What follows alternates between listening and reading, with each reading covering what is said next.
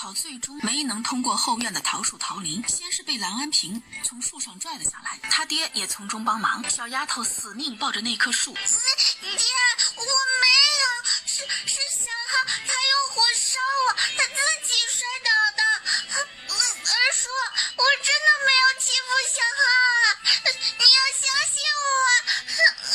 蓝草见自己跑不掉了，焦急地跟两人解释，可是两人却是一声不吭，根本不理睬他的解释。爹，你相信我呀，我娘当时也在的，我没有干坏事啊。于是他越发用力抱着那棵桃树，然后那棵树就被他连根拔起，就连树上仅剩的几个桃子也被抖落了下来。蓝家几个男人一阵惊呼，脸上全是不敢置信。这丫头的力气都这么大了吗？死丫头，你居然把我正在结果子的桃树给拔了，看老娘今天不打死你！蓝草的双手双脚就被后面赶到的老太太绑了起来，扔在了院子里。娘，你知道的，我没有欺负小浩。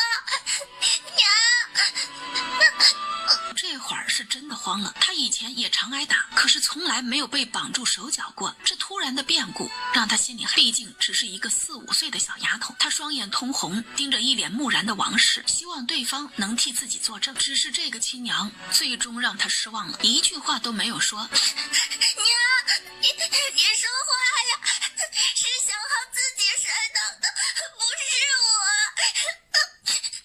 蓝草的声音里全是绝望，他不相信自己的娘亲居然这么心狠，就这样眼睁睁地看着自己挨打。娘，我是你的亲闺女，你就这样看着我被他打死吗？爹，我是你亲闺女，你也不相信我吗？二叔，我真的没有欺负小浩，我不会欺负小浩的。这回蓝草是彻底绝望了，院子里都是他的亲人，却又个个冷若冰霜。如果不是他有着跟蓝家人一样的眉眼，他都怀疑自己是捡来的。蓝老婆子心里无比火大，她的擀面杖毫不留情地落在蓝草的身上。她一边打一边骂：我让你跑，长能耐了啊！闯了祸还敢跑，都敢烧你弟弟了，下次是不是能要了全家人的命啊？我们蓝家怎么是把树都给拔了，下次是不是要把家里的房子给推倒啊？他清晰地将院子里所有人的表情都看在眼里，这些就是他的血脉亲人，冷漠自私至极。最后还是给小胖子换好衣服的李氏出来了。他没想到这一次老太太居然把那丫头打得那么狠，赶紧出声阻止蓝老婆子继续打人。娘，别打了，是小浩追小草跑的时候自己摔倒的，小草没有欺负小浩。但也不忍心看着他就这样被打死。大嫂，你当时也在场，怎么就不说句话呢？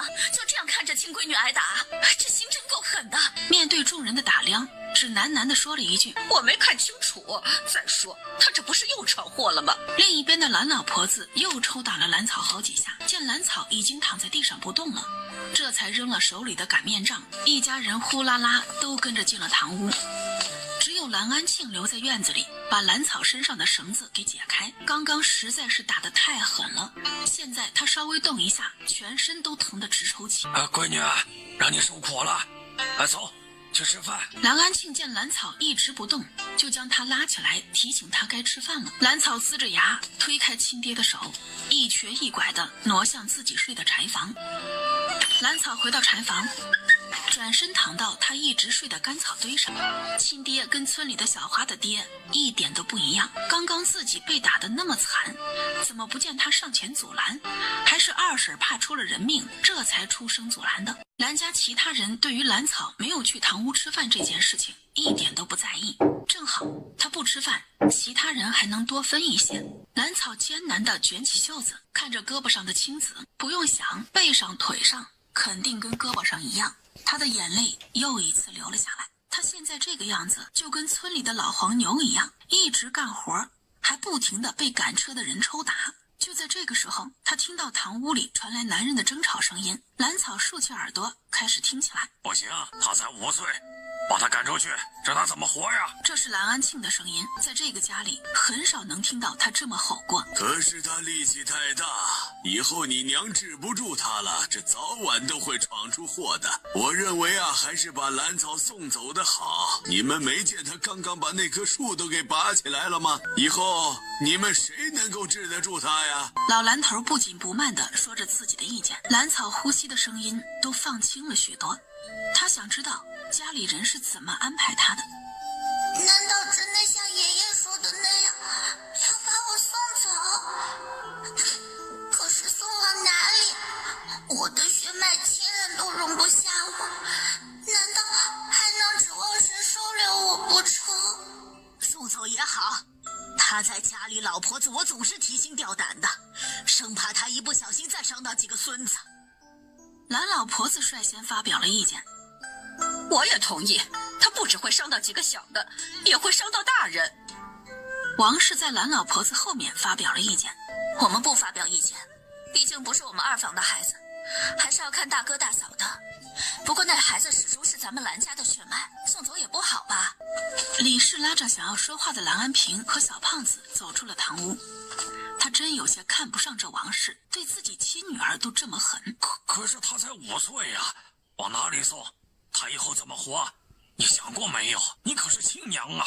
蓝安庆没想到自己媳妇这么心狠，居然一口答应把那孩子送走。他厉声质问王氏，王氏立马又变成了之前一脸木然的表情，低头不再说话。小媛，你说小草可是你的亲妹妹。老蓝头见自家大儿子太过气愤，便把视线投向了低头沉思的大孙子蓝源身上。这孩子已经在隔壁村上私塾，懂的东西越来越多，还是有发言权的。蓝源没想到这样的问题能问到自己身上，赶紧抬起头来，沉思了一会儿。她是我亲妹子，我平时都躲着她一些，只怕外人不知道情况，离她近了会给家里惹祸。这个蓝源果然是读了几天书，看似什么都没说，却又什么都说了。站在院子里的李氏轻轻地敲了一下蓝安平的胳膊，嘴巴一撇，这个孩子才是最狡诈的，既不得罪人，又发表了自己的意见。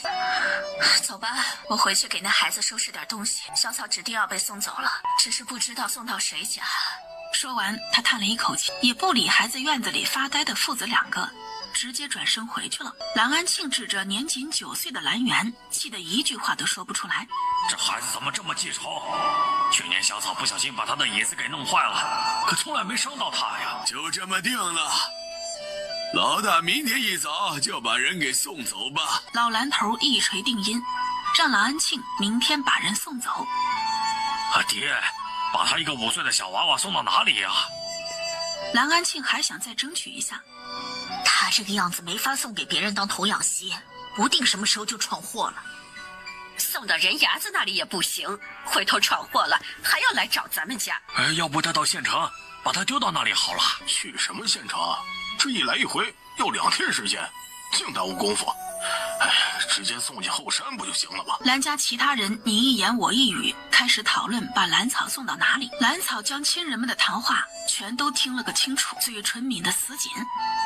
他现在连身上的疼痛都忘记了，不停在脑海里想着自己离开这个家之后会过上什么样的日子。我会比现在更好吗？或者比现在还要糟糕一些？爹，你带我去哪里？爹今天跟你一起上山。这孩子都5岁了，背在背上却还是轻飘飘、瘦巴巴的，一点肉都没有。这不是我平常上山的路呀！蓝草看着眼前越来越陌生的环境，心里开始发慌。原本他还想着自己天天都上山，就算是被送到山上了，自己也能找到回家的路。可是现在走的这条路，他从来没有走过。爹，你都好久没背过我了。爹，我现在都能背一大捆柴，能干很多活了。爹，我一天只吃1顿饭也是可以的，1顿都不吃也行。爹，你这是要带我去哪里？爹，我是不是你亲生的？爹，娘为什么不喜欢我了？她以前还给我扎小辫儿呢。爹，哥哥为什么也不喜欢我？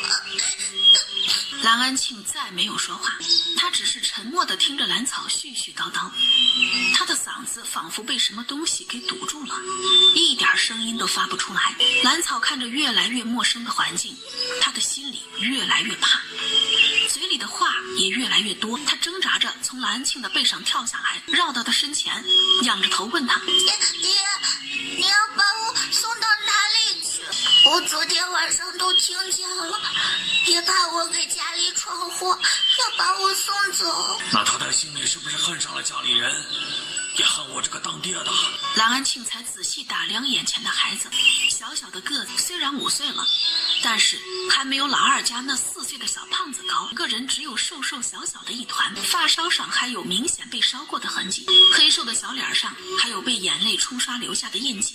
小丫头的衣服都短了一截，手腕和裤腿都露了出来，露出来的地方还有一些青紫，还有那露着2个大脚趾的破鞋，那鞋子脚后跟的地方还有一个破洞。蓝安庆忽然觉得呼吸有些困难，这就是自己的亲闺女，家里的孩子可从来没有这个样子。小圆的夹袄早就穿上了，这孩子还是一身单衣。他再看看自己身上的夹袄，顿时有些羞愧，他以前怎么没有注意到家里人都穿上了厚实的衣服，这孩子还是一身满是破洞的单衣，而且这衣服早已经看不出颜色，并且短了这么多，还有那身上的伤。蓝安庆这才伸手拉过兰草的胳膊，他的袖子卷了起来，露出一只细小的胳膊，上面全是青青紫紫的伤痕。他再把兰草的裤腿卷起来，同样的青紫刺得他眼睛有些疼。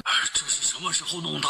他问话的声音有些抖。我奶打的呀，这段时间奶奶几乎天天打我，爹不是也看见了吗？奶奶打我的时候，爹爹不是知道吗？现在又这样问。兰草见到爹爹的眼里满是怜惜，便开心地咧开嘴笑了起来。爹，你是不是不送我离开了？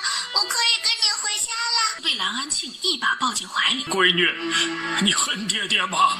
兰草已经听明白了爹爹话里的意思，顺势紧紧抱住他的脖子，开始哭求着：爹，我听话，我不给家里惹火，我不吃家里的饭，我不靠近哥哥弟弟，你让我回家好不好？我怕小花说山上有狼，有野猪，有老虎。爹，我在山上会死的。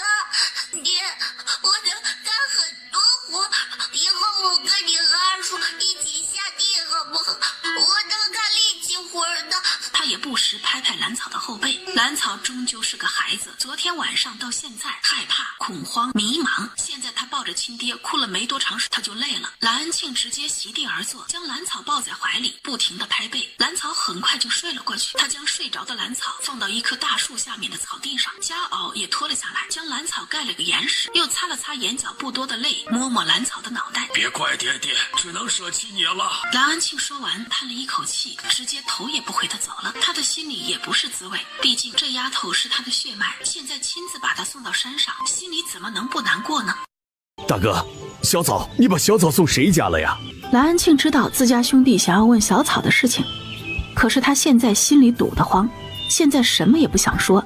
大哥，小草还那么小，他只有5岁啊，他一个人在别人家里会害怕的。这昨天都是小号不好，是他惹的祸，我陪你一起去把小草接回来好不好啊？蓝安庆愣愣地看着眼圈泛红的二弟，只说了几个字：杨八岭。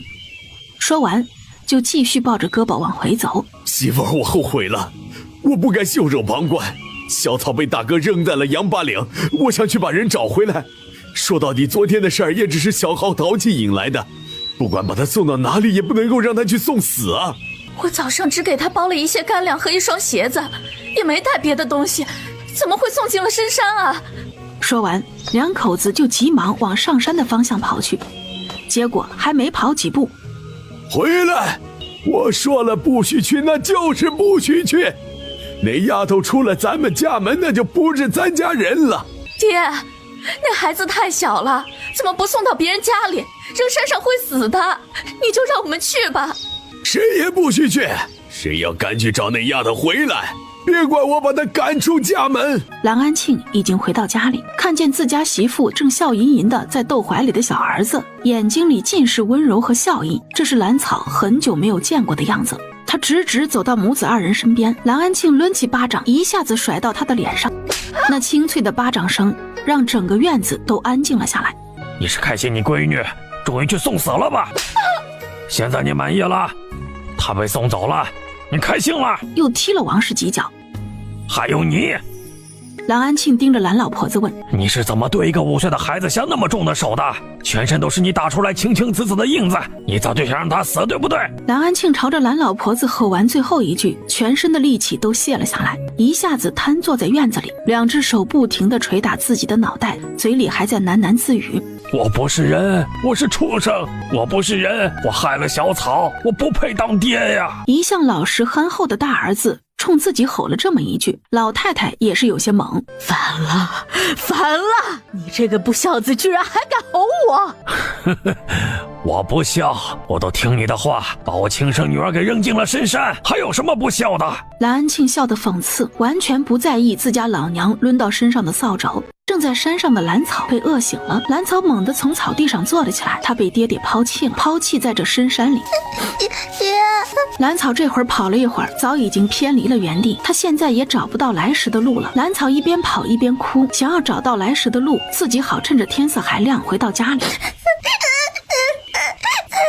小小的人儿跑得太急，已经摔了好几跤，小背篓都被他甩了出去，二婶给他的布包也掉了出去，他都一一捡起来放进去，继续跑，继续找。蓝草还是没有找到来时的路，反而跑向了深山里。蓝草只能无奈地找晚上住的地方，他到现在也不敢再大声哭了，只能小声抽噎着。那半截柴刀成了他的武器，有小柴刀在，他心里有了不少胆气。山里的夜来得格外迅速，蓝草原本想要找个山洞落脚的，结果他走了一路都没有见到一个山洞，无奈之下他只能找一棵树在上面躲一夜。他之前听过小花的爹说过，如果在山里找不到可以住宿的山洞，就爬到树上，那些猛兽大部分都不会爬树。蓝草终于在天黑之前找到了一棵粗壮的大树，蓝草很快就爬了上去，又用一直背柴的绳子将自己绑到树干上，他怕自己半夜会掉下去，然后就开始翻找二婶给他的布包，里面有几张干饼子，还有2个窝头，一双鞋，一个竹筒。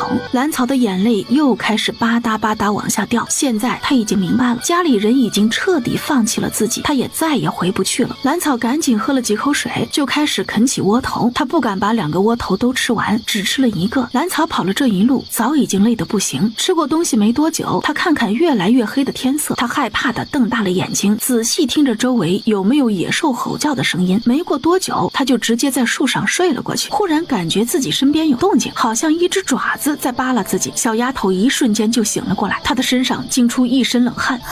难道有猛兽上树了？小花她爹不是说大部分猛兽都不会爬树的吗？蓝草顾不上害怕，只将眼睛睁开了一条缝，就见一只毛茸茸的尖爪子向自己伸出来。他已经想到现在身边有不止一只野兽，他想逃跑，却发现自己还被绳子捆着，一点都动不了。他想要去摸那半截砍刀，却被那只爪子一巴掌拍晕了过去。蹲在树上的2只猴子有些迷茫地看了一眼蓝草，只是拍了一下这个人类而已，怎么就死了呢？调皮的猴子在树下看看，最后将目光定格到了蓝草固定好的背篓上，里面的东西被小猴子翻了出来，窝头和干饼被2只猴子给分吃了，装干粮的布包没用扔了，还有那一双已经破得不成样的鞋子，那2只猴子还没使劲儿，鞋子就被撕成了碎片也扔了。2只猴子吃饱喝足，干完坏事直接溜了。没过多久，那个丢弃的布包和破烂到不成样子的鞋子就被风吹到了别的地方。老大，你把你闺女扔进深山了？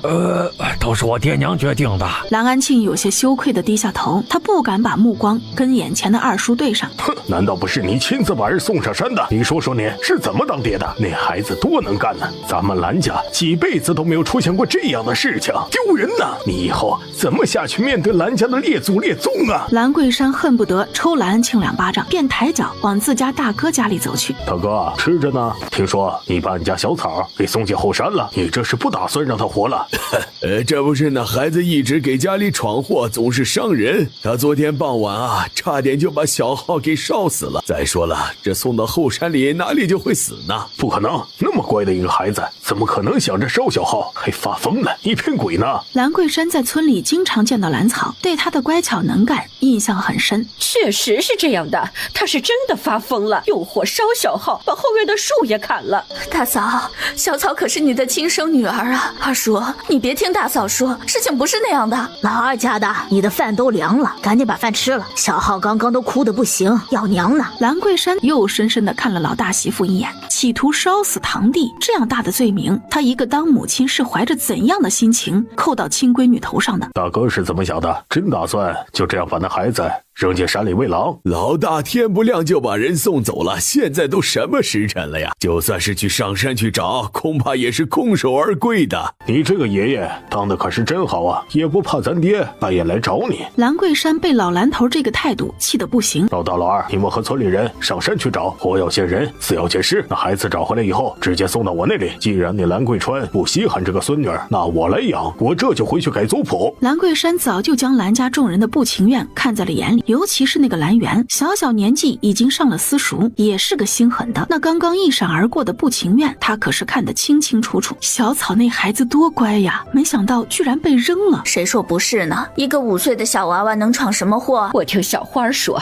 这个小草已经在自家的柴房里睡了有差不多2年了。睡柴房？那不是牲口住的地方吗？兰家人的心可真够狠的。众人来到杨八岭的时候，纷纷停下了脚步。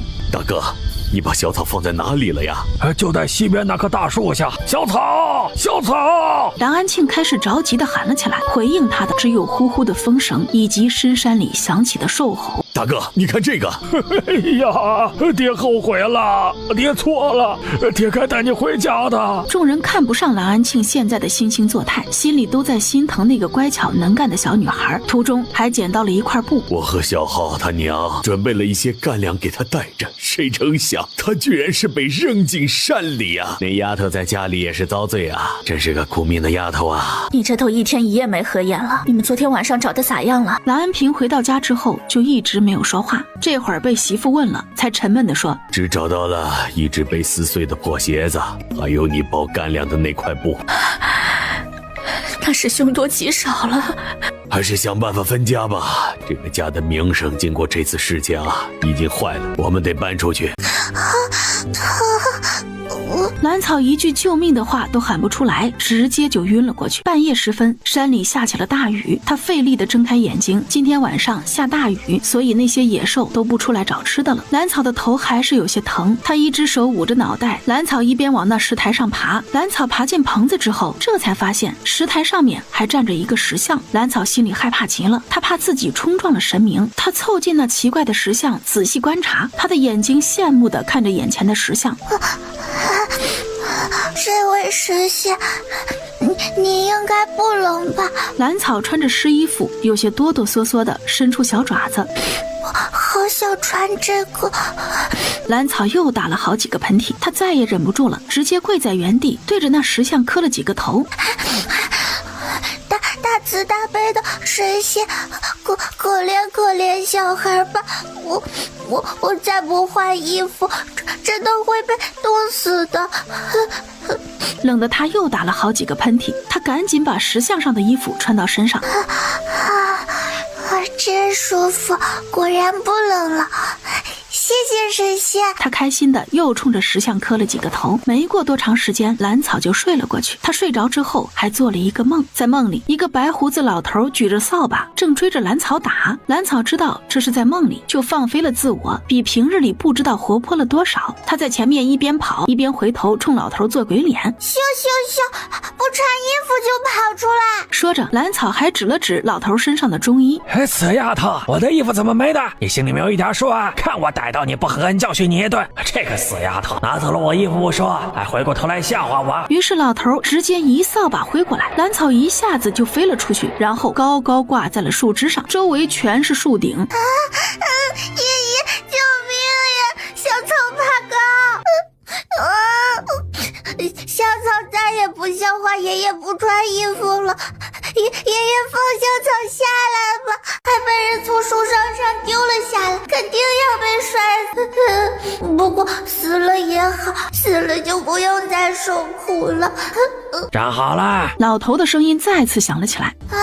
我正在下降的半空中，怎么站好？于是他悄悄睁开一只眼睛，四处打量，发现自己正被老头提溜着领子，已经接近地面了。蓝草的心彻底放了下来，赶紧站直了身体，转身向老头道谢。谢谢爷爷。蓝草在心里喜欢这个白胡子老头，虽然他用扫把把自己扇飞了好几次，但是比自己亲爷要好很多，最起码不会看着自己死。这样想着，蓝草的心里又是一阵难过。你这丫头虽然埋汰了一些，老头我有多久没遇到这样好玩的娃娃了？老头挥挥手表示不用谢，有多少年了，世人已经把他扫把星传成了晦气倒霉的象征平时也没有人陪爷爷吗？是啊，所有人都觉得爷爷不祥，只要碰见我都会倒霉的。原来爷爷跟小草一样呀，我家里人也不喜欢我，认为我会闯祸，会连累家里人，还把我扔进这深山里。蓝草说这话的时候已经带上了哭腔。小草不哭啊，来吃鸡腿，这是爷爷专门给你烤。把手里的鸡腿塞到他的手里，很快蓝草的注意力就被眼前的鸡腿给吸引了，那浓郁的香味一直往他的鼻子里钻，他实在忍不住了，又扭头看了一眼老头，发现他也拿着一个鸡腿已经在啃了，便放心的啃了起来。真香！蓝草咬了一口之后，觉得自己整个人都美得冒泡了，几天来的失落、伤心、绝望已经全都消失不见了。一老一少两人很快就解决了那一只鸡，吃饱喝足的蓝草直接靠在老头身上睡了过去。老头不舍得拉了拉他身上的衣服，既然你喜欢，就送给你了。谁让你早早的就把血弄到这衣服上了，这也算有缘。第二天清早，蓝草又是被一阵清脆的鸟叫声给吵醒了，他眯着眼，舒服的伸了个懒腰。蓝草整理了一下自己身上的衣服，恭恭敬敬的对着石像磕了几个头。谢谢神仙昨夜的收留。蓝草磕完头，发现这个石像跟自己昨天晚上梦到的老头有些像，这让蓝草心里觉得更加亲近了几分。神仙爷爷，小草回去把衣服换了就还给你。就在这个时候，蓝草发现昨天穿上去还有些宽大的衣服竟然出奇的合身，好像原本就是为他量身定做的一样。这也太神奇了，难道我这是又闯祸了？要不然这衣服怎么变得这么小？那一会儿我还要怎么给这神仙爷爷穿上去？算了，总会有办法的，大不了我把爹爹留下来的那件衣服一起给神仙爷爷就行了，我还穿以前的大衣也是可以的。蓝草直接抱起那块石头，垒了一个简单的灶，把好不容易搬回来的石头放上去。蓝草摸着自己的小下巴，看着眼前有些歪歪扭扭的石头灶，满意的点点头。很快蓝草就生火烧水了，也幸亏我离开家的时候把自己一直用的打火石也带了出来，要不然还得麻烦。很快蓝草就开始了自己离开家之后的第一次正式做饭。烧火的同时，蓝草简单给自己用砍刀削出了一双筷子，干脆用身边的粗一点的树枝挖了个勺子。半个时辰之后，蓝草吃到鲜美的蘑菇，虽然没有盐味，但是他觉得这简直就是世间美味，跟昨天晚上吃的鸡腿一样香。心情很好的蓝草走路都带节奏，一蹦一跳，头上乱糟糟的头发跟着一晃一晃，虽然整个人看起来还是那样灰扑扑的，但是却感觉浑身透着快乐。蓝草身边又跟来了几个不速之客，正是昨天追着他跑的那几只野猴子，悄咪咪的朝蓝草砸果子。他们刚砸了一次就被蓝草反击了回去。蓝草的手劲大，所以他直接朝猴子们扔了2块石头过去，然后有2只猴子捂着屁股叽叽喳喳的跳开了。接下来的时候只将果子扔到他附近，蓝草过了一会儿才明白他们的意思，这是在帮自己摘果子呢。小猴子，谢谢你们。感觉这些猴子真是可爱，这是他离开蓝家之后接收到的最纯粹的善意。就在这一刻，他置身在这深山里已经不那么害怕了，在这里没有打骂，没有欺辱，没有漠视。一个上午，蓝草足足往山洞里背了3趟，看着山洞里越来越多的吃食，蓝草乐得眼睛都笑眯在一起了。他终于不用担心饿肚子了。山上的夜里比他之前在蓝家的时候要冷很多，蓝草早早就用大石头把自己的洞口给堵住了。哇，昨天晚上穿这个衣服睡觉的时候一点都不冷，想必今天晚上穿上这个一定不冷。也不知道什么时候，兰草才迷迷糊糊的睡着了，又开始做梦了。兰草出现的时候，老头已经烤好了鸡，坐在草地上。兰草出现的时候，老头已经烤好了鸡，坐在草地上。丫头，快过来！爷爷，兰草对于这个之前在梦里见过一面的老头很是亲近，老头就递过来一只鸡腿，吃吧，爷爷专门给你留的。谢谢爷爷。接过鸡腿就啃起来。爷爷要走了，今天来是跟你道别的。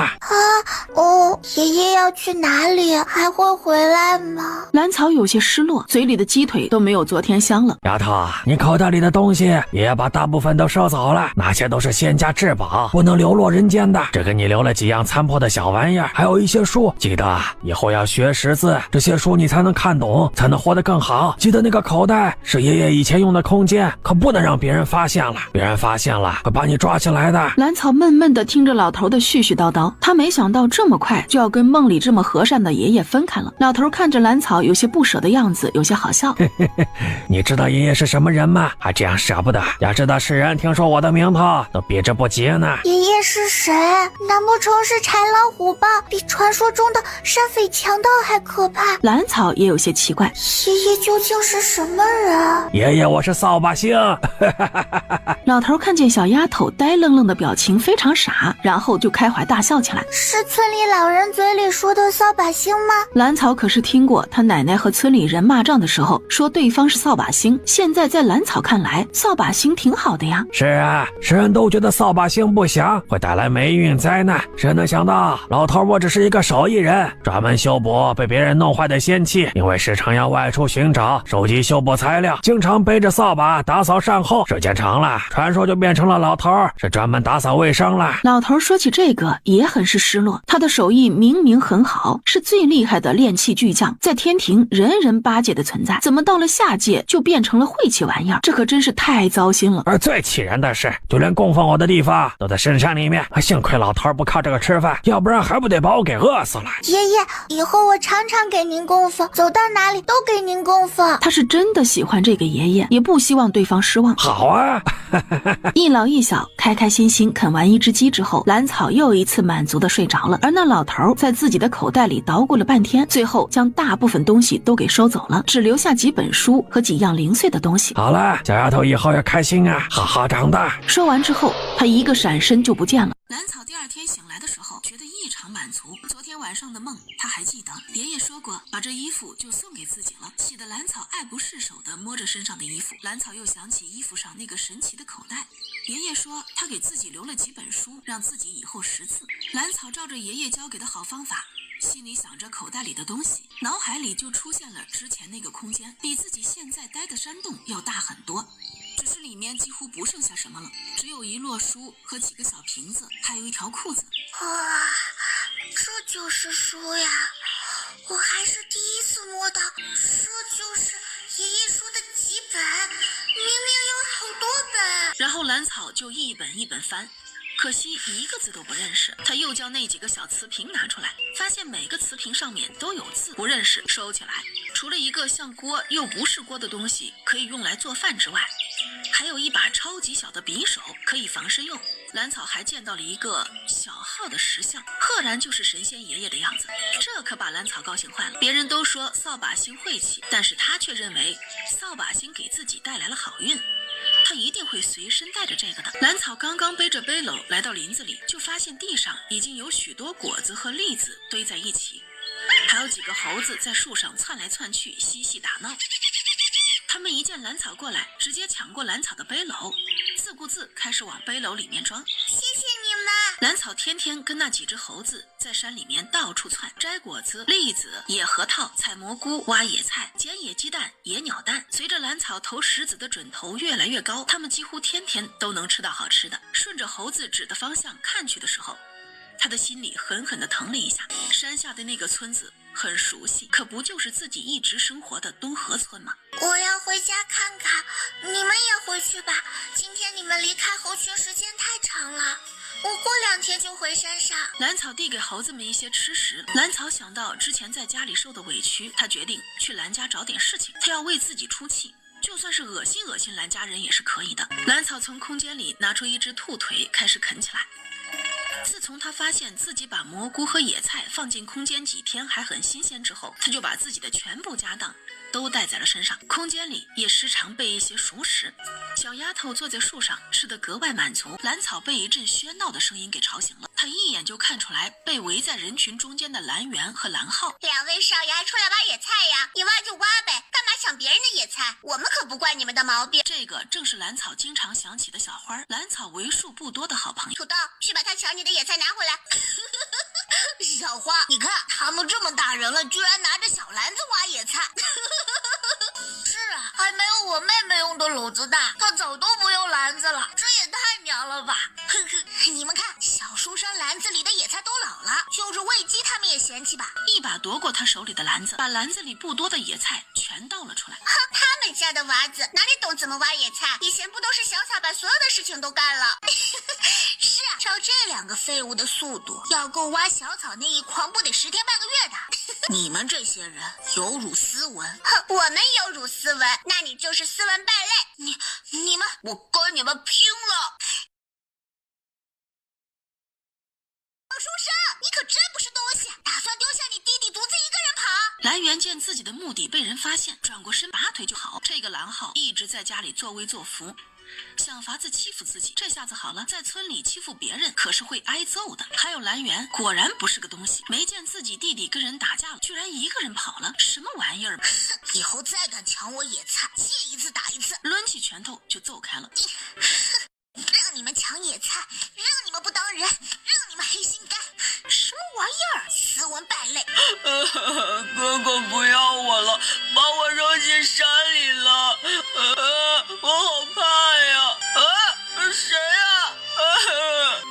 我的肉不香，你别吃我，我都10天没洗脚了，不好吃。蓝草感觉无比神清气爽，不过他还是从树上滑下来，顺着小胖子跑出去的方向追了过去。蓝浩就这样挂在了树上，很好，真不错，完美。然后蓝草便趁着夜色溜进了蓝家后院，欠自己的他都要一一拿回来。后院的菜摘得很顺利，茄子、西红柿、黄瓜、辣椒、小白菜，蓝草全都摘了扔进空间里。至于后院那几只鸡，蓝草直接给它们抹脖子扔进空间里。当他摸到前院的时候，将家里的所有油盐调料全都带走，家里的粮食也拿了2袋，把砂锅带走，铁锅带走，柴房的柴全部带走，堂屋的一桌子饭菜带走，家里的木盆、木桶我也要带走。被挂在树上的蓝浩也大声哭嚎起来。东厢房的王氏和蓝猿听到动静，赶紧出去查看。蓝草趁着这个空隙，直接溜进东厢房，带走了王氏藏在木箱里的一床新被褥。起火！蓝草快速闪回后院，翻出院墙，然后爬到一个高大的树上。他打算待在这里看戏。蓝老婆子和李氏抱起孩子就开始痛哭。王氏，你在家里干什么？我孙子什么时候挂到这里了，你都没发现啊？你在家干什么？娘，我给小袁上药，我跟你拼了！你这个黑心的毒妇，居然指使你儿子把我儿子给扔进山里，我要杀了你！老二，他指使他儿子把小浩丢进山里，我没有，不是我。今天蓝浩在林子里跟2个娃子打架，这蓝猿呀直接转身就跑了。爹，大哥把我扔到山里，不管我了。我跟柱子还有小土豆打架，大哥不帮我，一个人跑了。好，爹保护小浩。蓝猿，你给我出来！蓝猿，老二，你吓唬一个孩子干什么？老二，你疯了，跟打大哥！打你怎么了啊？今天是我儿子回来了，如果他没有回来，我就要了蓝猿的命，狠毒的玩意儿！大哥是我们蓝家的希望，要都是干大事的。哼，干大事就凭他小肚鸡肠，对小草落井下石，对小浩坐视不理，他还能干得了什么大事啊？你敢毁我儿子，我跟你拼了！这是怎么回事啊？爹，二叔，你要为我们小浩做主啊！他才4岁，被大哥家的儿子给故意丢在山里。爹，二叔，求你们为我们二方做主！元哥不帮忙不说，还转身跑了，把小浩一个人留在了林子里挨打。爹，二叔，不是这样的，小袁不是故意的，他回来也受了惊吓，才把这事儿给忘了的。对着跪着的王氏就是2巴掌。娘，还有脸叫我娘？家里刚做好的饭呢，你跟你儿子全吃了，咋不撑死你呢？娘，我和小袁只吃了自己的那一份，多余的没有动啊。我要吃饭，小浩饿。爹，二叔，我要分家，这个家是不能够待了，我儿子差点就被大房给害死了。什么？蓝老婆子一下子就跳了起来，她开始在厨房里翻找起来，同时嘴里还在大声的嚷嚷：“哎呀，老头子，老大，快看看，家里还少了啥了？”她洪亮的大嗓门直接把老蓝头和蓝安庆给招了过来。怎么了？做个饭嚷嚷什么呀？哎呦，老头子，快看看，家里遭贼了！院子里木盆木桶都不见了。娘，后院的几只鸡全不见了。娘，家里的铁锅和砂锅菜刀都不见了，还有油盐2袋子粮食呢。奶，我娘给我做的新被子不见了。蓝老婆子听了一声声汇报，气得眼前全是星星，摇摇欲坠，差点没站住。你娘啥时候给你做的新被子？家里不都是一起做的？二房为什么没有？李氏讽刺一笑，这个家必须分，否则二房一家的血肉都得让大房给喝干净。爹娘，老二也是你们的亲儿子，你们给二房留一条生路吧。大哥呀，这老二媳妇儿说的没错，既然不能一碗水端平，那就分开过，过好过坏都是他们自己的造化。老蓝头太偏心。之前被丢山上的时候，二婶还会送我一些吃食，之前在家时也会替我说话，一会儿找机会送一些，就当回报二婶之前的恩情了。随着蓝家院子彻底安静下来，他将自己准备的果子、蘑菇和烤好的一只兔腿用一个大叶子包好，吊在后窗上。很快屋里就有了动静，蓝草藏在一边，看着窗框上挂的东西被拿了进去，这才起身离开。这里只有漠视、疼痛、谩骂、殴打。自己的家在山上，那里自由、快乐、陪伴、食物。蓝草不知道他以后会过什么样的生活，但是他心里清楚，他的路不在蓝家，那里的人再见只是陌路。蓝草就这样摸索着，朝着印象中那废弃的猎人小屋走去。这段距离还挺远，可算是到了，累死了。然后来到专门供人休息的干草堆旁边，他将身上的背篓放到一旁，一屁股坐到干草堆上。真舒服，可算是能休息了。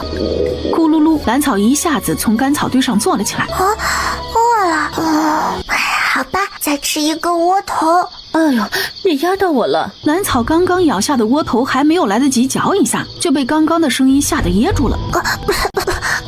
一只冰凉的手放在蓝草的后背上拍了几下，另一只手环在他的胸前使劲压了几下。很快，那块卡在中间的窝头一下子就被吐了出来。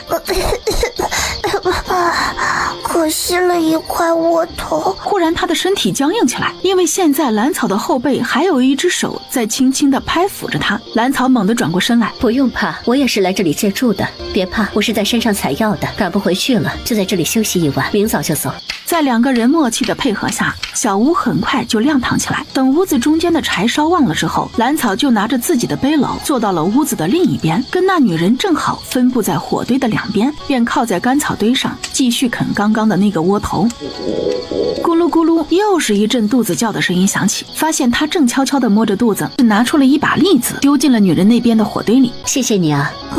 不用谢，便直接躺在干草堆上闭着眼睛睡觉。那个女人也看出来蓝草的紧张，也不再找他说话，一直坐在火堆旁边，不停地往里面加柴。等到栗子熟了之后，将那一把栗子吃完，才又躺下睡觉。一直等到那女人睡下之后，蓝草的精神这才放松下来，慢慢进入了梦乡。第二天一早，那女人又往火堆里加了一些柴，从自己身上解下来一个荷包，放到蓝草的背篓上面，又站在那里看了蓝草一会儿，这才带上门离开了小屋。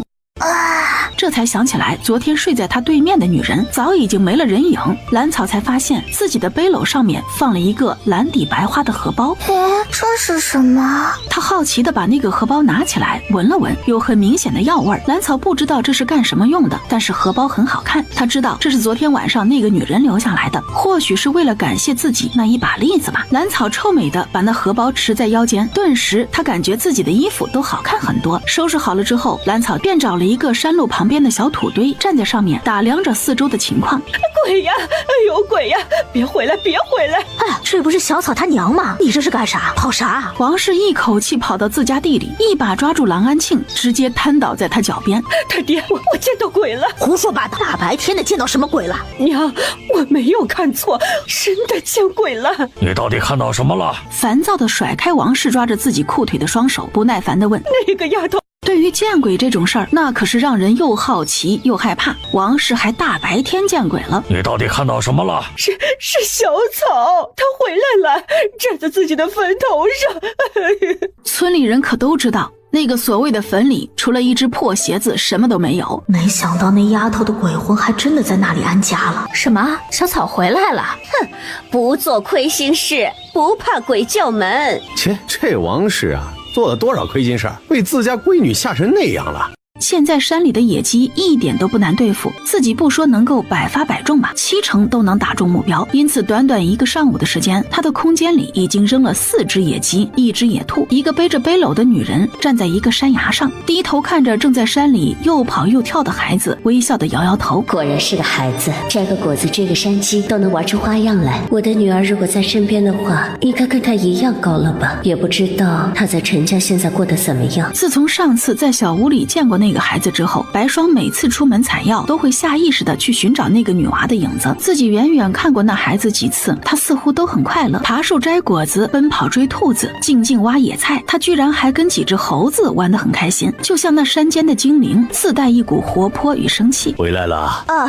回来。你这是想啥呢？都到家了，没有回过神啊？丰年替白霜将背篓拿下来，开始分拣那些草药。前几天在山下小屋碰到过的那个孩子，今天又见着了，跟猴子一样，在林子里窜来窜去的追兔子呢。我回来的时候啊，他已经开始爬树了，也不知道他家大人怎么想的，会让一个孩子天天上山，还跑到这深山里，也不知道住在哪里。上次我还见到他跟一群猴子一起摘果子呢，他还会用石子打野鸡呢。他还会用石子打猎，空手投掷，这打得到吗？是啊，我见到他就那样打了一只野鸡。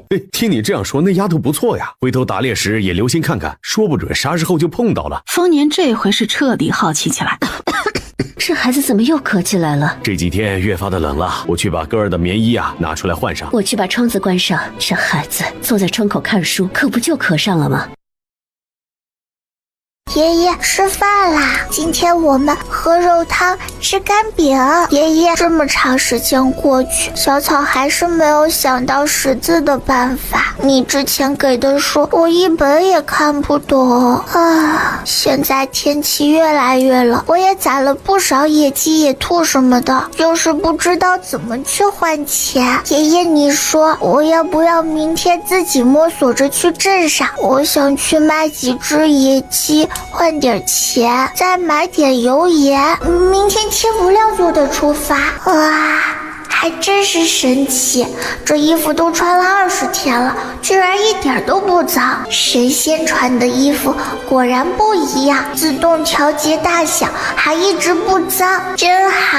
昨天傍晚，丰年被自家儿子咳嗽的样子给吓得不轻，决定一大早就出山去卖一些野味和草药，还要给儿子抓几味药。这个小不点儿难道就是白霜说的那个丫头？但是为了不吓到那个丫头，远远跟在后面。也不知道还要走多远才能到镇上。听小花说镇上有卖糖的，也不知道甜不甜。丰年听着他的童言童语，心里有些软乎的。这是谁家的孩子呀？一个人赶路都能这么热闹，不像我们家那个太沉闷了一些。就这样，两人一前一后向镇上赶去。丰年可是听白霜说过，这小丫头胆子很小，怕吓到她。一直到远远的能看到清溪镇上的房屋，兰草才不动声色的把该装进背篓里的东西挪出来。走进镇子之后，兰草一下子就被眼前的场景给吸引了目光。眼前街道上全是来来往往的人们，耳边听着各种叫卖声音，怎么把这些野味卖出去？丰年从兰草的后面快走几步，将兰草甩到自己身后。前面的大叔一看就是猎人，想必他也是要卖野味的，只是不知道去哪里卖。跟上。丰年往自己常卖野味的百味楼那边去，兰草紧紧跟在他身后。哎呦，丰大哥，你这可算来了，都盼了好几天了，快快进后院。最近家里事多，让小五哥久等了。今天晚上刘老爷在我们家里请客，好几桌呢，正愁没有野味。伙计小五一边把人往后院迎，一边还不忘招呼紧跟在丰年身后的兰草。丰大哥，这是你带来的啊？是他家大人啊，让他来见识一下。小伙计给丰年把野味称重之后，就轮到兰草了。哟，这蘑菇不错，真新鲜呀！这蘑菇也要卖吗？卖卖。声音亮亮的回答。最后兰草一共卖了243个铜板。兰草颤抖着手接过2串钱，还有43个铜板之后，赶紧装进了自己的口袋空间。他还从来没有见过这么多钱。这下好了，新鞋子有了，盐也有了，那要不要买几个包子？要不要买一根头绳？糖要不要买一块？走喽！小哥以后有野味还送到保卫楼啊，我叫小五，可以找我。好的，小五哥。兰草出了百味楼之后就等在外面，直到丰年出来之后，谢谢大叔带我进去。哎呀，不客气，你自己也能卖的。那不一样，大叔，我一个人来卖，不一定能卖这么多钱。好了，大叔要去卖草药，再买一些精壮药。丰年不想多问兰草要干什么，害怕自己问的多了让这丫头心生警惕，一蹦一跳往卖包子的地方跑去。那香喷喷的味道让兰草的口水有些控制不住。大婶，我要买包子。小富婆兰草手里有钱之后，说话的声音都大了许多，听起来非常清脆悦耳。丫头要几个啊？她拿到包子之后，手里只留了2个够自己吃就行了，其他的都被她放进空间，既能保鲜又能保温。直接拿出了1个包子，一边吃一边走，继续看街上新奇的事物。忽然她怀里一空，装包子的纸包被人给抢走了。这镇上的人真热情，还有人专门替我们扔垃圾。这个纸包是个空的，你们几个给我找。盐来一些，梳子来一把，鞋子来一双，哦不，2双。兰草在杂货铺里挑选自己想要的东西。对，去药铺。嘿，你还真来了。兰草刚走进来，就见到刚刚那个大叔正在跟店里的掌柜站在一起说着什么，一看见他进来就冲他打招呼。是呀，我要买精创药。大叔，这是什么？他感觉眼前的大叔虽然高高壮壮，5大3粗，还胡子拉碴，但是那眼睛里的善意却是骗不了人的。这些都是草药啊！兰草的眼睛一眨不眨盯着丰年面前分得整整齐齐的一堆草，这些草他都认识，还是从爷爷留下来的书里面看过。原来那上面画的全是草药。大叔，这些草药可以换钱？是啊，小丫头，你如果有的话可以送过来，我们药铺收的。真的？那太好了，那我在山里找一些，下次来镇上给带来。兰草听到齐大夫的话，眼睛里迸发出惊人的亮光，他感觉自己又打开了一个新世界的大门。老大，快看，出来了！走，我们去镇子外堵它，把绳子带上。从那包糖块里面取出一颗最小的，塞到嘴里。真甜，这世上没有比糖更好吃的东西了。肉也是好吃的。你们干嘛？哼，臭丫头，把你的包子身上的东西都交出来。交给你们？你们想要打劫我？废话少说，快交出来，要不然我们打你。死丫头，快点交出来，要不然我们不光打你，还把你卖了。听到他们说要卖了自己，兰草这才看到这几个人里面，一个人腰间还带着一卷绳子。兰草紧张的把嘴唇抿得紧紧的，悄无声息之间，兰草的手里已经多了一把石子。嗖嗖嗖3声之后，小马哥一方抱着腿直接倒了下去。于是兰草直接逮到机会，一把夺过对方手里的打狗棍，直接就开始跟他们对打了起来。又是一阵挥舞之后，兰草直接砸断了对方手里的3根棍子，又将几人抽趴下。此时的兰草心里有些紧张，腿也有些软。兰草又在几人身上补了2拳。哼，想打劫我，想得美！便抽出那人腰间的绳子，将这几个人绑了个结实。姑奶奶，饶了我们吧，再也不敢了！饶命！饶命！疼死我了！哎呀，断了！兰草一根绳子就把这些人全都绑了起来，然后拖着往路边的林子里走去。兰草费了不少劲儿，才把这几个人全都吊在树上。如果不是我的力气大，身体又灵活，是不是已经被他们抢走了铜板？我再被他们给卖掉。他又看了一眼旁边，兰草伸出短短的胳膊，抱起旁边那棵碗口粗的枯树，稍微一使劲儿，那棵树直接就被他给拔了出来。被绑着手脚的几人一下子全都不敢发出一点声音，只是一脸恐惧地盯着兰草。也不知道是不是几个人被吓尿了，这味道也太难闻了。赶紧撤！那几人双目通红地盯着兰草的空背篓，心里又悔又恨。感情我们这些人忙活了半天，却是打劫了一个穷光蛋。最悲催的是，他们这么多人还打劫失败，反而被人绑着手脚，又被困在树上。已经回到家里的丰年翻来覆去，有些睡不着，索性又披上衣服坐到堂屋里，开始保养自己打猎用的弓箭。你怎么了？今天去镇上跑了一来回，怎么还不睡啊？今天早上去镇上的时候，我跟你说的那个丫头一路，但是回来一路却没有见到人，我们应该是差不多时间出的镇子。早上你居然碰到她了？你不是出发挺早的吗？你在什么地方见到她的？我这刚出发没多久就见到她了，小小的人举着火把一个人走在山里，可能是因为太害怕了，一直自言自语的壮胆子。丰年想起那个举着火把的小不点儿，心里也是一阵酸涩。谁家的孩子还不是个宝呀？他怎么会一个人在山里晃悠？他一直走在我前面，我们还一起卖的野味，也不知道是不是出了什么事儿了。他回来的时候啊，一路上没见到人。看他的年龄跟我的女儿应该差不多大，怎么就那么让人心疼呢？他是不是回自己家了？也可能他的家在山下什么地方？不知道。我去杂货铺的时候看着他出了镇子，可是一路上确实没有见到人，有些担心是不是出事了。要不我明天一早再往镇上走一趟吧，也有可能那孩子年纪太小了，哪能够一天走个来回呢？说不定啊歇在半道呢。哎呀，我倒是知道一个地方，上次就是跟他一起借宿在那个小木屋的，没准小家伙回来的路上走不动了，又去那里休息了。哎，你快去睡吧，那个小木屋我知道，明天一早我就往那个方向去看看，没准儿就能够见到人呢。另一个房间的男孩睁着乌溜溜的大眼睛，将两人的对话又听了个清楚。他现在对于两人口中的那个孩子也有了一些兴趣，究竟是个什么样的孩子，让自家两个大人如此上心？真羡慕他呀！小小年纪就能满山遍野的跑，可是自己苍白的脸色以及时不时的咳嗽，还有那不定期发作的寒毒，也不知道有没有机会见到那个小孩。我就知道给你们带糖准没错，这是我认为最好吃的东西啦。几只猴子一直陪着兰草，他们帮忙摘果子、摘栗子、松子、核桃，兰草也不管他们，认真的找草药。丰年见到兰草的时候就是这样的场景，一身灰衣的小丫头被一群猴子围在中间，笑得很开心。这只往他背篓里扔个果子，那只给他扔个栗子，再来一只直接送一捧蘑菇。兰草手里的几个包子也渐渐变了颜色，变成很好看的金黄色。几个小猴子在兰草身后跳来跳去，想要伸手去抓那黄灿灿的包子，可是又怕被烫到。好啦好啦，一人半个哟。兰草就从那散开的土疙瘩里扒拉出用树叶包裹的野鸡来。兰草和几个猴子将那只野鸡分食干净，一个个挺着肚子躺在原地，不想动一下。最后还是大猴子抬头看天，感觉时间不早了，这才出声催促他们回去。大猴子直接来到他跟前，直接转过身将他背到背上，大猴子就开始奔跑跳跃起来。兰草没想到自己今天给小猴子们带了一些吃的回来，居然有这样的意外之喜，好像多了一个毛茸茸的家长，这可比上次爹爹背自己的时候好玩多了。丰年远远地看着消失在林子里的几道身影，都有些羡慕兰草了。哎，我这辈子是没有可能了，等以后有钱了，说不定能够买匹马骑骑。丰年这样想着，便急匆匆往家里赶。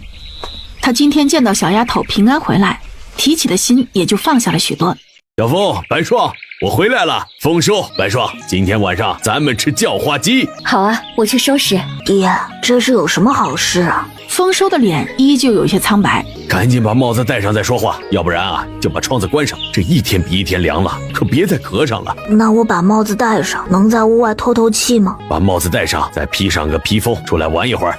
一个杀鸡，一个烧火，两个人之间没有对话，却有着几分默契和温馨。爹，明天如果太阳好的话，我想多出来晒会儿太阳。行，明天出来的时候把帽子披风啊都戴好。今天看到那个小丫头了，估计啊跟你猜的一样，昨天晚上呢在半道休息了一晚，她太小了，走不动正常。人没事就好。每次见到那小丫头，他总能想到自己的女儿。山里的那几只猴子来接他了，他和几只猴子玩闹了许久，给猴子烤包子做叫花鸡啊，猴子帮他干活，最后啊还被一只大猴子背着离开。真的呀，我就知道那小家伙招人喜欢，连猴子都喜欢。我也想让小猴子帮我干活，可惜人家不理我。只有小不点才让猴子背呢。真是个别扭的小孩子，这都要抢。好啊，小峰要好好喝药，等天气暖和了就去找小猴子玩啊。你们是不知道呀，我那会儿站在山上，远远的看着那小丫头跟着一群猴子在做叫花鸡，那香味飘出去老远，哎呦，把我给馋的都。再分给你一块，不能够再多了。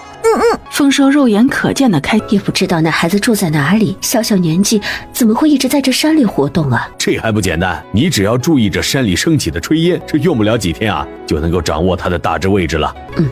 那后面几天就注意这一些，也不知道他小小年纪要怎么过冬。是啊，在山里这过冬可是最大的事情，这几天见到了得提醒一下。一群小猴子从树上跳下来，还时不时的指指背后的山崖。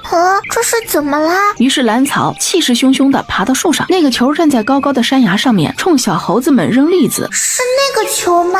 嘿，何方妖怪，竟敢欺负我家兄弟，找打！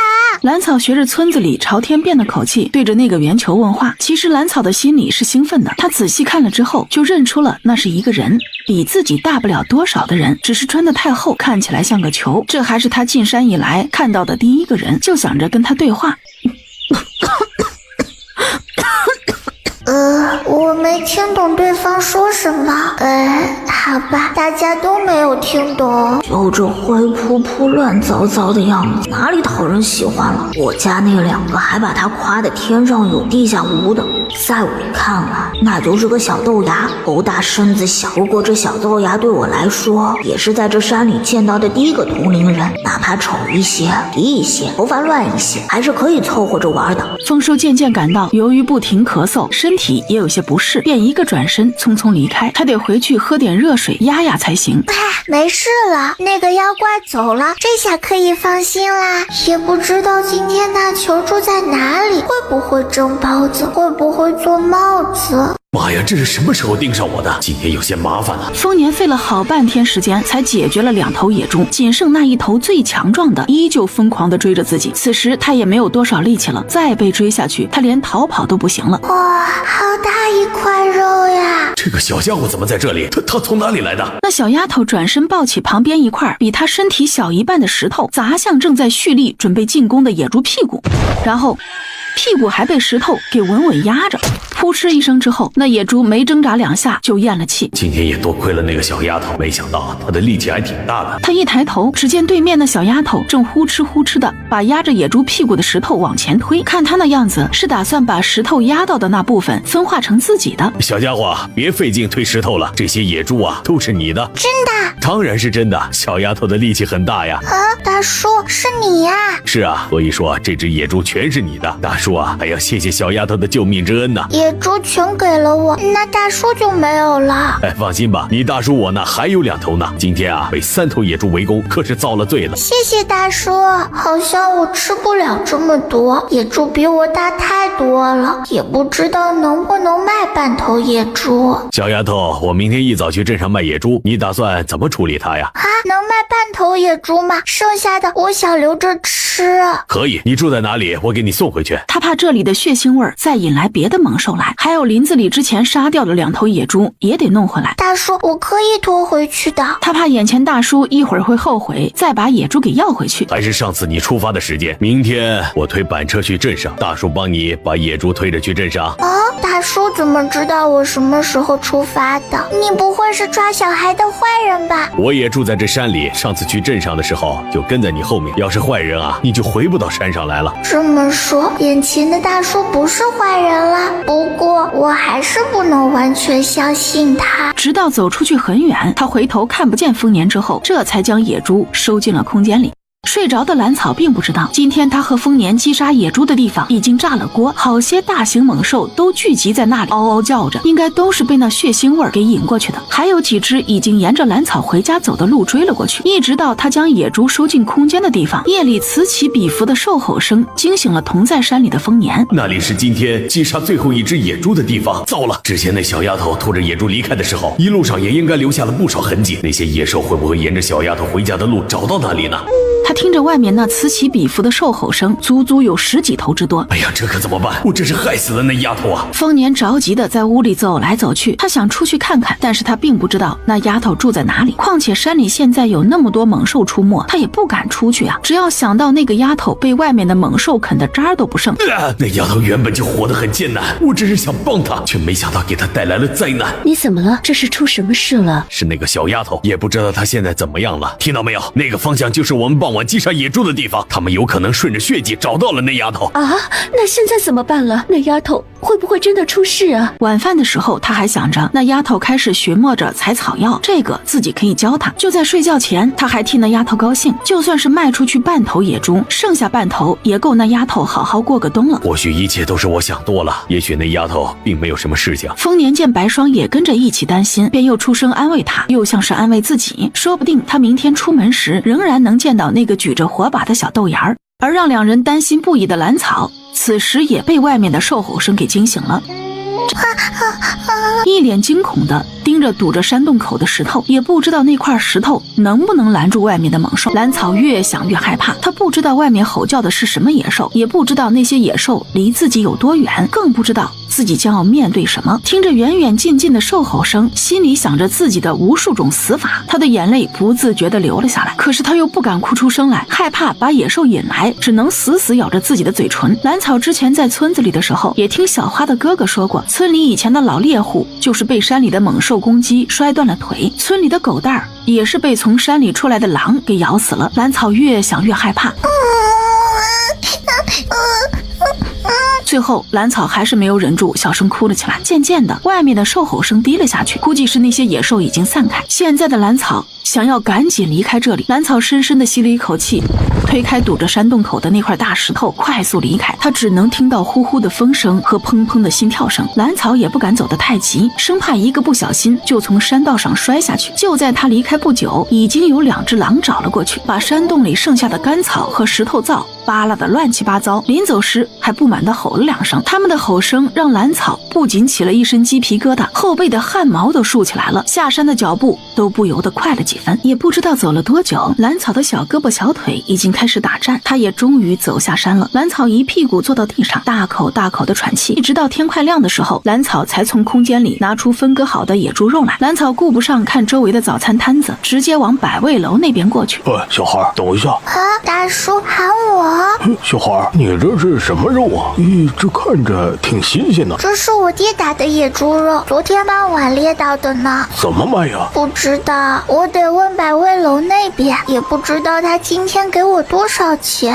你这肉别送给百味楼了，送到我同福楼吧，我给的价格肯定比百味楼高。你同福楼的？我是同福楼的佟掌柜，你别楼里的我全买了。这下子兰草也不再犹豫，跟着佟掌柜就往同福酒楼的方向走去。他也有自己的小心思，昨天那个大叔跟百味楼的人很熟悉，而百味楼未必会要2头野猪。小孩啊，你这么小能背得动吗？我让店里的伙计帮你背啊。我爹给我送到镇子外，我才背了没2步，也确实背不动了。于是街上就出现了这样奇特的一幕，一个小豆丁背着跟他差不多大的背篓，背篓两边还有2个憋红了脸的小伙计抬着，直接把背篓抬到后院就开始称重，一共称了60斤，按照50文1斤的价格，佟掌柜一共给兰草结了2两半银子。下次有野味记得来同福楼啊，大叔给你个好价钱。兰草从同福楼出来的时候，已经将那2两半银子放进了口袋空间里，在镇子上逛了起来。街上已经飘出了各种香味，他直接买了10个肉包子，10个素包子。奶奶，我要1碗这个。小客人稍等啊，馄饨马上好。很快，1碗热气腾腾、散发着诱人香味的馄饨就放到了兰草面前。这碗馄饨太香了，兰草吃了第1口之后，就再也忍不住狼吞虎咽起来，完全顾不上烫不烫嘴。明天还是回山洞看一眼吧，如果那里已经被野兽找到，就不回去住了。今天睡在小木屋吧。还是算了，万一兰家人见到了，会不会抢我的东西？会不会再把我给卖了？我好像又没有家了。他忽然有些迷茫，不知道自己要往哪里走，直接爬到路边的一棵树上开始睡觉。也不知道他现在怎么样了，会不会被那些野兽找到啊？这一路上，丰年心里无比懊悔，他一直在自责，昨天傍晚没有将杀野猪时留下的血迹给掩盖掉。哎呦，冯大哥，这猎到大家伙了！昨天侥幸猎到的。对了，小五哥，今天还没有别人送来野味吗？今天还没有人来。等丰年从百味楼出来的时候，怀里已经多了5两银子和不少铜板，又到铺子里买了一些必需品。他还要赶紧回山上看看。匆忙走在路上的丰年忽然感觉自己脑门上一凉，好像是什么东西掉下来，抬头却看到正上方的树上露出了一个小脑袋来，乱糟糟的的头发下面是脏兮兮的小脸，让他感觉格外熟悉。丰年的心头猛地一跳，还好这个孩子逃过一劫，没有因为自己的失误而丧命。是你呀，大叔，你怎么在这里？看到蓝草从树上滑下来，你是什么时候下山的呀？昨天晚上你在哪里？有没有遇到野兽？哎呀，可担心死我了。蓝草还沉浸在刚刚被大叔摸头的奇异感觉中，同时他也想到了昨天晚上那种恐慌又绝望的感觉，真的好无助啊。算了，还是别问了吧。丰年干脆把人给抱起来，来了几下举高高，小丫头这才破涕为笑。蓝草有多久没有被人这样紧张的哄过了？看到蓝草不哭了，直接将她背在了背后。走，叔背你回山上去。丫头，你叫什么呀？我叫兰草。这个名字好，山里的兰草是一种很名贵的植物呢，可遇不可求呢。真的吗？难道不是小胖说的没人要的野草？那就是小胖说错了，有钱人想要一盆兰草啊，都要花大价钱买呢。兰草感觉自己好久没有这么开心过。大叔告诉自己的名字并不卑贱，他也是第一次开始喜欢自己的名字。走吧，咱们过去河边，小草也把你的脸洗一下。哦，那我们到了那边再洗吧。看到蓝老婆子正在离自己不远的地方洗衣服，出于骨子里对蓝老婆子的惧怕，蓝草快速离开。哎呀，丢人死了！脏死了，脏死了，太丢人了！丰年一边洗脸一边注意着蓝草，生怕她不小心掉进河里。你个老钱婆，把你的脏水都弄到我这边了！你这个老婆子真不讲理！你嫌弃水脏，你别洗啊！我再怎么作，在家里也是说一不二的。儿子媳妇都得把我供着，别再往自己脸上贴金了。供着你，哼，供着你干嘛不给你洗衣服啊？我说老儿媳妇，你可没良心！就算分家了，你也不能就这样看着别人欺负我，不是？哑巴了！娘，我今天有些不舒服。你就最会装了，不孝的东西，挑不得我们母子身份，好好的家也分开，你就是个搅家精！救命！气势汹汹离开的蓝老婆子根本就没有发现李氏已经被自己推进河里了。二婶，抓住！好像是小草在喊他，难道小草来接自己走的？可是小浩还小，不能没有亲娘啊，他不能这样死去啊！在丰年的帮助下，蓝草终于把李氏从河里拉了出来。谢谢小草，是你。蓝草并没有跟李氏说什么，丰年将他背在背上，越走越远。真好，那个孩子还活着，活着就好。大叔，我现在要过去那边的小木屋，咱们在这里分开吧。啊，今天有大叔陪着你，你还不回山上吗？要是走不动了，大叔背着你啊。昨天晚上好多野兽就在我住的山洞附近，我不敢回去。原来这丫头一直住在山洞里，而且昨天那群野兽已经跑到她那里了，这得把孩子吓成什么样呢？哎，好了，有大叔在就不用害怕了啊。丫头别哭了，以后再有野兽过来，大叔替你挡着。丰年为了转移蓝草的注意力，赶紧又转了一个话题。刚刚落水的那个人你认识吗？那是我二婶。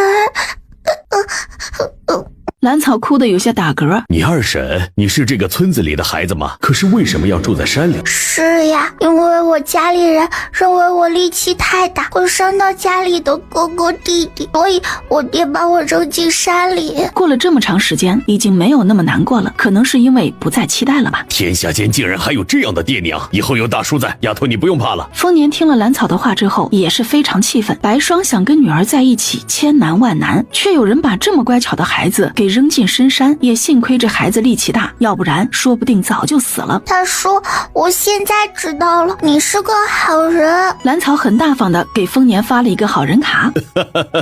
现在知道我是好人了，这以前是不是一直觉得我是坏人，还挺警惕的？他的笑声也吹散了蓝草之前的害怕和伤心。大叔，我今天晚上就住在那边的小木屋，明天回山洞看一下，如果那边不能住了，就选个离大叔稍微近一些的地方。丰年却是不愿意就这样把蓝草留在山下，他还是有些不放心。放心吧，大叔，我以前经常在那里过夜。在他的坚持下，丰年只能无奈地把蓝草送到小木屋，正将包子架在火堆上不停地翻转着。随着香味越来越浓，蓝草感觉自己已经饿得不行。爷爷，吃饭了。爷爷，昨天有好多野兽都快跑到我住的山洞里了，小草害怕极了，不过还好，那些野兽没没有闯进洞里。今天小草卖野猪了，还换了一把新柴刀，特别好用。唉，小草还是不识字，也不知道上哪里去找认识字的人。小草现在要学着采草药，只可惜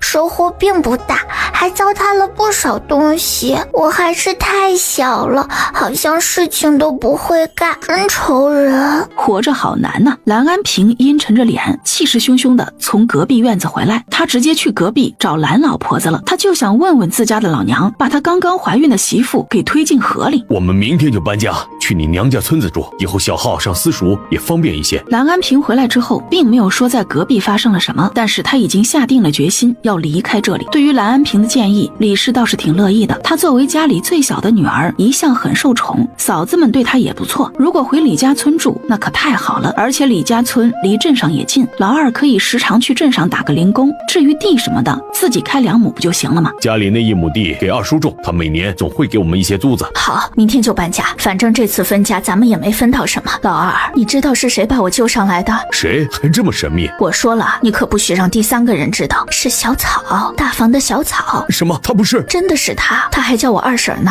真的？那娃儿还活着就好。放心吧，媳妇儿，我一定不会让第3个人知道，小浩都不告诉。蓝安平至今都记得爹娘和哥嫂丢掉小草时的嘴脸，还有那个小小的蓝园冷情的可怕。这还差不多，不能让隔壁知道，免得又缠上那孩子，万一再卖一次怎么办？那丫头最近一直住在山洞里，昨天晚上那些野兽没准已经摸过去了，后来半夜就跑下山了，是个胆子大的呀。这哪里是胆子大，分明是想活着。那丫头太让人心疼了。我打算呢，把咱们家边上的那块地给整出来，到时候给她盖一间木屋。为什么不让人住家里啊？可以跟我住一起的。那孩子是个倔的，不愿意住在别人家里。这个山洞里真的有太多的快乐和开心，蓝草是真有些舍不得。自从他住到那里之后，就没有挨过打，也能吃饱饭，还吃上了鸡肉、包子、糖。蓝草沿着昨天丰年给他说的位置走过去。救命！他正在想着以后跟大叔当邻居会过上什么样的生活，就见山坡上快速滚下来一个圆圆的什么东西，于是小猴子们纷纷跳到了树上躲避。蓝草伸手捞了一把，哇，妖怪醒醒！肉球，妖怪快醒醒呀！你可不能赖上我，我现在还是个无家可归的小可怜呢。还是没有动静。刚刚还在喊救命的肉球，这会儿一点动静都没有，难道摔死了？怎么办？算了，扛过去找大叔。昨天大叔还说他家里有一个男孩，会不会就是这个？算了，再去让大叔看看。扛起昏迷不醒的肉球去找大叔。大叔，大叔！哎呦，丫头来了哟，这还带了小伙伴，你扛的是什么呀？大叔，你帮我看看，我刚刚走在路上捡了个肉，他怎么一直不醒？是不是受伤了？哦，我看看，小风他怎么了？丫头是在哪里捡到的？我就在那边的小道上，他从上面滚下来，我怕他继续往下滚，就捞了他一把。走，跟我回家，让你白姨看一下，小风应该是受伤了。小风，小风！正焦急奔跑的女人，那女人见丰年抱着肉球回去，一下子就迎了上来，只是匆匆地摸了一下蓝草的脑袋之后，小风怎么了？怎么昏迷了？快放好，我看看。白霜仔细检查之后，发现丰收是扭到脚了，胳膊也脱臼了，便用银针在丰收的人中位置扎了一下，丰收立刻就被刺激的斜过来。救命！没事了，没事了，你已经回家了。惊魂未定的丰收这才仔细打量周围的环境，发现果然已经回到家了，便彻底放下心来。你说说你啊，你这乱跑什么呀？还从山上摔下来，要不是那丫头捞了你一把，你都不知道掉到哪个犄角旮旯里面去了。我这不是看今天太阳好，想随便走走嘛，谁知道被一节树根给绊了一下脚，结果就滚下山了。以后就老老实实的待在家里，不准出门。我去安排一下那丫头，顺便看看啊，在哪里盖房子。八姨，我爹要给谁盖房子？就是把你救回来的那个丫头，她以前住的地方被山里的野兽光顾了，不适合再住下去。丫头，小孩会不会是灰扑扑、丑不拉几的一个孩子？什么丑不拉几、灰扑扑？在我看来，那丫头就是这山里的精灵，好玩着呢。此时的蓝草正兴致勃勃地跟着丰年四处参观，挑选着适合盖房子的地方。丫头啊，要不要紧挨着大叔家的房子给你盖2间，离得近了，叔和你白姨也好照顾你啊。蓝草却不是很愿意，他自己是有秘密的，也交代不能让别人知道。那就那里吧。兰草选了一个距离风家10丈远的平地上，我感觉那里更朝阳一些，离山泉也近。也好，那个地方呢也不错，叔直接给你盖2间房子，等到以后大雪封山的时候，你在屋里啊也能够活动开。谁让我摊上这么一个破身子，1年有小半年的时间都被关在屋里，风一吹能咳好半天。那我一会儿就去搬石头。行，一会儿啊，叔跟你一起去。不过你只能够搬些小块的石头，就算你的力气大，也不能够累着自己。如果累着了，可就长不高了。知道了，大叔，不会量力而行的。兰草想象着以后住在新房子里面是个什么样的光景，心里是说不出的高兴。走，先回家看看你白姨把房间给你收拾好了没有。大叔，会不会太麻烦你们？我可以睡在山下的木屋里的。麻烦什么？别说傻话了。再说了，我家里人你都认识，你身上的这个荷包还是你白姨亲手做的，更不用说你今天还救了我家那个臭小子呢。丫头，还记得我不？咱俩在山下的小木屋里见过一次，我还没有谢谢你的例子呢。白姨还送了我荷包呢，我很喜欢。走，跟白姨进屋，你的房间已经准备好了。那荷包里是一些防蚊虫的草药，在山里行走带着它有好处。过一段时间，白姨给你换药材。白姨，我可以自己洗的。害羞什么？我闺女跟你一样大，在我眼里，丫头这会儿就是我闺女。好不容易家里多了个闺女，她要好好拾掇拾掇，保管让山里的小花小草全都黯然失色。还是姨来吧，你这么慢，一会儿水该凉了。3下5除2就将她丢进了木桶里。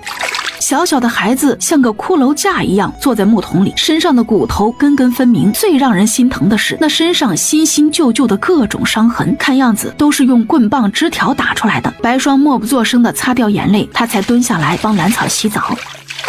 丫头，一会儿姨给你用些药膏啊，以后有你叔和姨在，没人敢欺负你了。好，便手脚麻利的给他洗好澡，然后换上干净的衣服，才将人抱回房间。至于兰草那件最宝贝的衣服，一早就被他抱在怀里。反正这衣服虽然灰扑扑的，但是一直跟新的一样，一点灰尘都没有沾染，只把里面的单衣给拿走了。白姨，这是什么药膏？有点香，还有一些药味。这是姨自己做的药膏，用一段时间之后，身上也就不会留疤了。他现在也是有人疼的孩子了。爷爷，我以前的山洞真的不能住了。爷爷，我现在住在一个好心的叔叔家里，还有一个姨姨特别好，白姨特别温柔，还给我洗香香，还抱我了呢。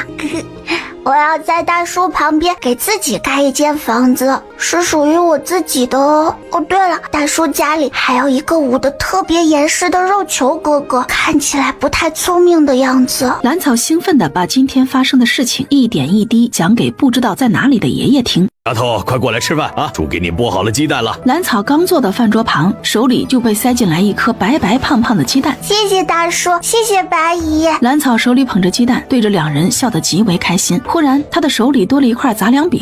谢谢哥哥。还从来没有人给我叫过哥哥，难道这就是当哥哥的感觉？好像还不错。我今天在家里处理那野猪，做成肉肠和腌肉，今年冬天就不用愁了。中午给你们卤猪下水吃。我这几天啊都要忙着房子的事情，一会儿啊再拉上几趟石头，中午开始做泥砖。这房子的上半截还是要用一些泥砖的。我跟大叔一起干活，回来了跟着白姨学做饭。哥哥，你今天干什么？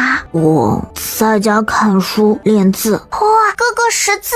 兰草听到丰收说看书练字之后，眼睛里立马迸发出惊人的亮光来。找了这么久，他可算是找到了一个识字的人了。得知丰收是自己要找的人，兰草立马化身成狗腿子，将自己手里的半个鸡蛋塞到丰收的手里。哥哥，识字的人都好厉害呀！哦，哥哥，你能教我识字吗？教你识字倒是可以，只是你识字要干什么？识字看书学本领呀。自己识字是为了看书学本领，为了以后生活得更好。那以后我看书的时候，你也来学认字吧。不行，我还要干活，还要盖房子，只能抽空学习识字。兰草一直很清楚自己的处境，现在连个家都没有呢，怎么可能一天到晚学识字？就这么定了，我干完活了跟你学识字。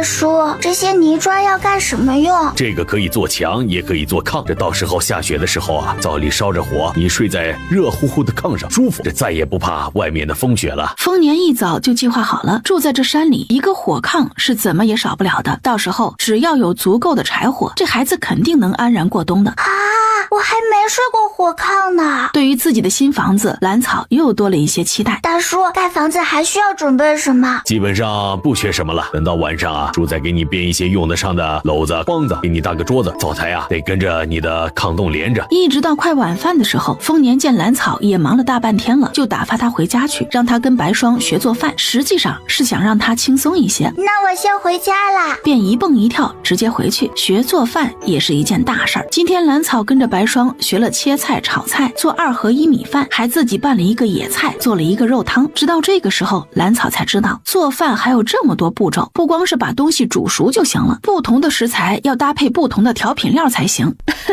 丫头不要着急，等你以后做饭的次数多了，自然就分得清了。到了晚上吃饭的时候，兰草做的肉汤和凉拌野菜得到了大家的一致好评。爹，明天小猴子来了，我能不能到屋子外面玩会儿？行，如果明天他们还来的话，你就走到外面去玩一会儿。今天的晚饭，兰草吃得格外快，他是第一个吃好饭的，然后就那样端端正正的坐在饭桌旁，眼睛一眨不眨盯着正慢条斯理吃饭的丰收，那么热切的眼神看得丰收的耳朵越来越红，都有些吃不下饭了。你干啥老看我？快吃饭，吃完饭教我识字。其实他白天的时候已经想好了要教给兰草学什么字，他今天跟小猴子对打得太开心了，把这件事情都给忘了。没想到这小豆芽居然一本正经的等在这里。今天我教你认识自己的名字，兰草。丰收提笔写下2个字，这就是我的名字呀，真好看。他说着小心拿起了2个字的纸张，翻来覆去看，结果没2下就找不到正确的方向了。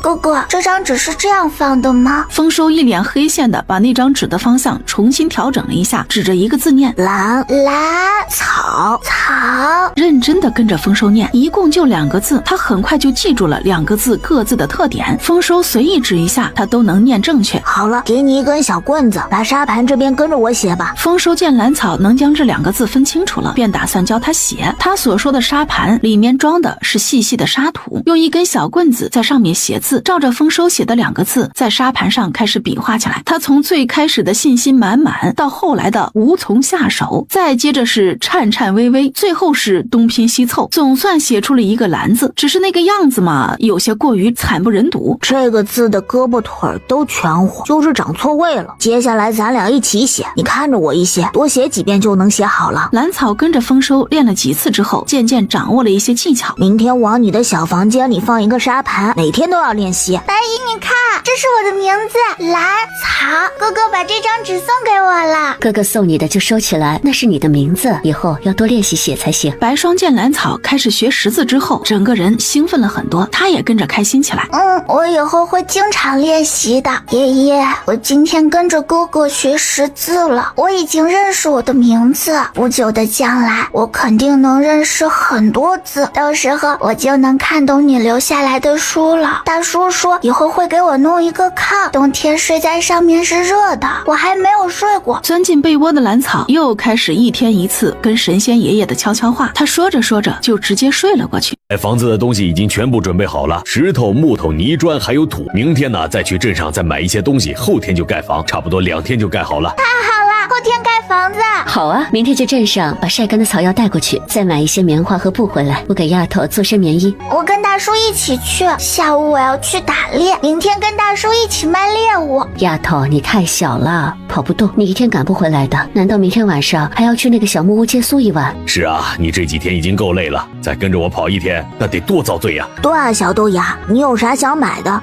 让我爹给你带回来。我想把猎物卖了，买一些粮食回来。兰草可是知道自己空间里的那2袋粮食现在不能拿出来，如果能买回来一些，他以后也方便一些不是？这事儿丫头放心，明天叔给你带回来。至于你下午猎到的猎物，叔给你卖了，把钱给你啊换成粮食。那我明天早上送你下山，下午在山下接大叔。第2天一早，兰草还没睡醒的时候，丰年已经将家里的草药和野味全都装好，举着火把出门往镇上赶去。他出门的动静很小，一点都没有惊动熟睡中的家里人。等到兰草醒来的时候，天色已经大亮。他在屋里屋外转了一大圈，都没有看到丰年，便想到他一早就离开了。他心里还有些遗憾，没能去送大叔下山，今天一定要早早下山，在山下等着大叔回来。就在附近的林子里，不要跑远了，也不要拿太重的东西，你还小。放心吧，白姨，这一片的山林我都熟悉了，不会乱跑的。他准备从林子里找2棵枯死的树回来，等以后劈好了放在家里，这样过冬的柴就不缺了。没走多久，就找到了一棵枯树，他直接上前环抱住跟自己大腿差不多一样粗的枯树，一个使劲儿往上一提，兰草又使了几次力，哗啦，枯树被兰草给直接放倒了，自己也因为重心不稳，一个屁股坐到地上。那是什么啊？好可爱！他快走几步，蹲到小山羊面前，伸手在他湿漉漉的脑袋上摸了2下。这只小羊应该是刚刚出生，身上的毛还没有干透。兰草将它抱在怀里，然后又看了看已经感觉不到呼吸的母羊。兰草看着小家伙可怜又无助的样子，就想到了前一段时间的自己这样无助。放心吧，跟我回家去，我养你。也不知道小山羊听懂了没有，反正又回了自己一声咩咩。兰草就当他同意了，把母羊装进背篓里。兰草用绳子将刚刚拔掉的树绑好，套在肩膀上，然后抱起小羊崽，背上背篓，艰难地往家回。慢一点就慢一点吧，白姨哥哥，我回来了！兴奋的兰草远远的就开始喊人：丫头回来了，怎么这么高兴啊？是捡到宝了？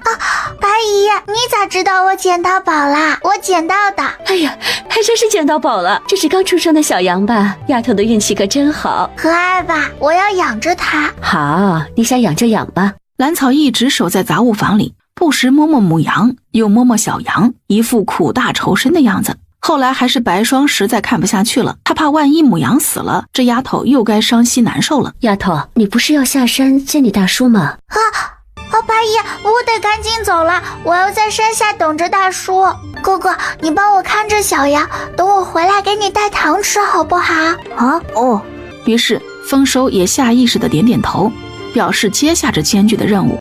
他从空间里拿出那本全是草药的书，开始翻看。就在太阳快要落山的时候，山路尽头走来一个胡子拉碴的大汉，背着背篓，肩上还扛着一袋子东西。大叔！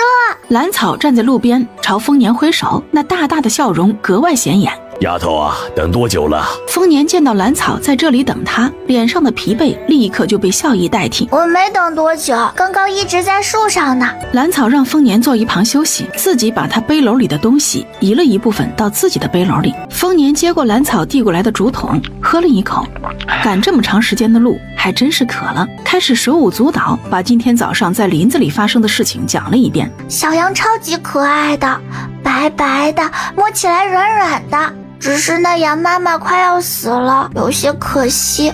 如果母羊真的死了，那也是没有办法的事情。要知道她之前都受了那么重的伤。丫头啊，叔专门给你带的，吃一块啊。哇，大叔，是点心啊！上次我去镇上的时候见过，好贵的。那大叔一起吃。丫头吃，叔不爱吃甜的。一起吃，大叔不吃我也不吃。哎，好，大叔吃，丫头也吃啊。两人吃过点心之后，又休息了一会儿，才背上背篓开始上山。去哪儿了？这孩子的被子咋都不见了？丰年进屋的时候，就见白霜红着眼睛在屋里转圈。这是咋了？那丫头不见了，被子也不见了，屋里也没有人。你在屋里再找找，我去外面找。八姨，你们怎么了？丫头不见了，她的被子都不在家里。白霜这会儿是真的有些忍不住，就有些想哭。八姨，家里都找遍了吗？昨天晚上不是还在高兴今天要盖房子呢？那丫头每天都要在那堆石头跟前徘徊好久，每天都在算着什么时候盖房子呢？怎么可能会像白姨说的那种不辞而别？我在屋里都找遍了，杂物间看了没有？就发现了兰草的被子铺在干草堆上面，正露出3颗脑袋来，他们正睡得香甜，看起来格外温馨。真是虚惊一场。丫头找到了，快回来吃饭吧。那丫头在哪里？刚刚不是说没在屋里吗？那丫头昨天晚上抱着被子跟那2只羊睡在一起呢。啥？跟羊一起睡？还真稀奇啊。可不是，早上可把我给吓坏了。现在什么时间了？今天起晚了。兰草一咕噜爬起来，连带怀里的小羊也被他给弄醒了，将它放到母羊的旁边。他惊喜地发现母羊的情况又好了一些，这会儿已经睁开了眼睛。太好了，你醒了，小羊以后就不会饿肚子了。我给你拿吃的。他就从空间里拿出一些之前存放的野菜来，直接扛起被子。刚大叔、白姨哥哥，你们都好早呀。嘿，以后不许这样了。杂物间有些冷，快把被子放回去，洗手吃饭。真傻！这孩子越来越调皮了，看来啊，好像很喜欢这个家，很好。大叔，白姨，母羊已经醒了，我刚刚还喂它吃野菜了呢。它都能吃野菜了，看来睡了一夜之后恢复的还不错嘛。是啊，昨天晚上就准备了一些野菜。兰草说话的时候紧张了一下，他该怎么解释刚刚放在母羊旁边的那一小把野菜呢？得意忘形了，下次可得注意了。我去看看。他也想近距离观察一下小羊。现在有了属于自己的家，他已经迫不及待的要搬过去了。白姨，我明天想把东西搬过去。姨有些不舍，姨还要天天给你扎啾啾呢。白霜说话的时候眼睛有些泛红，终究是有些不舍。白霜将他搂在怀里，摸摸他的小脑袋。明天姨跟着过去，把那边给你收拾整齐。丰年见一大一小两人这样难分难舍，有些好笑。哎呦，你们这是干啥呀？丫头又搬不远，还不是抬头就见。你在家喊一嗓子，丫头在自家里啊都能跟你对话，真是。两人到了厨房，兰草让白霜在一边看着，自己一个人洗碗、收拾、归置、扫地，小身板干起厨房里的活来，那叫一个麻利。怎么样，白姨？我都说了，厨房里的活我现在大多数都能干好，有啥不会的，我自然会找白姨帮忙的。好，姨知道你厉害，等你住到新家，有什么不会的，一定要来找姨。白霜对于能帮兰草做些什么还是很高兴的。就是我想跟白姨学采药。兰草说起这个的时候，还真是很不好意思，毕竟采药也是白姨赖以生存的手艺。哎呀，多大点事儿，等你安顿好了，一旦你采几次药，你就学会了。不同的草药，采的时候用的手法也是不一样的。你看这几套就掌握了，这都是大山馈赠给我们的，山里的东西又不是我一个人的，你不用这样小心翼翼，自己用劳动换取报酬，这是理直气壮的事。都是无主的东西，只要有本事，自然都能去采摘。刚刚我还在想，自己提出这样的要求，白姨会不高兴呢。原来是我想多了。第二天一早，他和兰草一起去了新家，把灶里的火燃起来，继续烘屋子和炕，然后又把里里外外打扫了一遍，这才把兰草的那些东西往新家搬。还别说，那些零碎东西搬过来之后，还真像那么一回事了。白霜一直帮着兰草把新家布置的差不多了，才回家把厨房那些东西给他搬过来。之前兰草猎的野鸡野兔都被白霜做成了腊肉，可以保存时间长一些。他还从家里拿了一些红薯，外加丰年从镇上带回来的那一袋粮食。兰草的小厨房还真放了不少东西。这天晚上吃饭的时候，白霜和丰年不停地给兰草夹菜。他看着眼前已经冒尖的饭碗，大叔，白姨，我是真的吃不下这么多，太多了。今天晚上要是把这么大一碗吃完，我不得爆炸。兰草现在还是个3头身的小豆芽，哪里能吃得下这么一大碗？大叔，你们就放心吧，我现在做饭很好的，而且好多活都会干，能照顾自己的。再说咱们不是住在一起吗？一抬头就见人了，我要是有事，自然会喊你们帮忙的。兰草看着两人手忙脚乱的样子，心里也有些酸酸的，赶紧出声安慰两人。是啊，白姨，小豆芽就在隔壁，喊一声都能听到。他以后还要天天来我这里认字呢，又不是搬走了就不回来了。一旁的丰收也是看不下去了，弄得跟生离死别一样。不过这段时间家里因为这个小豆芽热闹了很多，如果他搬走的话，确实有些冷清。白霜和丰年又拉着兰草各种叮嘱，各种交代，各种不放心。丰收也坐在旁边耐心听着丰年两人对兰草的叮嘱，还不时的认真点点头。直到兰草已经困得开始打瞌睡，几人才放他回房间睡觉。兰草回到房间之后，都没有来得及跟爷爷说他的心情，他的期待，直接就睡了过去。爹，明天让我出去看看小豆芽的家吧，我还没去过呢。不行，你忘了去年的这个时候，你出门晒了一会儿太阳，这回来发热了多长时间呢？丰年想都没想就拒绝了他的要求，不是自己心狠，非要拘着丰收，实在是这孩子身子底子太差，如果不是为了他的身体，他们几个也不会在这山里一待就是几年。那我不去了，明年春天了再去看看。好了，都别想太多了，都去睡吧啊！那丫头没准搬走之后啊，还天天的往这边跑呢，现在伤心个什么劲啊！最后还是丰年大手一挥，把家里两人全都打发去睡觉，几人这才散了。早呀，白姨。睡醒了，快去洗脸，马上就可以吃饭了。好。这一天的早饭，一家人的心情各有不同。兰草那大大的笑脸，可见他的好心情；白霜却是不舍多一些，而丰年却是感慨多一些，丰收则是羡慕更多一些。白霜和丰年扛着兰草的铺盖卷儿，把他送到新家。由于昨天烧了一天的炕，今天的屋里还挺暖和。等到白霜帮他把被褥铺好之后，兰草美的都想直接上去打2个滚儿。好了，以后就要单独住了，有事儿就喊我们。丰年说着，从口袋里摸出一个弹弓给兰草。我见你扔石子扔得挺好的，没事儿拿着耍。谢谢大叔。这是你那几张兔子皮，姨给你做了一顶帽子，还有一个毛背心，穿上暖和一些。喜得兰草赶紧把帽子戴到头上试试，真暖和，谢谢白姨。还有这个是小峰给你的，这个兰草认识，是他这段时间识字用的3字经。谢谢哥哥。兰草这一次是真心谢谢丰收的，虽然哥哥平时总爱端着架子板着脸，但是他确实是个好人。整个家里就只剩下兰草一个人，美滋滋的走来走去。应该让爷爷参观一下我的新家的。爷爷，看见没有？这里就是小草的新家了，是属于小草自己的哦。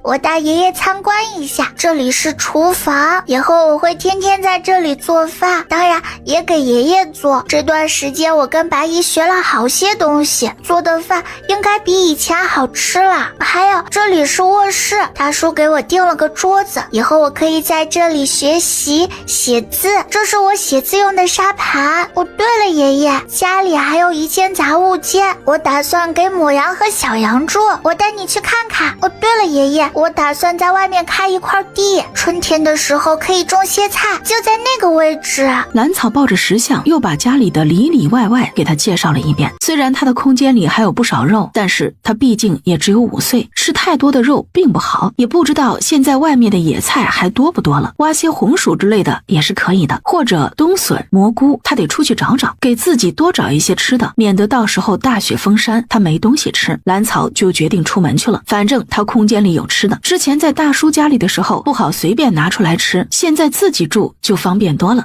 然后把小羊放进背篓里，再领着一群猴子浩浩荡荡地出门了。在屋外泉边洗衣服的白霜一直关注着兰草这边，见他领着一大群出门，便有些不放心地喊：丫头，你干嘛去啊？我去放羊，顺便找些吃的。白霜一脸宠溺地看着他远去的背影，这丫头在山里真的很快乐，很有朝气。如果今天不是丰年出门了，我都想跟这丫头一起呢。一会儿你多吃一些，早点把身体养好，等你彻底好了，你让我骑着你好不好？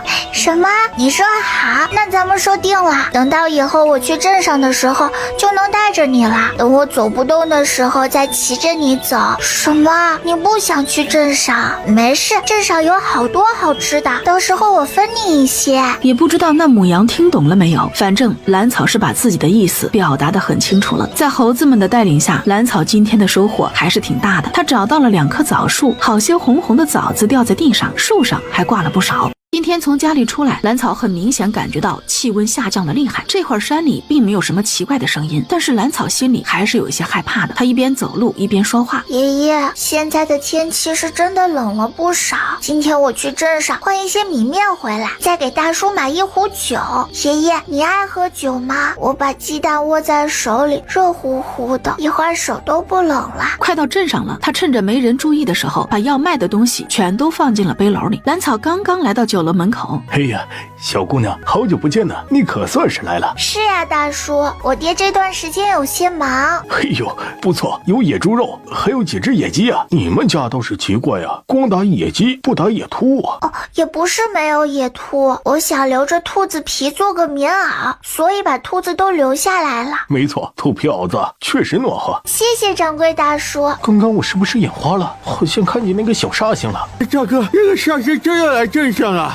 快撤！今天到附近的村子里去讨饭，镇上不安全。自从上次发现跟踪那个煞星的是赵二旺，听说得了风寒，发起高热，差点没把人送走。赵二旺就是他们的镜子，时时警醒自己。兰草还不知道自己给小马哥他们心里留下了多大的阴影。他买了不少包子，然后坐到馄饨摊子上，一阵狼吞虎咽之后，他挺着小肚子在街上溜达。有卖豆腐的买了一大块，有卖红薯的他买了一袋子，有卖布的他买了一些，还有点心、油油、盐，也买了一葫芦酒，买了半袋米、半袋面。这一圈下来，蓝草几乎花光了他今天换来的所有钱。赵二旺一眼就看到了刚从酒铺里出来的蓝草，他眼里的阴霾怎么都藏不住。他之所以遭这样的罪，都是因为上次跟踪前面那个女娃的原因，害得自己被困在那里3天3夜，以至于受了风寒，发起高热，到现在都没有好彻底。今天无论如何，我都要把这只肥羊给逮住。赵二旺直接找上了就近晃悠的王黑子。二旺哥，你这么紧张干啥？这不就是一个小豆芽吗？由于这段时间一直在山里活动，蓝草的警惕性也提高了很多。就在他快要走出镇子的时候，就已经感觉到了身后有道目光一直追随着自己，里面怀着深深的恶意。蓝草快速往身后瞄了一眼，果然发现身后不远处跟了2个男人，一个脸阴狠，一个吊儿郎当。蓝草的心里不禁有些着急，是返回镇上找同福楼的佟掌柜帮忙，还是就这样在路上找人帮忙，或者是自救？凭着我的大力气，再加上手上的武器，我还是有些胜算的。一时间，蓝草的心里也乱得不行。抬眼间，蓝草看到了镇子外面停着一辆牛车，上面已经坐了好几个人，正好身后跟着的那2个人正跟一个熟人打招呼。蓝草的眼睛一亮，赶紧快走几步，在牛车行驶之前就跳上车子，紧跟着往下一蹲，小小的人儿直接淹没在几个背篓里。赶车大爷回头看了一眼东张西望的赵二旺2人，挥起鞭子就赶着牛车小跑起来。他在镇上赶车这么多年了，对于那2个二流子可是熟悉的很。刚刚跑上车的那个孩子指定是被盯上了，要不然也不会一上来就缩到背篓后面。只见那2人气急败坏的跟着牛车跑了几步，摸出大叔送自己的弹弓，悄咪咪瞄准了那个一脸阴狠的男人。二旺哥，那只肥羊呢？快找！妈的，又上次就这样，是不是上牛车了？牛车上没有啊，车上的人都看得清楚。这人去哪里了？我的酒，我的粮食！就在这个时候，赵二旺听到身后有动静，然后下意识的回头看了一眼。哎呀，赵二旺捂着鼻子惨叫一声，整个人也跟着踉跄了一下，缓缓蜷缩倒在了地上。二旺哥，只见面前整张脸都已经被鲜血糊满了，手上也染了很多，最显眼的就要数那个已经歪掉的鼻子。二旺哥，这是咋的了？疼，送我去医馆。今天谢谢爷爷啦，爷爷快拿着，下次我去镇上还要坐爷爷的牛车呢。直接将钱塞到他粗糙的大手里，便蹦蹦跳跳的离开了。你这娃子是怎么想的？居然把你娘给嫁了！你爹在九泉之下得多不安心呐，就该让你娘给你爹守着呀！妈的！老瘪犊子，别以为你打的什么主意我不知道，老子把你做的事情去兰园读书的地方宣扬一圈去。这个小崽子对于我和他娘的事情知道的清清楚楚，这种事情怎么着也不能让大孙子学堂那边的人知道。知道这件事情的还有你那个小孙女吧，她在被你给设计扔进山里送死的，对吧？老东西，再敢提我爹娘一个字，我就去剁你一只手。他抬脚狠狠踩在老蓝头的手腕上，哎呦，疼死我了！这一次他可是真的被人揍了。看见了不该看的事情，才被扔进山里送死。可是什么是不该看的事情，他好像不是很明白呀。蓝草就摸出了自己的弹弓，嗖的一声，那颗石子重重砸在老蓝头受伤的手腕上。一击即中的蓝草坐在树上笑得前俯后仰，他也算为自己报仇了。大叔，你怎么在那里呀？大叔，蓝草站在丰年面前，像个做错事的孩子。他不想让丰年讨厌自己，觉得自己是个坏孩子。大叔，你不觉得我是坏孩子？你不问我为什么？在我的心里啊，小草是个好孩子。那是我亲爷爷，我不知道看到什么不该看的，所以才被安排扔进山里，所以心里气愤，就用弹弓打了他一下。原来是那个老不要脸的做了丑事，被小丫头看到，撺掇着家里人把小丫头给扔进山里送死。那不是你爷爷，我才是你的家人。大叔是我的家人。蓝草庆幸自己有大叔守护，丰年庆幸小丫头从那个家里脱离出来，两人就这么说笑着往山上回。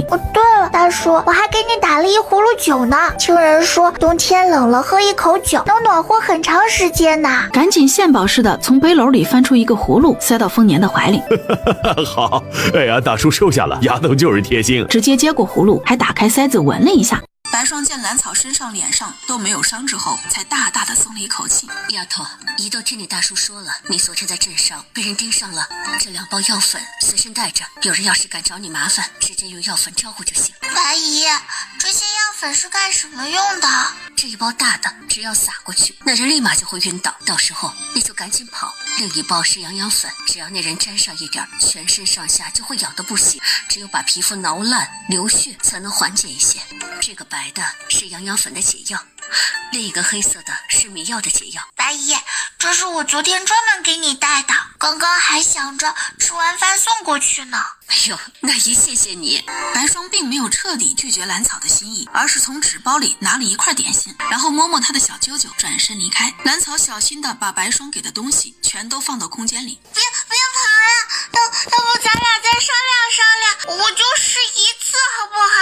我还没有骑过羊呢，就骑一下。你让不让骑？不让骑我就把小白送人。母羊烦躁地晃晃脑袋，如果不是为了自家的小崽子，他早就跑进山里逍遥去了。驾，走喽！几天回去之后，可以向大叔和白姨吹吹牛，我也是个骑过羊的小娃了。尤其是哥哥，估计他听说我的壮举之后，一定会羡慕的要发疯。希望不会因为嫉妒罚我写字就行。那窝里有3只毛茸茸的小野鸡。哎呀，大神真的是很慷慨啊！然后就伸手去抓那3只毛茸茸的小野鸡。我要带回去养着，说不定以后天天能吃上鸡蛋呢。已经想象着每天早上他直接跑到鸡窝收鸡蛋的样子，现在想想都美。大叔，你们这是忙什么呢？哥哥这是不舒服。是啊，今天开窗的时间长了，又开始咳嗽。你白姨呢？正给他熬药呢。丰年说起丰收的病，那是一脸的愁容。明明我们丰家的男子身体都很好，我说他娘的身体也不错，怎么这个孩子的身体弱成这样？白姨在熬药，那我去帮忙。蓝草听着屋里那一声声咳嗽，看着丰年一脸的愁苦，他想做些什么。那我去给白姨烧火。一家人估计都忙着照顾丰收，到现在都还没有吃饭。白霜赶紧把汤药倒出来，给丰收端过来。白姨，饭好了，可以吃饭了。我去看看哥哥。哥哥，你生病了？早上开窗的时间有些长了。哥哥，你别说话了，听我说好了。如果喝药太苦的话，就吃糖舔舔嘴。这糖是我昨天去镇上的时候买的。如果你吃着还行，等我下次去镇上了再给你带啊。你就算是不能出屋，在屋子里多活动活动，身体总会好起来的。这几天你不舒服，我就不来识字了。那本《三字经》上面的字，我大部分都认识。等你好了再教我。要不要我背一遍《三字经》给你？回应他的只有丰收那惊讶的眼神和一连串的咳嗽声。哥哥，你赶紧休息吧，我先回去了。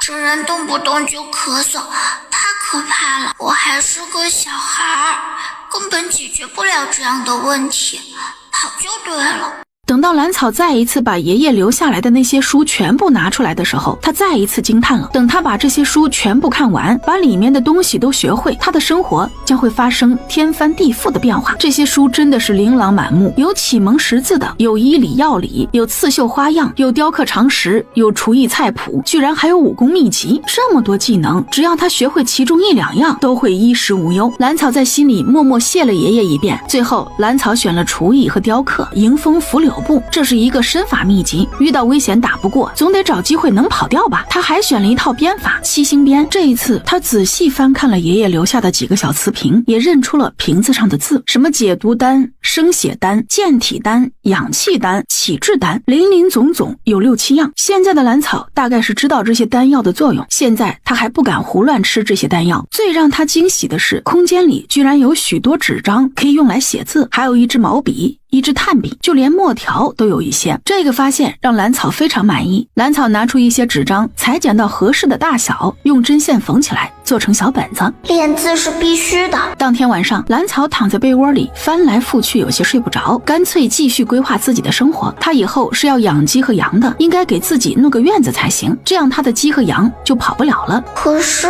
弄个什么样的围墙呢？要不然直接移栽一些竹子过来，围成篱笆墙。哪里种菜，哪里晾衣，哪里晒被子，哪里放鸡窝。我还想在竹子围成的篱笆墙下面种上花，那样一定很美。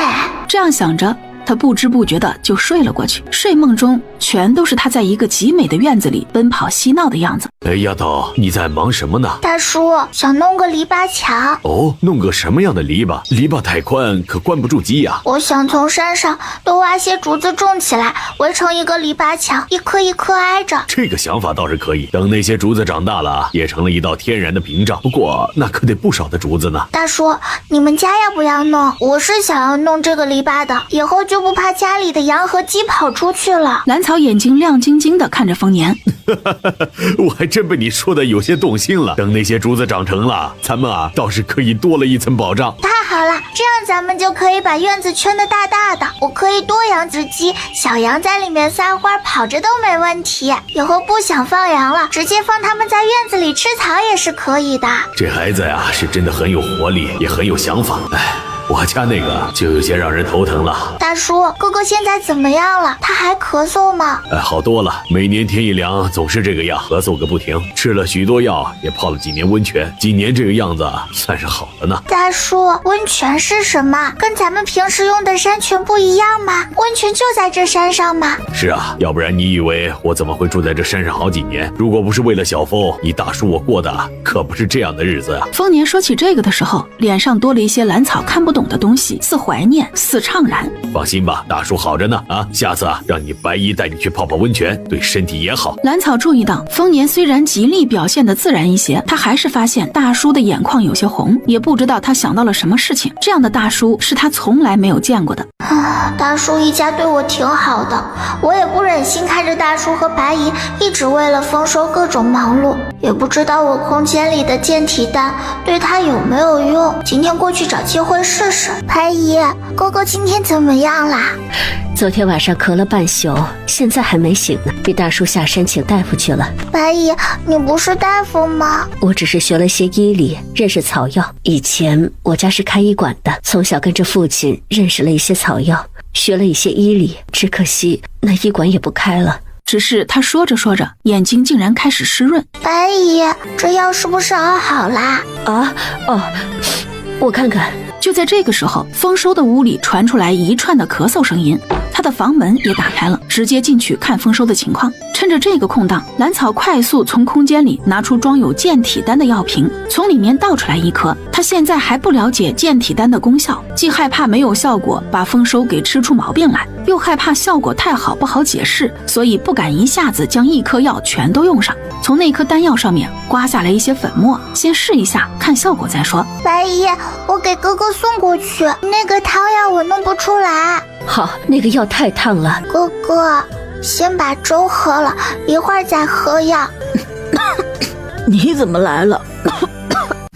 这个家伙的身体也太弱了吧，就是多开了一会儿窗，居然都能病成这个样子。大叔也不像是一个体弱的人，怎么他的儿子就是这个样子呢？仇人。白霜端着药走了进来，他直接将药碗递到丰收手里，咕咚咕咚大口的喝了下去。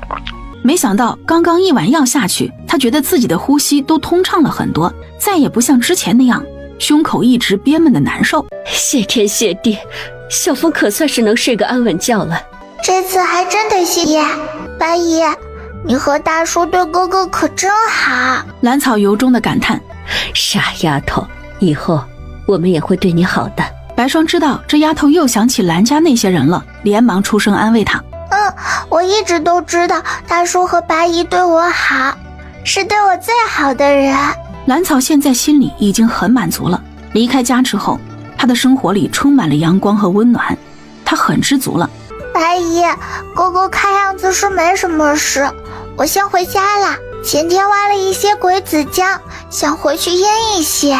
丰年就是这个时候回来的，与他同行的还有镇上药铺的齐大夫，以及其他5、6个兰草没见过的人。哟，今年这里大变样了呀！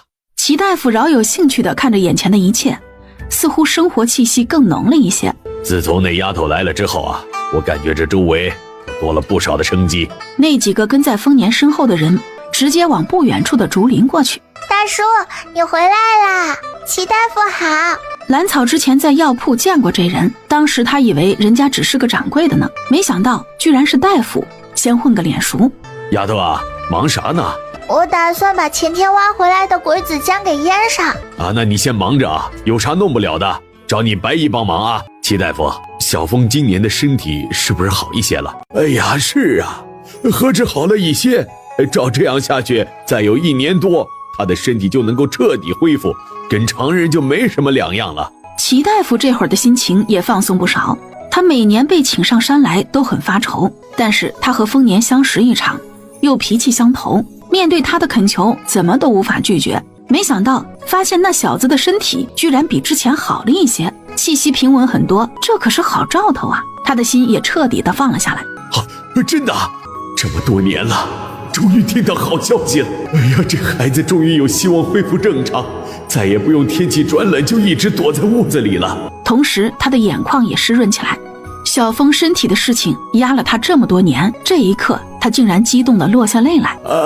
是真的，再好好的调养个1年半载，这孩子的身体呀就能够彻底恢复。你呢，也算是苦尽甘来了呀。齐大夫对于丰年的事情还是很了解的，这么多年了，可算是看到希望了。就连一直守在旁边的白霜也跟着擦眼泪，有多少次他都怕那孩子熬不过来，每天总是第一时间去看他一眼。几人的对话被一直坐在里屋的丰收给听到了。其实他的身体怎么样自己最清楚，尤其是今天许久没有过的轻松让他很是惊喜。这会儿又听到齐大夫的结论，又怎么能不高兴呢？丰收想对着大山高声大喊，想对着屋外嬉闹的小猴子们宣泄自己的快乐。丫头，看什么呢？白姨，大夫怎么说？哥哥的病怎么样啦？我跟你说啊，小峰的身体好了很多，大夫说再细心调养1年就彻底恢复了。真的？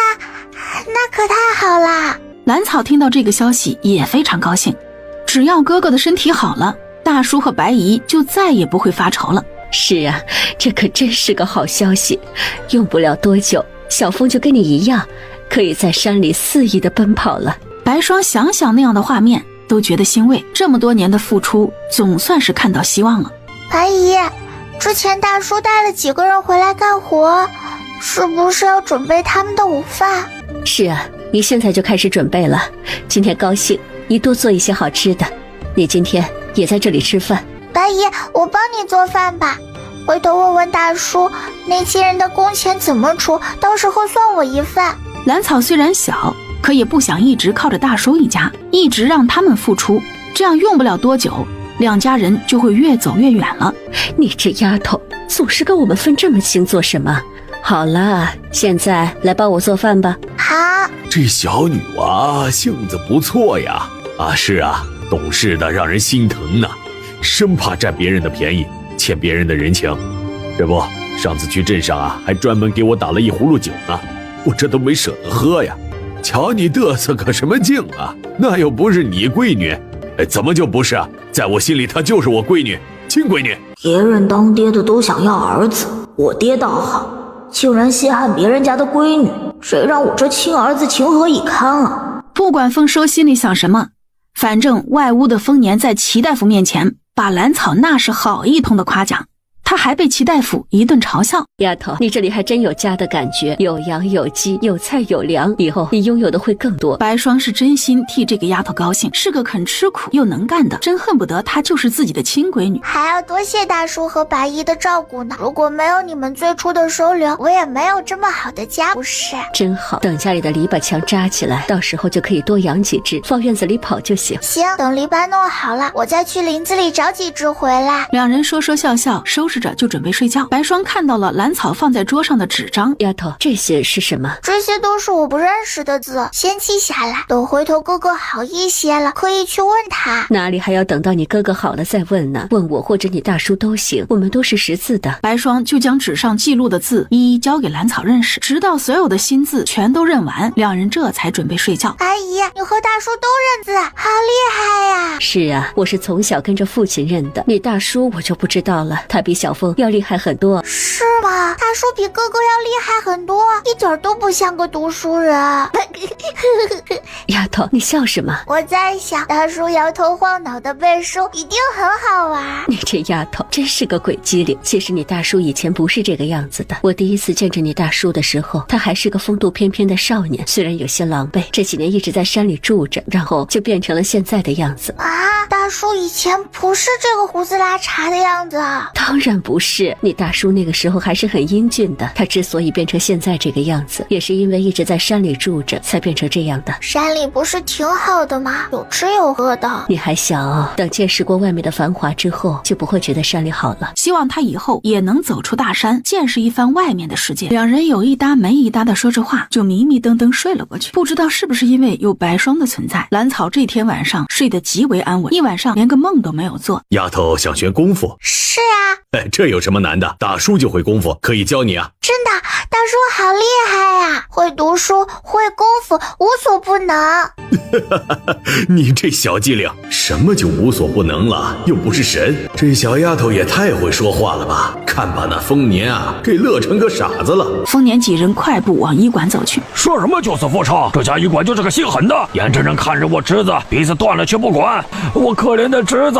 这家医馆吃人不吐骨头啊，没有钱不给治病啊。不会吧？齐大夫一直对我们这些乡亲很照顾呀。哟，这不是赵二旺和他叔吗？一个二流子，一个老赖，这次是准备讹医馆了。就是，快起开，要不然我们可要报官了啊！几人刚刚走近一些，就听到人群中一个瘦小的老头正坐在地上撒泼打滚，他旁边的担架上还躺着一个鼻头红肿的男子。兰草对于这个人印象可太深了，便想着替齐大夫出气。他扭头一看，见自己身旁的两个男孩手里都拿着一只绿色的菜青虫，于是兰草便从空间里抓了一把小虫子，便一只一只往赵二旺的嘴里扔。不就是扔虫子吗？他们也会，他们的还是活的大的。哎呀，是哪个天杀的往老子嘴里扔虫子？你们两个今天居然都讹到我这里了，好得很呐！去算一下，他们两个一共欠了多少药钱？今天要一并还上，再腾出一个人去报官。齐大夫，我求求你，我实在是没钱了。现在知道求我了？刚刚不是恨不得从医馆撕下来一块肉吗？东家，赵二旺和赵德兴一共在咱们医馆欠了1两3钱药费。乡亲们看见没有？这两个人吃着我的药治病，回头又砸着我家的锅，这口气我实在是忍不下去了。一会儿官差来了，大家伙儿都给做个证。周围的百姓对于赵二旺两人那可是深恶痛绝，当然乐意作证了。没有什么比看到二流子和老赖被收拾更让人舒坦的了。小马哥一行人听到兰草来到镇上的消息之后，全都撒丫子跑了出来，只留下一个新来的小豆子在镇子里打听消息。小豆子，快说，那个赵二旺怎么样了？赵二旺和那个老头一起被里长带的人给抓走了，说是要送去县衙。医馆的掌柜和好几个路人都跟了过去。赵二旺就那么被送走了，他就没出点别的事儿？那个煞星出现之后，和他作对的人必然会出些什么事儿才正常。小马哥，你可真厉害，这都能猜到。哎呀，快说，赵二旺他咋了？他呀是被拖着走的，一路走一路吐，胆汁儿都快吐出来了。那个赵二旺为了讹人，一直躺在地上张着嘴呼吸，还把眼睛给闭上，被几个倒霉孩子往他嘴里扔了好些死虫子，直到从他嘴里爬出2个菜青虫，他才装不下去，一蹦老高。那也不至于一直吐啊。问题是他吐出来的东西里有个屎壳郎的头。赵二旺这次看着没被打，但是似乎更遭罪一些。我让你之前盯着的那个女娃，她是不是做了什么？就是他在人群里趁人不注意的时候往赵二旺嘴里扔的，后来旁边2个小男孩也跟着扔，他溜出人群跑了。以后都记住了，离那和煞星远一些，就算是哪天真碰到了，当祖宗一样的供起来，可千万别招惹到他。最后，小马哥再次叮嘱身边的几人，而此时的蓝草已经把带的野鸡全都卖到了同福楼里。只是他才刚走出同福楼，就被街上一个男孩给吸引了目光。他要比自己大上4、5岁的样子，身上的衣服也比街上来往的这些人要好上一些。蓝草只觉得眼前这个男孩有些眼熟，但是却一时想不起来在哪里见过。想不起来就不想了，我还有事情要办呢。一个路人而已，还是不要想太多了。也不知道大叔还在不在医馆那边，也不知道那边的事处理的怎么样了。那个想骗钱的坏人受到惩罚了没有？还是先去医馆看看吧。大叔，齐大夫怎么样了？还有赵二旺那个坏人受到惩罚了没有？齐大夫没事，县令大人打了那2人20大板，让他们3天之内还清药费。大叔，你真的会教我功夫吗？那当然，大叔也希望丫头以后能够保护好自己。光有大力气这可不行，这丫头太缺乏安全感了。她想要学功夫也是可以的，加上她的大力气，不被人欺负就挺好。那太好啦，大叔，吃烧饼。蓝草高兴地从口袋里掏出一个烧饼来递给丰年，现在也只有这个刚买的烧饼才能表达他的感激之情了吧。大叔收下这个烧饼就不能反悔了，这可是拜师礼呢。是不是这拜师礼有些单薄了些？那回去了再加一只兔子好了。丰年无奈只好收下那个烧饼。两人回到家的时候，天色早已经黑透，趁着这会儿饭还没好，他便先去把今天的大字给写了。当天晚上，蓝草躺在暖烘烘的被窝里，将今天发生的事情一件一件说给爷爷听，然后又背着三字经慢慢的睡着。第二天一早，看来是要变天了。昨天下了一夜的雨，今天的气温要比昨天低很多。蓝草先去杂物房给2只羊丢了一些青草和水，然后又给小鸡仔丢了一些虫子，放了些水，把家里几个小家伙安顿好。今天的早饭依然是烧饼加肉汤。蓝草很快就吃完饭，然后从家里拿了个竹筐顶在头上，小心地往丰年家走去。前几天因为齐大夫和丰年一直守着丰收，他一直没有机会再给丰收用健体丹，看看今天有没有机会再给他用一些。蓝丫头，下着雨你怎么过来了？快进来。白姨，哥哥今天怎么样了？好点没有？蓝草看着一边炭炉上的药罐问白霜。好一些了，不过这药不能断，还得再接着喝，今天有些冷，他还没起呢。就在这个时候，蓝草看到屋里出来一个男人，这人衣服头发收拾得很整齐，就连脸上的胡子也没有了。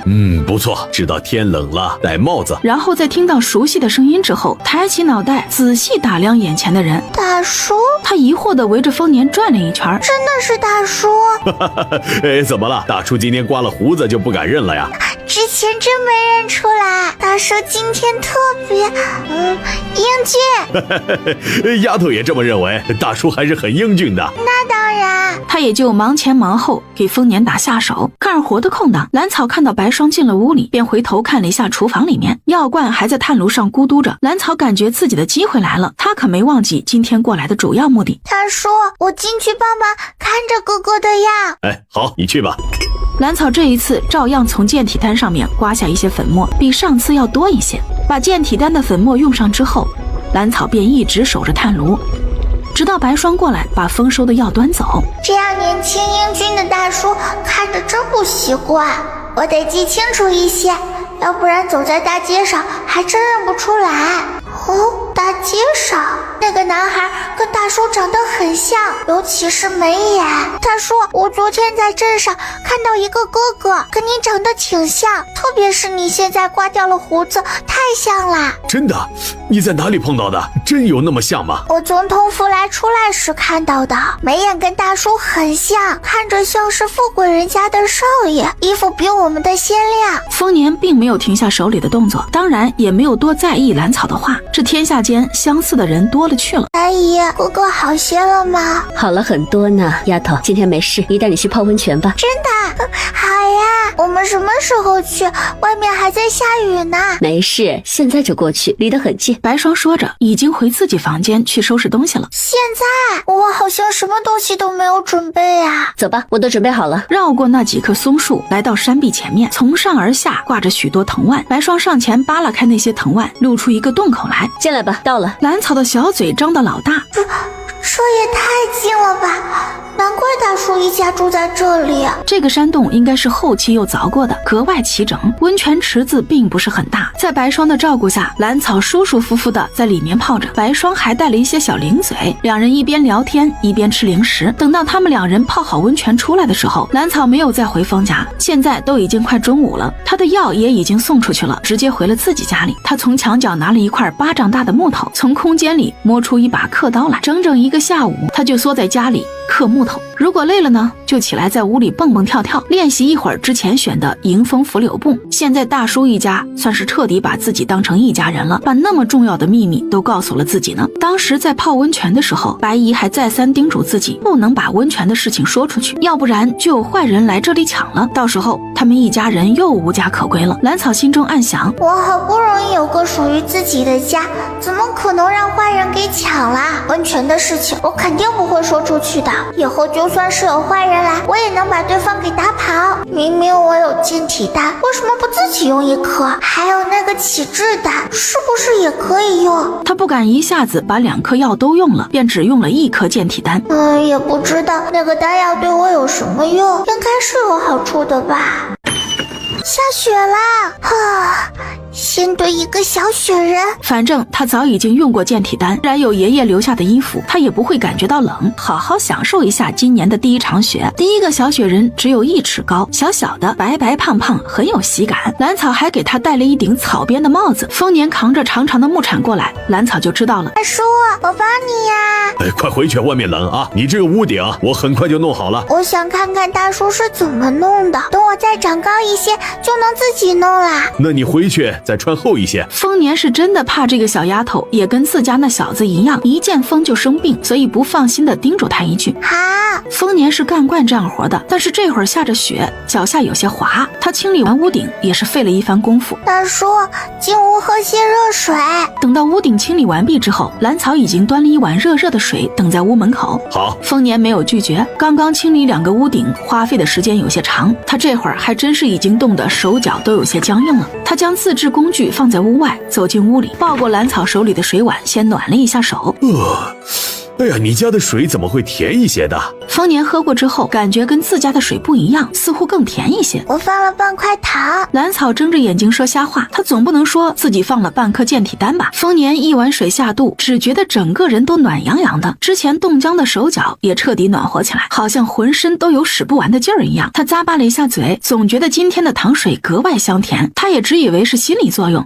还是丫头倒的水好喝啊！兰草冲丰年甜甜一笑，肯定是大叔太累了太冷了，才觉得今天的水好喝。丰年在他头上摸了一下，便转身离开，临走还不忘叮嘱他：丫头，把房门关上，今天晚上就不要再出来了，估计晚上还要再下一夜呢。好，我记住啦。这丫头自信练习得很刻苦啊，这段时间我过去的时候，她就在刻木头。那可不，昨天齐大夫那里还留了几件，他说要推荐给镇上的几个熟人，没准呢过几天就会有消息了。真的？那可太好了，如果能跟哪个店铺的掌柜牵上线，这丫头以后的生活都不用愁了。小丫头自身能干，这倒是真的。爹，要我说，房子被压塌的人家肯定是太懒了。你看咱们家那次下雪的时候清理了2次房顶，不就没事吗？丰收这段时间身体好了很多，整个人也开朗了一些，一大早跟着丰年忙前忙后。你小子说的没错，但凡是勤快一些啊，那房顶都不会被压塌。他看着圆滚滚跑前跑后给自己递东西的丰收，眼睛笑得都快挤成一条缝。你今年的身体也好了不少，过了年也教你功夫，等以后见了你祖父啊，他也不至于揍我。都听爹的，儿子也觉得今年的身体轻松了很多。丰收早前就知道隔壁的小豆芽跟着自家爹爹学功夫，之前还有些难过吃味儿，现在自己也即将开始学功夫，不说以后多厉害，至少能强身健体就行。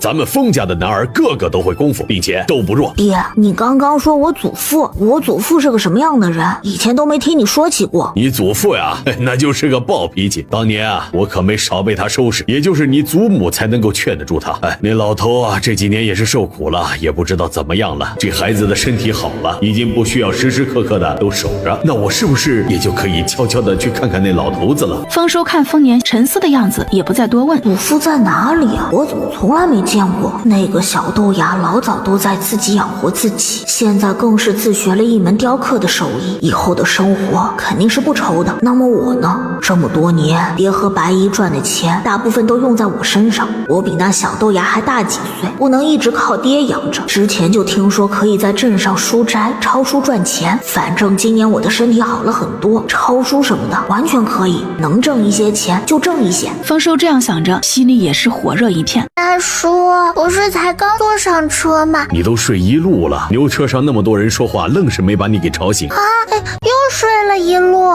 兰草对于自己一坐车就睡觉也是很无奈。走在路上，丰年对兰草各种叮嘱，不要一直埋头雕刻，对身体不好。什么不要忘记练字，一手好字在雕刻的过程中也能用到，以后可以刻经文、符寿之类。什么教他的武功也不要忘记，每天都要练，他会检查的。什么这一次回去之后就要教他记账，以后他可以把每一笔收入都记清楚。兰草都乖巧的一一应下。在兰草的心里，大叔能文能武，会记账，会打猎，会盖房子，会好多好多东西。他会随时随地都教导自己，教自己为人处事、接人待物，这跟白霜教的东西一点都不一样。对了，你的户籍也是个问题，也不知道你以前的户籍有没有呢？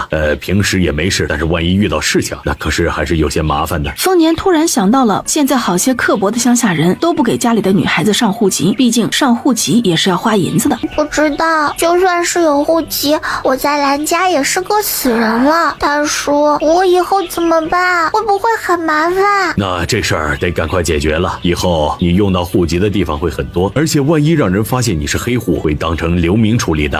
当流民会怎么样？会被关起来吗？兰草被丰年的话给吓得不行，急得他眼泪都快出来了。放心吧，有大叔呢，回头找人花银子给你补一个户籍，到时候跟叔一样落户到镇上就行。大叔的户籍落在镇上，你不是住在山里吗？这山上没村没寨的，也没法落到那里。我和小峰的户籍呢都在镇上。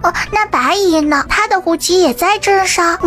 大叔怎么不提白姨呀？他呀，他不一样。丰年只说了这么一句话，就不再开口。兰草虽然不明白白姨有什么不一样的，但是大叔不说，他也不好刨根问底，这个分寸他一直都知道。两人回到家时，天还没有黑。怎么样？白霜的眼睛紧紧盯着刚刚走进院子的两人，一共商定了5个笔筒、笔架、15个摆件、20个把件。今天带来的木雕也被佟掌柜给全包了，收获颇丰。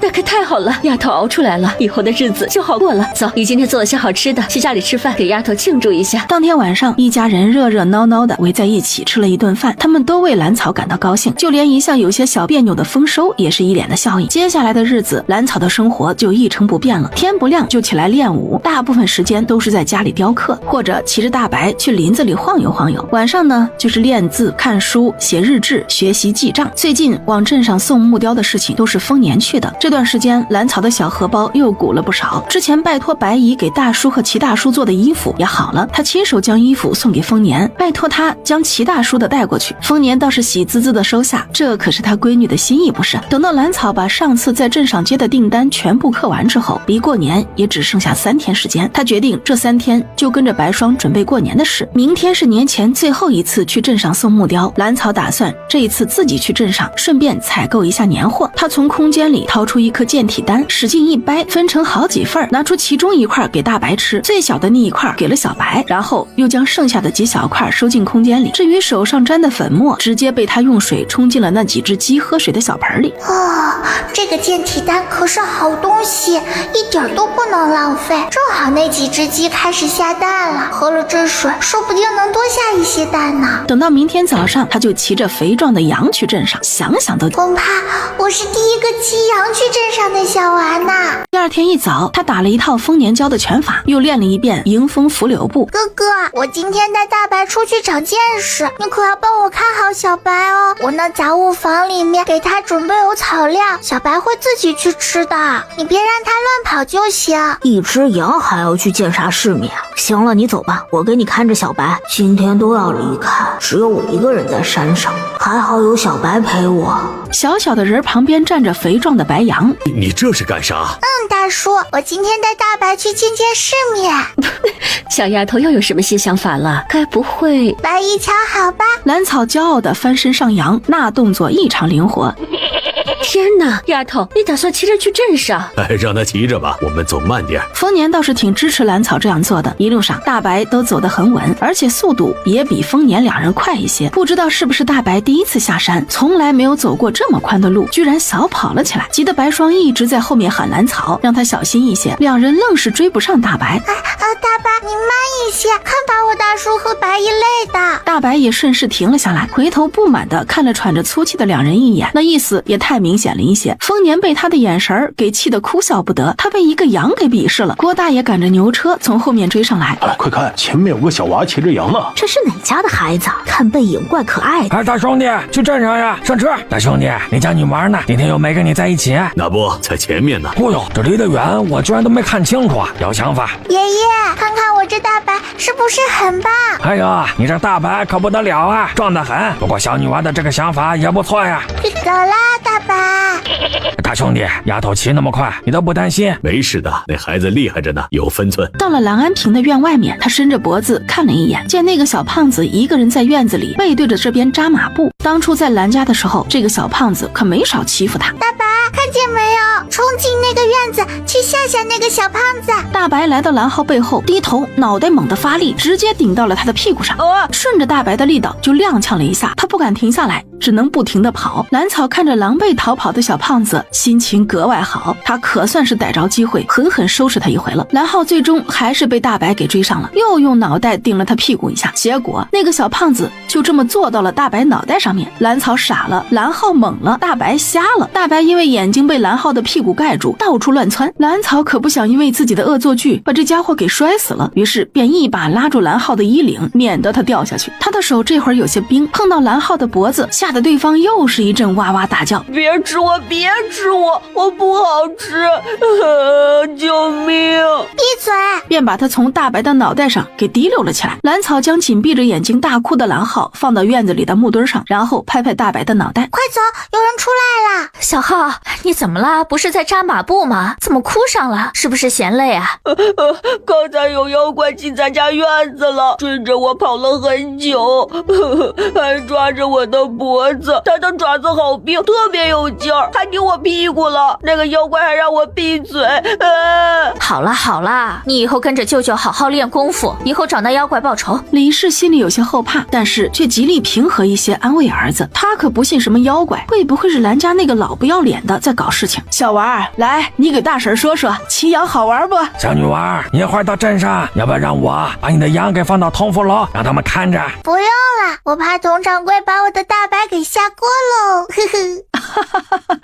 这丫头啊，精得很呐。是呀，兰草的话惹得车上一众大婶又是一阵笑闹。去，你们仨全都出去，要不然大年初一都吃不上饺子。走，我们去写对联去，要不啊，你们白姨就真的生气了。白姨，我那几个饺子记得要单独煮啊，大叔喜欢我包的。看吧，让你偏心，搬起石头砸自己的脚了吧？丰年冲他回了个无奈又宠溺的笑。我闺女我乐意，就是吃那些有路线有稠的饺子我也愿意。对于写对联，丰年可以说是轻车熟路。丰收虽然写字不错，但是每年这个时候几乎都是生着病，他也从来没有动过手。兰草就更不用说了，见都没见过。大叔，我也想写对联。他也练了几个月的字了，写对联也是没有问题的。好，一会儿你家的对联啊就交给你了。在他的心里，小丫头的字写得还算工整，比很多私塾的小孩都写得好。小豆芽，你会用毛笔吗？我当然会写毛笔字，很久之前就开始用毛笔练字啦。兰草的脑袋仰得高高的，好像家里那骄傲的小公鸡。丰收心里一点都不相信兰草能写出端端正正的字来。要知道，毛笔跟小棍子写字可是不一样的。相对于丰年和丰收两人的字来说，兰草写的字确实有些稚嫩，不过却也是端端正正。丰收惊讶的嘴巴都张得老大，这个小豆芽才学了多久的字，写出来的对联居然还能看。我回家贴对联。兰草才刚跑出去没多久，就听到屋里的父子两人闹开了。爹，你干嘛？白姨救我！白霜看着越跑越远的小背影，听着屋里那对闹在一起的父子俩，脸上全是笑，同时心里也有些酸楚。也不知道我的女儿怎么样了，想来她在那个家还好吧，毕竟家里有那么多人照顾。开春小风去私塾之后，我想去看看那个孩子。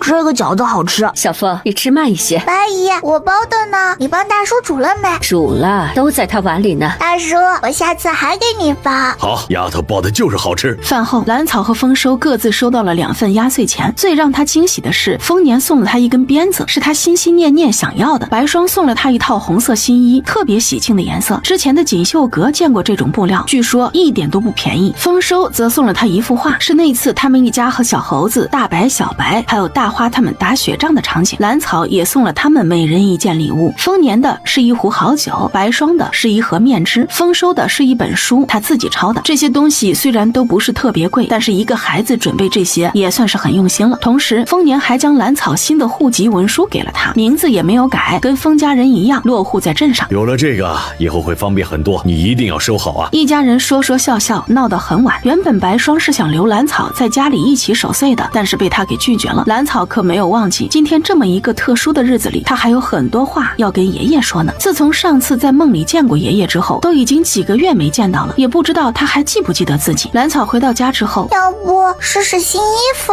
兰草还从来没有穿过红色的衣服，没想到自己现在居然有一件全新的，真的是太开心了。他反复抚摸自己身上的新衣，然后又拿起丰年送的鞭子挥舞了几下。爷爷，过年了，小草刚刚还带回来了一些饺子，也不知道你吃到了没有。今天我收到一件红色的衣服，可漂亮了，也不知道有没有机会穿给爷爷看。爷爷，你再不出现，我都以为你把我给忘了呢。你这样的神仙是住在哪里的呢？是不是在云里边？他又自言自语说了一会儿话，不知不觉也睡了过去。梦里，兰草穿着那件红色的衣服，开心的在草地上跑来跑去。旁边的白雾里走出来一个白发老人。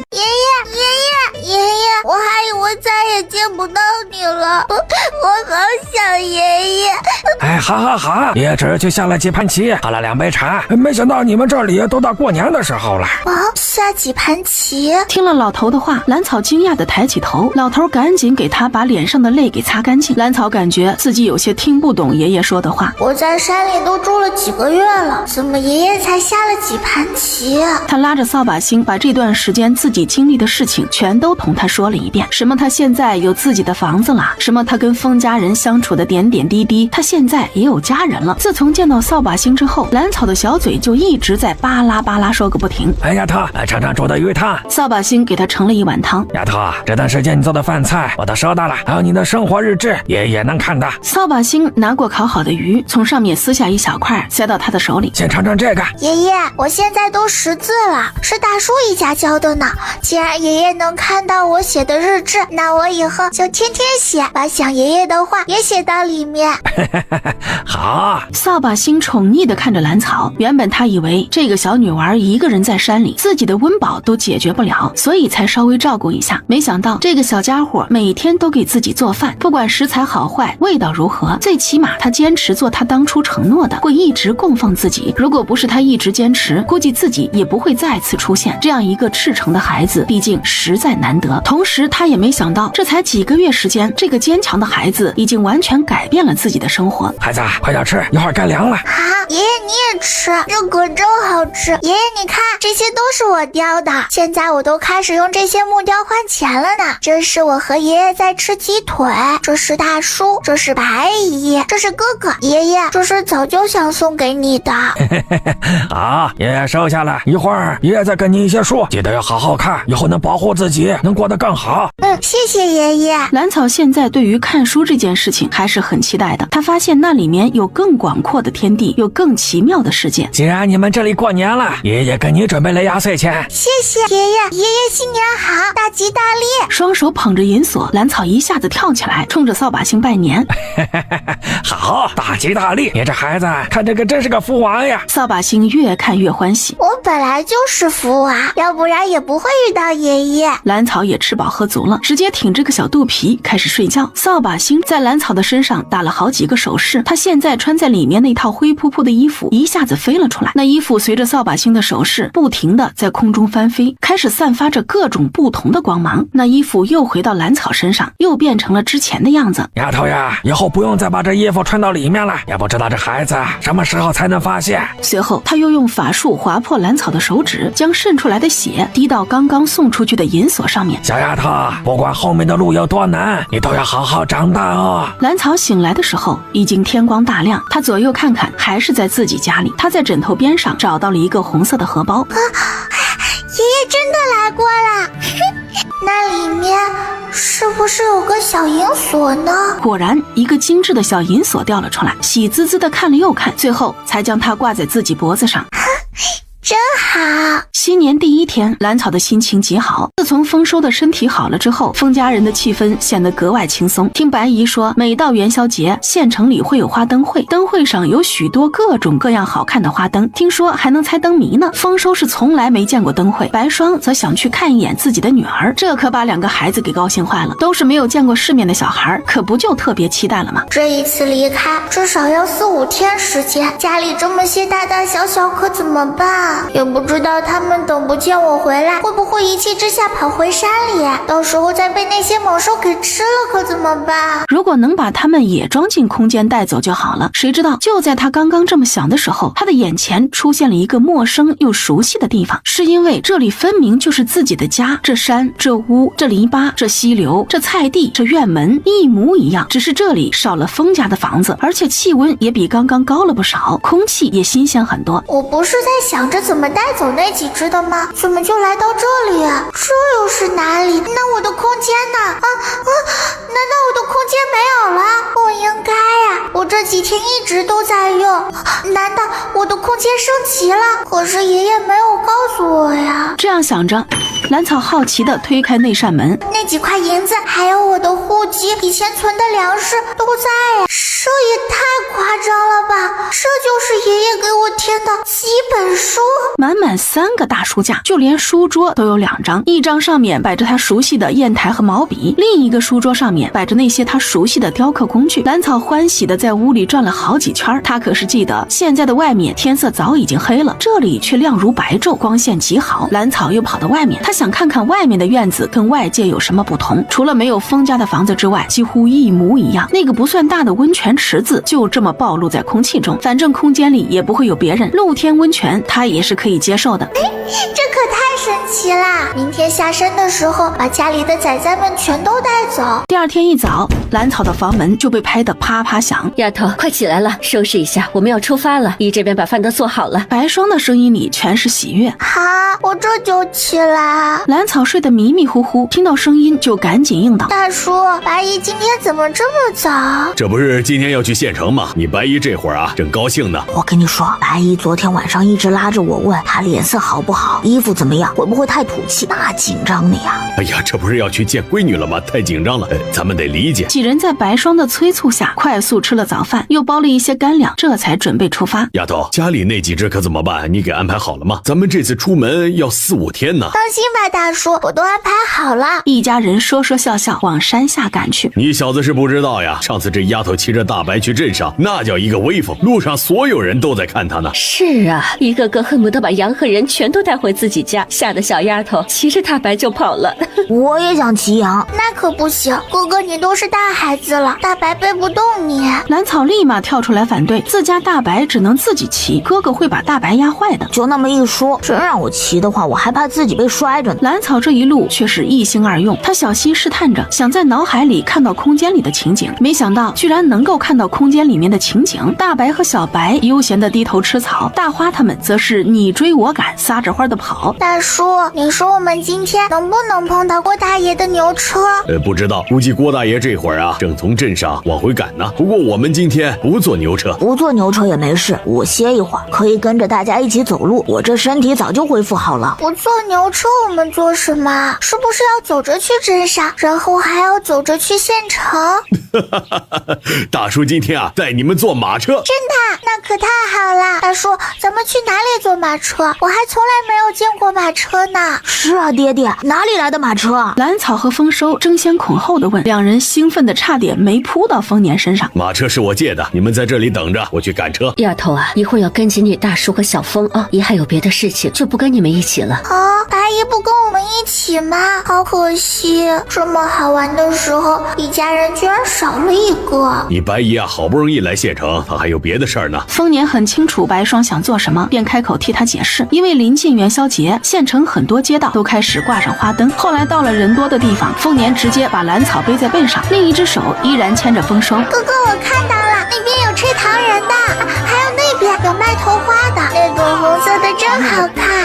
大叔，我看到那个哥哥了，跟你长得很像的那一个。在哪儿呢？让我看看，让我看看。丰收顺着蓝草手指的方向，在原地跳了2下。丰年也顺着他手指的方向看过去，他这一看，还真的是愣了一下。那个孩子跟小峰差不多大，身后还跟着一个嬷嬷和几个下人，眉宇间的防备之色很重。那个少年眉眼间确实跟丰家人很像，丰年不由多看了几眼。大叔，我没说错吧？那个哥哥跟你确实长得很像，我们过去看看吧。蓝草在丰年背上兴奋地大喊着，或许是蓝草的声音太大，那个少年一行人也往他这边看过来，只是冲那个少年挥手表示善意。丰大叔，你们也出来了。齐大叔和齐白英还有一个年轻人。哎呀，白英，是你们呐！齐大叔好，齐哥哥好。这是我女婿，他姓吕，你们想去哪儿玩？可以跟吕家的哥哥说。齐大夫身旁的年轻人吕胜一脸笑意地跟几人打过招呼。蓝草和丰收乖乖巧巧地喊了人，几人打算一起在这街上转转。齐白英和吕胜自然而然地拉着丰收。等到蓝草再次寻找之前见到的少年时，对方已经被一群下人簇拥着匆忙离开，尤其陪在他身边的嬷嬷脸上尽是慌乱之色。由于他用过健体丹的原因，因此耳力也特别好。蓝草远远还能听到那个少年气急败坏的声音：“你们放开我！本少爷不想回去，你们这些奴才，好大的胆子，居然这样对我！”只是那些簇拥着他的强壮下人对他的话充耳不闻，直接将那少年塞进马车。快点回去！此时的他神情恍惚，脸色苍白，脑海里全是刚刚见到的那个男人，还有他身边那个一跳一跳的少年。虽然只是一眼，但是他一眼就认出了他们。他得赶快回去把这件事情告诉主子，尤其是那个孩子，看样子很是康健活泼，想必主子知道了，心里一定欢喜。这群狗奴才果然没把我当主子，一个个下手没点轻重，小爷的胳膊都被抓疼了。等我再练一段时间武，一定要将这些小人打得满地找牙。尤其是身边这个老婆子才是最恶毒的，在院子里所有人都听她的。好可惜，刚刚我已经见到一个跟我长得很像的男人，他会不会是我的亲人啊？一会儿要不要再找机会溜出来？同一时间，白霜把自己包得严严实实，背着个小布包往县城东边陈家过去。自从离开这里之后，已经9年了，他再也没有回来过，也没有刻意打听过。白霜感觉自己快被冻僵的时候，终于见到以前跟自己有些交情的傅妈妈。傅妈妈，我可等到你了。白霜一开始说话，那眼泪就吧嗒吧嗒的滴下来。是你？哎呦，快走！你怎么来这里了？要是让里面的人看见了，可怎么得了？傅妈妈，我想见见我的女儿，求求你了。你怎么那么傻？好不容易离开了，还回来做什么？老夫人还能亏待了自个儿的亲孙女不成？求求你了，傅妈妈，你给想想办法，哪怕远远看上一眼也行。白霜害怕傅妈妈不答应，赶紧从怀里掏出一块碎银塞到她的手里。你是从这陈家出去，家规你应该知道，我帮你从中牵线，如果被其他人发现了，那可是要命的。傅妈妈还是有些犹豫，她实在犯不着为了一个相处不到2年的人搭上自己一家人的命。傅妈妈，求求你了，我只要远远看一眼就行，绝对不上前打扰他。我只想知道他现在长得什么样子，过得好不好。最后将自己怀里的布包全都塞了过去。那你回去等消息吧，马上快元宵节了，说不定能远远看上眼呢。傅妈妈接过那个布包之后，说话的语气也缓和了一些。可说好了，这事之后咱们之间的情分一笔勾销，以后你也不要再找过来了。好，多谢傅妈妈，我这2天都在这附近守着，傅妈妈有消息随时可以传出来。快走吧，我也得回去了。大叔，你有没有发现有人一直跟着我们？放心吧，我感觉到了，只是不知道他的目标是谁。丰年一早就感觉到了有人跟着自己，难道是因为我们这一行人一路买太高调了？不应该呀！这我们买的都是1、2文钱的东西，应该是不招人眼吧？大叔，如果那是坏人，我能不能动手？兰草这会儿已经有些跃跃欲试，自从他开始练武之后，还没有真正跟人动过手。丫头啊，你要记得在不了解敌人的实力之前，不要轻易动手。万一对方比你厉害很多，没准你就直接栽了进去了。一会儿看看对方的目标是谁，要不你一会儿和哥哥一起跟着齐大夫去吕家住1晚。他的心里还有一种不乐观的猜测，想要把2个孩子给打发走，免得被误伤。不要，你让哥哥跟着齐大叔走，我很厉害的，而且大叔送我的鞭子我都随身带着呢，能帮忙打坏人的。兰草好不容易碰到一个出手的机会，怎么可能就这样离开？便叮嘱齐白英要照顾好丰收，那个人还是跟在后面。丰年带着兰草进了客栈，其他人还要继续往前再走一段距离。兰草虽然年纪小，但是身形灵活，他怕速度太慢会错过看清楚那个跟踪的人，直接窜进后院，又快速翻上墙头跳到外面。这个时候丰年也翻墙来到兰草的旁边。大叔，这个人就是一直跟着我们的人，我记得他的气息，一股马粪味，他脸上还有一道疤。丰年这会儿的脸色很阴沉，他没想到他这才刚刚来到县城就被人给盯上了。为什么盯着我呀？可是又为什么跟着齐大夫去了？大叔快走，一会儿那坏人该跑没影了。一下子冲了出去，他运气已经风拂柳步，走路时无比轻盈。这小丫头啊，不光力气大，这身手也很不错呀，这比我都快，这是为什么？大叔，我手里的石子实在是忍不住了。然后手里的石子就飞了出去，直接砸在那个壮汉的腿上。那壮汉惨叫一声，直接跪在地上。齐大夫一行人这会儿正说得热闹，根本没有注意到后面有人叫了一声，很快就转过街角不见了。还不等他从地上爬起来，整个人就已经晕了过去。大叔，你也有那个药粉？是啊，还有，你下次动手能不能够提前说一声呢？这还说你什么手里的石子忍不住了，分明就是你自己忍不住了。丰年没好气地拍了一下兰草的脑袋，刚刚可把他给吓坏了。嘿嘿，下次我让他忍住，绝对不能乱爬。兰草一本正经的胡说，丰年被兰草的话给噎了一下，这孩子越来越调皮了。哎，好了，我们先把人弄到没人的地方，好好的问问他。哇，行行，再不行我把你扔去喂狼了。无论兰草怎么拍打威胁，那人就是醒不过来。丰年也是第一次用这个药，他还不知道这药的威力还挺大。大叔，怎么办？要不然我把他抽醒吧。试试吧。丰年可不像兰草这样的小菜鸟，当初他能活下来，也是杀出一条血路的结果。最后鞭打针扎，终于将遍体鳞伤的壮汉给弄醒了。疼死老子了！明明我只是腿上受了伤，为什么全身都疼啊？哎呀，那些人！壮汉忽然想起王嬷嬷交代的事情，赶紧四下张望，想要找到那些人。他想要从地上爬起来，却发现全身疼痛且无力，疼还有些晕晕的，根本就起不来。你跟踪那些人干什么？谁？给老子滚出来！那人也是个嘴硬的，就凭他家主子的身份，自己在外面都没有吃过亏。说跟着那些人干什么？我不知道啊，嬷嬷只让我跟着，看他们住在哪里。兰草站在院子深处撇撇嘴，这人之前嘴还挺硬，没想到骨头这么软，才抽了一鞭就说了：这个嬷嬷是什么人？王嬷嬷是我们夫人身边的人，最近去照顾大少爷了。那人一句话将王嬷嬷的身份给交代个清清楚楚。你们夫人，你们是县城哪家的？那个王嬷嬷为什么让你跟着？原来这人是这县城里的商户秦家的马夫，刚刚跟着大少爷一起出来玩，不知道为什么夫人身边的嬷嬷是怎么想的，强行把大少爷带回去，让他来干这跟踪人的活，结果被人逮到打了一顿。丰年两人得到为数不多的消息，快速离开巷子，翻墙回到客栈之后，已经出去很长时间的白霜居然还没有回来。大叔，白衣怎么还没有回来？会不会出事了？自从今天晚上被人跟踪之后，兰草的心里还是有一些害怕的，他怕白霜一个人会遇到相同的事，也不知道他能不能应付。放心吧，你白姨啊是去看自己的女儿了，说不定这会儿正高兴着，不用担心她了。丰年压下心里的担心，安慰着小丫头。既然大叔说没事，那我就放心了。大叔你先去休息吧，我一个人可以的。夫人，老奴有要事禀告。激动地冲秦夫人使眼色。秦夫人有多久没见过自己的奶嬷嬷这个样子了，也不知道是不是那个小崽子那里又闹出什么事了，便揉揉额头。川流，你先下去。夫人，你的诚心感动了佛祖，今天我见到那个人了，还有少爷，真正的少爷呀！少爷，那个小崽子又做了什么事啊？你都看不住他吗？他现在一点都不想听关于那个小崽子的话。可是什么真正的少爷？秦夫人噌的一下站了起来，一把抓住王嬷嬷的胳膊，眼睛里全是不敢置信。你说什么？再说一遍。秦夫人已经想到了什么，她激动地抓住王嬷嬷的手。老奴刚刚在街上看到9年前那个人了，他旁边的小少年酷似老爷，肯定是少爷呀！真的？秦夫人哆嗦着嘴唇，不敢置信地又问了一遍。感谢佛祖，感谢佛祖。太好了，夫人，没想到我们还能再见到那个孩子。嬷嬷，你快说说，到底是怎么回事？那个孩子好不好？脸色怎么样？个子高不高？一脸期待地看着他的脸色。我的夫人哎，老奴看得真的。少爷虽然瘦了些，但是真精神。我见到他那会儿啊，像只猴子一样蹦蹦跳跳，活泼得很呐。真的？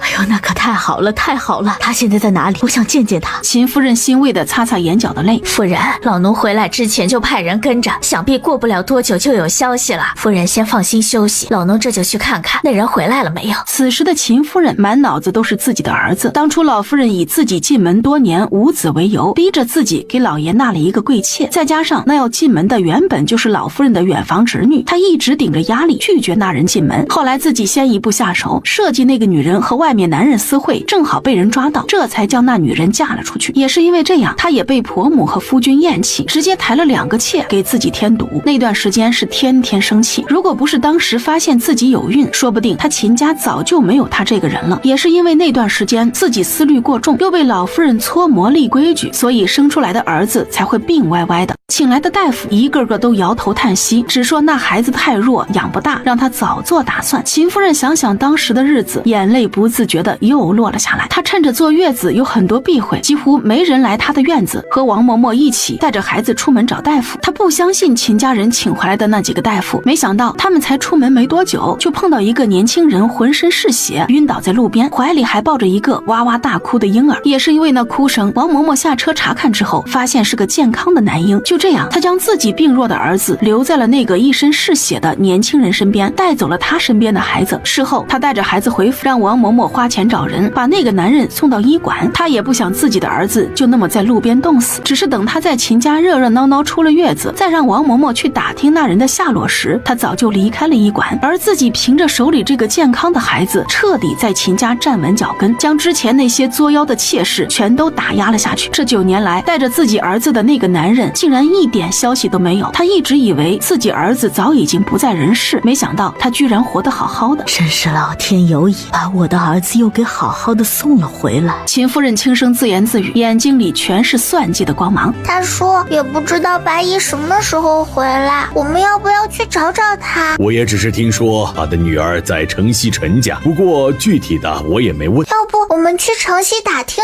一下吧，这样是真的有些不放心。兰草感觉这个县城一点都不好，虽然很热闹很繁华，好吃的好玩的也多，但是街道太多了，他还真怕自己一个人出去会迷路。也可以，就当是带你去城西转转，不过你别抱太大的希望就是了。方年也不甘心，好不容易来县城一趟，就这么被一个跟踪的人给吓得缩在屋里，那不可能。同一时间，王嬷嬷一大早终于等回了已经冻得脸色青紫的田六。你个死崽子，你昨天晚上干什么去了？你跟的人呢？嬷嬷，小的在半道被人发现了，然后被打晕扔在了巷子里，冻了一夜。王嬷嬷快要被这个田六给气死了。废物，这真是个废物！这要是让夫人知道了，不光是你，就连我都要跟着你倒霉。你就一点有用的消息都没打听到？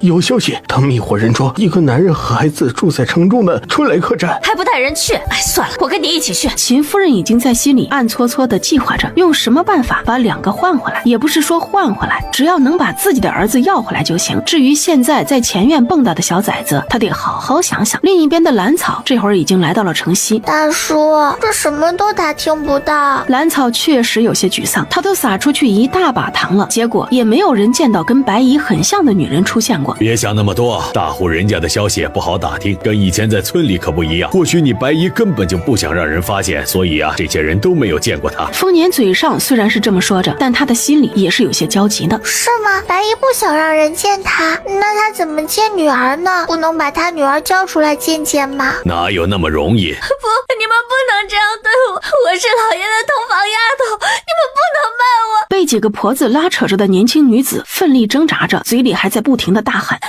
爷，你救救粉爹呀！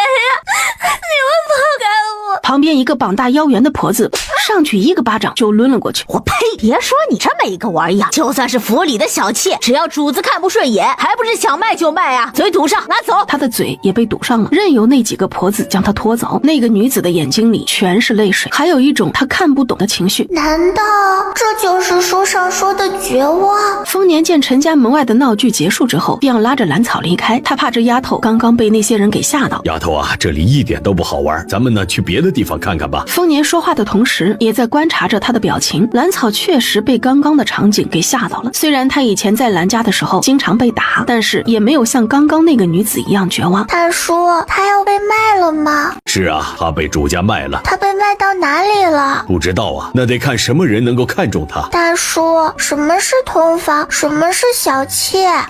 你长大一些就知道了。大叔，通房和小妾都会被卖掉吗？只要主家不喜欢，就可能会被卖。丰年压下心头的尴尬，耐心解答兰草的各种为什么。这丫头没有母亲教导，白霜估计不会提起这个话题，还是他一个大男人说几句吧，要不然真怕这孩子以后吃亏。丫头，你要记住啊，长大一定不能够做妾，就算是日子难过，也不会有你去年的日子更糟了。你要知道，一旦做了妾，你的命就掌握在了别人的手里，随时都有可能会被大杀发卖。丫头现在听不懂没有关系，但是你一定要记着大叔的话，等你长大一些，就会慢慢的懂了。丰年感觉自己能说的就这么多了，希望这孩子能记在心里。兰草虽然懵懂，听不懂丰年话里的意思，但是他一向听话，这会儿见丰年说的严肃，便重重点头。大叔，虽然我不懂什么是妾，但是大叔的话我记下了，以后一定不做妾。刚刚站在人群里将自己包裹得严严实实的白霜已经走到了两人的身后，这会儿白霜走在两人身后，耳边将丰年的话听了个清清楚楚。一时间白霜的情绪有些崩溃，竟然呜呜地哭了起来。大叔，那是不是白姨？是他。兰草快步走过去，紧张地拉着白霜的手。白姨，你怎么了？是谁欺负你了？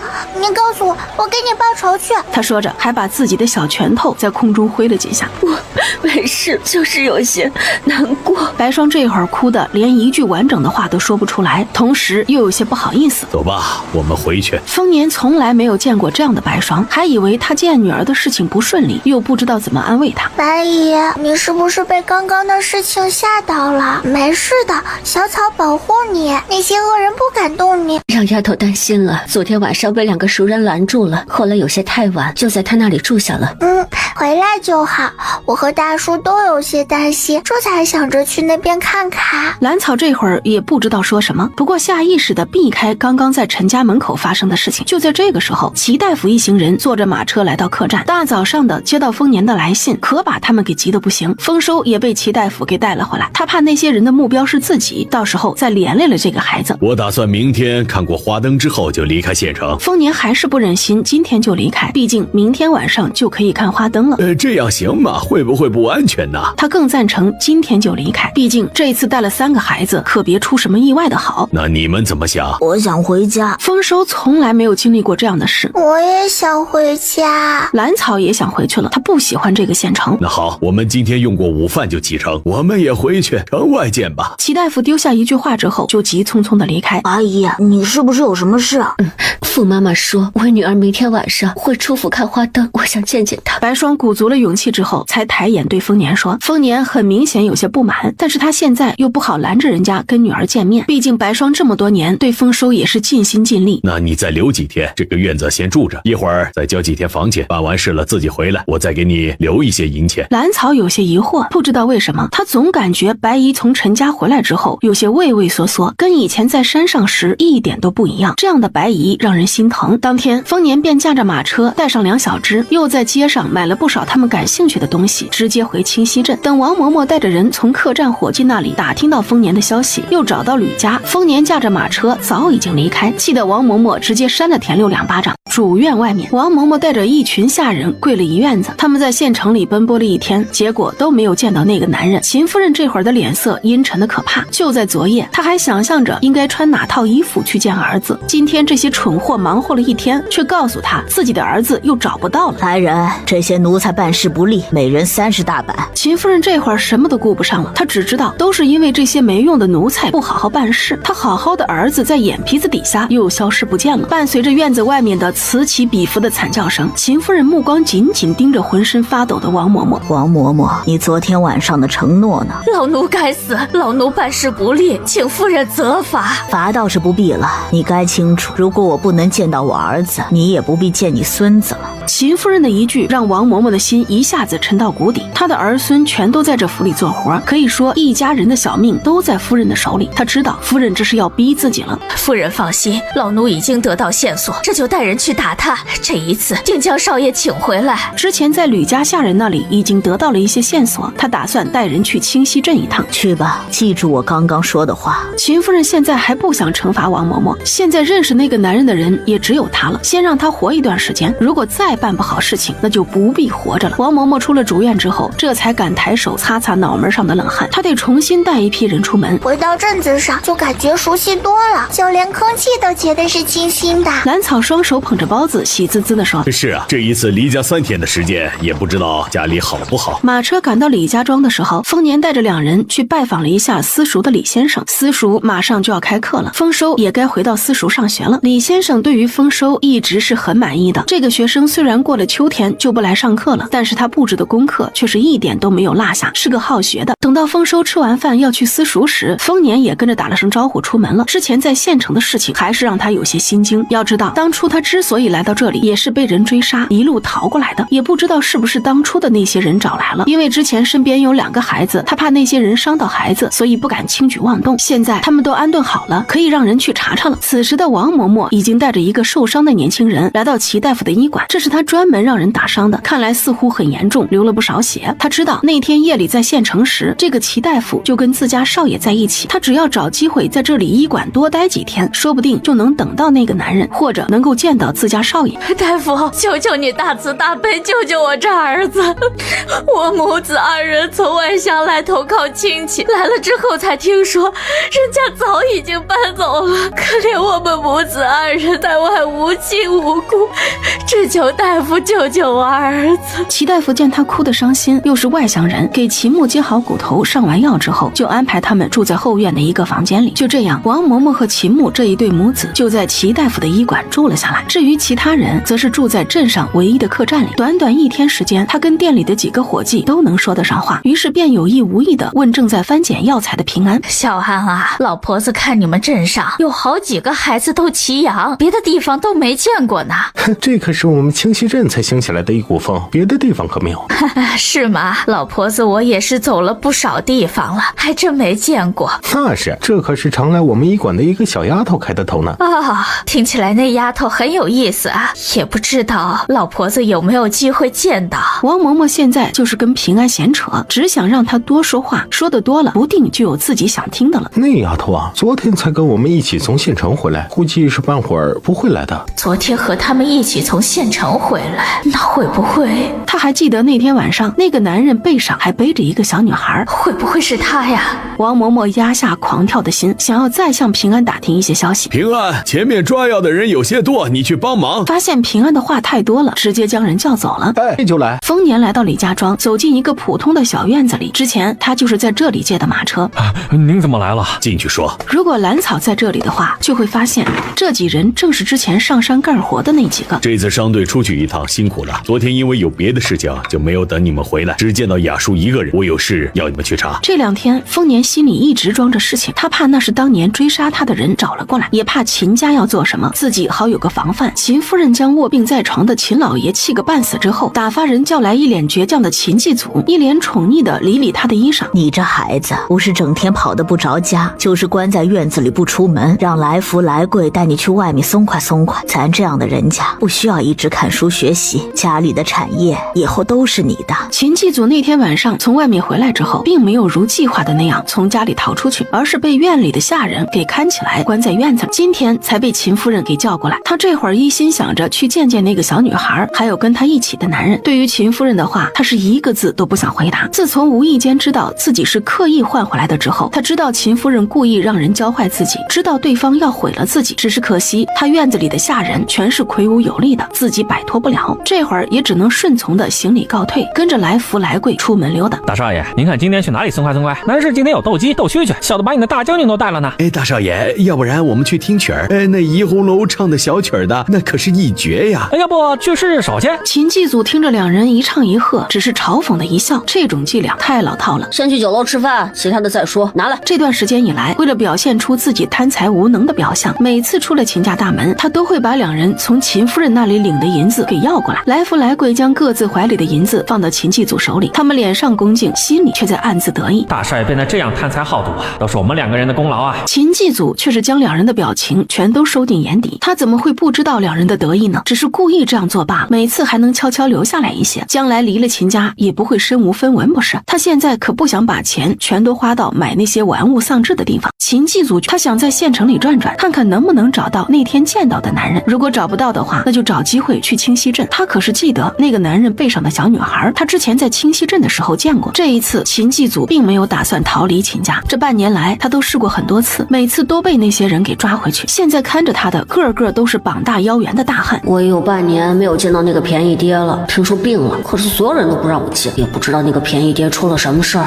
如果不是他这么久不出现，秦夫人也不会这么明目张胆让人带自己去那些地方，自己也不会这样被动，任由秦夫人指派的下人欺负捧杀。他拿着私藏的2两银子和以前藏起来的银花生，到附近的钱庄里换成银票，在掌柜的鄙夷的眼神中把银票叠到最小，藏进身上的腰带里。他这半年来通过这种方法已经存了近100两银子，不管以后去了哪里，总是能活一段时间的。于是王嬷嬷打算带人去李家庄看看，说不定在那里能见到那个男人。此时的丰年还不知道心怀恶意的人已经靠近，他这会儿正在分析李家庄那几人从县城带回来的消息。这秦家也是倒霉，先是秦夫人过门几年无子，被其他几房笑话打压，接着是老夫人重病过世，秦老爷倒是立起来掌握了家中的产业，谁知道这去年也病了，据说啊这病的还不轻呢，已经半年没有出现在人前了。哎呀，他那唯一的儿子也是个不学无术的，这小小年纪就沉迷赌博，秦夫人一介女流有什么用啊？哎，这秦家怕是撑不了几年了。几人你一言我一语地分析着秦家的现状。丰年想着，难道他们当时不是在跟踪我？会不会是吕家？他们两家都在县城居住，有什么矛盾这也说不定啊。直到现在丰年都没有分析出来秦家的目标跟自己有关系，主要也是因为那个负责跟踪的田六啥都不知道。接下来他便把精力全都用在了几年前追杀自己的那些人身上。当年他带着刚出生的丰收逃离京城，自己受了重伤还昏迷了几天，那孩子也是因为这一路的逃亡，所以身体才会越来越差。这些年他都自责的不行，因此也将这支小商队赚的钱全都用在了给丰收调理身体上面。那些追杀自己的人虽然也有了一些眉目，但是他却一直不敢跟父亲联系，害怕暴露了自己的行踪，再把那些人给招过来，到时候家里的孩子就更加危险。这段时间要警惕一些，万一京城来人了，我们也好提前做好准备，到时候你们两个带2个孩子提前转移。丰年最后下了结论，接下来丰年又跟几人讨论了一下商队的事情。现在儿子的身体好了，他就可以分一些精力在这上面，可以多攒一些钱，等到丰收学业再进一步时，去县城读书，以后再考科举，这些可都是要花钱呢。等到丰收再大一些，他就可以去找父亲。也不知道自己带着孩子失踪这么多年，他老人家有没有挂念自己。丰年这会儿还在计划着美好的未来呢。同一时间，王嬷嬷已经带着人来到李家庄。王嬷嬷怕马车进村引起围观，便带着人步行进了村子。当王嬷嬷坐到旁边的时候，他们还在高声谈笑。哎呦，时间快到了，我得看看小孙子去。今天第1天上学堂，也不知道怎么样。这个村子里有私塾，那咱家少爷是不是在里面呀？我得过去看看，没准少爷就是在那里读书呢。王嬷嬷也跟在几人的身后向私塾方向走过去。私塾那边刚刚散学，大大小小的孩子呼啦啦从院子里面跑出去。王嬷嬷远远就见到那个走在最后面的孩子跟老爷长得很像，正是那天晚上见到的孩子。她压下激动的心，赶快往前走了几步，却见自家少爷没有跟村里的孩子走一个方向，而是朝另外一个方向过去，还越走越远。于是王嬷嬷跟了上去，同时还挥手招呼那些下人过来，也有人跑去通知村外的马车进来。丰收出了学堂之后，就直接往山上的方向过去。只是今天有些奇怪，自己身后怎么还跟着一个婆婆？难道她这个时间还要上山？山。丰收虽然感觉有些奇怪，但是却没有放在心上。别人去哪里跟自己没有关系。王嬷嬷一直跟着丰收，看着他开始上山，就赶紧挥手招呼身后的下人上前。快，先把人带回家再说。他现在可不会想着说好话劝少爷回家，那样只会浪费时间。他从一开始就打算把人绑回去，只要带到夫人面前，以后的事情再说。早有准备的几个下人一下子就扑了上去，在丰收完全没有反应过来的时候，直接将人给迷晕，抬进了马车，快速离开。此时的丰年有些懊恼的往家里赶，原本想着和丰收一起回山上的，私塾那边的院子早都已经上锁，天色也暗了下来，他得走快些，说不定在半道上就能追上儿子。这样想着，丰年上山的脚步又加快了许多。昨天我因为有事儿都没有和儿子一起回去，今天又是这样，真是太不应该了。也不知道那小子独自走山路会不会不习惯呢？兰草这会儿焦急地站在院子外面来回踱步，他的饭菜早已经做好，这会儿天都快黑了，哥哥还没有回来。他昨天可是老早都回到山上了，也不知道是不是出了什么事情。这样想着，兰草心里就更加不安。最后他直接叫上大白，骑着就下山去迎丰收。渐渐的天色彻底黑了下来，兰草已经急得不行，这会儿家里一个大人都没有，他也不知道丰收出了什么事。丰收，哥哥！他一边找一边喊，怕的就是丰收像第一次见面那样从山上滚下去。丫头怎么了？满头大汗的丰年就出现在山路上。大叔，都这么晚了，哥哥还没有回来。兰草一见到丰年，一下子就像是有了主心骨。什么？没回来？丰年的脸色一下子变得煞白，他差点没站稳。这上山的一路上也没有见到人呢。刚刚我还特意的去看了一下，私塾的院门都已经上锁了，说明丰收已经离开私塾回家了呀。那他去哪里了？一时间，丰年的大脑都有些转不过来，不停的想着丰收可能去的地方。可是这几年，他因为身体的原因一直在山上，除了去李先生的私塾，几乎没有跟外人接触过。丫头，你先回家，不要乱跑，我去找小峰。他现在再也顾不上兰草，只匆匆交代了一声，就转身离开。丰年忍着腿软往山下跑去。他在李家庄还有几个人，可以让他们帮忙找人，或许一起在私塾读书的孩子们知道些什么。兰草看着丰年疯狂下山跑的身影，不知道哥哥是不是在山里的某个地方。这样想着，大白快，我们在山里找找，说不定哥哥在山里玩呢。于是他依旧像刚才那个样子，在山路上一边跑一边喊：丰收，哥哥！告别小猴子他们之后，兰草也不在山里找了，运起迎风拂柳步向山下跑去。也不知道丰年下山去了哪里，他也不知道能不能追上。就在这个时间，李先生家的房门也被敲响了。什么？丰收没有回去？散学之后，我看着他和其他孩子一起出了院子，往山上的方向去的。李先生听了丰年的话，也是一惊。哎呀，怎么会发生这样的事情？当时有几个村民来接孩子，也不知道他们看见了没有啊？先生能带我去那些人家问问不能？丰年颤抖着声音问李先生。走，我带你去问问。李先生也不想自己的得意弟子出意外，李家庄很多人家的院子都被敲开了，只是所有人都没见丰收最后去了哪里，只知道他散学时往山上去，也不知道是谁想起来了。散学之前，村子里进了几个陌生人，当时那个婆子还坐在村中间的晒谷场上一会儿，最后跟着村里人往私塾方向去了。还有人说，那另外几个人跟那婆子应该是一起的，他看到几人打眼色了，那几人好像还驾了一辆马车。众人你一言我一语的诉说着自己看到的。丰年很快就想明白了，是有人进了村子，尾随着丰收，在上山的路上把他给劫走了。打听清楚之后，丰年便骑马追出了村子。与他同行的还有住在李家庄的商辈几人，他们一早就准备好了马匹，只是现在天色已晚，他们又要注意查看各个岔路口的痕迹。其实他们赶路并没有多远，兰草下山之后就又骑上了大白赶路。还真是太可怕了，居然有人进村子把孩子掳走了。哎，听说李先生很看重那个孩子呀。也是可怜，那孩子住在山上，今天又是一个人回家，可不就被那些人给得手了吗？也不知道那几人能追上不能。兰草听了几人的话，心里惊得不行。原来哥哥是被人掳走了吗？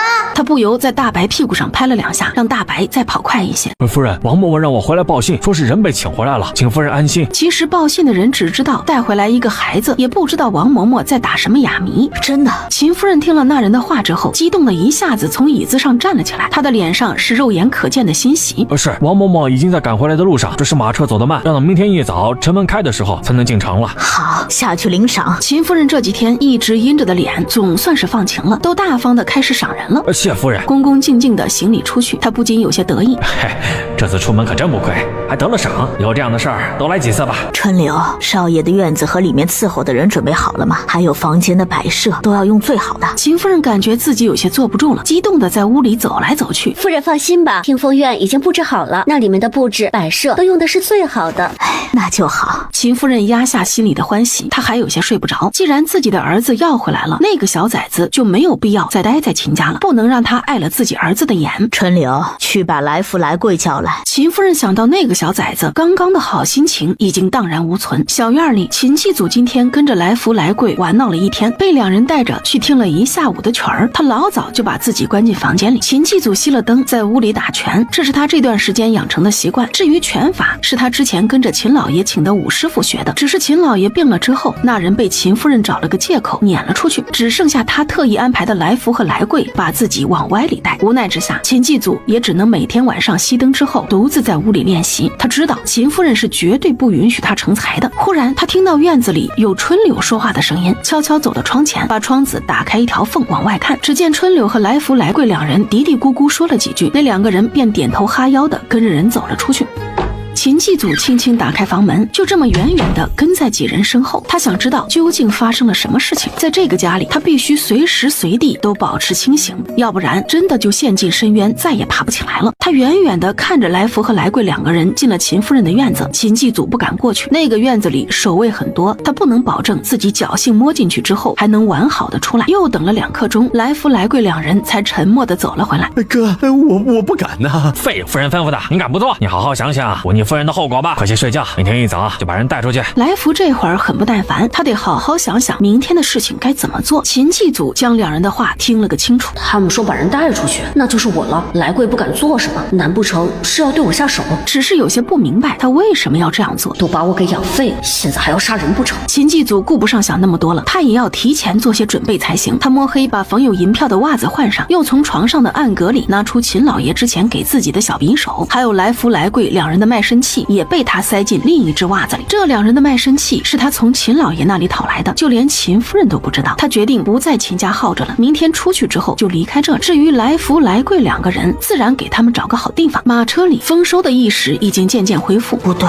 我的炕睡上去热乎乎的，但是现在我躺的地方却是冰冰凉，外面还有哒哒哒的声音，难道这是在马车里？想起来了，今天散学后他一个人回山上，却被人从背后捂了帕子，然后他什么都不知道了。丰收并没有第一时间睁开眼睛，只是强压下心里的恐慌，静静地听马车里对话的声音。嬷嬷，我们从县城专门跑到这里，就是为了这小子。你瞎呀，看不出来他长得跟老爷很像吗？老娘告诉你，这可不是什么小子，他才是我们秦家的大少爷。什么？他是大少爷？那眼前这个少年是大少爷，那现在的大少爷又是谁呢？多年前，大少爷被贼人给偷偷换掉了，夫人也是才发现没多久。王嬷嬷无耻地歪曲事实。什么人那么可恶，居然敢换掉我们秦家的少爷？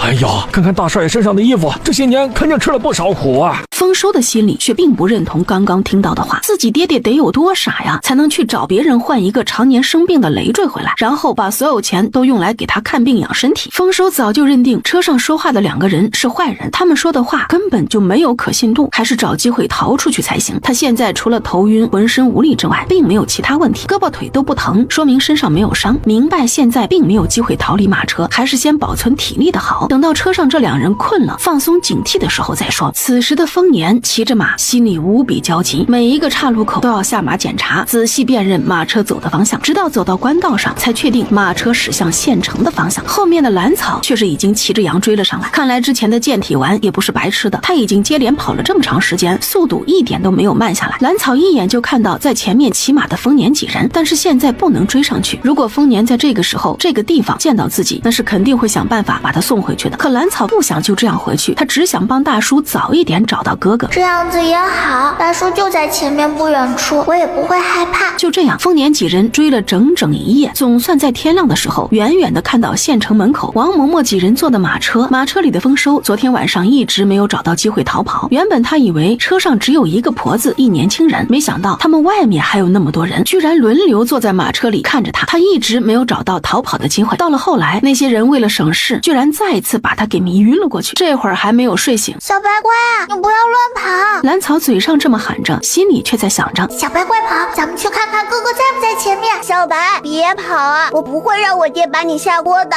蓝草顺着小白的力道，一路跟着他一直往前跑。丰年焦急地在队伍里四处张望，这一看不要紧，丫头和小白怎么会在这里？丫头、小白，你们站住！说着，他将马扔给旁边的人，跟着也冲出人群追了过去。谁知道前面一人一羊听到他的声音更加慌乱，小白的速度也越来越快。他对于丰收的气息简直不要太熟悉。小白快速地冲到最前面那辆马车跟前，围着那马车的车厢转了好几圈，还想着跳到马车上面去呢，却被正在马车上那马夫给挥鞭子打开了。等到蓝草追过来的时候，小白已经试了好几次要跳上马车。小白这种反常的动作，蓝草和丰年对于这辆马车也更加上心了一些，说不定丰收就在这里。蓝草刚打算走近一些，往马车里面看看，小娃走远些，把你的羊给看好了。蓝草赶紧上前把小白抱住。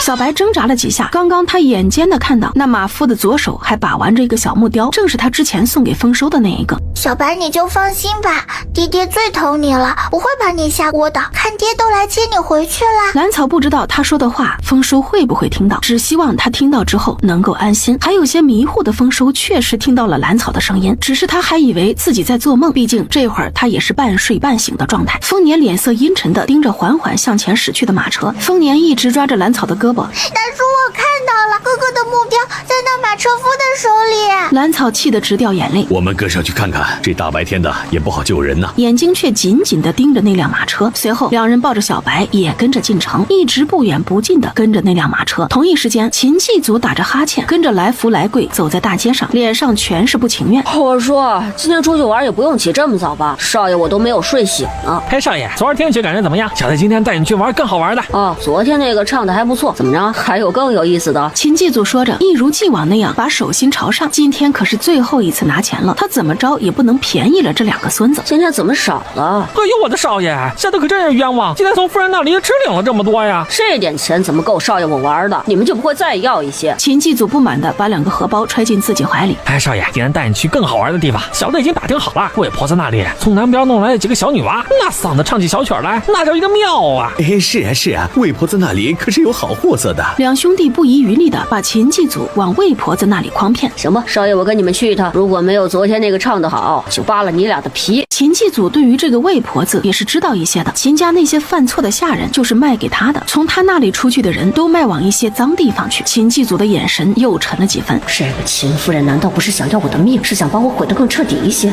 早上没吃饭，我得吃饱了再过去，我一会儿可是要逃跑的，怎么能不吃饱呢？小的这就去买，一起去。秦继祖怎么可能让来福去给自己买吃的？万一他在里面下了点药，我不就被卖了？还是小心一些的好。秦继祖还特别大方的把手里的烧饼递给两人，干香酥脆的烧饼配上香浓的馄饨，两人吃的那叫一个满足，根本没有注意到那两个烧饼已经被秦继祖动了手脚。临走时，秦继祖还特意又要了两个烧饼揣进怀里。三人很快就到了魏婆子的院子外面。来福来贵两兄弟只是觉得头有些猛，就连两条腿都有些发软无力。这会儿魏婆子正在调教刚刚买来的小丫头学规矩，没想到秦家少爷居然带着两个人进来了。他之前去秦家买人的时候见过这位祖宗，据说是个混不吝的，得小心伺候着。秦少爷这样的贵人怎么来了我这贱地方？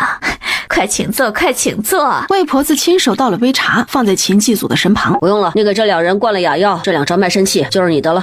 好，老夫人这就准备。来人，把这两人拉下去。他一直以为秦家少爷是个小魔王，没想到却是来送财的。少爷，你干什么？不可能，我们的卖身契怎么能在你那儿？他们之前还想着把人带到这里之后，夫人可是交代了要卖得越远越好。可是现在怎么回事？他们两人都还没有行动呢，怎么就被一个9岁的孩子给卖了？早知道卖身契在少爷这里，他们两人怎么着也不敢这么放肆的呀。他们两个人也不能就这样等着被毒哑被卖，扑向秦继祖。当然目标还是他手里的那2张纸。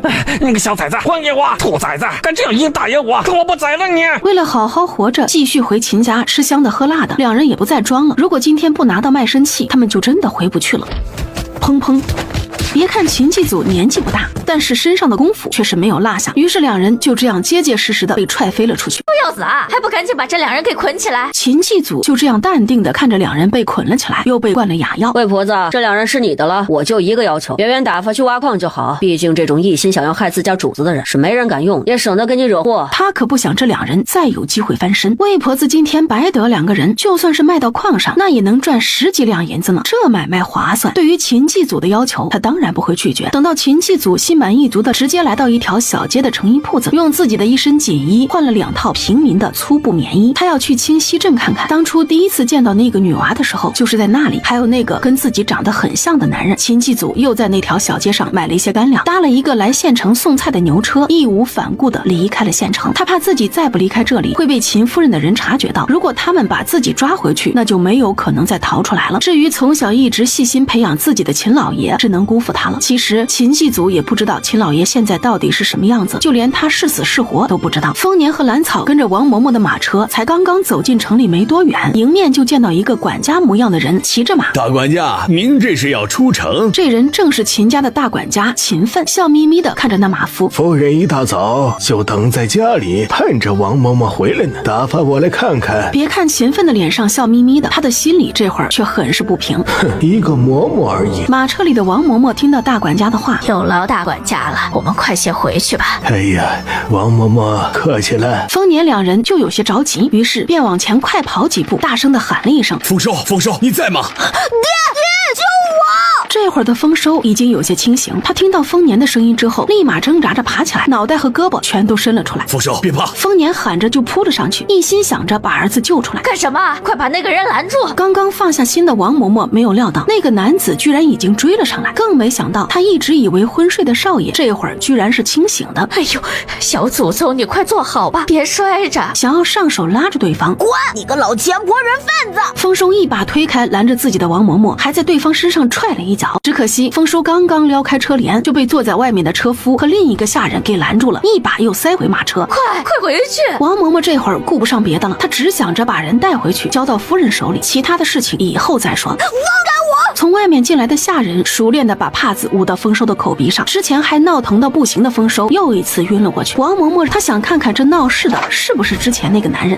砰！她的脑袋刚刚伸出来，迎面就飞来一块花生大的石头，直直砸向她的鼻子。王嬷嬷哪里来得及躲闪呢？只觉得鼻子忽然一痛，然后就有热流从鼻孔里流出来，一滴一滴滴在她的衣服上，她便觉得一阵头晕目眩，直接晕了过去。王嬷嬷的衣服上还有马车上已经被鲜血染红。请个大夫回家，王嬷嬷受伤了，快！骑马走在前面的大管家听到后面有喧闹的声音，只见那些下人正在跟4、5个汉子打架。住手！大街上跟人打架成什么样子？一个个的就会给主家惹祸，快滚回去！大管家目光冰冷地看着眼前打架的这些人。自从老爷病了之后，很多人都被夫人给换了，剩下的全都是没脑子又嚣张爱惹事的人。再这样下去，只怕老爷身体恢复的时候，这个家已经完了。临走时，大管家还冲丰年几人歉意的点点头。哎呀，对不住了各位，这些人我自会收拾。丰年跟人打了一架之后，整个人倒是冷静了一些，虽然并没有把人带回来，却是知道了他现在一切都好，没有受伤，只要想办法把人救出来就行了。刚刚丰年跟人打架的时候，兰草并没有挤上前去，而是咬牙切齿的躲在旁边。刚刚他已经认出来了，那个阴着脸伸着脑袋往这边看来的婆子，正是那天晚上跟在小哥哥身边的婆子。不知道为什么，他当时见到自己一行人之后，就让人把小哥哥给弄走了。现在又是这个婆子掳走了丰收，还拦着不让他出来，一气之下，一弹弓过去，直接砸向那婆子的鼻子。不用想，这婆子的鼻子比之前的赵二旺只重不轻，打断鼻梁那都是轻的。感动自己的家人，他怎么可能无动于衷？冷静下来的丰年看着远去的马车和那骑在马上的人，还是远远的跟了上去。他得弄清楚丰收被带到哪里去了。秦夫人站在秦家大门里面已经很长时间了，这王嬷嬷怎么办事？都什么时候了还不回来？秦夫人伸着脖子往外看，夫人，您先坐一会儿，想必王嬷嬷一行很快就回来了。大管家已经带人去迎了。就在秦夫人等得不耐烦，大管家一行人回来了。你们就一个个的不将老爷放在眼里了，一出门就给秦家招惹是非，都跟当街打架，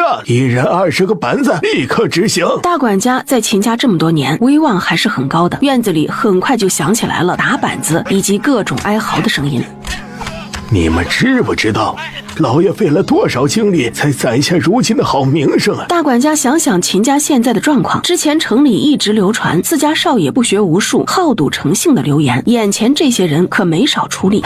这少爷是极为聪明的，怎么就变成现在这个样子的？如果老爷见到少爷现在这个样子，想必会是很伤心的吧？大管家冤枉啊，小的冤枉啊！是王嬷嬷让我们拦住那些人的，我们都是听王嬷嬷的话才会这样的。是啊，小人也不想惹事，那几个人想要抢走大少爷。胡说！你们才刚刚进城，这大少爷怎么会在马车上再加10个板子？是真的呀，大管家。王嬷嬷说马车上那个才是真正的大少爷，之前在家里的那个是假的，是大少爷刚出生时被人给换了。之前一直待在马车里面的小厮觉得实在冤枉，便将王嬷嬷的话又复述了一遍。什么？王嬷嬷亲口这样说的？大管家也被那小厮口里的话给震惊了一下，连忙跑过去抓着那人的肩膀，急切地问：是真的，马车上的大少爷跟老爷长得有几分相像的。小厮呲着牙忍痛将他之前在马车上的发现讲了一遍，其他见过丰收的下人也跟着点头。秦奋这一下子是真的不淡定了。今天这件事情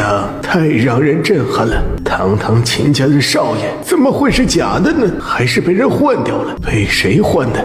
什么时候换的？简直荒谬！不行，这事儿我得找王嬷嬷问清楚。大管家说着就往外走，他得把事情弄清楚了才能去报告给老爷。大管家，王嬷嬷晕过去了，这会儿估计还没有醒呢。她之前不知道是被什么东西打到鼻子，出了很多血，人也晕过去了。进府的时候还是没有醒。晕了？谁干的？那几个跟你们打架的人吗？大管家强压住想要上扬的嘴角，板着脸问：应该不是，那几个人当时跟我们的人扭打在一起。那小厮哪里会想到人群中还有一个小不点儿暗搓搓的想要动手呢？大管家也陷入了沉思，他还是决定先把这件事情告诉老爷才行。不知道夫人这次大张旗鼓的把人接回来是想干什么？大少爷一早就跟着来福来贵出门了，他们两个说少爷最近迷上了听曲儿，一大早就带着少爷去听曲儿去了。不管哪个是真正的少爷，你们都要当好自己的差。大管家再也坐不住了，他必须要第一时间去见老爷，哪怕闯院子，他这个大管家也有将近1个月没有见到老爷了。院子里的这些人都没有发现，他们所在的院子一角的墙头上多了一个毛茸茸的小脑袋。这会儿将几人的对话听了个清清楚楚。我的个乖乖啊，这叫什么事？大叔知道吗？哥哥是这家的孩子，那大叔的孩子呢？难不成那个跟大叔长得很像的哥哥才是大叔的孩子？兰草觉得自己的脑袋瓜有些转不过来。我应该没有理解错那人的意思。他说两家的孩子被人换了。小丫头一双眼睛死死盯着正在鬼哭狼嚎的小厮，她一定要认死了这个人。等他挨完板子，一会儿要把这人给抓走，让他当着大叔的面说清楚。另一边的丰年这会儿也摸进了秦家，此时他看着昏迷不醒的丰收被人抱着进了房间，又看到了之前拦着自己的婆子浑身是血的被抬进厢房，看着那个掳人的婆子，他恨不得上前再踹2脚。他原本打算就这样趁着他们忙乱的时候把丰收带走的，但是却意外的发现这家女主人一直守在丰收身边，抱着丰收又是哭又是笑的。孩子，我的孩子，你可算是回来了，娘终于找到你了，感谢上苍让你又回来我的身边。他说的话让丰收听得脸色越来越黑。这个女人什么意思？一直到大夫来了之后说丰收没事，只是吸入了迷药，用不了多久就能醒来。秦夫人和窗外的丰年这才都放下心来。夫人，王嬷嬷出事了，她回来时浑身都是血，人也晕过去了。什么？怎么会晕过去？秦夫人惊了一下，她回头看了一眼熟睡的丰收，有些不舍得跟着春柳走了出去。屋里只剩下一个小丫头在照看。窗外的丰年看到秦夫人跟人出去，丝毫不犹豫，直接翻窗进去，一个手刀将那小丫头拍晕，抱着丰收又跳窗离开。兰草尾随着那个说话最多的小厮去了下人暂住的房间，他躲在旁边，确定屋里只有那个小厮一人的时候，直接将白霜之前给的迷药撒进了房间里，然后从房间里找了一截绳子，将那昏睡的小厮捆成一团，直接把人扛起来翻墙就跑。我说阿哥，那个小丫头去哪里了？怎么眨个眼就不见了？不知道，我也没有看见她去哪里了。那一会儿爷要是回来了，我们怎么交代啊？这几人正说着话，就被从天而降的一团黑影给吓了一跳，他们赶紧侧身躲开，差点没砸到他们。哎呀，什么东西砸过来了？哎，这是什么人？刚刚躲开的几人都围上来，看着砸下来溅起一片灰尘的一团人，顺便还用脚轻踢了一下。等到他们看清楚是个秦家小厮模样的人之后，这才放下心来。紧接着，丰年背着丰收也从墙头跳了下来。快走！他并没有停留，直接朝着巷子外面跑了出来。哎呀，小丫头还没来！李老二有些着急的轻喊：“他来了，在后面。”丰年头也不回的往前跑，那几人也有眼色的扛起地上的球跟上。只见墙头上又跳下来一个小团子，正是刚刚不见的小丫头。小小的兰草则是细心的将自己和丰年两人的痕迹清理了一遍，这是他之前被野兽追过一次之后养成的习惯，这会儿几乎成了本能。就这样，因为王嬷嬷昏迷，因为大管家将所有人集中到一起教训，秦夫人就这么错过了一条重要的消息。她还不知道将丰收养大的人已经追到县城，之前在街上还打了起来，更不知道那人已经闯进秦家，将人给带走了。跟丰年一起的这几个人常年在外面走商队，因此对于县城那是无比熟悉。他们很快就将人带到了一个偏僻又安全的地方，这是他们租的小院，商队的货物一般情况下都放在这里。这一路上，丰年几人轮流背着丰收和那个小厮。丰年小心地把丰收放到床上，仔细检查了一下丰收的状态，这才转身直指被那几人扔在地上的小厮。丫头，你带着他干啥呀？丰年虽然没见到兰草出手，但是他就是那么肯定这个人就是丫头绑来的。我能不能直接说丰收不是丰收？他酝酿了好一会儿，还是没想好该怎么说。还是让这人说吧，我一个小孩子说不清楚。一脚踹到那小厮刚刚挨过板子的屁股上。我的屁股啊！刚刚还昏迷不醒的小厮，这会儿直接被兰草的一脚给疼醒了。那杀猪般的惨叫声，就连之前还昏睡的丰收都皱了一下眉头。闭嘴！再敢叫，老子还踹你！刚刚屁股上的疼痛简直太销魂了，他不想再来第二次。臭丫头，给我放开我！那小厮这会儿只看到自己面前的兰草，说话的口气不自觉的恶劣起来。的丰年一脚踹在他屁股上。说吧，你们为什么抓我的儿子？我说，王嬷嬷说我们带回去的人才是秦家真正的少爷。他说少爷刚出生就被人给换走了。那小厮看着屋里几人那跃跃欲试的脚，怂的不能再怂了，赶紧把知道的事情说出来。什么孩子换了？丰年虽然之前在秦家见过那个神神叨叨的秦夫人，心里已经有些疑惑，不过仍然被眼前这个小厮的话给整懵了，久久不能回神。那个死老太婆说没说过是被谁换的？旁边的李老二一双眼睛瞪得老大，他这会儿恨不得生吞活剥了这个小厮。他说是被你们换的。放你娘的屁！我家爷吃饱了撑的，准备换一个体弱的孩子回去。这么多年为了这个孩子劳心劳力，弄得自己几乎倾家荡产，在山里一住就是好几年，跟个野人一样。李老二说着，眼眶都有些微微泛红。他还记得第一次见到爷的时候，他是怎样的俊美无双，潇洒不羁。这才几年呐，都邋遢成了大胡子，哪里还有当初的半分模样？二就把那个老婆子抓过来，今天我要把这事儿彻底的给弄清楚。一直没有出声的丰年，这个时候也缓过劲来。对于这小厮的话，他已经有几分相信了。大叔，你先吃点东西休息一会儿，我和李二叔一起去。兰草有些心疼双眼通红的丰年，同时他也不放心李二叔一个人过去。丫头，你不要再去了，小孩子家快去睡觉，要不然是长不高的。丰年揉揉有些疼的太阳穴，伸手从怀中掏出一个纸包递给李老二，把那婆子带回来，活着就行。这是强效迷药，你们用的时候小心一点。这两个人是商队里身手最好的，去秦家带个人出来还是没有问题的。他刚刚虽然听说丰收是被人调换的，但是不管真相是什么，自己也尽心尽力照顾了将近10年。这会儿丰收昏迷不醒，他是真不放心就这么离开。他不敢深想，如果丰收真的是秦家的孩子，那自己的孩子呢？大叔，你先吃点东西，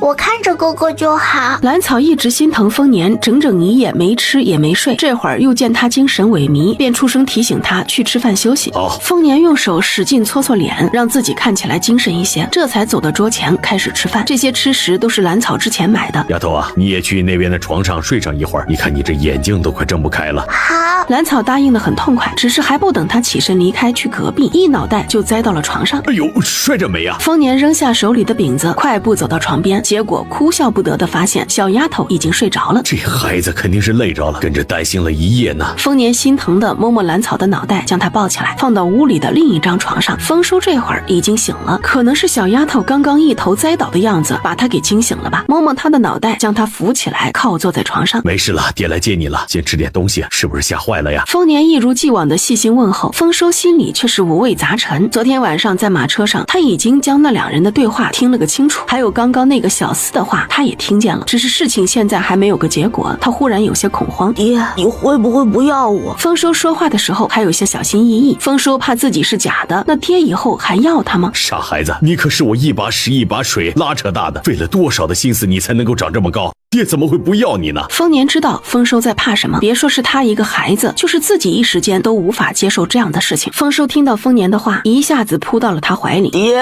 我怕他们，我都来不及呼救就晕了过去，醒来他们说不是丰家的孩子，我怎么会不是丰家的孩子？别哭了，你现在都长大了，是男子汉了，在我心里你永远都是丰收。就在他之前审问那小厮的时候，丰年已经有些相信对方的话了，毕竟他之前见过一次秦家现在的少爷，跟自己确实长得很像，一看就是丰家的种。真的，我永远是丰收。丰收之前一直提着的心总算是放下来一些。太好了，我想和爹爹一起回山上。爹，我们现在就走吧。丰年却不是这样想的，他一定要弄清楚这件事情的始末。好了，先吃点东西，一会儿咱们好好的睡上一觉。丰年把桌上的饼子和热水给丰收拿了一些，吃过饭的丰年也过去躺到丰收身边，他也睡着了。另一边的秦夫人气急败坏的看过王嬷嬷的情况之后，她带着大夫来到听风院之后，发现自家亲儿子居然不见了，一直守在旁边的小丫头也晕倒在地上。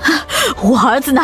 你们少爷呢？废物，怎么照顾人的？来人，把人给我泼刑！秦夫人气得一脚踹在那小丫头身上，又让人将那晕倒的小丫头用冷水泼醒。李老二两人就是趁秦夫人在听风院发疯，又打发所有人都出去找少爷的时候，没有惊动任何人，将昏迷的王嬷嬷给带了出来。这两人可不管王嬷嬷身上有没有伤，直接将人背在背上就溜出了秦家。等到两人把王嬷嬷带回小院的时候，他们将人跟那小厮关在一起，这才跟其他人轮流去休息。秦家东院，秦玉时隔1个月，他才再一次见到大管家秦奋。这段时间，身边伺候的人全都被夫人给换了，以前那些人也不知道去了哪里，自己的身体也是越来越差，根本都顾不上这些。老爷，你快点好起来吧，家里出大事了。秦奋手里握着刚刚偷袭过几个下人的狼牙棒，焦急的想要把人给扶起来。你这个家伙可算是来了，老子找人算计了，再不离开就得交代在这里了。老子找人算计了，再不离开就得交代在这里了。秦老爷虚弱的躺在床上，整个人都瘦得快要脱形了。大管家擦擦眼角的泪，直接将晕死在地上的那个二管家的衣服给扒了下来，然后就往秦老爷身上套。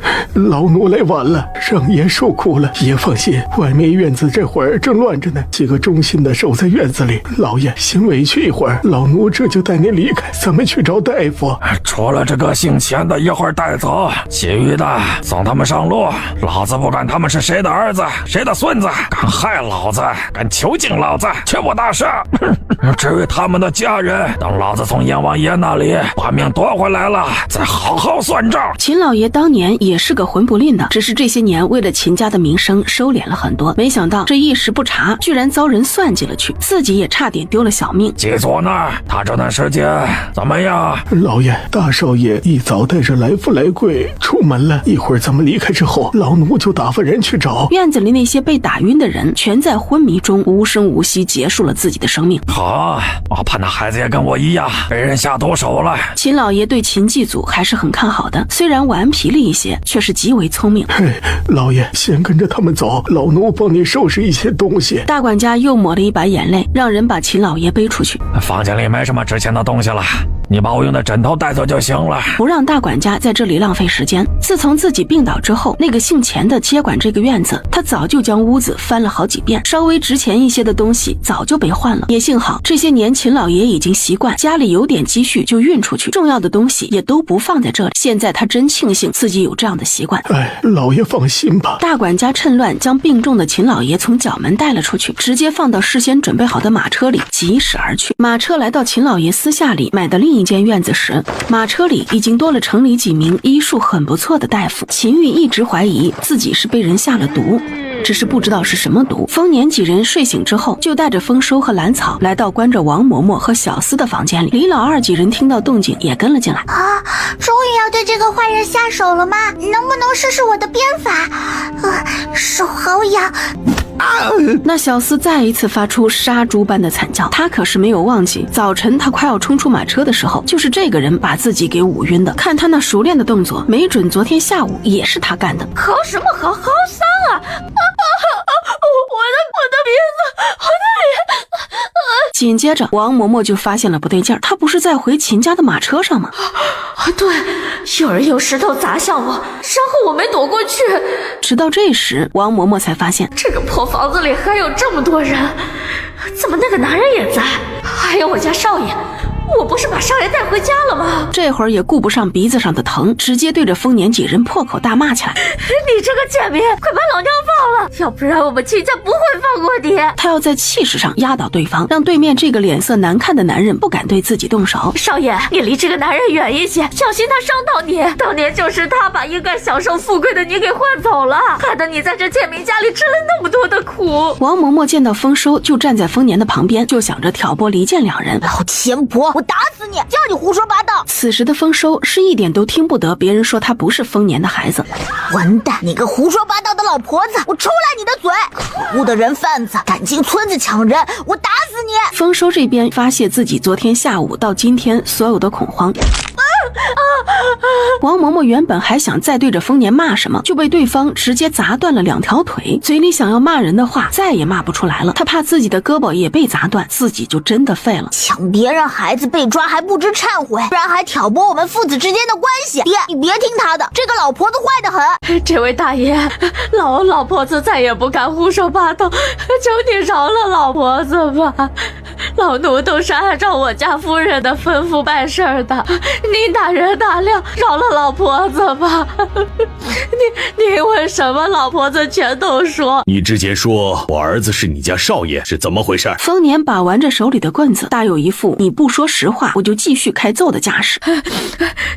当年我家夫人成亲3年，好不容易有孕，却因为时常被老夫人搓磨立规矩，又有家里的小妾时不时跳出来闹事儿，老爷却对这些一直不闻不问。有孕期间就没有一天舒坦过。等到少爷出生的时候，弱得跟个猫似的，家里请来的大夫都断定少爷太弱，指定活不过3岁。老爷和老夫人对于夫人更加不喜，少爷出生好几天都没有人露面看一眼。夫人不开心的，月子期间带着孩子出了门，打算找附近有名的大夫给瞧瞧，结果还没有见到大夫，就遇到了晕在血泊里的你，怀里还抱着哇哇大哭的孩子。我们一时间被那孩子的哭声给吸引了，下车一看，发现这孩子虽然还很小，哭声却很大，比家里的小少爷健康很多。夫人为了能在秦家彻底站稳脚，思虑再三，就把2个孩子给换了。夫人带着孩子回家，我找人把你和小少爷送进医馆。王嬷嬷说着，还不住抬头看一眼丰年那难看的脸色。丰年这会儿那握着棍子的大手已经有些发抖，那指节已经开始泛白，双眼也都有些猩红。我一直以为是因为自己带着那孩子一路出行走得艰难，他又刚刚死了奶娘，是我做得不够好，才让那孩子的身体越来越差，还自责了这么多年。原来是你们趁我昏迷不醒将人给换了。李老二，你在旁边把这老钱婆的话全部都记下来，一会儿让他按手印。那你们夫人又怎么想着把人给要回去了？那天晚上在县城的街道上，老婆子一眼就认出了你，还有身边的小少爷，他跟老爷长得很像，没想到他的身体居然恢复得这么好，老婆子便把这件事告诉了夫人。哦，所以你家夫人让你们把丰收给抢回去？是，夫人听说了少爷身体好好的，便动了心思，让我们把人给请回去。听你这么说，那想必这秦夫人对我那孩子并不上心吧？这位爷放心，我家夫人对少爷挺好，吃穿用度都是家里最好的，小厮丫头一个都不少，照顾得极为周到。你胡说！县城的人都在说秦家少爷不学无术，好赌成性，整天招猫逗狗，名声差到了极点。这就是你家夫人所谓的对孩子极好吗？少爷的恶名。啪！丰年又是一棍子砸过去，王嬷嬷的右胳膊也被打断，他整个人疼得缩在地上，不停地抽泣。你家那个少爷呢？现在丰年已经证实两个孩子被对方恶意调换，他还是想第一时间见到那个所谓的不学无术的孩子。祭祖少爷每天都带着小厮出门斗鸡、斗蛐蛐儿、听曲儿，到晚上才能回来。王嬷嬷昨天晚上不在家里，她还不知道自家夫人已经吩咐来福来贵对秦祭祖下手。丰收的脸色越来越白，一屁股跌坐在地上。我果然不是丰家的孩子，生母还如此卑劣恶毒，我该怎么办？一时间，丰收都不敢抬头去看丰年的眼睛，他怕自己对上的是一双充满厌恶的眼睛。李老二，你们去守着秦家那边打探消息，晚上我去会会秦家那个夫人。丰年说话的时候没有再看丰收一眼，他也不知道自己该怎么面对丰收，他又不是圣人，面对秦夫人的所作所为，他怎么能不生气？秦老爷中的是常见的慢性毒，只需要慢慢解毒就好，7天时间就能把所有毒素给清出去，只是这段时间得好好养着。秦范，去找少爷的人回来了没有？老爷已经打发人去找了，就快回来了。你让人探老爷，我去隔壁，老子要亲自审问那个狗崽子。哎呦，我的老爷，家里这是出了大事，老奴怕老爷听了再气出个好歹呀。您说还有什么事比我这段时间的遭遇更糟？老爷我还能受不住啊？王嬷嬷带人从外面回来，带了一个孩子，听跟他同行的小厮说，那个孩子是家里真正的少爷。真正的少爷？那我祭祖呢？秦老爷在自己这唯一的儿子身上可是花了不少心思，而且这么多年也是真心疼爱他。听说那个孩子和王嬷嬷被人从家里带走了，夫人那边忙着找人，老奴啊这才趁乱把老爷带出来的。快，再多派些人去找祭祖，不管怎么样不能让他出事。秦老爷这会儿觉得无比的心慌，他自己都差点没命了，说不定他疼爱了几年的孩子也会出事，他不能这样坐以待毙，还是亲自去审审那个姓钱的。哎呀，老爷饶命啊，小的知错了。继续。啪啪。老爷，小的也是听夫人的吩咐啊。强儿的话让秦老爷的精神一振，我的这一场大病果然是夫人动的手，说敢有隐瞒，老子活剐了你！找满，去准备道具。老爷，小的全说。说，您的饭菜和汤药都是夫人派来的人一手操办的。你还做了什么？老子院子里那些粗使下人，小的随便找个理由打发出去，那几个忠心的给夫人发卖或者打杀。后院的那几个姨娘全都被发卖到肮脏的地方，尤其是之前得宠的，没几天就被折磨死了。夫人特意安排来福来贵带少爷去赌坊、斗鸡、斗圈圈、听曲。老爷之前请的武师傅也被赶走了，也不让少爷去学堂，只跟着来福来贵天天在外面玩。啪！秦老爷这会儿已经有些头晕目眩，这是要彻底毁了秦家，将我秦家几代努力的结果彻底摧毁吗？只是秦老爷这会儿想不明白，秦夫人这样做是为了什么？难道她不是秦家人吗？一下子就晕了过去。守在旁边的大夫也算是派上了用场。秦奋，去城外庄子上调人回来，今天晚上带人把家里所有人全都绑了。至于那个钱儿，直接给我扔进夫人的院子里。这个毒妇，我要宰了他！快点把祭祖找回来。那个毒妇把我精心教养的儿子给害成什么样子了？杂物房里的丰收当然也感觉到了丰年的疏离，他抓起旁边地上的鞭子，死命的往那两人身上抽。为什么你们要出现？我才刚刚从鬼门关逃回来，你们为什么要把我拖进地狱？为什么让我遇到这样肮脏的人和事？他这会儿已经泪流满面。大叔，我之前见过那个哥哥几次，他不是传闻中说的那样的人，我保证。真的？那就好。丰年努力扯了一下嘴角，始终没有笑出来，只是摸摸兰草的小脑袋。等到丰年他们吃完饭之后，便商议着再多带一些人，晚上去秦家闹事。把这2个人带过去，扔到那秦夫人的院子里，再找找那个孩子。我怕那个孩子会遭遇到不测，那个秦夫人心毒得很啊。小匕首带上，哪个不长眼的敢挡路就给他来一下。迷药带上，如果对方人太多了就撒药放倒一片。痒药带上，让他们把自己抓成大花脸，又痒又疼。还有一竹筒的虫子也带上，他们还活着，很好，全都撒到秦夫人的床上身上。丰收推门进来的时候，小豆芽，丰收也不知道自己要说些什么，喊了一声之后就沉默了。哥哥你来啦！小豆芽，你说爹以后还要我不要了？我有些怕。丰收沉默了许久，才有些不安地问兰草：大叔是我见过最善良、最柔软的人，他是最好的大叔。兰草能看得出来，大叔和哥哥有些不自在，那也只是大叔一时无法接受这样的事实。我就是怕，如果爹爹不要我了，我该该怎么办？不要怕，在我看来，不管你走到哪里，你还是你。再说了，你看看我，有什么好怕的？当初被扔进山里的小可怜，现在不是一样过得很好，而且还越来越好了。对，不管我在哪里，我都是丰收，是爹爹教养长大的丰收。刚刚还有些烦闷的丰收，似乎不那么迷茫了，反而多了一些什么。好了，哥哥，我要出发了。大白、小白留下来陪你，你不准乱跑，要不然大叔找不到你会难受的。丰年那边已经在把王嬷嬷两人往外拖了。就在他们几个从后院翻墙进入秦家的时候，大管事也带着不少人从前面冲了进去。这一次他带的人全是从庄子上调来的，这些人跟家里剩下的这些都没有什么牵扯，因此他们动起手来可是一点都不含糊，没几下就将秦家现在的下人给按倒了一大片。此时的正院，少爷呢？还没有找到吗？回夫人，没有。一群废物！本夫人养这么多人干什么吃的？连个人都找不到。王嬷嬷呢？也没有找到。没有。春柳说话的声音已经开始颤抖，今天他已经挨了好几个巴掌。滚！老人接着找，全都是废物。不好了，夫人，不好了！大管家带人冲进来，把院子里的所有人都给抓起来了。什么？秦奋好大的狗胆！砰砰两声，他就被迎面两个黑影给砸了个正着。只见他已经晕了过去。夫人，你怎么了？两人推开压在秦夫人身上的麻袋。春柳姐姐，怎么办呀？大管家在前院把所有人都绑起来了。夫人，我们怎么办？就刚刚大管家那凶狠的架势，我们这些人是不会有好结果的。春柳这会儿也是六神无主。我作为秦夫人的贴身丫头，一向在大管家那里不受待见，这一次他肯定也不会轻易的放过我，怎么办呢？两人才把秦夫人挪回床上，却发现地上那两个麻袋在地上不停的蠕动，还发出呜呜咽咽的声音。你去打开看看。我怕。去呀！春柳从身后使劲推了那丫头一把，她自己也很怕的好不好？扒在后窗的兰草就这么看着春柳推了另一个人一把，然后从门外又飞进来一个麻袋，直接将那个春柳给砸得趴在地上，而刚刚被春柳推开的小丫头正好躲了过去。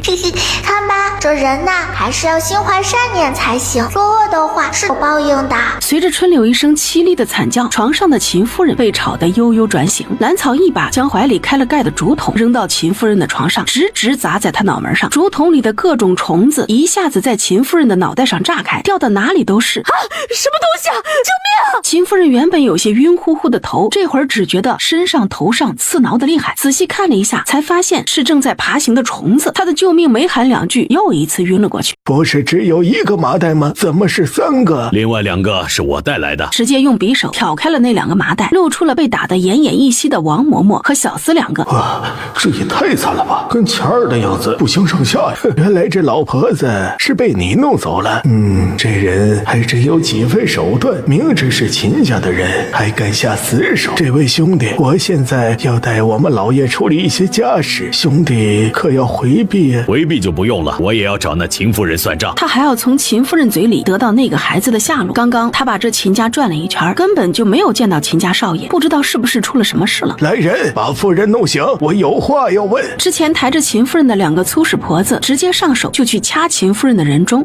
秦夫人悠悠转醒，还没想明白是怎么回事，就对上了大管家那张黑脸。秦奋，你这个狗奴才，好大的胆子，居然敢绑我的人！快把春柳给放了！夫人，老奴带来了几个人，夫人不妨先看看。啊，什么人？夫人，救救老奴啊！王嬷嬷四肢已经断了，身上的血染红了衣裳。夫人，奴才都是听您的话呀。夫人，救命啊！小的就是一跑腿的，什么都不知道呀。秦夫人这才看明白，眼前的血人居然是王嬷嬷和钱二，这2个人可是自己的心腹，这几年没少替自己办些阴私的事情。秦奋，你居然敢把我的人折磨成这个样子，好大的狗胆！本夫人打杀了你！这秦家还是老爷的秦家，老奴自然是要听老爷的。什么老爷？你家老爷都半年没出过房门了，这秦家还是本夫人说了算。那个男人半死不活的躺在床上，也没几天好活了。这几个人就地杖毙！狗奴才，我看谁敢！秦奋，你这奴才眼里还有没有我这个当家夫人？老奴眼里有的自然是秦家的主人，你是个罪人而已。动手！顿时院子里响起了板子打在身体上的啪啪声，秦夫人被气得浑身颤抖。这个老东西，一个下人居然敢如此忤逆我，简直该死！或者你们谁来告诉我，祭祖少爷去了哪里？我可以考虑放过你。我说，少爷他……快说！大管家咬牙切齿地瞪着春柳，旁边的丰年也不自觉往前走了2步。他现在最关心的就是这个问题了。少爷他被来福来贵带出去卖了。什么？被卖了？把话说清楚，快说，不然我现在就宰了你。昨天晚上，夫人交代来福来贵，让他们一早把人带出去，就不要让人再回来了，最好是卖远一点。卖了哪一家了？丰年这会儿脸上的表情已经无比狰狞，从牙缝里挤出几个字来：奴婢不知，夫人只让他们看着办，越远越好，最好回不来。自己这么多年掏心掏肺精心养着别人家的孩子，而人家呢，最后却想把人给卖掉，是因为他们抢回了亲生儿子。你大胆！秦夫人这会儿疼得脸色发白，一脸不敢置信地盯着丰年。当初抱走他的孩子，就没想着还能见面。大胆！丰年不解气地将手里的匕首转了一下，秦夫人险些晕过去。你居然敢伤我！我可是秦家夫人，你一介贱民就不怕掉脑袋？秦夫人算个什么东西？如果我家的孩子有个万一，你猜猜你儿子会遭受什么？别忘了，你儿子还在我的手里。你不许动他，不准你动他！大管家在旁边也是有些傻眼，这个女人居然让人把祭祖少爷给卖了，这怎么着也是从小养到大的。快来人，把城中所有的人牙子那里全找一遍，一定要找回祭祖少爷。我们走去找人。大管家，告诉你们老爷，这事儿没完，如果找不到人，这位兄弟，怎么找人要紧，其他的容后再说。大管家擦擦额头上的汗，打发人快点出去找人。丰年离开之前，抽出自己的匕首，又在秦夫人的右臂上捅了一下，这才罢休。他这一次是真的气急了。刚刚躲在后窗那里的兰草，却见大管家一步步踱到还有几口气的王嬷嬷和钱二两人面前，蹲下来缓缓开口：你们说吧，夫人是怎么给老夫人下毒的？又是怎么毒害老爷的？秦范，你这个狗奴才居然敢胡说八道！秦夫人的脸色更白了。如果让外人知道我对婆母和夫君下毒，那我娘家的所有人都会受到牵连。不行，这事儿不能承认。老奴可不敢胡说八道，老奴手里可是有证词的。老爷已经开始解毒了。大管家笑得极为阴森。什么？解毒了？难怪不得大管家今天如此跋扈，全然没有把我这个当家夫人看在眼里。原来是这样，都怪自己这2天的心神全都被即将回家的亲生儿子给占据了。是，老爷说了，毒害婆母，毒害夫君，暗害秦家多个子嗣，不管哪一条都够夫人暴毙，只是不知道夫人的娘家能不能承受得起老爷的报复。我替自己出气有什么错？我打杀了那个妖精有什么错？我想在秦家立足有什么错？我想要回我亲生儿子有什么错？秦夫人似乎是怕了，也似乎是绝望了，开始疯疯癫癫的大喊大叫起来。要怪就怪那个老钱婆心思恶毒，哪有新婚第2天就给儿子纳妾的？谁家会让正室给一个怀孕妾室端茶倒水？也不怕一个小妾受不住折了寿？看吧，她果然不长寿，就连她生的2个崽子都是个短命的。要怪就怪你家老爷宠妾灭妻，凭什么让我一个正室夫人处处让着他一个小妾？我为什么不能给自己报仇？反正儿子又不是亲生的，我为什么要留着这个肮脏的秦家？这里的一草一木都让我觉得恶心。秦夫人在院子里疯狂地叫骂着，院子里的人早就被大管家给打发出去了，这种话可不能传出去，太丢人了。院外坐在轿子里的秦老爷一直静静地坐着，沉默地将他瘦弱的身体紧紧包裹。他知道秦夫人没有说错，当年刚成亲那会儿，自己确实混蛋，新婚第2天就纳了表妹进门，也在母亲搓磨他的时候选择了视而不见，就连表妹恃宠而骄，处处找事，自己都选择了维护表妹。没想到这个女人记了这么多年，她是从什么时候一心就想着要彻底毁了秦家的？是从出了月子的时候吧？记得当时她生下孩子之后，自己一心守着表妹和大儿子，听说夫人只生了个病弱的孩子，还不一定能养大，所以整整1个月自己都没有去看过对方一次，一直到母亲病逝，表妹和2个孩子相继生病离开，自己这才把精力全都放在祭祖身上。她丝毫没有在意过那个女人这些年是怎么过来的。想想当初自己确实做错了。秦老爷这会儿虽然意识到自己亏待了妻子，但是却不能原谅对方。这些年来，秦家前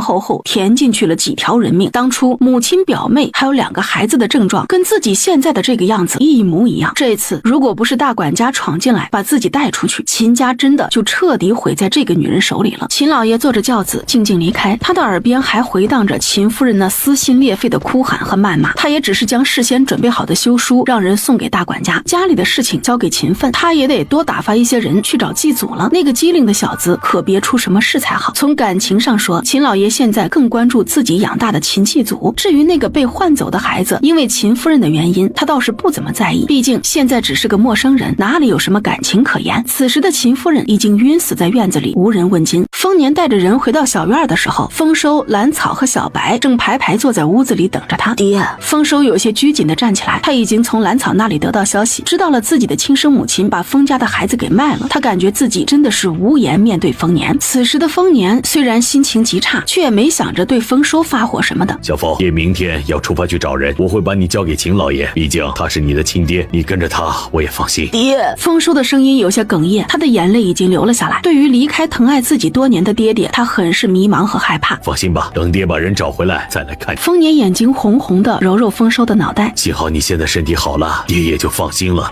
我知道了，爹，我去秦家。丰收一下子扑到丰年的怀里，他看得很明白，自己留在这里也只是个累赘，反而会阻挡丰年去找自家孩子的步伐。我还能再见到爹爹吗？会的。丰年拍拍丰收的肩膀，眼泪不自觉的也流了出来。丫头啊，大叔要出门几天，我让人送你回山上吧。等大叔办完事情就回去找你，好不好？大叔，你要去找小哥哥吗？是啊，当年大叔历经生死才把他给带出来，没想到却把人给弄丢了，我得去找他，一定得找到。丰年说话的时候目光悠远，似乎在回忆着什么。我听大叔的。他知道这个时候不能给丰年添乱，自己年龄还太小，跟着去反而是个累赘。如果你白衣回去了，你到我房间的枕头里把他的卖身契还给他，丰收已经离开了，他也自由了，说不定他就可以一直守着自己的女儿了呢。卖身契？兰草简直不敢相信自己的耳朵。是啊，当初我在医馆醒来的时候，跟我一起出来的奶娘已经死了，于是就买了你白衣。她当时啊才生了女儿没多久，正好呢是给丰收当奶娘。明天一早我就把丰收交给秦老爷，就要去找那个孩子了。还好我现在有他的画像，相信很快就会找到的。你在山上照顾好自己。我记住了，我乖乖在山上等大叔带哥哥回来。小草现在能照顾好自己，说不定等我回去的时候，白衣也回去了呢。大叔不用担心我。兰草说话的时候一直忍着，不让眼泪掉下来。这封信交给齐大夫，有事就找他帮忙。这封信给李家庄小院里的看门人，你有事也可以给我写信，交给小院里的人就行，他们会找到我的。一个人不要进深山，平时警醒一些，院门要关着，不要去深水边，那里时常有猛兽出没喝水，也不要进河里，掉进去可就出不来了。每天都要练功，不准偷懒。大叔回来可是要检查的。但是这会儿看着还不到自己腰间的小女娃，是怎么也放心不下。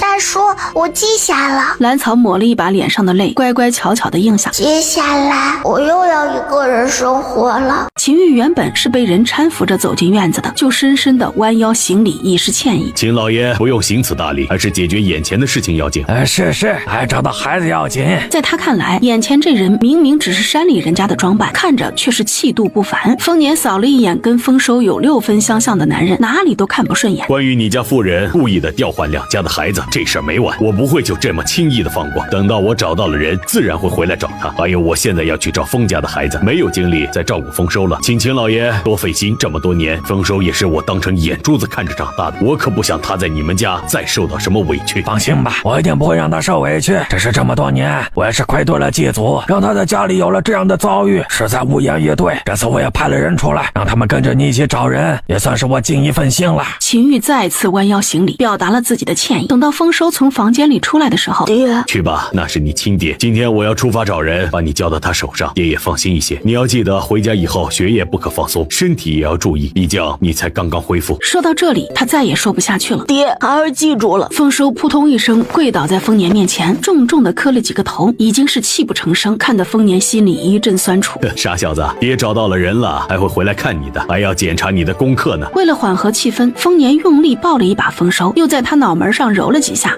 丰收也流着泪用力点头。冯兄弟放心吧，我会送他继续读书的。秦玉这会儿心里也不好受。小凤，好，小草这会睡着了，我已经安排人送他回家，你不用担心，跟着秦老爷就回家去吧。他一个人行吗？我想带他一起。放心吧，他比你强多了，山上更适合他。丰年对于小丫头的生存能力那是一点都不怀疑。哦，我听爹的。丰收站在秦老爷身边，不舍得目送他带人离开。孩子，我们回家吧。我想等小草睡醒了再说，如果他醒来发现所有人都走了，会害怕的。坏了，大叔走了没？小豆芽，你跑什么？哥哥，大叔呢？走了没？爹天刚亮就走了。小豆芽，你跟我一起吧。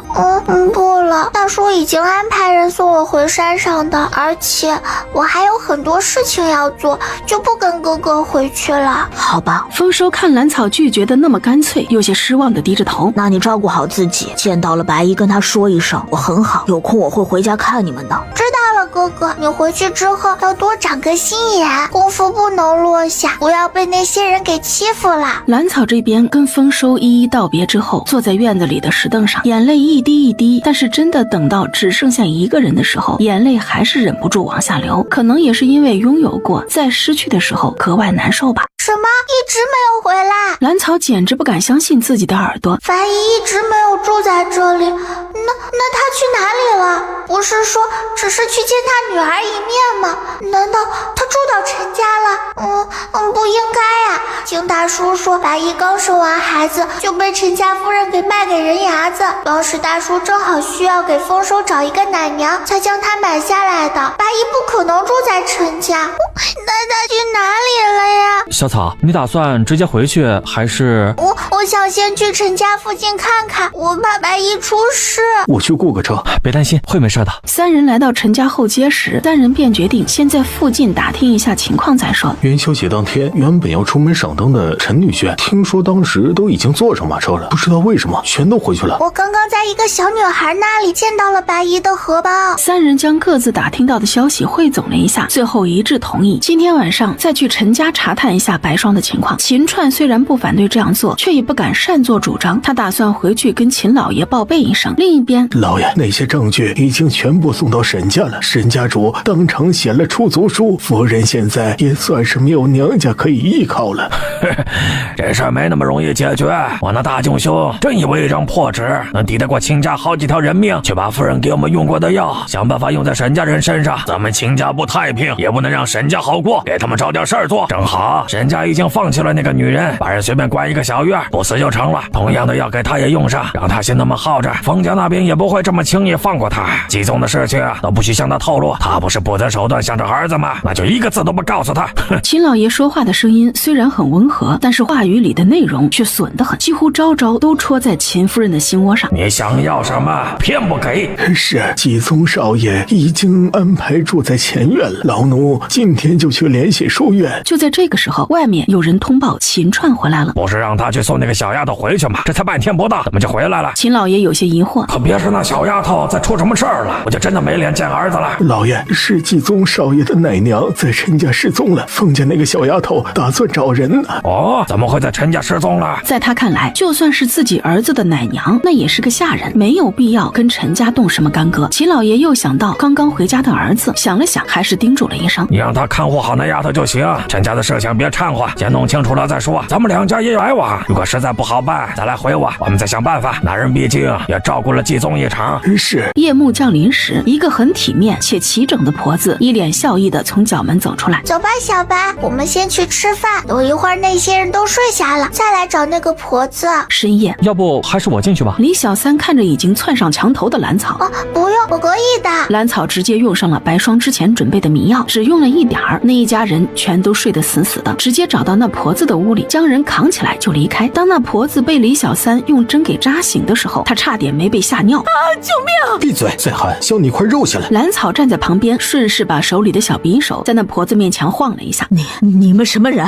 要干什么？他真怕眼前这个耍匕首的小鬼一时失手，自己的小命就交代在这里了。这个东西你从哪里弄来的？李小三将蓝草下午得到的小荷包扔到那婆子身上。这不是我孙女的荷包吗？你们把我孙女怎么样了？问你就答。答，要不然真不能保证你小孙女会怎么样。这是前几天一个故人送我的，他托我办事，里面装了2两银子。你的故人呢？去了哪里？他托你办的事办了吗？兰草激动的一下子跳到最前面。哎呀，别杀我啊！我什么都没干啊！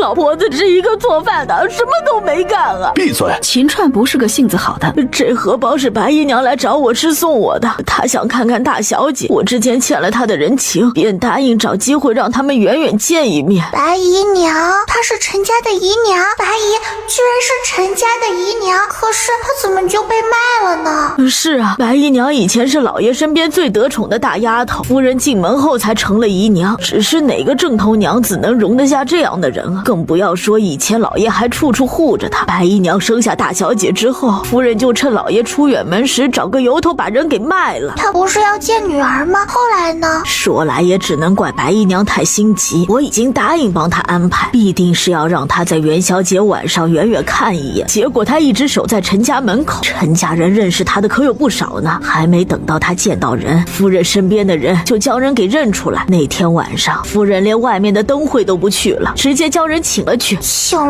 她不用想都知道这一去有多危险。她现在在哪里？她现在被关在一个废弃的小院子里，有几个粗使婆子看着。哦，那你家大小姐在家里过得怎么样？兰草猜想白姨必定是没有见到人的，不如自己替她问问。大小姐的日子那自然是好的，夫人才不会在这种事情让人抓到把柄。以后一份嫁妆打发出门，对家里的少爷也是一份助力，不是？那白姨娘现在怎么样？我也不知道啊，这几天都没见到人了。关着白姨娘的小院在哪里？你带我们过去。兰草这个时候非常担心白霜，既然这婆子知道，那她现在就想过去把人找到。他们打算接到白霜再说，如果人没事的话，就直接离开县城回清溪镇。他是一点也不喜欢这县城。等到几人来到陈家外面的时候，周围静得可怕，直接翻身上了墙，敏捷地溜进了院子。而那婆子则不敢置信地瞪大了眼睛，这怕不是个妖孽吧？幸好我刚刚老老实实回答问题，要不然真的小命不保。兰草进去的院子极为破败，点的是屋子里鼾声震天，还隐隐有一股酒味儿。看来这2个婆子喝了不少酒。兰草往那2个婆子睡觉的房间撒了一些迷药，这才蹑手蹑脚往另外一个房间过去。这个房间破的门板都少了一块，这会儿正呼呼的往里灌风。兰草扒着那8丈宽的门缝往里看了又看，发现一个人影蜷缩在草堆里。他凭借自己的好眼力，准确摸到了房门上的锁头，轻轻一使劲，一声咔嚓之后，那锁头就被他拿在了手里，慢慢靠近那个蜷缩在草堆里的人。就着外面的月光，他已经能看到地上那人的衣服，正是当日来县城时白霜特意挑选最体面的那件衣服。兰草将躺着的那人翻了个面，终于看清了他的样子，确实是白霜，额头很烫，冷得发抖，整个人都烧得有些迷糊。白姨，兰草大惊失色，赶紧把白霜扶起来，从空间里取出一床被子给他裹在身上，然后又取出一杯热水，刮了一些健体丹的粉末进去，喂他喝了下去。喝过水的白霜倒是清醒了几分，不过身上依然滚烫，这会儿连眼皮都抬不起来。兰草只能听到他嘴里低低呢喃地说了句终于见到你了，然后人已经晕了过去。兰草直接来到隔壁，将那2个婆子身上的棉衣给扒了下来，然后还不解气地踹了一人一脚，给白霜裹上那婆子的棉衣，另一件和被子都扔进空间。就算是白霜用不了这么多，他也不想便宜那2个恶婆子。兰草这才扛起昏睡的白霜离开了小院。这陈家他早晚还会再来一次的，白姨不能白白受了他们的欺负。兰草把人带回小院的房间，这才看清楚白霜现在的样子，头发油腻，看着像是菜汤浇在头上了，脸上红肿，隐隐能见巴掌印，嘴角还有干涸的血迹，身上的衣服被扯破了好几处，手背上有很明显的伤痕，像是碾压过了，手腕上还有明显的勒痕。白霜膝盖上的一大片青紫，这会儿还是红肿不堪，不用想这几天他应该是没少跪。这会儿见到一向温柔整洁的白霜这么狼狈又一身伤痕，他怎么也忍不住眼泪吧嗒吧嗒一直往下掉。兰草红着眼睛直接从空间里打了一盆温泉水，可能是温热的水换了白霜的意识。丫头，你怎么来了？快走！白姨，你别动，你已经回家了，安全了，别怕啊！白姨没事了，你已经回家了，这里不是陈家。兰草擦擦眼泪，让白霜躺回床上。你先喝点水，大夫一会儿就来。他起身去桌子旁边倒了一杯热水，顺便往里又加了一些健体丹的粉末。回来了。白霜闭上眼睛，轻声呢喃，声音里似有庆幸，似有遗憾，眼泪也缓缓地从眼角流出。之前他就知道要见女儿一面不容易，意，没想到自己经历了那么多，却连那孩子一面都没有见到。再一次喝过水之后，白霜又迷迷糊糊的睡了过去。等到秦川把大夫请来的时候，兰草已经把白霜给清理好了。这会儿白霜的额头已经不像之前那样滚烫，整个人也睡得很安稳。小草，你不是回家了吗？怎么在这里啊？背着药箱进门的年轻人，也就是齐大夫的女婿，另一个中年人则是吕大夫了。见到兰草之后，一脸的惊讶。家哥哥，我们遇到别的事情又回来了，快帮白姨看看，她发热了，还受了伤。放心吧，我来看看。开始给白霜把脉，同时也观察着白霜的脸色。没什么大事，这是受了风寒，又冷又饿，再加上身上有伤，才会发热的。休养个3-5天就好了。直接把药交给李小三去熬。这至于膝盖上的伤，我明天让人另外送些药膏，以后都要注意一些，不能受凉。吕大夫的话让兰草一直提着的心放下不少。之前白霜在破屋里晕过去的时候，他一度以为人就这么去了呢，吓得不轻。好了，你就别担心了。对了，你们不是已经离开县城了吗？怎么又回来了？风大叔和丰收呢？大叔和哥哥有事离开了，我来接白姨。一提起丰年和丰收，兰草的眼泪又有些忍不住。前2天一家人还欢欢喜喜逛县城，转眼间就被迫分离。兰草是被白霜的抽泣声给吵醒的，惊得她一咕噜从床上爬起来。她揉了揉有些干涩的眼睛，丫头，是不是姨把你吵醒了？白姨，你醒了，好点没有？还有哪里疼？兰草惊喜地凑到白霜面前，伸手就去摸她的额头。真好，白姨，你退热了。白姨，你饿不饿？渴不渴？还疼不疼？她原本只是想去见见女儿，没想到却陷进了陈家出不来。为了女儿以后能在陈家过得好，便咬牙忍下了对方的各种刁难。只是遗憾的是，她终究是没能见到那个孩子一面。让你担心了，谢谢小草。白霜心里思绪万千，最后只说出了这么一句话：白姨回来就好。这是哪里？我怎么会在这里？这是大叔之前租的地方。白姨，你安心养病，等好一些了，我带你回家。兰草之前还想着找到白霜之后就告诉她丰收和丰年的事情，可是她看着眼前一身是伤、虚弱不堪的人，还是算了，等白姨的身体好一些再告诉她吧，省得她一着急病情又加重了。你大叔租的呀？原来是这个院子。白霜对于这个一点都不惊讶，她可是知道丰年有自己的生意要做，要不然也不会有那么多钱给丰收看病。这会儿安顿好白霜，她要出去转转，打探一下陈家的情况，顺便给白姨买一套棉衣回来。尤其是昨天晚上那2个婆子，把人看丢了，会有什么样的惩罚？夫人冤枉呀，奴婢冤枉啊！一个声音粗哑的女人在求饶：求夫人开恩呐！哼，你们冤枉，不好好当差，居然敢喝酒，还把自己喝得醉死过去。如果不是傅妈妈带人给你们送饭，还不知道什么时候发现，坏了夫人的事儿，打你20板子碾到桩子上都是轻的，再嚎就直接发卖。那2个婆子被捆绑着扔上了往城外送粪的牛车上，让你们欺负白姨，该。她在心里乐开了花。昨天晚上那婆子居然这么干脆，一大早就坐实了那2个人看守不力的罪名，自己一点事儿都没有。这大宅子里的弯弯绕绕太可怕，一不小心就成了别人的垫脚石。兰草从空间里找出自己的围脖，往脖子上一套，她一直跟着牛车出了县城，在牛车拐上一条稍僻一些的路时，快走几步，一甩鞭子将一个婆子卷起来拖下车，接着是第2个婆子。前面赶车的大爷正悠闲地哼着小曲儿，全然不知车上现在只剩下他自己了，便拖着人进了那条路旁边的林子里。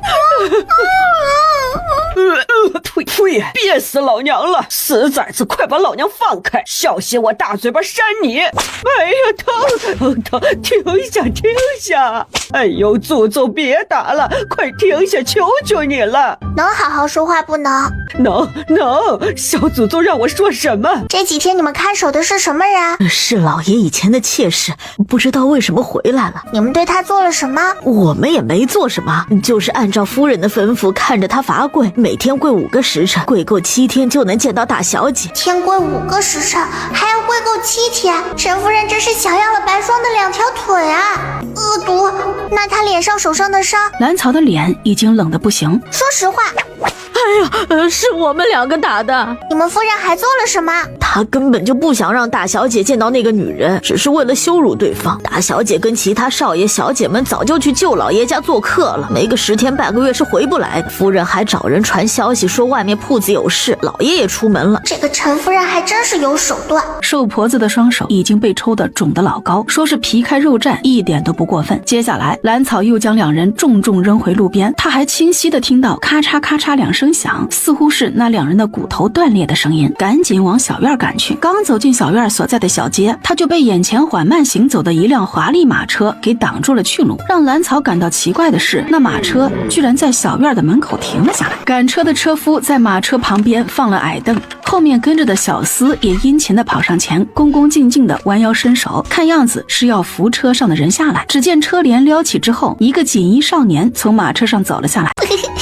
哥哥穿这身衣服真好看，这衣服穿的太不自在了，刚刚差点被小白咬到衣摆，不方便。你这是买的什么？坏了，我得赶紧进去了，白姨还等着我呢。白姨回来了，那我去看看。丰收已经好几天没见到白霜了，而且又忽然经历了换子的事情，他其实也想看到白霜的。你说什么？白姨受伤了，严重吗？嘘，小点声，当然严重了。昨天晚上人可是晕着的，被我扛回来了。你扛回来的？说说到底是怎么回事？丰收这些年一直被丰年和白霜照顾得很好，是怎样的伤能把人给弄晕了？他想不出来。还能有什么？不就是在陈家被欺负了？那个陈夫人和她底下的人都不是好东西，我还没告诉她你回秦家的事情，一会儿你自己跟她说吧。如果白姨要跟着你去秦家，我就回山上去。丰收还是决定让白霜陪着兰草，毕竟兰草实在太小了，自己在秦家那么多人照顾，不会出事的。兰草却不这样想，她一个人完全能照顾自己。再说空间升级之后，她更愿意一个人待着。秦老爷给我重新起了名字，叫秦继宗，已经上了族谱。秦继宗还真没有丰收好听。并没有起身跟着进去房间，反而坐在院子里的草垫子上面，懒懒地靠在大白身上，怀里抱着凑过来的小白，惬意地晒太阳。至于白霜和丰收在屋里说了什么，他其实是不想知道的，无非就是2点：白霜以后留在丰收身边继续照顾他，白霜跟着自己回山上，毕竟他的卖身契还在丰年那里。这一次自己做的事情够多了，其他的就不管了。白姨，你放心吧，我在秦家会好好的，过几天就继续去读书。怎么能不担心你？从小到大你都没有离过家，现在你爹不在，我如果不陪着你怎么能行啊？只是不知道小丫头愿不愿意跟我一起留下来。白姨，我之前就留过，小丫头不喜欢待在县城，她想回山上。丰收有些低落，他也想让白姨和小豆芽留下来，可是那丫头当时拒绝得非常干脆，连考虑一下都没有。她才那么小，一个人在山上怎么行？不行，我再劝劝。白姨，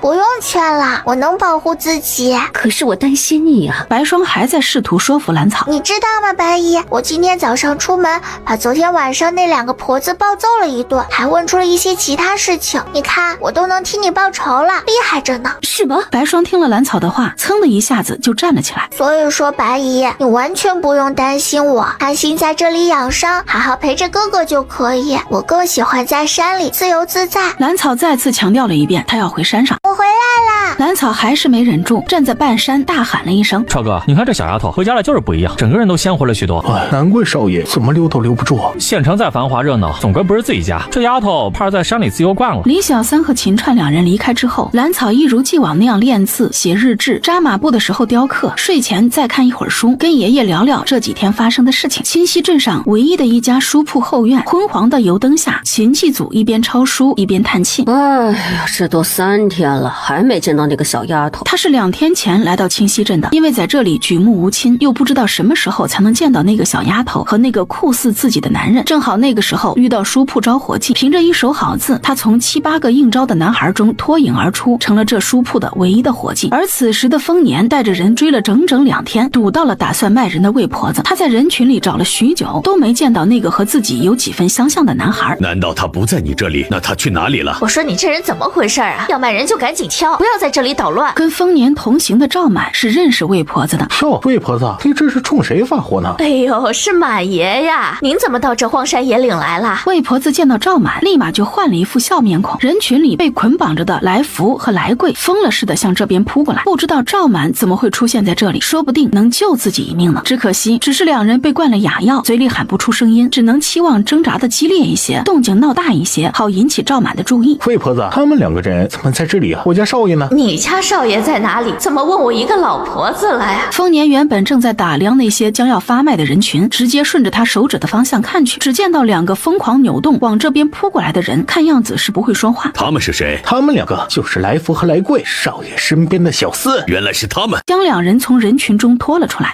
直接将两人揍了个鼻青脸肿，还时不时伴随着骨头断裂的咔嚓声。说，你们少爷呢？快说！哎呦，这位爷，你可饶了他们吧，把这两个打残了就不值钱了呀。他们两个被灌了药，哪里能开口说话了？老二，给钱！丰年头也不回的喊了一声。哎，别好了，我们家爷那少了你银子。魏婆子收到银子，直接开始从怀里去找那两个人的卖身契。我跟你说呀，这人你们买下不是不行，小少爷当日可是特别交代了，要把人啊远远的卖去矿场，反正是不能回去享福。你说什么？我们家少爷说的？难道他们俩是我家少爷卖的？赵满在旁边听了魏婆子的话，有些不敢相信自己的耳朵。可不就是你们家少爷卖的吗？要说你家少爷啊，真是爽利，卖人的时候那叫一个干净利索，让我当场灌了哑药才肯给我卖身契。这种人不值钱的，老婆子心善，就收下这两个哑巴啦。还真是他卖的，也就是我家少爷，只有他才能干出这种事来，机灵啊！夫人安排人把他卖掉，结果他就把别人给卖了。那他家少爷现在在哪里？这老婆子哪里知道，他把卖身契给我之后就离开了，难道没有回家呀？所有人都不知道现在的心情该怎么形容。那个孩子机灵的没有被卖，这是好消息，可是人又去了哪里呢？接下来该去哪里找人？大家一时都有些迷茫，忽然就没了方向。走，我们回县城。既然他把别人给卖了，说明当时已经意识到秦家有危险，将来是找地方躲起来了，没准人还在县城呢。爷，这两个人怎么处置啊？绑到马后面去，就算是拖死了，那也是我封家的下人，官府也管不了的。丰年现在见到这两个存心带坏自家孩子的人，就想千刀万剐了他们。他已经想好了，吃过早饭之后就下山去李先生的私塾蹭课。兰草进村之前，直接将大白和小白收进空间里，自己快速溜进私塾里。他便轻车熟路的直接上了杂物间的阁楼，然后拿出木头和刻刀开始雕刻起来。整整一个上午，兰草都是一心二用，手里的刻刀没有停过，耳朵还在听着李先生讲解的内容。放在身旁的书本他还要不时的瞄上一眼。快到中午散学时，兰草才翻墙从私塾的阁楼里出来，远远的就对上了过来接孩子的李氏。你怎么在这里啊？想着我刚一出来就能遇到熟人，怪难为情的。李氏快步走到兰草面前，这才拉着他离远一些。你怎么在这里？还从那么高的地方跳下来？我来听课。兰草并没有隐瞒自己来这里的目的。哎呀，你这孩子，墙头那么高，你摔断了腿可怎么办？还来听课？你听课？你识字了？这小丫头是来听课的。是呀，大叔教我识字了呢，我会写很多字，还能自己看书。兰草说话的时候无比自豪，自己现在懂得很多东西，就连以前兰家引以为傲的兰园都不如自己。大人对你真的很好。李氏也不得不承认，眼前这个侄女离开兰家之后过得越来越好了。周围这些村子里识字的女娃加起来都不超过5个。那是大叔把我当亲闺女养的，教了我好多东西呢，识字、功夫、打猎，很多。那就好，不过以后可不敢从这么高的地方跳下来了，万一摔着了怎么办呀？知道了，婶子，我以后会小心的。对了，你奶死了，你爷爷瘫了，你哥被卖了，你娘呢带着小的走了，你爹也失踪了。以后呀，你再也不用躲着兰家人了。死了，瘫了，卖了，走了，失踪了。兰草一脸的惊讶，奶奶这么快就死了，爷爷还瘫了，这是彻底不能动了。好想过去看看哟，也不知道爷爷见我活得好好的，心里是什么滋味。那个在兰家时噩梦一样的存在，终于得到报应了。爷，你别想了，我们不会接你去李家庄的。自从娘把我媳妇推进河里，你连一声责备都没有，我就发誓一定要离开这里。我怕再在这个家里待下去，我们一家人会像小草一样，终究会被抛弃。看样子是说不出话了。儿子宁愿一天跑2趟来给你送饭，我走了，晚上再来。爷，小草回来接你啦，我们走吧。他决定先吓吓那老头。爷，下面美得很呢，什么都有，不愁吃不愁喝，住的房子也宽敞，不漏风还不漏雨。兰草的话音刚落，老蓝头的脸色直接就白了，着急的面部都扭曲的变形。一直在这里，要吃没吃，要喝没喝，还被人嫌弃，不如和小草一起下去享福吧。你看看孙女离开家之后都长肉了，也白净了，是不是？老蓝头索性把眼睛给紧紧闭上，他不想跟眼前这娃离开。俗话说，好死不如赖活着。我知道爷不想离开，就不动你啦。再说我还活着，怎么能带你下去呢？要带也是我奶奶带你，不是？兰草见老蓝头被吓得脸色白的不行，也觉得差不多了。可算是出了半口恶气，就到这里吧。老蓝头听到兰草的话，一双眼睛瞪得老大，一脸的不敢置信。他怎么也没想到，当初那个被扔进山里的孩子居然活下来了。你现在不能动了，孤零零的一个人躺在这里，有没有反省过自己？也不想想，你如果没错，为什么二叔会坚决反对你去李家庄？如果你没错，为什么会孤零零的躺在这里？如果你没错，我爹又怎么会抛下你不管？我哥又怎么会犯那么大的错误？我知道，我就是当初无意间撞破了你跟村里老寡妇的事情，你就撺掇着一家人把我扔进深山，怕我说出去坏了你的事。可是我当时根本就不懂那些。不过也要谢谢你，谢你兰家放弃了我，让我遇到了大叔，他们一家把我当亲女儿看，教我生存，教我识字。当然我还遇到了爷爷，一个真心拿我当孙女的爷爷。你该不会想让我照顾你吧？哼哼，你不配。早在我被扔进山里的那一刻起，就不再是兰家人了。你这会儿不能动了，还想再次压榨我，想得怪美。老蓝头气得额头的青筋都爆得老高，可是现在他拿兰草一点办法都没有，只能看着当初那个胆小懦弱的孩子在自己面前嚣张。其实我这次回来就是来看你笑话的，现在笑话看完了，我该走了。爷，你要相信这个世上是有报应的，当初我那么求着你们，依然把我扔进深山，现在不管你要求什么，我都不会应下。兰草回头冲老蓝头嗤笑一声，直接抬脚走了出去。大白，我们去镇上送货，顺便带你去吃好吃的。我告诉你哦，镇上吴阿婆家的馄饨特别香，一会儿可以让你尝一个。还有同福楼那里的胖大厨做的饭可好吃了，是我吃过最美味的酒楼。只可惜你不能去，我悄悄告诉你哦，胖大厨那双眼睛毒得很，像你这样的好羊，如果被他见到了，是肯定要被他下锅的。大白听了兰草的话，脚下一个打滑，差点没把他从背上摔下来，整只羊都暴躁不安起来。放心吧，大白，我不会让胖大厨见你的。今天还把你放在医馆里，到时候你乖乖等我回去给你带好吃的哦。兰草进了镇子之后，直接来到了医馆的后门，开门的正是之前见过一次的齐白英。是你啊，快进来。白英哥哥好。同一时间，秦继祖趁着这会儿不忙，他便向掌柜请了一会儿假，抽空出了书斋。他今天是打算找镇上的乞丐打听一下关于兰草的消息，毕竟这些乞丐天天在街上，知道的事情是真的不少，说不定就知道那个丫头的消息呢。你这是干什么？天还没黑怎么就收工了？而且我刚刚找了好几个地方都没有见到人。只可惜我们不能在镇子里待了，得赶紧撤。哎，别急啊，你们为什么要撤啊？我找你有事情。还能为什么？还不是煞星进镇子了？哎，小马哥可是再三叮嘱过，只要见到那煞星进了镇子，我们所有人要立马避出去。嘿，是清溪镇竟然还有这号人物，有机会真想见识见识。还有比我这小霸王更厉害的煞星。秦继祖的思维立马被清溪镇的煞星给吸引了，连正事儿都还没说，直接扔给小乞丐一个铜板。那小乞丐拿到铜板，也顾不得眼前这少年还想再说什么，立马撒丫子往镇外跑去。秦继祖看着一溜烟跑得没影的小乞丐，暗骂自己手太快，就不知道把所有问题问完了再扔铜板。这下好了，我的正事儿一点没办，还花出去一个铜板。算了，明天吧，明天再来找这些人，还是回去上工要紧。书斋的宋掌柜人还不错，我在那里有吃有喝有住还有工钱呢，同时也不耽误我找人。这清溪镇的煞星是什么样的三头六臂，居然能有这样的威慑力，好生羡慕。我什么时候也能有这样的震撼力那就好了，所到之处所有小鬼全部避让。他已经送了同福楼和珍宝阁以及杂货铺的货，想着放在空间里鼓鼓的荷包，在心里盘算接下来的事情，就只剩下书斋那边了。兰草打算吃碗馄饨填饱肚子之后再过去。饭后他又沿街买了一些可以存放的包子烧饼之类，打算以后放进空间里可以慢慢吃。兰草大概收拾了一下自己，便抬脚走进书斋。你怎么在这里？兰草没有想到自己会在这里见到那秦家的小哥哥。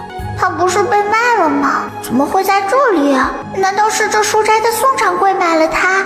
惊得他把刚刚抱进怀里的那个小竹筐都掉在了地上，这里面装的是要送到书斋的木雕，这会儿也顾不上捡地上散落的东西。哥哥，你怎么在这里？你不是被卖了吗？你认识我？你怎么知道他们要卖我？秦继祖也是没想到两人的见面这么突然，他刚刚还出去想找人打听这丫头的下落呢。真是太巧了，我来找你啊！还有跟你一起的人，就是那天晚上背着你的男人。秦继祖这会儿激动的手都有些颤抖，说到底也只是一个10岁的孩子，独自一人来到陌生的地方，害怕总是有一些的。小贤，出什么事儿了？却见到自家伙计和一个小女娃相对站着，地上还散落了一地的各种木雕。哎呀，小秦呐，快把那东西捡起来，可别摔坏了。这些木雕最近在这里卖的不错，已经有好几个读书人第2次来买了。赶紧和兰草一起蹲下，把那些东西全都捡起来，放进竹筐里。小娃，今天怎么是你来送这些啊？哎呀，果然小孩子办事就是不牢靠，这才第1次送货，就全给摔了。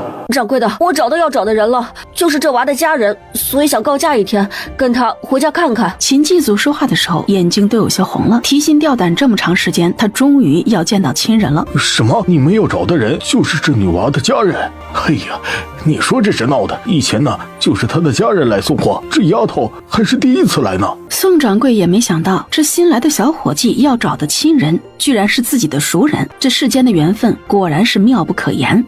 行了，既然找到了亲人，那就先回去处理家事。你这也算是我的子侄辈，风兄弟啊是个好人，你见了就知道了。宋掌柜很大方的让秦继祖先去处理家事，秦继祖感激的冲宋掌柜道谢告别，然后便拉着他还有些呆萌的兰草出了书斋。兰草自从见到秦继祖之后就有些懵，脑子完全不知道在想什么。哥哥，你是秦家的少爷吗？兰草决定还是先确定对方的身份才行。是啊，你怎么知道的？秦继祖的心里更加疑惑了，这么个小丫头怎么会对我一个陌生人的事情知道得这么清楚？这可糟糕了，大叔以为你被卖了，然后追出县城去找你了。对了，大叔就是那天背着我的人，我得想办法通知大叔才行。是我跑一趟县城，还是找人送信过去？他怎么会知道我被卖了？秦继祖听说那个男人听说自己出事，已经追出县城之后，心里的忐忑已经去了几分。至少那个人是关心我的，这就够了。快说说到底是怎么回事？你怎么会知道我是秦家少爷？怎么会知道我被卖了？还有你大叔怎么就去找我了呢？秦继祖迫不及待地问兰草，他的心里这会儿无比激动。难道我的亲人也在找我？那天秦夫人身边的王嬷嬷带人到村子里，趁丰收哥哥散学回家时，把人给明云带走了。我和大叔追到县城，跟到秦家。提起之前丰收被劫时的惊心动魄，兰草这会儿鼻子还是有些酸的。当时他一个人骑着大白从山上找到山下，从李家庄追到镇上，又从镇上找到县城，整整追了1夜。当我们抓了王嬷嬷逼问的时候，才知道当年那对主仆悄悄把你和丰收哥哥给换了。等到问起你的下落的时候，才知道那秦夫人先一步让人把你带出去，要卖掉。我半年前无意中听王嬷嬷说起，知道自己并不是秦夫人的亲生儿子，以前想不明白的事情都明白了，知道她是故意要养废了我，一直想着找自己的亲人。秦继祖了然的点点头，看来我的亲人很看重那个叫丰收的，也不知道以后对我怎么样。现在我要赶紧通知大叔才行，有些拿不定主意，是该送信出去，还是去县城找人？我怕去了县城还找不到人呢。兰草有些着急，还是送信过去吧，你可别去县城跑了，万一跑丢了，我到时候怎么交代啊？也好，就算是我去了县城，也不知道接下来去哪里找大叔。还是送信过去吧。大叔说李家庄那边的人可以找到他。好啦，要不我们先回李家庄找那里的人给送信，然后哥哥你再跟我一起回家。既然已经决定找人送信，那当然是越快越好。兰草决定现在就回李家庄。好，那我们现在就走，有什么话路上也可以说。秦继祖也没有意见，他有些迫不及待的想跟着兰草去看看。两人出了14之后，直接往医馆赶去。兰草带着秦继祖刚一进门，齐大夫就发现了，正好这会儿没有病人，他便快步迎上来。你这丫头呀，这几天在家里过得怎么样？有没有难处啊？齐大夫，我在家一切都好，你看我找到哥哥了。兰草说着拉过旁边站着的秦继祖。真的？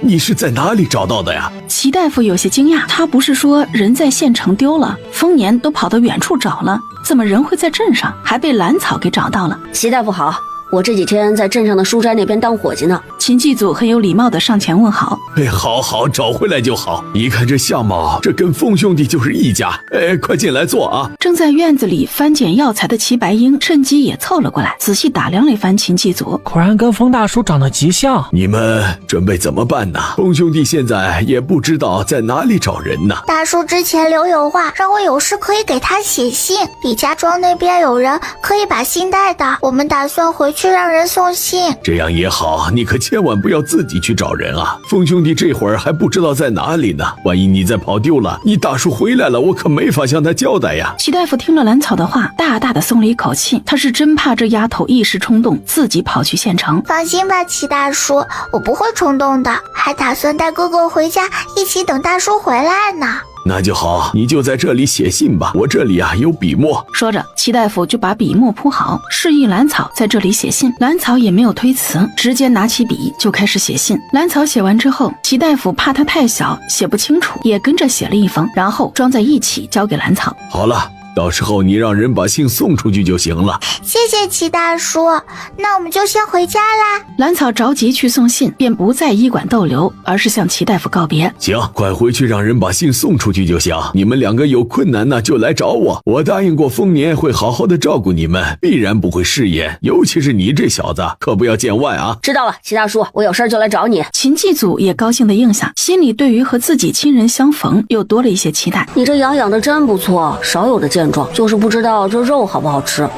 接下来他就悲催了，大白不满地冲他瞪瞪眼睛，然后直接就向他冲过去。这才发现大白生气了，已经向他冲过来，然后秦继祖就撒丫子往镇外跑去。两人来到李家庄的院子时，开门的竟然是李小三，一下子就开心起来。小三哥哥，你没有去县城吗？不是，我从县城回来了，快进来。你这……当他看清楚跟在兰草身边的少年，一下子就愣住了。他一眼就看出来，这个少年跟自家主子长得很像。难道我们想要找的孩子自己找到了这里？这也太神奇了吧！这真的找到了？李小三还是想要确定一下。是啊，哥哥当时从县城出来，直接来到咱们镇上，我今天去镇上才见到的。兰草简单说了一下事情的始末。快进屋，我去烧水泡茶。李小三知道眼前这少年是自家小主子，立马热情地将人迎进屋。小三哥哥，不用忙啦，我们来是想让你送信的。大叔离开之前曾经交代过我，如果有事就把信送到这里，他能收到的。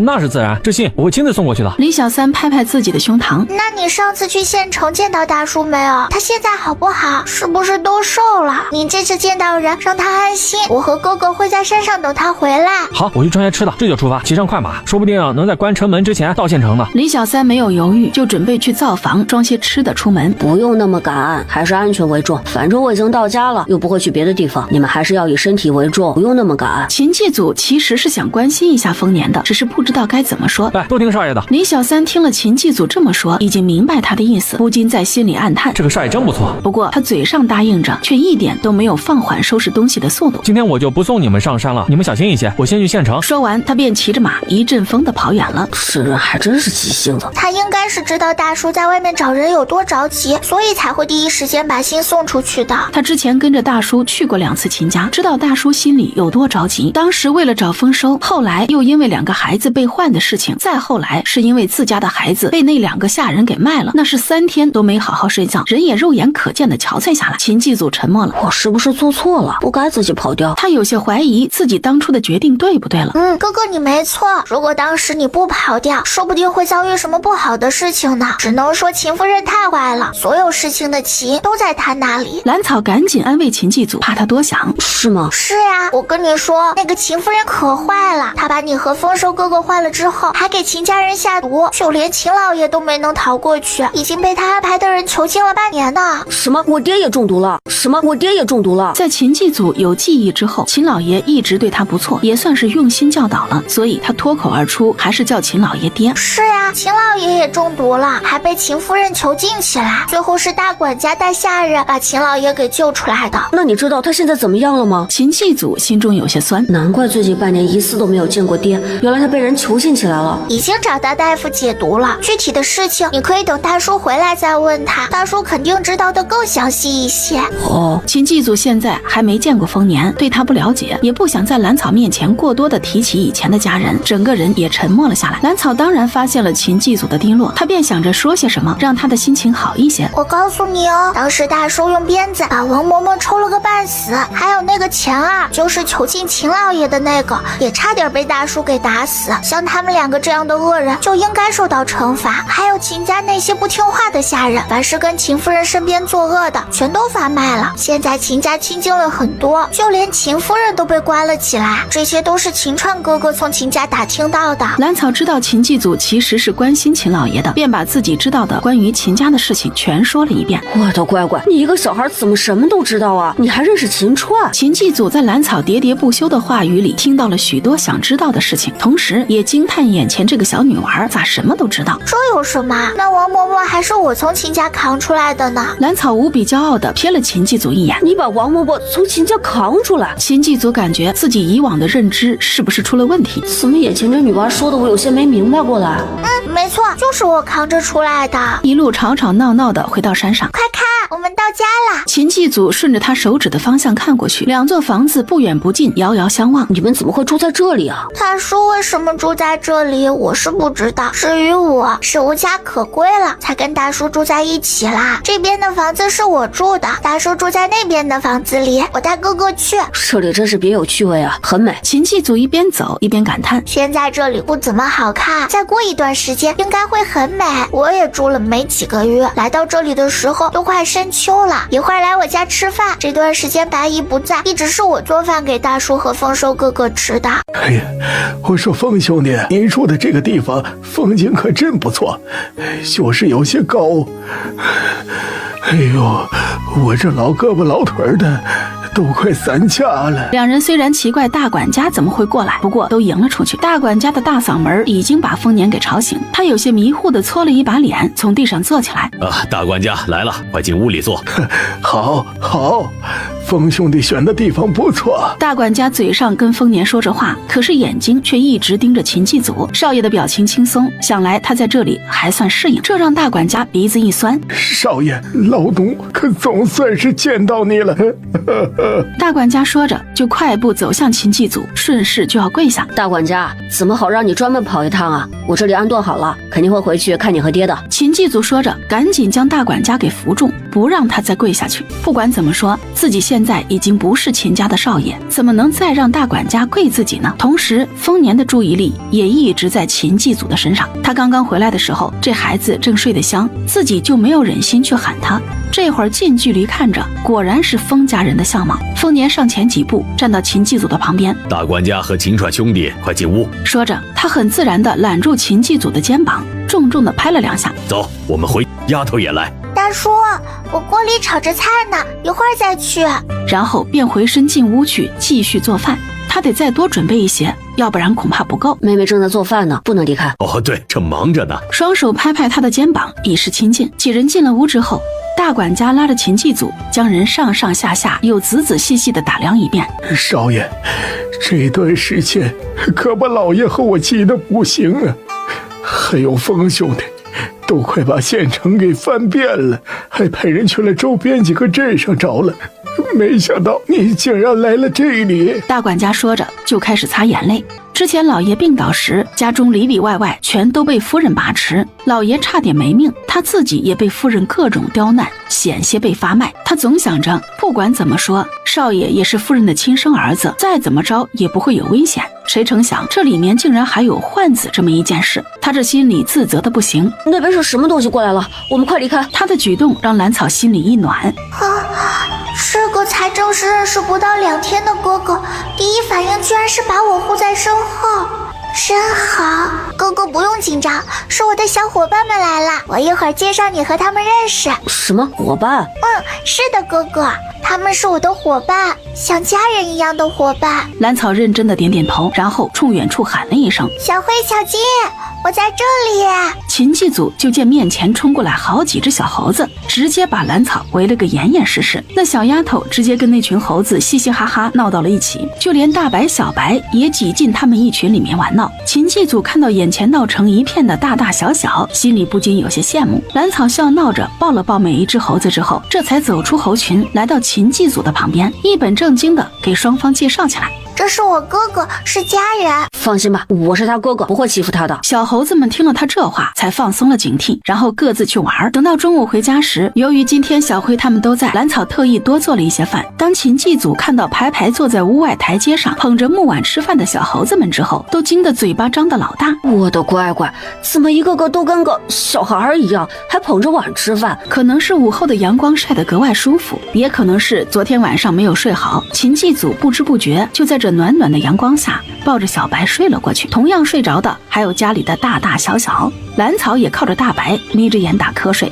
当丰年满头大汗回到山上，推开院门的时候，看到的就是这样的情景。自家院子里横七竖八躺了一片，一个个肚皮朝上，一点戒备都没有。再走近一些，听到的是此起彼伏的小呼噜声，尤其是抱着小白的那个少年，还有靠在大白身上的小丫头，两人睡得很沉。丰年轻轻绕过他们，又从里面拿了2个小宝贝出来，给秦祭祖和兰草盖好被子之后，直接躺到2人旁边。可能是见到秦祭祖之后，最近一直悬着的心放下了，也可能是今天不停赶路，确实累了。丰年躺下没多久便睡着了。整个午后，小院在阳光下格外安静。大管家不用自责，我之前在七夕镇见过妹妹，元宵节前一晚又在县城里远远见过，所以我把来福来贵卖了之后，就想到七夕镇找找看，没想到还真的见到妹妹了，这才知道你们都在找我。秦祭祖说起这事儿时，心里也是一阵唏嘘，好在他这次算是有惊无险，没有真的被卖掉，要不然他又将是另外一种结局。放心吧，欺负过你的人，我一个都不会放过的。那来福来贵2个被我从魏婆子手里买了回来，然后直接将人拖在马车后面，不到半天的时间就直接拖死了，也算是为你报了仇了。是啊，老爷也把家里那些下人全都发卖了，王嬷嬷和春柳杖毙了，至于夫人也被关起来了。谢谢各位长辈的回护。你是我丰家的孩子，护着你是应该的。啊，对了，丰兄弟，这次我来还想问清楚，我们少爷在丰家是个什么章程啊？大管家这次可是带着任务来的，他最起码得知道少爷家在哪里，在丰家族谱上叫什么，以后有什么安排，问清楚这些才好回去跟老爷交差。目前丰家的人口简单，我已经给他想好了名字，族谱上就叫丰盛，接下来也就该安排他进学堂了。丰家的男儿自小都是要习武的，这个我会教他。至于丰收这些年是因为身体的原因，这才没有教他。年前他的身体好了一些，也只是刚刚开始扎马步。丰年安排丰盛的同时，还讲了一下丰收没有习武的原因，免得秦老爷多想。哎呀，丰兄弟哪里的话呀，季宗少爷的身体我们都是很清楚的，之前呢确实不适合习武，我们老爷说了，季祖少爷在秦家的名字依然保留，而且族谱上面也不动，他依然是秦家的少爷，随时可以回去住啊。这个当然，丰收在族谱里的名字也不动，他有空了想回来就回来。可以说两人对彼此的安排都很满意，毕竟是自家教养多年的孩子，哪里是说送给别人就彻底不联系的。就在这个时候，兰草端着一个大大的托盘过来，上面摆了好几个大碗，都是他刚刚准备好的饭菜。妹妹，快给我，你端不动的。丫头做了这么多，累坏了吧？哎，快放下，快放下啊！放心吧，我拿得稳着呢。这次大叔在外面啊，特意给你带的。这几天我不在家，丫头好样的。兰草接过手串，开心的戴到手腕，还在丰年面前晃了晃。谢谢大叔。丰年又摸摸他的脑袋，转身对站在旁边的丰盛说了句：“你也有，一会儿给你。”毕竟他现在跟丰盛还不熟，怕那孩子多想，所以这会儿专门对他说一声：“哎，好。”丰盛笑眯眯的应下，心里暖暖的。我先回去啦。好，丰盛。去送妹妹回家，秦老爷准备怎么处置秦夫人？为了差点被卖的丰盛，为了这些年傻傻付出的自己，他势必要找秦夫人报仇的。即使丰年从来没后悔对丰收好。老爷已经给夫人下了那种慢性毒药，用不了3个月就会有结果了。这些还不够，我就想知道你家夫人的底气是什么。他是恨不得将那个恶毒的女人挫骨扬灰的。几年前夫人的娘家兄弟沈大爷当了极县的县令，或许这就是他的底气吧。只不过这次的事情，沈家那边已经将夫人除族了。大管家摇头叹息，自从夫人的沈大爷当上县令之后，他是横竖看不上老爷这个商户人家。除族？沈县令舍得你们家这个钱袋子？毕竟秦夫人手里握着的可是秦家的这个钱袋子，也不知道秦家有多少钱财被划拉到了沈家。老管家被说的心里一惊，我得赶紧回去跟老爷商量一下，我们得早做打算，不能让沈家人讹上啊！大管家回去之后提醒一下秦老爷，3个月的时间太长了，足够沈家做很多事儿，比如做了秦夫人想做的事情，到时候你们秦家还能够剩下什么呢？大管家的脸色立刻凝重起来。似乎我和老爷把事情想简单了一些，不行，明天一早就回去，我们得早做打算。快来吃饭，尝尝小草的手艺。你也吃，之前还是我烧的火呢，以后等我学会做饭了，就做给你和妹妹吃。丰盛也夹了一筷子菜放到丰年的碗里。好，我等着你以后做的饭。丰年笑眯眯地端起碗吃饭。两人虽然才相处了不到1个时辰，但是都小心翼翼地接近对方，努力表达自己的善意。大管家见自家少爷跟丰兄弟相处的融洽，总算是彻底放下心来。这也是他这一次过来的一项任务，看看两人相处的怎么样。丫头啊，这几天一个人在山上，有没有害怕呀？大叔来啦，快坐，哥哥也坐。丰盛从来没见过这样的操作，直接惊呼出声：妹妹，你这是扎马步和雕刻，了不耽误啊！这有什么大惊小怪的？你妹妹一直这样，你以后啊也可以这样，扎马步的时候背书。丰年笑着瞥了丰盛一眼：扎马步背书？丰盛表示自己操作起来恐怕有些难度，可是看着眼前绷着小脸认真雕刻的兰草，决定把自己快要到嘴边的抗议咽下去。没道理一个小丫头都能办到，自己年长几岁却做不到。丰年见丰盛没有抗议，便欣慰的点点头，是个知道上进不服输的，像他丰家人的性子。丫头还要多久才能够结束啊？兰草知道丰年有话要说，将手里的木头和刻刀放到旁边的桌子上。这几天丫头一个人在山里，我很不放心，只是这次不得已才这样安排，还好是把人给找到了。丫头很聪明很乖，丰盛也很机灵，都很好，都是好孩子。丰盛是我丰家的孩子，这一点毋庸置疑，不过你却不是我儿子。丰年的第2句话无疑是往2个孩子身上扔了一个炸雷。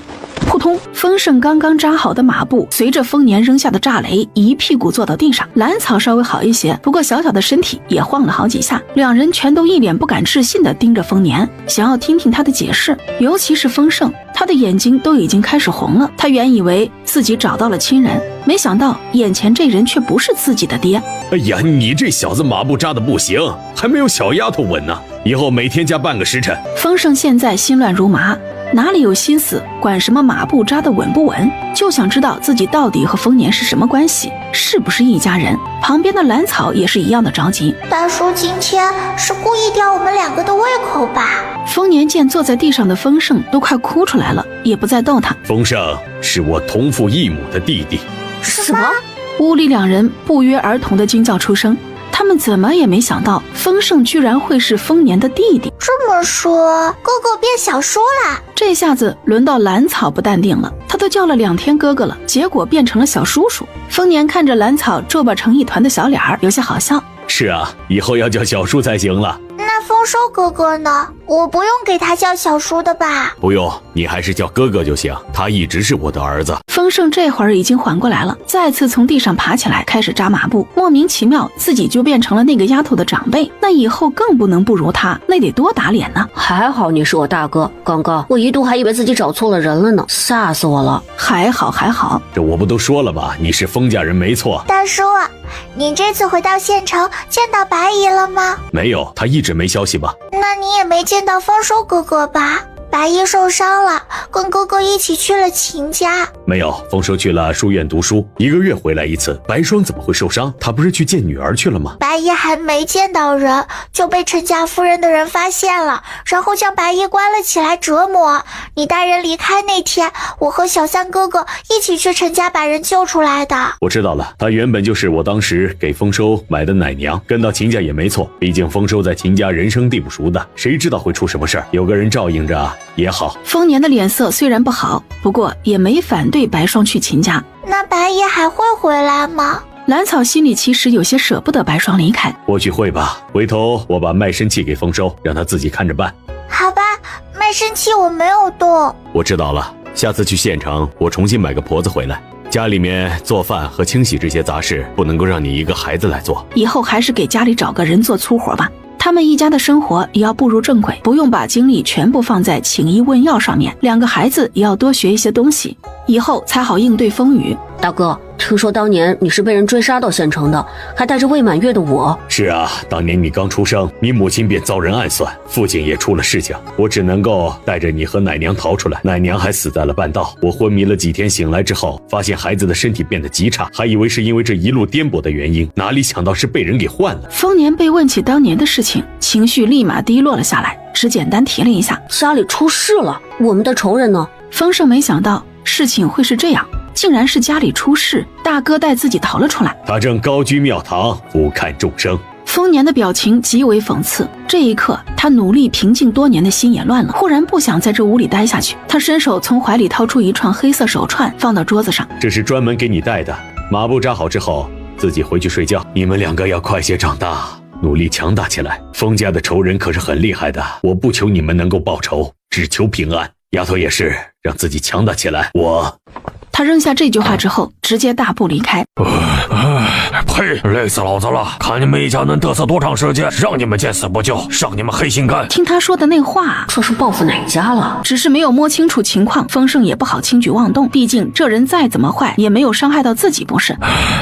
这个死小子怎么这么重啊？你可别怪我，要怪就怪你爹，都是亲兄弟，他怎么能见死不救的？我只想带着家人接住几天，居然把我们赶出门去，太狠心了！树上的丰盛一双眼睛死死盯着男人背上的麻袋，难道这麻袋里面是个孩子？他一下子就惊出一身冷汗。这个男人带一个孩子上山想干嘛？说山里喂狼，推到山下摔死，掉到悬崖上讹钱。他赶紧从口袋里摸出练习打猎的石子，就向那男人的脚腕砸了过去。哎呦，谁？什么人？丰盛已经发现，从那麻袋散开的地方露出了半个脑袋，里面装的的确是个孩子，只是不知道为什么都摔到地上了还没有动。丰盛也不再多想，又是一个石子扔过去，砸在那男人的膝盖上。谁？快给老子出来！龟孙子，快给老子下来！那男人这会儿已经发现藏在树上的丰盛。快来人啊！坏人在这里！妈的臭小子，干坏我好事，我打死你！对方只是一个小孩子，要收拾他还不是轻轻松松的事儿。坏人在这里，快来人啊！丰盛一边喊一边从树上跳下来，使劲甩出了鞭子。啪！打死你这个人贩子，打死你这个拍花子的，打死你这个黑心肝的，你个王八羔子，对那孩子做了什么？杀人犯！现在的他最恨的就是那些对孩子下手的人，同时他也在奇怪，麻袋里装的那个孩子到底是死是活？为什么这么大动静，他动都没动一下？哎呀，疼！我没有杀人，那个是我侄子，我怎么可能杀他？你别多管闲事儿。这个时候，丰盛已经能够听到山下已经有人冲上来了，那杂乱的脚步声、吵嚷声也越来越近。就在这个时候，麻袋忽然动了一下，一颗小脑袋从里面钻出来。小叔，正在挥鞭子的丰盛一下子愣住了，赶紧扭头查看，没想到麻袋里装的居然是小胖子蓝浩。小胖子，怎么是你呀？他直接在那男人身上踹了一脚，赶紧跑过去将小胖子抱起来。小叔，有坏人要抓小豪。好了，小叔已经抓住坏人了。你看，居然发现刚刚缩在地上的那人已经不见了，那人也太狡猾了，眨眼的功夫居然就溜走了。就在这个时候，李家庄的村民手里拿着棍棒，全都冲了上来。小浩，可算找到你了，你没事吧？风盛，怎么是你？是你救了小浩吗？我刚上山就听到村子里有动静，就爬到树上查看，发现一个男人扛着麻袋上，然后就救下了小胖子。只可惜刚刚的那个男人跑了，不过那人被我打了一顿，应该跑不远了。爹，就是小叔救了我。哎呀，这次可真是太感谢你了。你有没有受伤啊？这人是谁呀？你们认识？他是小浩的小叔，刚刚还带着小浩骑马了呢。还是在周围找找吧，那人跑不远的。快，我们分头找。我去，这也太猖狂了，居然跑到村子里来抢孩子，抓住了打死他。一行人分散开来找刚刚逃走的那个男人的身影。蓝二哥，我听到一些那人说的话，或许你能猜到是谁。他说了什么？他说之前想去你家借住几天，被你赶出去了，你儿子出了什么事儿，只能怪你。是他呀。郎安平听了丰盛的话，气急反笑，只觉得无比悲凉。果然是爹娘宠爱的好大儿啊，行事作风简直和那死去的爹娘一模一样。这次真是多谢你了，如果今天没有遇到你，这小子也不知道是个什么样的结局啊。蓝二哥，我得赶紧回去了，要不然小草一个人在山上我也不放心。小浩这次受了惊吓，回去好好安慰安慰他啊。我走了，回头我带家人上门道谢。小草，我回来了。小叔，怎么回来这么晚？是不是出事了？哎，是出了点事儿，不过呢，已经解决了。赶紧给他递了一个竹筒，里面是他之前稀释的健体丹的水。哎呀，走这一路真是渴死了，谢谢小草。这水喝起来有点甜啊，真爽。小叔肯定是赶路太累了，觉得水好喝。到底出什么事了？我送小胖子回家后不，他被人掳走了，正好被我救下来，我还打了那人一顿，只可惜最后被人跑了。丰盛有些含糊地说了一下刚刚发生的事，只是他没有想好自己要不要说掳人的那个有可能是小胖子的亲人，毕竟小胖子的亲人很可能就是兰草的亲人。他可是从丰年那里听说了这小丫头以前的事，过得太苦了。什么被掳走了？那人为什么往山里跑？总之小胖子被我救下来，已经交给你二叔他们了。那小子没事就行，并且第一时间带他去看小猴子他们摆得整整齐齐的柴。丰盛看着灶房那高高的一摞柴，心里不禁感叹，有些人真的是连畜生都不如啊，比畜生可差太远了。兰草喜滋滋的开始摆饭，同时又把自己的小伙伴夸了一遍。要不我们明天下山看看吧？我离开的时候劫走蓝号的人并没有找到，而且……说到这里，丰盛有些犹豫，他不知道接下来该怎么说。而且什么？而且那个人，我听他说蓝号是他的侄子。丰盛犹豫再三，还是说了出来，是那人的侄子。兰草脸上的笑意渐渐散去，眉头也皱了起来，他心里已经有了一些猜测。那人还说什么了？哦，对了，他还说什么亲兄弟的。咔嚓，手里的筷子也因为太过用力直接被折断，已经100%的肯定了那个劫走蓝号的人就是他的亲爹蓝安庆。难不成想把人也扔进深山？小草，你没事吧？丰盛关切地问。谢谢小叔，我没事，只是听说干坏事的人是我的亲人，一时有些接受不了。明天我想再下山去看看究竟是个什么情况。兰草冲丰盛笑了笑，让他放心。当天夜里，兰草翻来覆去怎么都睡不着，一直在回忆自己当初被扔进山里的事情。两人出门的时候天还没亮。小草，你不要着急啊，路上慢些，别摔着了。小叔放心吧，我的视力很好的，能看清楚路。那你小心一些，要不然让大白背着你，我该背书了，万一照顾不到你怎么办？丰盛每天早上都会默默背书，这会儿也不例外，只要多注意脚下就行。听小叔的。就这样，两人一边背书一边下山，一路上除了小白偶尔叫一声，都是静悄悄的。忽然，怎么了，小草？嘘，有声音，你仔细听。真是个废，这么简单的事情都做不好，还想争大气，老娘真是瞎了眼了，才会听那窝囊废的话，来到这破地方。呸！蓝安庆，你个废，这次回去老娘就把你给踹，一个崽子都弄不来，害得老娘在山里等一夜，差点没被山里那些畜生给吓死。那个女人骂骂咧咧的声音越来越清晰，丰盛也听得很清楚，他的眉头越皱越紧，兰草的手已经放在腰间的鞭子上。不管那骂骂咧咧的女人是谁，光听她说出来的话就知道不是好人。哪里跑出来一只傻羊啊？老娘有口福了，过来，小畜生，老娘带你回去把你煮了。见到小白之后，哎呀，好你个死崽子，还敢踢我，看我不扒了你的皮！小白这会儿一改往日的精神，走起路来有些东倒西歪的。兰草两人怕小白出什么事儿，直接拿出石子砸向那个妇人。哎呀，那妇人手上一疼，手里的绳子也掉到地上，就见到兰草和丰盛朝自己这边过来。乖乖，这破地方还有这么好的货色，还一下子就见到两个，哎呦，赚了赚了！兰草看着跌跌撞撞向自己这边走来的小白，他那走一步摔一跤的样子让人心疼的不行。小白，你怎么样了？被兰草抱起来的时候，小白已经晕了过去。看着没有动静的小白，他都快哭出来了。这个女人真是可恶！丰盛的鞭子已经招呼到了那妇人身上。小兔崽子敢跟我动手，老娘宰了你！那个妇人就那么趴在地上，面目狰狞的朝丰盛挥出一包粉末，然后丰盛一头栽倒在地上，一动不动。那兔崽子敢跟我动手，以后一定给你找个好去处。他从地上爬起来，狞笑着往兰草这边来。丰盛倒下的那一瞬间，让兰草立马就警惕起来。那妇人手中肯定有迷药，要不然小白和丰盛不会这样毫无征兆的倒下去。因此他也警惕起来，直接屏住呼吸，一双眼睛死死盯着眼前的妇人。不等他再次扬起迷药，直接一鞭子狠狠地抽了过去。哎呦啊！他那握着迷药的手赶紧抬起来护住自己的肩膀。这死丫头下手这么狠，白瞎了这白净的脸蛋，以后得好好调教。只觉得眼前有些模糊，身体也特别无力，摇摇欲坠。就在刚刚，那个妇人抬手护住自己肩膀的时候，直接将手里的迷药弄到自己身上，倒下去是早晚的事儿。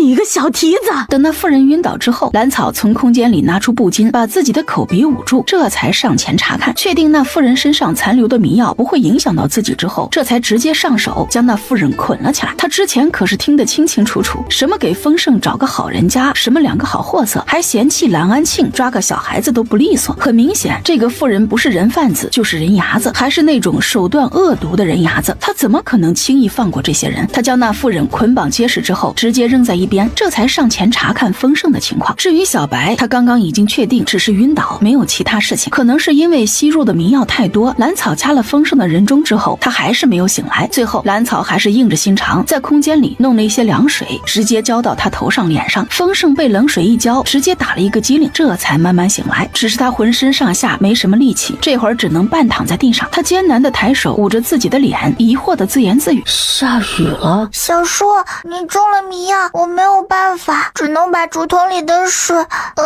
把你浇醒。蓝草看着有些狼狈的丰盛，还是有些心虚的。哦，对，那个女人手里有迷药，你没事吧？还有小白呢，我刚看见她都快晕倒了。小白晕倒了，我抱着就行。这个女人也拖下山吧，这人应该跟小胖子的事情有关系。蓝草又递了一个竹筒给丰盛，这里面他还放了小半颗解毒丹，也不知道管不管用。也不知道蓝安庆是怎么跟他搅在一起的，到现在为止怀了几个孩子。还是带下山送到县衙比较好。丰盛直接拖着那妇人往人群中间的李家那些人过去。打死他！最近这村子里是怎么回事啊？接二连三的有孩子出事。哎呀，也不知道这次官府会怎么处理这事儿。听他们说话那意思，应该不知道地上这人是蓝安平的兄弟，看样子是李家人故意这么做的，就是要让蓝安庆多吃些苦头。你说什么？这人跟那个蓝安庆是同伙？是的，我下山的时候听到他自言自语说的话，而且他确实在山上守了一晚上。小山，就叫你姑过来，看看这个女人是不是跟蓝安庆一起回来的那个。你怎么了？头上身上都是湿的。这个女人给我下了迷药，幸亏有我侄女在，用凉水把我给泼醒了。什么？她给你下迷药了？你现在怎么样？要不要看大夫？对于这个救下自家外甥的少年，他们还是很感激的。我没事，已经恢复了，就是看着有些狼狈。被人按在地上，被揍得昏昏沉沉的蓝安庆，这会儿也有了动静。他伸着脖子往地上那女人身上看。秋娘，是你吗？你怎么样了？还挣扎着连滚带爬的。秋娘，你怎么了？快醒醒啊！你们这些人做了什么？蓝安庆见到秋娘昏迷不醒，急得直接怒瞪着众人。这简直就是不打自招呀！他们一伙的都是人贩子，给我打！秋娘也在各种疼痛中醒了过来。她刚一醒来，就跟围着她的大娘们撕扯了起来。蓝安庆，你个窝囊废，就这样看着老娘被打！只见蓝安庆死死地将秋娘护住，不让人伤到她一分。最可笑的是，他还梗着脖子对着人群外面喊：蓝安平，你个狗东西，快叫他们停手！我可是你亲哥，哪有你这样对待亲哥的？也不怕爹娘在地上不安生，他们半夜过来找你。蓝安庆，你个废物，这就是你说的民风淳朴好糊弄，这就是你说的你可以做兄弟家的主，你个窝囊废，我看你就是糊弄老娘的。蓝安庆，你跟老娘等着，等这次回去一定扒了你的皮。回应秋娘的只有众人的议论谩骂的声音。里长过来之后板着脸：这是怎么回事？你们这里出现了人贩子，在哪里啊？在这里，这一男一女就是人贩子，他们两人身上还带了不少迷药呢。李老大作为李家的当家人，直接站出来跟里长交涉。至于蓝安平，他将搜出来的几包迷药全都送到里长面前。里长大人小心一点，我那侄子刚刚打开了这药包，这会儿正晕乎着呢。一会儿把人带上去县衙，村里出现了人贩子，那可是大事。带走去县衙。里长大人，冤枉啊！我不是人贩子，我是那孩子的亲大伯，怎么会害他呢？全是误会啊！二叔，你救救侄儿啊！侄儿真的是冤枉啊！二弟，大哥错了，元哥不在家，大哥只是想接孩子回家住几天，没有坏心的呀。蓝安平和李家兄弟还有兰桂山全都坐了上去。夫人，上车呀！蓝安平回头看了一眼还站在原地的丰盛，便出声招呼他：蓝二哥先走一步，我有马车。丰盛笑着拒绝了他的提议，自家侄女还在树上猫着呢，他肯定是不愿意跟兰桂山坐一辆车的。那行，你跟上啊。小草，丰收昨天也回来了，没准一会儿就能见到人了，你不会见到他就忘了小叔了吧？小叔，你这也想太多了吧？在我心里，你就是我独一无二的小叔，是长辈，是亲人，是伙伴，没有人可以代替的。蓝草一向敏感，他一下子就明白过来丰盛在意的是什么。如果从秦家算，我是丰收的大哥，压他一头；如果从丰家算，我是他的小叔，又压他一头。嘿嘿，也不知道我这个父亲的身体恢复的怎么样了。马车很快就来到了秦家大门外面。大少爷，老奴扶您下车，姑娘请。不用了，我自己跳下去就行。丰盛深知自己在秦家的身份有些尴尬，哪里能真的让大管家扶自己，直接从马车上跳了下来。好嘛，大少爷的性子还跟以前一样跳脱，看来在丰家过得很是舒心呢。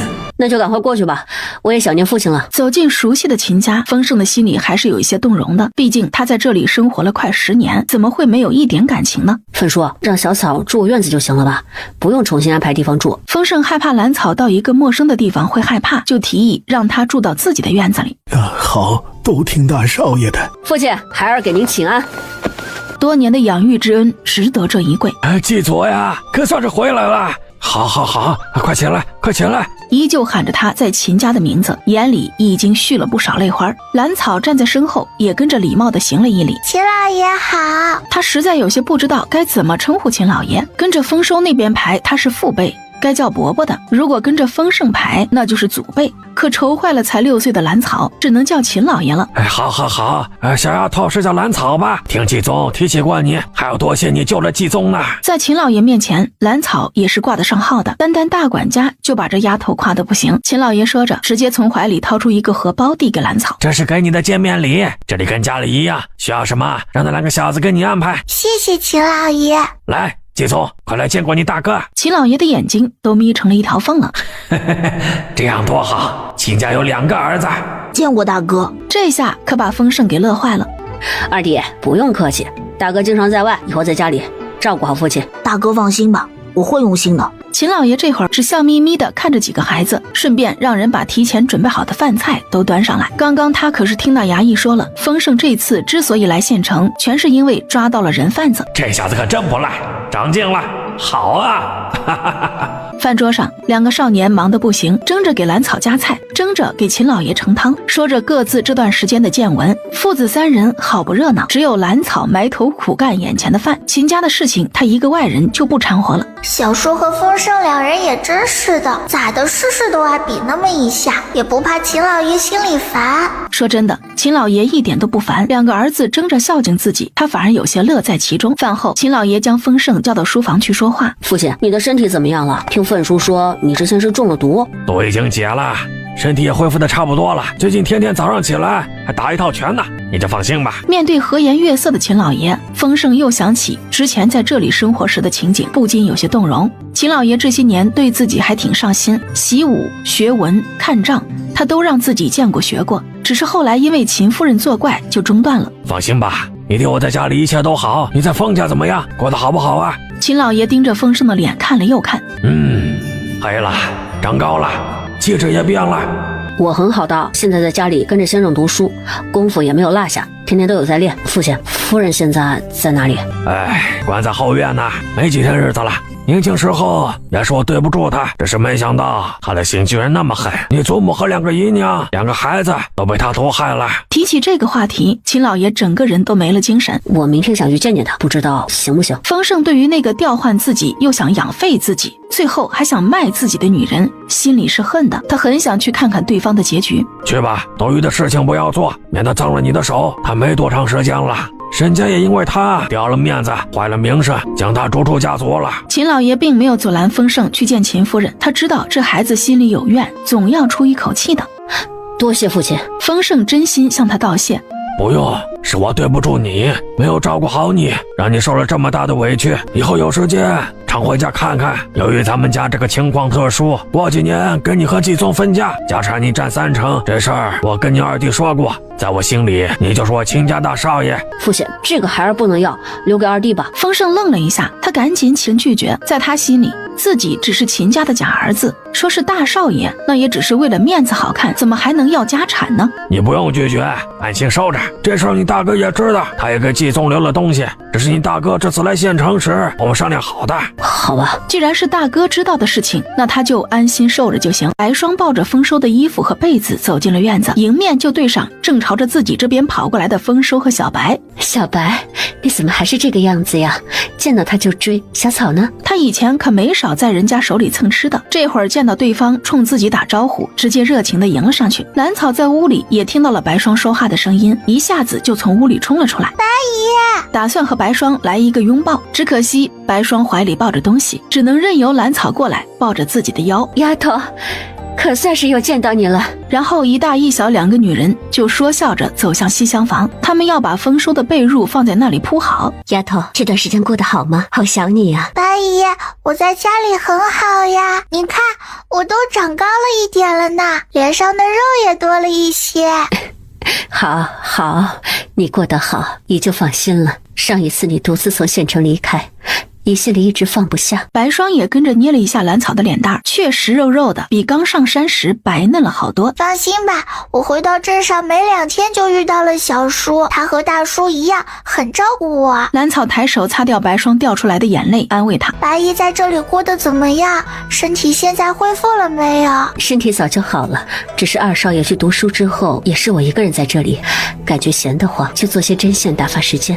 我说小豆芽，我都离开这么长时间了，怎么小白还这样追我？求求你让他放过我吧，我是真跑不过他。他说着就直接瘫坐在椅子上。哥哥，你说说你，比小白大那么多，居然还跑不过他一只羊，这段时间是不是没好好练功？兰草可不会告诉丰收自己给小白吃了几次健体丹，丰收跑不过人家是正常的。没有练功？怎么可能？我的功夫要是没有长进，爹可是会用鞭子抽我的。丰收听到兰草的质疑，就跟被踩了尾巴的猫一样，直接跳了起来。秦老爷会用鞭子抽你？不能吧？兰草表示自己有些不相信。是我爹，不是你说的秦老爷。原来是大叔抽你呀。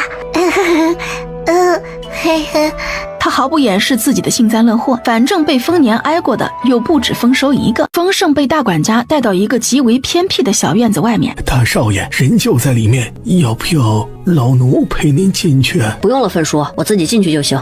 丰盛推门进去的时候，秦夫人这会儿直勾勾地看着门口。她现在披头散发，瘦骨嶙峋，脸色更是苍白的可怕。当她看清楚进来的人是丰盛时，眼里的光一点点消失了。你来干什么？秦夫人的声音里没有一丝感情。丰盛看清楚秦夫人现在的狼狈样子，一点都不可怜她，只是勾勾唇角。我父亲没有告诉过你吗？即使我离开了秦家，还是上了族谱的秦家大少爷，而你亲生的儿子也只是二少爷。我回自己家有什么好奇怪的？不可能，你根本就不是秦家的儿子，凭什么占了秦家大少爷的身份？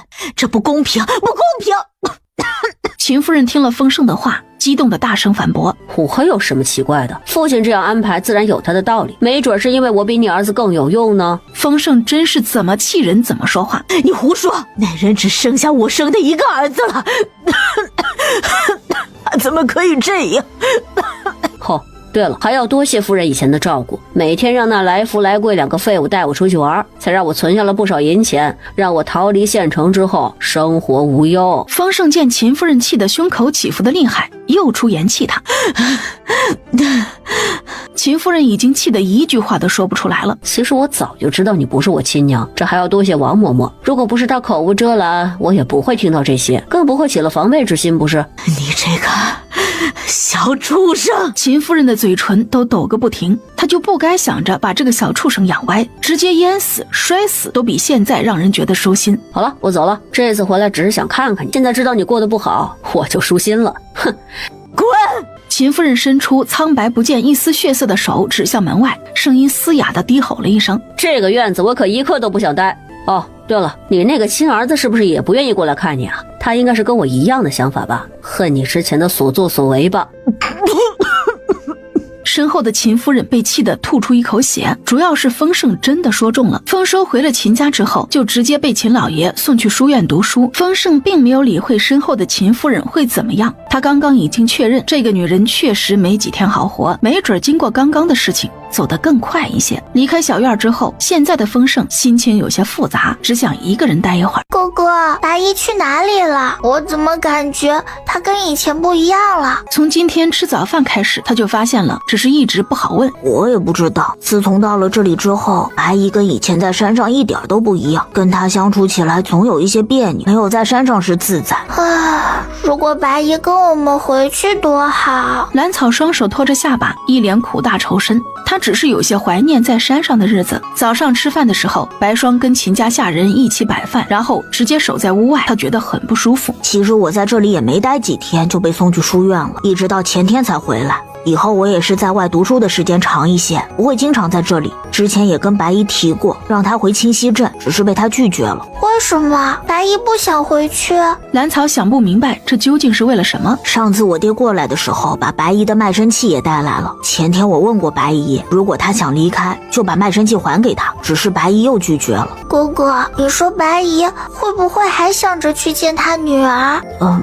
这也不是没有可能。一时间两人都有些犯愁，毕竟因为陈家的事情，上次白霜可是受了不轻的伤，差点丢掉半条命。难道还没有放弃？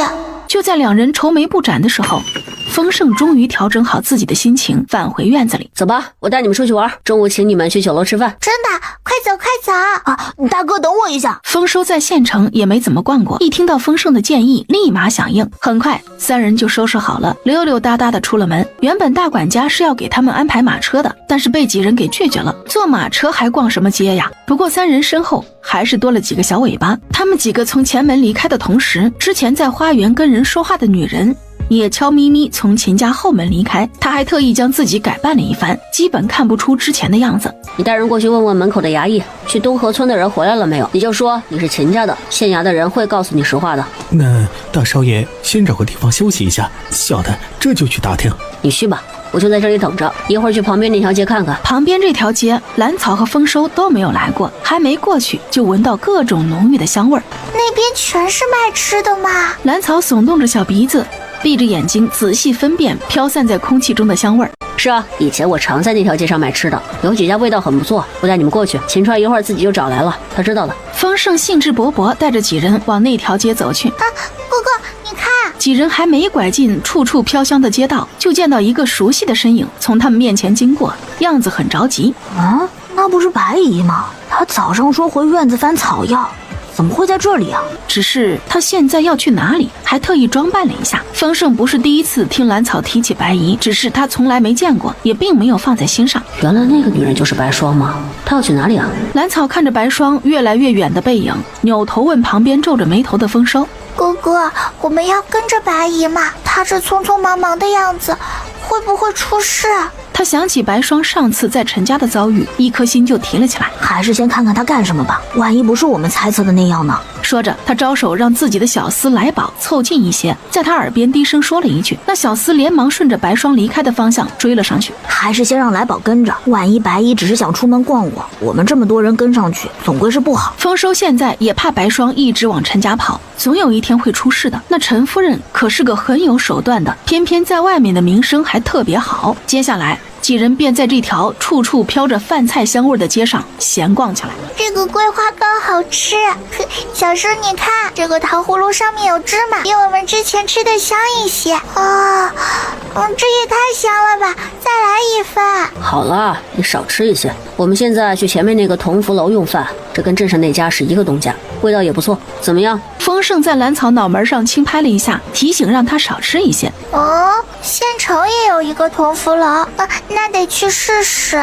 兰草一下子就来了兴致，也不愿在街上闲逛，直接催促丰盛一起去吃饭。县城的同福楼比镇上那家要大上许多，里面的摆设也更气派一些，只是不知道这里大厨的水平怎么样，有没有胖大厨更厉害一些。这会儿同福楼里吃饭的人还不少，几人直接跟着小二上了2楼，就在2楼大堂找了个靠窗的位置坐了下来。这里挺好，敞亮又热闹。几人还没等到小二把菜送上来，就见到秦串着急忙慌地赶了回来。怎么样，县衙那边有什么消息啊？去东河村的那2个衙役刚刚赶回来，那边的几个孩子救出来了，只是有2个身体弱一些的，病得厉害，昨天晚上就发了高烧。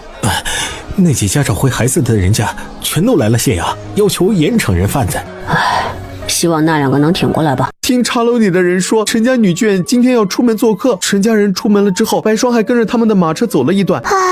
兰草这一次是真的有些生气，上次他把白霜从陈家救出来，为了给他留面子，什么都没有问，没想到那么大一个人居然不长记性。也不知道这次会不会像上次那样再被陈家人给抓住了吧。小嫂，你怎么一个人就来这里了？小豆芽，来这里怎么不叫上我啊？丰盛和丰收2个还没进屋，就在院子里嚷嚷开了。小叔，你们怎么来啦？你这丫头怎么一个人就跑来了？你一个人住这边，我们也不放心不是？哥哥，你们过来的时候，白姨回去了没没有？没有啊，也不知道他这是去哪里了。那个来宝也没有回去。哥哥，白姨今天在陈家外面待了大半天，还真是去陈家了。我总是感觉有些不妙。你说说，咱们几个孩子整天为一个大人操心，脸上虽然有着不耐烦，但是眼里的担心却是怎么也掩饰不住的。丰收看着外面黑漆漆的夜空，心情更加不好了，看样子是要下雨了。车上有雨伞没有？兰草倒不担心自己，爷爷给的衣服是防水的，就是怕一会儿没找到白霜，自己这一群人被淋病了。放心吧，车上有2把雨伞。马车在陈家后门的巷子外面停下来，几人分头去找人。哥哥，白姨一直这个样子怎么办？我好担心她。兰草在黑夜里左右扫视，希望能够找到那个熟悉的影子。先找到人再说，这事儿我会跟爹爹商量的。其实我希望白姨能跟你回家。丰收说起这事儿就有些烦躁，白霜在女儿的事情上太过执着，其实这样反而会害了他女儿。有时间还是得跟他好好说说。哦，你心里有数就行。白姨如果能跟我回去更好，如果她继续这样，秦老爷也会有意见。如果一气之下连人带卖身契全都送到陈家，到时候说什么都晚了。那白霜在陈家能活几天？放心吧，今天找到白姨，我就跟她谈谈这事，让她跟你回清溪镇。哎呀，下雨了！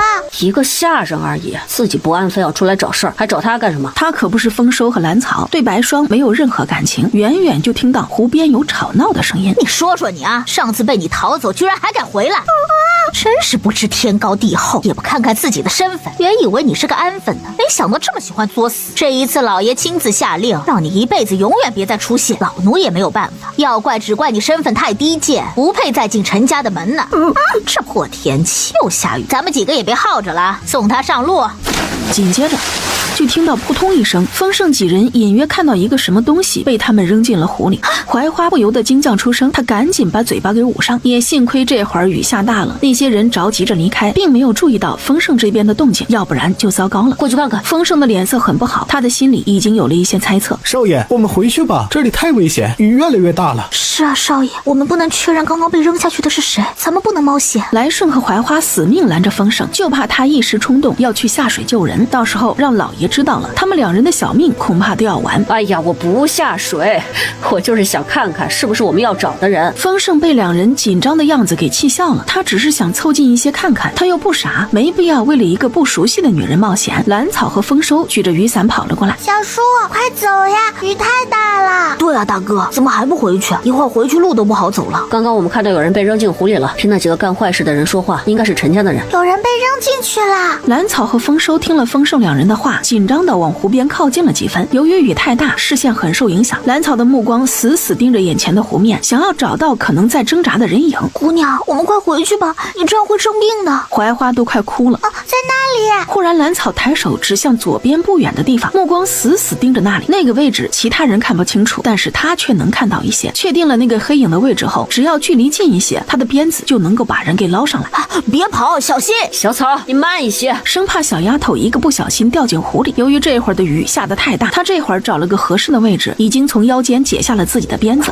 只可惜试了一次之后，发现鞭子不够长，只差那么一点点。把2根鞭子接起来，赶紧解下自己的鞭子。我来。兰草的力气大，他绑的绳子紧一些，更结实。槐花想要把自己手里的雨伞举起来给他们挡雨，被兰草给推开了。反正都淋湿了，一会儿回去换衣服就行。别看他的衣服跟其他几人看上去没有什么区别，但是只有兰草自己知道，他的衣服只是看着狼狈，其实一点事都没有。很快2根鞭子绑好，他又一次把鞭子甩了出去，正好鞭子缠住了在湖里起伏的黑影身上。丰盛几人一手抱着岸边的树，一手拉着兰草手里的鞭子，他们害怕湖里的人没拉上来，他们几个小娃被拖进水里，可能是因为泡过水的原因，水里的人格外重，也幸亏兰草力气大，几人费劲把人捞起来一看，果然是白霜。他这会儿的嘴还被破布塞着，2只手也被绑着，一张脸也被冻得发白。兰草轻轻地探了一下对方的鼻息，发现白霜还有一点微弱的呼吸，直接把人送去医馆。丰盛的脸色很不好，在他看来，为了这样一个人，让丰收和兰草冒这么大的险，很不值得。大夫很快就出来了，听说病人落水了之后，也没有把脉，只是翻了翻白霜的眼皮，就直接拿出一个针包，从里面取出一根银针，在他身上扎了几针。白霜忽然一个翻身，吐出了一些些水，然后整个人又慢慢的睡了过去，伸手探了一下白霜的鼻息，又将的稀释健体液顺着手指滴了几滴放进他的嘴里。回去之后把白霜的卖身契给我，我给他安排个地方。大哥，这事儿你就别管了，秦家大门我是不会让他再进了，而且白霜现在还是封家的下人，我是有权处置他的。再说了，看在你和小草的面子上，我也是不会苛待他的。丰盛决定还是自己做这个坏人好了，家里有这么一个拎不清的下人，就该早做决断。他们丰家以后的路可不平静。兰草对于丰盛的提议并没有反驳，丰收到底是跟白霜相处时间长一些，对他的感情更深。他沉默了许久，终究还是点点头。他知道就凭今天晚上发生的事情，不管在哪家，白霜一个下人害得家里2个少爷和一个客人冒险，不管他们几个有没有出事，打死始作俑者都很有可能。还有今天上午给白霜传递消息的那个女人也要处理了，连自己主子是谁都不知道，留着也是祸害。知道了，这事还是大哥处理吧。丰收蔫头耷脑的，他感觉自己的脑袋有些昏昏沉沉的。以后秦家是要交到你手里的啊，对待下人不能这个样子，以后多跟父亲和大管家学学。丰盛有些无奈，这个丰收还是太单纯了一些，可能是他没吃过下人的亏吧，等以后吃亏了可就晚了。听大哥的。丰收被提点了之后，总算是精神了一些，他这会儿也在心里反思，一样的年纪，我怎么就没有大哥老练呢？大夫给白霜把脉的时候，他还有些昏昏沉沉，只觉得周围有光，可是却怎么都睁不开眼睛。病人晚上可能会发热，明天只要醒过来就没事了。不过啊，这药还得再吃上几天才行。丰盛从怀里掏出一个银锭子，这个病人是我们在湖边救下的，就把人留在这里养病吧。医馆的后院有房间，是专门给病人留的。接下来，大夫又挨个给几人把了脉，让伙计给几人包了预防风寒的药。面对丰收时，大夫的眉头皱了一下，他已经开始发热了，他的药和你们的不一样。丰收对于自己已经开始发热一点都不奇怪，他的身体本来就不好，淋雨发热不是很正常吗？不过兰草确实有些不满意。我明明给丰收用过健体丹了，为什么还会生病？哦，难道是因为用的少了？一会儿回去了，看看能不能再用一次。第二天一早，天还没亮，兰草精神抖擞地出了房门。他昨天晚上虽然淋了雨，但是一点事都没有，就连晚上都要做的功课全都没有落下。而且昨天晚上来宝熬药的时候，他还悄悄地往几个药罐里放了一些健体丹的稀释液。也不知道哥哥退热了没有。丰收正坐在床上苦着一张脸喝药，他见到两人进来，连忙将碗里最后一点药喝进嘴里，然后呲着牙冲两人笑。旁边的来宝赶紧给他递上蜜饯。哥哥，你退热了没有？兰草走进床前，仔细看着丰收的脸色，似乎比昨天晚上好一些。已经退热了，放心吧。你傻笑什么？淋个雨都能发热，以后练功一天都不能落下。丰盛嫌弃的白了一眼丰收，果然弱唧唧的。大哥，你是不知道，我往年发热没个10天半个月是好不了的，这一次就不一样了，一晚上就好了，能不高兴吗？丰收说话的时候眼里全是兴奋，现在他可以确认自己的身体是完全好了。行了，把卖身契给我。好吧。丰收脸上的笑意慢慢收敛，他犹豫了一下，最后还是吩咐来宝回自己院子去拿那个装了卖身契的盒子。哥哥放心吧，卖身契给小叔对谁都好。兰草见丰收有些不舍的样子，忍不住出声安慰他。我知道，就是心里有些酸。你说白衣以前在山上好好的，怎么到了县城就变成这个样子了？他怎么就想不明白，这样下去会害了自己，害了他女儿。丰收说着，鼻头有些酸，眼睛也有些湿润。好了，别想那么多了，我知道你自小就被白霜照顾着长大，对他的感情不一样，我会给他安排好的。你别忘了，父亲还在等着我们呢。一会儿我拿到卖身契，咱们就过去。大哥，一会儿父亲训我的时候，你可得替我说好话。放心吧，咱俩肯定一起挨训。兰草见到兄弟两个商量着怎么在秦老爷跟前蒙混过关。小叔，我想去医馆看看。去吧，我让秦川送你过去。丰盛大概能猜到兰草的想法，一口应了下来。小豆芽不跟我们去中院书房？丰收一副被抛弃的样子。可以这样，3个人一起干坏事，要去挨骂怎么只有2个人？让他去干什么？咱们2个挨骂就行了，笨死。丰盛没好气的白了丰收一眼，这真是个傻子。昨天的事情父亲基本上都知道了，一会儿问起来你可不要隐瞒，至于怎么解决直接推给我就行了。丰盛走在路上还不忘给丰收叮嘱着，万一丰收不知死活隐瞒的话，势必会让秦老爷对他这个儿子失望。小枣，你怎么在这里啊？白姨，喝点水。并且往里面滴了一些健体丹的稀释液，可能是发热的时间过长，白霜一口气将那一杯水全部喝了下去。小枣，你怎么在这里？白姨，你还记得发生什么事了吗？我下着大雨，我被人绑起来，堵住嘴，扔进湖里。你去哪里了？下着大雨，你为什么不回家？你干什么去了？蓝草板着小脸，一连问出了好几个问题。他已经想好了，这次不会再给白霜留什么面子，该说的话都要说清楚。我只是想见见女儿。白霜抿着嘴，一脸的倔强。你又去了陈家是不是？昨天我和哥哥在街上见到你了。蓝草提起这个就来气，连自己都保护不好，还要一次次出去惹事。阿姨，我知道你想见你女儿，可是见了又能怎么样？你有没有想过，自从上次之后，你女儿在陈夫人面前要吃多少苦头？你有没有想过，因为你的出现会让陈夫人厌恶你的女儿？给她穿小鞋怎么办？让人欺负她怎么办？你能怎么办？你能保护她吗？你一次次的去看她，只会让陈夫人更加厌恶你女儿，让你女儿活得更艰难，让她恨你。这个道理我和哥哥都能想明白，为什么你想不清楚？你会害了你女儿的。难道你想让她跟你一样被扔进湖里？不可能，我怎么会害她？我那么爱她。你不光会害了你女儿，也会害了哥哥。昨天晚上我们几个冒着大雨，费了好大的劲把你从湖里捞上来，哥哥直接就发热了，他都不敢让秦老爷知道是为了救你。蓝草的话让白霜惊讶的张大了嘴巴，目瞪口呆的说：你们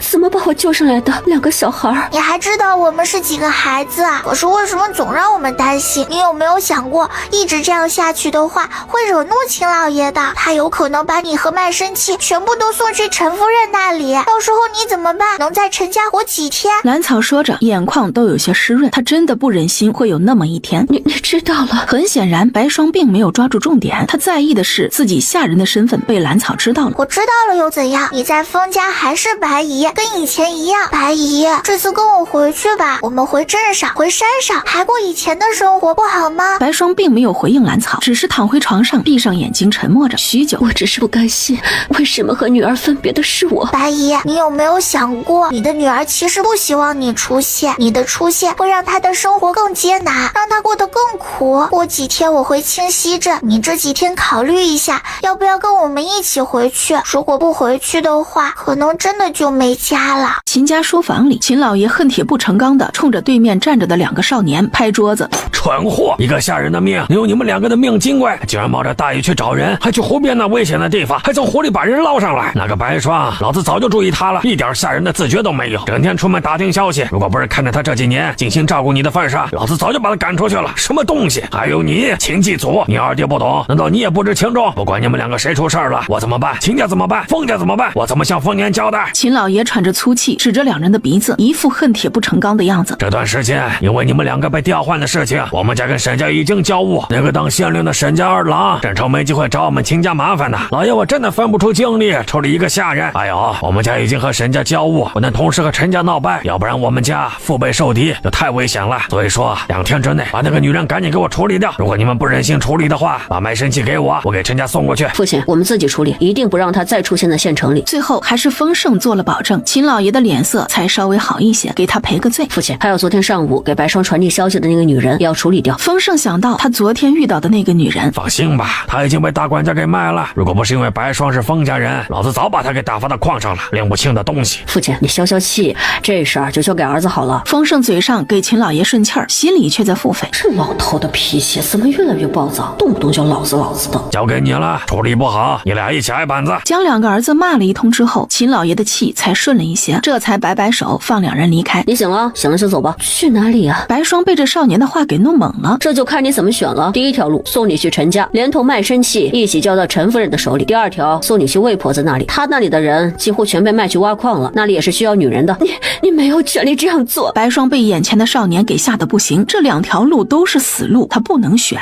笑话！本少爷为什么不能处置你？不过区区一个下人而已，真以为伺候了丰收几年就忘了自己的身份了？不，你没有权利这样处置我。我是丰收的奶娘，是丰年买回来的。作为丰家二爷，我处理你一个小小的下人，根本就不用跟我大哥打招呼。别把自己看得太重要，安安分分的还能活命。像你这样一直不安分的，分分钟送你上路。直接将白霜给捆起来，拖到外面，塞进了马车。小叔，白姨呢？我让人带她到魏婆子那里洗洗脑去。你干了什么？没什么，就是让人带着她去最近的矿场见识一下，让她看看别人是怎么挖矿，先学着些。晚上再带她去看看她女儿过着什么样的日子。这次就是让她长长见识，如果老实了就送回清溪镇，如果还不老实，那就交给魏婆子好了。我已经尽力了。有些人就是这样，不撞南墙不回头。头，让他亲身体验过一次就老实了。小叔，我打算在他斩首之前去见一见他。你不难过？不，我只是想让他看看，曾经那个被他扔进山里的孩子，现在过得比谁都好，有亲人，有手艺，有钱，我就想气一气他。丰盛被兰草的话给惊了一下，不过却在意料之中。行，到时候我陪你去。不过今天我们先解决白霜的事情吧。如果不是看在你们的份上，我早就将那个女人给卖了。今天就给她一次机会。好，我们晚上怎么做？等那几个人把白霜带回来之后，我们一起去陈家，让他亲眼看一看，看看他女儿现在过的是什么日子。丰盛早就让李小三打听了，自从上次元宵节白霜被陈夫人发现之后，陈家大姑姑的日子就开始艰难起来。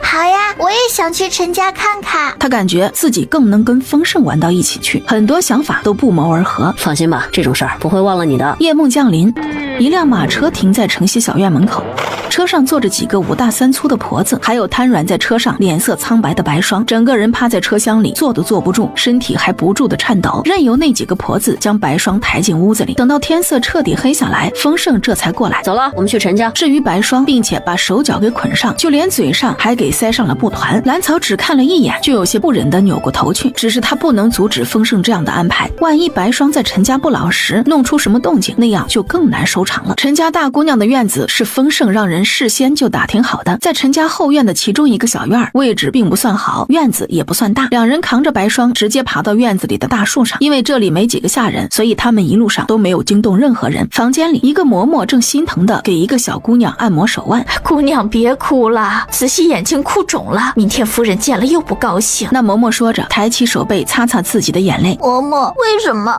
明明是说要给我相看，怎么就要定下二妹了呢？同样都是养在母亲身边的庶女，我还是长女，就哪里差了？小姑娘一边说一边抹着眼泪。前天母亲还告诉自己要给自己相看人家，对方是一个不错的小后生，书读得不错，在家还帮着父亲管着几间铺子，是个精明能干的。只是不知道为什么今天上午却被告知夫人将对方已经定下给二姑娘，明天就要交换信物，只等两人再长大一些就下聘。哎呀，姑娘别想那么多，你现在还小，才10岁，好儿郎多的是，夫人不会亏待你的。嬷嬷是听到一些流言的，但是她不敢在姑娘面前胡说，只能轻声安慰她。今天二妹还专门跑过来嘲笑我。小姑娘说到今天发生的事情，难过的又开始掉眼泪。好了，姑娘快别哭了，哭得嬷嬷心里难受。就在这个时候，小院里走进来2个嬷嬷，正是陈夫人身边伺候的人。大姑娘好，夫人让我们2人来看看明天要用的佛经抄好了没有，如果抄好了，我们正好可以拿回去。趾高气扬的问话。我还没有抄完，我马上开始。小姑娘紧张的低下头。那我们2人就不等了，只是还请大姑娘快一些，不要误了夫人的事情。抄完了直接送去正院就行。两人说完，也不再看唯唯诺诺的主仆2人，直接转身离开。嬷嬷，那么多佛经要抄到什么时候？我晚上都不能睡了吗？小姑娘撇着嘴，又快哭出来了。大姑娘，还是快些抄吧，嬷嬷陪着你。嬷嬷，你知道这究竟是为什么吗？以前母亲对我们几个姐妹都是一样好的，从来不让我抄这么长时间的佛经。大厨房的下人也不敢拿剩菜剩饭搪塞我。嬷嬷，我饿，大厨房送来的晚饭都馊了，我吃不下。小姑娘摸摸自己咕咕叫的肚子，脸上委屈的不行。好，姑娘先抄着啊，老奴这就去大厨房看看有什么吃的。嬷嬷心疼的说完，赶紧转身离开。她快步走出屋子，这才抬手擦擦眼角的泪。该死的白姨娘！被兰草放在树上的白霜，这会儿脸色已经扭曲的可怕，她挣扎着想要下去。你可想好了，要下去也可以，我们是不会再救你出来的。你说你落到陈夫人手里会怎么样？丰盛冷声威胁，他只是想看女儿，可不想落到陈夫人手里，立马老实下来，也不再挣扎着要下去。也不知道嬷嬷能不能弄来吃的，不光大姑娘饿，我也饿了。谁说不是呀？这2天大厨房专门为难我们院子，这啥时候是个头呢？我听说是白姨娘找回来了，夫人这才恼了我们院子。你说那个白姨娘她回来干什么呀？这不是害了姑娘吗？瞧瞧姑娘现在过的什么日子，再想想之前的日子，恐怕姑娘不是白姨娘生的吧？那谁知道大姑娘以前多风光，在家里几位姑娘里可是拔尖的。瞧瞧现在，整天有抄不完的经，什么东西都得让着其他几位姑娘。2个小丫头你来我往的对话，屋里的女孩和树上的白霜听得清清楚楚。她一脸不敢置信地对上兰草的眼睛，似乎在问她他们说的是不是真的。白姨，你也见到了，你女儿并没有因为你的出现得到什么好处，反而因为你过得更加艰难，这是你想要的吗？白霜急忙摇头，她只是想见自己的女儿，并不想害了她呀。书桌前，陈家大姑娘的表情极为难看，直到现在她才知道，自己这2天之所以面临这么多变故，竟然是因为自己的亲生母亲回来了。那个她从来没见过的女人为什么要回来呀？虽然她也很想念亲娘，但是转念又一想，这个亲娘除了留给她一个庶女的身份，其他什么都没有。对于亲娘，她还没有陈夫人来的熟悉。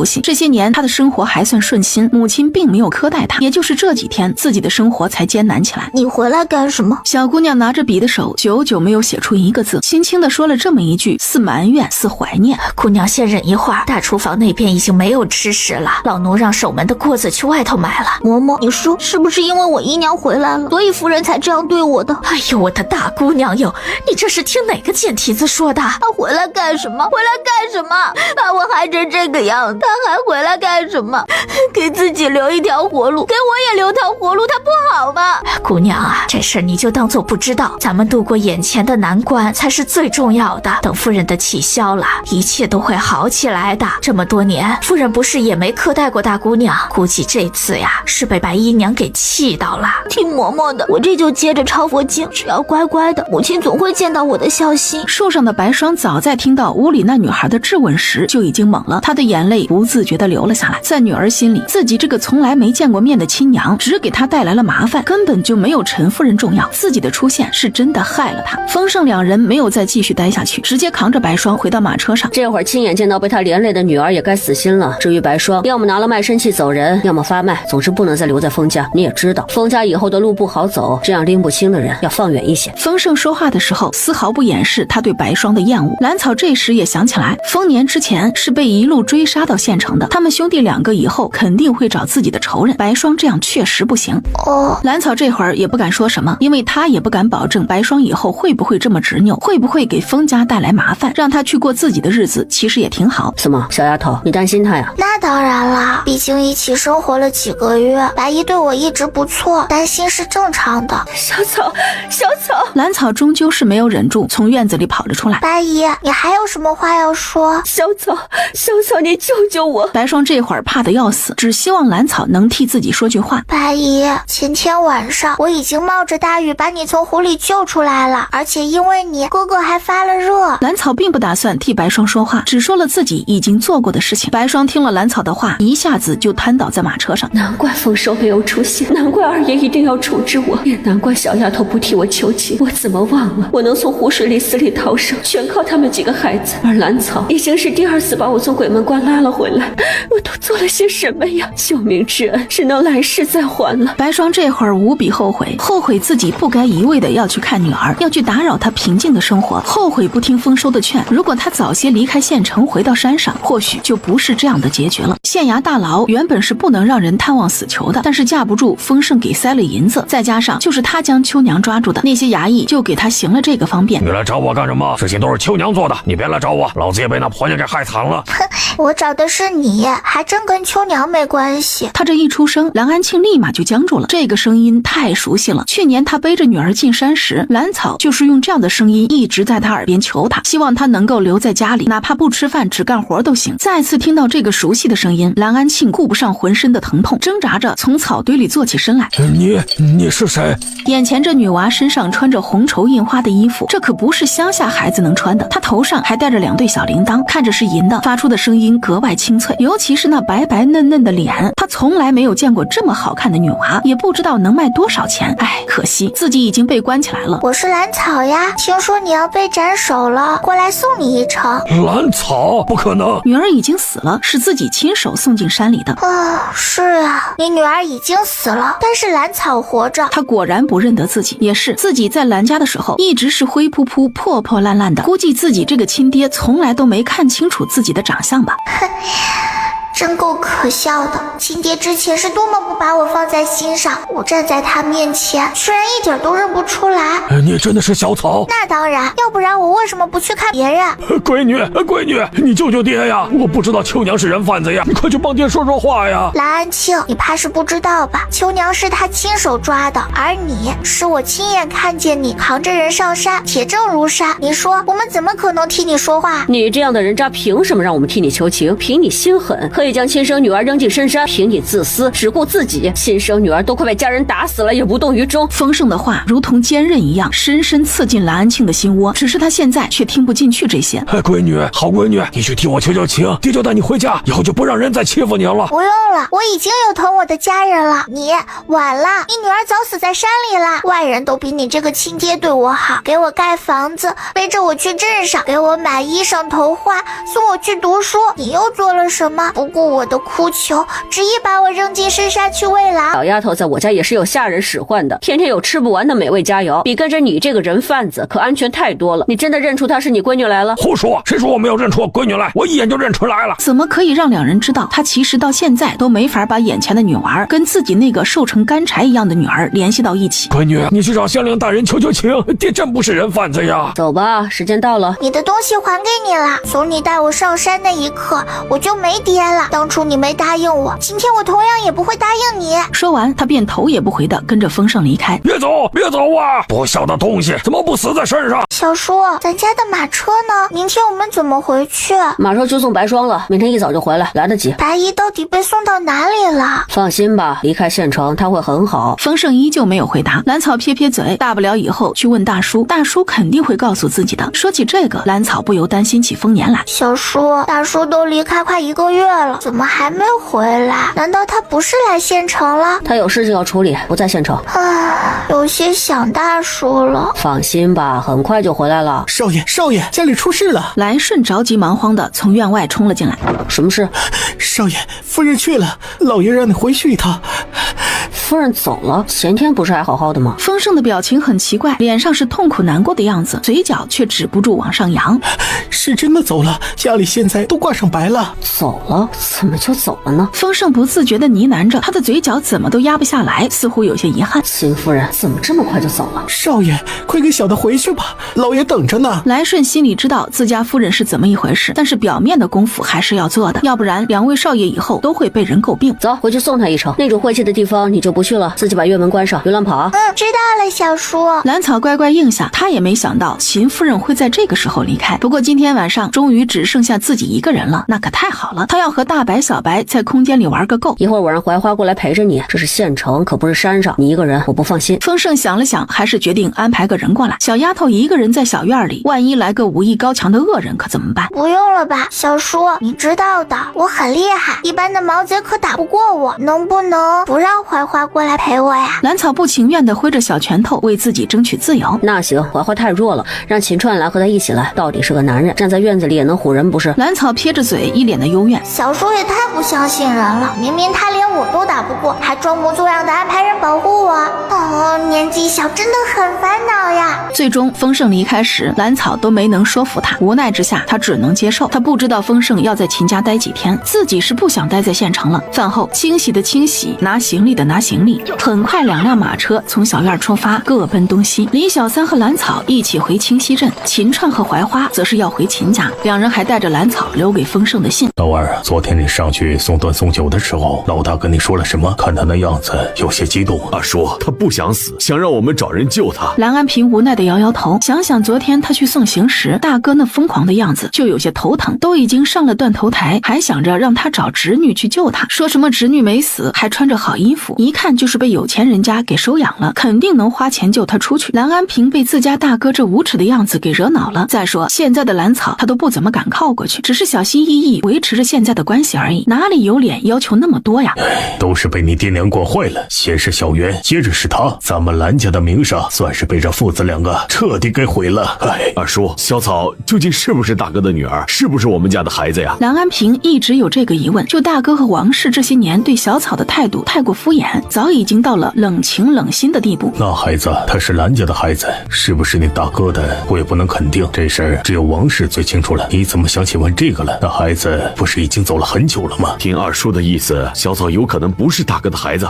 这事儿我也是猜的。你还记得你还有个弟弟，从小就被人送人了。王氏快生的时候，他带着一个女人回来过，据说他跟着家里去府城做买卖，以后就不回来了，是来辞行的。当时那个女人的肚子也很大，只是两人人并没有在家里待多久就离开了。这走的时候，那个女人和王氏都生了。兰桂山眯着眼睛回想起当年的事情。小弟两口子回来过，我怎么不知道？你当时啊，被你爹赶到县城的码头干活了，这一去就是2年。你回来的时候，小草都快1岁了。是这样啊？接下来，郎安平便不再说话，也不知道以后能不能再见到王氏。这事儿看来真得问他了，只是不知道他带着一个孩子去了哪里。自从兰园出事之后，王氏就再也没有出现过。兰草坐在树上呆若木鸡，他被树底下2人的对话给惊着了。以前也怀疑过自己不是兰安庆和王氏的孩子，这下子就更可疑了。看样子并不是兰草一个人怀疑自己是不是兰安庆的孩子，就是兰桂山和兰安平都在怀疑。如果以后能见到王氏，说不定能问清楚这件事。同时兰草的心里也不再纠结，如果他真的不是兰安庆的孩子，那以后心里也不会再有什么负担。兰家几人把兰安庆给安葬好了。老二啊，明天我要和几个儿子去县城生活，他们都在那里安顿下来了。这东河村我也是没脸待了，你以后好自为之吧，脚下的路可千万要走直了。兰桂山不放心地叮嘱兰安平，他怕大哥家仅剩的苗苗也歪了。放心吧，二叔，我知道咱们兰家的名声再也经不起折腾。二叔放心，农闲时我和大舅哥他们去县城码头干活，到时候就去看你老人家。他来到之前供奉着爷爷石像的棚子时，但是棚子里却躺着一个衣衫华贵的男子。这个男人比大叔还要英俊，他只是躺在那里就让人不敢靠近，感觉有些高不可攀。他不认识这个男人，不知道对方有没有攻击性，一只手已经摸上了腰间的鞭子，站在原地许久。只是那个男人一直沉睡。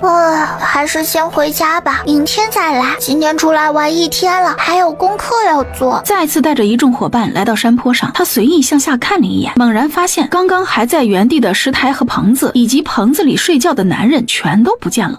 兰草惊得张大了嘴巴，他一脸不敢置信地揉了揉自己的眼睛，发现之前那个地方确实什么都没有了，气得兰草站在原地跳脚。什么人嘛，在那里躺一下，把爷爷的小房子都搬走了，那爷爷回来住哪里？我想见爷爷怎么办？眼泪已经在眼眶里打转。你哭什么？他没想到说话的居然是刚刚在棚子里睡觉的男人。你怎么在这里？就是这个人把爷爷之前待过的石台和棚子带走了。而我过来看一个故事。那你把我爷爷的房子弄哪里了？你爷爷的房子就刚刚那个棚子？对，就是你刚刚睡觉的那个棚子。这个是我多年前搭的，今天来把它拿走，怎么就是你爷爷的了？可是那里面有爷爷呀，我以前就是在这里遇到爷爷的。那个棚子是眼前这个男人搭的。男人扭头仔细盯着兰草，上上下下打量了好几遍，这才若有所思。你遇到那老头了，背着扫把打人的那个？爷爷才不打人呢，他给小草烤肉吃。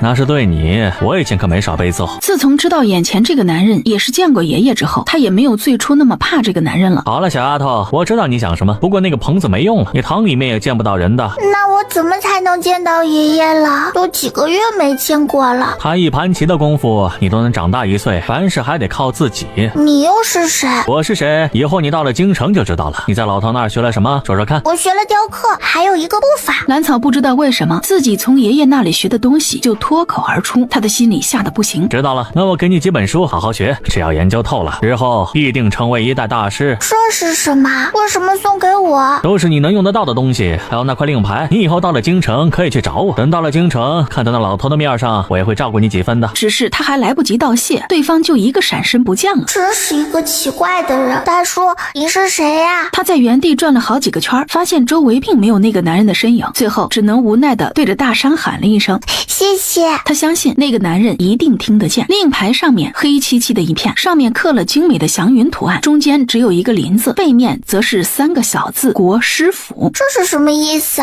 难道是国师府的令牌？只是国师府是什么地方？看来这个东西只能到京城才有用了。只是京城在哪里呀？我长大也真的能去京城吗？忽然远处传来咩咩咩的叫声，同时还有非常急促的蹄子哒哒声。大白，这是出什么事了？大白跑过来的速度极快，是兰草从来没见过的快，他的声音也很急促。大白，出什么事了？他赶紧跑向大白，只是兰草一见到大白现在的样子，眼泪一下子就涌了出来。大白，你怎么了？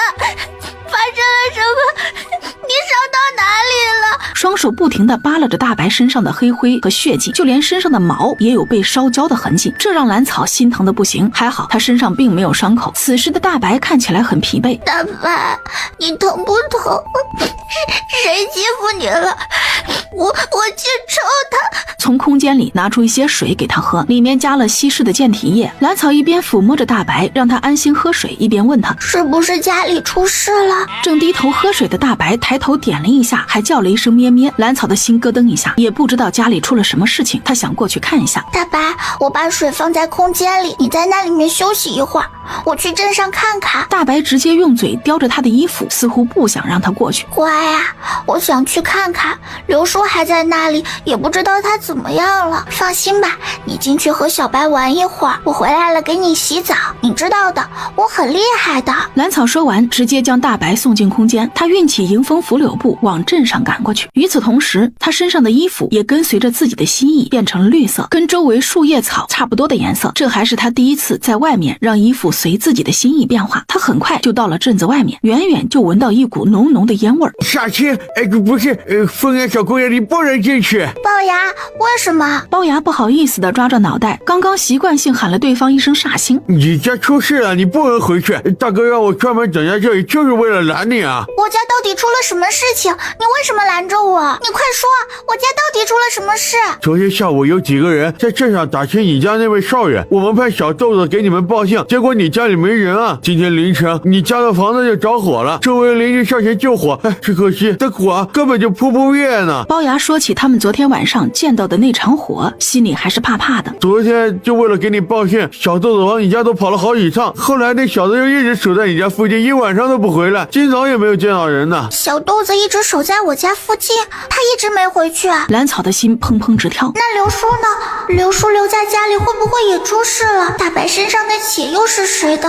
龅牙哥，家里的事情我都知道了，不会乱跑的。兰草很快就有了决断，他还是先去齐大夫那里看看，或许齐大夫知道的更多一些。那你也装扮一下自己，别刚进镇子就被人给盯上了。齐大叔，你知不知道我家现在怎么样了？昨天啊，有一群陌生人来到镇上，拿着丰盛的画像找人，几乎是碰到街上的人挨个的问，这大街上肯定有见到他的人，也就自然问到了你家的地址了。说到这里，齐大夫叹了一口气，知道他们是什么人吗？兰草现在就想知道那些人是不是沈家人派来的。有人听得出来，其中2人有些许的唐县的口音。他们是从唐县来的，还真是。他以前听丰年说过，沈家的三爷正是隔壁唐县的县令，看来自家的变故正是因为沈家人。那我家现在怎么样了？我们回山上之后，刘叔一直守在家里。齐大叔，你知不知道刘叔在哪里？现在已经确定自家的变故是沈家人干的，兰草现在就是担心刘叔。至于刘大，他确实出事了，据你家救火的人从你家院子里将人给救出来了，只是当时他已经被折磨得不成人形，浑身是血，只剩下一口气了。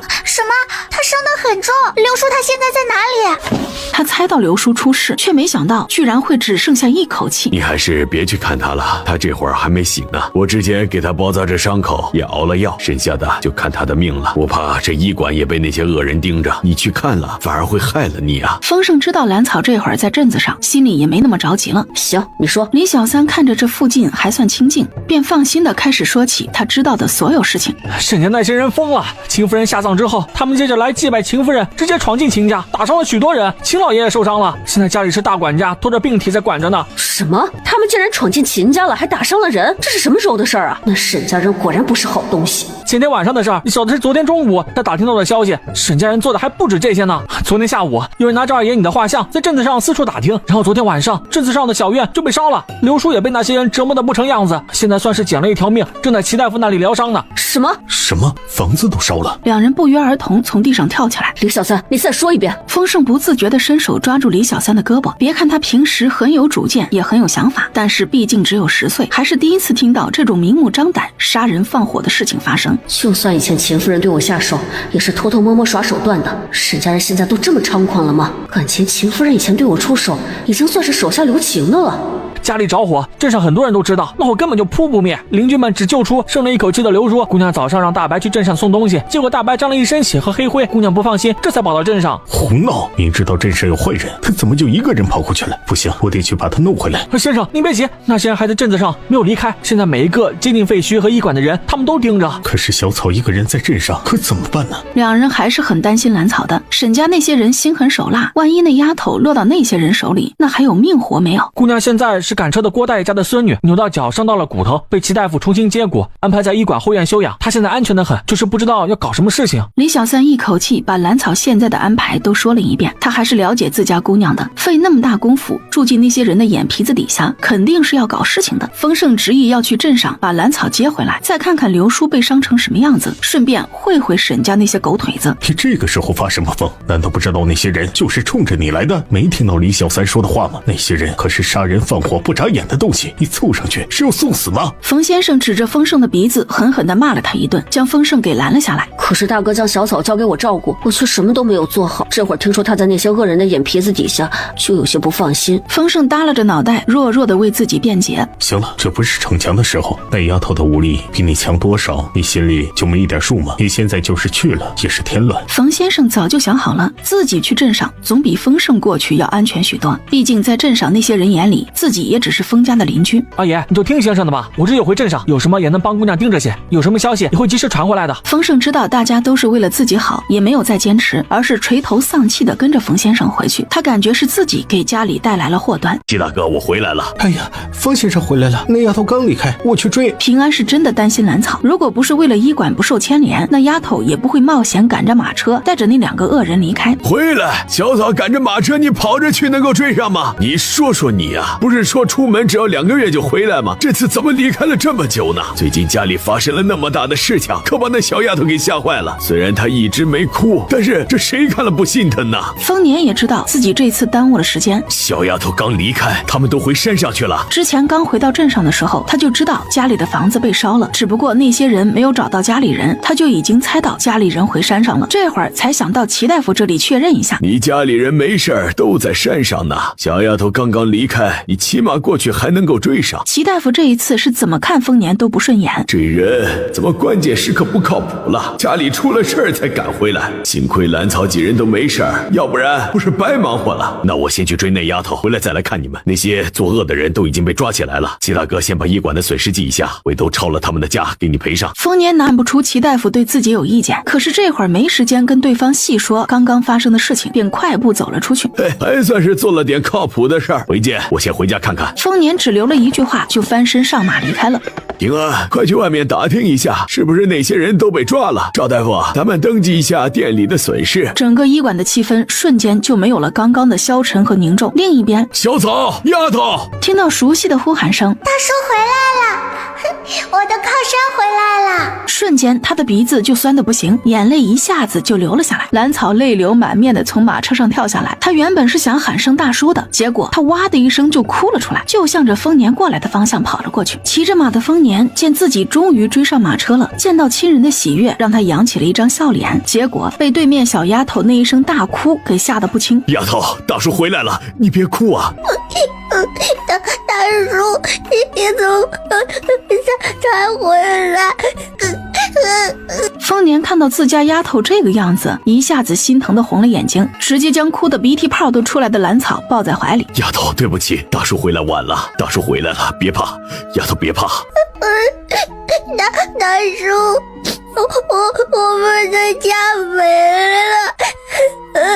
兰草想到自己最喜欢的院子变成了一堆废墟，那里面还有自己喜欢的亭子和菜地，那么美的房间他才住了没几个月，一下子全都没了。乖啊，不哭不哭啊！大叔已经把那些坏人抓起来了，放心吧，只要一家人都在，咱们的家就在。他们是怪差，我不敢打，只能把他们绑起来，交给先生和小叔。我怕。丰年还是第一次见到兰草哭得这么大声，可见这段时间他是真的吓到了。没事了没事了，姓沈的已经被大叔给抄家了，再也不会跳出来害我们了。丫头可以放心了，那些恶人大叔全都给你收拾了。好了，别哭了，大叔回来就是收拾这些恶人的，他们一个都跑不掉。大叔，马车里就有2个坏人，就是他们砸了齐大叔的医馆。他们两个还想通过刘叔找到我们，刘叔他们也在里面。丰年听了兰草的话，安抚地拍拍他的脑袋，然后快步走向马车，撩起车帘往里看。好家伙，马车里满满当当装了5个人，一个用纱布包成的粽子平稳地躺在马车的最里面，他的身边是个小孩，正是给自家送柴的小豆子。刘婶则躺在马车的另一边，整个人的气色还算正常。另外2个男人被绳子捆得结结实实，其中一人的身上还有一些血迹，是镇上的混子陈麻子，另一人的身上穿着官差的衣服。不用想，这人和他之前抓起来的人是一伙的。丰年没有犹豫，直接将那官差和麻子从马车上拖了下来。哎呀，大叔，那个可是当官的，你烧了他会不会惹到麻烦？放心吧，你大叔现在厉害着呢。这2个人啊，早就翻不起什么风浪了。我挑了手脚筋，不会再出幺蛾子了。丫头不怕哈。直到这时，兰草才注意到丰年现在穿的这身衣服显得整个人神武很多。大叔，你当官啦！兰草一脸惊喜地盯着丰年的铠甲，然后围着他转了好几圈。兰草也算是读了一些书，知道这种衣服可不是普通百姓穿的，似乎都是给上战场的将军穿的。那当然，要不然大叔怎么会去抄那个姓沈的家呢？那沈老三啊，已经被大叔给扔进了大牢，也活不了多长时间了。大叔，你是不是比沈家老大的官司大很多，所以才能抄了他的家？兰草一脸期待地抬头问丰年，感觉自家大叔真厉害，才出门几个月就变成大官了，直接把坏人给收拾了。那是自然。丰年笑得格外畅快，他这次出门好几个月，总算是把沈家给解决了，只不过还是耽误了一些时间。等他带人抄完沈家，又赶到县城时，秦家已经出事，那些人还跑到这里烧了自家房子。再也不用害怕了，我要赶快回去告诉小叔和先生。兰草是知道抄家是什么意思的，他听说沈家被收拾，一下子蹦得老高。行，你先回山上告诉他们，让大家也放心，我等人来把这2人弄走关起来。他刚刚已经发了信号，李老二很快就能赶过来，他总不能带着这2个杂碎回山上见家人不是？大叔，山上还关了5个人，就是他们烧了咱家的房子，还把刘叔折磨得这么惨。什么？原来他们被你们给抓起来了？丰年之前审问县城那些人的时候，是知道有5个人先一步来到了清溪镇，只是没想到竟然被抓起来了，正好这些人一起收拾。是啊，小叔和先生都审问过了，有2个官差，另外3个是山贼，他们居然是一伙的。沈老三下面的小喽啰一个都跑不掉，这些人跟着沈老三可是没少干伤天害理的事儿。丫头放心吧，大叔把他们全抓起来，送他们去砍头。丰年在之前调查沈家事情的时候，是知道沈老三和山贼勾结害人这事儿的，没想到他们这一次对自家出手也用的是这一招。那我先把刘婶他们送到李家庄的小院里，然后回山上通知小叔，我们把人送下来。行，按你说的办。你现在个子小，这柄短一些的软剑你先拿着用，等以后长大了个子再高一些，大叔啊给你换一柄长剑。兰草一脸惊喜地接过丰年递过来的软剑，翻来覆去的看了又看，然后喜滋滋地缠到腰间。谢谢大叔。对着丰年扬起大大的笑脸。去吧，路上小心一些。哦，对了，大叔房间床底下的东西我收起来了，你回家了我再给你。行，就先放你那里，等这事儿啊处理完了再说。好。望着离开的马车和那马车上小小的身影，丰年的眼泪再也忍不住，差点夺眶而出。他目光悠悠地盯着远处，低喃出声：姓沈的，害封家烧成灰烬，害我闺女哭成那样，你们这群人休想有个善终。小叔先生。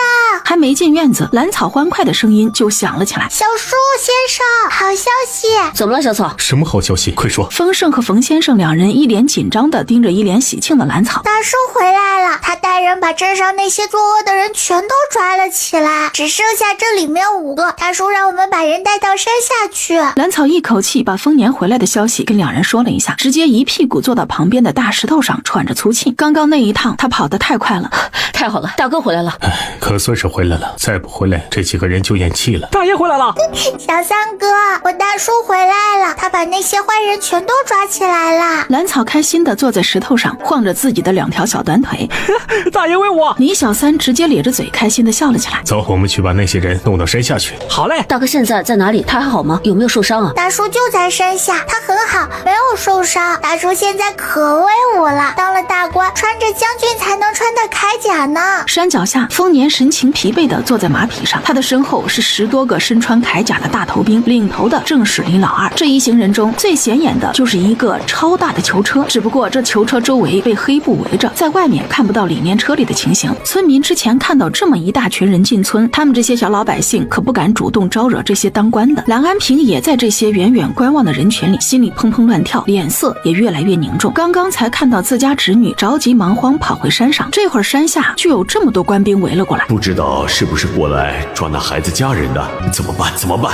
哎，我说这么多官兵是要干啥啊？这谁知道？想来不是来找咱村里人麻烦的。还有那个车是不是囚车？那里面是什么人？还用布蒙着？不知道，咱们也没有见过这样的囚车呀。蓝安平焦躁地站在人群里，耳边听着众人的各种猜测，心里更加不安了。最终他还是下定了决心，打算上山去给蓝草报信。虽然他不知道侄女住在哪里，但是顺着上山这条路走，总会找到的。自己总不能看着唯一的侄女被人抓去吧。大哥直接扑向了丰年，他的鼻子也是说不出的酸。我回来了，让你担心了，辛苦冯大哥了。丰年抬手揉揉丰盛的脑袋，又在他的肩膀上拍了几下，这才冲冯先生打招呼：你回来我就放心了，家里人一切都好。大爷为我。李小三笑得傻里傻气。小三啊，一会儿回去领赏。小的谢大爷。那丫头是个靠谱的，你也不错，没有冲动把自己送到这些人面前。丰年表示很欣慰。其实我当时是想冲下山跟那些人拼命的。我们好不容易把镇上的家给布置好，才住了2、3个月就化成灰烬。听说刘叔被他们抓住，折磨的只剩下一口气，怎么都不肯告诉他们我的下落。丰盛说着，眼睛开始泛红。这几天他都没有睡好，梦里不是漫天大火，就是刀光剑影。一会儿我们去看看他。小草把人安顿在村里的小院子里。好，大哥，这些人怎么处理？沈家那些人怎么样了？都解决了，我把沈家给抄了。山上这几个只是小喽啰而已，相信我不会给他们一个好结局的。大哥，你是不是还要离开啊？丰盛可不像蓝草那样单纯，只想着丰年当了大官，威风得很。在他看来，一个平头百姓怎么可能一跃而成可以抄了县令家的官员？就算是丰家之前在京城有人脉，也不大可能。丰年没想到这个10岁大的弟弟这么敏锐，一下子就说到了点子上。他一时间竟然不知道该怎么回答他。是啊，以后不在家的时间会长一些，毕竟我们丰家路不好走，我已经等不及你成长起来了。丰盛，你会自己追上我的，对不对？丰年的表情很沉重，得到跟付出是对等的。当他抓住机会把沈家拉下马时，就意味着今后留在家里的日子少了很多。大哥，我会努力长大，尽快让自己强大起来，站在你身边。好样的！离开之前，我会重新给你安排功课。丰年忍着眼里的酸意，重重拍了拍丰盛的肩膀。这个弟弟还是不错的。自从得知丰年不久之后还要离开，丰盛的兴致就不是很高了。丰盛，你在想什么？丰年感觉到了他的低落，关切地问：我在想，等我单独面临危机时，会不会还像今天这样无措？放心吧，我也不是一直不在，时不时的可以回来看看的。你要做得不好，我这个大哥对你下手可不会留情啊。再说了，龙先生和小丫头不是在这吗？两人来到小院时，小豆子在房间里给刘叔讲他在镇上的趣事儿。丰大爷，丰二爷。小豆子机灵地给两人行礼，给丰家送了几个月的柴。他对两人已经很熟悉。小豆子，你没事儿就太好了。丰盛这2天一直很自责，他总觉得是自己的原因才使得家里的房子被烧掉，刘叔还受了那么重的伤，小豆子也被关在地窖里那么长时间。丰二爷，我没事的，嘿嘿。丰年不免对小豆子多看几眼，发现这孩子眼睛很亮，透着一股机灵劲儿，就是脸色有些苍白。大爷回来了！激动的想要坐起来。你快躺着，哪那么多力啊？这次受了这么重的伤，要好好养养才行。大爷，您这……刘叔被丰年这一身衣裳给惊呆了，果然还得是自家大爷，出了一趟门直接就当官了。不用担心，那些事情都已经解决了。这次你受苦了，等身体养好了，也给你换个好差事。丰年心里早已经有了打算，对于刘叔可是要重赏才行。谢大爷。他知道这次事情之后，主家不会亏待自己。那个小豆子之前家里出事时，也是为了给咱们报信儿，一直守在院子外面，后来被那些人给堵在家里，也遭了一些罪。老奴想让他留在这里多养几天，银钱从老奴月钱里扣。刘叔是真的心疼小豆子。好，先留着吧。这又不是什么大事，丰年直接答应了下来。哇，烤肉呀，太好了！好像已经很久没有这么多人一起吃烤肉了，想想都有意思。大叔，我好想你。兰草乖巧地坐到丰年旁边，歪头看着丰年。大叔也想你了，丫头辛苦了，你把丰盛照顾得很好，真厉害，吃吧。拍拍兰草的脑袋，亲昵地揉了2下。谢谢大叔。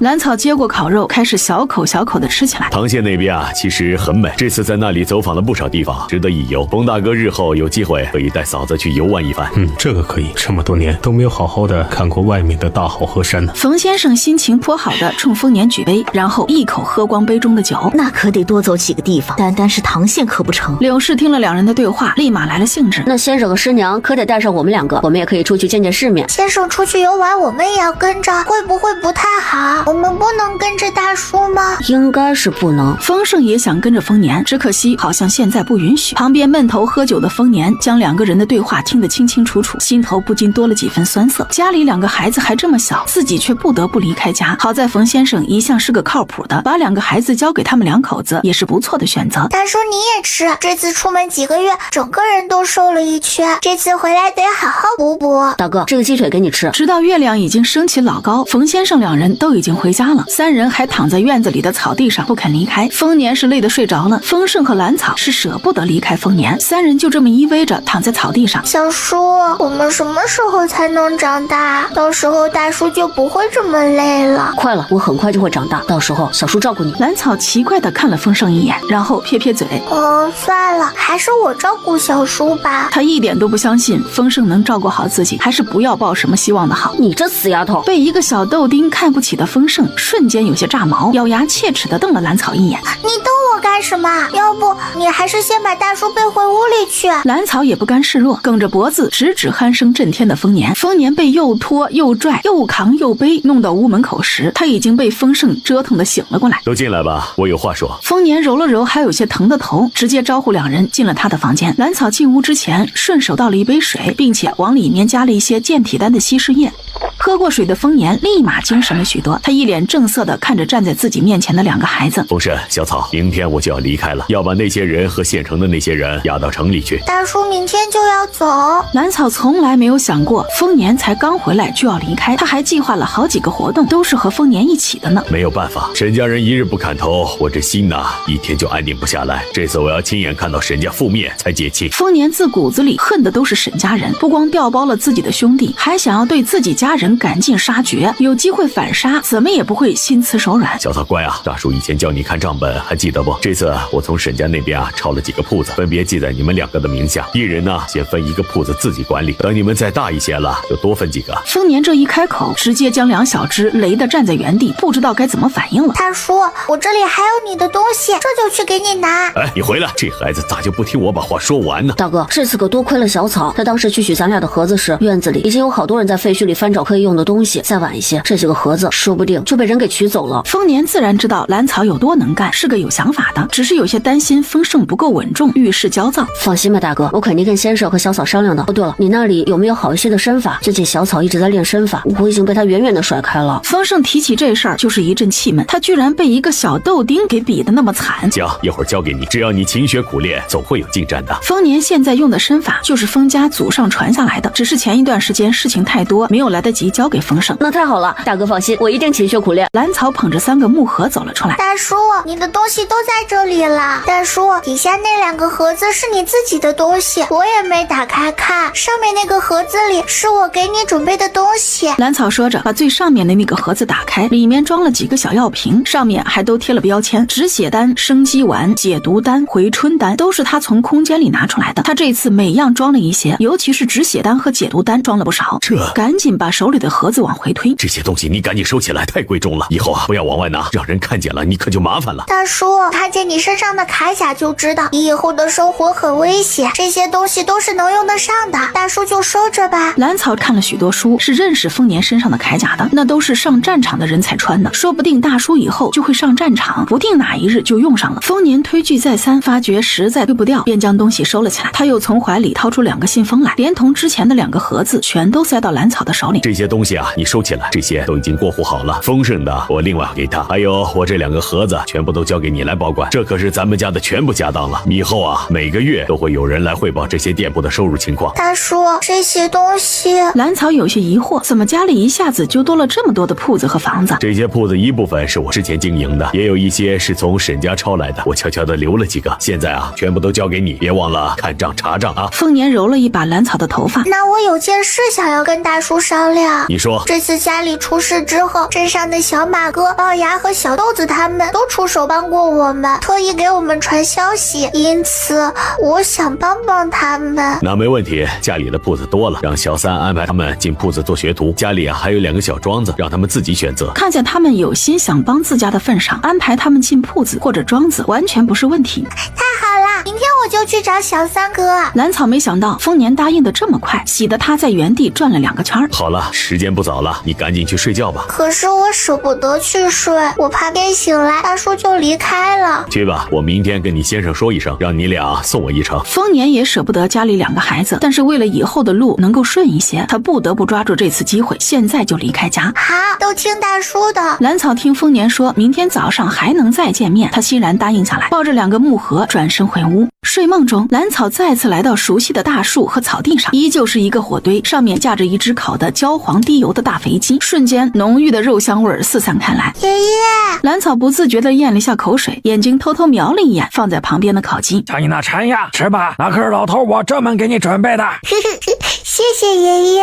真凶。慢点吃，别噎着。主要是爷爷烤的鸡太好吃了，一时间没忍住。蓝草头也没抬的回了扫把星一句，继续埋头啃鸡腿。扫把星不时喝一口葫芦里的酒，蓝草闻着不一样的香味，有些异动。一老一小仰面躺在草地上，眯着眼睛晒肚皮，旁边的火堆早已经消失不见，原地只剩下缺了2条腿的烤鸡放在一片大大的叶子上。蓝草絮絮叨叨的说着家里最近发生的事情。我们在镇上好不容易有个新家，结果被坏人一把火给烧掉了。那些人坏得很，把刘叔打得遍体鳞伤，只剩下一口气。还好我之前向其他叔讨要了一些迷药，那些人全是被我迷晕的。大叔回来了，他好厉害的，现在都当大官了，还替我们报了仇。大叔给了我几个铺子，还让我每个月都看账本查账呢。只可惜大叔还是要离开的，他以后都不能经常陪着我，有些舍不得。扫把星只是静静地听着他讲述这段时间发生的事。小娃娃，你这日子还真是坎坷呀，不过这次做的还算谨慎。你要记住，你现在的年龄还小，不能把自己放在危险的地方。这次之所以这么顺利，也是因为你年纪小，那些人没有注意到你，也算你走运，以后可要小心了。我记住了，以后一定会小心。蓝草把脑袋点得跟小鸡啄米一样，他也很认同爷爷的话。蓝草忽然感觉有些口干，一双眼睛不时瞄过扫把星手里的小葫芦上面，远远闻着都有一股不一样的香味。怎么想喝啊？扫把星扬了扬手里的小葫芦。蓝草的眼睛一下子就亮了，他今天确实被馋到了。这个你喝不了，不过爷爷可以给你别的东西喝。说着，他的手里多了一个大大的竹杯。先不说杯子里是什么，单看那个杯子，蓝草一眼就喜欢上了。他还从来没有见过这么翠绿、几近透明的杯子，异常漂亮。哇，好漂亮的杯子！蓝草双手抱着杯子，欢喜地翻来覆去看。喜欢就行，留着喝水吧。这几本书收着，还有这包种子，以后自己学着酿些果酒。不光是杯子好看，杯子里透明泛黄的液体让他更着迷，有果香，好像还夹杂些酒味。蓝草大大的喝了一口，然后整张脸都开始泛红，人也迷迷糊糊，感觉眼前的老头都变成2个了，还晃得人眼晕。爷爷，我头好晕。扑通，蓝草一句话没说完，就直接倒在地上。爷爷，你别晃了。还是太小了些，才半杯不到的果酒就把这孩子给倒了。扫把星看着脸色通红已经睡着的蓝草，无奈的摇了摇头，然后他又从自己的空间里搬出许多东西来，几本兵书，2把小匕首，各种药丸、药粉，然后从怀里掏出纸笔，刷刷刷写了起来。早知道就不让你喝那果酒了，既然睡着了，那就多睡一会儿，该说的老头子都写下来。扫把星还是很遗憾这次没有跟蓝草多聊天呢。这次就这样吧，下次可以跟着孩子好好聊聊。蓝草醒来的时候还有些懵，这些是什么？他揉了揉眼睛，呆呆地看着眼前的一堆东西，居然有匕首，有些瓶瓶罐罐，还有一些书。那半只烤鸡放在炕头的短凳上，和烤鸡放在一起的还有一个很漂亮的竹杯子。爷爷果然来过了，这些都是爷爷留下来的。蓝草一咕噜从炕上爬起来，一下子就扑到了那一堆东西上面，他太开心了。还有一封信，还是爷爷留给我的。爷爷真好，爷爷对小草太好了，谢谢爷爷。丰年昨天晚上喝过2次健体丹的稀释液，兰草这边才刚有些动静，他就被吵醒了，听着小丫头在隔壁笑得欢快。小丫头，起这么早坐在这里干什么呀？丰年有些奇怪地问，他可是知道兰草平时有多刻苦，每天都是天不亮就起床练功。我在等大叔哦。兰草歪着脑袋，把手里的书和匕首往丰年的方向推了又推，丰年一下子就被眼前的匕首给吸引了，这可比自己现在用的好太多了。你这是从哪里弄来的呀？这么好的匕首，也就是我也是第一次见呐。是爷爷给我的，还有这本兵书，全都送给大叔，爷爷是同意的。兵书送给我，你爷爷还同意了？拿起了那本兵书，开始翻看起来。是呀，大叔快收起来，以后慢慢看，我出去练功了。兰草见丰年收下自己的礼物，直接蹦蹦跳跳的出了门，只留下丰年一个人在屋里发呆。他是知道兰草背后有个高人的，而且也知道那丫头有秘密，只是没想到这么好的匕首和兵书说送就送了。我能为他做的好像很少，这么长时间一直都是这个小丫头在帮助我们一家，遇到她果然是我的福气啊。既然是这样，那我离开也就放心一些，有这丫头看着，风神至少不会走歪路，说不定会成长得更好呢。也幸好府城离开清溪镇只有7、8天的路程，一年还是可以回来2、3次的。二爷确实应该先去秦家一趟，秦老爷这会儿正受着伤呢，也不知道究竟怎么样了。之前因为送大爷离开，几个人心里的不舍几乎占据了所有。那行，我跟小叔一起去。小叔，你说哥哥这次有没有事情？丰收可是沈家的血脉，沈家人不可能对他下手。有些担心哥哥，也不知道等会儿能不能见到他。好了，我们一会儿到了秦家就能知道他的消息了，别担心。丰盛无奈的伸手揉揉兰草的脑袋，出声安慰他。小叔，你为什么不让来顺一直跟着你？你这次回镇上把他打发到哪里了？不是我不想带着来顺，实在是被以前那个小厮给弄恶心了。再说咱们家的情况特殊，不是特别忠心的，我还真不敢往家里带，咱家的秘密有些多。丰盛从小也是用惯下人的，他太知道那些下人用不好会有大麻烦的，比如来福来贵，比如找不准自己位置的白霜。也是，家里进来的每一个人都要谨慎。兰草有些心虚的缩缩脑袋，貌似自己就是有秘密的人，以后家里人多了可得注意一些。小叔，你把白衣到底送到哪里了？放心吧，把他安顿在一个庄子上，那里种着许多草药，山上也有不少草药，正好他潜心研究药性。丰盛对于白霜也是怒其不争，明明一个挺有本事的人，怎么碰到自家女儿的事情就开始犯糊涂了？这不，现在送到庄子上种药材，脑子一下子就清醒了。有些人就是欠敲打。秦家今天的气氛格外紧张，并没有因为沈家人落网，家里多了几个铺子增添什么喜气。我说老七呀，不是四叔说你还留着这小子在家里做什么？沈家这次都打上门来了，你还留着沈家的血脉在家里，不嫌膈应啊？是啊，听你四叔的，这小子赶出家门，从族谱上除名，咱们秦家不能留这种人在家里。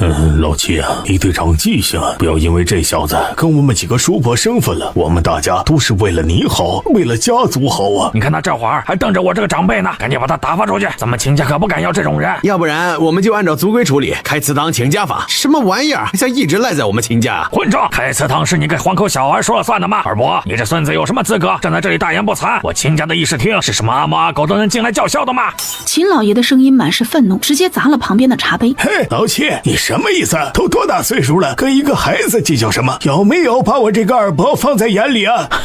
你们都多大岁数的人了，比我都大吧？怎么就想着为难我家儿子呢？是不是有些为老不尊了？秦老爷反唇相讥，声音淡淡的，却足够讽刺。好了，我让这孩子出去。老七啊，你说说你这是什么态度？怎么你爹娘走了之后，就越来越不把我们这些长辈放在眼里了？你这是想干什么？刚刚出去的半大小子一个倒飞，又从外面摔进了前厅。原本还想继续发难的老头，全都惊诧地看向门外。哎呦，龟孙儿，哪个不长眼的，居然敢打我们秦家的大少爷，受死不是？秦家大少爷。丰盛手里握着长鞭，大踏步走进了前厅。他的身后跟着兰草、李小三、大管家和秦串，那一身气势还真能唬人。秦家大少爷，就地上这位从哪儿排的？父亲什么时候分宗了？怎么都不通知儿子一声啊？前厅众人一时间都没有出声，只阴着脸不作声。走进前厅，丰盛看都没看周围坐着的人，直接对着主位上的秦老爷行了一礼。父亲，孩儿听说您病了，特意向先生请了假赶回来。父亲现在怎么样？有没有被气到？回来就好，爹足有心了。为父这会儿就觉得有些气闷，心口疼。一直抿着嘴站在秦老爷身后的丰收也向丰盛行礼。大哥，秦老爷接到丰盛的示意，立马一手捂住心口。钱川，快去请大夫，多请几个。丰盛没有回头，赶紧上前去给秦老爷顺气。二弟，你也太不应该了，怎么一下子放这么多人进来探病？他们心疼父亲的身体，你也不懂事，赶紧扶着父亲回去。看着脸色苍白的。大哥说的是，小弟这就扶父亲回去休息。行吧，这里就交给你了。一大早吵得我脑仁疼，心口疼，伤口也疼。秦老爷顺势任由丰收扶着离开。兰草简单冲秦老爷行了一礼，然后担心的看着丰收。他知道哥哥今天受委屈了。丫头，跟我们一起去后面吧。秦老爷知道兰草的担心，邀请他跟着一起走，让他好好安慰二儿子一番。我先跟着小树在这里，一会儿再过去看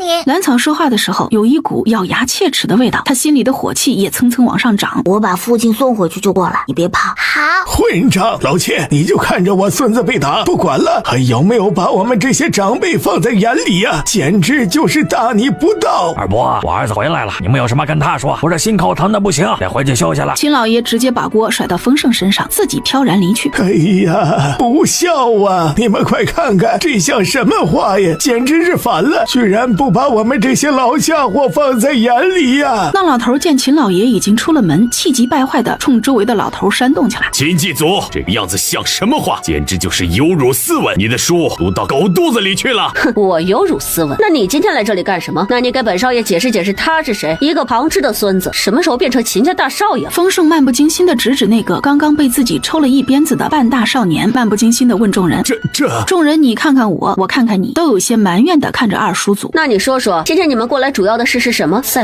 我的地盘上还敢出幺蛾子？怕是这段时间我不在家，这些老东西都忘了本少爷的厉害了啊！说也无妨，我们今天来就是让你爹处置了秦继宗的。人家这次向我们秦家出手，就是因为那个小崽子，他给我们秦家带来了多少损失啊！这小子不配留在秦家。二叔祖吹胡子瞪眼的大放厥词。哦，你们也是这样想的，认为是我二弟连累了秦家，不配留在秦家。丰盛轻甩手里的鞭子，眼皮都没抬一下。没错，秦继宗不配为我秦家二少爷，他的外家干出这么恶毒的事儿，就应该被赶出去，出族。就在这个时候，丰收安顿好秦老爷，从主屋赶了过来，悄悄从后门来到兰草旁边，手里还抓着一根棍子。哥哥，如果在秦家住的不开心，就回家吧，咱们不在这里受气了。兰草有些心疼现在的丰收，他以前在丰家时可是被丰年和白霜精心呵护，捧在手心里长大的，哪里受过这样的委屈？不了，秦家是我的责任，是我成长要走的路，我不希望以后跟你们两个的差距越来越大。丰收回答得很坚定。好吧，哥哥累了就回家住。兰草是明白丰收的想法的，说到底他是秦家的孩子，是要担起秦家的责任的。我会的，累了就回家。丰盛那边已经挥起鞭子，将旁支二叔祖旁边的茶杯给抽到他脸上，茶水顺着他的脑袋浇下来，掉到地上，摔了个粉碎。呸！缺德冒烟的老东西，真拿自己当根葱了，黄土都埋到天灵盖了，还不老老实实在家里待着，整天想着算计这个算计那个，什么玩意儿？啪！又一个茶杯被抽到地上。怎么着？一个个的还真把自己当祖宗了，都忘记这几年你们几家是吃着谁的饭够活的？秦二牛，如果不是我祖父在县城安家开了铺子，你死皮赖脸的带着家人来投奔，只怕现在还在地里刨食吧。秦大头，一个无父无母的孤儿，如果不是我祖父怕你被族人给欺负死，接你到县城读书，你怕不是早就被旁边这些老家伙把骨头都给拆了吧？今天来干什么啊？这就是读书人该做的事情，那回头得跟县令大人唠唠呀。这种忘恩负义的白眼狼，配不配拥有头上功名？秦四牛，咋了？你忘了当年你家房子被暴雪压塌，是活下来你一个人，是谁跪求我祖父收留的？难不成你当年跪求时就怀恨在心？秦狗蛋，你往后缩什么缩呀？是不是许多年没有听人叫过你们的小名，真以为就是秦家的老祖宗了？不过一群八竿子打不着的路人而已，在这里抽什么大尾巴狼呢？不得不说，丰盛的这张嘴是真的很毒，被他点名的那些个旁支全都涨红着一张老脸，整个人都被气得颤抖不已，却又无法反驳。听得旁边的丰收双眼放光，他都不知道在场的老家伙们还有这样的经历，现在听起来好解气啊！秦继祖，你简直就是目无尊长，不孝，大不孝啊！就是这样的人哪里配是秦家的大少爷？秦家早晚要被你给败光了。少少在这里败坏我们的名声！恼羞成怒的众人反应过来，一个个全都开始怒对丰盛。一时间，整个前厅又陷入一片争吵中。这一次被撕下面皮的那些旁支，现在恨不得上前生撕了丰盛。他们已经将淡定喝茶的丰盛围在中间了，正用手指着他大骂，估计下一刻就要动手。早已经按耐不住的兰草站在人群外，一鞭子抽到那个叫嚣的最厉害的中年人身上。他就是丰盛刚刚提了一嘴的秦狗蛋。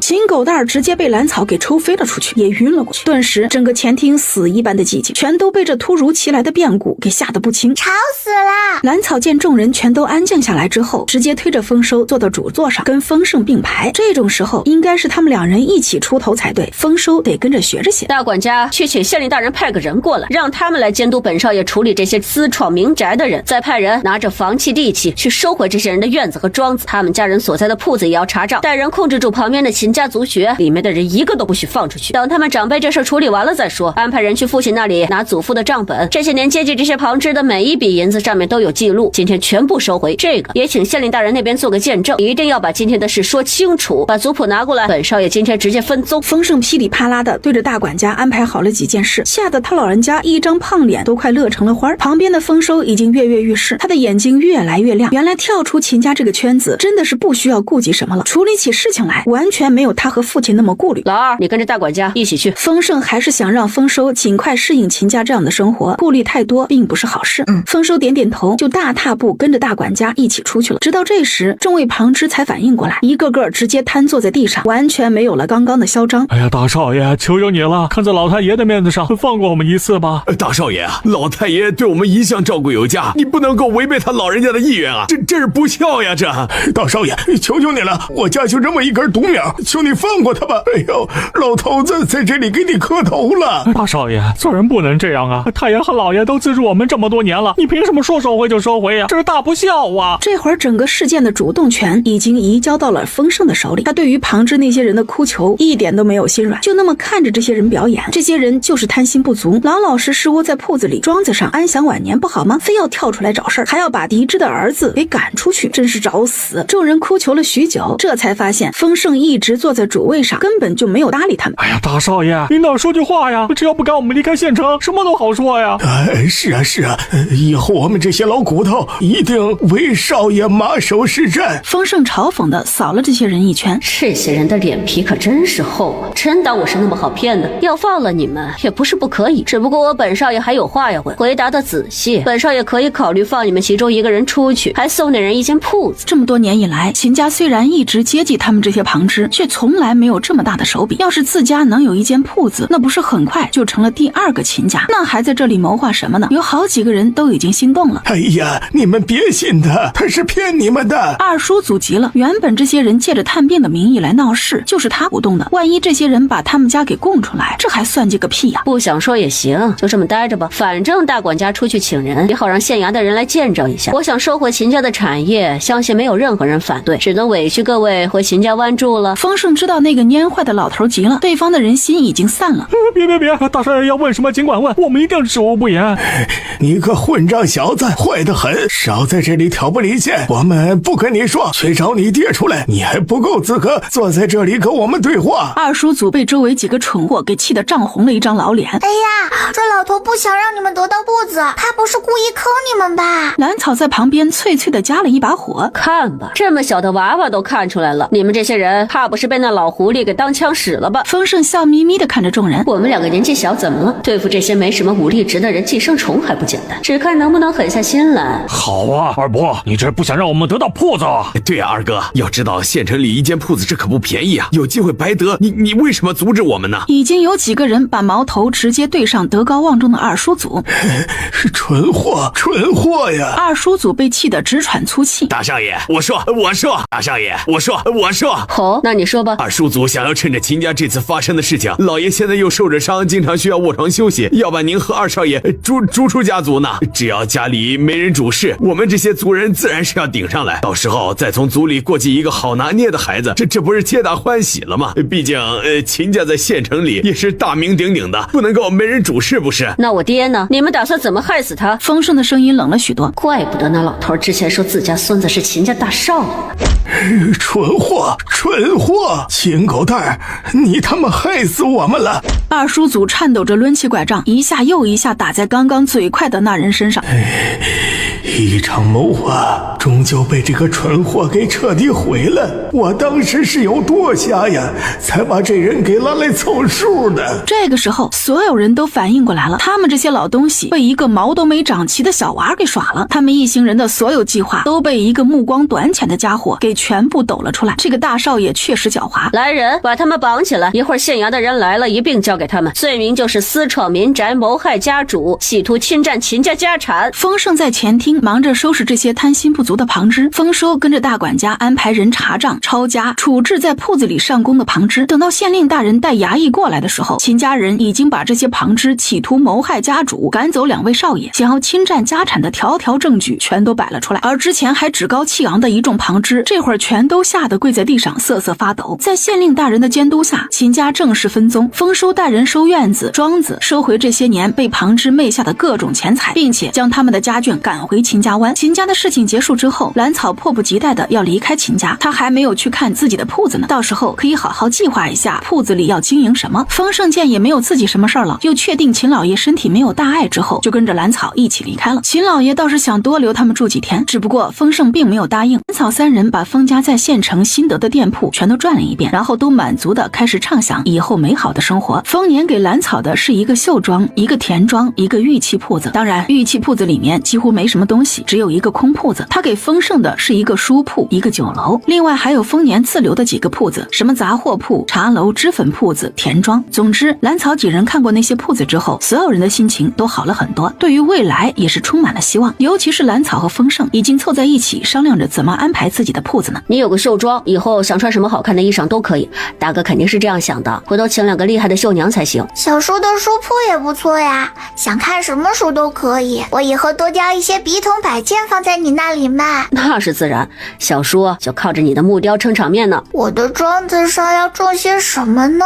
粮食、瓜果、蔬菜、鲜花。当天晚上，兰草和丰盛都兴奋得有些睡不着，两人都在规划着以后美好的生活。李小三这会儿已经有些晕头转向，他还是第一次单独负责处理这些事情。这么多铺子要想正常营业，前期要准备的事情有很多，他一时间竟然有些焦头烂额。在县城待了几天的兰草几人就打算返程了。李小三是需要留在这里的，他要在最短的时间里让这几个铺子开始营业。兰草给他留了50两银子和一些小巧可爱的木雕，这些都是要用在绣庄里的。绣庄的仓库里还有不少布料，只要再请几个绣娘就可以慢慢运作起来了。李小三原本是坚决不收的，但是兰草却不想这样，这铺子自己就没有出钱，总不能让大叔一直垫钱吧。在兰草的坚持下，李小三只能拿了50两银子，收拾铺子和请绣娘这些钱足够了。回程的一路上，兰草的兴致很高，心里想着好看的衣裳和帕子，想着每个月查账，同时也期待见到清溪镇外面的田庄是什么样子，他可以在那里种粮食、瓜果、蔬菜，养鸡、鸭、鹅、牛、羊、猪，这样的日子真好，不愁吃不愁穿，美滋滋。丰盛只是笑呵呵的跟兰草一起讨论他那铺子和田庄的未来。平安一路上也很活跃，他在心里为兰草高兴。这才短短大半年的时间，这个小丫头就从一个灰扑扑无人依靠的小可爱，到了现在拥有2个铺子一个田庄的有钱人了，他是真心羡慕。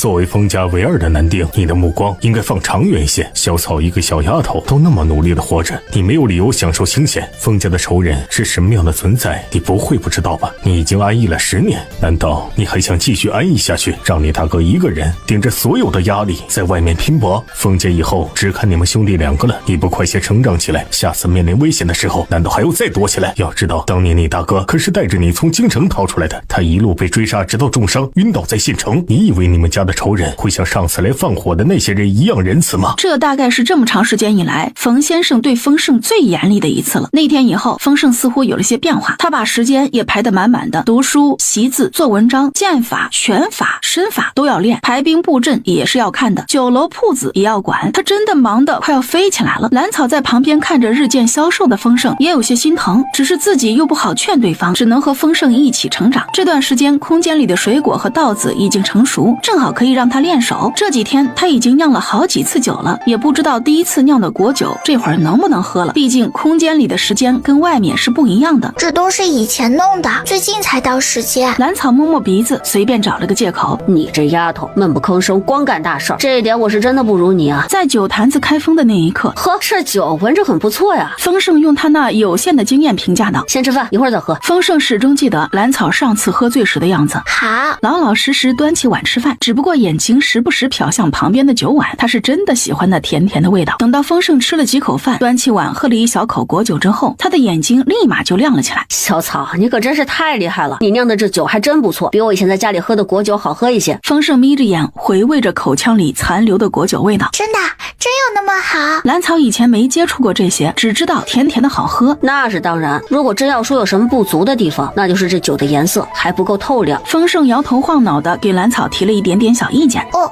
那我回头想想这个该怎么解决。丰盛满足的喝了一大口酒，今天晚上可真是太惬意了，这还是他第一次大口喝酒。我还真别说，小草，你这酒酿的是真不错，以后就放我那酒楼里去卖。好呀，能在你酒楼里卖，还省得我重新找买家了。兰草很高兴自己的手艺被认可，往后他又可以多一项收入了。跟你一比，我真是一无是处。前些年我在秦家时确实荒废了不少时间，跟你一比，我真是一无是处。前些年我在秦家时确实荒废了不少时间，只学会了斗蛐蛐、摇头子，课业和功夫都没学多少，连门手艺都没学成，真的是白活了这10年。仔细想想，自己似乎真的没有什么手艺可以赖以生存。当初离开秦家时，只能在书斋里当个伙计，顺带抄书赚些银子。虽然这件事情他这段时间一直在做，但是毕竟收入有限，根本没法跟面前这个小丫头比。小叔怎么说起这个了？我们两个出发点就不一样。我当时学这些就是为了生存，而你不一样，你当时也是学的所有东西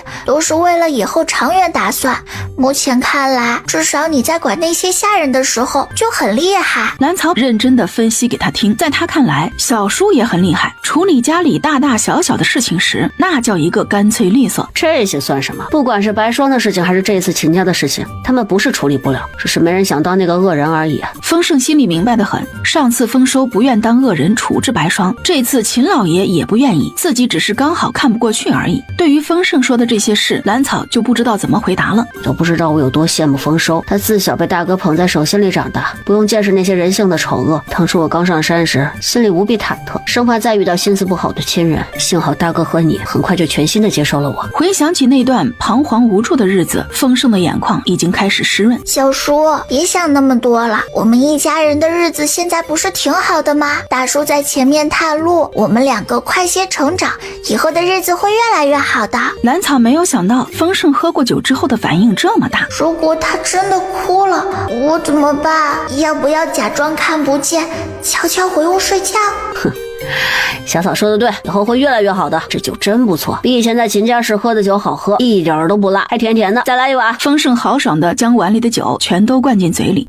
好。兰草犹豫了一下，乖乖把酒倒上。在山上跟你和大哥相处了一段时间，我才发现自己以前活得太随意，连个目标都没有。不像大哥，他心里有仇恨，想着有朝一日去报仇，也不如你心心念念想着活得更好，好好长大。丰盛喝了一口酒，又开始絮絮叨叨，他这会儿的眼睛都有些红了。自从回到丰家之后，他将丰年和兰草两人的状态看得清清楚楚，他们两个都有自己的想法和目标，只有自己还是随波逐流。直到先生将自己骂了一顿，他才彻底醒悟过来，毕竟丰家的仇恨不是丰年一个人的，他也是丰家人。我不能拖大哥的后腿，不能坐享其成，我要尽快成长起来，回去复仇。丰盛的眼神已经有些迷离，时不时晃晃脑袋。小草，你别乱动，晃得我头晕。不用问，这家伙肯定是醉了。看着一脑袋栽到桌子上的丰盛，明明只是想让丰盛浅尝一下自己的果酒，直接把自己给撂倒了。兰草甩甩有些晕的脑袋，直接扛着丰盛就把他送回房间。真的？我和小叔可以跟着先生一起吗？兰草简直不敢相信自己的耳朵。我可以跟着一起去府城，那不是有机会见到大叔啦？虽然大叔也才离开不到1个月，我这会儿居然非常想念。那是当然，读万卷书不如行万里路。我和你师娘这次出门就是为了给她瞧病的，正好她现在不光之前的病好了，这会儿还怀了身子，正好回去报个喜。那可太好啦，我要去。小叔，先生说要带着我们一起去府城。府城呀！啊，一起去府城？先生回府城带上我们两个，会不会给您和师娘添麻烦呀？毕竟师娘现在很需要人照顾的。不把你们两个放到眼皮子底下，我可不放心。万一你俩再像昨晚那样的喝酒，万一出了什么事情，我怎么向丰年交代？更何况你俩到了府城，说不定还能见到丰年呢。难道你们两个不想他？再说了，读书不能一直闭门造车，还是要出去走走的。兰草这会儿已经想了很多，有他的健体丹的西施叶在，师娘的身体完全没问题。那么这一趟回府城之行，带上自己也是可以的，说不定还能帮上师娘忙呢。既然是这样，那我们都听先生的安排。先生，这是送您的酒，我自己酿的。兰草一脸期待地盯着冯先生，希望从对方嘴里听到夸奖的话语来。闻起来不错，我打开看看。冯先生也是个好酒之人，当他小心翼翼打开酒坛子那一刻，浓浓的酒香一下子就将他包裹。冯先生不动声色地吞咽了一下即将溢出的口水。不错，这是好酒。真的，先生也觉得我酿的酒不错。兰草的脸上一下子笑眯了眼。那是当然，光闻着这味道都觉得不错。先生以后要是想喝就找我。那感情好，我以后啊可算是有口福了。你别拉我听到大叔的声音了。兰草扭了一下身体，想要挣脱相离的拉扯。不行，姑娘，这样太危险了，就算是见到大爷也不能这样。就在这时，前面又响起丰盛那惊喜的声音。大哥，见到我们是不是很意外？有没有特别惊喜？好小子，咱家丫头呢？丰年见到丰盛一行人平安到达了府城，怎能不开心？大叔，我在这里，大叔。他挥舞着手臂，开心地喊着，眼睛里满满的都是惊喜。原本他是要突然出现在丰年面前，给他一个惊喜呢，没想到他才刚下船，大叔就等在码头了，太意外了。小丫头，原来你在这里啊？怎么没有骑着大白在外面看风景啊？大叔，我好想你。大叔也想你们。丰年的眼眶也有些红，他抬手揉揉兰草的脑袋，又替他擦掉溢出眼眶的泪水。怎么不骑着大白在外面看风景呢？我下船之后，总觉得脚下的土地在晃悠，感觉头都有些晕。小李怕我摔倒，就坐马车了。兰草说着还撇撇嘴，明明自己上船的时候一点都不头晕的，为什么这个时候开始晕了呢？你这是坐船的时间长了，一时有些不习惯，休息一晚上就好了。一大一小隔着马车开心的聊天，不远处冯先生和丰盛也在说话。瞧见没有，你大哥那样子还真像一对父女。冯先生说话的同时看了一眼自己身后的马车，心里想象，我以后跟孩子相处会不会就像眼前这两人一样温馨？谁说不是呢？我们家就是女娃金贵受宠一些。丰盛认同的点点头，他虽然比兰草大不了几岁，但是一点都不嫉妒对方的受宠，毕竟自己平时也乐意护着他。我看他俩呀一时半会儿也说不完，这就先回去了，你师娘的身体可守不住。那好，先生慢走，回头我和小草去府上拜访。可别，我有事啊，会来找你的。冯家那边你俩就别过去了，除非有丰年带着，我那一大家子可不是好相处的，还不如在外面见面自在。行，都听先生的，就是觉得有些失礼。没事，到家之后还有很多事要忙，处理完了再来看你俩。那先生慢走，替我跟你大哥说一声，我就不跟他告别了。走，我们回家。怎么样？这一路还顺利吗？丰年欢喜地看看丰盛，又看看兰草，一脸笑意地问：不算太顺利。丰盛稍微沉吟了一下，还是决定把这一路的经历如实告诉丰年。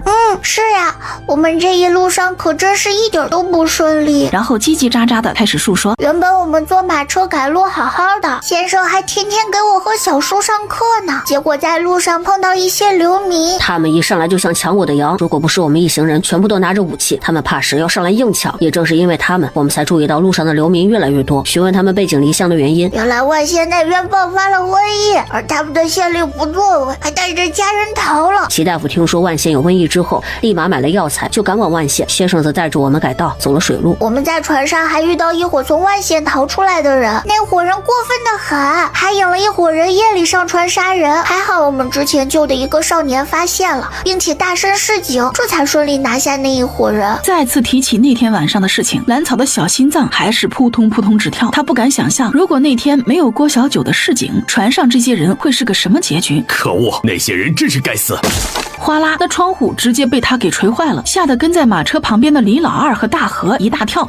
大爷，出什么事了？没事儿，继续走。大叔，你别气了，我们这不是没事吗？而且那些坏人都被我们扔进河里了，他们的船也被烧了。是啊，大哥，你别为这事生气，看看要不要出面给这事善后吧。毕竟这次可是死了不少人。这事儿你们不用惦记，我来处理。哎，对了，齐大夫一个人去了万县，他有没有让你们带什么信啊？他带着平安哥一起去的，带了整整1车药材。兰草说着，从怀里掏出齐大夫特意写给丰年的信。经过这段时间的相处，丰盛已经认同了丰年的话，他也觉得小丫头保管物品最是靠谱。还有一封是给白银哥的，我们下午就给他送过去。丰年皱着眉头看信，还不时扭头打量了一眼正在啃点心的兰草，表情也从刚刚的凝重慢慢放松下来。不用过去送信了，白英跟着他的师傅去了万县，昨天才出发。齐大夫他们父子说不定在万县就能够碰到。大叔，我跟你说，之前我们救上来的那个少年，他现在已经彻底好了。刚刚码头上那些大夫都没有拔出问题来，毕竟从万县出来又染了病的人。什么？万县出来的还染了病？那个什么小九，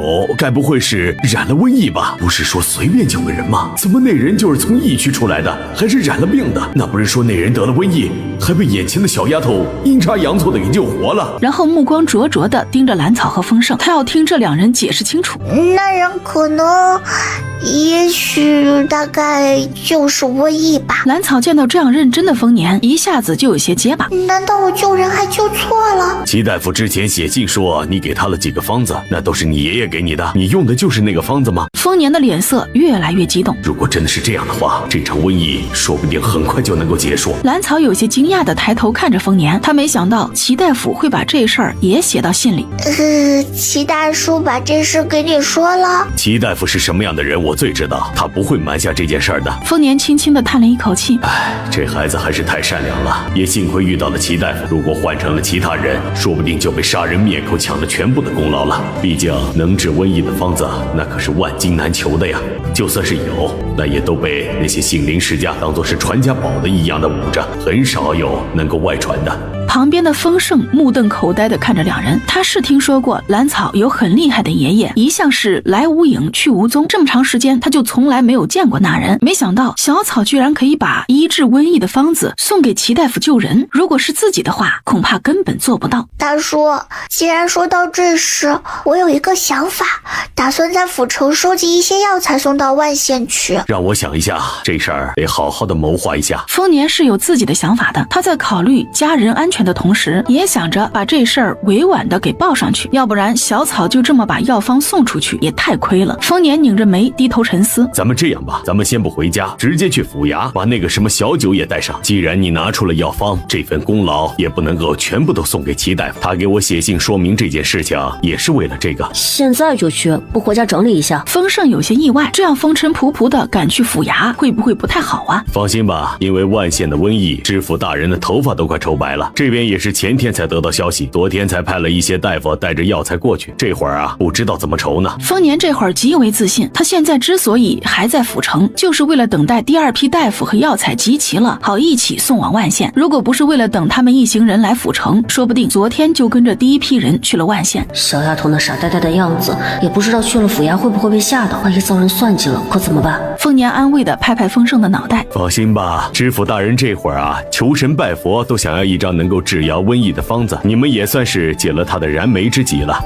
那行，我们听大叔的，反正我还是个孩子，身手又不差，还有空间帮实，就算是有人起了坏心，我也是能保住自己的。只要那药方子能救更多的人，其他都不重要。快来见过知府李大人。拜见李大人。哎呀，好孩子，快起来，快起来，不用行这么大的礼。李知府和颜悦色地把两人扶起来。哎呀，冯副将，你家的儿郎都很不错呀，也有一个好女儿，跟你一样深明大义，可敬可叹呐。这小年纪就在那种情况下就能想着先救人，真是让我们这些为官者都自愧不如啊。李大人过奖了，能够多救几个人是我们每一个大周子民应该做的。丰年见两小只乖巧地站在身旁，自豪地说，哎呀，好，这事啊一定会报上去的。冯副将放心吧，那个已经被医好的病人来了没有啊？知府大人的话音刚落，几位大夫就簇拥着郭小九走了进来。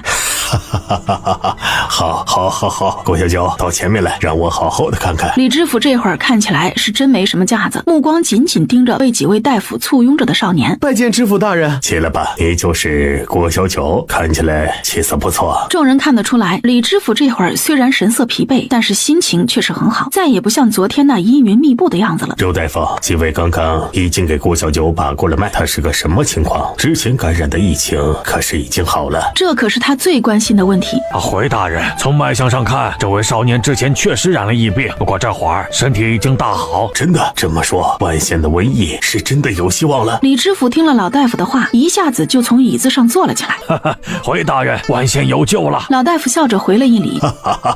好，万县终于有希望了。李知府听了老大夫的话之后，笑得那叫一个开怀。是啊，可算是见到希望了。嘿，苍天有眼呐，真恨不得现在就到万县去，能救一个是一个呀。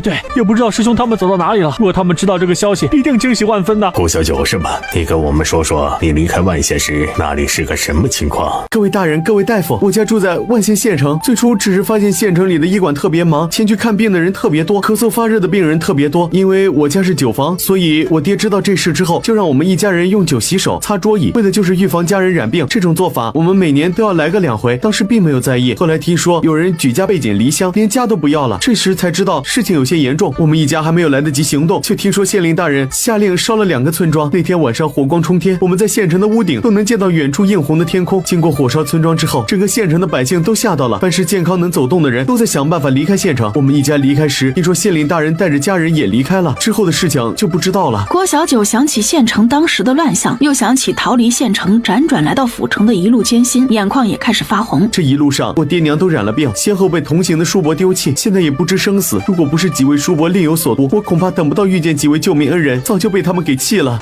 扑通一声，郭小九再一次跪倒在厅中。求求知府大人，救救万县百姓吧！求求大人了，求求大人了！磕完头，郭小九直接趴在地上痛哭了起来。只有他知道那天晚上城外几个村子的火光有多刺眼，只有他知道他逃出县城时城里已经死了多少人，只有他知道这一路上经历了多少生死。所有人的心情都变得格外沉重。李知府走下主位，亲手将郭小九扶了起来。文官向你保证，一定会全力救治万县的百姓。看见没有，他们就是第2批派往万县的大夫，我们还收起了整整20车的药材，直到明天中午全部到齐了之后就出发。县令大人，万县百姓，县令大人活命之恩。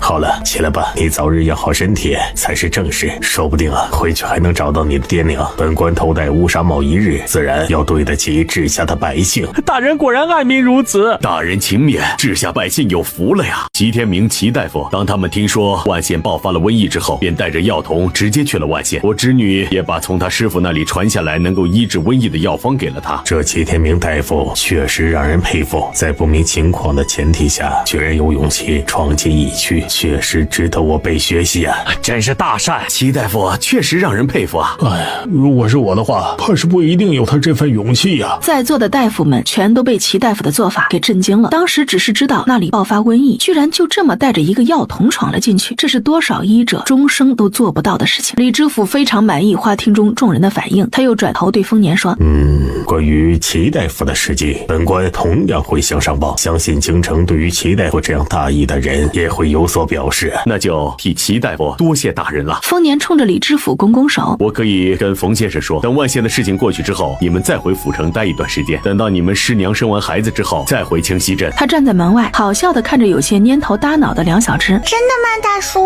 我还能到了万县之后再返回府城？大哥，你说的是真的？我们可以从万县再回到府城来？放心吧，冯先生那里啊，肯定是没有问题的。他是打算等冯夫人生产之后再出门的，你们自然要多等上几个月了。走，回家。丰年大手一挥，带着2人就往外走。李知府见到3人出来，又笑着跟兰草和丰盛说了几句话，分别递给2人一个锦盒当见面礼，这才目送3人离开。大叔，知府大人怎么还给我们见面礼？丰年笑着摸摸他的脑袋。我与李知府先前就认识，再加上这几个月同在府城，来往呢就多一些，给你2见面礼，也是因为我和他私下里有来往，把你们当成后辈来看。大叔可真厉害，知府大人也是看在你的面子上才这样的。兰草一脸崇拜地盯着丰年，眼睛很亮。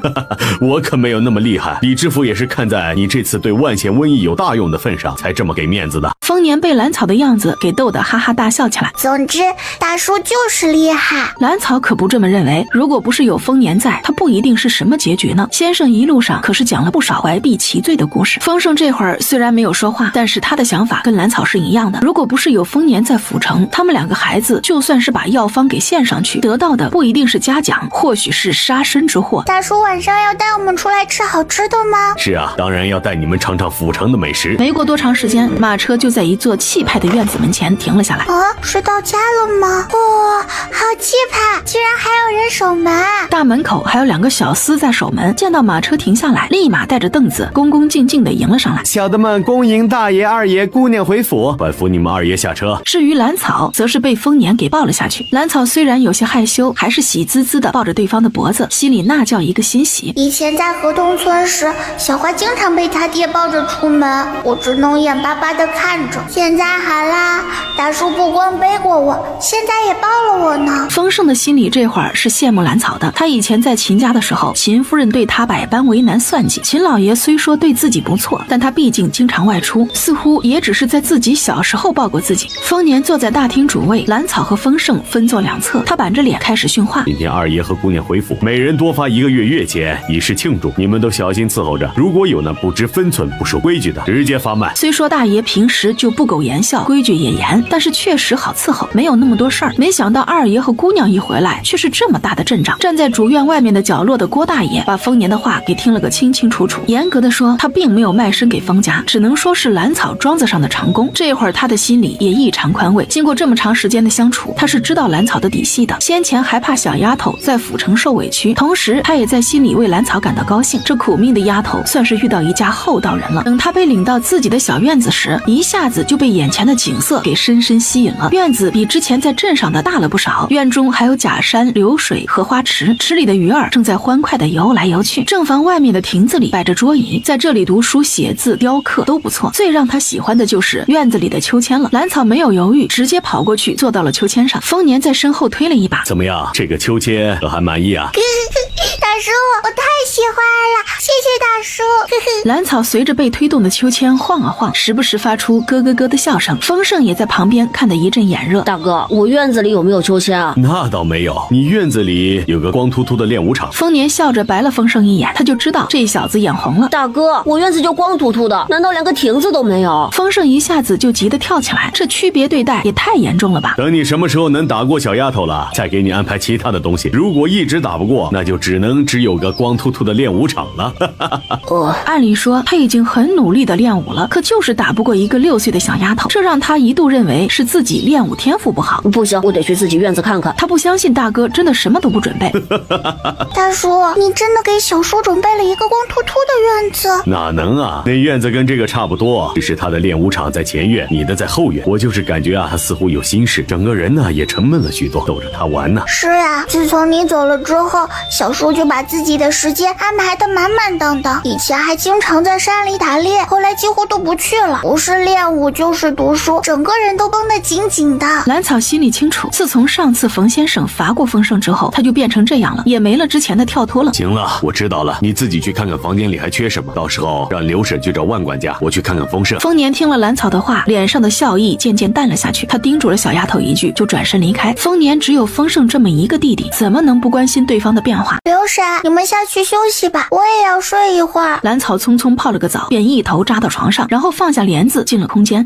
空间里，他之前种的药材已经成熟，这会儿需要全部挖出来，这些都是明天要带到万县的。兰草便在空间里干起活来。好在他本身的力气就大，又加上之前服用了健体丹，身体倒还撑得住。就算是累得很了，他喝一些空间里的清泉，立马就精神许多。兰草在空间里干半天活，就听到乡里走进房间的声音，便整理了一下衣衫，出了空间，回到自己床上。姑娘，大爷传话说，如果姑娘休息好了，可以去前厅用饭了。好，在香梨的帮助下，兰草很快就换上丰年之前就给准备好的衣裙，然后欢欢喜喜往前厅赶去。大叔，小叔，哟，这是哪里的小仙童？怎么跑到我家了？可不许走了啊！丰年对于自己给兰草准备的衣裙非常满意，见到他进来，不自觉的就开始调侃起来。不走不走，本仙童就落在你们家啦！兰草开心的在原地转了个圈，把自己的新衣服展示给两人看。听到没有？还不快去把家里好吃好喝的端上来，可别让小仙童跑喽！丰盛也在一旁打趣。丰年三人围坐在一起，继续开始说笑。兰草和丰盛说着各自院子里好玩有趣的地方，相互炫耀自己的院子有多漂亮多好玩。丰年只默默地坐在一旁，看着两人斗嘴，感觉前一段时间的所有付出都是值得的。很快，4凉4热8道菜摆了满满一桌子，看得兰草直流口水。大叔，怎么中午一下子做这么多饭菜？你是不是晚上不打算带我们出去吃了？哪能呢？这可是为了欢迎你俩回家，特意给你们准备的。晚上再带你们出去吃，快来尝尝家里大师傅的手艺怎么样？丰年笑着摸摸兰草的脑袋，一脸宠溺的解释：哈，我还以为大叔不带我们出去了呢，那不是很遗憾？兰草一边说，一边夹起面前的糖醋鱼就放进嘴里。你小心一些啊，可别被鱼刺给卡住了。大哥你就放心吧，小草最近可是没少吃鱼，比猫吃的都利索，你就别担心了。在船上也没少钓鱼给我们大伙吃，厉害着呢。接着丰盛就把兰草在船上的丰功伟绩给讲了一遍。对了，大叔，我还酿了不少酒呢，这次还给你带了几坛子。是吗？原来马车上的酒还真的是给我带的。李老二，快去把姑娘带的酒搬过来一坛，我要好好尝尝。丰年听到兰草这样说，一下子就笑眯了眼，还是这丫头贴心呐。大叔一会儿尝尝，我给你带了足足10坛呢。当时小叔带人火烧快船的时候都没舍得用那个，直接把先生买的酒全给霍霍了呢。都是好孩子，真不错。一会儿去拜访冯兄时，再给他补2坛好酒。很快，李老二就笑呵呵的抱了个酒坛子过来。他一进来就说：“哎，大爷，这酒啊，一闻都好喝，姑娘果然厉害呀。”你是个识货的呀，回头给你和兄弟们分一坛。丰年被李老二的话给逗得哈哈大笑，很大方的表示给他们分一坛。那我就带兄弟们谢过姑娘，谢过大爷。自己则迫不及待的打开了坛子，然后鼻子深深一嗅，好酒，果然是我家丫头，连酿酒都会了。丰年倒是想直接举着坛子喝，但是在2个孩子面前还是要讲究形象的。来，你们也喝点啊。他已经闻出来了，这是果酒，不怎么醉人的。不了，我不喝。前面那次醉酒都被冯先生罚了，他怕再醉。大哥，你自己喝吧，这酒容易醉，我现在还不想睡觉。丰盛也连忙摆手拒绝。这不就是普通的果酒吗？看把你俩给吓的。算了，是你们没福气，我自己喝。果然是好酒啊。不是说不让我去冯家吗？没事，你跟我一起去可以，可千万不要自己过去。大哥，这冯家到底是怎么了吗？丰盛有些好奇的问。到了你就知道了。哎，对了，小草呢？她还没有起来吗？没有，我来之前让来睡去看了，估计正睡得香呢。香梨还守在屋外绣花呢。估计是这段时间赶路有些累了。可不是嘛，自从经过上次半夜烧船的事情过后，他就每天晚上守在楼船最上面，直到熬不住了才回去睡觉，生怕再有人摸上来。他喜欢高处，喜欢独处，你由着他吧。这是个让人心疼的孩子呀。我不在的时间里，你多照顾照顾他。我跟你说啊，你给我们的铺子全都开业了，我的酒楼生意不错，书铺也还可以。小草的玉器铺子这会儿主要卖木雕和其他一些精致的木器，田庄也经营的有声有色的，每天都往县城送菜和瓜果。以前都是郭大爷给送的，只有之前的绣房出了些事儿，后来我们把那掌柜的给卖了，重新换了个掌柜。还有镇上那几个小子，这会儿全都有事情做，一个个的比之前不知道要精神多少。丰盛絮絮叨叨跟丰年讲着他们在镇上和县城的事情，丰年也听得津津有味，同时也很欣慰。我不在家，2个孩子也过得有声有色呢，正好。郭大爷是怎么回事啊？他是不是出什么事情了？之前不是一直给同福楼送柴，然后在镇上来回拉客的吗？这一次他见到郭大爷，发现对方精神好了很多，身体似乎也硬朗了不少。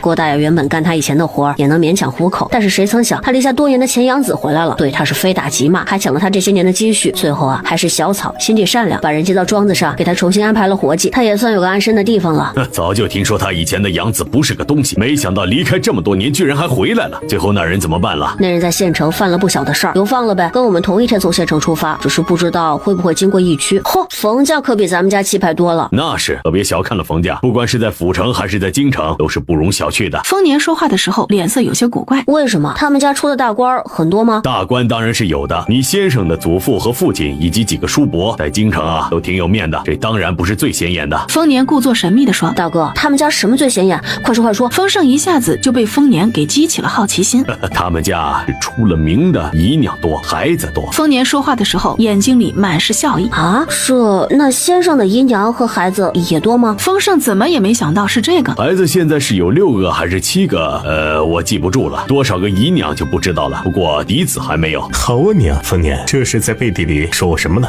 冯兄，这不是给孩子们大致讲一下吗？要不然到的时候多失礼啊。我告诉你啊，现在我可是有8个孩儿了，见面礼可不能少啊。冯先生上前拍拍丰盛的肩膀，然后冲着丰年得意的哈哈大笑。他这个样子让丰盛不禁瞪大了眼睛，他还从来没见过先生这个样子，就像个爱炫耀的小孩。丰年呐，你可得加把劲儿，先成亲再说，好歹让你丰家人丁兴旺起来不是？这事儿再说吧，一切随缘。现在我不是也没这心思吗？丰年苦笑着摇摇头，这种事情还不是要看个眼缘，况且自己还有大仇没报，以后还不知是个什么光景，可别害了人家姑娘才行。走，我们先到书房去。冯先生热情地招呼着丰年，我明天中午还要护送药材和一些大夫去万县，这一去估计要到那边的瘟疫结束才能够回来。我打算带着2个孩子一起去。你疯了？那种地方他们2个怎么能过去啊？你自己送死也就算了，带着他们算是怎么回事？冯先生听了丰年的话，噌的一下就从椅子上站了起来。你听我把话说完，我怎么会忍心送他们去送死？如果没有万全的把握，又怎么会送他们过去呢？还万全把握？你不知道那里爆发瘟疫吗？面对瘟疫，那有什么万全把握？怕不是痴人说梦吧？不行，冯兄，你是知道的，那个郭小九之前就是染了瘟疫，不是被那丫头给治好了吗？她手里是有几个关于瘟疫的方子，我这才打算带着他们2个一起去万县。什么？那个死丫头呢？这种事是随便在外面说的吗？之前我讲的怀璧其罪的事情，这么快就忘了，还大大方方的说出来了。哎呀，气死我了！冯兄，你消消气，这事儿知府大人那里也是知道。经过这场瘟疫之后，那方子肯定是要传出去的，而且齐兄和你们分手时已经带了药方过去，没有人会对那丫头做什么的。我们得尽可能的让2个孩子捞些好处才行。丰年见冯先生这会儿的气性这么大，赶紧将整件事情分析给他听。医治瘟疫的方子肯定会传出去，他们还是给2个孩子加码才是正理。冯先生听了丰年的解释之后，也没了之前那么激动，一下子就陷入了沉思。不用问就知道，他这会儿也在权衡利弊。行，你可以带他们2个去万县，但是我还要布置一些功课的，在情况没那么危急的时候，督促2人做功课。另外，我再准备几车药材和粮食，你一并带去万县，这也算是我的心意啊。很快，冯先生就做出了决断。好，这事儿咱们就算是说定了，正好也让丰盛出去长长见识，对他以后呢也是有好处的。丰年之所以带着2个小的，也是有原因的，同时他也知道兰草那个小不点儿不会让他们出事的。当初也是他老早就发现这丫头身上有秘密。看样子你还挺受欢迎的啊！大哥，要不你赶紧成亲，早点给我生个侄子玩玩。你不是有侄女吗？还要什么侄子呀？那能一样吗？那丫头你看着跟个眼珠子一样，跟侄子能一样吗？再说了，那丫头现在都大了，以后相处起来都得注意，可得小心护着。算你知道分寸。丰年心里颇感欣慰，自己不在的日子里，这小子也是知道护着那丫头的。对了，大哥，先生不是8个孩子吗？怎么一下子就冒出那么多？那都是冯家其他房的同龄孩子，还不包括女娃，要不然更多。丰年说起这冯家时，也真是很无奈。他们家出名的姨娘多，孩子多，一个个都特别能生。最令人惊奇的就是他们家的孩子从来没有听说有一个夭折的，这也让冯先生的嫡妻柳氏成了整个家族最显眼的一个。不过好在冯先生并没有放弃他，这会儿也已经怀有身孕，算是能堂堂正正活在冯家了。大哥，为什么说冯家并不是什么好去处？你和先生都不让我单独过去，先生家里还不错啊，怎么就不是好去处了？你是不知道他们家以前出的事儿，几个单独上门的青年才俊，毫无意外的都成了冯家的女婿。这也是他一直不去冯家的原因。冯家的庶女可是一大把，万一被赖上，难不成真的娶了？可是我才这么小，不会吧？丰盛惊讶的嘴巴张得老大，一副不敢相信的样子。你别忘了，有一种叫做青梅竹马，还有一种叫做娃娃亲。况且你10岁也不小了，想当年我10岁的时候，父亲已经开始操心我的婚事了。原本正说得起劲的兄弟2人，在提到父亲时，不约而同都沉默了下来。即使丰盛从来没有见过那个人，此时的心情也因为这2个字变得沉重起来。大哥，这么多年，父亲就一点消息都没有吗？沉默了许久，丰盛终于问出了这个问题。你和丰叔的事情爆发出来之前，得到消息他在西南的一个采石场，后来让李老二带人过去找了，并没有找到人。不过我可以肯定，父亲没死，那些人啊还没有得到想要的东西呢。丰年这会儿的脸色也不太好，经过这么多年，他早就想明白，那些些人之所以对封家下手的原因，只是自己现在的实力却什么也做不到。丰盛倒是想问那些人要什么东西，但是他明白，就算是现在知道了又怎么样，徒增烦恼而已。大哥，你等我长大，长大了我跟你一起扛起这个家，一起找父亲。丰盛眼神坚定地保证。好小子，大哥等你长大，这才是我封家的孩子，有担当。两人回到家时，打算直接带着兰草出门吃饭，而兰草刚刚结束空间里的劳作，他正躺在床上呼呼大睡。实在是这整整一天的劳动，让他的小胳膊小腿酸软的不像话。姑娘，怎么回事啊？二爷，姑娘睡了1个下午了，这一点动静都没有，不知道是不是出事了。什么？你这一下午都没进屋看看呀？丰盛一听也跟着着急了，立马抬脚就想去踹门。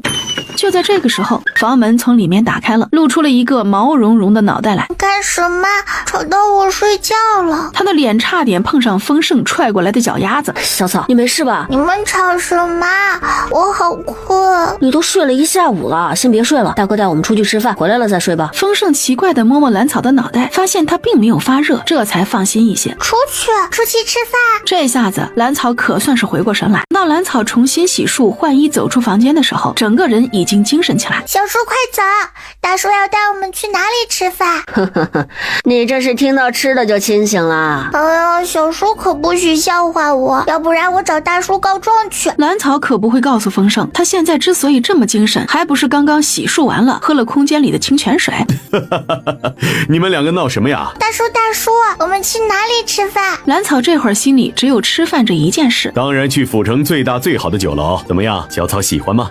太好了，我就知道大叔最好。大叔啊，这就带你去买好吃的，吃不完就带回来，咱们路上慢慢吃。好，带回来路上吃。我要把酒楼里的好吃的全买来尝尝。兰草说着就蹦蹦跳跳的冲出了院子。丰年笑呵呵的跟在他身后。怎么这么长时间啊？出了什么事儿啊？没什么，小丫头这一路上可能是太累了，睡了整整1个下午。哎，这段时间啊，也确实苦了你们了。丰年有些心疼的摸摸丰盛的脑袋，他确实心疼2个孩子，小年龄承受了太多，尤其是兰草，是自己没照顾好他。大哥，我们不苦，能跟你在一起，能见到你，我们就很开心了。一行人很快就到了府城最好的酒楼鸿宾楼，楼上楼下全都坐满了。幸亏丰年提前在这里预留了雅间，要不然他们还不知道要等多长时间才能吃上饭呢。大叔，这里好热闹啊！是啊，今天特别热闹。我今天呢，就是来跟大伙儿告个别。虽说明天是前往疫区，可是一点都没有想象中的危险呢。刘秀，这话怎么说呀？众人都好奇地打探对方话里的意思。我可告诉你们，万县那边的瘟疫有治了，都已经有人被医好了，是有用的方子。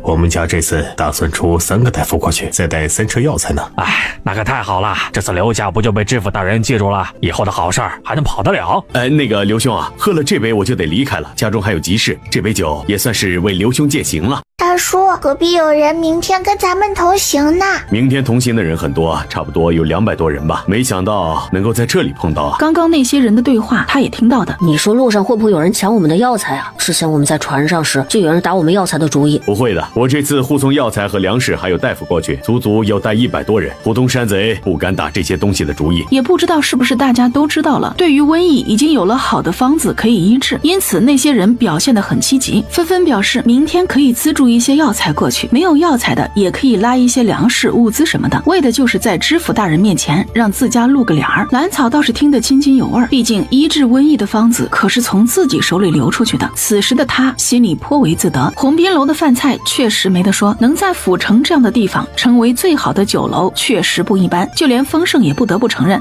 吃饭的时候，兰草和丰盛都没有说话，只专心刨着面前碗里的饭菜。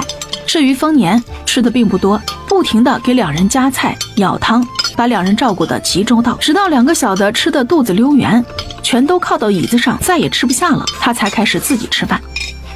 原本他还打算饭后带着2小只在府城转上一圈，也好看看府城繁华的夜景，同时也能消消食。谁曾想他吃完饭打算叫人一起离开时，就发现兰草已经靠在椅子上睡着了，嘴里还微微的打着小呼噜。李老二去结账，你带着来顺再去买些好吃的带回去，我们先直接回家。丰年抱起已经熟睡的兰草，直接出了雅间。回到家之后，丰年将兰草安置在自己房间里睡觉，自己则趁所有人都休息的时候，赶了2辆马车去了兰草的院子。他可没有忘记之前那丫头说过，她爷爷今天晚上会送一批药材过来。为了安全起见，她特意将刘婶和香梨还有院子里那个粗使婆子都打发去了别的地方，自己一直守在院子外面。她怕自己离得太近会惊扰到小丫头和她那神秘的爷爷。丰年不知道那些药材从哪里来，又是怎么送来的，只能尽力不让外人发现端倪。哎呀，糟糕！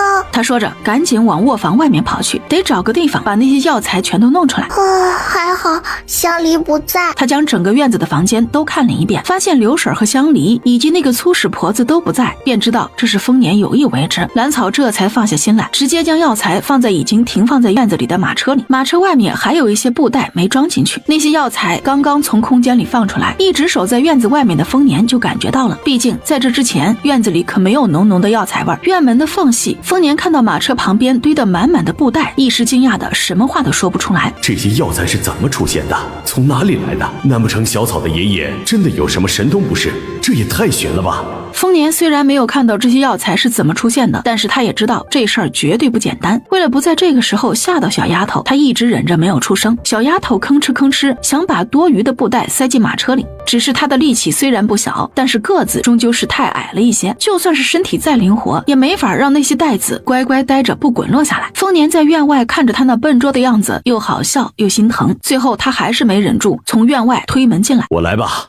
大叔，你怎么来啦？兰草对于丰年这个时候出现还是有一些慌乱的，也不知道大叔刚刚看到什么没有。丰年只是微微一笑，你这丫头就不能去喊我过来帮忙吗？自己装这么多药材得多费劲啊！如果不是我不放心过来看一眼，你得装到什么时候啊？丰年手上的动作不停，将那些布袋一一装上马车，嘴里说着埋怨的话，同时也表明了自己是刚刚才到，不放心他一个人而已。大叔，兰草其实并不知道该问些什么，难不成要问大叔看到什么了？说实在的，丰年还真没有看到什么，没有见到兰草那神出鬼没的爷爷，也没有见到这些药材是怎么被运到这里的，当做什么都不知道，就怕小丫头多想，以后估计该躲着自己了。好了，都装好了，我现在赶着马车去外面转一圈，天亮再回来。小草看怎么样？这个主意不错，这样一来，他们的药材也算是过了明路。我跟大叔一起，我会赶马车的。吃完饭记得重新换一条布巾带上，进了县城之后可不许摘下来了。我记下了，小叔，你把这个喝了，我可是加了药材的，不苦。这里面加了一整颗健体丹，真不苦？当然，我早就发现小叔怕苦了，怎么会让你喝苦药呢？放心吧，甜的。兰草一副我发现你秘密的笑着，不许跟别人说这个啊！丰盛被笑得有些脸红，有些羞恼的仰头喝下竹筒里的水。有淡淡的草药香味儿，还有一丝甜味儿，确实不苦。丰年和郭大爷靠坐在车队外围的大树下，两人都是一手大饼一手竹筒，可以说整个车队大部分人都是这样吃饭的。郭大叔，这段时间有些忙，都没有好好跟你聊过，真没有想到咱们爷俩在府城还能够相聚，多谢你一路上对两个孩子的照顾。该是我谢谢他们啊！如果不是小草，我这把老骨头说不定早就被埋在地里了。郭大爷对上身份已经完全不一样的丰年毫不拘束，一如既往的乐呵。哪里有郭大叔说的那么严重了？我看你现在的身体还挺硬朗，似乎比之前在镇上的时候还要好上许多啊。说来也怪，自从离开那个不成样的家，跟着小草之后，老汉的身体居然好了，就连早年在战场上留下的旧疾都没再犯过。现在让我再上战场，老汉都不带含糊的。郭大爷说着，把自己的胸膛拍得啪啪响。那可真是上苍保佑啊！我看你啊，就该挪挪窝。你看人一出来，哪里都舒坦了，不是？丰年一下子就被郭大爷的话给逗笑了。就这一脸褶子的老汉，还想着战场上的事呢。也是托了你和两个小娃娃的福了。如果不是他们要来府城看我，老娃恐怕这辈子都走不出咱们那小县城了。郭大爷笑呵呵地咬了一口大饼。他们有什么福气？跟着我一个扶贫一样的人，能够照顾他们的也很有限。我倒是希望他们在山里无忧无虑的长大。丰年沉默了一会儿，露出一丝苦笑。您可别不信，小丫头有福，老汉我看人一向很准的，跟他在一起的人都不会差。郭大叔，我想跟你商量件事儿。今天晚上我们就要到县城了，那里也不知道是个什么样子，只怕比想象中的要更可怕。我打算让你和刘婶在前面收容点停下来，虽然你们的身体都还硬朗，但我也不敢冒险。要知道那丫头可是很喜欢你们的，我不能让她难过。别呀，老汉都陪着大伙儿走了这么长时间路了，别人怎么样我不管，反正我得跟着你们。我一个黄土都埋到脖子的老头儿，就算是万一染了病治不好，那也是我乐意。老汉这些年他从来没有像现在这样舒心过。哎呦，郭大叔，我这也是为了你好。现在的万现县城，真不知道是什么光景。你们要是有个万一，我怎么向那丫头交代呀？县城里危险呐！放心吧，老汉我现在的身体壮得很，毕竟县城那边需要大量熬药，老汉还能去周围砍个柴什么的。郭大爷的眼睛异常坚定，他虽然年纪大了，但是还是能做些事情的。到了吗？到了吗？好了，别看了，听我说，记住了，接下来的时间一定不能随意摘下布巾，不听的话是会染病的。小叔，您今天晚上都念叨好几次了，我记着呢，一定不摘掉布巾。就在两人说话的同时，王虎已经快步走到马车边上。老爷，姑娘已经到了，大爷忙着跟万县的人交接，两位先到马车上稍等一会儿，我们先把药材和物资送过去。还真的到了，你快带咱家的药材和物品过去吧，不用管我们。小草，丽丽就在车上眯一会儿，这会人来人往有些乱，咱们先不下车哈。我就想看看外面。再等一会儿，等周围那些装着药材和粮食物品的马车全部都离开了，你再下去，要不然我不放心。这会儿到处都是马和车，你又那么小的个子，万一出事了怎么办？好吧，我就在窗口看看。见到事情不可为，兰草只有垂头丧气的妥协。这个时候还真不能任性，万一有人趁乱对我用点迷药扔进马车弄走，也不是不可能。透过马车的窗口往外看，至于随行的大夫们，他们一个个精神肃穆且坚定，拿着各自的药箱，有的带着药桶，有的独自一人，全都跟在马车旁边朝前面走去。在这一刻，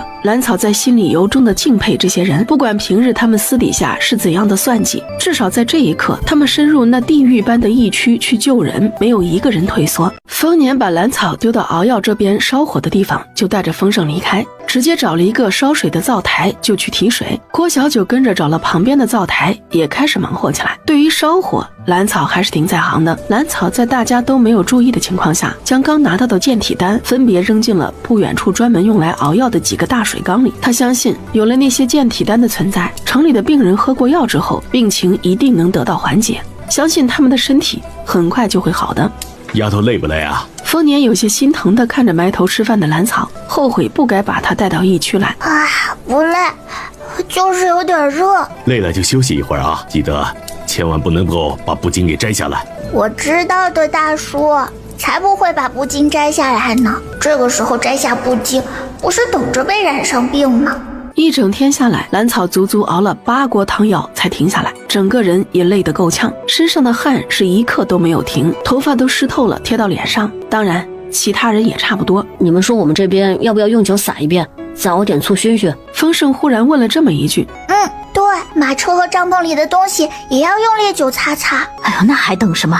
老奴做饭的地方有醋，这就煮上。刘婶第一个反应过来，烈酒我有。兰草紧跟着回了马车，他的空间里还有不少用粮食酿的酒，用在这里刚刚好。于是丰家一众人又开始忙活起来。临睡前，兰草又让每人喝了一些放了稀释液的清泉水。来到疫区的第一天，才算正式结束。咱们来了之后，已经死了200多了。不过刘大人说，城里的那些病人确实在好转，那些死去的都是自身还有其他的病的。令人欣慰的是，几天下来，城里被抬出来的死人越来越少，很多病人已经好了很多，都已经能起身走动了。有些人还可以帮忙领药什么的，情况都好转了不少。所有人的脸上多少都有了些笑意，不再像最初那么麻木。刘大人也是知道兰草就是那个献出药方的孩子，哪里肯让他再出去冒险，也不同意让他跟过去。这样的人在县城出了意外，他回去也没法跟知府大人交代不是。他从刘大人这里打听了关于齐大夫的情况，前2天听说平安开始咳嗽了，也不知道现在怎么样了。已经在喝药了，他们2个的症状还是比较轻微的，很快就好了。只希望齐大夫能把自己之前给他的健体丹吃下去，或许很快就能好起来。丰年离开已经整整3天都没回来，比预计的时间晚了1天。他生怕大叔在外面收容点染了病。小叔，你知道大叔去哪个收容点了吗？不知道，那天大哥走的时候只说去送药材，2天就回来，我就没问。丰盛这会儿后悔的不行，早知道他就多问一句了。要不我们去问刘大人吧，他肯定是知道的。兰草虽然知道丰年已经用过健体丹，轻易不会被疫病打倒，但是心里还是止不住的担心。刘大人进城了，听说城里有一部分人恢复了，已经可以出城了呢。那怎么办？我想离开去找大叔，也不知道往哪里找。兰草急得都快哭了。兰草是真怕丰年在别的地方出什么事情。再等等，如果大哥今天晚上还不回来，我们明天一早就去找刘大人。见过刘大人啊，是你呀？怎么也听说今天一大早上有一批人可以出城了，过来凑热闹？刘大人笑问风声：“是啊，都是大人指挥得当，救了城中众多百姓。”风声顺势奉承了刘大人一句：“哪里，都是大伙的功劳，本官并没有做那么多呀。”刘大人一双眼睛都笑得眯成了缝。刘大人，我大哥去哪里送药材了？他什么时候能回来啊？他去了万县周边的几个镇子送药材，最后一站到桃花镇了。那里的收容点出了一些事情。桃花镇这一次出的事情还不小，好不容易有起色的镇子，死的人可不少。桃花镇出事了，我大哥怎么样了？他是不是染病了？丰盛现在一听到出事，整颗心都揪起来了。这个时候在疫区出事可真是让人揪心呢，也不知道是不是染了疫病啊？没有，是镇子上几个不听话的闹事儿。那齐大夫的身体好些没有？还有和他一起的平安，我和小草实在是担心他们。齐大夫和平安已经好了，原本打算让他们今天早上也跟着出城歇息。只是齐大夫这人吧，始终放心不下那些病人，执意要在城里继续救人。刘大人提起齐大夫，那也是佩服的不行。当初进城最早的大夫里面就有齐大夫，没想到他都染了一次病，还不想退出来，才刚刚恢复就再次守着城里的病人。这可太好了，齐大夫终于没事了，我们也就放心了。刘大人，能帮忙带些东西给齐大夫吗？小草一直担心他们。当然可以，你们冯家和齐大夫在这次瘟疫当中可是立了大功的，这些小事儿当然没问题了。刘大人可不会拒绝这样的小事，带点东西进城而已，又不是什么难事儿。那我这就回去准备。对了，我和小草打算去找大哥，不见他一面总是有些不放心。小草今天都没心思去熬药了。哎呦，你们两个小子可不能离开。虽然说现在瘟疫控制住了一些，但是桃花镇那里真的出了大事儿，你们不能过去。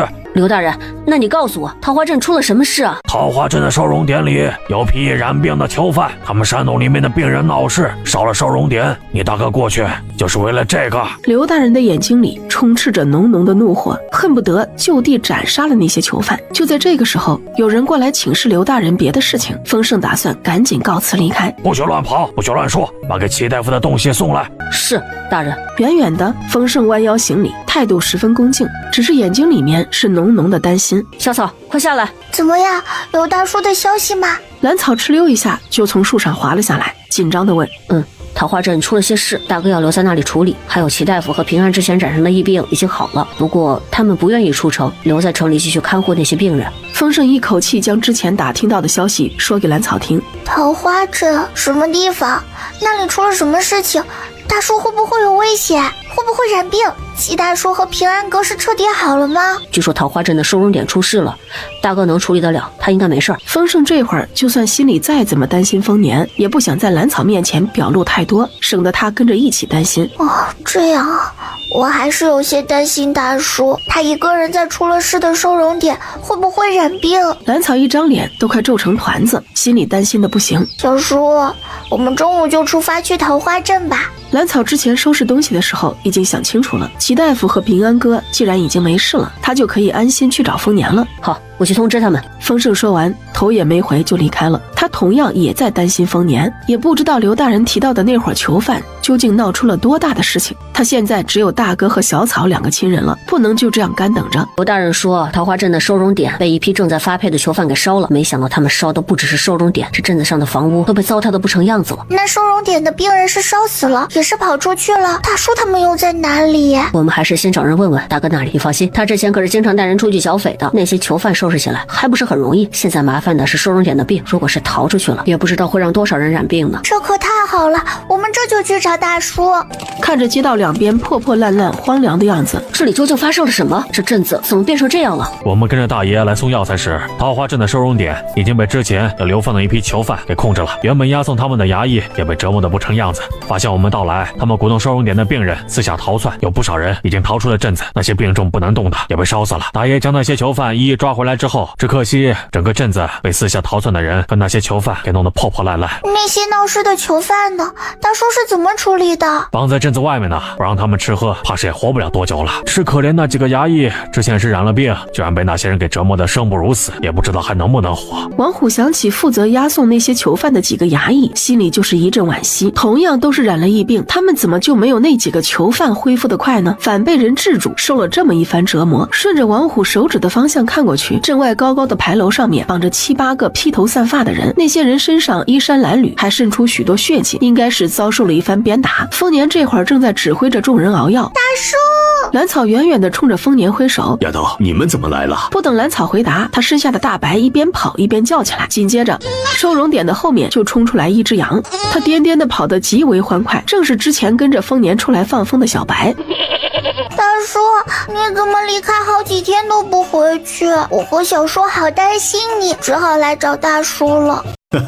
我能有什么事儿？这不就被一些事情耽搁了吗？还打算在这里的事情处理完了就回去呢。既然你们来了，就先安顿下来。只是镇上找不出几间像样的房子，你们还得住马车。丰年对于丰盛和兰草的到来倒是没怎么意外，他还是很了解这两个孩子的秉性的，都是闲不住的。他之前就想过，只要自己过了之前说好的时间没回去，两人一定会找过来的。只要跟大叔在一起，住马车我也愿意。兰草这段时间一直住在马车已经习惯了，他只要晚上带着大白小白，其他人就不会在意自己是一个人。他关好马车之后就可以进空间里睡觉了，美滋滋。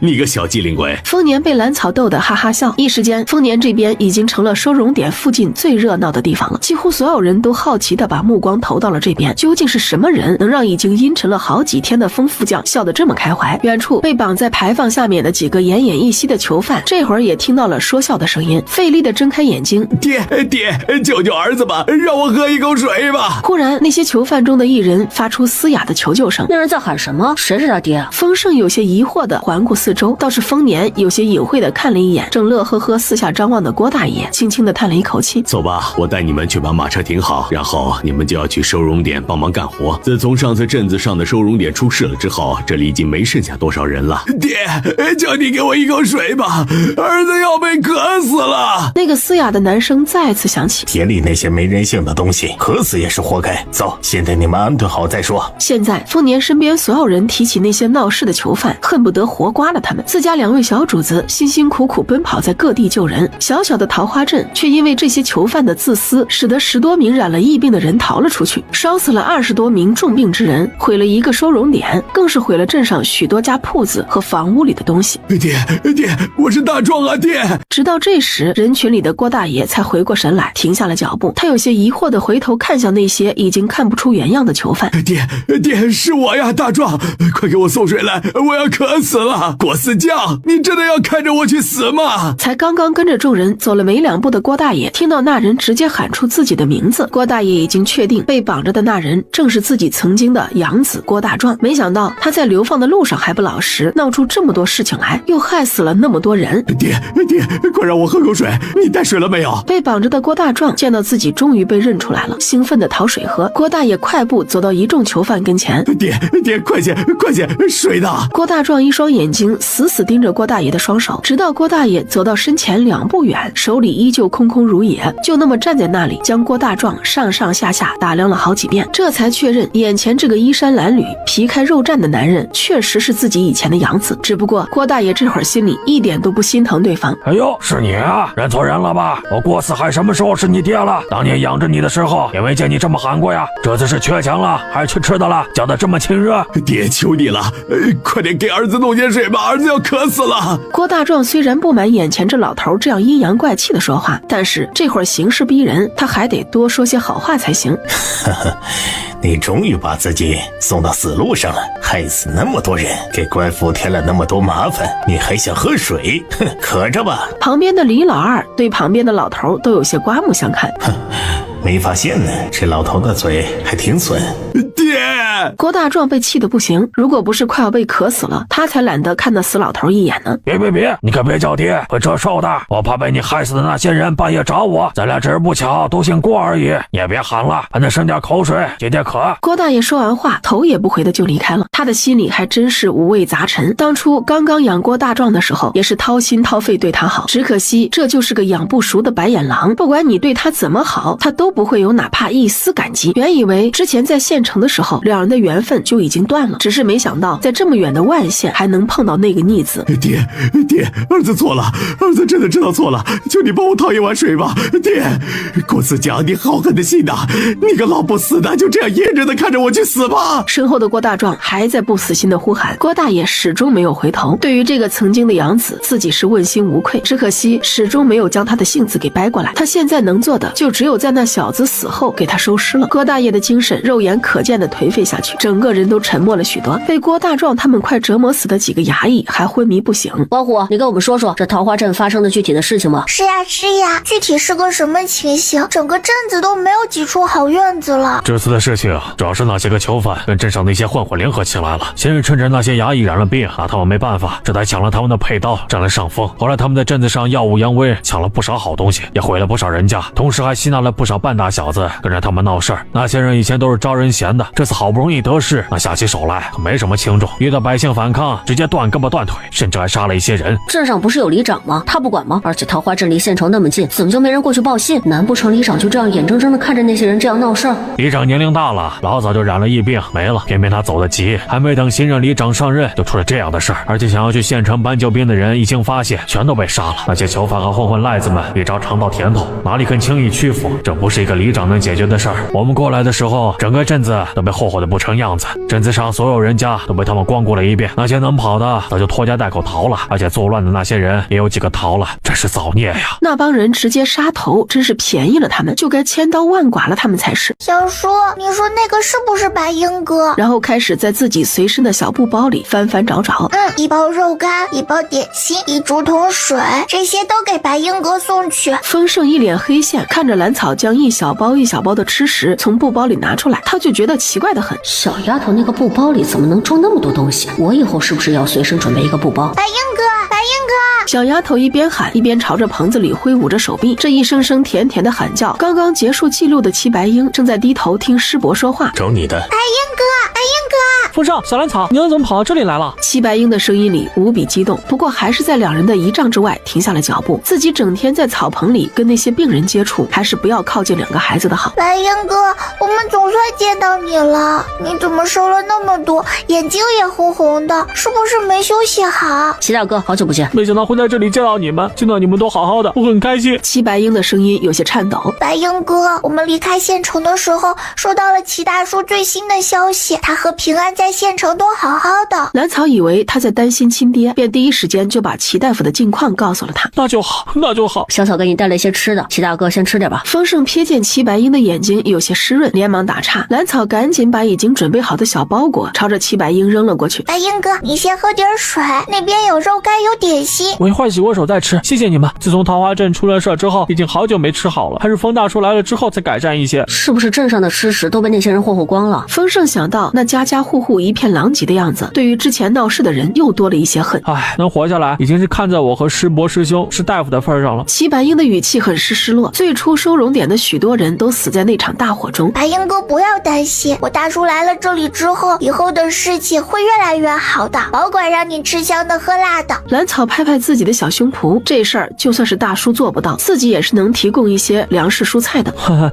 行，吃香的喝辣的，这就靠你们了。不过记住了，在桃花镇可不许乱跑，谁知道这暗地里还有没有那些丧心病狂的人存在？那县城那边会带粮食过来吗？如果官府不能解决，我倒是可以借用爷爷的名义，从空间里拿出来一些。应该会吧，不过应该不会太多。丰年这几天一直在头疼这个粮食的问题，县城那边也不知道会送过来多少。兰草见不得丰年那忧心忡忡的样子，连忙凑到他跟前，将他的胳膊往下拉了拉。什么事儿啊，小丫头？大叔不用担心，如果县城那边送不来粮食，我让爷爷给送一些，爷爷很厉害的。丰年的眼睛猛地一亮，他还没有忘记之前在府城的时候那几车药材的来历。真的？那当然。丰年一下子就被兰草的话给安慰到了。如果明天县城来的人没有带粮食，再让这小丫头跟他爷爷联系。旁边的丰盛只听到小丫头说什么粮食，大哥立马就换了一张笑脸。他的心里虽然奇怪，但是并没有打算问什么。想让自己知道的时候，大哥自然会告诉自己的。总之，对于大哥来说，不是坏事就对了。丰年才发现丰盛也在身边，只是关于小丫头的爷爷，他自己也没见过，只感觉很神秘。这会儿还真不好跟丰盛说什么。我也说不清楚，以后再跟你细说吧。没事，大哥，我知道不是坏事，这样就够了。小丫头刚刚说的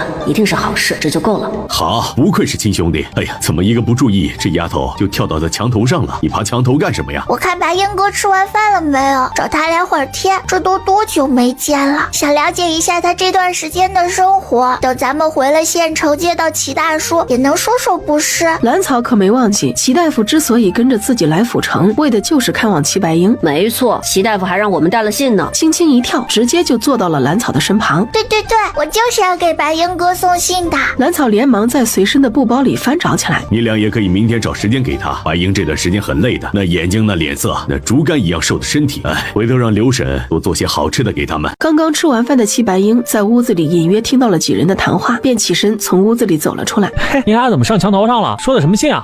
齐大叔当时听说万县有瘟疫，便带着平安哥改道往万县来，当时让我们带一封信给你，谁知道我们到了府城之后，才发现你也来万县了。兰草说着，从随身的布包里翻出一封信来。谢谢你们，扔过来吧，我这段时间一直在棚子里，就不往你们跟前凑了。白英哥，你看你都瘦了，齐大叔见了肯定心疼。刘婶这几天都会做好吃的，到时候给你送去。好，哥哥以后就靠你丰盛接济了。齐白英也没有矫情，直接笑着应下。墙头上的两人也注意到了他脸色极其不好，有些白得不像话。大哥，明天县城真的会派大夫过来吗？是呀，白英哥这脸色很不好。这事儿我已经跟刘大夫去过信了，他会派人过来的，你们放心吧。丰年又怎么会不知道齐白英几人在桃花镇的辛苦，因此一早就向那边讨要大夫过来，明天一早就会过来。那就好，我看齐大哥不能再去草棚那边了，该好好休息才行。丰盛虽然跟齐白英不算熟，但是他在内心深处是佩服齐家父子的，当然不愿意看到齐白英在这里出什么事。白英哥这几天喝药了没有？一直在草棚那里可不安全。之前就染上病了，不过已经喝过药好了，可能这段时间有些累，所以脸色不太好。呀，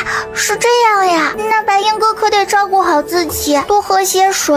兰草有些担心，不知道我之前给他那竹筒里的水喝了没有？喝着呢，每天都要喝很多水，还有你之前给我的也喝了，这会儿感觉身体已经好很多了，你们不要担心。齐白英自从喝过那个竹筒里的水之后，整个人都轻松了许多，不像师伯和师兄吃过饭就已经不想动了。好了，快让你白英哥回去休息，这一天下来已经很累了。奇怪了，这齐白英咋就这么讨小娃喜欢？以前丰叔在的时候也是喜欢跟着他玩，现在又是兰草和丰盛。在丰年的干涉下，兰草和丰盛跟齐白英道别之后，就从墙头跳了下来。这次我们一共来了4个大夫，照顾桃花镇这些病人完全可以，你们3个全都休息，不准再去草棚那边了。齐大叔，我好想你。齐大夫，你来了。哟，你俩怎么上墙了？真是越来越调皮了，快下来。呸！兰草不等齐大夫伸手来抱他，自己从墙上跳了下来，丰盛也紧跟其后。哎呀，小草你倒是慢些呀！齐大叔这次来了又不会走，急什么？还有你丰盛也不拦着些，你这小丫头，那么高的墙怎么说跳就跳啊？啊，摔断了腿可怎么办？还有你这小子，那丫头指定是跟你学的。哎呀，小娃娃呀，现在可不敢生病，生病了可是要遭大罪的。师兄不必担心他们，他俩啊可比你想象中的厉害多了。你们2个还是那么调皮，丰年也不说管管。你们2个这段时间过得还好吗？齐大叔，自从咱们分开之后，我们的经历那叫一个精彩，等以后有时间了再慢慢跟你说。兰草知道齐大夫刚刚跟齐白英团聚，他哪里好意思一五一十将自己的经历讲一遍。齐大夫，你和平安的身体怎么样啊？之前在县城一直想见你来着，结果你一直在城里，这丫头天天念叨你们呢。你们放心吧，我和平安都好了。是啊，我们都好了，一点事儿都没有。如果不是兰草事先给的药丸和药方，恐怕他和东家全都要交代在县城里。齐大哥和几位大夫这段时间都累坏了，你们父子刚刚团聚，我们这就不打扰了。齐大叔让白英哥和几位大夫好好休息哦，我们先回来。放心吧，真是个爱操心的小丫头。那2个小娃有些意思，你们之间关系很好吗？是啊，我以前啊把他们当子侄看，现在自己好像欠了那丫头天大的人情，还有救命之恩。你会欠一个小娃娃什么样的人情？快说说看。直接将药方的事情说了出来。至于兰草之前给他和平安的药丸，他是没打算再提起的。什么？那药方的源头竟然出自一个小丫头的手里？难怪封将军会带着他家的2个孩子来到疫区啊！那孩子有个很神秘而且很厉害的爷爷，他倒是没学过医，目前只认识草药。哎呀，我真的不偷跑，一会儿回去了就在咱们院子和树上待一会儿。这段时间一直好忙，都没有爬树了。兰草转转眼珠子，他想试试一会儿在树梢或者屋顶能不能看到牌坊那边行刑的场面。不行，大哥说了，让你在屋子里做功课，不能出来。丰盛虽然没有见识过什么剐刑，但是想想那场面应该是非常血腥恐怖的，可不能让这丫头溜出去被吓到了。不要，我在屋里闷得慌，在树上就很开心。你别想了，了，今天我会一直看着你，不会让你有机会单独溜出去的。这件事是绝对不能答应的，要不然自己指定会挨揍。好吧，不出去就不出去，要不要再找机会从后窗溜出去？我回去吃饭，小叔先做功课吧。兰草说完，直接冲进自己房间，然后还把门给关上了。嘿，这丫头的气性这么大，有大白在房门口守着，自己是怎么也进不去的，弄不好还会被大白追着满院子跑。小白，你在屋里守着，如果风声来后窗查看，你就喊你娘哦。小白答应得很痛快，他一个又一个跳跃，直接消失在了他院子外面。哎呀，牌坊那边的动静那么大，是不是要开始行刑啦？得快点过去。兰草还看到郭大壮一群人已经被扒了衣裳，周围许多人正朝他们扔石头。打死你！砸死你！兰草伸着脑袋往那边看去，只见从县城来的一位大人，他的手里还拿着什么。大周万岁！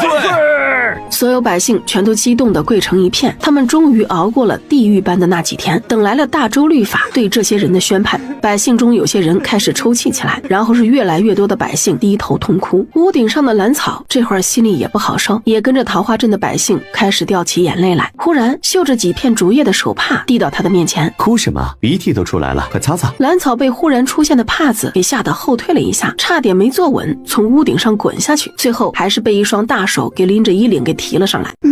有些熟悉，这么一个贵气十足又非常妖孽的男人，我之前肯定见过。啪！发什么呆呀？不认识了？哎呀，是你！兰草一手捂着自己的脑袋，紧盯着对方的男人，他想起来了，这不是那个抢走山里供奉爷爷棚子的那个男人吗？他怎么会出现在这里？想起来了。男人见兰草认出自己了，原本想要再敲下去的扇子也收了回来。你怎么在这里？这里可是疫区，会染病的。当然是和你一样来凑热闹了。男人一脸戏谑地看着远处牌坊下聚集的百姓。才不是，我可不是来凑热闹的，我是来送药材的。对，送药材的。兰草绝对不承认自己是凑热闹的，他明明来到万县之后干了很多活的。你做得很好，及时将药方拿出来，老头的眼光不错呀。这已经是他第二次听到这个男人说什么老头了。等着吧，药方的事儿没有人能够摊得了你的功劳。你有没有想要的？想要的当然有想要的，不过我会自己去争取的。他不知道男人说的是什么意思，并没有直接回答对方的问题。是个有志气的。行，想要的自己去争取吧。那老头选中的孩子果然是个不错的。大哥哥，你到底是什么人？很厉害吗？我想要什么你都能办？男人脸上的笑僵了一下。我当然厉害，整个大周朝就没有几个能够管得了我的。你想要什么？说吧。真的？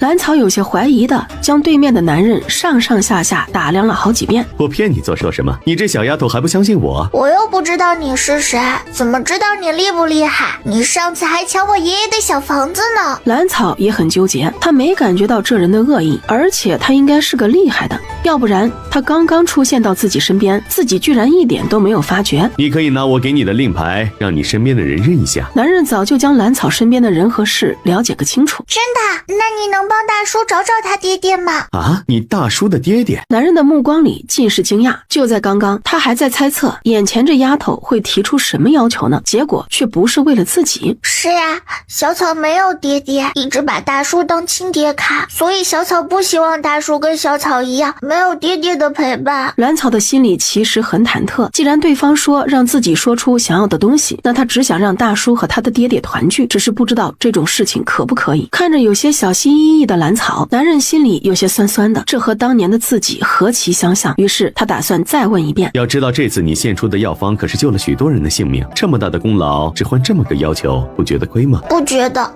我希望能为大叔做些什么，他很苦。兰草是知道丰年身负血海深仇，也知道他一直想找到自己的父亲，之前因为丰收身体不好要守着他。我答应了。男人沉默了许久才答应了下来。这孩子是个知道感恩的，希望那丰家人是个识好歹的。真的可以？原本兰草只是想试试，说不定眼前这个妖孽一样贵气的男人就答应了呢，没想到还真的成了。他的声音一下子就欢快了不少，多一个人找希望总会大一些的。当然，我骗你做什么呀？我上次给你的书都看了没有啊？学会了些什么？男人好笑的揪揪兰草头上的小包包，学会了酿酒，大家都说好喝。学会了给小木雕里加一个简单的机关，别的没有学。看着乖乖向自己汇报自己成就的小丫头，男人的嘴角不自觉的勾起，有种为人师的感觉，还挺不赖。慢慢学，不急，以后我再给你送些书来。今天你先把这个拿着，里面都是京城的一些吃食。兰草原本想要推拒的，但是一眼就扫到了布袋上绣着的那个扫把，便不自觉的伸手接了过来。顾不得看着散发着各种香味的布袋里装的什么，他一直盯着布袋上绣的扫把看，一只手也不自觉的摸了上去。你到底是什么人？那个你叫他爷爷的老头，小时候我也叫他爷爷。男人略有些怀念的望着远方，低声呢喃了一句啊。兰草有些怀疑自己的耳朵听错了，还想再问一遍确认一下，结果下一秒整个人已经被提着衣领腾空而起，然后又轻轻的落地。回去吧，我有时间会去看你的。牌坊那边接下来发生的事情不适合你看。马上就要行刑了，怎么就不让看了呢？兰草有些气恼的跺跺脚，直人招呼都不打，就把我从屋顶上提溜下来。回去，要不然就不给你大叔找爹了。男人挑挑眉，手里把玩着自己的扇子，似乎在等着兰草的选择。我回去。兰草丝毫不敢犹豫，立马做出了选择。他就算再喜欢看热闹，到底还是能分清轻重的。回去吧，有消息我会让人告诉你的，他会拿着一块跟你一样的青色玉牌找你。男人忍着笑，最后叮嘱了他一句，然后一个纵身就消失不见了。好，匆匆应了一声，然后赶紧回了暂住的院子。他可不敢在这事上面糊弄人，万一那人不给大叔找爹了怎么办？就算是他没有看到书上说的寡行是怎么回事，也不算遗憾，至少他干了一件对于封家来说的大事。相信那个男人一定会有消息传来的。这边兰草再次穿梭在屋顶间往院子赶去，身后已经传来一声凄惨无比的叫声，吓得他差点一个不稳从屋顶上跌下去。吓死了，快回家！惊吓之下，兰草已经把迎风拂柳步运用到了极致，快速赶回去。丰年有些疑惑地接过玉牌，他猛地从椅子上站起来。这牌子哪来的？丰年的声音都有些嘶哑。大叔，你嗓子都哑了，快喝些水。哎呦，小祖宗哎，先别管什么嗓子不嗓子了，先说说是哪里来的这玉牌吧。眼前这小丫头从哪里弄来这个珍贵的玉牌？整个大周手里有这个牌子的不超过一把手，没想到她有生之年居然能见到。大叔先喝水，在我看来，再珍贵的玉牌也没有大叔的身体重要。这茶壶里的水可都是空间里的清泉水，不说包治百病吧，至少预防疫病是没有问题的。哎，你这孩子！端起兰草刚刚倒的水，一口喝下。现在可以说了吧？这么难得的牌子是哪里来的？这是以前在山上碰到的一个男子给我的，他还抢走了爷爷的房子。这个时候，兰草可不好说，那个男人抢走的是供奉爷爷石像的棚子。这牌子不是今天才得到的？不是呀，放在我身上好久了，今天就想问问大叔，你知道那是什么人吗？兰草有些奇怪，就算这个牌子能卖很多钱，但是大叔也不用这么激动吧？什么？那人长什么样子？多大的年纪？丰年激动地往前走了一步，一脚踢到了刚刚坐的椅子，疼得他一时间龇牙咧嘴。年龄比大叔大一些，说不上来，很俊，像神仙。丰年听了兰草的形容之后，忽然似乎想到了什么人，又将那玉牌翻来覆去看了好几遍。大叔知道那人是谁了吗？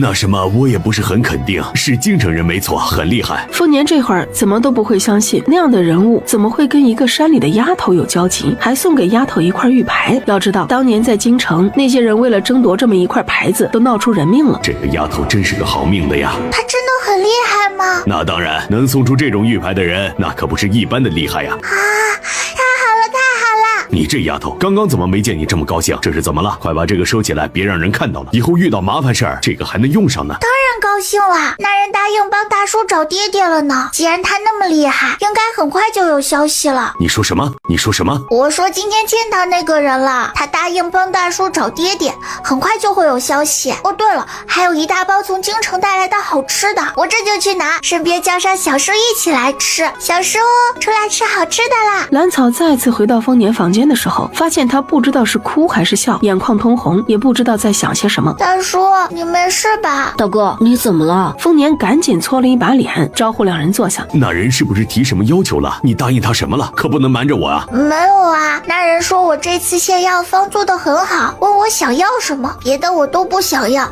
只想帮大叔完成这个心愿，希望大叔能有爹爹疼。兰草一脸茫然，自己确实没有答应那人什么呀？大叔这是什么意思？怎么了？真的没有答应？那当然，我是用献药方的功劳换的。大哥，你们在说什么呀？献药方的功劳换什么了？小草答应别人什么了？这个丫头用献药方的功劳换取国师府的人帮我们找父亲的下落。丰年说着，眼睛又开始湿润。这可真是个傻孩子啊！国师府好像听先生说起过，在京城很厉害，将特别强势的摄政王府都压下去一头。丰盛之前在冯先生那里听过大周国师的名头，那可是一个了不得的人物。对，就是冯先生说的国师府。没想到他们的人今天居然出现在了桃花镇，还答应了小丫头的请求。丰年这会儿的心情无比复杂，他之前已经千方百计打听了许久，才得到一点点父亲的消息。结果等自己千辛万苦找过去的时候，人已经被带走了。没想到这傻丫头居然用那么大的功劳换了这个愿望。丰家欠这小丫头的太多太多了。这丰盛感觉很震惊，没想到这还没有自己高的小丫头这么有能耐，居然跟京城国师府的人有联系。他一方面感激兰草做出这样的选择，用功劳换取查找自己父亲这件事，同时又替这丫头可惜了几分。如果把这次的奖赏用在他身上，那将会是怎样的风光？咱们丰家欠这丫头的太多了。丰年拍拍丰盛的肩膀，既欣喜又难过。哎呀，说这些干什么？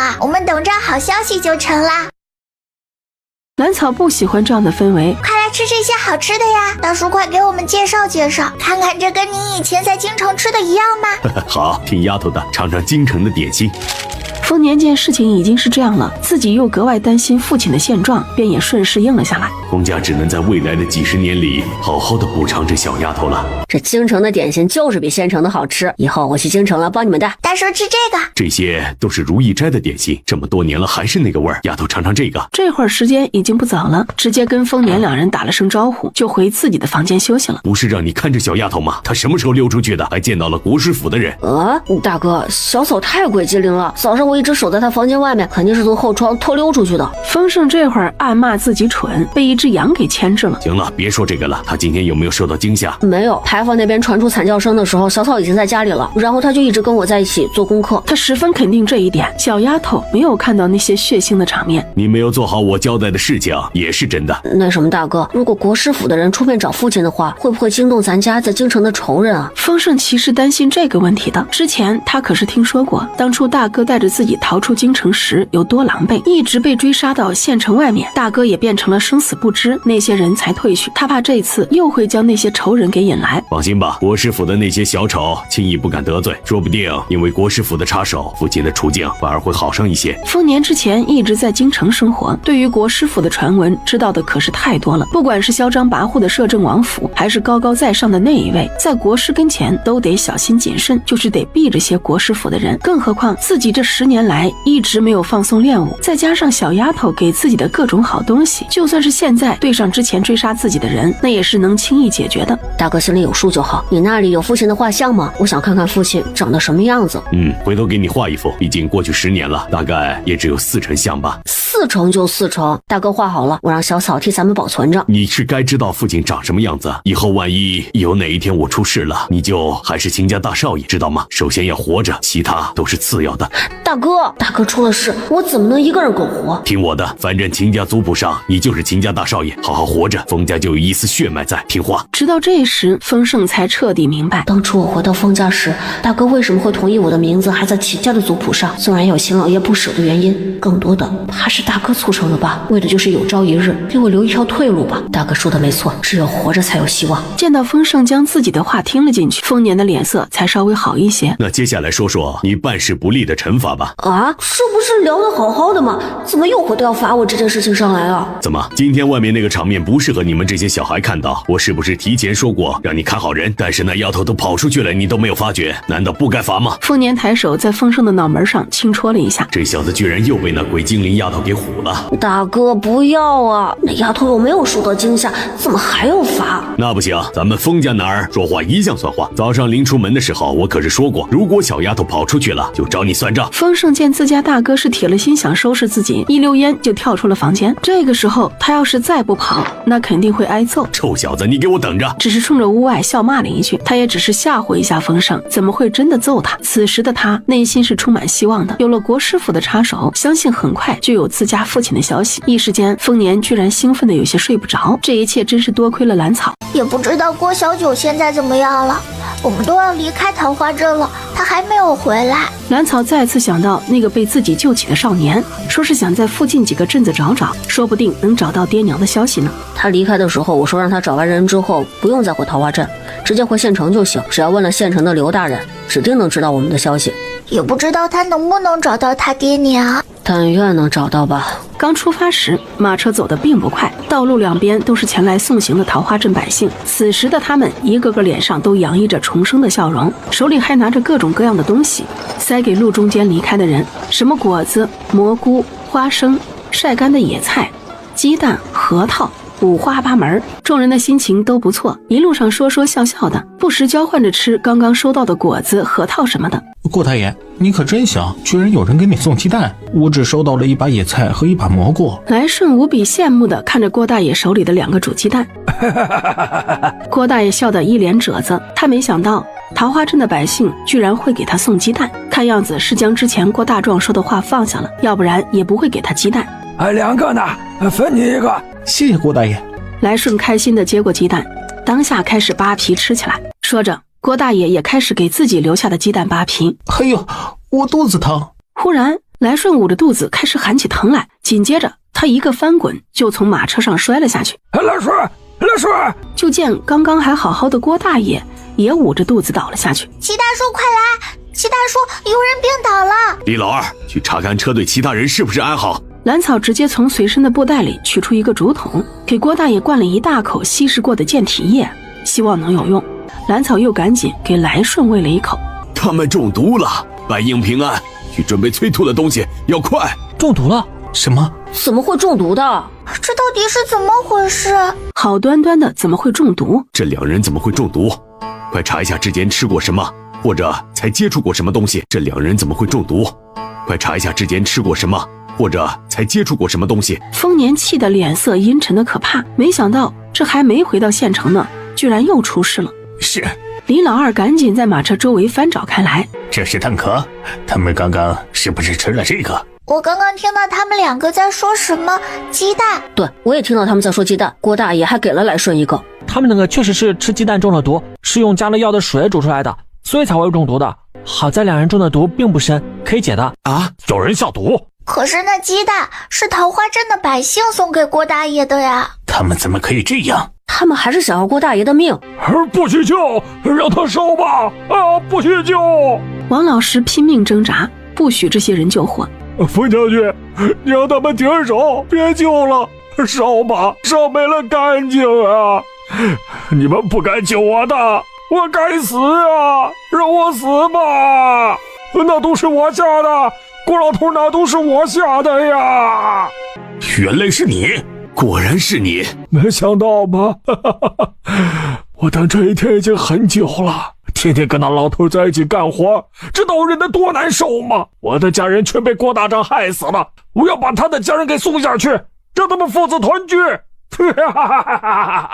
这一刻的王老师面目狰狞，眼睛里全是嗜血的疯狂。他们不是父子，我们整个镇子的人都知道。面对这样一个固执的老实人，丰年暴躁地吼着：他早年在战场上伤了身子，不能有子嗣，所以一直没有成亲。族中见他可怜，就将无父无母的郭大壮过继给他。当时郭大壮已经是个半大小子，是族里人嫌狗厌的存在。2人打打闹闹的过了2年，郭大爷实在是管教不了他，这才在族人的见证下，又让他回了自己亲生父母的名下。接下来20多年，2人都没有在一起生活过，他们怎么就是你口里的父子了？那个郭大壮几次3番要弄死郭大爷，如果不是郭大爷命大，不知道都死几次了。那天郭大壮就是故意的，故意让你们这些蠢货上当，让你们把仇恨放到郭大爷身上。那个猪狗不如的东西已经在你们的见证下被千刀万剐了。你这个蠢货，居然还将那些话记在心里，对郭大爷下毒。这老实人气人的时候是真气人。周围其他人听了丰年讲完郭大爷和郭大壮的纠葛，也是唏嘘不已。这件事情还真是郭大壮故意诱导他们仇视郭大爷的。大部分人在郭大壮被千刀万剐之后，瘟疫病人被治好的时候，早已经放下了那事儿。我知道郭大爷是好人，但是我不甘心啊！就在这院子里，郭大壮他们闯进来，糟蹋了我婆家和妹子，打死了我一双儿女，烧死了我染病的爹娘。我之所以能逃过一劫，完全是因为当时我在镇外的山上采药了。为什么他郭大壮带人屠我全家，我却不能反击，只怕他千刀万剐了怎么够？怎么能解我的心头之恨呢？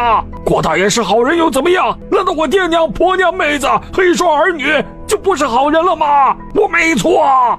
我给那郭老头下毒有什么错？你们再怎么否认，他们两个总是有2件父子情的。别以为我不知道，那郭老头可是悄悄收走了郭大壮的骨灰，还埋在镇外的林子里，要不然我也不会狠下心来给他下毒。请问冯将军，如果没有一点父子情，郭老头会去给那么大一个恶人埋骨灰？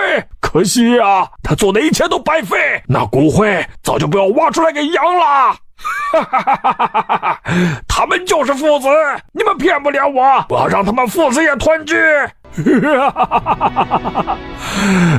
爹娘、草花、妹子、大牙、小宝，你们等等我，黄泉路上咱们一家人要整整齐齐的。烈火中，王老石看向院里几人的脸上露出解脱的笑，只听见被烧毁的房梁直接从上面掉下来，砸在那火人身上。刘婶，今天有没有郭小九的消息啊？今天大爷带着我们进城清扫，扫的正是郭家酒坊所有回春街。大爷心里也惦记着郭小九的事儿，就打发我和赵亮、王虎几个直奔酒坊那边过去。没想到我们过去的时候，郭小九正在赶伤，没有找到爹娘，这个家里只剩下自己一个人了，就被一大群郭家众人给围了上来。嘿，小子还没死啊，在这里干什么呢？为首的一个黑色汉子恶声恶气地瞪着郭小九。这里是我家，我怎么不能在这里？郭小九自从跟着蓝草之后，吃得好，睡得好，身体也比之前壮实许多，看起来比眼前这些灰头土脸的郭大家精神多了。小子记住了，这酒坊是我家，你个狗东西敢私自闯进来，不要命了吗？不可能，这酒坊是我家的，你算什么东西？郭小九被气得涨红了脸，这人比之前掳走自己的那些叔伯可霸道多了。小子胆肥了，竟然敢顶嘴，给我打，教教这小子规矩。郭小九的背上已经被踹了2脚。住手！官爷，这不好好清扫，你们在这里干什么？王虎眯眼环视四周，如刀般的眼神扫过在场的每一个人。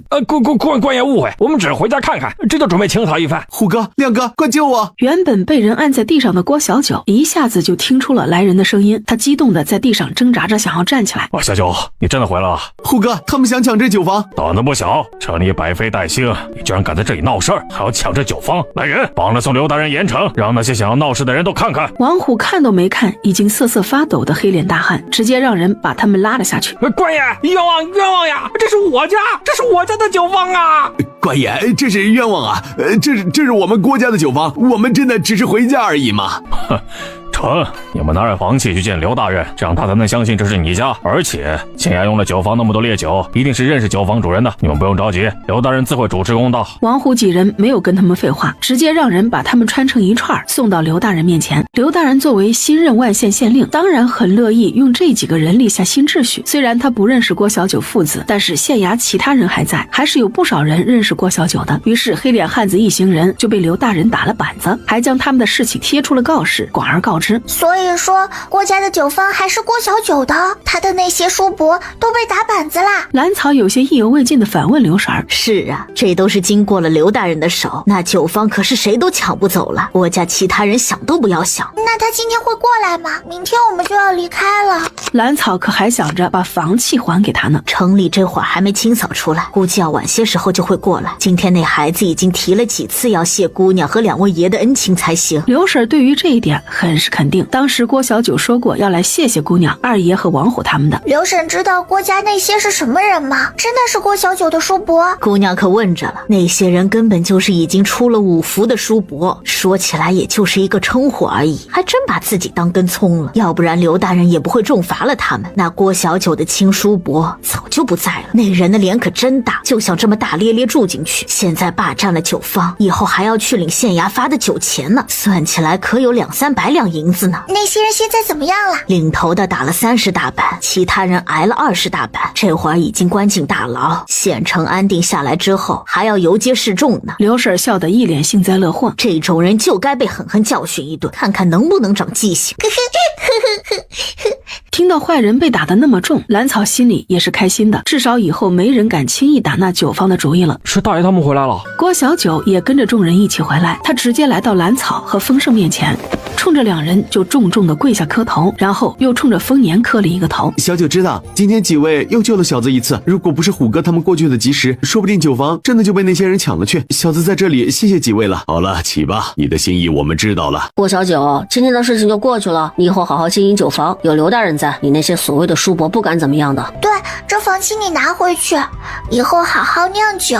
兰草直接将一直保存着的房契拿了出来，说不定他以后一辈子都不会来万县了。可是小子想拿这个当谢礼的，毕竟我现在只有这个了。这酒坊已经是自己最好的东西了，他想用这个答谢几位恩人。酒坊就算了，以后如果酿出好酒了，送我们2坛就行了。这房契我不能收。是啊，这可是你爹娘的心血，你要好好继承它，不能让你爹娘的心血就这样白流。爹娘，郭小九的眼眶一下子就红了，他把附近几个镇子都走遍了，也没有找到爹娘的消息。那自己一定要守住爹娘留下的酒坊，只是感觉愧对几位恩人，毕竟他们可是救了自己2次。好了，别纠结了，以后好好酿酒，把这酒坊传下去。你爹娘知道了，也一定会很欣慰的。扑通，郭小九再次下跪，又冲着几人磕起头来。快起来，快起来！3人手忙脚乱地将郭小九扶了起来。等着他们送走郭小九之后，丰盛直接打去兰草。你就没想着把那酒坊留下来？好歹你是会酿酒的。兰草直接白了丰盛一眼。就算是会酿酒，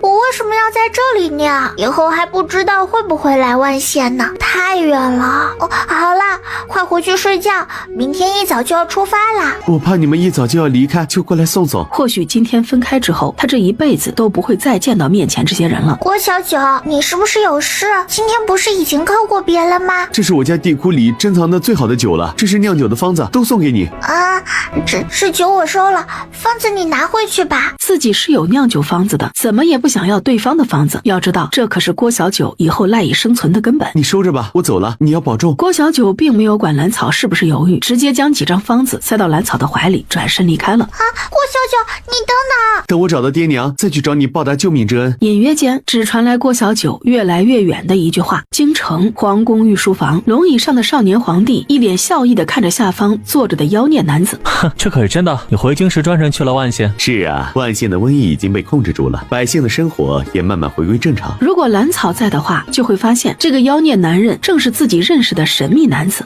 哦，控制住了，这可太好了。是什么人找到的药方啊？摄政王有所不知，这一次献上那药方的可是清溪镇的一位大夫，说起来也算是同乡了。妖孽男子脸上笑得温和，但是眼睛里的警告之意怎么都掩饰不去。国师大人的故乡还真是人杰地灵。摄政王过誉了，这大周的山川河流哪一处都有人才。国师根本不理摄政王的阴阳怪气，如果不是因为这个摄政王在，他怎么可能把小丫头的功劳全都安在那个和他同行的大夫身上？不就是怕那丫头过早被摄政王盯上吗？还是让小丫头安安生生长大吧。既然这个清溪镇的大夫这么厉害，那就让他进太医院好了。不过是一个小镇里的大夫，即便是献了治疗瘟疫的方子，那也是没资格直接进太医院的，也得经过从下到上的考验才行。这小皇帝越来越有主见了，居然敢自己做主了，难不成是想脱离我这个摄政王？小皇帝被摄政王那轻飘飘的一眼给弄得很是没脸。原本他只是想卖国师一个面子，谁曾想却触了摄政王的眉头，只能悻悻地闭了嘴。他这个皇帝当得别提多窝囊了。那齐大夫进太医院的事情倒是不急，摄政王不用为难，在民间一样为大周效力，照样为陛下解忧。国师现在一点都不想让齐大夫进太医院，太医院那些废物只会开些平安房，治不好人也坏不了事儿，进来做什么？胆战心惊的等死吗？最重要的是，他还不想让京城的人注意到那小丫头一行人，他们待在清溪镇挺好的。好，在民间照样为朕分忧。既然瘟疫一事已经结束，那本王就出宫了。小皇帝抿着唇，双目紧紧盯着摄政王离开的背影，双手死死抓着龙椅上的龙头，指节已经隐隐泛白。陛下，这是这一次外出这一路上的所见所闻，关于瘟疫的事情也在其中。赏，这上面的人都该赏。旁边坐着的国师并没有接小皇帝的话，他知道小皇帝现在的所有决定都会被摄政王推翻。赏不赏这些人，这还真做不了主。哎，这大周朝何时才能朕说了算呀？不知道小叔对我以前的生活知道多少。之前在镇上时，听蓝二叔说起过，我似乎不是蓝家大房的孩子，很有可能是蓝家三房的女儿。倒是听大哥说起过一些，知道你是东河村人，家里没有其他人了，具体的也不太清楚。你说的什么大房三房的是什么意思啊？难不成你的身世还真有隐情？风声不禁有些头大。以前是我和丰收被故意调换，难不成小草也是和别人报错了？今天在戏园子里见到那个女人了，她今天扯着一个和我差不多大的小少爷，她说那是她的亲生儿子。哪个女人？风声有些不明所以地问。他对于蓝家的事情知道的不多，因此蓝草说起那个女人的时候，他还是有些呆呆的。就是那个以前是我娘的女人，在离开蓝家之后，我已经想清楚了，跟她再也没有一点关系。蓝草说着，拿起桌上的一个木雕，双手一使劲，那木雕直接碎了。傻丫头，生气也不能拿你辛辛苦苦雕出来的木雕出气啊！拍碎了你能不心疼吗？心疼。蓝草低头看看被自己弄坏的木雕，心疼的将其捡起来，打算把它拼接起来。这可是自己这2天根据戏台上的人物雕刻出来的，才刚刚成型就被自己一气之下给毁了。按你刚才说的意思，那女人真不是你娘？是啊，现在很明显了，那女人不是我娘，要不然当初也不会看着我天天挨打，更不会想方设法抹黑我的名声，最后竟然那么轻易就同意把我扔进山里自生自灭。再次提起这段不堪回首的往事，蓝草越说越激动。好了，别哭了，小草不哭了啊！风声一边哄着蓝草，一边在心里将蓝家一家人骂了个遍。其实我不想哭的，不知道为什么眼泪就是不听话。小草现在有什么想法？也没什么，我就想知道我的亲生爹娘是谁，他们知不知道自己的女儿被换成了儿子？他们如果知道自己的女儿被蓝家那样对待，会是个什么反应？你想回亲生父母的家？不想回去，我只想知道他们是什么样的人。蓝草回答的极为干脆，或许是以前在蓝家那样的家给他的伤害太深，他还从来没想过要回亲生爹娘家里。现在的他更喜欢自由。哦，好。丰盛暗暗地松了一口气，小丫头还愿意留在丰家，就挺好。接下来，丰盛又陪着蓝草说了一会儿话，直到把他逗笑了，才打算离开。不管怎么说，这次都不能放过这个恶毒的女人。没见刚刚小丫头哭得有多伤心吗？大哥，喊什么呀？出什么事了？大哥，你们今天见到王氏那个恶毒的女人了，我们一定要给小草报仇。那丫头刚刚在屋里哭得可伤心了。什么？小丫头哭了，还哭得特别伤心？我就说嘛，之前不管是在戏园子还是在马车上，小丫头都有点闷闷的，没想到回到家居然还大哭了一场，也不知道现在怎么样了。可不是，还把心爱的木雕都给掰坏了呢，都怪那个王氏。她现在怎么样了？还在哭吗？你怎么不早说呀？快跟我一起去看看去。哎呀，大哥，她已经被我哄好了，这会儿怕是已经睡下了。我就是看不了小草那么伤心，你不知道她刚刚哭得有多可怜。如果她真的是被故意换掉的，那个王氏就该死。明白了，你想收拾那个王氏，我已经安排人去盯着王氏一行人了。不管以后那丫头是走是留，我们得先知道她的亲生爹娘是哪家的才行。万一以后她过得不好，咱们还能够找到她。原来大哥早有安排，那小弟就放心了。原来大哥已经开始行动了，那他们可查到什么了？小草的亲生爹娘是谁啊？李老二刚刚回来报信，王氏被带到城东姚家了。之前跟他在一起看戏的小少爷正是姚家小少爷姚成，其他的事情还在查，等李老二明早回来了再说。丰年并没有说太多，他现在也只知道王氏被人从戏园子带走之后，直接去了姚家，并没有被送去府衙。姚家？他们家是干什么的？能确定那家人是小草的亲人吗？现在还不能够肯定，等消息吧。丰年并不打算说太多，主要是因为他现在对于姚家了解的并不多，只知道是个商户，在府城有许多商铺。这次万县瘟疫，他们家也是出了好几车药材和粮食的。哦，要是我有个大嫂就好了，那样小草就不会想着要娘了。老子哪里有功夫给你娶嫂子呀？之前忙着逃命，后来一心想把丰叔的病也治好，现在只想着报仇，然后看着你和小丫头长大。今天丰盛说起想要有个大嫂，自己的心立马就有些不淡定了，思绪也飘到京城那棵桃花树下的少女身上。也不知道这么多年过去了，她是不是已经成亲生子？忽然他有一种冲动，想要去客院找冯先生问问关于他的消息，可是又怕听到那些让自己心酸的事情。现在他对于自己那高高在上的仇人又多了一层恨意。当年就是因为那个人，父亲在西北回京途中失去了踪迹，自己原本定好的亲事也被对方退了。如果不是那一家子，自己早已经成家立业，说不定孩子都有小草这么大了。府城北门口，你们盯紧那辆车，那人现在是个什么情况？昨天在姚家受了刑，他也被打断了2条腿，不过命还在，人也很精神。之前还听那人在马车里大喊大叫呢。王虎昨晚盯了一夜，对于马车里那人的情况很清楚。他可说了什么？姚家小少爷是不是他的亲生儿子？丰年现在只想知道姚家小少爷和自家小草的身份是不是弄错了。那女人一直说姚家小少爷是他生的，就算是被打断了腿也没有改口。看来是真的了。那个女人还说了些什么？他可以肯定，那个自私自利的王氏这个时候来府城肯定有所图。那女人好哄骗的小少爷跟他亲近，然后偷偷认下他这个亲娘，这样他就靠着小少爷暗中接济，在府城生活下去。哼，想得怪美。也不看姚家小少爷那个3头身的小娃娃能干什么，现在不尿床都已经是万幸了，还指望着他在府城中生活，简直就是笑话。又不是所有孩子都跟你家姑娘一样机灵能干，那女人怕不是还没睡醒吧？这女人还真是不知所谓，指望一个小萝卜头养活自己。谁说不是呢？那女人当时还扯着要见姚家当家人，不过被姚管家给撅了回去。哦，那姚家的当家人去见王氏没有啊？丰年的心已经跟着王虎的话提了起来，也不知道姚家人知道兰草是自家女儿会怎么样。说来也奇怪，起先姚家人是没打算见他的，也不知道他跟姚管家说了什么。姚家夫妇2人没过多长时间就来见王氏了。他们见了都说了些什么？丰年的声音有些焦急，脸上是显而易见的紧张。哦，要说那姚家老爷还真是个狠人，见面之后2话不说就踹了那王氏2脚。可有提到另一个孩子？丰年现在可不关心王氏挨了几脚到底有多疼，他只关心自家小草会不会被抢走。王氏说，当年2人一起生产时，他和婆婆用儿子换了他家的女儿，这事儿也只有他们2个知道，为的就是有朝一日能让姚家后辈都帮衬家里一把。这王氏是怎么解释那个女娃的事啊？他想认回自己的儿子，势必要交代清楚那个女娃的事情，不是？他告诉2人，那孩子病死了，家里为了给那孩子治病，已经卖了倾家荡产了。病死了还倾家荡产了？真会往自己脸上贴金呢，把人家闺女弄死了还想要好处。丰年一脸嘲讽的低声叹了一句，谁说不是呢？那姚家主母也没多废话，直接甩了那女人一巴掌，丢下2个字就离开了。姚家主母还真是霸气，直接扔下2个字，活埋。丰年听了王虎的话也是一愣，他没想到姚家那个女儿这么厉害，得知事情的真相后会这么干脆，直接要活埋了王氏，给自己女儿赔命。或许他不是为了那从来没见过的女儿，而是为姚家，为了他养了几年的儿子。所以说前面那辆马车出城是为了活埋王氏。是啊，等他们埋了咱们给挖出来，然后再埋了。老哥你说成不？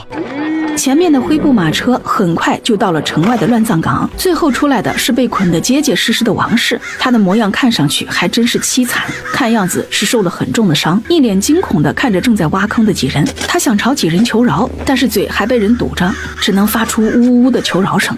我说二平哥，这女人说的到底是真是假呀？小少爷真的不是咱们姚家的？这事以后还是不要再议论了，不管这个女人说的是真是假，跟咱们这些下人可没关系，我们老实当差就行了，知道太多死得快。哎，怎么能没有关系呢？我娘可是在小少爷的院子里当差呢，万一小娘真的不是姚家血脉，那以后可真的就没有出头的那一天了。那小厮已经急得抓耳挠腮了，这可关系到他以后能不能娶到夫人院里的2等丫头的事情呢。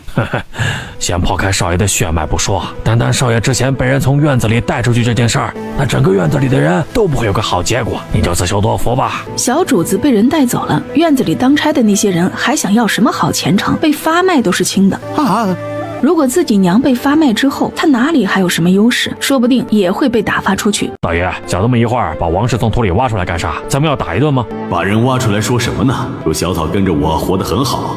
大爷，依小的看，这事儿还是要告知姑娘一声。这王氏当初可是一心想害了姑娘，想要她的命。咱们也不知道姑娘是个什么想法，说不定姑娘现在有话想问王氏呢。他作为最早跟着丰年的人，对于兰草的情况可是再清楚不过，尤其是关于姑娘的身世，还是让王氏亲口跟姑娘说得好。那行，丰年摸索着下巴，你回去请姑娘过来，我们等她一会儿。记得让乡里给你家姑娘打扮得漂漂亮亮的，我们要让王氏看看你家姑娘离了兰家之后过得是如何富贵。是，大爷，小的这就去。活埋？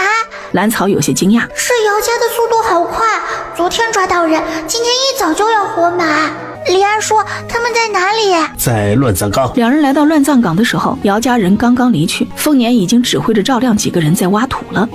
大爷，姑娘来了。大叔，我来了。丫头，大叔不知道你对于王氏是个什么样的想法，不过他现在已经被姚家人活埋了，我们这会儿把他挖出来，你想说什么就说。兰草再次听说王氏被活埋，还有些愣神，他下意识地伸着脖子去看赵亮几人正在挖的土坑。这个女人曾经还给自己扎过小辫，自从自己不小心弄伤了对方的胳膊之后，就再也不理自己。对于兰老婆子对自己的百般搓磨，从来都不管不问。丰年抬手摸摸她的脑袋，丫头别难过，以前的苦难已经过去了，你要让那个女人看看，现在的你是高攀不起的，她不值得你为她难过。兰草抬头迎上丰年担忧的目光，重重点点头。大叔，我不难过，只想知道自己到底是谁家的孩子。早在他被扔进山里的那一天，就不再认兰家人了，更不要说最后执意赞同要送自己走的王氏。就在丰年和兰草说话的同时，赵亮几人也把奄奄一息的王氏从土坑里挖了出来。王氏嘴里的布条被人取掉之后，他立马大口大口开始呼吸起来。一阵剧烈的咳嗽过后，王氏这才眯着眼睛打量着眼前高高在上的精致女娃。同样，兰草站在坑边上，低头俯视着王氏。只见王氏现在身上、脸上有许多血污和泥土，脸色黑黄的可怕，整个人比之前在东河村的时候瘦了许多。是小仙子救了我们。王氏从来没见过这么精致的女娃，也不知道什么样的富贵人家才能养出这样精致的人儿，就像天上的小仙子一样好看。兰草并没有回答王氏的话，而是捂着嘴笑了起来。这可真是嘲讽，我这么一个活生生的人站在他面前，他居然认不出我来。想来他根本就没在意过我的长相吧。不是我救你的，我只是来问你几个问题，如果你好好回答的话，我让家里的下人送到医馆去。兰草直接对着王氏胡说八道起来。你的声音……王氏有些疑惑的又将兰草上上下下打量了一遍，总觉得这个声音非常熟悉，只是一时想不起来在哪里听过。我的声音怎么了？兰草知道王氏大概是觉得自己的声音有些熟悉，只是还不确定而已。小仙子您问吧，我实话实说，只求小仙子救救我。王氏一听说只要回答几个问题就能被送去医馆医治，哪里还有什么不答应的？姚家小少爷真的是你儿子？兰草现在就想知道自己的身世究竟是什么样的。真的，那确实是我亲生儿子。你儿子怎么会在姚家？姚家那个上门女婿是我家小叔子，当年他们回乡告别爹娘，在家里住了几天，正好赶上跟我同一天生产，姚家急需一个儿子来传承香火，就用自己的女儿换走了我的儿子。王氏说话的时候眼神稍微闪躲了一下，我怎么能在小仙子面前说承认是我故意换了孩子呢？不说实话，还是埋了吧。我没有说谎，真的是我那妯娌要求换走我的儿子的。哼，还敢狡辩！来人，填土！别！我说，是我自己趁那妯娌没醒来的时候，和婆婆一起将孩子换了。王氏被丰年这一嗓子给吓得不轻，他再也不敢胡说，直接将实话说了出来。土坑旁边，兰草的心终于放了下来。这次是真的确定了，我不是蓝安庆和王氏的女儿，真好。你儿子的生辰是哪一天？兰草从来没有过生辰，因此她并不知道自己的生辰是哪一天。之前总是见到蓝元、蓝浩生辰的时候吃煮鸡蛋，而自己从来没有这项待遇，以至于上上次丰盛问起他的生辰时，他胡乱报了个和丰年相遇的日子，是3月初4。王氏见到丰年一直在旁边虎视眈眈地盯着自己，也不敢说谎。丰年听到兰草问出这样的问题，不免有些心疼。原来这丫头一直不知道自己的生辰是哪一天，我还天真的以为和小丫头见面的那一天是她的生辰呢。之前我还在感叹两人真有缘分，哪成想这都是小丫头胡乱说的呀。他看向王氏的目光更加冰冷了。被你换走的那个孩子呢？他想看看现在的王氏到底老实不老实。那孩子病死了，我们家花了好多银子都没能将孩子救回来，可怜我们一家人财两空，我这才沦落到府城来。王氏依旧说着在姚家时的说辞，如果丰年和兰草不知道实情的话，还真的会被这女人那伤心欲绝的哭闹给骗到。哦，病死了？我怎么听村里人说你把他扔进深山里自生自灭了呢？你说什么？我怎么听不懂？什么扔进深山？他怎么也没想到，在这遥远的府城，竟然有人知道自己一家的作为，这可让他一阵心惊胆战。不懂？那你好好看看他是谁？他是谁？他是……眼前这小仙子长得玉雪可爱，衣着也华丽异常，一看就是富贵人家的小姐才有的打扮。只是这孩子的眉目让他总有一种熟悉的感觉。很快，你是……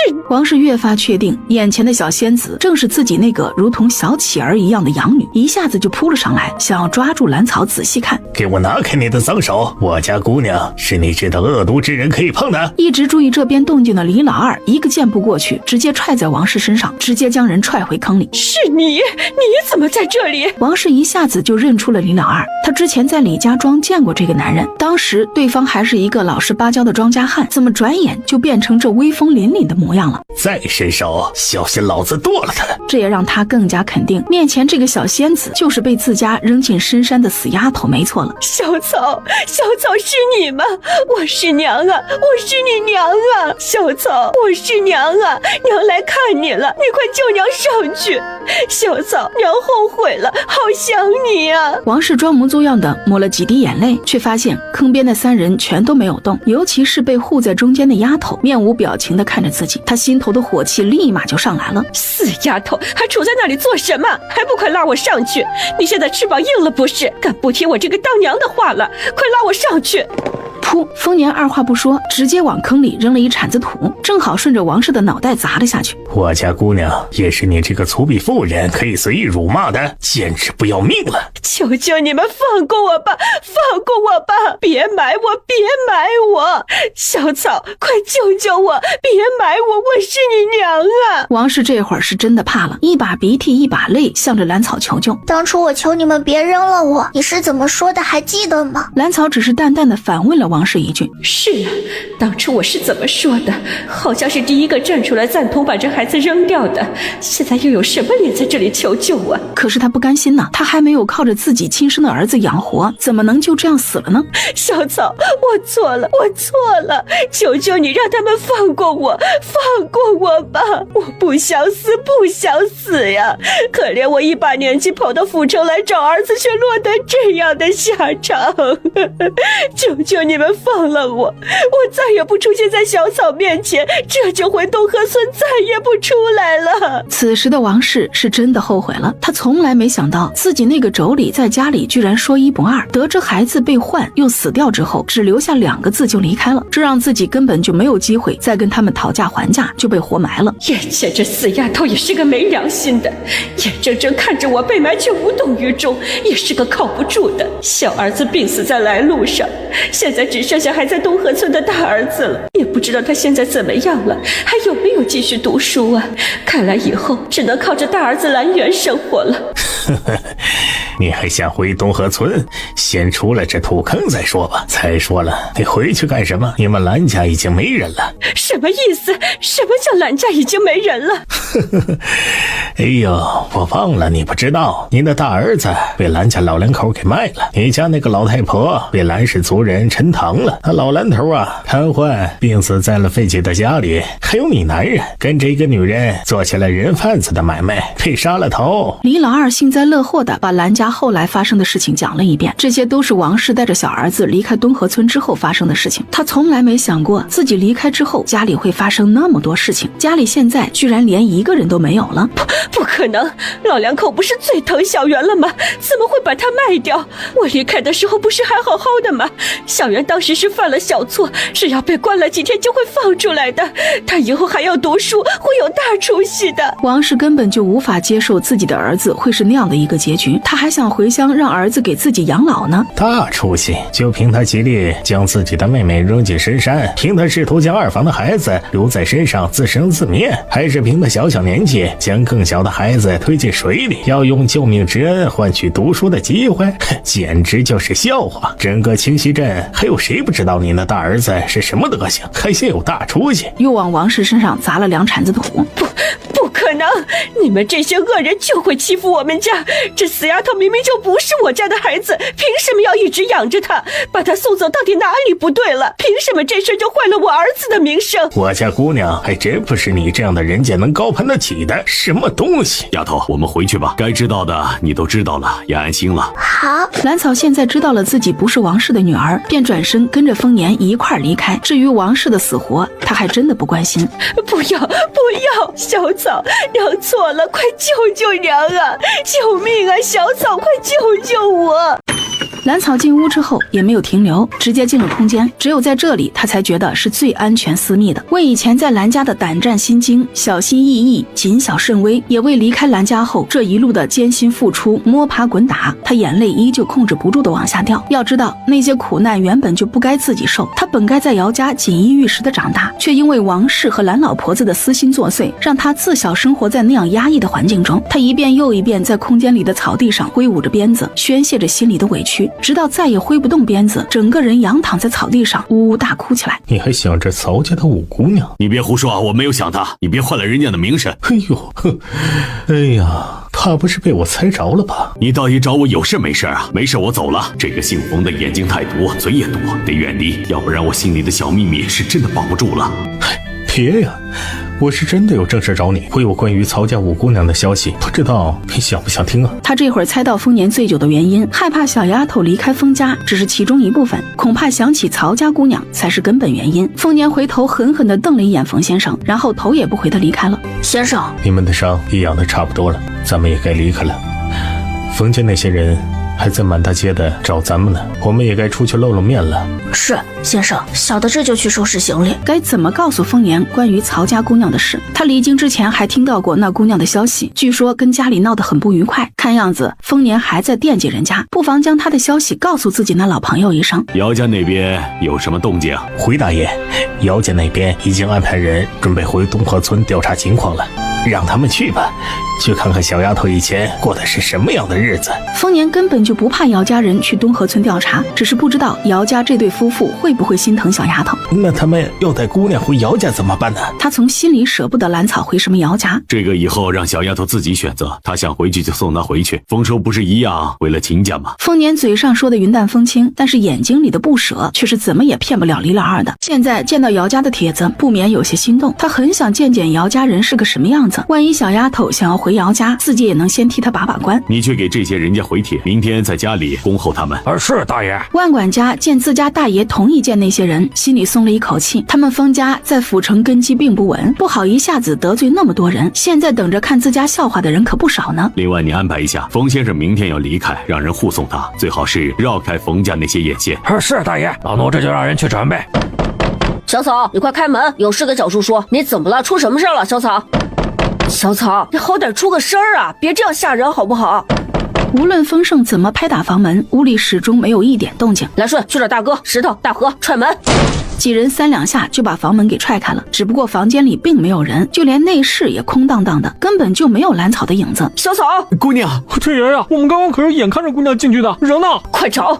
姑娘，你别吓我呀！屋里屋外所有人一下子就乱成了一团，一个个自责的不行。香梨更是已经哭得上气不接下气。怎么回事？小丫头怎么了？大哥，小草不见了。什么不见了？不是说把自己关在屋里没动静吗？怎么就不见了呢？丰年脚下一个踉跄，差点没站稳。是啊，我们把门踹开，发现里面并没有小草的影子，也不知道她是不是被坏人带走了。其他人在院子里的其他房间找找，石头上屋顶看看，树上也不要放过。那丫头喜欢在高处睡觉，没准是躲在哪里睡着了。还有其他院子也都看看。是，大爷。是。床铺上也没有一丝褶皱，没有一丝动过的痕迹，房间里的窗户全都关得好好的。直到这时，丰年才真的相信兰草是真的不见了，他的脑门上一下子就出了许多汗。这丫头刚刚才确定了自己的身世，下一刻人就不见了，这到底是怎么回事啊？你家姑娘回来说什么了？姑娘说她要睡觉，让奴婢在外面守着。他这会儿说话都有些不利索，已经被吓得瑟瑟发抖。等找到人了，去找万管家领罚，以后守好主子，这是你最后一次机会。是，大爷，奴婢记下了，以后一定守好主子。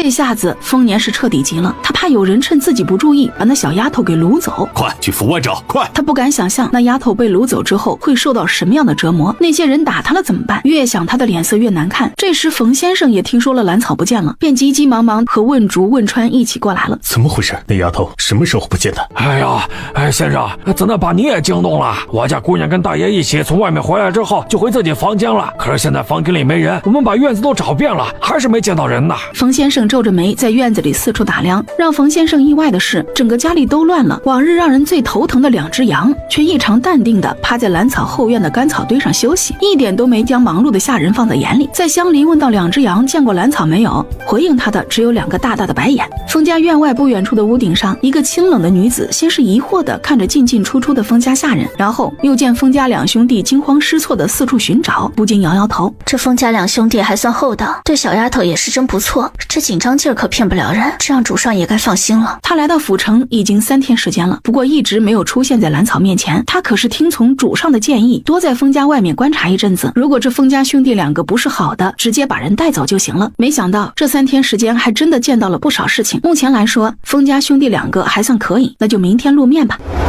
不管外面的鸡飞狗跳，此时的兰草一直沉浸在自己的思绪里。他将自己关在空间里，把之前学过的各式武艺全都耍了一遍又一遍，又爬到院子里最大的一棵树上。他手里拿着半个柴刀，反复摩挲。这是他离开兰家时带的最有用的2样东西之一，另一个就是背篓。那个背篓最后被他送给小猴子们装果子用了。看着手里的柴刀，兰草忍不住眼眶又开始发红，为自己在兰家那饱受苦难的过往，为自己被人偷换的人生，不受一家子待见，每天都要挨打。就这样，兰草靠在树上，不知不觉就这么睡着了，根本就不知道外面因为自己不见了闹出多大的乱子。此时的兰草还不知道外面已经因为自己失踪闹得人尽皆知，惊动了府城许多人家，就连府衙也派出一些人协助寻找。他这会儿正在梦里，靠着许久没见的爷爷诉说着自己的现状。爷爷，小草好久都没有见到你了。爷爷，我这次把您之前给我那医书上的药方献出去了，为的是能够救更多的人。爷爷不会生气吧？爷爷，您这次能不能多留几天？小草想和你在一起的时间长一些。我这几天天天跟着大叔在戏园子里听戏，真好玩。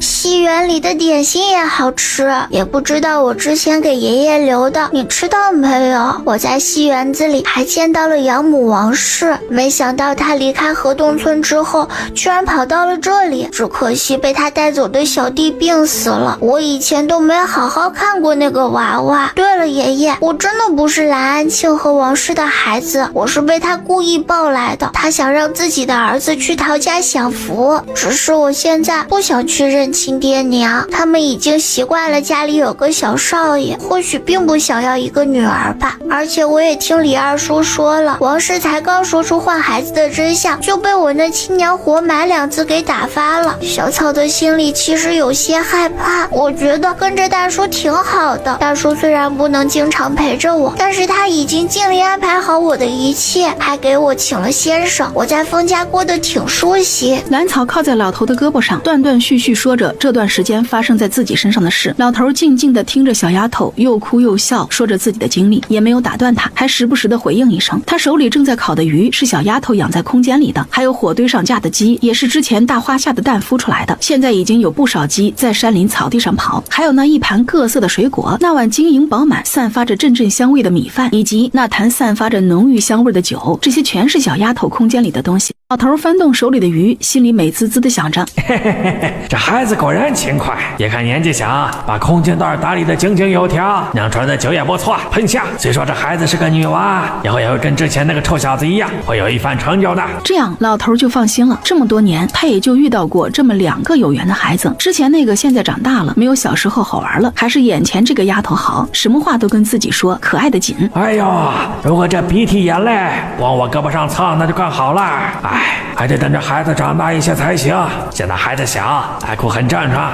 爷爷，你说好不好？啊，好啊，好啊！哎，小草说什么就是什么。老头刚刚一直在神游，根本就没听到小丫头最后说了什么。不过他一点都不心虚，而是借着去给烤鸡翻面的机会，把自己的胳膊救了出来。上面果然已经湿了一片，有鼻涕，还有眼泪，这让他有些哭笑不得。那好，爷爷坐着别动，小草给您练一遍，一会儿爷爷帮我指点一下。一套鞭子耍完，接着是长剑，再然后是长刀、打拳，最后是迎风拂柳步。他把自己这1年来学过的功夫全都演练了一遍。小丫头不错，这1年还真的学了不少本事。老头拉过满头大汗的兰草，给他擦擦头上的汗。爷爷，我是不是很厉害？兰草扬着脸，任由爷爷帮自己擦汗。我这小丫头当然厉害了。老头当然不吝啬自己的夸奖，况且这丫头本来就很不错。好，咱们先吃饭，一会儿爷爷再等你练一遍。刚刚之所以那么费劲练一遍，原来是想让自己指点。好爷爷快坐，我给您倒酒，这是我酿的，可甜啦！这个烤的鸡腿真好吃，爷爷，这个给您。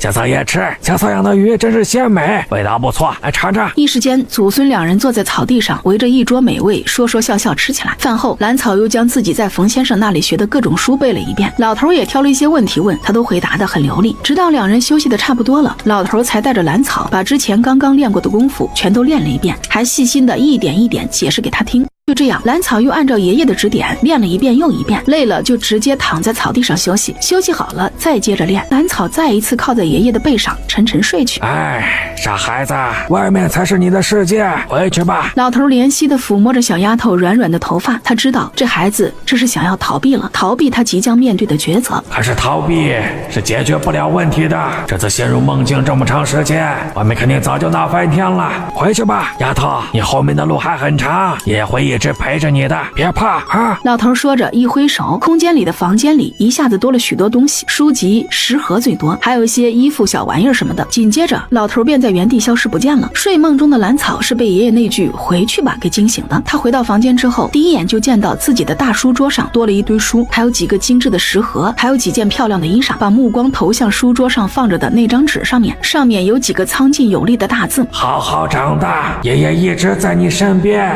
捧起那张轻飘飘却又沉甸甸的纸，眼泪再也不受控制地掉了下来。爷爷，我听你的话，好好长大，有爷爷在，小草不怕。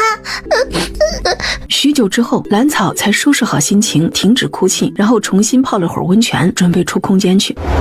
封家兰草的院子里，此时黑漆漆一片，院子里没有一个人，只有大白和小白还守在房间外面一动不动。屋里，丰年一个人坐在椅子上，闭上眼睛，静静等着。他今天再把府城的大街小巷全都找了一遍，闹得整个府城都知道他家大姑娘被人掳走了。直到傍晚时分，他带着人急匆匆回来时，见到一脸焦急的齐大夫和平安，忽然脑海里闪过几个月前小丫头弄的那几车药材来。哎呦！他猛地一拍脑袋，立马想到了一种可能：这丫头或许真的不是被人掳走了，没准是他那个神秘莫测的爷爷来了也有可能。如果那丫头真的失踪，大白和小白也不会那么淡定。不过外面寻找的人也不能撤，他这也只是一种猜测，没准自己猜错了呢。他一个人来到兰草的房间里，就这么静静地坐在里面。兰草在空间收拾好自己的时候，便直接出了空间。他的手里还抱着一篮子水果。这个一会儿送给大叔和小叔一些，只是外面怎么这么黑？现在什么时间了？就在兰草疑惑的左右打量时，发现屋里的书桌旁边的椅子上有一个黑影，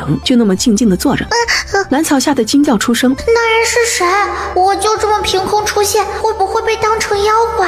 哐当，他怀里的一篮子水果也掉在地上，滚得满屋子都是。丫头，你没事吧？丰年在兰草出现的一瞬间，一直提着的心总算是放了下来。他赶紧出声关切地问了一句：“大叔，你怎么在这里？丫头别怕，大叔不是故意吓到你的。丰年努力压下心里的惊诧，让自己的声音不那么激动。大叔，兰草耷拉着脑袋，心里慌得不行。他不知道自己最大的秘密被丰年发现之后，迎接自己的会是什么？是当成妖怪被抓起来烧死吗？还是再次被抓住献给更有权势的人？或者干脆关起来把空间抢过去？一时间他已经被吓得眼泪不自觉往外流，一只手也不由自主放在了腰间的鞭子上。黑暗中，丰年听出了兰草声音里的惧怕和绝望，他也不再往这边靠近，只是尽量放轻声音安抚小丫头。你从城外回来就把自己关在了房间里，后来我们才发现你不在这里，想来一定是你爷爷来了吧？是不是刚刚大叔在屋里吓到你了？别怕，一定是你爷爷过来看你了。他上次给你送药材的时候我就见到了，那些药材也是这样出现的。大叔知道你和你爷爷都是有大本事的人，丫头不想说就不说，知道你平安回来我就放心了。我先走了，家里的下人全都在外面找你呢，我把他们都叫回来。看到丰年离开后，兰草一直提着的心总算稍微放松一些。说心里话，自己离开兰家遇到丰年之后，他一直都真心为自己打算，是真的把自己当女儿，他真的非常珍惜这段父女情。只是兰草这边还没有来得及放下高高提起的心，就见自己的房门已经被推开了，丰年一步一步倒退着走了进来，噌的一下就从床边站了起来，腰间的长鞭已经被抽了出来。难道大叔这是反悔了，想要回来把我抓起来吗？丫头快跑！正在兰草胡思乱想之际，丰年已经站在原地，声音怪异且紧张地出声示警。他这才凝神看向黑暗的门口，只见丰年的胸前顶着一柄长剑，收起长鞭，兰草直接从空间拿出一柄长刀。他也意识到了，或许事情不是之前自己猜想的那样，要不然丰年不是死死抓着门框将人拦在屋外。嗖，兰草用力扔出去一枚石子，将刚刚取出来的长刀抛向丰年。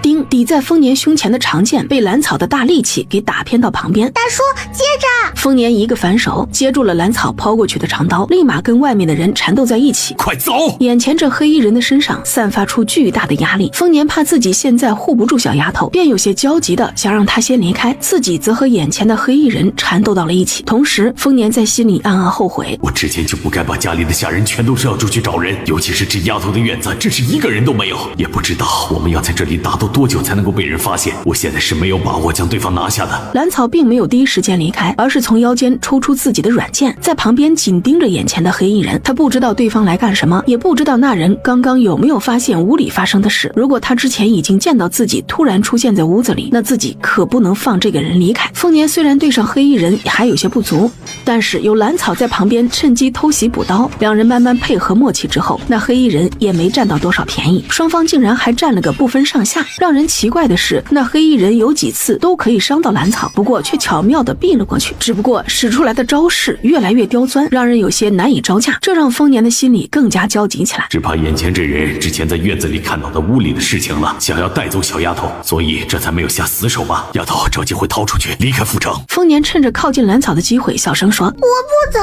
走了大叔怎么办？兰草这会儿也看出来了，眼前这个人并没有对自己下杀手，那么他和大叔还是有机会逃出去的。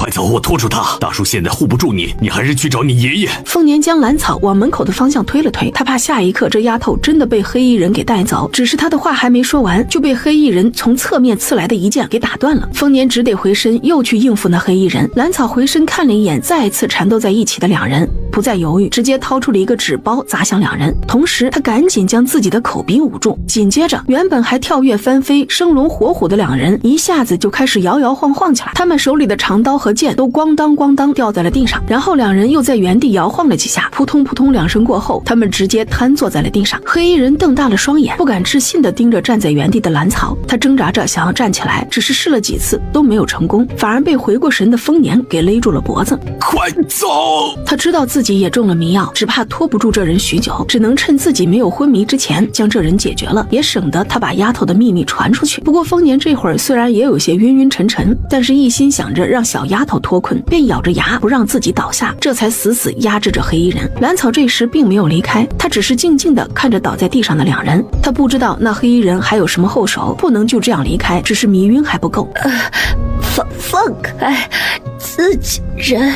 兰草从刚刚那几个简短的字里听出来了，眼前这黑衣人是个女人，她还说是自己人。什么自己人？自己人为什么弄刀弄枪的？自己人，大叔还往死里勒他。他有些犹豫，要不要上前把这人的脖子从丰年的大手里救出来。后来想想，救出来太危险了，自己目前可打不过这人，还是等等再说。反正爷爷留的迷药，那可不是一般迷药能比的。这两人迟早要晕过去，等他们晕了，自己再上前。就在兰草对着扭打在一起的两人胡思乱想的时候，他们两人也彻底没了动静。在没弄清楚事情之前，可别让他死了，万一真是自己人呢？那布巾刚一拿开，就露出一张年轻女人的脸。虽然他这会儿闭着眼睛，但是整个人散发出一种清冷的气息。兰草下一刻便在黑衣人的胸前摸了起来，这人刚刚示意自己这里有东西，那就先把东西拿出来看看好了。果然没两下，兰草就摸到了一块手感温润的牌子，居然是和自己那块牌子是一个样式，只不过这一块的略微小一些，且颜色也是白的，正面一个，反面是国师府3个字。国师府。兰草将手里的牌子翻来覆去看了好几遍，还真是国师府。为什么国师府的人一上来就把剑指向大叔？是因为国师府对我有什么企图，还是因为大叔起了别的心思？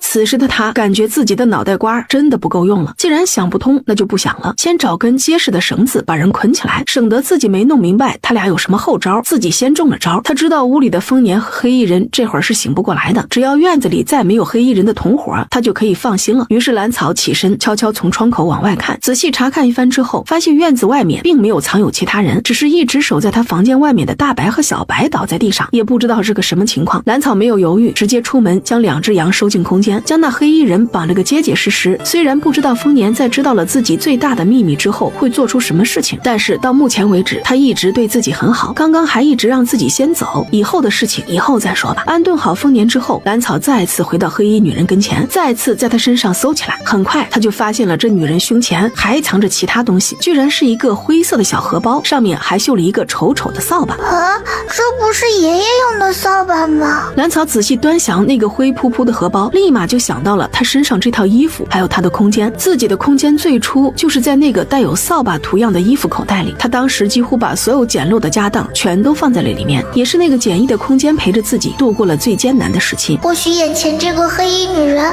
真的和爷爷有什么关系？也许他对我真的没有恶意，难道他真的是国师傅那个妖孽男人派来的？哎呦，如果这人真的是那人派来的，那他是不是带来了丰家老爷的消息了？不行，得先把大叔弄醒了再说。想通之后，兰草没有再犹豫，直接从空间拿出解药，来到丰年的榻前，朝着他脸上喷了2下，就见丰年眉头皱了又皱，睫毛抖了几下，眼睛便睁开了。快跑！可能他起得太猛，跳起来喊了一声之后，整个人又跌回榻上。到了这个时候，兰草之前的提心才算是彻底放下。丰年对自己肯定没有坏心思，一心想让自己先逃。大叔，那人被我迷晕了，没事了。迷晕了？对，迷晕了，我也晕了。丰年使劲晃晃脑袋，整个人算是清醒了一些。丫头在屋里待着，我看看外面还有没有人。哎呀，大叔，我刚刚已经看过了，那女人在外面没有同伙，您就放心吧，我有好东西给你看。大叔快喝，醒醒神。屋里亮堂之后，丰年也喝完了杯子里的水，他的头也没那么晕乎了。大叔，他是国师府的人。什么？国师府？那大叔看这个，是从他身上搜出来的。你的胆子以后要收一收，这样的杀手你还敢搜他的身？万一他身上还藏着暗器毒药什么的，还不得害了你自己啊？我知道了，大叔，以后会小心的。丫头啊，你放心吧，咱们家从我到丰收又到丰盛，哪一个没有受过你的大恩呢？这些大叔都记得。先是丰收病弱了好几年的身体莫名好了，然后是我身上的暗疾没了，身体比之前强壮了不止一点，就连最近练的功法兵书都是你送来的，还有那些零零碎碎的，哪一样不是好东西啊？还有丰盛，也是你在茫茫人海中第一个注意到他，然后还把他带回家，让我们兄弟团聚。而且丰盛的身体也强健异常，学起武来不知道比我小时候快了多少呢。我知道你和你爷爷都是有大能耐的人，大叔一家受你恩惠良多，自然要尽全力的护你周全。早在去府城之前，你弄来的那几车药材我就见过，我想要害你早就出手了，所以你也不用因为刚才的事情而心里不安。大叔，兰草被丰年一连串的话语给惊得不行，原来大叔什么都知道。丫头只要记得我不会害你就行了。丰年这么一看也是震惊不已，还真是国师府。都说国师府的人一向很神秘，几乎不与外面的人正面接触，可是我短短时间里已经见到了2块国师府的牌，还真是让人意外啊。他的牌子交还给兰草之后，这才扭头去看躺在地上昏睡的人。诶，居然是个女人。在他的认知里，杀手这个行当里还是男人居多，女人也不是没有，不过一个个基本都是身怀绝技，这人得小心一些。明明之前国师府对这丫头还不错，怎么这次上来就要打要杀的呢？丫头，你退开一些。丰年决定再一次对这个女人进行搜身，他不能让这个来意不明的女人接近小丫头，万一身上有暗器或者毒药什么的，自己可真不一定能救出这孩子。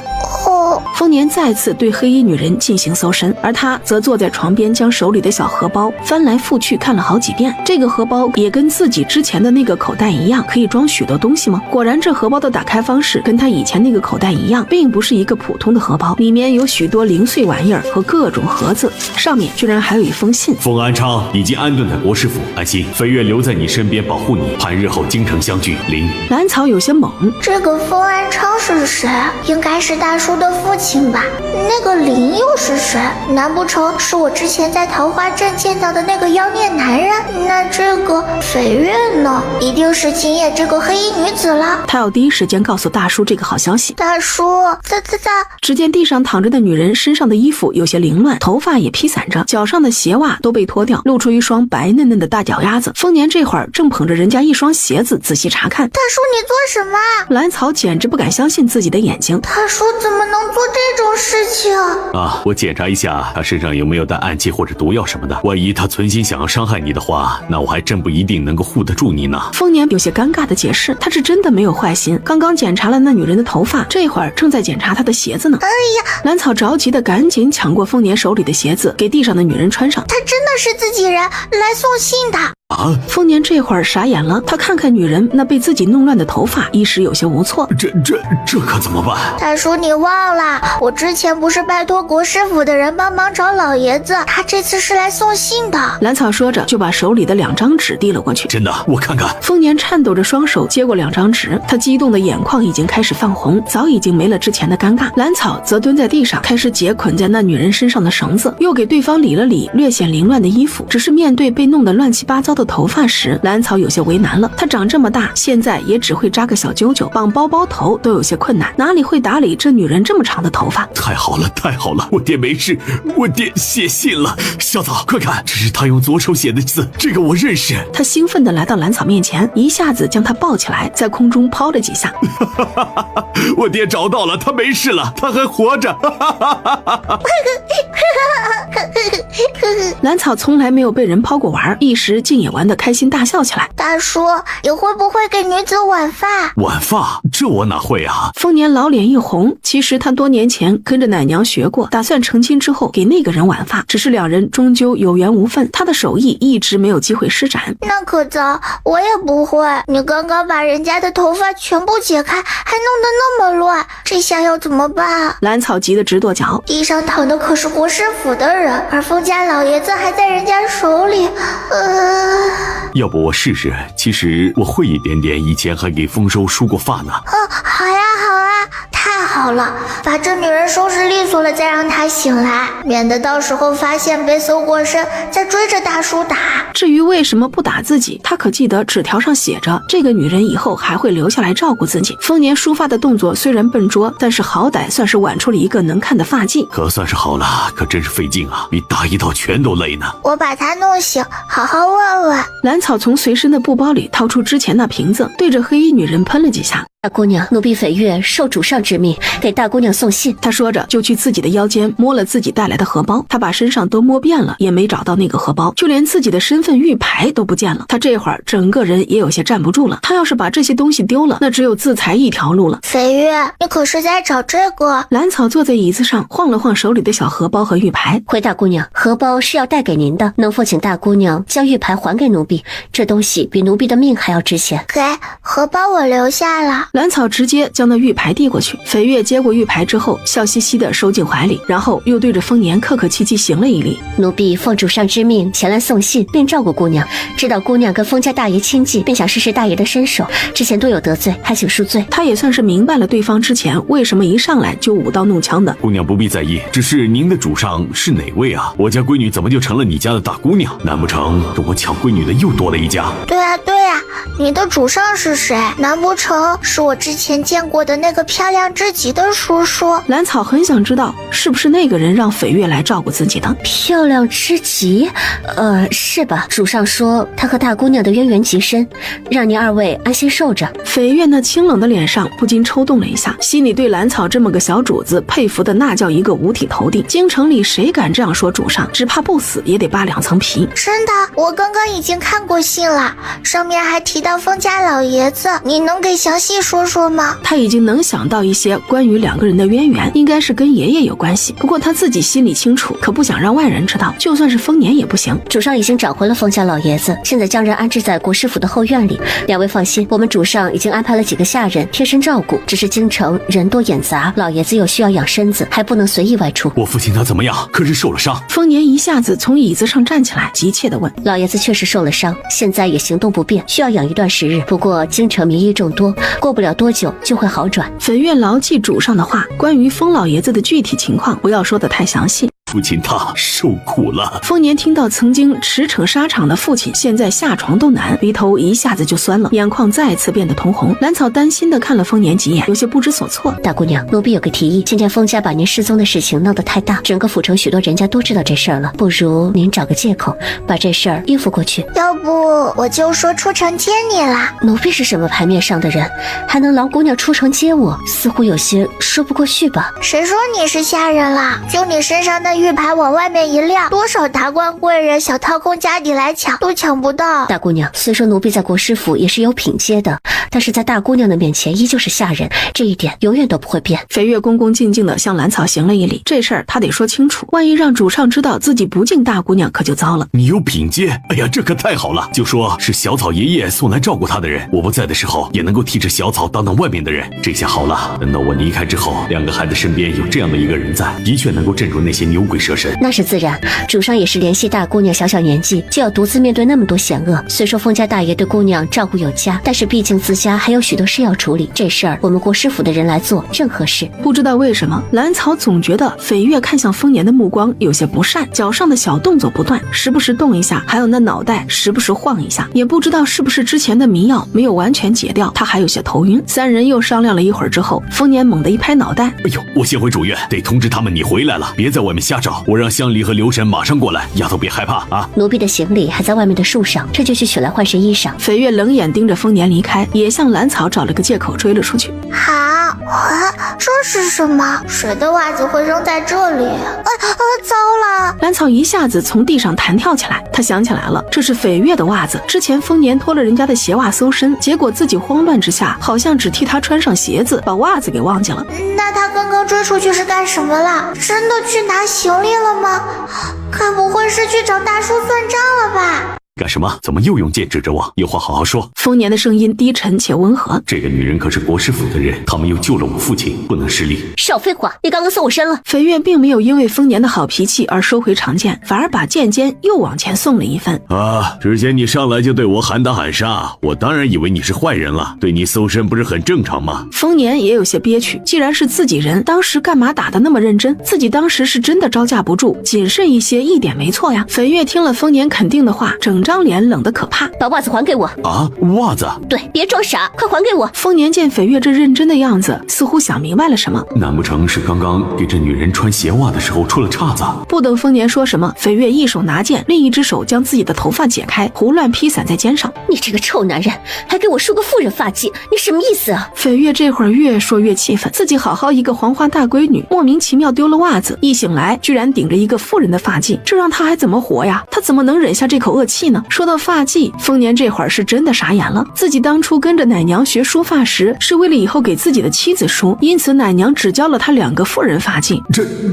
这事弄得让我怎么开口解释啊？在他迟疑的时候，飞跃已经红着眼睛挥剑攻了过去，丰年也只能跳开身子躲避。飞跃，你听我解释啊，我不是故意的。可是气愤到极点的飞跃哪里能轻易放过他？长剑挥过来的速度越来越快。少废话，看老娘教训你这个登徒子，打断你一条腿，让你以后再祸害人。兰草在屋顶上看着斐月追着丰年打，他自知理亏，也不敢露头出声劝诫，只能辛苦大叔独自应付这波怒火了。刚刚从外面返回的丰盛和齐大夫还有冯先生等人，他们所有人都将斐月那满含怒意的吼声给吓了一跳。刚刚赶到的几人听到斐月说出这样的话，一个个面面相觑，他们都是对丰年极其熟悉的人，居然不知道他是这样的人。你大哥？不可能，我大哥他就不是那样的人。丰盛气得直接跳脚反驳。你这孩子急什么呀？我们过去看看，说不定你们丰家又要多一件喜事了呢。齐大夫被丰盛这么反驳也不恼，反而乐呵呵继续往前走。他对于刚刚出声斥责丰年的女子实在好奇，要知道这么多年了，自己还是第一次见丰年处理这种事情。姑奶奶哟，你可小点声吧，别追了，我真没拿你的袜子呀！胡说，你个小人，我杀了你！面对丰年的一再否认，斐月更加气愤，他手上的剑招不禁更加凌厉了几分。丰年原本就有些心虚，再加上对方的身份特殊，他还真不好还手，万一下手重了，自己可就真的失了男儿风范。再加上他不想让已经过来的那群人看笑话，因此便越逃越远。就这样，他们两人一个逃一个追。算了，不看了，眼睁睁看着大叔挨打，怪不得劲儿。小草，你回来了。兰草的一句话还没说完，就被一个惊喜的声音打断。紧接着，一个身影蹭蹭蹭跳上了屋顶，还差点撞到自己。小草，你今天跑哪里去了？快要急死我了。我去城外接个人，他带来了老爷子的消息。老爷子的消息？什么消息啊？那也不能一声不吭的出去啊！你看把他们一个个急成什么样子了，香梨都差点哭晕过去。丰盛起先并没有理解兰草嘴里的老爷子是谁，只转身指了指院子外站的一排排人，让他看。兰草扭头一看，只见冯先生、齐大夫、郭大爷、平安、刘婶儿，还真是站了许多人。小叔，那人带来的可是丰家老爷子的消息，老爷子被救出来了，我不得出门迎迎。他低声解释了一句，打算让丰盛挡在前头。真的，我父亲有消息了，他被救了。丰盛猛地回头，一脸惊喜地看向兰草，他怎么也没想到，经历了一天的煎熬和焦灼之后，会得到如此让人喜悦的消息。真的，老爷子还带了信过来。兰草笑着点头，小叔帮我解释解释。他说着，还用眼神示意底下站着的一群人。好说，这事儿交给我好了。你这孩子一天跑哪里去了？可担心死我们了。回来就好，回来就好。丫头啊，有没有受伤呢？姑娘。快说说今天是怎么回事？刚刚和你打架的女人是谁啊？看你揉胳膊，你这是挨揍了。我听人家似乎在找你要东西，你拿了他什么东西？哎，你等等我啊，还没回答我的问题呢。哎，别跑啊！你这人真是的，喂，别跑啊！冯先生的问题始终没有得到丰年的回应，留给他的只有一个越走越快的背影和倔强的后脑勺。哎呀，你别跑啊！我真是有正事要说，是关于曹家姑娘的。你真的不听吗？要知道，我明天可是要搬走的。冯先生见自己一直追不上丰年，便想出了一个损招。关于曹家五姑娘，一直是他心里过不去的坎儿，已经许多年没有人提起过她，也不知道她在夫家过得好不好。既然冯兄有他的消息，那就听听好了。走吧，去你那里。冯先生的脸上露出一个得逞的笑容，一定要让他开口说说今天那女人的事情。为什么人家会找他要袜子？是不是快要喝喜酒了？两人越走越远，直到完全融入黑夜里，一个黑衣女子从旁边的树上跳下来，脸色阴沉地盯着两人离开的方向。好样的，丰年！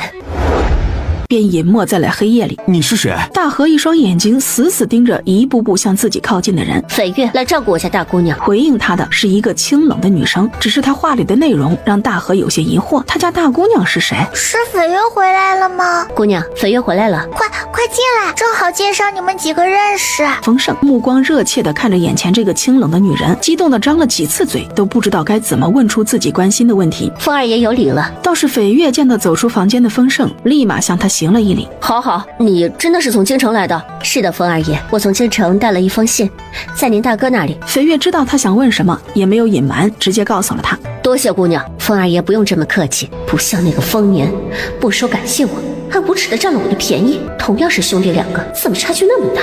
糟糕，由于昨天太过于激动，竟然忘记了告诉小丫头姚家人今天要过来的事情，也不知道她是个什么想法，一会儿一定要问问。丰年花了许多精力去观察姚家的当家人魏康。魏康的长相跟蓝安平兄弟两个确实有几分相似，可能是这些年生活富足，他看起来比蓝安平小很多，也可能是因为一直当家理事，他现在看起来确实气度不凡，跟蓝家另外两兄弟确实不是一路人。看来当年魏家确实从蓝家挑走了他们家看着最有能耐的儿子。虽然他时不时跟旁边的人说笑几句，但是丰年从他脸上看到了焦急和不安。今天上门拜访的人都没有想到今天会有这么多人家一起过来，他们只得收起自己的小心思，然后一脸假笑的跟周围的人寒暄着。不过也有人隐晦的向丰年打听了关于蓝草的消息，只不过丰年并没有给他们确切的答案。众人都以为蓝草确实丢了，也不好继续在这里打扰，免得惹得丰年心里更加不快。一个个只用了一顿饭就起身告辞。同时冯先生也带着自己收拾好的行李坐上马车离开了丰家。当时那封写着曹家五姑娘近况的信他也一并带走了。既然多年前两人已经退婚，自己就不要多事了，而且看昨天丰兄的样子，只怕他的缘分确实不在曹家，毕竟当年退婚的事情弄得也挺难看。等到丰盛送走来访的客人之后，才发现大哥的院子里居然还有一个人没走。他之前就听万管家提到过，说这人正是姚家当家人魏康，他惊得眼珠子都快瞪出来了。由于这会儿魏康还坐在厅里，丰盛只能用眼神询问丰年，这不是小草的亲爹吗？这么快就找来了？不知道啊，他自己递帖子过来的，还不知道他的来意呢。我去喊小草过来。丰盛用手指了指蓝草院子的方向，去吧，一起听听这魏康怎么说。兄弟两人的眉来眼去并没有被魏康发觉，他正在犹豫该怎么讲自己所求之事。要知道，如果这事儿传出去，整个姚家宗族只怕要炸开锅，自己这一房的处境只怕会要艰难一些。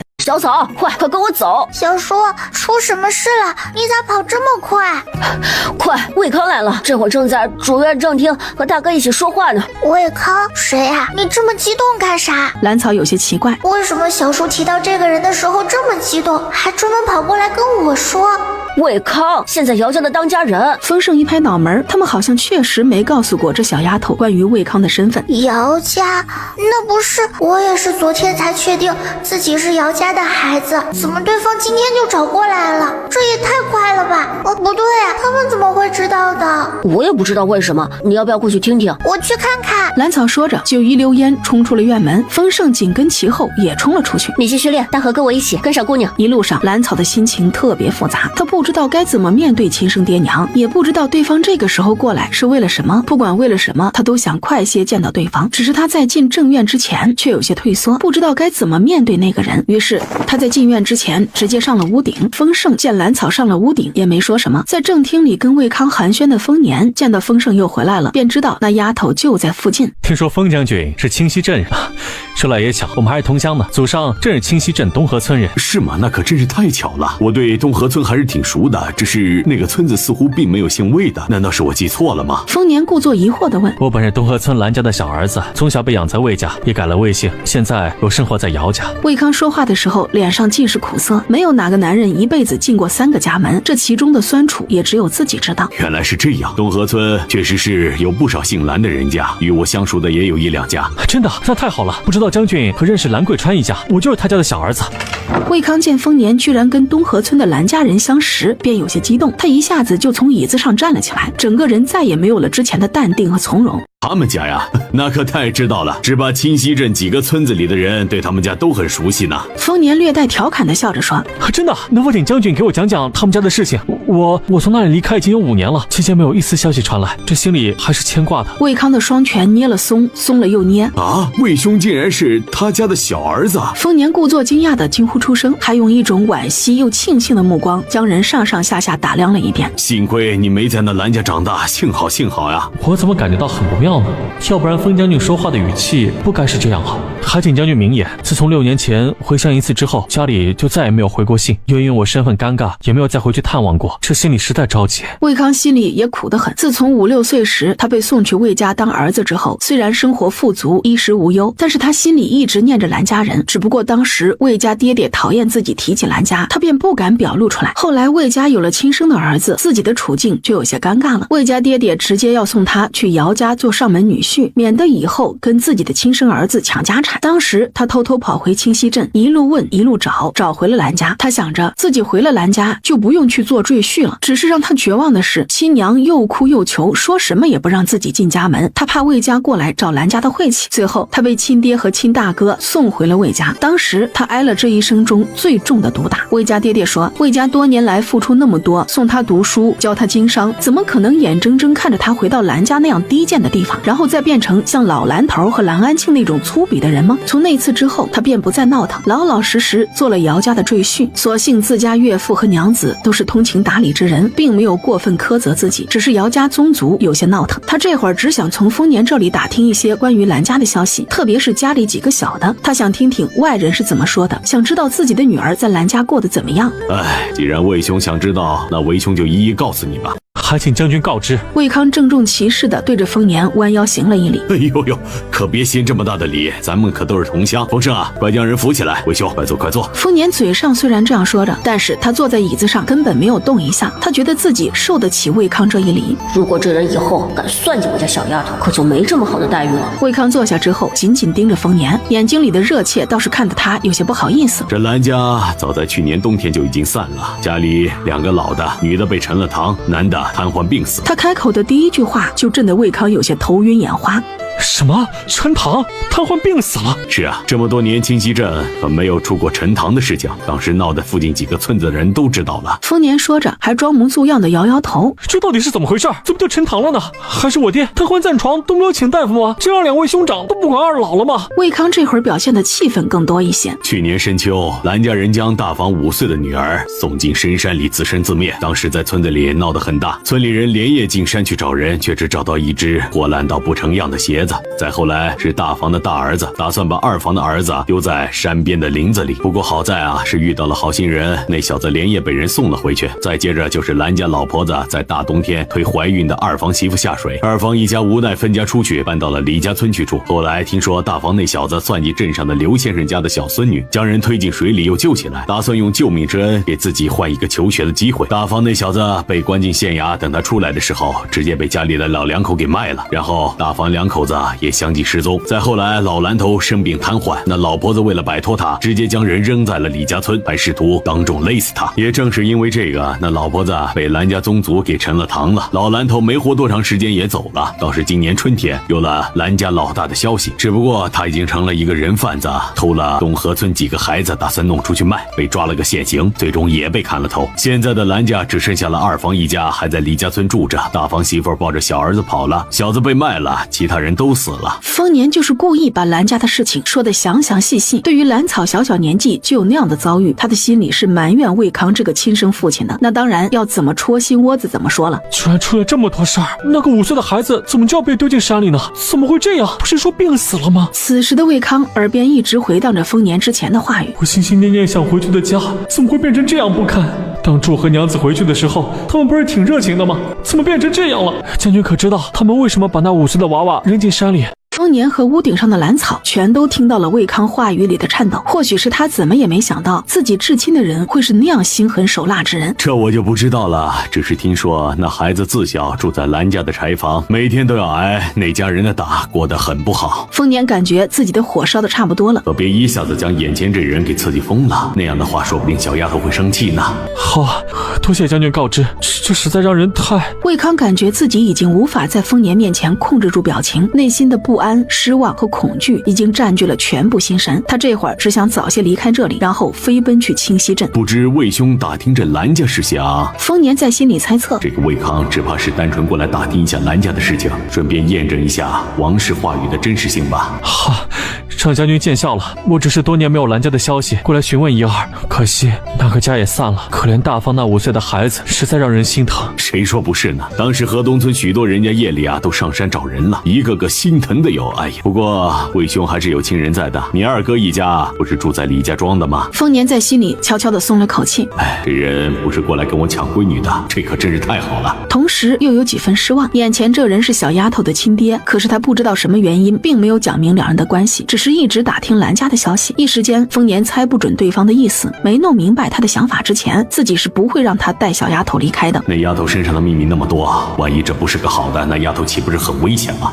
封将军，我忽然想起家中还有要事处理，就不打扰了。他这会儿在封家是片刻也待不下去了，他不想在这里失态，怕控制不住自己的情绪会发疯。也许是他起得太猛了，也许是整个人气得太狠了，在起身的那一瞬间居然没有站稳，头直犯晕，差点摔倒。你没事吧？要不要请大夫啊？不用，多谢封二爷，我只是没站稳。其实他这会儿确实有些头重脚轻，整个人都快虚脱了，浑身没有一点力气。然后他赶紧向封家两兄弟告辞，整个人显得格外狼狈。只是不知道他是因为兰家没了，还是因为那个被扔进深山的女儿呢？哦，你要不要再休息一会儿，喝杯水，再给你请个大夫？不用了，多谢封二爷，家中还有急事，我就不打扰了。同样，丰盛的心里也是既高兴又难过。高兴这人不是来抢走小丫头的，又难过这人都打听好兰家的事情了，为什么不说自己想打听亲生女儿的消息呢？眼看着魏康就要走出封家大门了，你是不是生病了？要不要请个大夫？魏康抬眼一看，只见一个娇俏可爱的小丫头站在他面前，眨着一对水灵灵的大眼睛，好奇地看着自己。她的怀里还抱着一个竹筒。不知道为什么，一见到眼前这小姑娘，魏康的心情更加复杂了。他一下子就想到了那个从未谋面的女儿。如果她还活着，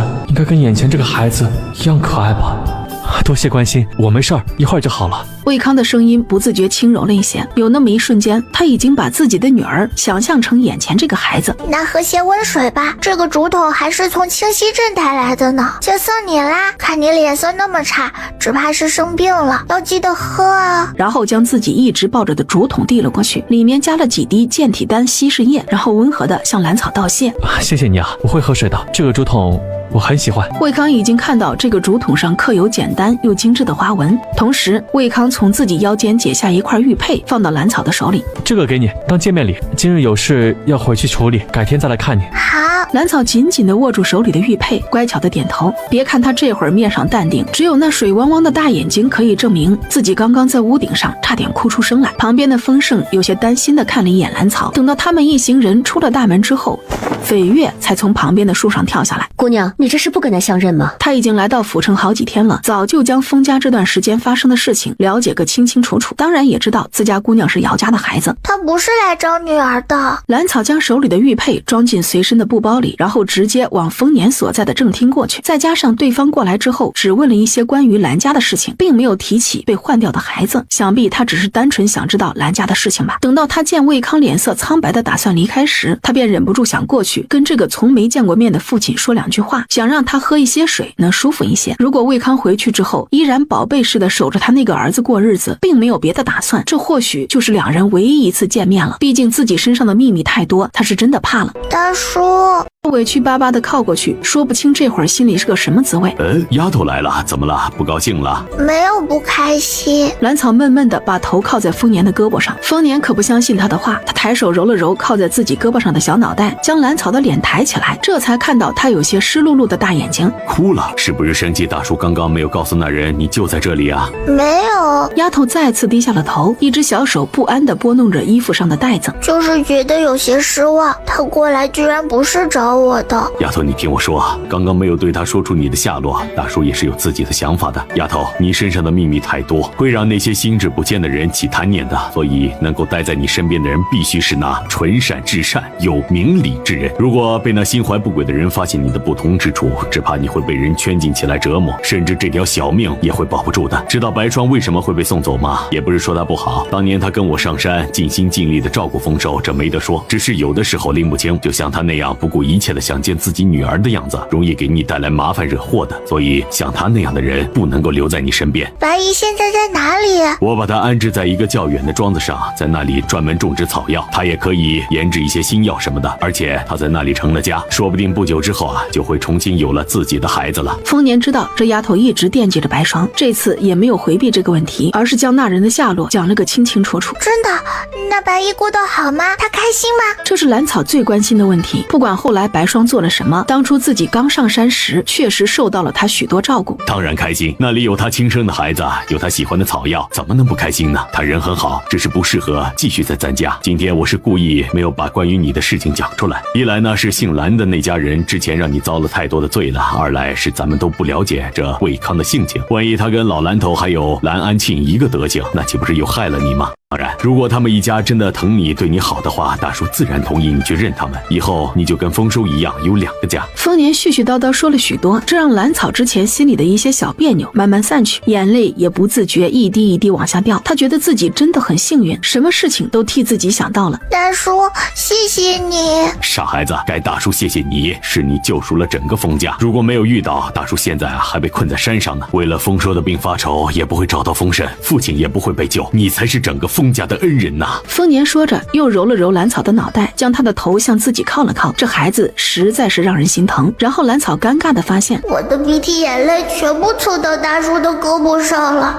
这可怎么办？他原本还有些感动的心情，一下子被眼前丰年身上的一坨脏污给驱散了。斐月虽然这会儿守在正厅外面，但是他将里面2人的对话听了个清清楚楚。没办法，谁让他的耳朵好使呢？就在他好奇地回头看时，透过半开的窗户，就看到自家姑娘靠在丰年胳膊上，2人相处得十分融洽。如果不是知道2人的底细，还真的以为他们是亲父女。这个丰年是真的尽心为姑娘打算。其实这样也好，不着急认亲。姚家那些人，就算魏康是个好的，会认这个女儿，但是姚慧欣呢？还有姚家其他人呢？要知道，魏康之所以入赘到姚家，正是因为姚家没有儿子。同样的，成亲这么多年，魏康夫妇没有再添丁，姚家其他人能同意认一个丫头回来吗？在丰年派人关注姚家的时候，他已经将那家给查了个底调。他们家的情况现在也好不到哪里去，嫡之弱，旁之强，有许多旁支早就想将姚家夺了嫡之的产业，谁让他们家只有一个让人瞧不上的赘婿呢？而且还只有一个还不懂事的奶娃娃，好控制得很。斐月可不乐意自家姑娘去那样的人家受苦，哪有在丰家当大姑娘自在？在他看来，虽然丰年这人不怎么样，但是他至少是全心为姑娘打算的，这就够了。就在他看着屋里一对妇女发呆时，丰盛从外面返回了。他虽然有些疑惑，斐月怎么站在外面，一进到正厅，就见到丰年正在低声哄着小丫头。紧接着，他便扫到大哥胳膊上的印记，就知道兰草跟自己猜想的一样，回来找丰年哭鼻子了。小草，你没事吧？没事，小叔，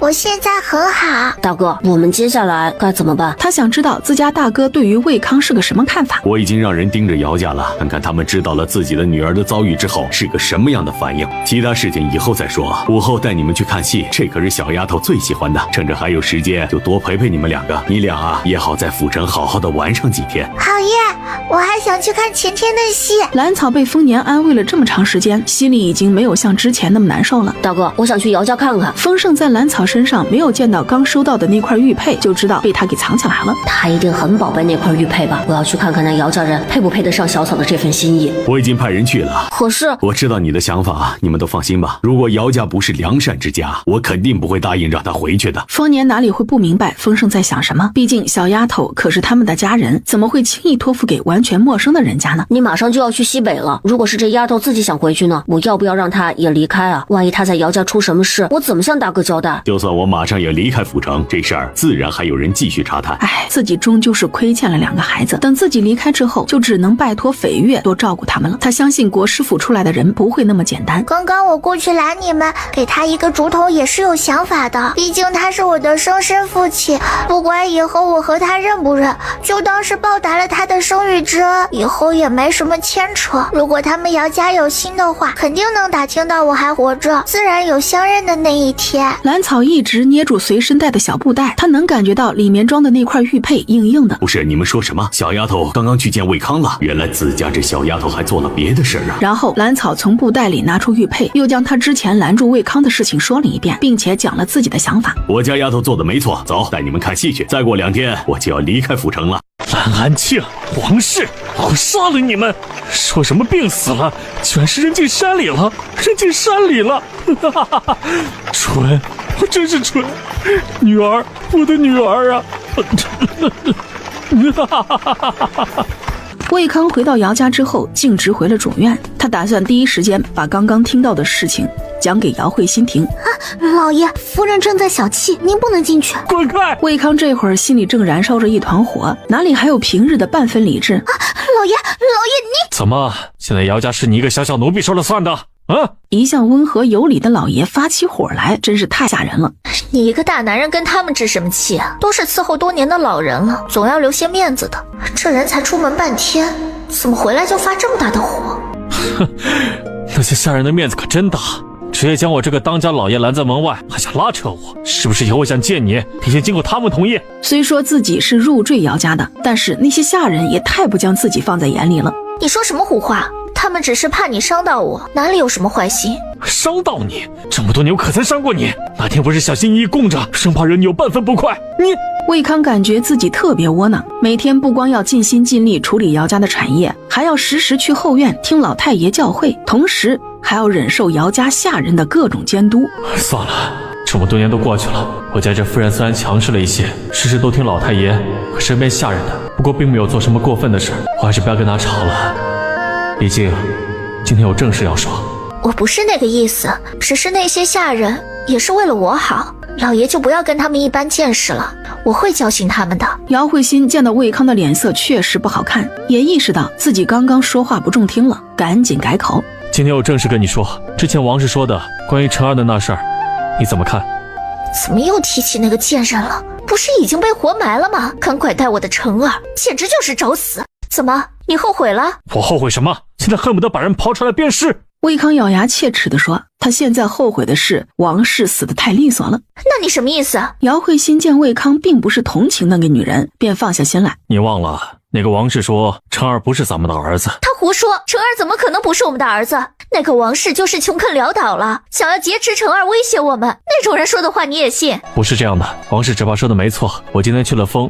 老爷，老太爷请您过去。只见刚刚被魏康推倒在地上的丫鬟已经站在内室门口，她的身边站着老太爷身边的王嬷嬷。我和夫人有话说，一会儿再去老太爷那里。那丫鬟一点都不打算退缩，依旧高傲地说，老太爷请老爷马上过去，有要事相商。老爷还是过去吧，要不然老太爷该生气了。魏康深吸了一口气，嘲讽地对上姚慧欣，看到没有，这院子的猫儿狗儿受个委屈，立马就能让老太爷给他出气。也罢，就去老太爷那里走一趟，刚刚说的事儿等我回来再说。姚慧欣被魏康一句话弄得面红耳赤，一时竟然没法反驳对方的话，而且刚刚很得意的丫鬟这会儿更是将头高高昂起，不可一世地看着魏康的背影。你去老太爷那里了？奴婢见老爷气冲冲进来，怕他会伤到你，这才去后院的。混账！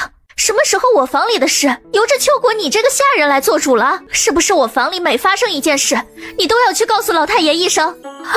夫人冤枉，奴婢冤枉啊！是老太爷关心夫人，害怕夫人被老爷欺负了，这才让奴婢事实禀告的。哦，他盯着对方看了许久，自己平时虽然强势，但是从来不会这样下自家男人的面子。此人是父亲身边王嬷嬷的侄女，跟在我身边伺候好些年，没想到他的主子并不是我，居然连一点点小事都要报到父亲那里。想必今天老爷到了后院之后，又少不了一番责难，看来是得注意一下院里的下人。飞月，我们晚上去姚家看看吧。是，听姑娘的。你都不拒绝吗？兰草有些奇怪，这事儿如果跟丰年说的话，他很大可能不会同意，怎么绯月这么痛快就答应了？您是我的主子，这没什么好疑惑的。绯月说的理所当然，自己听主子安排没有错。可是我并不知道怎么就成了你的主子了。兰草还是有些疑惑，主上不是带给姑娘一个荷包吗？他说姑娘一看就明白了，怎么奴婢看姑娘的意思似乎是不太明白？那荷包我倒是认识，就是有些不敢相信他居然……兰草想说的是，自己的遭遇已经很奇特了，没想到居然有人跟自己一样。主上之前说过，您跟他似乎是师出同门。同门。兰草轻轻念着这两个字，所有的一切似乎都说得通了。自己之所以能得到国师府的特别关照，肯定是爷爷的原因。记得在山上时第一次见到那个妖孽男人，他说曾经给我的爷爷也叫爷爷，还说小时候没少挨老头的揍，是不是对方小时候有着跟我一样的经历？兰草不自觉地想象着，一个孤苦无依的小男孩独自生活在大山里，遇到了一个白胡子老爷爷，然后他跟着老爷爷学了许多本领，最后一步一步走出大山，走向更广阔的天地。许多年后，已经站在万人之上的显赫位置。正在看戏的丰年正打算像往常那样跟兰草讲戏，才刚一扭头就看到了绯月的笑脸，惊得他一下子愣住了，半天有些回不过过神，没想到这个冷冰冰的女人还会笑。我确实是草率了，也没有给斐月赔礼，总不好每一次见面都剑拔弩张吧，让两个孩子看笑话。秦川，秦川，你们什么时候到府城的？秦老爷和你们二少爷可来了？大少爷安，方大爷安，方姑娘安，我家老爷和二少爷都到府城了，今天才安顿好，就派小的过来送帖子，想明天来府上拜访。那可太好了，我一会儿跟你一起回去看父亲。丰盛得知秦老爷已经来了府城，一来是为了孝道，二来则是因为过2天自己就要离开府城了。对了，方大爷，我家二少爷跟我一起来了，他这会儿已经在里面了。哥哥回来啦！救命啊，小豆芽，快管管你家小白！爹，快救我！这小白太沉了。他面对小白还真的没有任何办法。大爷，秦少爷这会儿在主院呢，小白我们也没办法。什么秦少爷，在咱们家就是大少爷，万管家没跟你说吗？丰年不满地白了刚刚开口的那个下人一眼，真是个没眼力见的。我们丰家就没有秦少爷，只有二爷和大少爷。是，小的说错了。哎呀，爹，大哥，快救救我！小草，快把小白弄进来！他咋就这么记仇呢？光欺负我！丰收见到几人进院子，一下子委屈的不行。小白，快起来！这家伙怎么回事？一个劲儿的把白菜往丰收怀里塞。丰收，你没事吧？小白啊，快把白菜收起来，他不爱吃。还是丰年一眼就看明白小白的意思了。这怕是长时间没见丰收，这才想着把自己最喜欢的白菜给他吃吧。丰收啊，小白请你吃白菜呢。爹，你看大哥，他笑我。叫什么大哥？这可是丰家，你得叫小叔。丰盛这会儿也觉得自己不厚道，不过他可不会承认，而是赶紧转移了话题。小叔。丰收这会儿也意识到了不妥，自己在丰家可是丰盛的侄子，叫小叔还真是没错。咱家就这么几口人，这称呼还真是够乱的呀。你们在秦家就兄弟相称，回家就是叔侄。是爹，知道了，大哥。不错，你这小子这几个月啊，看着长高了一些，不过还是有些瘦，得好好的吃饭，功夫呢也不能落下，不许偷懒啊。丰年上前拍拍丰收的肩膀，爹，我现在吃的可多了，不过就是不长肉，功夫方面也没有偷懒。你真的坚持练功了，那还能被小白压着动不了？丰盛作为同龄人，一下子就觉察到了丰收大概并没有那么刻苦练功。哪有，我现在的身体确实壮实了很多，每天都坚持扎马步打拳。哦，那一会儿得试试你的功夫，要是发现你偷懒了，那可是要罚的。丰年知道丰收的身体能够恢复都是兰草的功劳，他不愿对方一直不练功，反而让身体没那么好，浪费了小丫头的一片心意。对，之前小白就是许久没见哥哥了，才那么热情，要把白菜送给他，可不是哥哥打不过小白。兰草也不想在这个话题上继续了。走，快进屋。丰收这一路上也累坏了吧？我让人摆饭，你也尝尝家里大师傅的手艺。丰年这会儿见到家里几个小的全都在场，心情也特别好。姑娘，这大少爷是……你居然不知道大叔有个儿子？不是来之前你都把家里人查了一遍吗？你们国师府的人不是早就把我家查清楚了吗？他不是有个弟弟吗？怎么还有个儿子？我们这次只查到府城，还没有来得及往清溪镇查就过来了。但是你不知道，没准其他人早已经知道。毕竟我第一次遇到国师府的人，可是在清溪镇的山上，相信他当时一定把我身边所有人都查了一遍。这一点兰草非常自信。再说了，哥哥虽然是家里的大少爷，也是大叔从小养到大的，但是他却不是大叔亲生的孩子，只是有人把哥哥和小叔坏了，才造成这样的局面。现在虽说他还是家里的大少爷，但是却是生活在秦家的时间长些。兰草耐心地给斐月解释着家里几口人的关系。难怪你们几个的称呼那么乱，一会儿叫大哥，一会儿叫小叔的。两大一小3个人影从封家后墙翻了出去，引入夜色里。魏康今天在后院老太爷那里待了一整个下午，先是被老太爷敲打了一顿，然后又看了一堆陈年旧账。他从后院回到主院时，整个人都有些头晕眼花。老爷，你回来了，父亲有没有为难你？没事，看了家里一些旧账，耗费的时间有些长，夫人等急了吧？魏康并没有说得太具体，这些年他都已经习惯了老太爷的掌控欲，习惯了他对自己的各种刁难。老爷先洗漱一下，喝杯茶，我这就叫人摆饭。现在姚慧欣似乎明白了许多，自家男人在父亲那里估计也不好过，毕竟如果父亲放心的话，就不会让秋果去汇报主院的一举一动了，只希望父亲不会太为难人就行。好，我先歇会儿。自己则心疼地走到刚刚端过来的一盆热水旁边，拧了个热帕子，轻轻放到魏康的额头，然后给他轻轻擦拭。你受委屈了。兰草几人来到姚家的时候，魏康两人已经吃好饭了，三人一溜趴在屋顶上，将自己面前的瓦片接起来往里面看。老爷，你今天怎么吃那么少？是不是不舒服？要不要请大夫？没有，我很好，不用请大夫。不知哪里是身体的问题，完全是因为今天去了封家，听说亲生女儿曾经的遭遇才吃不下。那我就放心了。老爷今天还没看过程儿吧？你之前说的是……姚慧欣一直都惦记着这事儿。哎，程儿我就不见了，先说说之前去封家打听到的事情吧。封家？什么封家？就是府城最近颇有盛名的封副将，他就是清溪镇人。我今天去拜访了他。什么？你今天都打听到了些什么？姚慧欣不自觉攥紧了手里的帕子，她已经想到自家男人接下来要说什么了。外面的人……魏康说着，意有所指的向院子里看看，他不想两人在内室说的话，下一刻就传到老太爷那里。秋果被我打发回家休息了，明天一早才过来，其他人也让他们下去休息了。封副将也不清楚王氏的女儿是不是亲生的，但是那个孩子在家里过得很不好，经常挨打不说，最后还被那家人给扔进深山里了。啊，扔进深山了！姚慧欣一下惊呼出声，怎么会有那么狠心的人？他不是要了那孩子的命吗？天可怜见的。这事儿整个东河村的人都知道，村里人还组织一些人连夜进山找人，结果魏康端着茶杯的手同样也在颤抖。那个爹娘忍心这么对待自己的亲骨肉，那孩子八成不是王氏亲生的。那姓王的贱人说的到底是不是真的？如果他说的是真的，那我们的女儿，那程儿……姚慧欣不敢深想，整个人感觉头晕目眩，凳子也坐不住了。夫人，夫人！魏康一下子就慌了神儿，他知道自己说了这事儿之后，夫人一定会受不了。可是没想到直接将人吓瘫了，他赶紧将人从地上抱起来之后，焦急的又是顺气又是喂水，忙活了好一阵，对方才清醒过来。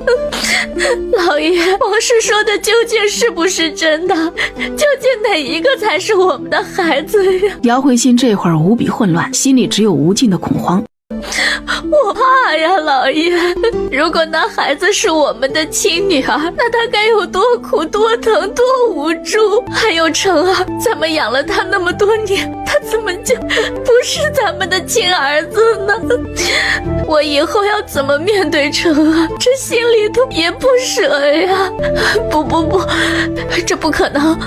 我生程儿时，王嬷嬷一直守在旁边的，她不可能看着王氏换孩子的。老爷，肯定是那王氏重男轻女，才那样错摸一个孩子的，是那一家子人恶毒，是那王氏贪得无厌，想用程儿威胁咱们，他想要银子。姚慧欣这会儿其实已经有些相信王氏的话了，毕竟没有哪个当娘的会把自己几岁的亲骨肉扔进深山，让他自生自灭。他的思绪已经开始混乱，嘴里一直絮絮叨叨。夫人，你冷静些，别这样，这要是让外面的人知道了，下一刻老太爷就会派人过来换我们去后院。你想我跟那老人家怎么说了吗？魏康着急的一把捂住姚慧欣的嘴，顺便给他顺气，又慌忙给他倒了杯水让他喝，好不容易才让对方的神志清醒了一些，整个人也没有之前那么激动。算了，还是先把人稳住才行，可别闹大了，再让老太爷横插一脚，可就不好了。老爷，一定是王氏想要银子才故意那样说的，程儿不是他的儿子，对不对？魏康见姚慧欣的状态稍微好了一些，也不敢跟他反着来，只好顺着他的意思往下说。夫人说的对，既然夫人生产时王嬷嬷一直守在旁边，那人一定不会让换孩子的事情发生，是那王氏胡说的，他本身就是心狠刻薄的人。可是那个孩子该多苦呀，万一他真是我们的孩子呢？那他不是吃了很多苦？可恨王氏死得太早，要不然我一定要找他问清楚。不行，既然王氏已经死了，兰家那儿不是还有其他人吗？等我把兰家其他人抓住，到时候你可不许心软。王氏来府城这件事情，我不信他们家其他人不知道，说不定就是他们一家人商量好的。我可记得当年咱们回东河村时，他们那一副嘴脸。姚慧欣现在提起兰家人，眼睛尽是浓浓的鄙夷和厌恶。她知道自家男人心里一直念着那家贪婪的人，还时不时写信回去，只是自己和父亲都不喜那家人，那些信也全都被父亲拦了下来。只是没想到他们居然给自己带来这么大的麻烦，这程儿的身世成了悬而未决的谜，这让他怎么办？怎么面对那个可怜的孩子？怎么面对自小养到大的程儿？我要去找王嬷嬷，她肯定知道这事儿的真假，只要不惊动父亲，把嬷嬷找来就行了。你现在找王嬷嬷过还不得惊动老太爷，要知道他对自己院子里把控可是很严重的。魏康并不看好这样的做法，别看那老太爷现在坐在椅子上不能动，但是整个人的掌控欲极强，院子里一点风吹草动他都要问个清楚明白。就说陈二这边梦魇了，哭闹不止。姚慧欣铁了心今天晚上就要问清楚这件事，要不然他一晚上都睡不着。快走啊！我不过去了，一会儿王嬷嬷过来，直接请到这里就行了。独自靠在内室床上的魏康仔细思索今天发生的所有事情。魏康直接从怀里掏出那东西一看，这是今天上午在封家时那个可爱灵动的小姑娘送给自己的那个雕刻精美的小竹筒。真是个可爱孩子。魏康想起那孩子的嘱托，直接打开竹筒，一口气将那小竹筒里的水倒进嘴里。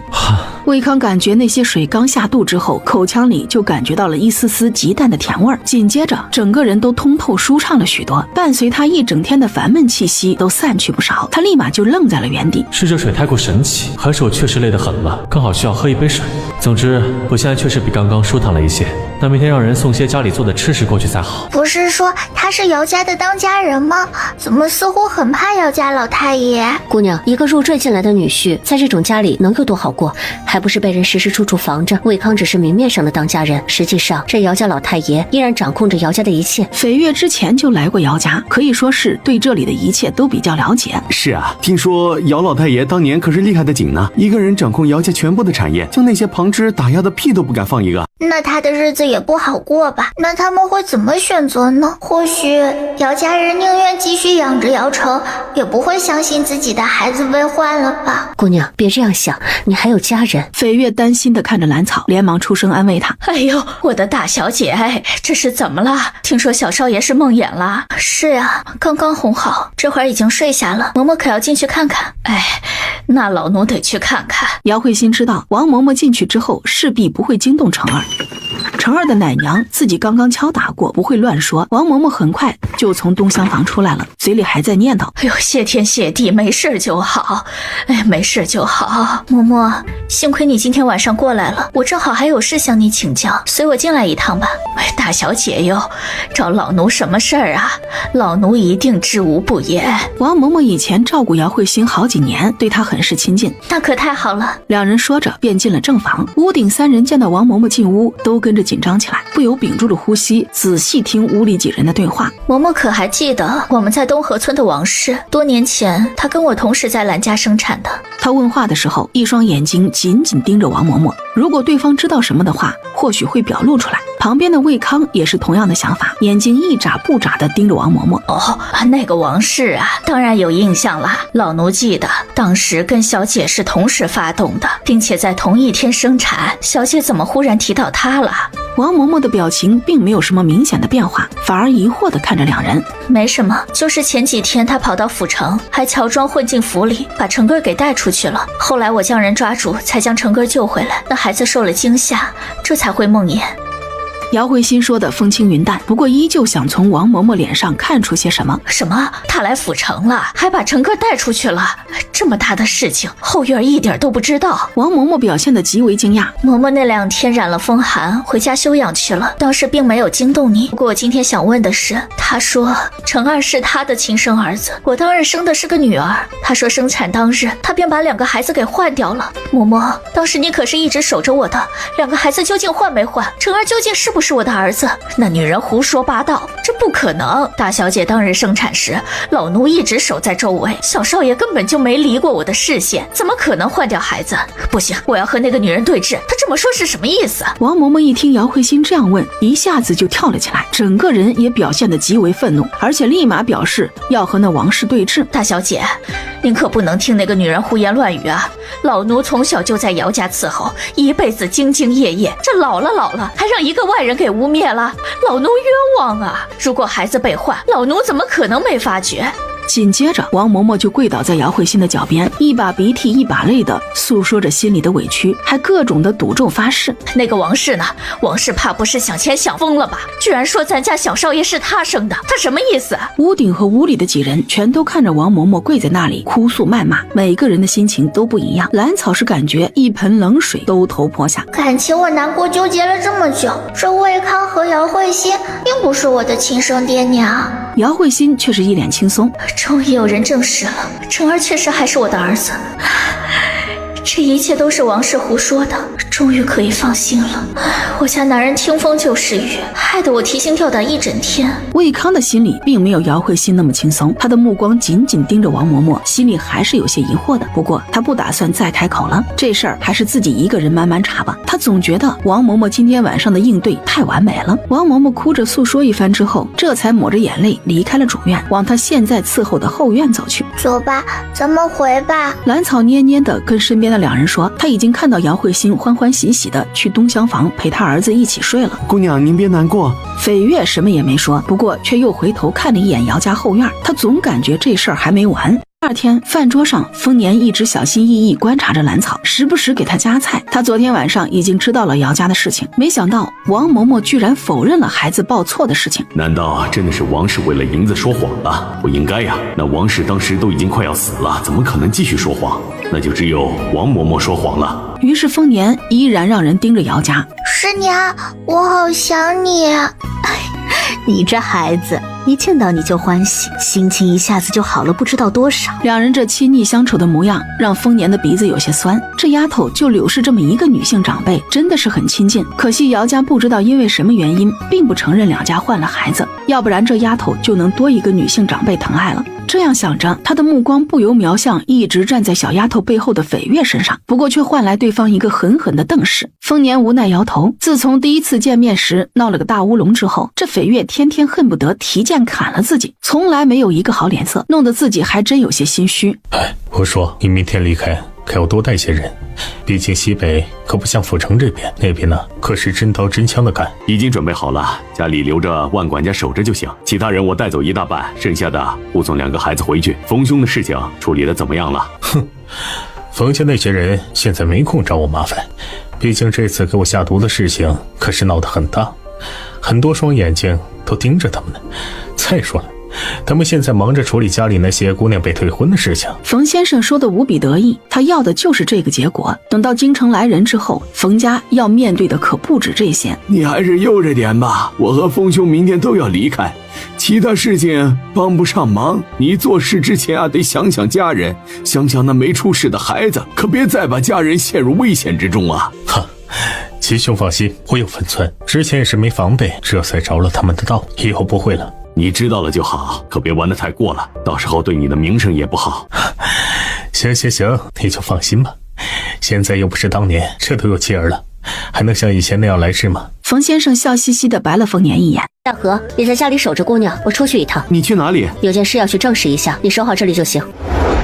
绯月今天一整天都在惦记姚家的事情，他昨天晚上离开时就想着要回来一趟，他想再去姚家后院看看，总觉得那王嬷嬷昨天晚上的应对有些夸张。就在绯月打算去后院查探一番的时候，王嬷嬷笑吟吟的来到主院。大小姐，老太爷请您去后院，您快过去吧。父亲让我去后院，有什么事吗？这个老奴不知，大小姐快随我过去吧。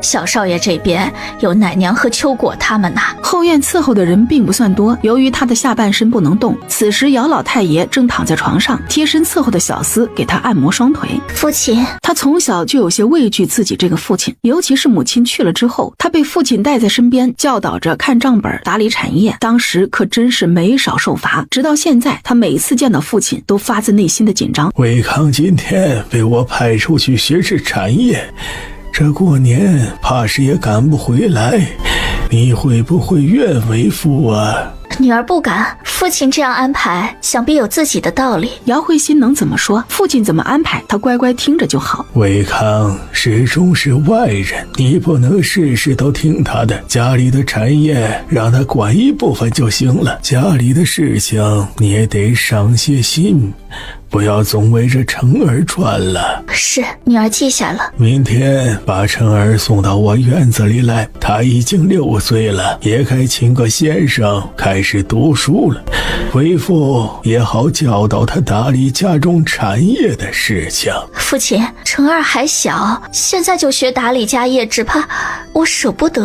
哼，心疼了？昨天不是还在怀疑这孩子的身份吗？现在就心疼了？姚老太爷越说火气越大，直接将放在床边的一个托盘给挥了出去。一阵噼里啪啦瓷器碎裂的声音中，姚慧欣吓得直接跪倒在地上。父亲息怒，是女儿错了，不该怀疑成儿的身世，女儿错了。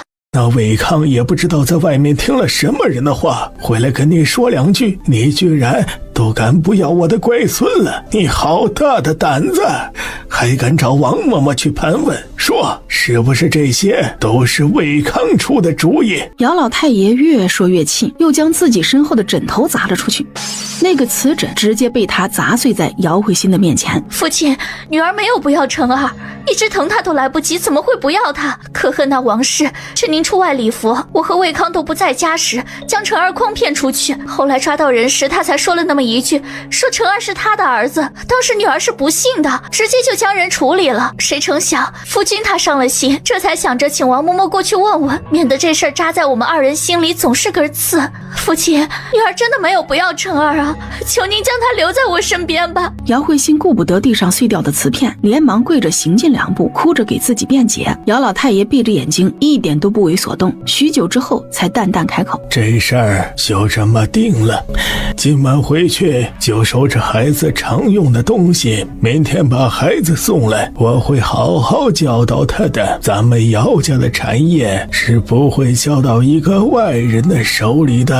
姚慧欣见自己的哭求完全没有用，只得擦擦眼泪，她的心里升起无尽的悲凉。父亲，女儿这就回去收拾。老太爷睁开浑浊的双眼，死死盯着跪在地上很不情愿的女儿。我也老了，管不了你们太多，只能尽心培养成儿了。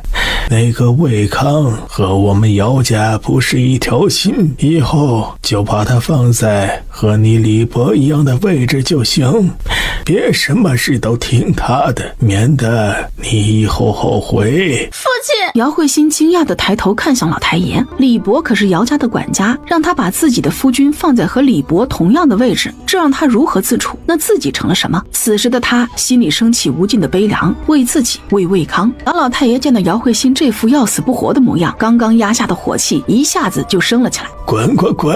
你这是什么眼神？我这也是为了姚家好，家里的产业他魏康想都别想，他就只是个管事的，这些以后都要交给我亲自培养出来的孩子。王嬷嬷，送大小姐出去。姚慧欣还想再说什么，却被一直守在外面的王嬷嬷给扶了出去。魏康，你最好老实一些，要不然别怪我心狠。昨天夜里的事情，他是真的被魏康给气着了。绯月在屋顶上将姚老太爷的一举一动全都看在眼里，心里不禁暗叹：这老头的控制欲还真是很强啊！而且他居然把入赘进来的女婿当成管事来看，这姚家以后可有的热闹看了。只可惜我要跟着姑娘离开府城了，这家后续的事情也看不到了。他已经看到王嬷嬷送走姚慧欣之后，独自进了一间下人房里，于是便悄悄地摸了过去。绯月扛着个人回来的时候，兰草还在正院那边用饭。你这人是谁？昨天那个王嬷嬷，你先把人关起来，等姑娘回来了再问话。兰草是被丰年送回来的，丰年进院的第一眼就见到守在杂物间门口的大河。大河，你站在那里做什么呀？大河看看兰草旁边的刘婶和香梨，并没有开口。刘婶，你和香梨先去给姑娘收拾卧房。怎么了？出什么事了？里面关了个人，姑娘肯定感兴趣。绯月并没有理会丰年，而是将头转向有些懵懂的兰草。什么人？我会感兴趣。我刚刚去了姚家，把昨天晚上那个王嬷嬷带来了。是她？兰草一听里面的人是王嬷嬷，一下子就来了兴趣。旁边的丰年听说是姚家人，一下子也精神起来。对于姚家，他始终有些看不透。明明昨天魏康听到我说的事之后，表现得很激动，怎么回到姚家之后就没戏了？李老二今天回来还说那魏康被打发出去巡查姚家产业了，没想到这绯月竟然把这个王嬷嬷给掳了回来。几人推门进去的时候，王嬷嬷还没有醒，打得重了，到现在都没醒。我来。大河手里拿着一根针，直接走了过去。王嬷嬷醒来之后，被眼前的一切给吓了一跳。你们是什么人？别管我们是什么人，老子就问你一句，你家那小少爷是你姚家的种吧？大河拿着手里的银针，凑到王嬷嬷面前，恶狠狠地问道：你说什么啊？我不知道你们在说什么。别耍花样，你家那8岁的小孙子可在我们手里，不老实，以后就别信你那宝贝孙子了。哦，对了，还有你那如花似玉玉的小闺女儿，听说要嫁给一个秀才了。你！王嬷嬷被吓得睁大了双眼，死死盯着眼前几人，特别是看向绯月时，眼里的恨意能将人生吞活剥了。丰年把兰草往后拉了一些，他没想到这绯月和大河的速度这么快，不光抓来了王嬷嬷，还控制了他的家人。想必今天事情就能有个答案了吧？别急，我们等着结果就行了。他轻轻拍了拍兰草有些瘦弱的小肩膀。兰草嘴上应着，眼睛却紧紧盯着王嬷嬷。这个人在姚慧欣生产的时候一直守在旁边，对于2个孩子的身世应该是很清楚的。求你们不要伤害我那孙子和闺女，他们什么都不知道，求求你们了。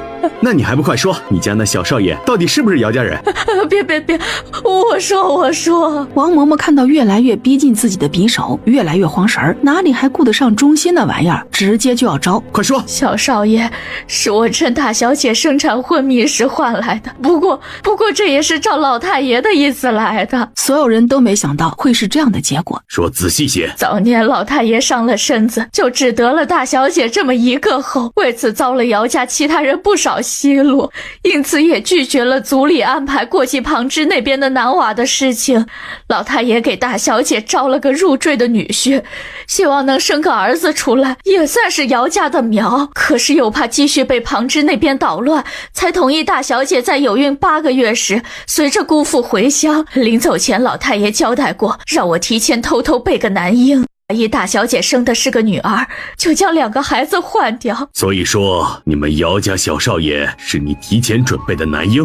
不是，那孩子身体才刚到东河村就没了，被捂死了。王嬷嬷想起这事儿，紧张的手心都出汗了。当时自家小姐已经发动了，自己却发现准备好的婴儿被太紧张的下人给捂死了，气得她当时差点把那人给掐死。正好那家的大房媳妇儿也在当天生产，我就在别人的掩护下将他家儿子换了过来。那家的儿媳妇也发现了这事儿，不过并没有阻拦。你就没有想过你们家的小小姐在那里会过什么样的日子？会不会被搓磨、被苛待？这么多年就从来没有过问过那孩子一句。丰年将兰草揽在怀里，出声反问王嬷嬷：怎么可能？那女人可是答应过会好好对待小小姐的，只可惜小小姐是个没福气的，早便病死了。王嬷嬷对于姚慧欣前几天抓住王氏的事情可是知道的门清，老太爷觉得王氏心太大，便任由大小姐将人活埋了而已。啪！什么病死了？那家人去年就把你们家小小姐扔进深山了。不可能，明明是病死的，怎么会扔进深山？去年小小姐才5岁啊！王嬷嬷的情绪非常激动，她一辈子忠心于姚家，忠心于老太爷，根本没法接受这样的事情。她不想承认都是自己当年换了2个孩子，才让姚家的小小姐有了那样的结局。如果说小小姐是病死的，王嬷嬷心里还会好受一些，但是她是被那家人故意扔进深山。不可能，那个女人承诺过她会好好对待小小姐的，让她衣食无忧，以后给她找个好人家。可事实是，被你换过去的孩子从小被搓磨着长到5岁，不给饭吃，没有衣穿，天天干活，天天挨打，最后被扔进山里。他恨不得现在就把眼前这个老婆子给大卸8块。就是这人害得自家姑娘从小就吃了那么多苦。不，这不是我的错，是老太爷怕大小姐生不出儿子，这才事先吩咐我换了孩子的。这一切都是老太爷的错。王嬷嬷并不认为这是自己的错，就算那孩子从小生活在姚家，不受老太爷待见，又能有什么好日子？也许他连进姚家门的资格都没有。这些都是你这个老前辈一手造成的。既然你这么嘴硬，不如把你那小孙子也扔进山里喂狼吧。不，你们不能这么做。我的那孙儿太小，他什么都不知道，扔进山里会死的。求求你们放过那孩子吧，他还小，求求你们了，我给你们磕头，放过我孙子吧。不过几息时间，王嬷嬷的额头已经渗出血丝来，可见她磕头时用了多大的力气。可是那孩子当时也是这么哭求那一家人的，可惜一点用都没有，他还是被扔进了山里。你，他激动地盯着兰草，有些说不出话来。眼前这女娃究竟是什么人？怎么跟老夫人小时候一模一样？他从小陪着老夫人长大，可是将这模样记得清清楚楚。我怎么了？兰草压抑着心里的怒气，反问王嬷嬷：你究竟是谁？怎么跟我家老夫人长得那么像？你猜，或者你下去问问你家老夫人。兰草扔下这句话，就转身拉住丰年的衣角，眼泪一下子没忍住就流了出来。丫头，丫头，别哭啊！大叔在呢，在呢。被丰年抱在怀里哄的兰草，想到自己以前在兰家的生活，再也控制不住，一下子就大哭起来。不哭，不哭啊！丰年说着，直接把兰草抱出了杂物间。杂物间里，肥月二话没说，拔剑挥了下去，直接砍了王嬷嬷的一双手。手伸得太长就该砍掉，害我家姑娘吃那么多苦，你该死！王嬷嬷的惨叫才响起来，就被眼疾手快的大河再次把嘴给堵住了，她只能在地上翻滚挣扎。把他刚刚说的话写下来，然后让他画押，再找人给他包一下，别让人死了，说不定以后还有用呢。一会儿让丰年把人安排到一个妥善的地方。放心，都交给我吧。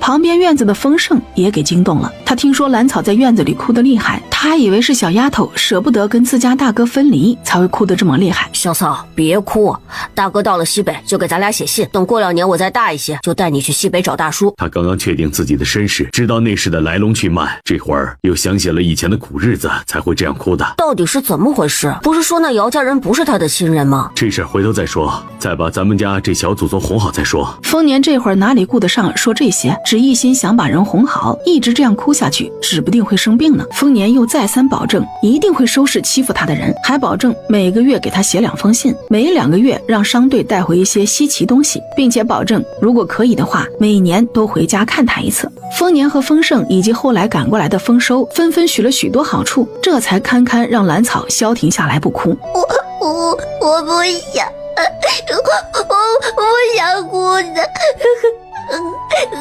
控制不住眼泪，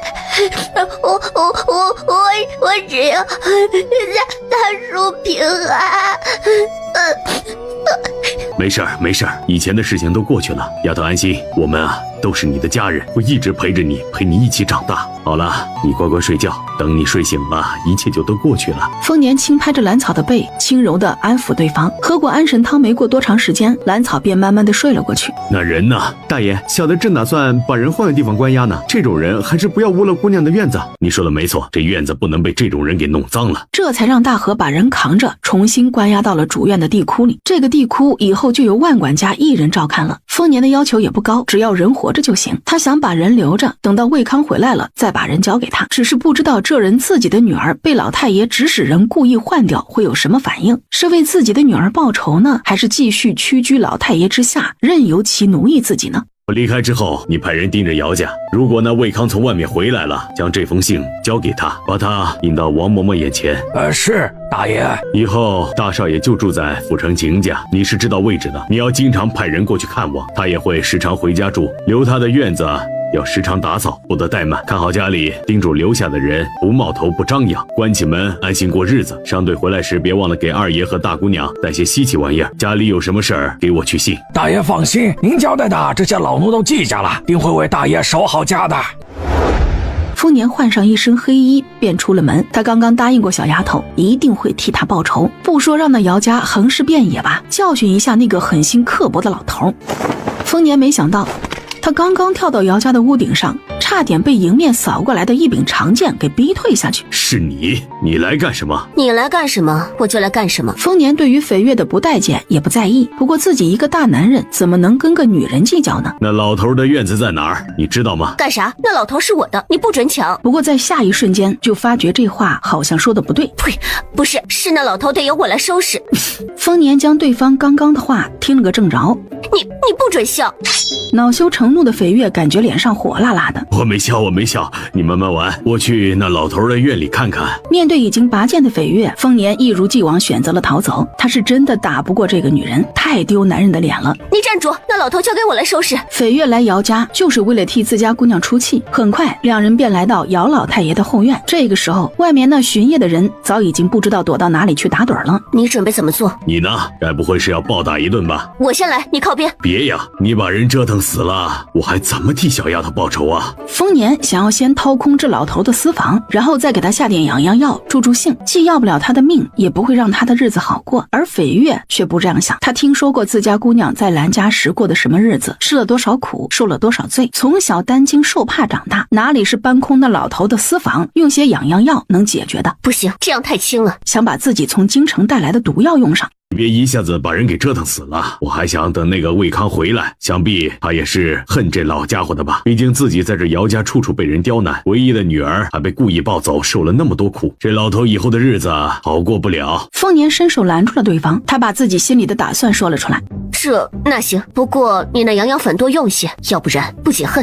放心吧，我这手里的可是个秘制养养粉，指定让这老头难受的死去活来的。我们分头行动。径直往脚下的屋子里撒下了迷药，他得先把这老头的私房找出来，拿回去给姑娘当补偿。丰年这边给姚老太爷用了半包养养粉，不过他并不觉得解气，又将另外一半药粉下到了后院的水缸里。这边刚下好药，就见翡月抱着2个大大的木盆子从老太爷的房间里闪出来。他走近一些之后，丰年才发现对方背上还背了一个大大的布包。走，我们回去。丰年过去接过对方背上的布包，转身就要往屋顶上跳，手里抱着2个木盒，便跟着上了屋顶。路过正院时，只见东厢房的屋子还亮着灯，过去看看，那个房间是姚成的住处。我倒要看看是哪个小崽子占据了小丫头的身份。两人才刚刚把屋顶的瓦片掀开，我可怜的成儿，小小年纪就要跟为娘分开，可是娘拗不过你祖父，以后要好好读书，不要调皮，不要惹祖父生气。成儿前2天才遭了难，现在又要跟娘分开，这心里得多难受呀！夫人，小少爷已经睡了，您这样会把他吵醒的，要不奴婢伺候您回去休息。不了，今天晚上是成儿住在正月的最后1天，我陪着他，你下去吧，我在这里守着就行。姚慧欣现在满心满眼都是眼前的儿子，她觉得愧对这个儿子。前1天还在怀疑这孩子的身世，不过幸好有王嬷嬷作证，自己才刚刚安心。没想到不过1夜之间，夫君被打发出去巡查铺子，儿子也要送去后院教养，整个正院就只剩自己一个人了。难不成以后真的要天天面对那没完没了的账册？丰年有些失望地将屋顶的瓦片放回原位，深深地叹了一口气。他现在说不出埋怨姚慧欣的话，毕竟当时换孩子的时候，这人也是昏迷的，又有最信任的王嬷嬷作证，他相信了又有什么奇怪？走吧，姑娘如果想认这家人，她自己会找过来的，咱们就不要管那么多了。翡月心里有些看不上姚慧欣，凡事都被自己的父亲掌控，就算是姑娘回来了，也不如在封家开心。他宁愿姑娘不要回这样的家。两人沉默着回到封家，将他们带的东西放到翡月屋里。干什么？你还不走？那个，我给父亲写了一封信，你能够帮我带去京城吗？哦，送信啊，好说，放那儿吧。而是一直戒备地盯着丰年，在他的心里，丰年就不是个好的，跟那些个登徒子一模一样。丰年当然也看出对方的紧张，只是踌躇了一瞬间。这次2个孩子就拜托姑娘了，年感激不尽。不用，照顾我家姑娘是我应该做的。翡月侧过身子，并没有受这一礼，就算没有丰年拜托，依然会做的。敢问姑娘为何称我家丫头为姑娘？弄不明白，我心里不安。姑娘跟我家主少是同门，居然是同门，难怪。丰年喃喃自语，他之前在暗地里做了许多种猜测，从来没想过会是这样的原因。难怪国师府的人才一见面就把那个黑色玉牌给了丫头。要知道那种黑色玉牌在整个大周朝只有不超过5个，是真正的万金难求。难怪国师府肯出面寻找我失踪多年的父亲，还花大力气将人给救出来。也难怪国师府会贴身派人保护着丫头，只怕国师府也将我的来龙去脉查得清清楚楚吧。还是要多谢姑娘，丰盛那边也请照顾一二，不求多上心，只要在她有危险的时候伸一下手。这个不用你说，为了我家姑娘也是看顾一二，你放心吧，他们都会好好的。只要他在姑娘身边1天，姑娘的亲人他自然会保护。真是太感谢姑娘了。丰年再次郑重其事向翡月道谢，他知道自己的感谢在眼前这人面前其实很苍白，不过还是要说出来的。既然没别的事了，丰大爷还请离开，本姑娘要歇息了。不过在离开之前，他还是吞吞吐吐的从怀里掏出一个小小的锦盒，放在了桌子上。这个是给姑娘的谢礼。这盒子放在身上已经几天了，今天终于算是有机会把它送出去了。就在他一脸轻松地走出蓝草的院子时，忽然感觉到身后有动静，是刀剑破空的声音。警觉的丰年立马从腰间抽出自己的软剑，反身迎上。不过他仓促之下似乎并不是对方的对手，直接被对方挑断了几缕头发。你疯了，还下死手？这个女人疯了吧？怎么翻脸这么快？刚刚还好好的，怎么一个转身就拿着剑砍了过来？丰年，你什么意思？绯月感觉自己的火气怎么压都压不下去，不好好教训教训眼前这人，自己感觉憋屈的慌。我没什么意思，就是想谢谢你。丰年有些委屈，我这送礼怎么还惹出杀身之祸来了？哼，丰年，你就是小人，拿着你的东西滚！直接将刚刚收到的那个小盒子朝丰年扔了过去。以后别出现在姑奶奶的面前，要不然见你一次打你一次。如果不是看在自家姑娘异常依恋这个男人，他早就想杀了对方，哪里容他在这里蹦跶？为什么？枪！他的话音才刚落，立马又是一阵长剑破空的声音。绯月的长剑直接架在了他的脖子上，可见绯月的速度有多快。丰年这一次是真的傻眼了，他到现在都没搞明白这究竟是怎么回事，这会儿想死的心都有了。绯月姑娘，有话好好说，好好说，伤到可就不好了。你问问你家大爷，他都做了什么？我杀了他也是他自找的。我家大爷做了什么，也不至于把剑架到脖子上吧？这要是让我家姑娘见到了，还不得伤心？大河也是个机灵的，他可知道绯月在意的是什么。他就是个登徒子，姑奶奶不杀了他，就已经是看在姑娘的面子上了。丰年没想到绯月看自己各种不顺眼，竟然是为了第一次见面那件事。我真的没有藏你的袜子。丰年有些有气无力的解释。闭嘴，袜子我已经找到了，我说的可不只是袜子的事情。各自忙活的三人谁都没有注意到，一个小小的身影从正房的后窗跳了出去，然后轻巧地跃上墙头，消失在夜色里。毕竟明天就要离开府城了，自己或许以后都不会来这里了。安草这是第二次来姚家，他轻车熟路先来到主院，发现里面漆黑一片，所有人都睡下了，他还是小心的给院子里下人房用上了迷药，确保不会有人中途醒来，然后才开始忐忑的进了正房。只是里面并没有他要找的人。接着他又找到了东厢房，发现姚慧欣正趴在姚成的床边睡着了。兰草心里很不是滋味，眼泪不受控制的想要流出来。他现在知道了，眼前这个女人真的是自己的亲娘，可是对方现在却守着别人。慢慢靠近床边的兰草有些退缩，他有些害怕面对清醒的姚慧欣，于是也给屋里的两人用上了迷药。由于他事先喷过解药，因此就算屋里有迷药，自己也不会中招昏睡。从床上滴溜起睡得跟小猪一样的姚成，把他扔在床下的脚踏上，又顺手扔了个小薄被将人盖住。兰草吃力地将姚慧欣挪到床上，别看他的力气大，但是个子终究是小了些，把姚慧欣弄到床上还是有些吃力。做完这一切之后，兰草擦擦脸上的泪，盯着姚慧欣的脸仔细看，娘可真漂亮，小草是有娘的。然后便爬到床上，把自己缩在姚慧欣的怀里，慢慢地闭上了眼睛。在他的记忆里，王氏似乎从来没有抱着自己睡过，原来被娘抱着睡觉的感觉这么好呀。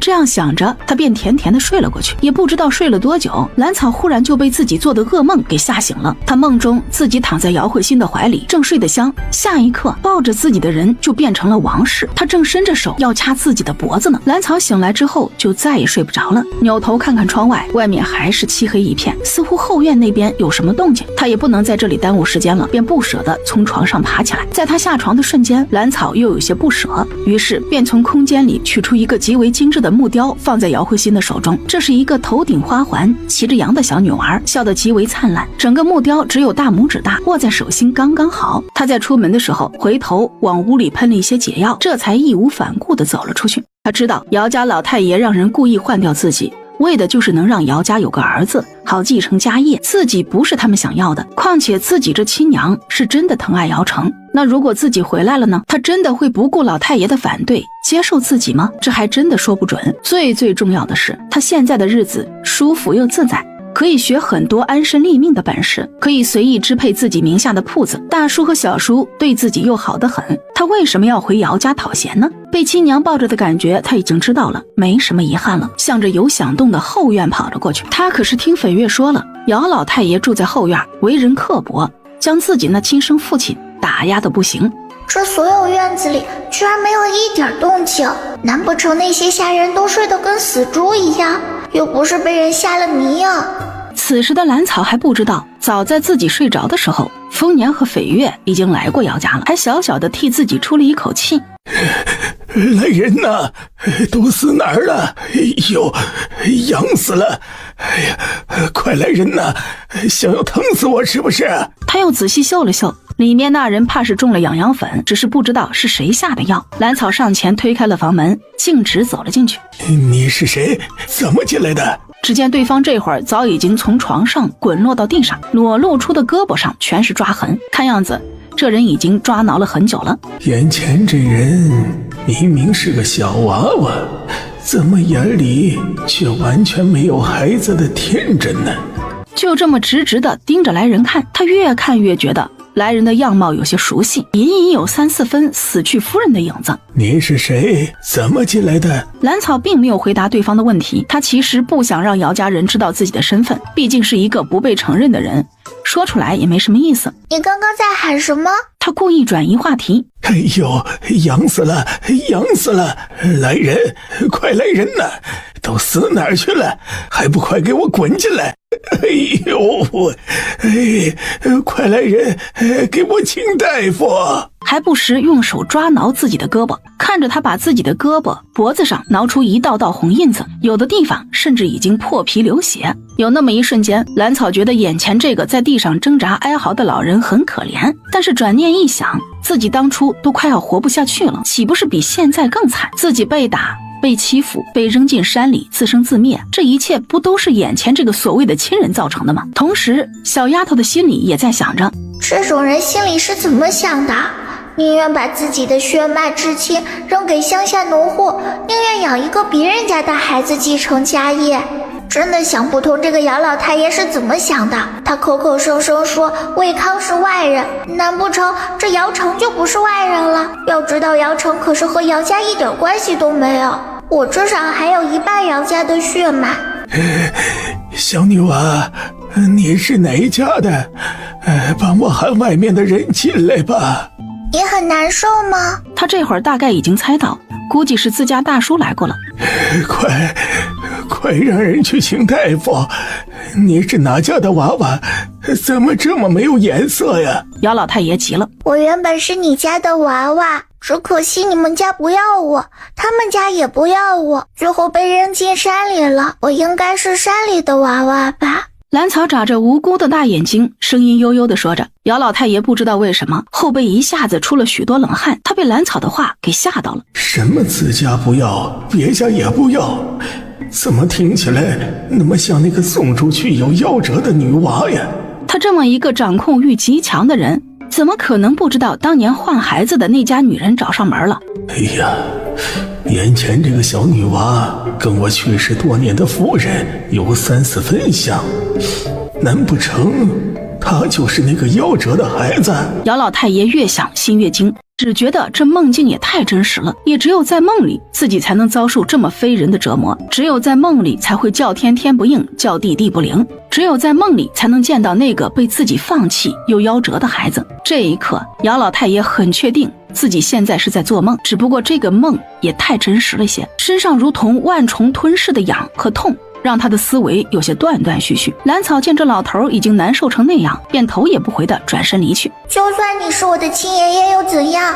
我所有的苦难都是因你而起，你这点痒这点痛算什么？又不会一直痒下去，过几天自然就好了，要不了命的。等到姚老太爷痒了一阵儿，再次抬起头时，屋子里已经没了刚刚那个小女娃的身影，这让他更加相信自己这会儿确实是在梦中，同时也就不再大喊大叫了，就那么默不作声地挠着自己的脸和胳膊身体各部分。兰草临走时特意拐到了主院东厢房那边的屋顶上，他离开府城时再看一眼秦娘，这一眼过后或许很多年都见不到了。掀开瓦片，兰草发现姚慧欣这会儿已经醒了，这会儿正吃力地抱起脚踏上的姚成，小心翼翼地放到床上，脸上眼睛里满满的都是心疼，他还在低声自言自语：哎呀，乖儿子怎么就摔下去了呢？疼不疼？挺可怜见的，摔到脑袋没有？一会儿天亮了，娘给你请个大夫看看。可怜小小的人儿就要跟娘分开了。兰草在屋顶听到姚慧欣的自言自语，心里说不出的难受。他他抬手擦掉不争气的眼泪，果断从屋顶上离开。亲娘的怀抱再温暖，现在终究也不是我的，我还是走吧。他以为自己悄无声息的离开又回来，不会惊动任何人。姑娘回来了，快回去睡吧，天亮了还要赶路呢。你不问问我去哪里了？你和大叔去姚家找我啦？兰草坐在床上，有些羞赧的反问，便把姚成扔在地上，自己睡到姚慧欣旁边，也不知道绯月会不会笑话自己。是的，姑娘回来就好，快睡吧。那大叔呢？大叔从姚家回来了没有？他明天还要早起去西北呢，休息不好可不行。姑娘乖乖睡啊，凤年感觉对姚家下手轻了，要再做些什么呢？他一个大男人，少睡一会儿没事的。那他不会有事吧？放心，你大叔他有分寸的，不会伤到你亲娘的。睡吧。有了绯月的保证，兰草很快就睡着了。丰年不想再见到自家小丫头那么卑微又小心翼翼地靠近亲娘，他想知道这姚慧欣知道事情的真正的真相是个什么反应，说不定这个女人想通之后会去清溪镇一趟呢。于是他便将王嬷嬷的口供放在了姚慧欣正房的桌子上。至于姚家老太爷这边，丰年远远就听到撕心裂肺的哀嚎声，如果不是担心一下子把人玩死，他都想再加重些药量，怎么着也要让人又疼又痒好几天才行。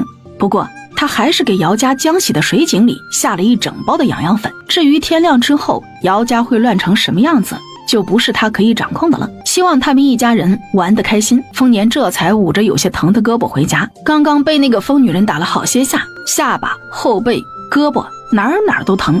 不知道那个女人怎么能下那么重的手，一点都不留情的嘛。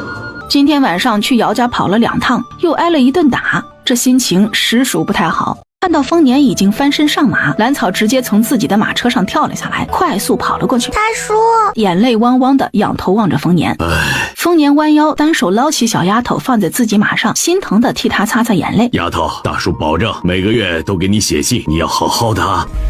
兰草把脑袋埋在丰年的怀里，点了点。姚家的事别想了，我已经把王嬷嬷的口供放到姚慧欣的手里了。如果他们真的有心的话，会去东河村查证的，到时候自然会相见。如果他们家无意，咱们也不强求。你始终是我丰年的女儿，是丰家的大姑娘。都听大叔的，我不在意他们，只是舍不得你。好孩子，你交给我的东西都妥善保管着呢，那么多保命的东西，大叔是不会有事的。那大叔一定要小心，要好好吃饭，好好练功，不能让人欺负了去。有人欺负你，我和小叔就去西北替你报仇。就在两人难分难舍之际，绯月走了过来，将兰草从丰年的马上抱了下来。姑娘，冯先生到了，你这个样子会被笑话的。先生，这是你们师娘准备的，她今天不能过来送你们，不过交代了，让你俩以后要常常写信回来。旁边的汶川也捧着一个布包递给了丰盛。是先生。丰年这会儿见到该交代的都交代完了，走吧，一会儿城门就该开了。一行5辆马车缓缓地动了起来。大叔，兰草直接没忍住哭了起来。他知道丰年这次去西北是要上战场的，他忽然就有些害怕了。丰年被兰草这么一哭，整个眼眶也跟着红了起来。如果可以，他又何尝不想留下来陪2个孩子长大呢？跟在车队后面的绯月听到兰草哭了，骑着马就要往前追，不过却被旁边的丰年拉住了胳膊。这个你拿着，等我从西北回来就给你交代。说着，绯月被这人给整懵了。他不是一直没什么反应吗？连道歉都没有，什么时候想通了要给我一个交代的？他深深地看了一眼丰年，然后什么也没说，头也不回地骑马追上前面的马车。丰年轻轻地松了一口气，他何尝不知道绯月见到自己就拔剑的原因，只是以前一直装傻而已。他怕自己万一有一天埋身西北，所有的承诺都是一句空话，他不想做个言而无信之人。他之所以这个时候又把那小锦盒送给绯月，无非就是怕挨打，大晚上打就打了，反正也没人能看见。姚成一大早被熟睡一夜的下人带到了后院之后，姚慧欣哭哭泣泣，难过了好一会儿。他想亲自给儿子收拾一下床铺，或许过段时间老太爷大发慈悲，那孩子还能回来再住2天。姚慧欣才发现儿子的枕头上掉落了一个大拇指大小的小木雕，雕的是一个笑眯眯骑着羊的女娃，异常精致可爱。他一下子就喜欢上了这个小木雕，他以前从来没见过这个小木雕，想来是自家男人买来给儿子玩的。姚慧欣将那小木雕带回了正房，姚慧欣刚刚打算把手里的木雕放到妆台上，无意中瞥见桌子上的那2张纸，好奇之下拿起来看。我记得昨天晚上离开时，这桌子上并没有放这东西啊，难不成是要送去哪家府上的礼单？他才看了一个开头，这上面讲的居然是我当年和魏康一起回东河村发生的事情，还是王嬷嬷亲口说的。当他把这纸上的内容看完之后，早已经泪如雨下，双手捂着有些疼的胸口，软软的滑倒在地上。王氏说的是真的，晨儿不是我的儿子，王嬷嬷之前骗了我，亏我那么信任他，只相信从他嘴里说出来的话，真够傻的，全都骗我。真是我的好父亲，还说魏康是外人，难道抱别人的孩子来养就不是外人吗？一辈子都想要个儿子，要个孙子。女娃哪里就差了？为什么一辈子就看不上女人？我的女儿在哪里？姚慧欣一个人坐在地上，一会儿哭一会儿笑。当她想到被留在东河村那个女娃，那孩子早已经被那家人给扔进山里，连个尸骨都没有留下。我糊里糊涂把人家的儿子当成宝，自己的女儿却永远留在了那山里。这样想着，姚慧欣挣扎着站起来，一阵噼里噼啷之后，姚慧欣把所有能搬起来的东西全砸了个粉碎，整个人又气又急又悔，居然直接晕了过去。快去请大夫，再去一个人到后院禀告老太爷。姚家后院，众人见到躺在地上血肉模糊的老太爷，这也太吓人了吧！难怪老太爷会发出那样的惨叫声。哎呀，老太爷，快去请大夫呀！快把老太爷扶起来，派人去报官。这是哪个傻仙道干的？居然对一个老人家下这么重的手！哎呀，你们这群该死的，喊了你们一晚上，一个个都死哪里去了？一个个都盼着老子死，是不是？呸，没门！老子的东西谁也别想抢走！哎呀，滚！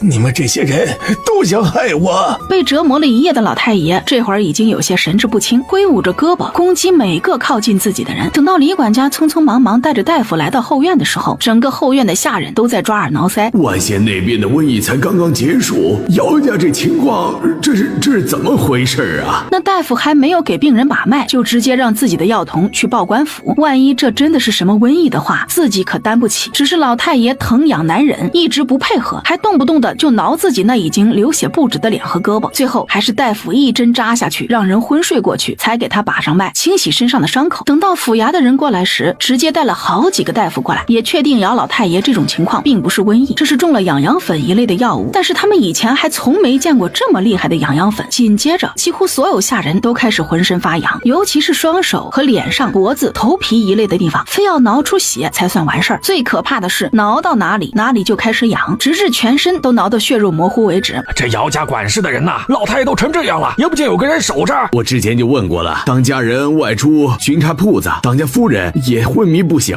好容易救回来，喝完药又睡过去了。快去仁济堂请齐大夫啊！对，找齐大夫，我去封家看看。仁济堂的魏大夫告诉来人，齐大夫已经在今天早上回乡了，而封家的管家同样告诉来人，自家大姑娘回乡去了。封家大爷一早出发去了西北。魏康坐在一间酒楼的房间里，翻看着手里的账本。这是他今年出门查账的第一站，临县的一家酒楼。不过是因为自己服了一个下人的面子，老太爷居然第二天就把自己打发出门去查账。要知道，可都是开春的时候才查账的。不对，或许老太爷把我打发出来，并不是因为这个，而是因为那天晚上我和夫人找了王嬷嬷，向她求证关于孩子的身世。这是不打算让我在家里过年啊。也对，那姚家哪里是我的家？说起来，我似乎并没有家吧。兰家把我从小就送人了，养父虽然小时候也很疼爱我，但是在有了亲生儿子之后，还是让我入赘到了姚家。这姚家，就更不用说了，老太爷就是把我当个管家来看的吧。现在姚家那个孩子恐怕真的不是自己的孩子，要不然老太爷不会这么着急把他打发出来。或许等我回去之后，慧心已经被老太爷说通，从心里认下那个孩子吧。毕竟慧心这些年可是把那个孩子如珠如宝一样的疼爱，都是我没用。如果有办法摆脱身边这些人，回东河村一趟就好了。就在魏康手里拿着账本发呆时，老爷，夫人来信了。说话的是魏康的亲信大方。这才离开府城没几天，夫人怎么就写信了？这在以往可是从来没有过的。拿进来。府城谁送来的？虽然他在姚家生活的并不如意，但是如果家里出什么事，他还是会着急的。老爷，是夫人身边的常贵来送的信，人也帮您带来了。怎么是2封信？有一封是老太爷口述大管家执笔写的，另一封是夫人亲笔写的。家里出什么事了？老太爷后院的所有下人都得了一种怪病，全身上下又疼又痒，老太爷的脸上和胳膊都被他抓出血了。这么严重？可请了大夫，夫人那边怎么样了？夫人和主院的情况还好，没有人染上这怪病。老太爷才刚把他接过去教养，不过小少爷和老太爷没有住一个院子，情况倒是没有像老太爷那么严重。夫人请在府城很多有名的大夫过去，只能够抹药膏，喝汤药慢慢恢复。那后院老太爷不是没人照顾了？夫人可有让你带什么话？夫人说老爷在外要照顾好了自己，不用着急赶路，家里有他盯着。你们先下去吧。这才拆开手里的信，他先看的是老太爷写的信。信中，老太爷斥责魏康偷走了他的小金库，骂他狼心狗肺，是个养不熟的白眼狼，勒令他开春回去时归还金库物品，否则就替慧心休了他，并且还要报官抓他。这可把魏康给气个半死，这才离开几天，却被扣上了这么一个恶心人的屎盆子。要知道，他这些年在姚家可不是白待的，自己的小金库虽然不一定有老太爷的多，但是也绝对不少，哪里会送上这么大一个把柄给人抓住？魏康用了好一会儿才压下心里的火气。姚慧心的信里讲着跟老太爷说的是完全不同的一件事。他说儿子被老太爷带去后院教养了，自己在房间的桌子上见到了王嬷嬷的供词，也知道了当年发生的事情，希望他这一次查账时可以找机会回东河村一趟，仔细打听兰家的事情，顺便去女儿的坟头上看一眼，让那孩子走得安心些。他在府城也会吃斋念佛，为他祈祷。至于姚成，既然已经送去后院教养，那以后就让他待在后院吧。至于家里产业的事情，姚慧心说自己会处理的，让他放心。他还怕魏康不相信，把王嬷嬷的供词给一起装在信封里带来了，这也是他让常贵出来送信的原因。后院那些人他是一个都不相信了。王氏说的没错，果然是假的，真的被换了。我就知道，冯副将当时说这话的时候，也是在提醒自己，是我的错，没能护住自己的孩子。姚家、兰家。他还记得当初刚被送到养父家里时，那次自己偷偷跑回去时，也是在夜里经过一片山林，当时自己差点没吓尿。他感觉眼前的山林就像一个恐怖的巨兽，张着大嘴，露出獠牙，随时都能把自己给吞没。那种恐惧、害怕、心惊肉跳的感觉，他足足记了这许多年。有时候做梦时还能梦到当时的场景。那时候我有多大？好像已经8岁了吧，当时都吓成那样。那我5岁的女儿当时被扔进深山时，该有多害怕！不敢想啊！不行，魏康感觉自己一刻都等不了了，他想现在就出发去东河村。大方，去告诉刘管事和吴管事，老太太那边出事了，身边没有人伺候，让他俩收拾行李回府城。我再写一封信，一会儿让常贵带回去。把亲近老太爷的2个管事先支回去才行，要不然自己做什么都不方便。是，老爷。魏康这才开始给姚慧心写回信，只叮嘱他守好家里，自己明年春天再回去，让他安心。他怕自己写的信没到自家夫人手里，就先让老太爷看到了，所以还是不能写得太直白，毕竟这个时候老太爷对他可是很警惕的。同时在信里关心了老太爷几句，算是问候到了。至于老太爷那金库的事情，他也不解释了，并不是自己拿的，自己没必要再为这样的人而多费心思。老太爷后院所有人都得了怪病，他是每一个伺候的人都没有，你们可是老太爷最信任的人，回去之后也能把后院整顿一下。这一次魏康并没有退让，这2个人从府城出发时，可是得到了老太爷的指示，要在路上看好魏康。听常贵说，老太爷这次病来势汹汹，跟前也没个得用的人照顾。他的话让2人顿了一下，然后对视了一眼之后，还是回府城照顾老太爷才是正事儿。要知道老太爷跟前好东西可不少呢，毕竟老太爷那么大岁数了，身体不好，人又念旧，只怕不会小气。可是老爷身边只剩下大方怎么行？您在外面行走，只带1-2个人也不方便啊。要不让常贵留下，您也好有人用。老奴回去之后会好好的照顾老太爷和夫人以及小少爷的。放心吧，有大方在就行了，不是还有车夫吗？他俩都是会切拳脚的，不会出事。再说到了各地铺子里，那些人都是能用的。魏康哪里会让他们有机会反悔，直接堵住了两人接下来的话。两个管事也不再坚持，便表示当天就回府城。打发走了两个管事，魏康又找来刚刚吃过饭的长贵，叮嘱他回去之后护好姚慧欣，防这些后院老太爷的那些人，如果有机会可以趁机把后院那些人换换。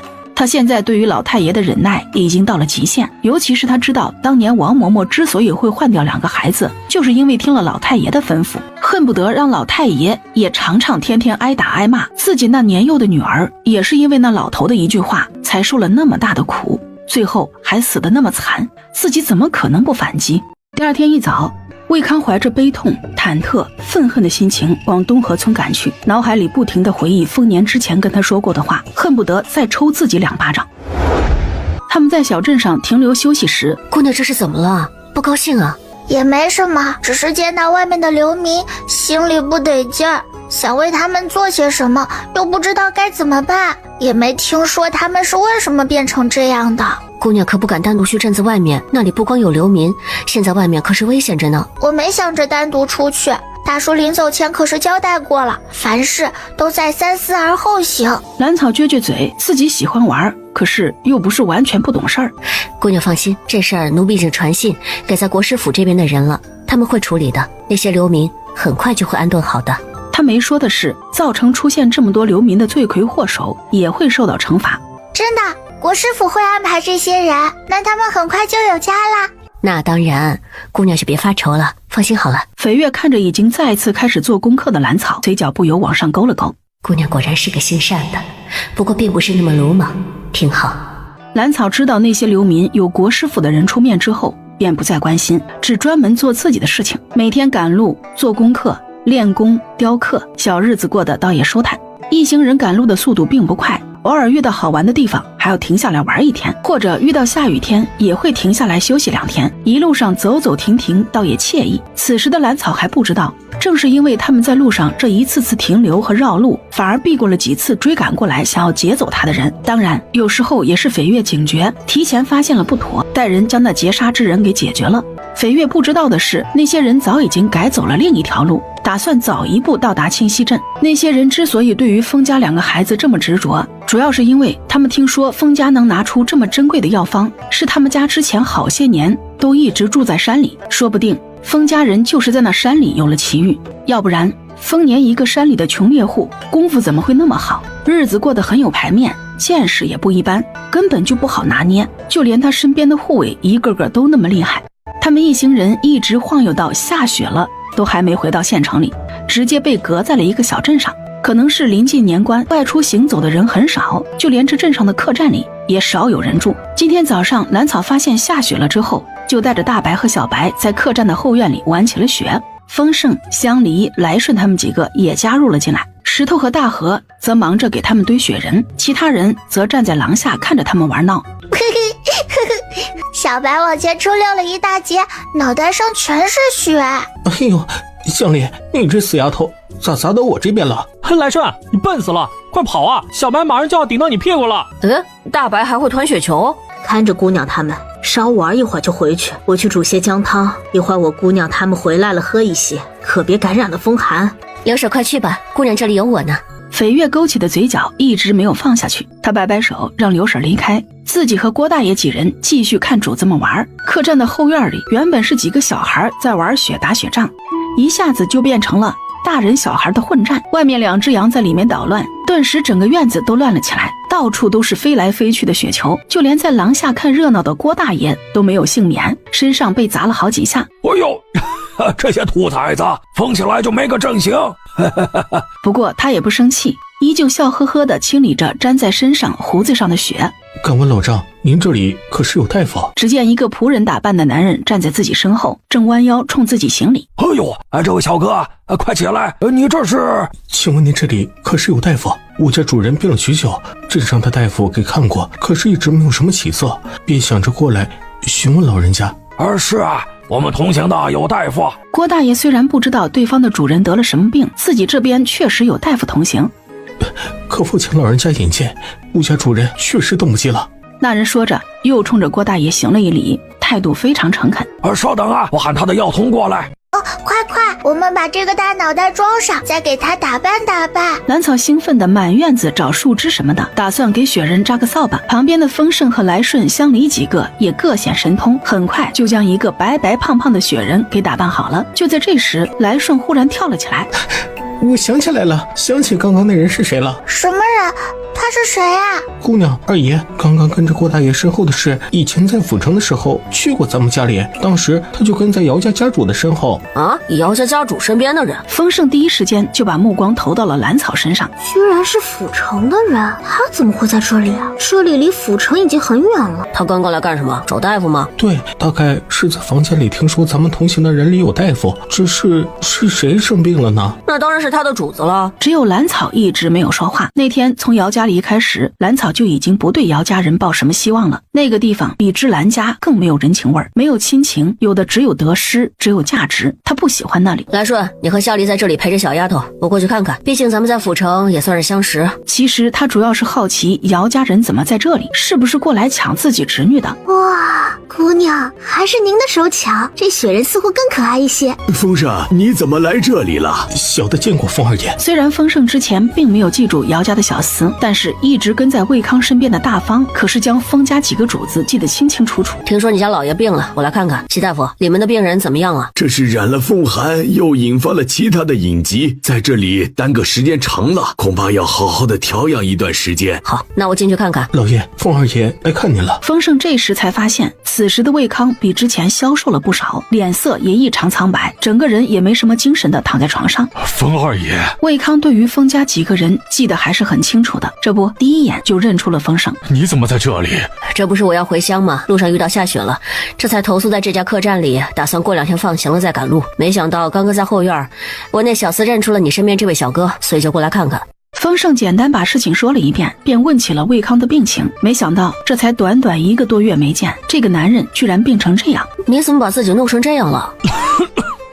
魏康一时激动，竟然咳了起来。老爷先前只是染了风寒，当时没当回事，只想着赶路，结果就变成这样了。到了这里，请了2个大夫看过，只是见效甚微。急着赶路，是下面的铺子出事了吗？丰盛可是记得魏康一早就出门查账了，还以为是下面的产业出了什么事情。我想去东河村一趟，去那里看看，给那可怜的孩子重新安个家，也好让他走得安稳。魏康被大方扶着靠坐在床上，喘了好一会儿，才给丰盛说起他着急赶路的原因。反正自家关于孩子的事情，封家兄弟早就猜到了，没什么不能说的。你要回东河村？你相信我大哥说的话了？你想带他回姚家？丰盛精神一振，立马警惕起来。他的第一反应就是这人要跟自己抢侄女儿。我那女儿苦啊，都是蓝家和姚家人害的，我怎么可能让她去姚家那么肮脏的地方？魏康失魂落魄地说着，只不过一句话没说完，又一次咳了起来。听了魏康这么说，丰盛才想起来，对方还不知道小丫头没死，这会儿正在后院堆雪人玩呢。你之前不是不确定吗？是魏康怎么就转过弯来了？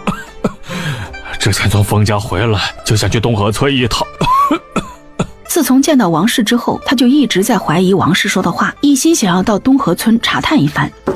丰盛还想说什么，这时房门被敲响了，是齐大夫和平安去而复返，他们带来了刚刚给魏康熬好的药。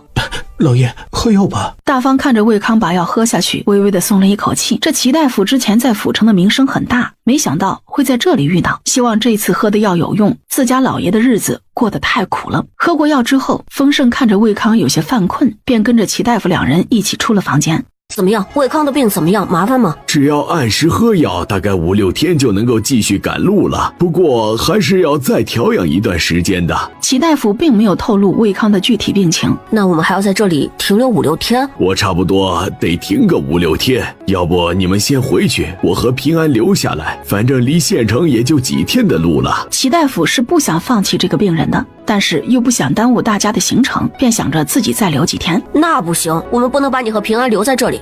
再说了，这会儿临近年关，路上也不安全，要留也是大家一起留。那就要麻烦大家伙儿多等几天了。可别这么说，这人跟着咱们遇着也是有极大的缘分，我相信小丫头也乐意在这里多待几天。行，那既然没别的事儿，我去后院看看他们。正事儿说完，丰盛一下子又变成了小孩的模样。二爷，快看，小的把这个放到您的窗台上。走，我们快回去，外面有些冷，可别冻着了。我们快回去吧，这个雪人放在窗台上还能多看几眼，要不然等太阳出来，院子里的雪很快就化了。几人抱着小雪人说说笑笑，便回了房间。小草，生病的是姚家主，他在这里已经住了差不多半个月了，你要不要过去看看他？丰盛问话的时候也是小心翼翼，他不确定这丫头心里的想法，但是他不能瞒着对方。都住这么长时间了，病得很重吗？他身边不是一直带着下人的吗？兰草噌的一下从椅子上跳下来，之前在府城见过魏康一次，对他的印象要比姚慧欣好一些。原本以为他们不会再有机会见面了，谁曾想时隔1个月，居然又碰到了一起。说是着急赶路，先前染了风寒没在意，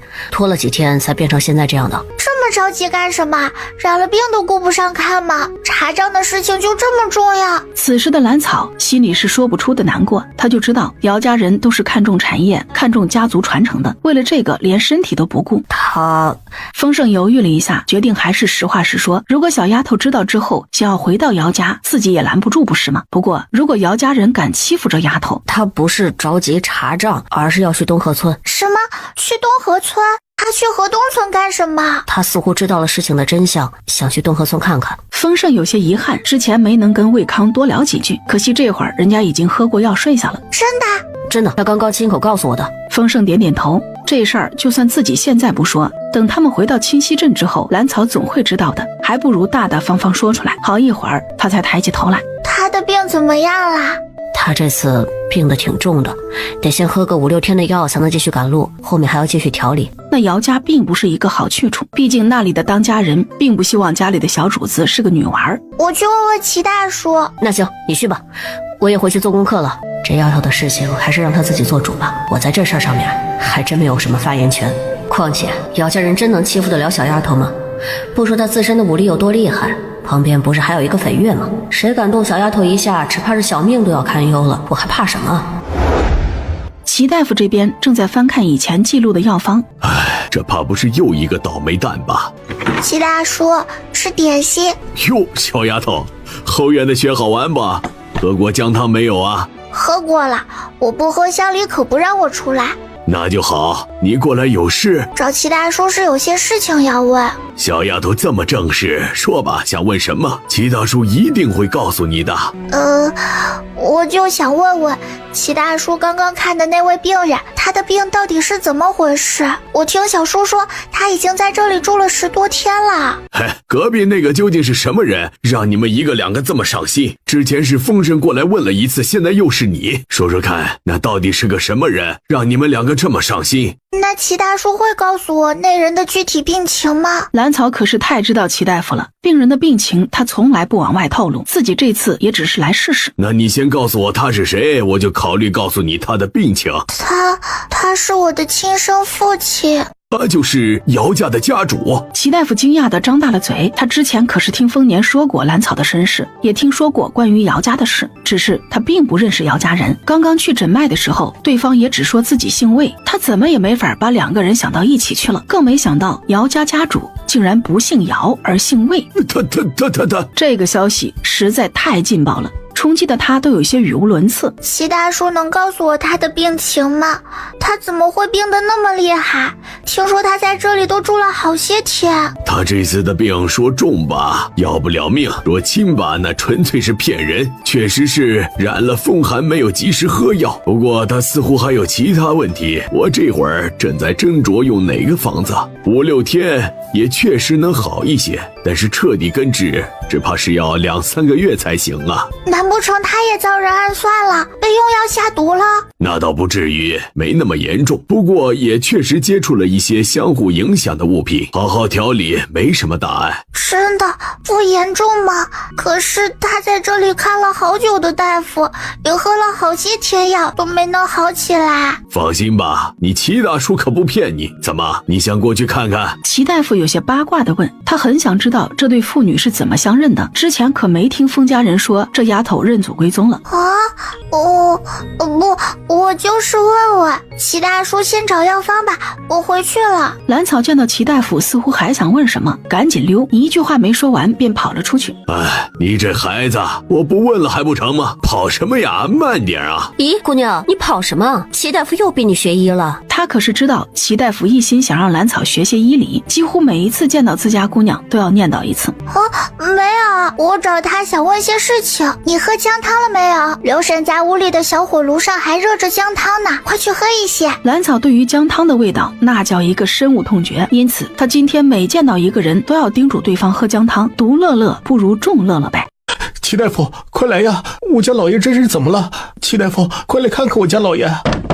大方喊着就拍响了齐大夫房间的门，而正在跟粉月说话的兰草则直接冲进了魏康的房间里，他的心这里砰砰砰的跳个不停。难道我真的这么没有亲人缘吗？才刚刚知道他跑这么远是为了去东河村打听我的过往，都还没有做好心理准备，他就病得这么严重。魏康这会儿正脸色苍白的躺在床上，他这会儿双目紧闭，额头渗出不少汗，双手却在空中不停地划拉着，好像在使劲掐着什么的样子，嘴里也含糊不清地发出咕噜哼哧的怪声。这是怎么了？兰草吓得有些不知所措，他还是第一次见到这种情况。齐大叔，你快看看他怎么啦？都别急，我来看看。他先是让大方把魏康的双手按住，然后拿出银针准备给他扎2下，先让人安静下来再说。谁知道大方一个人竟然按不住病了许久的魏康，很快就被挣脱开了，反而挥舞得更厉害了。我也去。然后上前一把按住魏康挥舞的最厉害的一只手，大方这才堪堪按住另一只手。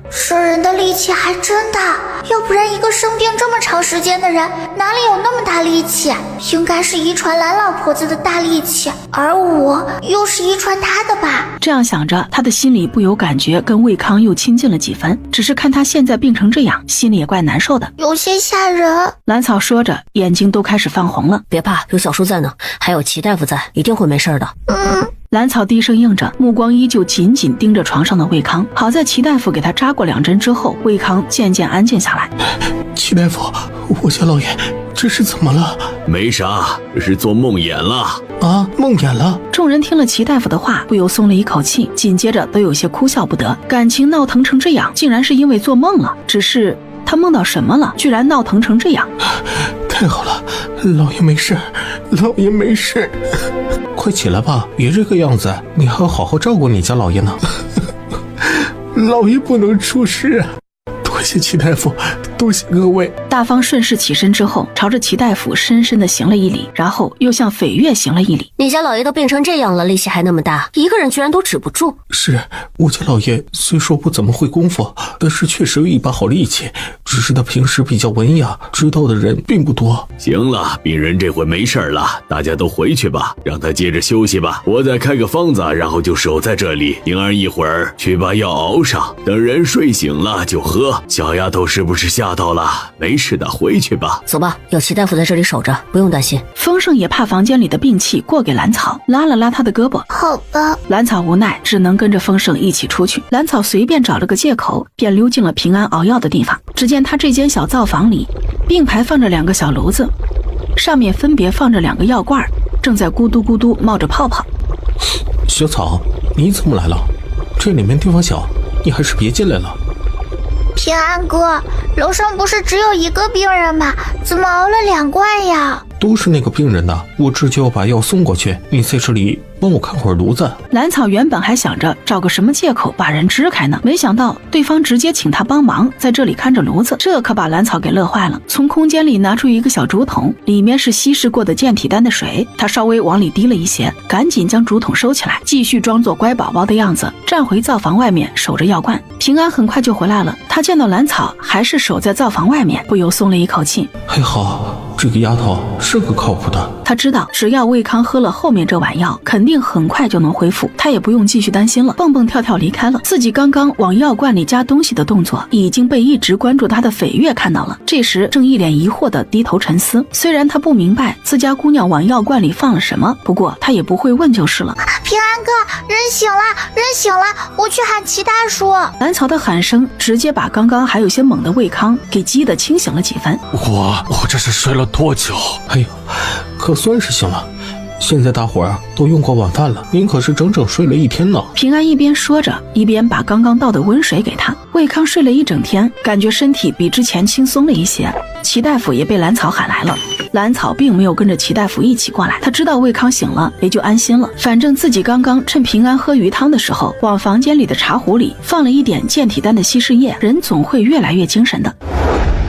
第二天一早，魏康老早就醒了过来，他看着趴在桌上睡着的大方，不忍心叫醒对方，于是他就躺在床上睁着眼睛等大方醒来，就隐隐听到一声声清脆的女娃背书的声音，他又听到另一个男娃读书的声音，听起来是风二爷的声音，看来两人都很用功。魏康听着隔壁传来的读书声，整个人的思绪不由回想起自己刚到养父家时，那个时候养父给自己请了个先生，在家里教自己读书，每天早早起来练字背书，生怕自己懒惰一点就被养父斥责。后来那个对自己期望很大的养父也放弃了自己。老爷你醒了啊，昨天睡多了。大方见魏康的脸色还算正常，整个人比昨天精神不少。老爷您先喝水润润喉。魏康喝过水之后，整个人又舒服了很多。幸亏你昨天机灵，替人闲话，还能帮我找个名医，喝了一天药，整个人都好了不少。大方被魏康夸了一句，整个人不好意思的挠挠头。那不是心里着急吗？谁能成想居然能在这偏僻的镇上遇到府上有名的齐大夫，也是我命不该绝。老爷福大命大，往后有福着呢。魏康也被大方的话给逗得笑呵呵。姚家主，可知你这次的病是什么原因造成的？齐大夫还是别叫我姚家主了，我姓魏。他总感觉这三个字包含着无尽的嘲讽。哪有堂堂家主在快过年的时候被赶出去查账的？好，魏老爷，今天我留下来就是专门跟你说说你的病情的。齐大夫也不在意给对方称呼什么，便直接改了口。这次生病难道不是一场风寒引起的？当然不是，一场风寒怎么能把一个大男人折腾成那样？再说了，你平常可是打拳的，身体哪会有那么差呀？这到底是怎么回事？也没觉得哪里不舒服呀。魏康这下可不淡定了，一下子急得又开始咳嗽起来。你着了道，这是肯定的，只不过并不严重，10年内肯定是不会有事的。而且想要你的命，还得再多下几次才行。只是你这场风寒来得太猛，又拖的时间长，才会一直这样治不好的。齐大夫的话如同一个惊天大雷，震得魏康半天回不过神来。我被下毒了？怎么可能？这么多年一直没有感觉呀。也算不上是毒，只能算是一个引子而已。你以后得注意一些。齐大夫说着，就坐在桌子旁边拿起笔写起来。当他从齐大夫手里拿过几张纸之后，看到上面应该避讳的事情，他一下子就想明白了，这是在姚家老太爷那里找得到。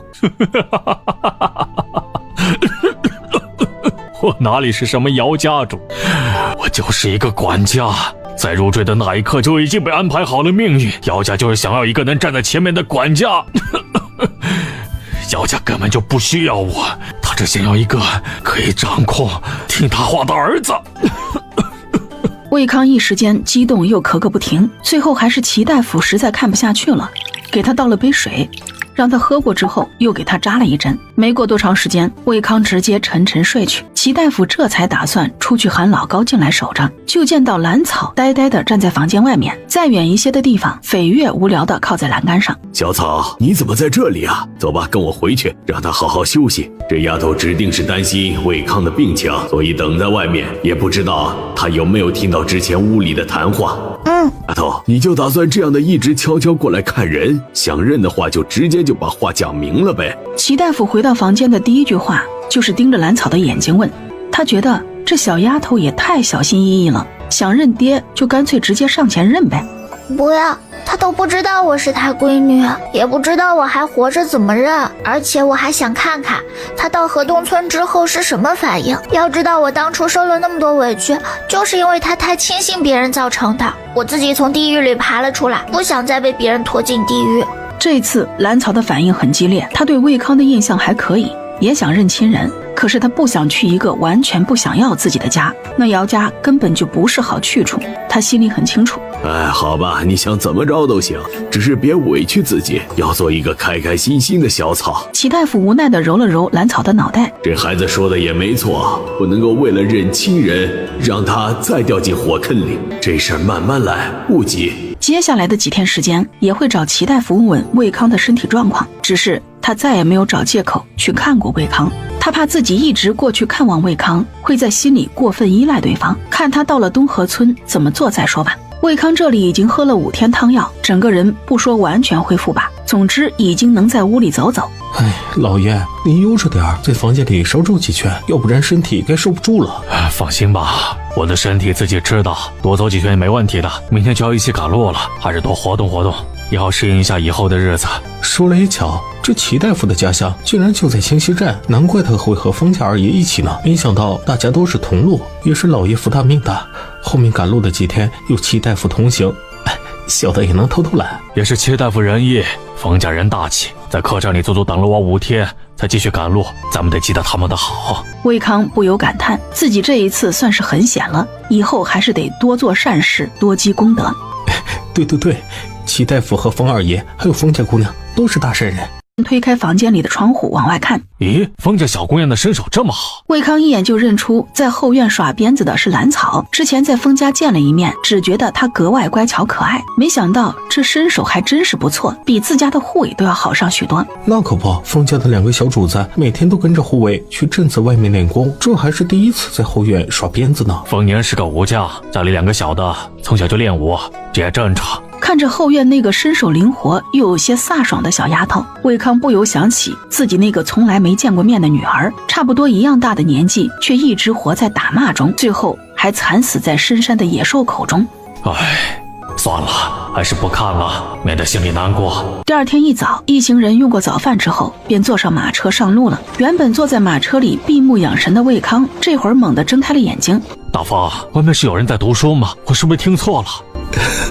老爷没听错，是封家小姑娘在背书，封二爷在队伍前面背呢。封家人优秀是有原因的，我看呀，府城有些人家就是嫉妒，嘲笑他们是山里的猎户不配，就算是大户人家的孩子，都很少有这么用功的。那可不，听平安说啊，封家小姑娘还有一手极好的雕刻手艺，小小的年纪就已经能够养活自己了。在镇子上，她雕的东西可是很抢手的。那可了不得，小小年纪居然有这好手艺，还真是没想到，这封家人带给人的惊喜还真是越来越多了。他们每天晨练时，魏康都在旁边看得心里一片火热，也跟着练起了自己少年时打的拳来。看着完全不一样的老爷，大方和老高也开心的不行。自家老爷在姚家一直过得小心翼翼，就连外出应酬查账都要谨慎再谨慎，哪里有这几天的舒心洒脱。等到众人回到县城的时候，时间已经过了4天，这会儿也到了傍晚时分，大伙儿赶了半天路，这会儿已经又累又饿。来顺，让石头领路，咱们去太和楼旁边的客栈安顿，晚上二爷我在太和楼请大伙吃饭。好嘞，二爷，小的这就去。小的给二爷姑娘请安。起吧，我们今天晚上在这里用饭，你给安排着来。主子快上2楼，您的雅间一直留着，老奴伺候主子们。刘掌柜见到家里2个主子过来，这会儿心里那叫一个欢喜，怎么能不亲自伺候？丰盛带着蓝草、齐大夫还有魏康几人上了2楼雅间，其他人则被小二招呼着坐在2楼的大厅里。刘掌柜，你这是还有事儿？有二爷，您可算是说对了，老奴想请姑娘救救急呀。什么事啊？刘掌柜，你说。我的姑娘哎，这酒楼里可等着姑娘的酒应急呢。您这一走就是半年，老奴上次拉来的酒啊，都断了好久了。啊？哦，想起来了，明天让我回到镇上之后，让人给你送来一些。蓝草这时才想起来，我之前给这酒楼才留了20几坛酒，再加上庄子地窖里存的，那也卖不了半年。难怪刘掌柜这么着急。老奴可要多谢姑娘了。刘掌柜喜得连连朝着蓝草作揖道谢，一双小眼都眯成了一条缝。你先下去吧，一会儿让人找李管事过来。我们今晚是在隔壁的客栈里。是二爷，您几位稍等，饭菜一会儿就上。直接笑着行了一礼，便打算退出去。对了，掌柜的，这里有位病人，记得来2个清淡点的菜。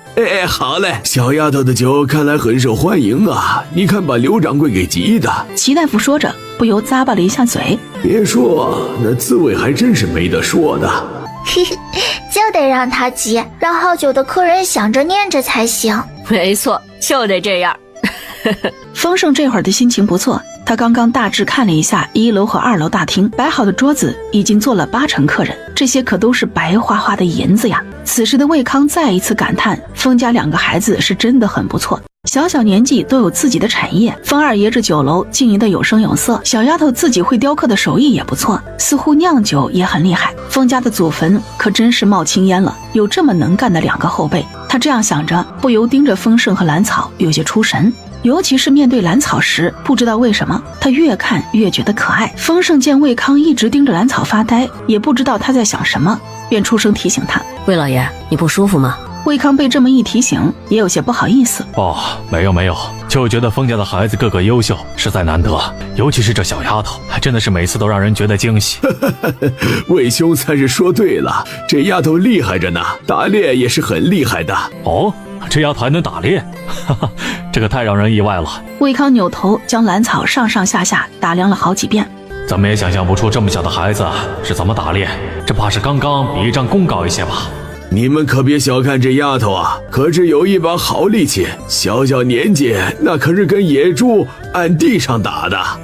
齐大夫一时高兴，说的有些多了，把丰年以前告诉他的事都说了出来。齐大叔，您这样说我还要不要面子啊？人家现在好歹也是丰家大姑娘，可不行这么说人家。蓝草不满地撅撅嘴。对，小丫头文静得很，这话以后啊都不能够在外面说了。这丫头在丰兄夫妇2人身边待了一段时间，确实变化很大。魏康听说蓝草小小年纪曾经按着野猪打，是因为有一身好力气，一下子就感觉跟他的距离又近了一些。自己和这丫头都是有一身好力气。一顿晚饭，大伙儿吃的那叫一个酣畅淋漓。为了不至于太难受，蓝草不动声色地给旁边的茶壶里放了些空间里的清泉水，希望大伙儿喝了之后能好受一些。魏康吃过饭之后，就先回了旁边的客栈去休息。他要好好养精蓄锐，明天他还要去东河村呢。听说缺德的老大一家已经死得没人了，不过村里还有老二一家，他必须得问清楚老二当初自己女儿在兰家过的是什么日子。姑娘，这是之前卖酒的银子，老奴一直给您单独留着，这是账本。刘掌柜恭恭敬敬把一个小匣子和账本送到蓝草的手里，李小三也将自己已经准备好的账本递上。姑娘，这是秀芳和木器坊这几个月的收益和账本。同样的，丰盛也收到了一些银子和2个账本，这是他的酒楼和书斋的收益。这会儿2人分别看着各自的账本，由于几个铺子都才开业没多长时间，因此账本看起来倒也没有那么费时间。蓝草放下账本，一抬头才发现香梨还站在自己身后，不过似乎有些心事。没有，这才想起来香梨的家人就在县城。香梨，我这边没事了，你回家住2天，到时候跟着过来送酒的马回去。真的，奴婢可以回家看看。去吧，都到家门口了，回去看看方掌柜他们。蓝草又不是那种不近人情的主子，还不能让身边的人跟家人见面了。李小三临走前还告诉2人，庄子的刘叔送来消息，最近镇子上来了许多外地人，似乎有从府城来的，看样子都不好惹。他一说这话，就让兰草两人的心提了起来。要知道他们刚出府城那几天可是没少被人拦截，难不成他们直接追到镇上了？小草，你看我们要不要就留在县城过年，等那些人走了咱们再回镇上，或者就这么待在县城过年，咱们在县城买个院子也不是不可以。他是不想让小丫头面对那些人的。我想跟着回去看看，看一眼魏老爷，知道自己女儿之前过的日子是个什么反应。有些东西还是要眼见为实。也对，这也是大事儿，我也得去看看，要不然不放心。那咱们回到镇上就小心一些，家里那些护卫都带回去。好，有翡月在，那些人也占不了便宜。兰草现在倒是不害怕那些在清溪镇活动的外地人，先不说自身武力值不错，单单是翡月和那些护卫，一个个都不是吃素的。一路无话，众人在半下午时终于回到了清溪镇。魏康第一时间就让大方在镇上的客栈里订了个房间，他打算洗漱一下就去东河村看看，最好能先找到老二。齐大夫带着平安直接回了医馆。小叔，我还住以前的院子。去吧去吧，这小丫头只有回到自家才这么欢脱，挺好。郭大爷直接赶着马车带着一部分护卫赶往庄子上去。姑娘，魏康出发了。好，我们跟上。我跟你一起。丰盛跟兰草可是一样的想法，这会儿他得亲自看看魏康的表现才行。魏康站在这熟悉又陌生的村落，儿时的记忆一点点涌入脑海。几位贵人有礼了。为首的老汉在一群小娃的簇拥下迎了上来，他正是东河村的村长。你是桂祥叔？魏康一眼就认出了来人。你是兰家的三小子？啊，是桂祥叔，我是三小子。您老这几年身体可好啊？魏康见到来人认出自己，便上前一步，稍稍弯腰行了一礼，毕竟是村里的长辈。哎呦，不敢当不敢当，哎，快起来了，快起来！村长一把拦住魏康，这兰家三小子跟其他人可不一样，从小没在兰家长大，现在又是一副富贵样，可不敢让对方真给自己这糟老头子行礼。桂祥叔，马车上有我给村里几位长辈带的礼品，回头给您带回去一份。哎呦，那可真是谢谢三小子了。哎，走，跟叔回家，让你婶子炒2个好菜。老村长接过大方递过来的礼盒，一张老脸已经欢喜地挤到一起。桂祥叔，不用了，这走过来就想跟您打听些事儿。三小子想知道什么？叔啊，一定是知无不言。来问几个问题，你们回答好了就有糖吃啊。大方高高举着那包糖，笑眯眯地对面前的一群孩子说：好，东河村就没有我朝天面不知道的，你快问，你快问问，问完了好吃糖。大方的话音刚落，就换来了一片欢呼声。你们知不知道村子里姓兰的一家？你这问的什么话？我们村子里可有不少姓兰的，你想问哪一家？年龄最大的朝天变不满地嚷嚷起来。对啊，村子里姓兰的可有好几家呢。是啊，我也姓兰，只是不知道你找的是哪一家。我想问兰安庆那家的事情，你们知道吗？他呀，不就是个人贩子吗？就是这事儿，附近村子里哪个不知道啊？先给每人1块糖。他家是不是有个女娃，5、6岁的样子？你们和他熟吗？你是说小草？可是他去年就已经死了呀。对，被他爹扔进深山死了。听我爹说，他们当天晚上进山找的时候，只找到一只破鞋子，还有一个破布片。对，听说那个破布片还是他二婶给包吃的用的。那你们还记得那孩子活着的事情吗？大方继续问。天天挨打，1天2筐竹草2筐柴，他穿的衣服都短了很多，还有许多破洞。我娘给他补过几次衣服，后来太破了没法补，就把我的衣服给他穿。还有，他二叔家的弟弟总爱告状，爱欺负他，他奶力气可大了，打人特别疼，还不给饭吃，我看到他都饿得直哭呢。他娘也不管他，头发脏的都不成样子。有一次自己在河边洗头发，一头栽进河里，差点被淹死。他力气大，他奶就一直让他干活，每次出门都带着柴刀和背篓。大方听着这群孩子你一言我一语地说着自家小主子以前的事情，眼睛里不由湿润了起来。那些天杀的混蛋竟然这么搓磨自家的小主子，只是可恨他们得到的报应太早了，这口气愣是发不出去。哎呀，那孩子特别乖巧有礼，也是个勤快的，村里的小辈儿就没有比他好的。可惜你那爹娘也不知道是怎么想的，愣是将好好的个娃呀搓磨的瘦得像个麻杆一样。那胳膊腿上都快没有一丁点好皮了。哎呀，还有那个王氏也是个蠢的，愣是一点都不管那丫头。是任由你娘啊，不是打就是骂。还有蓝安庆那个狗东西，愣是一点都没看到那孩子有多难。可怜那孩子，小小的年纪就那么没了。哎，这何尝不是一种解脱呀？这事之后，你们家又先后出了许多事，你爹病死了，你娘被沉了塘，你大哥不知怎么的就跟那些派花子混到了一起，还偷了村子里的小娃，最后啊也被砍了头。村长一口气将去年兰家发生的事情讲了一遍。此时的魏康咬着牙不让自己的眼泪掉下来。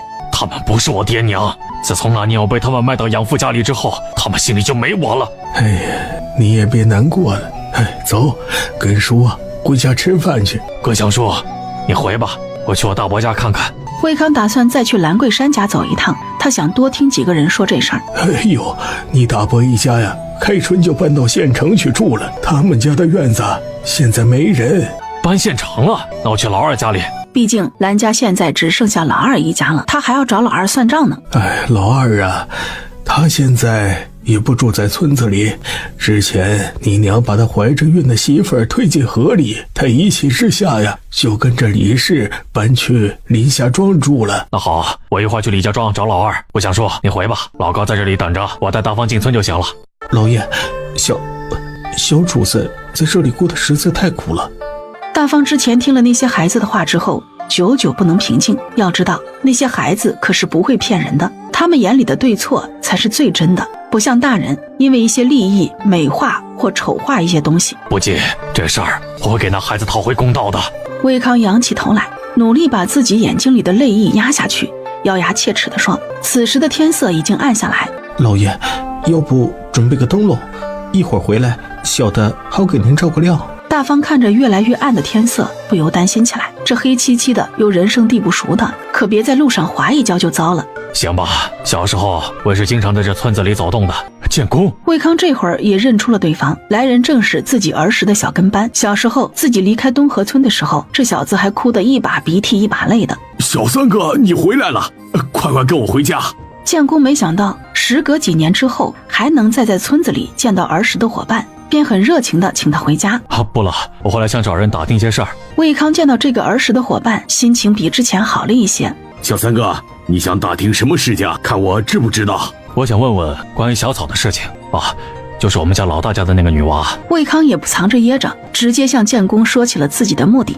她呀，哎呀，是个好孩子，只是可惜了，小小年纪没过过好日子，最后还死得冤呐。对于老蓝头为什么对那小丫头下手的原因，他事后在心里门清，只是这种事情关乎到自家老娘的名声，就没有跟人提起过。死得冤？难道这里没有什么隐情？我刚刚听村长说，那孩子是被老大背着扔到山里的，难道不是这样？魏康的心跟着揪着疼，难道那孩子之前还遭受了其他折磨不成？被魏康这么一问，建功的脸上露出了为难之色，这让他怎么说呢？要不小三哥跟我回家去吧，这话在外面也没法说呀。他可太知道村里这些人的尿性了，万一今天自己说的话被第三个人听到，恐怕明天一早全村人都知道了。还真有事儿。几人走了不到1刻钟的时间，就到了建功家里。推开院门，魏康一眼就见到这重新翻修过的房子以及干干净净的院子。可以啊，建功，这屋子都重新翻修过了，这院子也被婶子整理得干净利索。咦，屋里怎么没灯？婶子歇下了。哎，进屋吧，我娘她不在这里，现在家里就我一个人。不过再过个2个月我就要成亲了，回来呢也能够有口热乎饭吃。哎呀，你要成亲了，哈哈，挺好。回头哥哥给你包个大红包。建功憨憨一笑，脸上露出不好意思的神情。你刚刚说那个丫头死得冤，是怎么回事啊？说起来这都是丑闻啊，这事儿啊恐怕除了我没有别人知道。一张脸也涨得通红。你快说，这究竟是怎么回事啊？魏康急切地问，手不自觉抓住了建功的胳膊，他怕听到让他没法接受的可怕事情。就是你爹和人在一起胡闹，被那孩子看到了，而你爹又发现了那孩子偷看，然后就……建功说起这事儿的时候，还是将自己的亲娘摘了出去。毕竟那老蓝头都死了，可是自己的娘可还活着。虽然已经嫁到临县去了，但是终究是活着的。看到我爹跟人胡闹，胡闹什么了？看到了又怎？魏康原本还没反应过来，建功这是在说什么，可是自己反驳的话还没说完，立马就反应过来了。就因为这个，他一个几岁的孩子懂什么？就这样把人弄死了？龌龊之人的心思哪里是你能够想明白的？他还不是怕那孩子把这事说出去，到时候一要被你娘揍，二呢也要连累大房那宝贝儿子。建功心里头是极为不耻的，哪怕自己已经被人狠揍了一顿，此时说起话来还是一点都不客气。那老大一家呢？他们对那孩子一点都不管不顾。管什么管啊？那个王氏啊，心里就只有2个儿子，根本就不看那孩子一眼。听村里的几个小孩子说啊，那女娃从3岁开始就一直住在家里的柴房里，冬天呢就用干草裹着取暖呢。砰，哗啦，咔嚓，魏康一巴掌拍在面前的桌子上，那张桌子也应声散架，桌子上的水壶茶碗全都碎了一地。小三哥，建功被这样的魏康给吓了一跳，也顾不得擦拭溅到自己身上的水，赶紧从凳子上跳起来。好一会儿，魏康才压下心里的怒火。对不住啊，建功，我只是气急了，没吓到你吧？小三哥，你这是怎么了呀？怎么发那么大的火呢？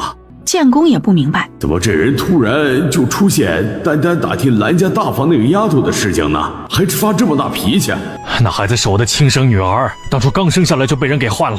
魏康颓废地坐在一堆废墟旁，身上的水渍让他这个人显得极为狼狈。什么？那是你女儿？建功一下子就跳了起来。如果是这样的话，那就都说得通了。难怪啊，老大2口子都不管那孩子呢，这怎么现在才来找他？他都死了，死在了深山里的野兽的嘴里呢。建功这会儿都不知道说什么好了，他看着眼前衣着华丽的男子，又想想以前在村子里连个小乞丐都不如的小丫头，忍不住质问起来。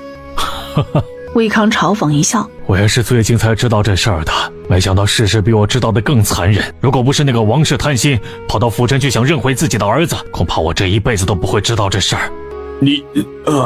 这事儿还真像是那家人能够干出来的。魏康现在不想说太多这事儿，他已经憋了一肚子的火，急需找个发泄的对象。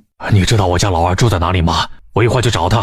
知道啊，我未来岳丈家就在李家庄，我带你去。马车上有吃的，你这才刚回来就把你拉着出门，可真是过意不去啊。魏康这会儿是一刻都等不了，他想听听蓝老二是怎么说这事儿的。这有啥，多大点事儿嘛。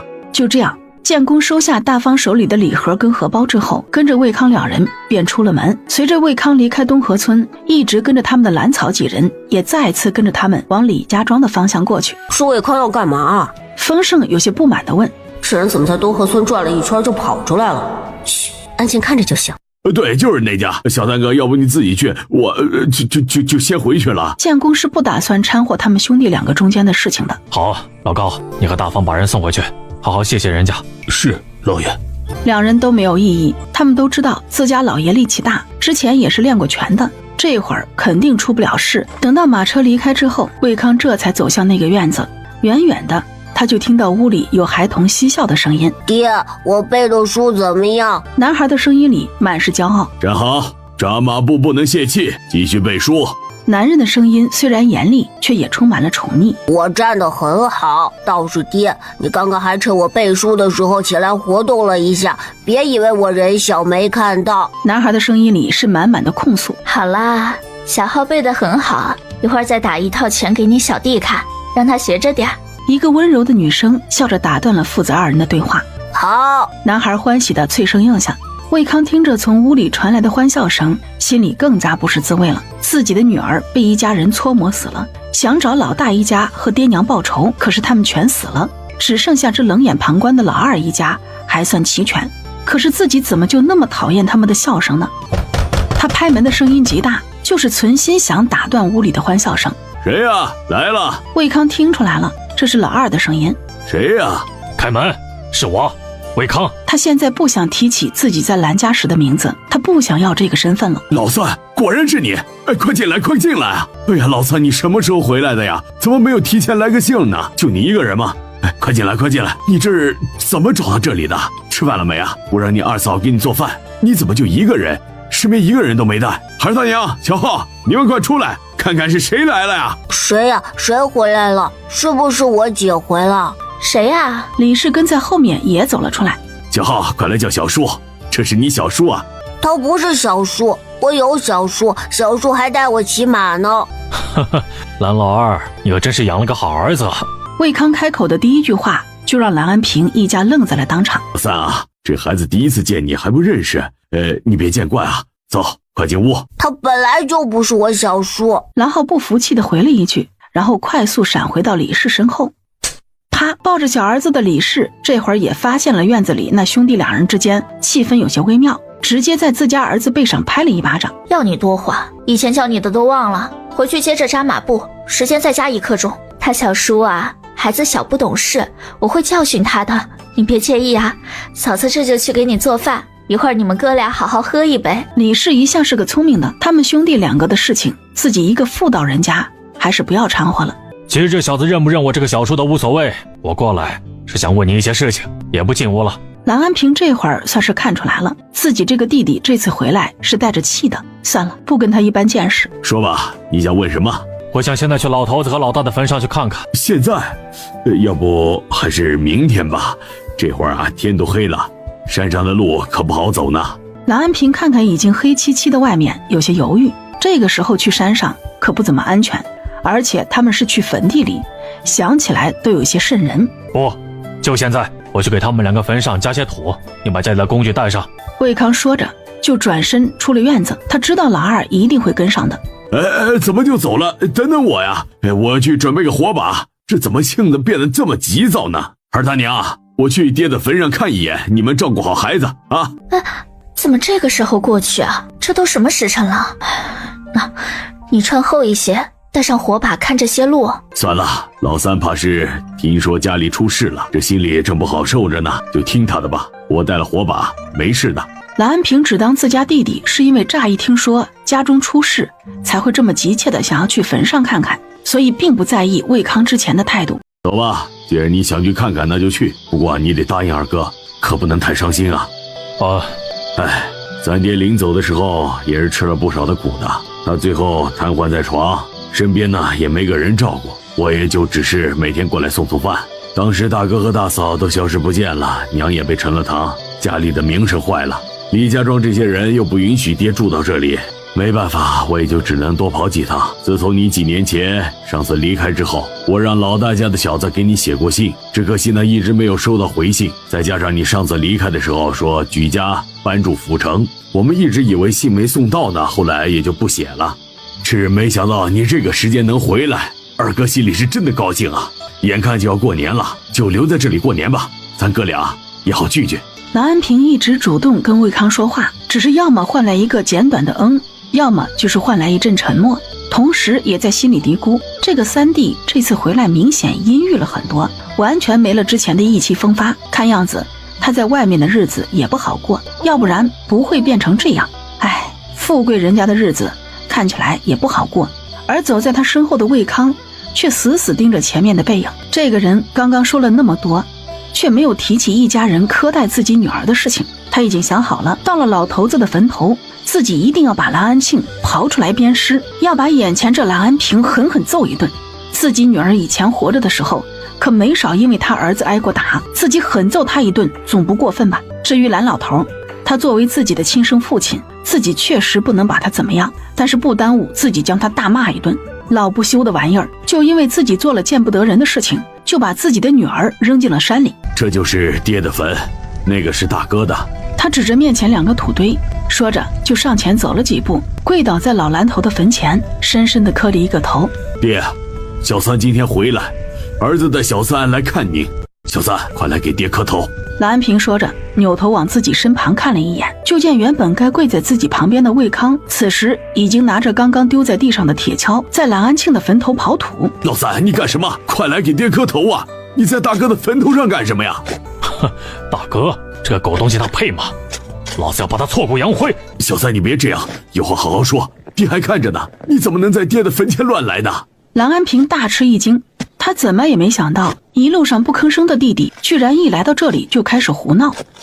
爹，我没有这样的爹，当年他把我卖给养父的时候就不是我爹了，老子不刨了他的坟已经是看在他生养了我一场的份上了。你起开！魏康一把甩开前来阻拦自己的郎安平，继续在蓝安庆的坟头刨。老三，你疯了！郎安平被重重的摔了一下，疼得他龇牙咧嘴，怒瞪着正在不停刨坟的魏康。老子没疯，老子可被气疯了！这个畜生不配我给他磕头，不配老子喊他一声大哥！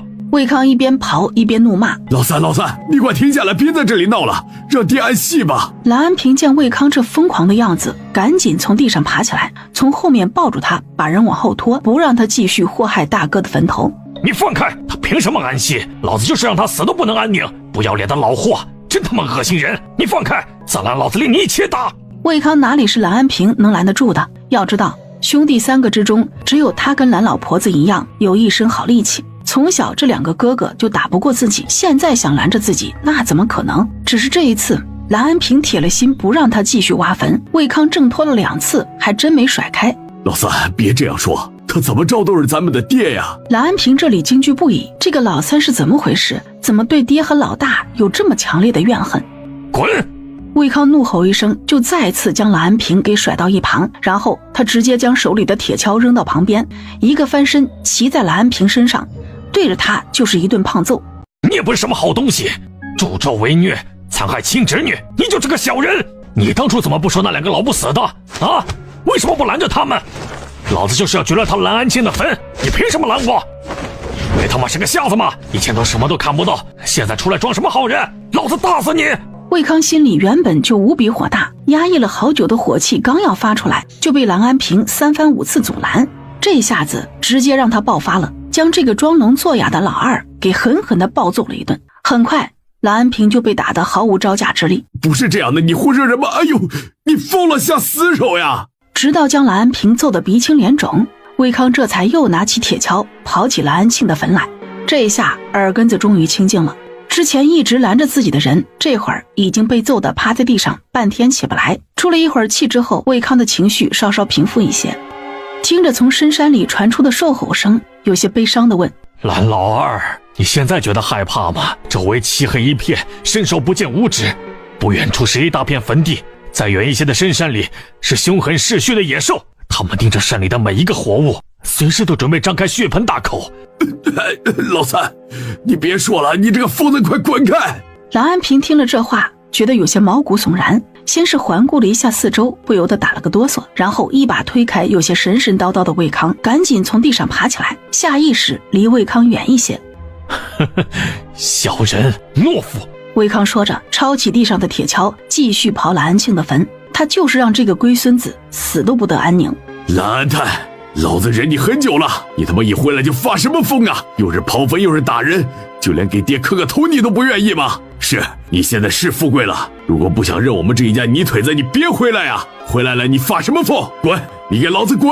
混蛋玩意儿，你回来干什么？蓝安平这会儿也被打出了一身火气，他怎么也没想到自己满心欢喜迎接自己这个多年未见的小弟，却迎来了一顿胖揍。谁说老子富贵了就不认你们了？可是你们都把我当个傻子来糊弄，老子给你们写了那么多信，为什么就没有回一封？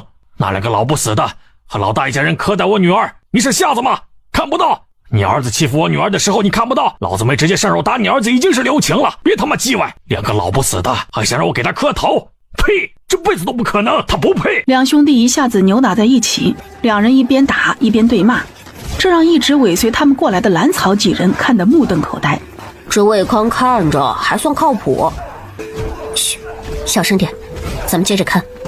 斐月小声提醒了一句，心里对魏康的看法比之前好了一些。至于蓝草，在看两人打架的同时，心里也是五味杂陈。自己在蓝家受的苦，遭的罪，想想都让人心酸。没想到自己这个亲爹一回来就来找事儿，他的心里有些小窃喜。似乎这个亲爹还不错。另一边的郎安平在打架的同时，也被魏康的话给镇住了。现在他才弄明白自己这个弟弟今天发这么大火的原因，他这是在为小草抱不平。他刚想说小草还活着，可惜他的话还没有来得及说出口，就被魏康一拳头砸在了脸上。砰！郎安平应声仰面倒下，直直摔在地上，晕了过去。魏康这会儿并没有理会晕过去的郎安平，而是拿起铁锹继续刨坟。脏心烂肺的郎安庆，老子让你在地下不能安宁，你的尸骨不配入土，就该跑到山里喂狼。你家这恶心玩意儿，只会搓磨一个孩子，我打死你！只是当他刨到硬硬的东西之后，拿来火把一照，只见到一个破破烂烂的棺材，里面竟然是空的。那棺材很明显被人暴力破坏掉了。报应啊！报应啊！这是报应！他知道在自己之前已经有人把蓝安庆的坟给刨了，尸身也不知道被扔到哪里去了，或许被山里那些野兽分食了也有可能。这时被一拳头砸晕的蓝安平也悠悠醒来，他见到有些发狂的魏康，心里不由一紧，吓得他赶紧爬起身去查看蓝安庆的坟。这一看不要紧，他也被那破破烂烂又空荡荡的棺材给吓得腿有些软。这是怎么回事？谁动了大哥的坟呢？蓝安平的声音都有些哆嗦，究竟是谁对大哥怀有这么大的敌意？我跟你说，蓝安庆他就是遭了报应，他全家都遭了报应。魏康这会儿心里畅快极了。你怎么回事？要知道人死灯灭，前尘往事一笔消，你就是刨了他的坟也无济于事啊。蓝安平擦了一把鼻子上的血，有些无奈地说，这小子下手也太重了。一笔消，想得美，怎么能消掉？感情扔进山里的不是你儿子，你轻飘飘一句话就过去了，老子不行。他把我女儿扔进山里的时候，怎么没想过死后要遭报应？哎呀，你听我说，如果小草真的是你女儿的话，我可以告诉你她的消息啊。同时蓝安平在心里想着，我和大伯的猜想还真是没错，小草果然不是大房的孩子。只是他的话并没有被魏康听到，对方这会儿正沉浸在给女儿报仇的快感里。你确定小草是你的女儿？那你这么多年怎么不回来接她呀？如果不是那个贪心不足的王氏跑到府城去，我怎么会知道当年孩子被换掉了？魏康说起这事的时候，语气就没有那么强烈了，他也在为自己的迟钝和疏忽觉得愧疚。什么？他跑到府城了？他去府城干什么？他家三小子呢？你见到没有？还能做什么？他把我那假儿子劫走，然后想利用他大少爷的身份得到些好处。至于你说那大房的三小子，我们没见到，估计死了吧。魏康这会儿的语气平和许多，他知道蓝安庆没有好下场，这心里可算是舒坦了。啊，死了？怎么会呢？怎么不会？之前万县那边爆发瘟疫，可是波及到周边好几个县城，就连府城都被牵连，死的人可不计其数。爆发瘟疫了，府城也有。那蓝安平听到魏康这么说，他的心里就是一咯噔。小草之前可是去府城了，算算时间已经过去了小半年了，他是不是也遭遇了不测呀？走吧，既然蓝安庆的坟已经被我扒了，我就回去了。魏康这会儿的心情好了许多。你不给爹磕个头，这才好不容易回来一趟呢。他不配。为什么？蓝安平见魏康已经走了，自己回头看了一眼已经被刨得乱七八糟的坟，赶紧快走几步跟上。至于谁先一步刨了大哥的坟，还是明天再说吧。就因为我闺女看见他跟别人厮混，所以他就处心积虑鼓动家里人把一个5岁的孩子扔进山里。他还是人吗？老子没刨他的坟，已经是看在他生了我一场的份上了。什么东西也配我跪他？不可能，怎么可能？咱娘那么厉害，爹他怎么会？蓝安平可是记得自家老娘曾经把家里的桌子一巴掌给拍散了，他爹都没说什么，自己爹怎么会做出那样的事情？你就是个傻子、瞎子、聋子、小人！魏康懒得跟这个二哥说话，这人就是个自私的，要不然也不会眼睁睁看着自己女儿受苦不管不顾。不是这样的，是我不好，当初在家的时候也是害怕娘揍我，就一直听她的话，这是我不对啊。哼，完了，你这样说能换回我闺女一条命吗？魏康一个回头，抬起脚就往身后踹，这个老二真是不长记性的，还在这里为自己开脱。蓝家所有人都是害死自己女儿的仇人。不是，你怎么说着说着又动脚啊？我今天都被你打成什么样了？我想说的是，小草他没死，他还活着。蓝安平这会儿又是委屈又是生气，自己之前在蓝家时确实做得不好。你说什么？你说谁还活着？魏康先是以为自己听错了，他往回走了几步，单手抓住蓝安平的胳膊，一双眼睛紧紧地盯着他。我说小草之前在山里没死，之前还见过他呢。蓝安平被魏康抓得有些龇牙咧嘴。快放手，你就不能够收住你的力气，那把我给捏碎了。他还活着？你见过他？这是真的吗？什么时候？什么地方？半年前就在我家的院子里，他来看我家的小儿子，不过后来好像去了府城，到现在都没回。你之前说府城那边也有瘟疫，也不知道他有没有事儿。蓝安平之前听说府城也有瘟疫，他的心里就是一个灯，生怕那孩子出事儿。他去府城了？为什么去府城？他和谁去的？一个6岁的小娃娃怎么会去府城呢？他跟自己的先生一起去的，也不知道还回不回了。家里那臭小子都念叨好久了。哼，少跟我提你家那臭小子，他之前可没少欺负我家闺女，老子恨不得多揍他几次。看到对方脸上青一块紫一块的，鼻血还糊了一脸，心里的郁气倒是散了几分。不是，我家那臭小子之前也是被带歪的，离开东河村之后，我们可是没少揍他。现在啊，他跟小草那孩子可亲了。不过你要是不解气的话，尽管揍，老让我替他挨揍，这也不是那么回事啊。哼，少不了揍你儿子的，等着吧。魏康一点都不客气，那小子自己迟早要揍的。不是，家里的事情你是怎么知道的呀？先是王氏跑到府城，说那假儿子是他亲生儿子，然后我就怀疑这事儿了。后来去问了一个从清溪镇的到府城的同乡那里打听了一下，才知道家里出了这么多事儿。最重要的是，家里人对小草的极度苛待，就让人不得不怀疑。你说那家人是咱们清溪镇的人，没听说过附近的村子里的人去府城了呀？更不要说他还当了什么副将。怎么可能？府城许多人家都知道他家是清溪镇的，而且人家对于咱家的事情知道的一清二楚。如果不是他们告诉我，我也不会去查证那两个孩子的身世。郎安平在脑海里仔细过滤了一遍附近的人，很肯定地说：那人不会是姓封吧？是不是丰年呐？正是丰年封副将。你去他家了？对啊，我听说他是清溪镇的人，才到府城没几个月，就想打听一下家里的情况。你在他家还见到了什么人？你问这个干什么？见到丰年的弟弟丰生，还有他女儿，一个很可爱的小丫头。丰家那小丫头那就是小草，就是你女儿呀。郎安平揉揉自己有些疼的肩膀，有些幸灾乐祸地说：什么？你说什么？谁是我女儿？魏康有些不敢相信自己的耳朵。丰家那个可爱又机灵的小丫头是我的女儿，我怕不是做梦吧？我说，你见到的丰家那个小丫头就是你女儿，她是不是叫小草？郎安平看到魏康现在又傻又呆的模样，觉得十分解气。让你耍横，让你打我，这下好了，跟自己的女儿错过了吧？还真有些解气呢。那孩子叫什么我还真不知道，只知道她是丰家大姑娘，是丰年的女儿，真是没想到。魏康这会儿还是有些不敢相信，原以为自己的女儿已经被人害死了，没想到竟然早已经见过了，她还过得很好。两人才刚下到山脚下，就见到一辆马车停在那里。老爷，有小主子的消息了。哦，你怎么会得到那孩子消息的？魏康有些疑惑，自己也是刚知道的消息，这两人是怎么知道的？是这个孩子，我们送人回东河村的时候，他正在村口徘徊，一见到我们就上来拦住了马车。小土豆，怎么是你啊？小土豆原本见到魏康还有些紧张，他都不敢看魏康的模样，赶紧低下头。我以前见过小草，上次我被掳走后，在镇上医馆见过他还给了我好些吃的，还有书。小土豆今天下午没在村口玩，后来还是朝天变他们带着糖回去之后，在自己面前炫耀，他才知道有个模样很富贵的人在打听兰家的消息，对兰草的事情特别感兴趣。在他看来，如果兰草能跟着富贵人离开这里，想必以后也能大富大贵，便眼巴巴地跑到村口去找人。没想到还真让他跟大方碰到了。好孩子，这事我知道了，大方给这孩子1两银子，晚上把这孩子安顿好，明天送你回去。魏康之前虽然已经知道了自己女儿还活着，但是他还是感激这个深夜过来报信的孩子。这孩子啊，睡我家里，明天一早再送回去。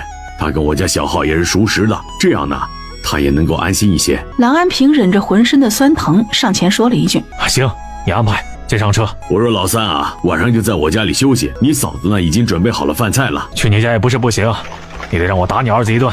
哼，滚吧你！你看你都把我打成什么样了？我还是回镇上吧，明天一早就能见到亲闺女，你就不怕我住你家里忍不住打你儿子？魏康这会儿心情极好，还故意大笑着气郎安平。滚滚滚滚滚！你说你那个三弟是怎么回事？怎么下这么重的手？他到底有没有当你是亲哥？哎呦，轻点啊！我这身上这伤算什么呀？你是没跟人一起去，他在山上可是把老大的坟都给挖开了。郎安平咧咧嘴，说了之前在山上发生的事。什么？李氏被吓得惊叫出声，手里的力度也有些控制不住。他疯了不是？埋死人的坟是能随便拔的？哎呦，哎呀，你这个虎娘们儿，你又不能够轻一点吗？哎呀，哎呀。弄疼你了，实在是你说的这事儿太吓人了，没受住力。李氏被蓝安平这么一叫唤，也醒过神来，赶紧定定神，继续揉药酒。你就这样眼睁睁的看着老三把老大的坟给扒了，你不拦着些？怎么没拦啊？就是因为拦了才变成现在这副鬼样子。可是这到底是为什么呀？老三怎么敢呢？老三和老大两兄弟多少年都不见面，能有什么大的仇怨？能因为什么呀？还不是因为老三知道老大一家把小草给扔进山里了，把人给害死了吗？他也是刚知道当初大嫂和弟妹生孩子时把两家的孩子给换了。什么？当初换了两家的孩子？哎呦，想起来了，那时候啊，咱俩刚成亲没多久，大嫂和弟妹还真是同一天生产的，难怪。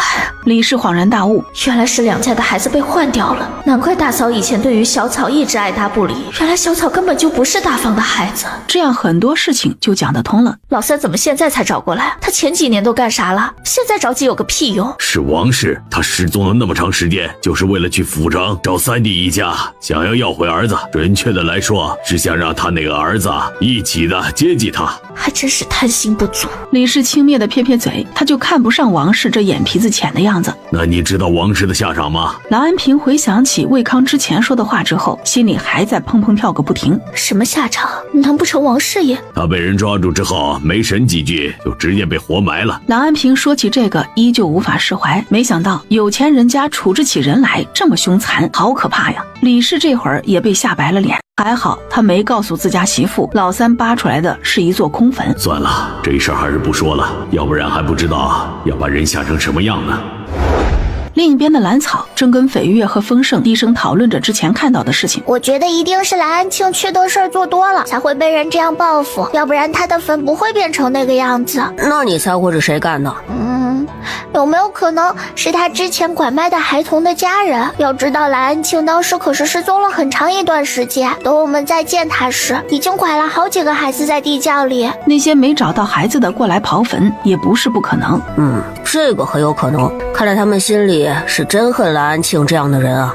对了，小草，现在魏康已经知道你还活着，如果他要带你回姚家，你会跟他回去吗？丰盛犹豫了一下，还是问出了自己最关心的问题。不去，我是丰家的女儿。兰草回答的极为干脆，他的心里很清楚，姚家不欢迎自己，尤其是那个姚老太爷，他不希望家里有个女娃，要不然当初也不会提议王嬷嬷把人给换掉了。那可是你亲爹，看起来似乎还挺靠谱的，这大冬天就借着查账的机会跑过来打听你的事情，你就不感动？感动有那么一些，只是他现在对我来说还不是很熟悉，我为什么要跟他离开？我在家里不是很好吗？自己又不是没有钱。再说了，姚家人一点都不喜欢我，我上赶着过去被人说教，被人看不起吗？姑娘想怎么做都可以，那个姚家不回也行。绯月适时的插话，他其实也不喜欢姚家，他最不喜欢的就是姚老太爷。这一下我可放心了，你就留在家里，想干啥就干啥，上房揭瓦小叔也陪着你，咱们不去看姚家人的脸色。丰盛这次可算是安心了，他再也不怕那个魏康有一天要带走自己侄女了。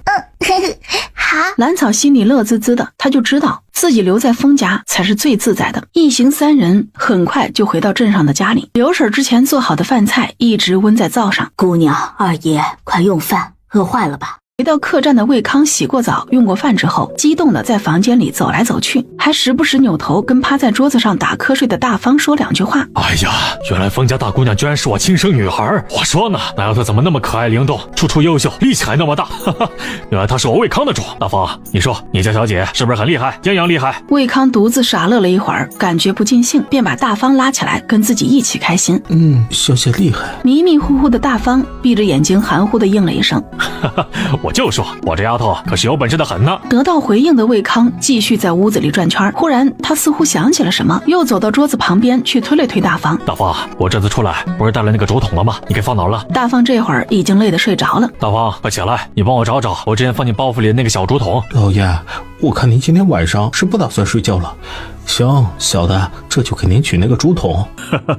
这会儿还真是睡不着，谁能想到这事居然还有这么大的反转？原本以为自己的女儿被人害死了，谁成想她早已经出现在了我的面前了，只可惜我并没有认出她来。他离开镇子去东河村的时候，那会儿的心情别提多沉重了，没想到居然在自己这混账二哥那里得到了一个天大的好消息。小姐大难不死，必有后福，老爷您以后就安心吧。他哪里想得到，一直跟他们同行的封家大姑娘就是自家的小姐。自家老爷之前打听兰家的事情，还打听到了封家两兄弟面前，这个缘分还真是不浅呢。找到了。大方从装行李的木箱里找到了那个雕了花的竹筒，笑着递给魏康。果然是我闺女，这小小年纪就有这样的手艺，还真是了不起呀！魏康把竹筒举到自己面前，仔细欣赏，嘴里不停地赞叹：“老爷，您慢慢欣赏，小的就守在旁边，你有事会小的。”大方这次也不想继续趴在桌子上睡觉了，径直走到房间里的小榻上。他知道自家老爷怕是一时半会儿睡不着。去吧去吧，老爷我再乐一会儿。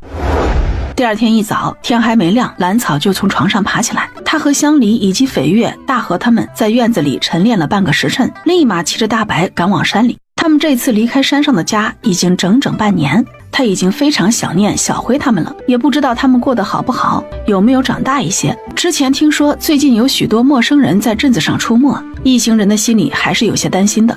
也不知道他们是不是冲着封家来的，希望还没有找到山里吧。一行人着急忙慌赶往山里去。另一边，他们去哪里了？魏康一脸沮丧地问。他不该起来这么晚的，就该一晚上不睡，守在封家门口。姑娘回山上的家里了，估计要住几天才会下来。他回山上了，走，我们跟上去看看。魏康没有犹豫，立马决定也跟着上山去。他想去自家闺女以前住的地方看看，想知道她脱离兰家时过的是什么样的日子。老爷，您知道小姐住在山上什么地方吗？那不知道，去老二家问问就可以了。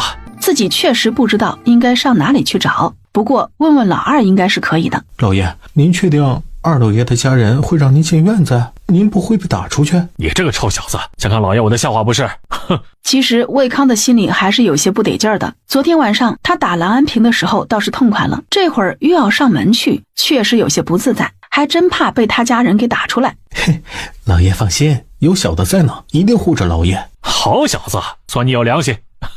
魏康笑着拍了大方一巴掌。他虽然不怕李氏打自己，但总归是让人没面子的，因此他对于大方有眼色的承诺还是很欣慰的。果然，正如大方预料的那样，两人才刚敲开蓝安平的院门，迎接他们的就是一个挥舞着的大棍子。只是那挥棍子的人让他们有些意想不到。坏人，敢打我爹的坏人！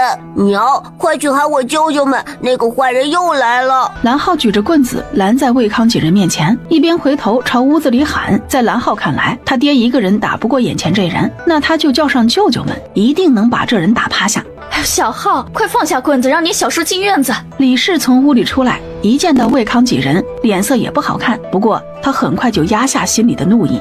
娘，为什么？我早上都听小土豆说了，就是这人打的我爹，害得我爹现在还躺在床上下不来呢。蓝浩依旧将大棍子横在身前，倔强地拦在大门口。听话，不准胡闹啊！让你小叔进去，别让你爹揍你啊！蓝浩呲着牙，歪着脑袋，任由李氏把自己拉到旁边，不过一双眼睛却死死地盯着魏康。这人真不是个好东西，打了我爹不说，现在娘还替他说话。不行，我得去找舅舅们告状。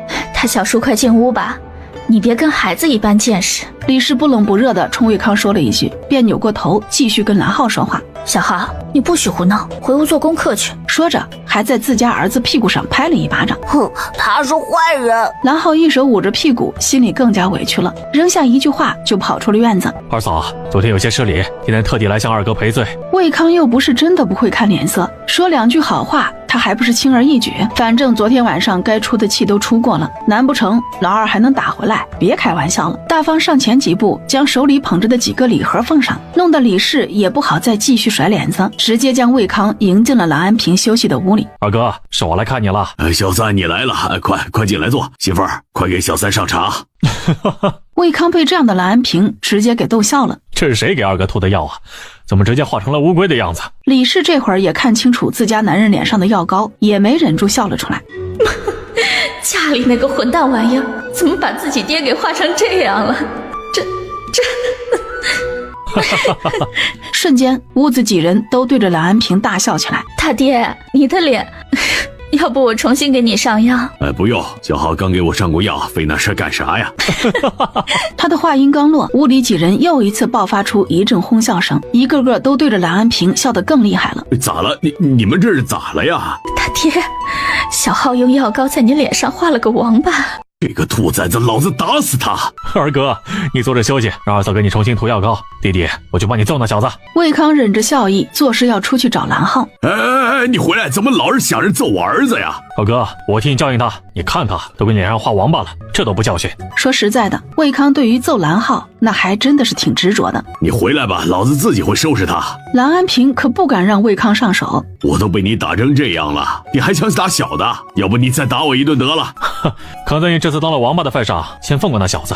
不过以后总会找到机会揍他的。我闺女可不是那么好欺负的。魏康知道今天不能再动手了，他还有事相求呢，不过嘴上依旧放了狠话。小浩现在见到小草啊，怪得跟个孙子一样，那丫头早就将人收拾了2回了呢。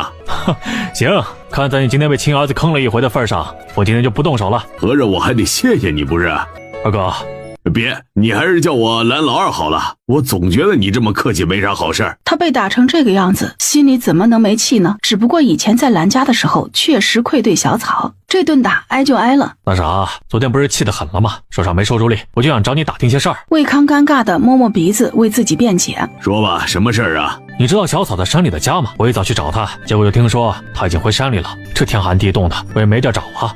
他回山里了？蓝安平噌的一下子从床上跳起来。咋了？你这是什么样子？身里有什么不妥吗？魏康被他这个样子也弄得很紧张。哎呀，这段时间不知道怎么回事，有许多人往山里跑，看样子那都是不好惹的。夜里还经常听到山里有兽吼声，也不知道这山上发生了什么。那丫头刚一回来就一头扎进了山里，万一跟那些人遇到了，那还不得吃亏呀？蓝安平说着就一瘸一拐往屋外跑，他想去几个大舅哥那里打听一下，毕竟他们的消息更灵通一些。就见到蓝浩带着一群人从远处过来，一个个看起来都凶神恶煞。大舅，就是那个人，他打我爹，昨天夜里把我爹打得都躺床上起不来了。小侄子带的什么人过来了？魏康被气势汹汹冲过来的一群人给吓了一跳，大方和老高2个赶紧护在他身前。那是我的大舅哥和侄子们，这臭小子就见不得我被欺负，这不又跑到他舅家告状去了。蓝安平嘴上在骂自家儿子，但是脸上的笑意却怎么也下不去。自从一家人搬到李家庄之后，这日子还真是舒心了很多。可以啊，你在李家的日子不错呀。魏康说话的语气有些酸，同样是岳家，老二在李家就很有地位，要不然那么多大舅哥可不会来看一眼，自己在姚家就是个千房万房，只比那些下人好上一点点，还真是大舅哥和侄子们可护着我了。蓝安平不无得意地炫耀着。嘿，小三，你别退呀，有我在还能让你挨打。蓝安平幸灾乐祸地冲着魏康挤眼睛。妹夫，你有没有事啊？小浩说你被人打了。为首的中年人瓮声瓮气地问，目光还时不时地扫过被人护在后面的魏康。大哥，别听那小子乱说，这是我三弟，昨天刚从府城回来，我俩呢闹着玩呢。蓝安平赶紧迎上去解释，可不想大舅哥们跟魏康对上，估计双方都讨不到好。是这样吗？妹夫，你们这是要出门？李氏的几个哥哥也不是没有眼色的，知道人家是兄弟2个，就算是打了一架，也不是自己这些外人可以插手的，便顺势转移了话题。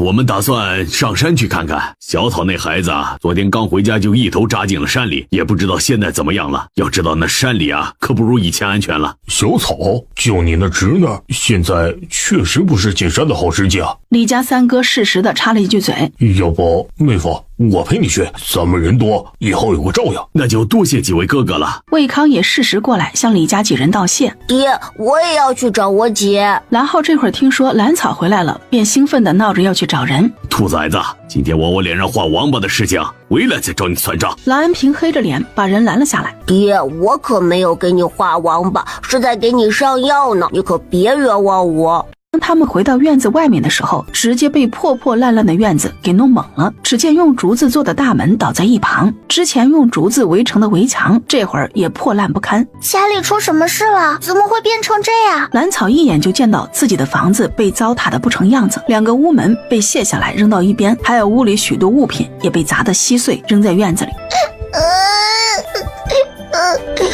我一看到这个情形，一时没忍住，红着眼眶直接哭了出来。这里的房子是他当初和丰年一点一点盖起来的，当时山上住的几个人只剩下自己，白霜被送到庄子上了，丰收回了秦家，丰年就更远，直接跑到了西北。没想到现在连他一点一点盖起来的房子都被人毁成这样了，他的心里怎能不恨？丰盛抿着嘴从兰草家里出来之后，赶紧回了自己家。几人来到丰家一看，几个房间都被翻得乱七八糟，地上也被挖得坑坑洼洼，就连灶房的大锅也被砸了个大窟窿，就连灶台都被砸坏了。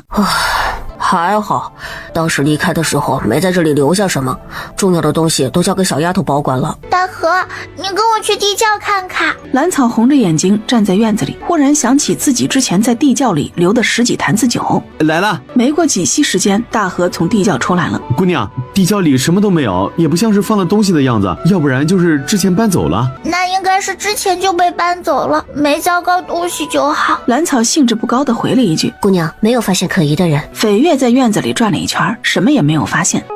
大白小白，你们别跑呀！他们这是怎么了？以前虽然喜欢疯跑，但是绝对不会像现在这个样子呀！是出了什么事？姑娘，别着急，我看大白和小白他们似乎在找什么。他们在找什么？兰草更加疑惑了。忽然，他听到了几声极其微弱的吱吱声。小灰、小金、小金、小灰是什么？他们是2只猴子。我上山时跟一群猴子处得极好，里面有许多伙伴。在那边。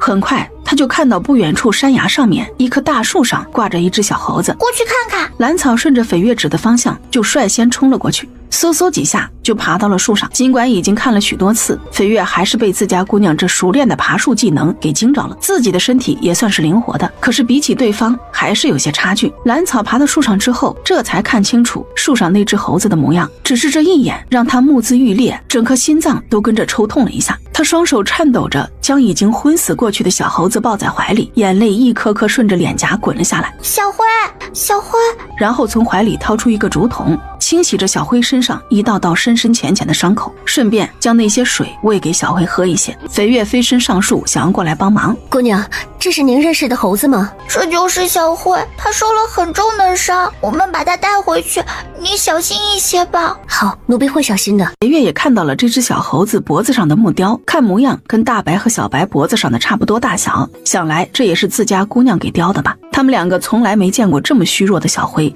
一个个都急得咩咩直叫唤。大白、小白，你们安静一些，我们这就给小灰治伤。奴婢这里有上好的清创药，给他清洗一下就上一些。翡月以前没少过这种打打杀杀的日子，对于处理外伤很有一套。不知道是不是清洗伤口太疼了，还是之前兰草喂他的清泉水有了效果，之前已经晕过去的小灰居然轻微挣扎了几下，然后慢慢睁开了没什么神采的大眼睛。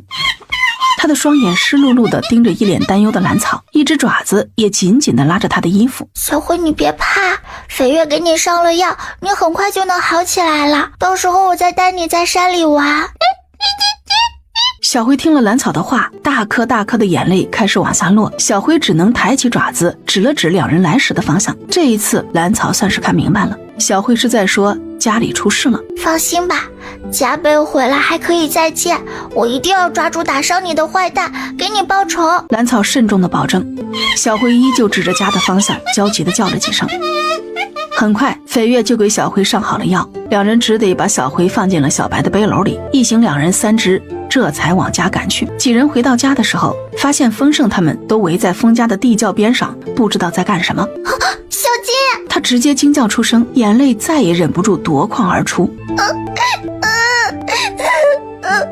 小金，他怎么会？好了，小草，别哭了。丰盛这会儿也难过的不行，安慰的话还没说完，眼泪随着兰草的大哭声也跟着流了下来。为什么小金怎么就没了呢？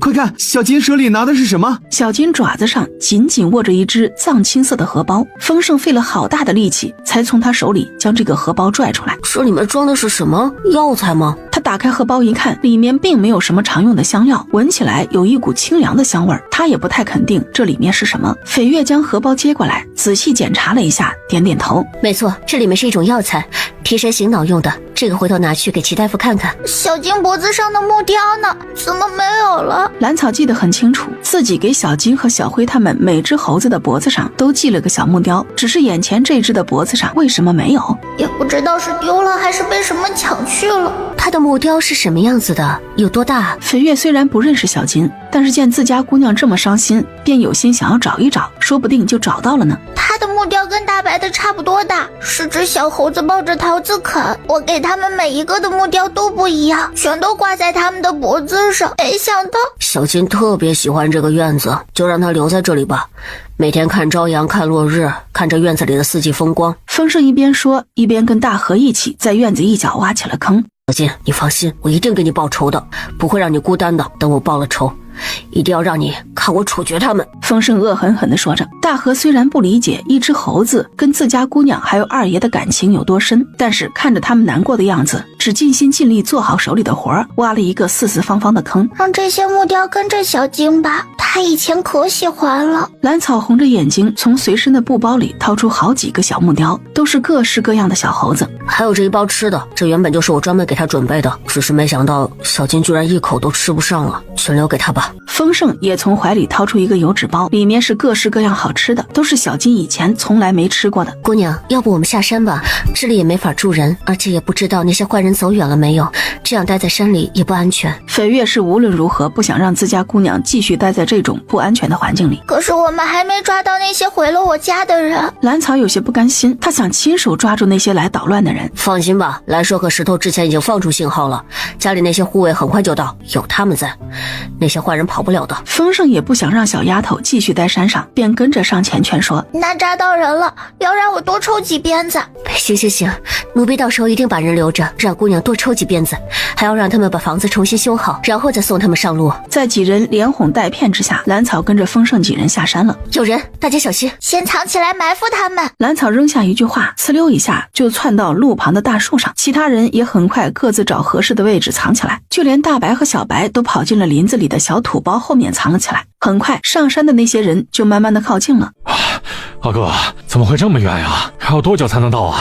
魏康气喘吁吁地问。不知道，我也没有去过。自己是真不知道小草住在哪里，他只在半道上碰到过人，知道是顺着这条路往上走的，于是他就带着一行人一直往上走。李家几个大舅哥和侄子们倒是没有多大反应，他们都是出力干活又练武的，这点路程对于他们来说还真不算什么，一个个只是有些微喘而已。不是阿哥，那你带的什么路啊？魏康不满地嚷嚷着：“闭嘴吧你！如果不是为了你，我们家会出那么多人陪你上山，你还埋怨上了。”蓝安平现在可是一点都不怕魏康，要知道自己的这些大舅哥和侄子们可都不是吃素的，最重要的是他们护犊子。魏康今天如果再敢动手，指定得不了好。可是你都不知道地方，还怎么给我带路？你就不怕我们这些人在山里迷路了？魏康看了一眼身后这一群人高马大的李家众人，说话的语气也放缓了许多。他今天确实不能继续跟老二动手了。李家这些人貌似都是练家子，先不说武力怎么样，单单在人数上就不容小觑，自己肯定也占不了便宜，还是老实一些好了。放心好了，我们呢，保证把你带下山去。李家大舅哥看着有些紧张又有些狼狈的魏康，没忍住哈哈大笑起来。我就是怕迷路啊。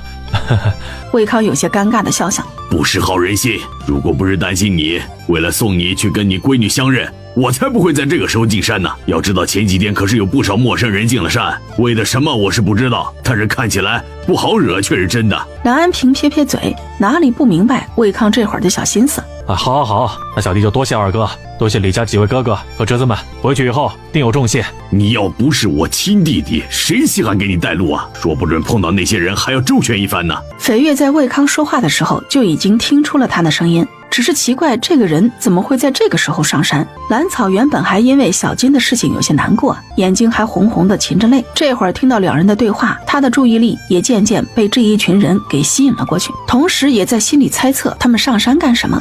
谁有埋伏？快找家伙！还是一直跟着一行人后面的两个李家小辈发现了伸着脑袋往外看的大河，立马就大喊着示警。蓝安平一行的所有人立刻紧张起来，大方和老高更是将魏康护得紧紧的，生怕自家老爷有什么不测。就在他们严阵以待的同时，一个熟悉的身影从树上滑了下来，笑眯眯地站在了一众人的面前。蓝二哥，魏老爷，别紧张，是我们。风声，魏康大大的松了一口气，自己这会儿光顾着爬山了，体力已经有些不够用，这要是对上敌人，还不知道是个什么后果呢。没想到先遇到你们了，都别紧张了，是自己人。魏康环顾四周，只见封家其他人陆陆续续从枯草中都走了出来，却没有见到蓝草的身影，便有些着急地问：风二爷，你家小草呢？他不是跟你们一起上山的吗？喏，树梢上的。丰盛也没为难这人，顺手指了头顶树梢的位置，便径直走向蓝安平。你这脸怎么回事啊？怎么被打成这样？丰盛明知道对方是挨过打了，这会儿故意过去恶心他一下。谁让这人以前在蓝家的时候装瞎子呢？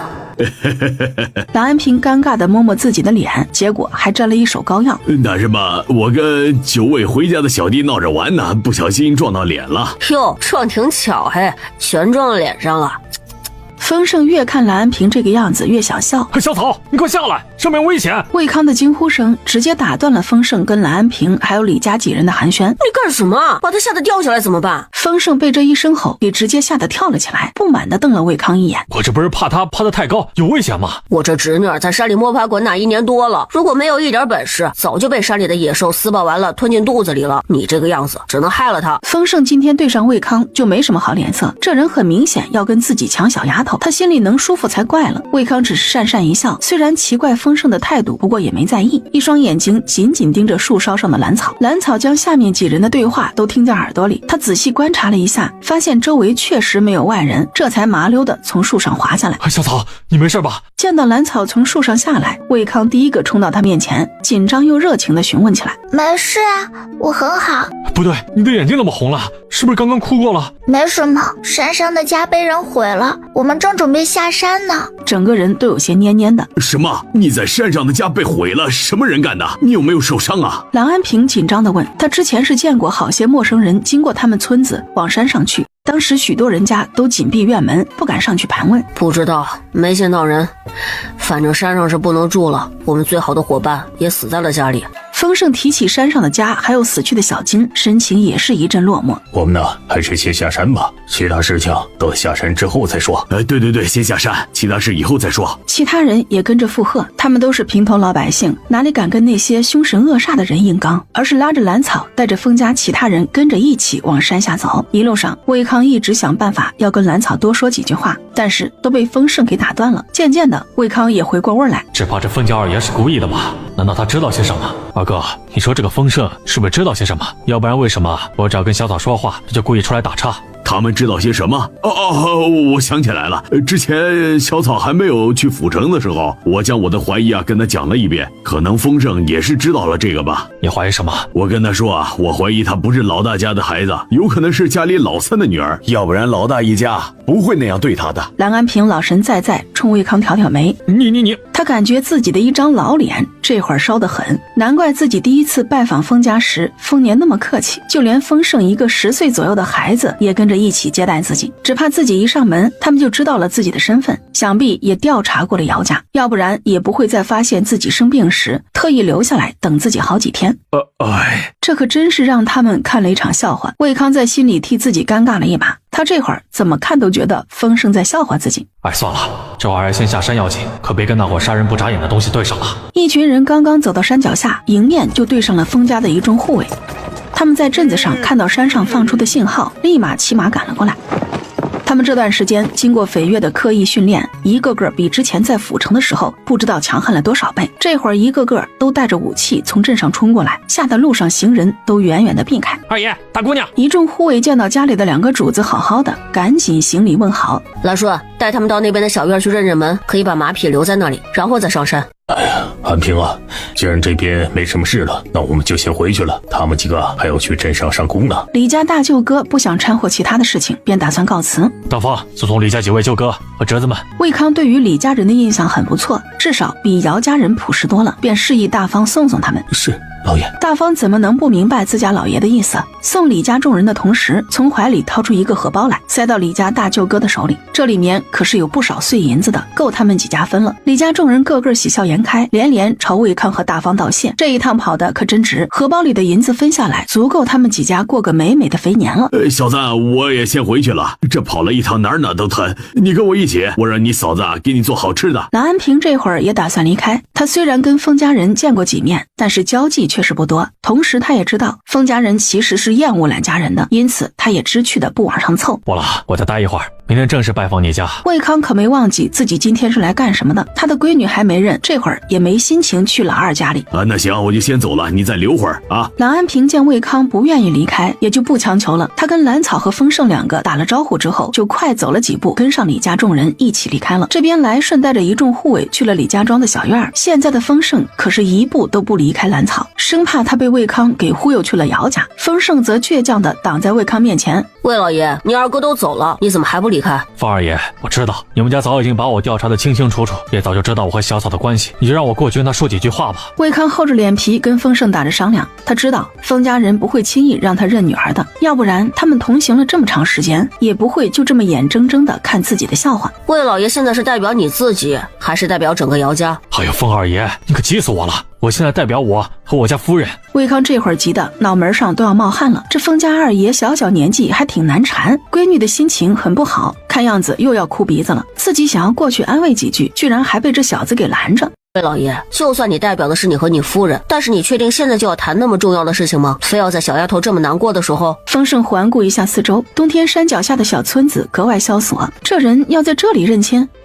魏康被丰盛这么一提醒，顿时感觉一盆凉水从头上浇下，让他原本火热的心变得拔凉拔凉。他下意识去看了不远处兰草所在的位置，发现对方守着一只羊旁边，一直盯着背篓看，连一个眼神都没有给自己。魏康有些疑惑，明明第一次见到这孩子的时候，对方小心翼翼地接触自己，还送了自己一个竹筒，那里面装的水还挺好喝，只是为什么再次见到这孩子的时候，对方却反而回避自己？就算是一路同行回到清溪镇，他都没有单独跟自己相处过，为什么？这让魏康百思不得其解。魏老爷，我们都知道你要说什么，只是你想好以后要怎么安排我家姑娘了没有？如果没有想好，我劝你还是回去想好了再来。这一下还真把魏康给问住了。他前一段时间一直想着到东河村看看，给闺女报仇出气，昨天晚上到现在则是因为听说女儿还活着，一直想着该怎么跟她相认，想着给她买许多吃的穿的玩的用的。他还真没想过父女相认之后该怎么安排兰草，把她带回姚家。魏康这个念头刚刚冒出来，立马就被他摇头否认了。刚刚他只想着早些跟自家闺女相认，完全忽略了对方的心情，这实在是不应该。一时间魏康直接愣在当场，他很清楚姚家并不是一个很好的地方，至少跟封家比起来是真的不怎么样。如果把孩子带回姚家，必然会受许多委屈，至少姚家老太爷那一关就过不去。所以说魏老爷还是想清楚再来吧，我不允许任何人让我家姑娘伤心，亲爹也不行。那还请方二爷把这块玉佩交给那丫头吧，明天我再去封家。魏老爷还是以后亲自交给他吧，还是让人家自己送才更有意义，不是吗？行，那我先走一步，这山上你们还是不要待，不安全。魏康听到丰盛这样说，之前还有些郁闷的脸上一下子就笑开了。他知道封家并不太过为难自己，可能今天真的不是个适合相认的日子吧。接着魏康远远冲兰草挥挥手，也不管对方有没有回应，便傻乐着跳上了自家马车。猴子怎么伤得这么重啊？我们回山上时发现的，整个猴群现在就只找到它一只，还有一只已经死了。那些猴子不是跟你们家关系挺好的吗？山上是不是还出别的事情了？我们家被人砸得乱七八糟，没法住人了。什么？居然有人砸了你们家？你们没事吧？没事，我们回去的时候没碰到人，只是可怜小辉受了这么重的伤。他这伤，我再去开一个方子，你们回去之后熬水给他清洗伤口，他也能够恢复得快一些。齐大夫见两人都没事，便放下心来，然后起身去写方子。既然小辉没什么事，那我们先带小辉回去了。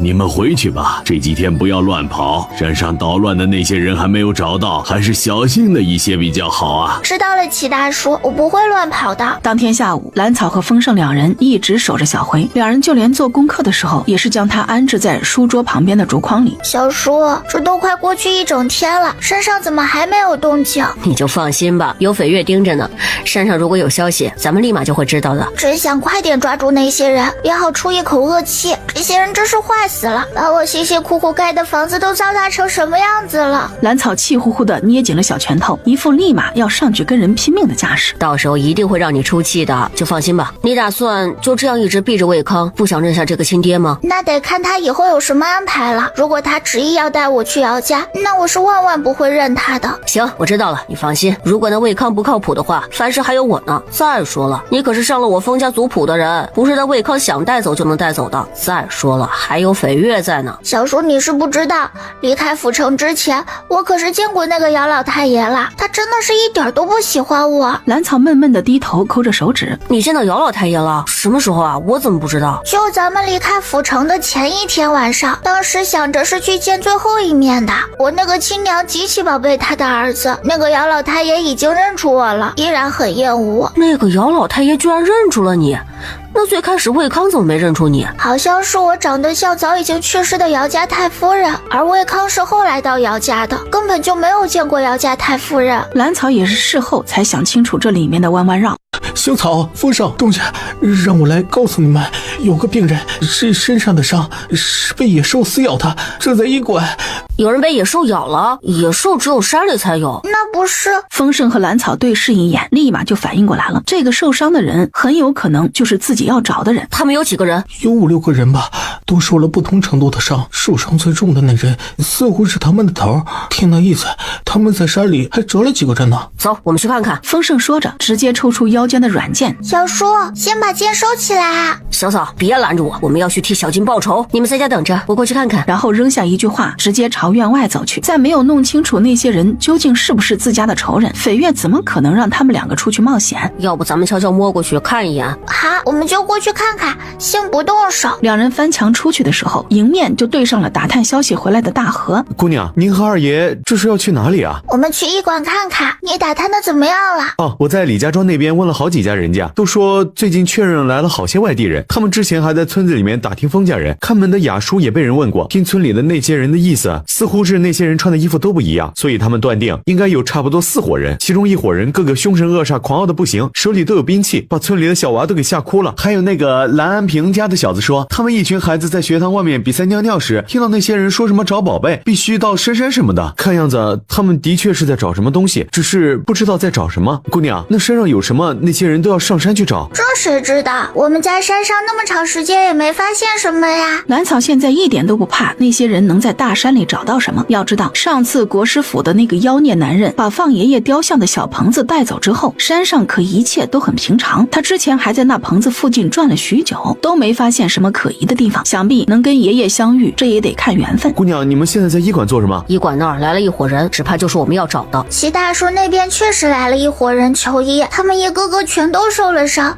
而且像是野兽撕咬的伤。撕咬伤？那还真有可能是其中1伙人。绯月已经去了，咱们过去之后先看看再说。都听姑娘的。他在医馆的屋顶，兰草就开始四下寻找，只是那些人还没看到，倒是先让他找到了绯月。他这会儿扛着一个昏迷过去的人，径直往医馆后门的方向过去。在出门的那一瞬间，绯月回头看了一下兰草几人所在的方向。走吧，我们过去。丰盛这时也看到了绯月刚刚的那一回头，一下子就明白了对方的意思，招呼兰草和大河一起出去。就这么直接来到镇子外面的林子里，绯月才将那人扔在地上，只在那人身上点了几下，那人便悠悠转醒。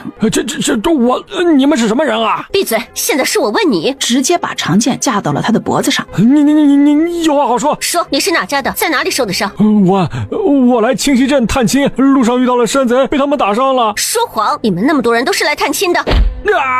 那人发出一声极为凄厉的痛呼声。老实点，再敢说谎糊弄我们，就不是刚刚那一脚了。给你一次机会，回答刚刚的问题。我们来清溪镇那边的山上找东西，其实找什么我们也不知道，主子只说让我们找找。那人这次老实了许多，不过他说的跟没说一样，自己都不知道要找什么。你们是哪家的？在山上都做了什么？身上的伤又是怎么来的？我们是府城姚家的。那人眼珠子一转，胡乱报了个家门出来。哦，哪个姚家？姚家？这么巧？这也太巧了吧！姚家家主还跟我同行，他家下人就已经在山上搅风搅雨了。几人对于这人的话立马就怀疑起来。说你来自府城哪个姚家？大河的脚直接放在了那人的肩膀上。府城就那一个姚家，我们老爷可是姚家家主啊。哦，你是魏康的人？是我们老爷就是魏康。看样子这人还是不老实啊。大河，不用客气，让他醒醒脑。绯月说着便往后退了几步，大河的拳头落在那人身上发出的响声。让你说谎，让你攀着别人，让你胡说八道，不说实话就打断你的四肢，再拔了你的舌头，你也不用说了，然后再挖出你的眼珠子当球体，最后直接把你扔回山上喂狼。丰盛胜那边又是一脚踹到那人的伤处，原本已经快要晕过去的人再次被疼得清醒了过来。他一脸恐惧地盯着大河，说吧，我们听着呢。你是哪家的？在山上都做了些什么？你们身上的伤是从哪里来的？我们真的是抚真姚家的人，只不过我们是姚家五房的下人。姚家五房？你们怎么会来这里？是我家老爷可是姚老太爷的亲侄子，他听说魏老爷要到东河村，便派我们来截杀对方。几人都被这人的话给惊了一下，居然有姚家人要截杀魏康，而且一早就打探好了他的行踪。你们老爷怎么知道魏康要回东河村，还特意赶在他前面跑了过来？兰草有些奇怪，我这个亲爹来东河村的事情还广而告之了。是我们老爷安插在姚家主院的人传回的消息。他知道自己这些话一说出来是再也回不去了，自己在老爷那里就是一个被煮的东西，不会有好下场的。你们不是要截杀魏康吗？怎么会跑到山里的？丰盛还是想不明白，这些人明明是杀人的，结果人都还没等到，他们却跑进了山里，而且还把自己弄得这么狼狈。是何家人和李家人，我们刚来到清溪镇就碰到了他们。他们说东河村的后山有宝贝，据说价值连城，还能造福后代子孙。我们头儿被说的有些心动，就跟着他们一起进了山。那些人真不是东西，事事都让我们姚家人打头阵，遭遇了狼群，他们却跑得飞快。好在我们手里的家伙都比较趁手，折了几个人之后便逃了回来。身上哪里有什么宝贝？他们两家人就是想让我们打头阵送死的。何家、李家，这是哪两家？就是李知府的李家，还有李知府的娘家何家。是他们。何大爷已经死在牢里了，那何家人全听李夫人的。你们在山上都做了什么？我们就是在山上乱窜找宝贝啊，只可惜宝贝什么都没找到，还被一群猴子给驱赶着逃命。猴群？什么样的猴群？你们把他们怎么样了？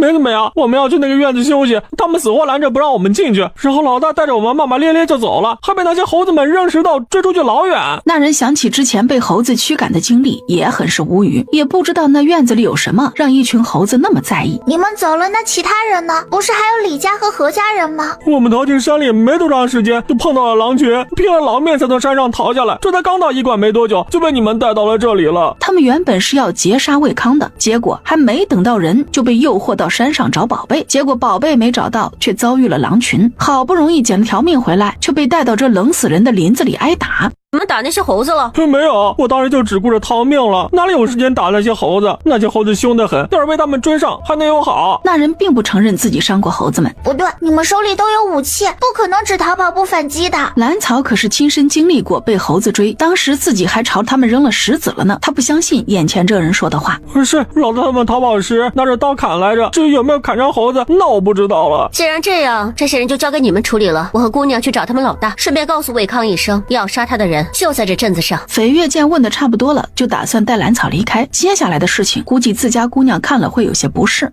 让你们欺负我家小辉，让你们害了我家小鸡，我打死你们！兰草见斐月要带自己离开，当下从腰间抽出鞭子，直朝着地上那人抽了过去。这一次他可是用了不小的力气，一定要为小金和小辉报仇。看在地上那人已经被抽得翻白眼。走吧，姑娘，我们得过去把这事儿告诉魏康。要知道那伙人也在镇上，只要是碰到一起发生个什么，你以后不得后悔。你们快去吧，这人交给我们。姑娘，我们先去客栈告诉魏康一声吧。好，先去客栈。说着，他率先运起身法，直接往镇子里窜去。斐月紧跟其后。小姐，您这是？老高是知道兰草和自家老爷是什么关系的。你家老爷去哪里了？老爷去医馆找齐大夫了，说是之前开的药用完了，要过去把个脉，再抓几副药回来。他一个人去的。兰草心里一慌，就算那些人已经受了伤，但也不是每个人都不能动了的。如果真有那不要命的，直接将魏康给解决了，那岂不是就出了大事？不是，大方跟着老爷呢。老高愣愣的回答，他不知道小姐这大晚上过来找老爷有什么事，不过看样子倒是挺急的。要不要老奴去喊老爷回来？不用了，我自己去找。兰草和斐月离开客栈之后，直奔医馆，生怕晚一步魏康会遭遇不测。斐月，你的速度快一些，你先过去。兰草即便是用上身法，也没有斐月的速度快。姑娘一个人行吗？这镇子上现在可不太平，我们都不知道有多少人藏在暗处呢。你去吧，这里离医馆也不远，我很快就追上你了。再说我手里有可以防身的药，有危险也能自保。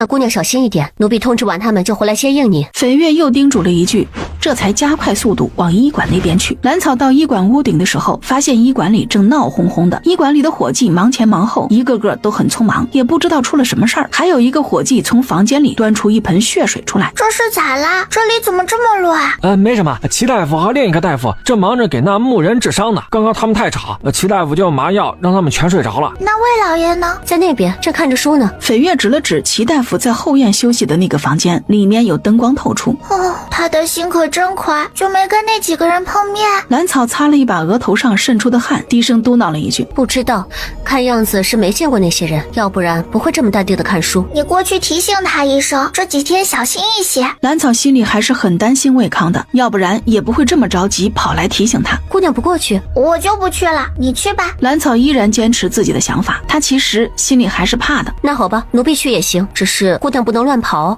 不过这样也好，自己也是有话要跟魏康说的，事先警告一下他还是可以的。绯月推开了魏康所在的那个房间的门。绯月姑娘，你这是……魏康虽然跟绯月并没有说过几句话，但是很清楚这人就是自家闺女身边的厉害人，把封家的护卫整得叫苦连天。魏老爷，您这几天在镇上还是小心一些，我们抓到一个人，得到了一些跟你有关的消息。跟我有关？什么消息？绯月姑娘坐下说。那人说他们是府城姚家五房的下人。居然是五房的人，他们怎么会知道我要回东河村的？魏康脸上的表情一下子就阴沉了下来，看样子他是想到了什么。想必魏老爷是想到了什么，那就不用我多说了。我家姑娘让我提醒你，这几天不要乱跑，要小心一些。虽然那些人暂时做不了什么，但是不代表他们就放弃了。绯月打算把这事说明白，得让这人记住自家姑娘的好。是小草让你来的？魏康听了绯月的话，脸上的阴沉一下子就褪去，转而换上一副欣喜的模样。是的，你可不要辜负了我家姑娘的一片好心。如果自己跑出去找死的话，我们可不会管你。是，我不会拿自己的小命开玩笑的。只是还请绯月姑娘告诉我那些人在哪儿，我也还有个防范不是？齐大夫正在给他们处理伤口呢。什么？他们居然就在眼前？那……魏康的第一反应是就在医馆里解决了这些人，但是他又想到不能连累齐大夫的名声，还是默默地收回了之前的想法。魏老爷这2天还是不要往医馆跑了，这伙人我们自会收拾，他们在山上可是干了不少坏事。绯月见魏康面露难色，便知道他在想什么，无非就是想解决这些人，又不想连累齐大夫。那还真是多谢绯月姑娘了。如果不是这些人在山上受了伤，只怕这次自己也会凶多吉少吧。我也是看在我家姑娘的面子上才帮你，还望你以后好自为之。魏老爷还是趁那些人没醒过来回客栈吧，你这样待着，他们的眼皮子底下不是上赶着送死吗？绯月说完之后也没有停留，便直接出了房门。他也跟着出了齐大夫的房间，打算再次向绯月道谢后再离开。谁知他才出了房门，就见绯月飞身上了屋顶，而他旁边还站着一个小小的身影。小草！魏康激动地上前一步，他没想到自家闺女居然在外面等着，只是不知道他为什么没有跟绯月一起进去。你快回去吧，有事明天再说。如果齐大夫那边有个早醒的混蛋发现了他，还不得拼了命的要杀他？魏康连连点头应下，然后脚步轻快地出了医馆。姑娘，我们要跟着送他吗？绯月见兰草一直盯着魏康离开的背影看，便轻声提醒了一句：不用了，他也是有功夫在身的。经过我们这一提醒，他一个大男人还不至于让我一个小娃去保护吧。好，那我们回去吧。另一边，他们一早来到镇上，就是为了找机会对封家2个孩子下手的。只可惜他们来得早，封家2个小娃居然在路上耽误了好些天。这些话也是那人跟在何家人身边时听他们议论时记住的。现在为了卖丰盛一个好，想让对方放自己一马，便一股脑将他听说的事情全都讲了一遍。这会儿居然还敢派人来清溪镇杀人，看来这个李夫人是真的不把李知府的前途放在心上，要不然也不会明知道封家跟国师府有关系，还这样明目张胆打发人过来。丰盛和大和将之前抓到的那人关进自家密室之后，还没等喘口气，就见到山上传来的信号，两人没有犹豫，便骑着马往山上赶去。姑娘，您起来了，昨晚睡得可好？魏老爷来了，这会儿正在外面等着呢。姑娘一会儿可要去见见。魏老爷来了？怎么这么早？只是听门房说他老早就过来了。那我洗漱一下就出去看看，晨练的事情再说吧。流水一会儿教小慧安顿好就行，她现在比昨天好上一些。兰草今天并不打算继续逃避下去，而是准备洗漱完毕就去见魏康。老奴记下了。魏康直接被门房带到了主院花厅中等候。兰草过来的时候，他正在打量花厅中的博骨架上摆放的木雕。这个木雕雕的正是丰年推着板车，兰草带着花环坐在板车上，两只羊在前面奔跑，丰盛和丰收跟在丰年旁边帮忙。他们一行人的旁边的树上还露出几只调皮的小猴子，显然就是小辉他们。魏康不由得被这栩栩如生的木雕给吸引了全部心神，就连兰草已经来到花厅都没有发觉，他只是痴痴地望着那木雕，感受着从里面散发出来的浓浓的喜感。兰草见他看花厅里的木雕有些入迷，心里自豪的同时又有些复杂。不过他这会儿也没有打扰魏康，而是自顾自地跑到院子里的练武场上开始晨练起来。这可是他已经坚持了差不多1年的习惯，可不能因为其他的事情耽搁。兰草在院子里甩鞭子的声音惊醒了已经入迷的魏康，他这才回头走出花厅，见到是闺女在练武，便也跟着在练武场中打起拳来。期间两人一句话都没说，直到半个时辰后，两人这才收工。刘婶已经把饭做好了，我们一起用早饭吧。兰草现在面对魏康还真有些无措，不知道该怎么称呼对方，不知道要用什么态度面对他。好。魏康则没有兰草的忐忑，一张脸都快要笑出花了。他接到兰草的邀请之后，欣然地应了下来。之前可是听门房说了，丰盛今天不在，那个不好惹的斐月也不在这里，可以和闺女独处了，真好。来，小草，喝碗粥。来，吃个鸡蛋。魏康小心翼翼地给兰草剥着鸡蛋壳。来，小草，尝尝这个。小草看着面前有些笨拙地照顾自己吃饭的魏康，兰草的心里是暖的。一顿尴尬又温馨的早饭过去之后，两人这才正式开始说起这2天一直回避的话题。小草，你是不是早已经知道了我是你亲爹？是。兰草也没有回避，直直盯着魏康的眼睛，给了他一个肯定的回答。你真的知道？什么时候啊？在你们家人把王氏活埋的时候。王氏活埋的事情你都知道？这魏康这一次是真的被惊到了，他居然没在这小丫头的脸上看到一丝害怕。是啊，我过去的时候，姚家人刚把王氏埋掉，还没有死透呢。大叔让人把他挖出来，问清楚了当年事情的真相。他说了什么？魏康心里无比震撼，丫头居然亲眼看到王氏被活埋，那他心里会不会害怕？他说当年2个孩子确实被换掉了，他说他来府城就是想让你的儿子悄悄认下他，他也好借此在府城安个家，以后就靠你儿子养着。然后呢？然后王氏说完之后又被埋了。兰草说的那叫一个轻描淡写，这可让魏康心惊不已，而是继续观察兰草的表情。那个恶毒的女人，她有这样的结果是她活该，只是有没有吓到你啊？魏康并不认为王氏死得冤，只觉得让那个女人早早的死了，算是便宜了他。怕又不是要活埋我，这有什么好怕的？这事跟我当初在山里遇到的事情比起来，还真不算什么。害人的人终究是会得到报应的。魏康听到兰草这么说，同样也想起了他之前被蓝安庆扔进后山的事情，眼眶不由湿润了起来。真是苦了你了，幸好你遇到了丰年。丰年就是我爹，这一点想必你也清楚。我现在是丰家大姑娘，是丰年的女儿，以后这个身份都不会变。兰草觉得这事儿有必要跟魏康说清楚，无论他认不认魏康，认不认姚慧欣，自己跟丰家人的关系是不会变的。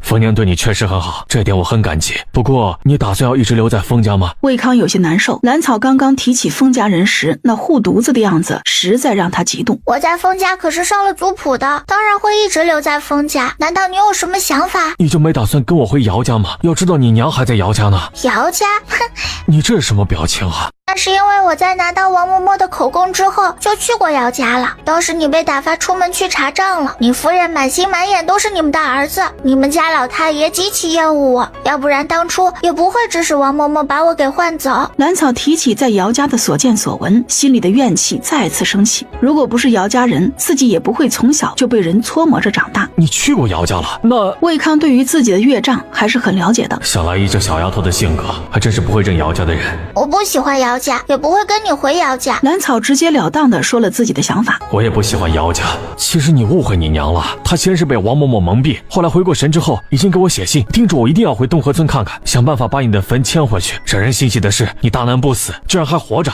我们一家人可算是能够团圆了。不可能，我当时在姚家都看得清清楚楚，你都怀疑姚成的身份了，也跟他讲明了，他还一心一意守着姚成，一点都不介意那不是他的亲生儿子。兰草想起那天晚上康见到的情景，委屈的眼眶都红了。明明我才是那个女人的亲女儿，可是她却只想那个假儿子。魏康见兰草这么激动，知道她不相信自己的话，便从怀里掏出一封信递了过去。他不想让兰草心里怨恨自家夫人，母女之间有误会，解开了才是最好的。兰草擦擦眼泪，接过信仔细看了起来，她的心里其实还是有些相信魏康的话的。看完信的兰草久久不能平静，原来姚慧欣那个女人看到王嬷嬷的供词之后才恍然大悟，知道她以前都是被人给骗了，便想办法写信过来，顺便把王嬷嬷的供词也一并带来。这么说她是认我的，我以后也是有娘的孩子了。他没有不要你，只是被坏人蒙蔽了而已。魏康见到兰草现在不再排斥自家夫人，多少松了口气。小草呀，爹很后悔当年你娘快生你的时候带她回东河村一趟，结果把你丢在这里受了这么多苦，是爹没用，是爹异想天开，以为东河村还是自己的家。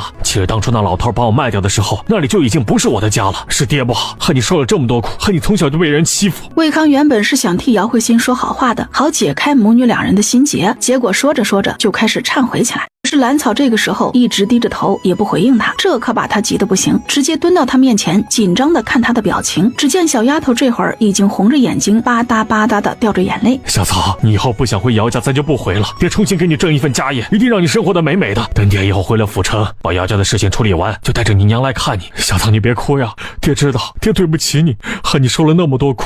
你放心吧，爹已经替你出了气了。我前天晚上就去扒了蓝安庆的坟，还把蓝安平打了一顿，原本是要再打一顿老二家那小子的，结果被他跑掉了。你放心，以前欺负过你的，爹全都给你打回来。可恨爹来得太晚了，让你受了那么多苦。魏康说着说着，眼泪不自觉掉了下来。女儿小小年纪就被逼着长大，这才6岁的年纪就已经像个大人了。兰草耳边听着魏康的絮絮叨叨，心里回想着自己在兰家的点点滴滴，一时没忍住，已经开始呜呜咽咽的哭了起来。现在听着魏康一句又一句充满关心和歉意的话，以后自己也是个有爹娘的孩子了。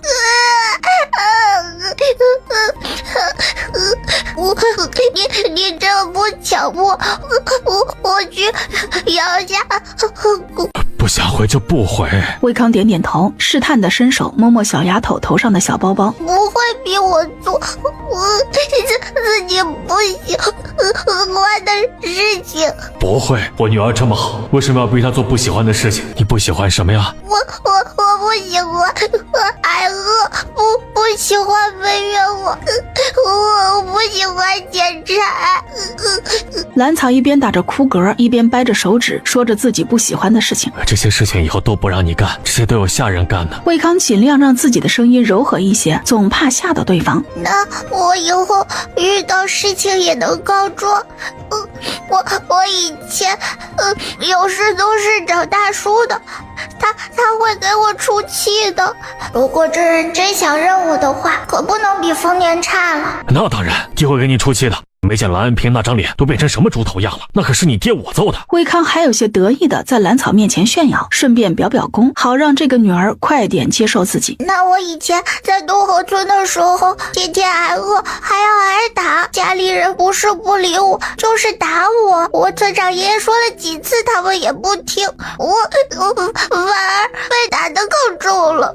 我好疼，每天都是新伤压旧伤，连药都没上过，我身上的青紫和疤痕一直到住进凤家的时候才慢慢消下去的。他们说我力气太大会伤到家里人的，把我赶到柴房的草堆上去睡觉。柴房好冷，那里的墙四处透风，还是我悄悄从河里面挖了些泥，把那些缝隙给糊住。我每天要砍2捆柴，顺便挖2大篮子的野菜。这件事情蓝源和蓝浩可是从来都不会干的，我要是砍得少了就会挨打。他们说我是个女娃，是赔钱货，少吃一些没关系。然后我天天挨饿。小浩总找男告状，他还有火烧我头发，就因为他们要打我。我逃跑的时候挖了后院一棵桃树，他们就要把我扔进深山里，我好害怕。可惜没有人会在意我，害不害怕？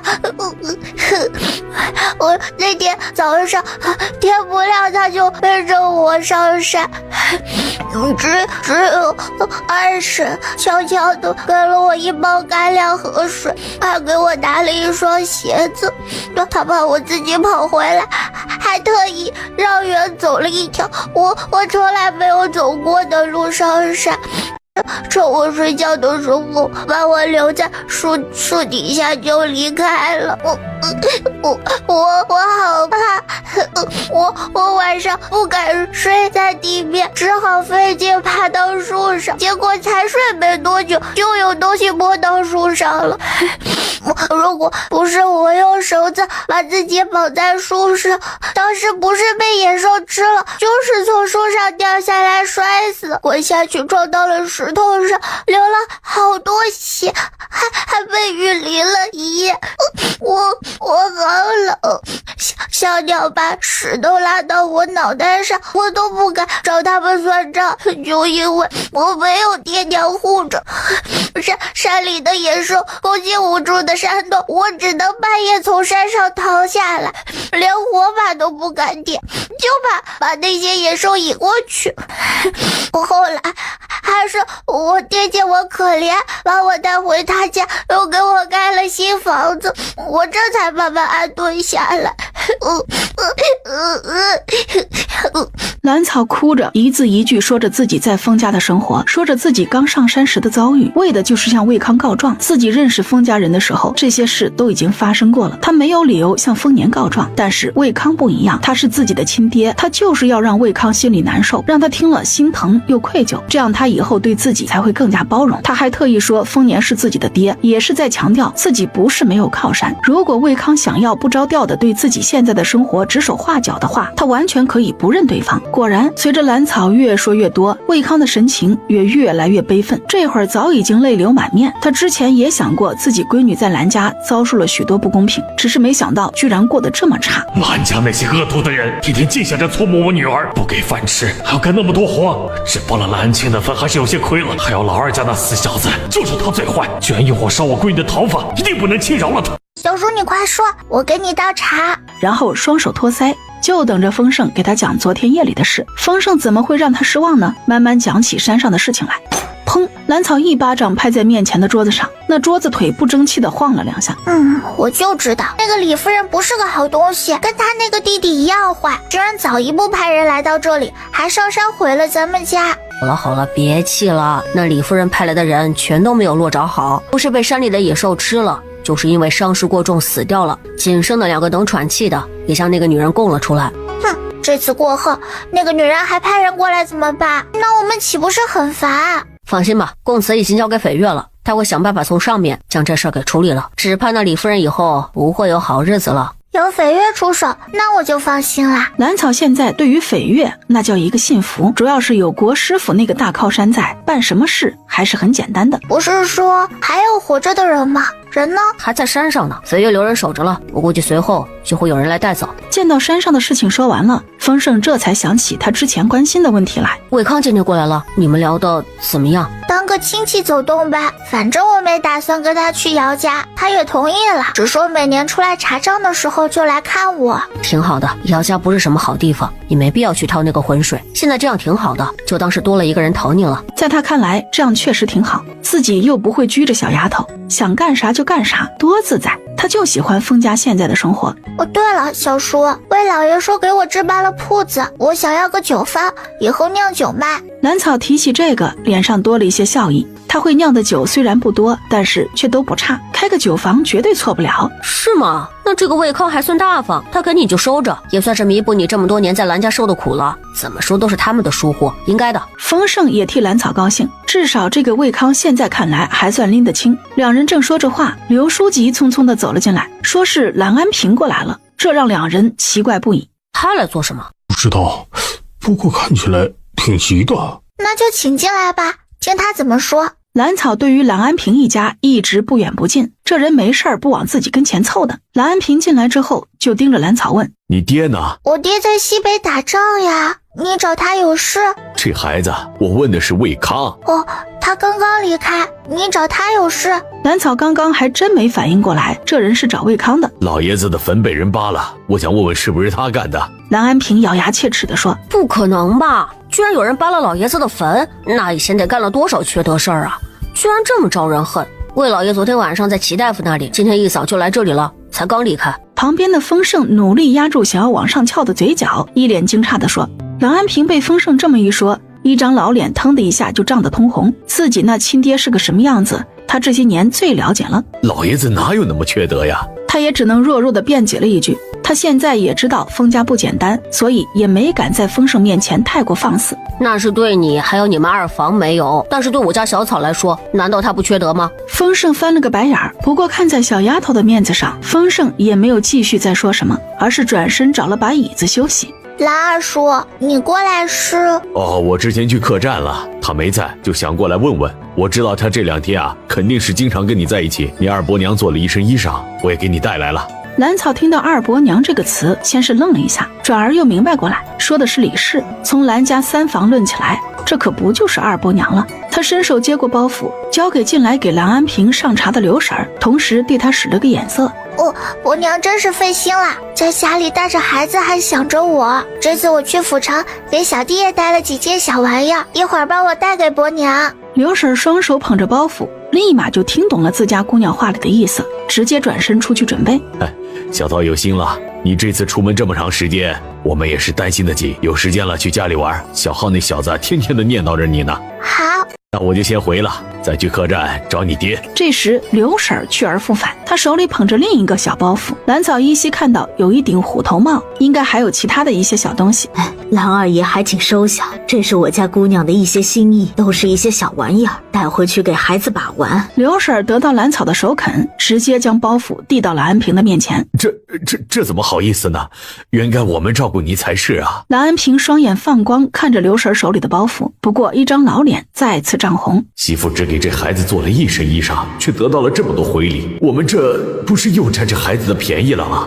拿着吧，这也是我的一片心意，都是小弟能用到的衣服、帽子什么的。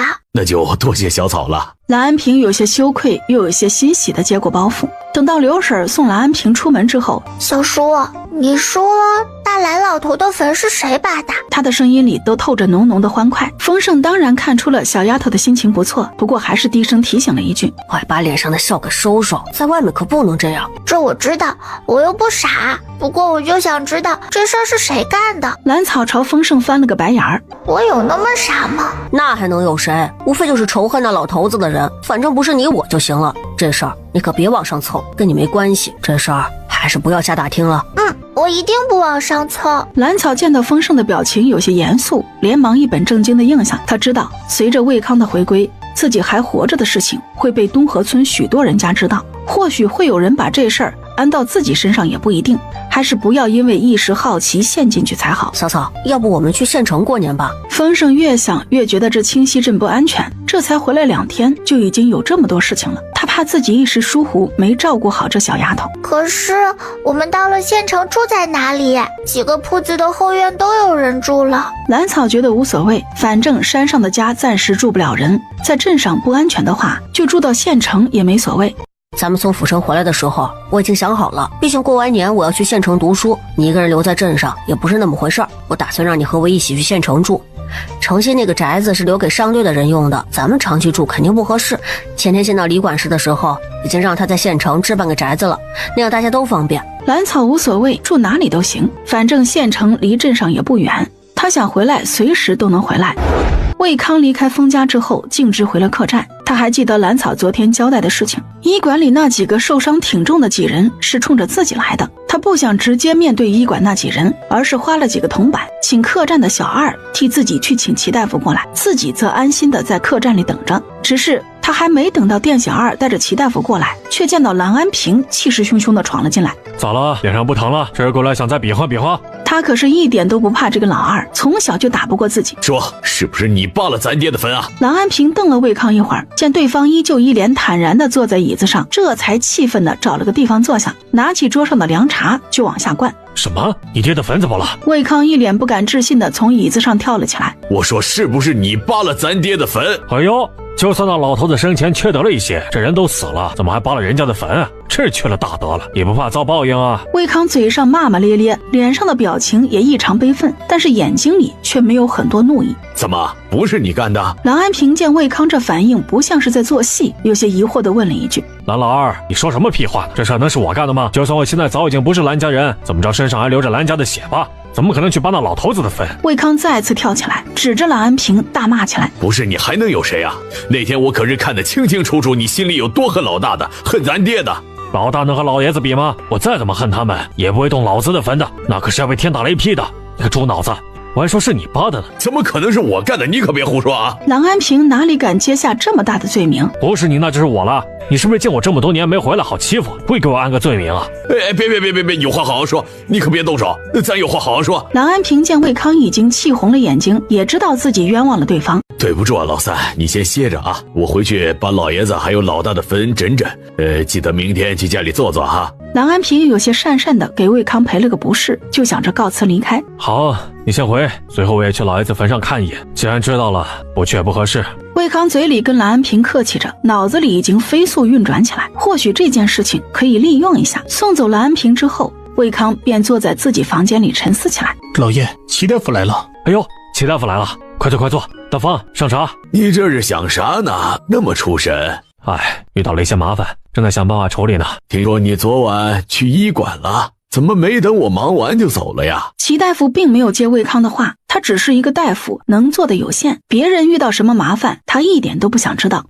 临时有些事儿就想离开了，正好那会儿医馆所有人都忙得不行，说是有几个人受了重伤，他们现在怎么样了？顺势打听起昨天那几个人来。那几个人受的伤都不轻，最重的那个现在用身片吊着命呢，也不知道能不能活下来。那些人已经商量着把人带去县城医治了。魏康听他这么一说，心里便有了底。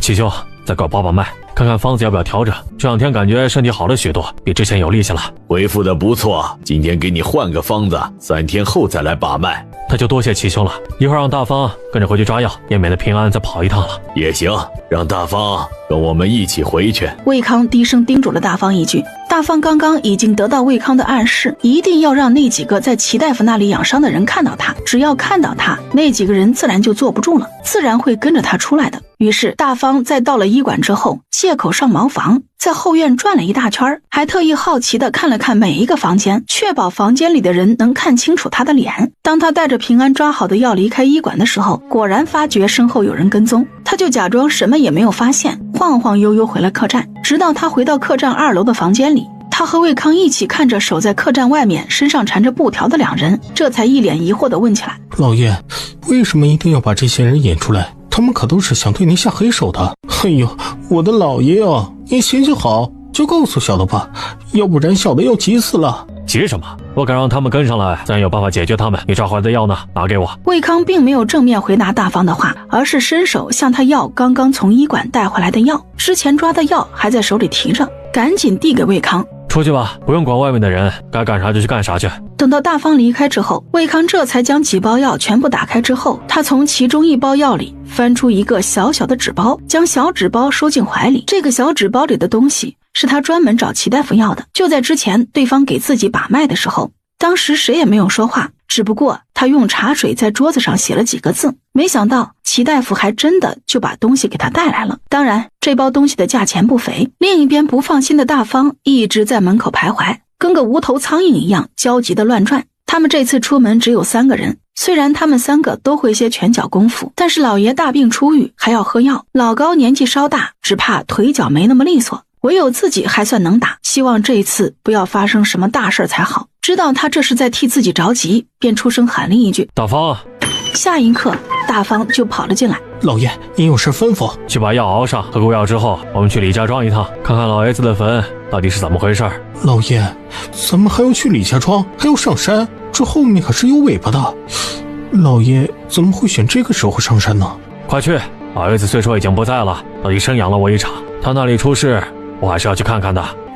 是，小的这就去。不动声色地观察着一直守在外面的两人，不是他着急要处理这些人，而是不想因为自己没处理好这件事，转而给小草带来麻烦。他看得很清楚，小草对于认不认自己这个亲爹，其实没有那么在意。如果因为这个再给他惹来麻烦，只怕他更不待见自己这个亲爹了。他不经意间扫到放在自己床头的那个竹筒，心里更多了一份坚定。他为那个孩子能做的真没多少，一定不能给对方带来麻烦。大哥，刚过来抓药的人就是跟在那个倒插门身边的大方，我和刚子已经跟到了客栈那边。真的？有没有见到那个入赘的软蛋？姚家其他几房人一点都看不上魏康，连同他们身边的下人对于魏康的称呼也是五花八门，什么软蛋、入赘的、倒插门的都有。看到了，我刚刚一直守在客栈外面，发现那个倒插门的在2楼的窗口站了一会儿，跟大方在一起说话呢。他们一行人来到清溪镇之后，可真是吃尽了苦头，兜兜转转好长时间没找到魏康，还差点把一群人的小命全交代在这里。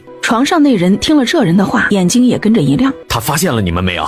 没有，我和刚子哥都小心得很，他们不可能发现他。回来报信那人自信得很，那个大方就是个傻子，从医馆回去一路上晃晃悠悠，还在半道上买了个馅饼吃，哪里像是察觉到被人跟踪了。行，你们还回去守着，我们这边就准备离开医馆。反正那个什么狗屁大夫也说老大的伤太重了，咱们正好借口去县城治伤，离开这里。对，还有那个小伙计一直臭着一张脸，都不让老子动一下。之前我出去的时候，他还拦着我叽歪了半天。咱们快走，凭咱们这么多人解决那个软蛋，要回府城。可是大哥伤得那么重，我到底行不行啊？总不能让大哥跟着我们一起去收拾那人吧？我看这样，咱们把大哥安置在咱们的马车里，把他放在镇子外面，直等我们解决了那个倒插门，咱们直接就离开。我看行，不能让医馆的小伙计一直看着我们，要不然什么事都干不了。哎，行，就这么办。我们把大哥放在马车上，留一个人守着。我留下来照顾大哥。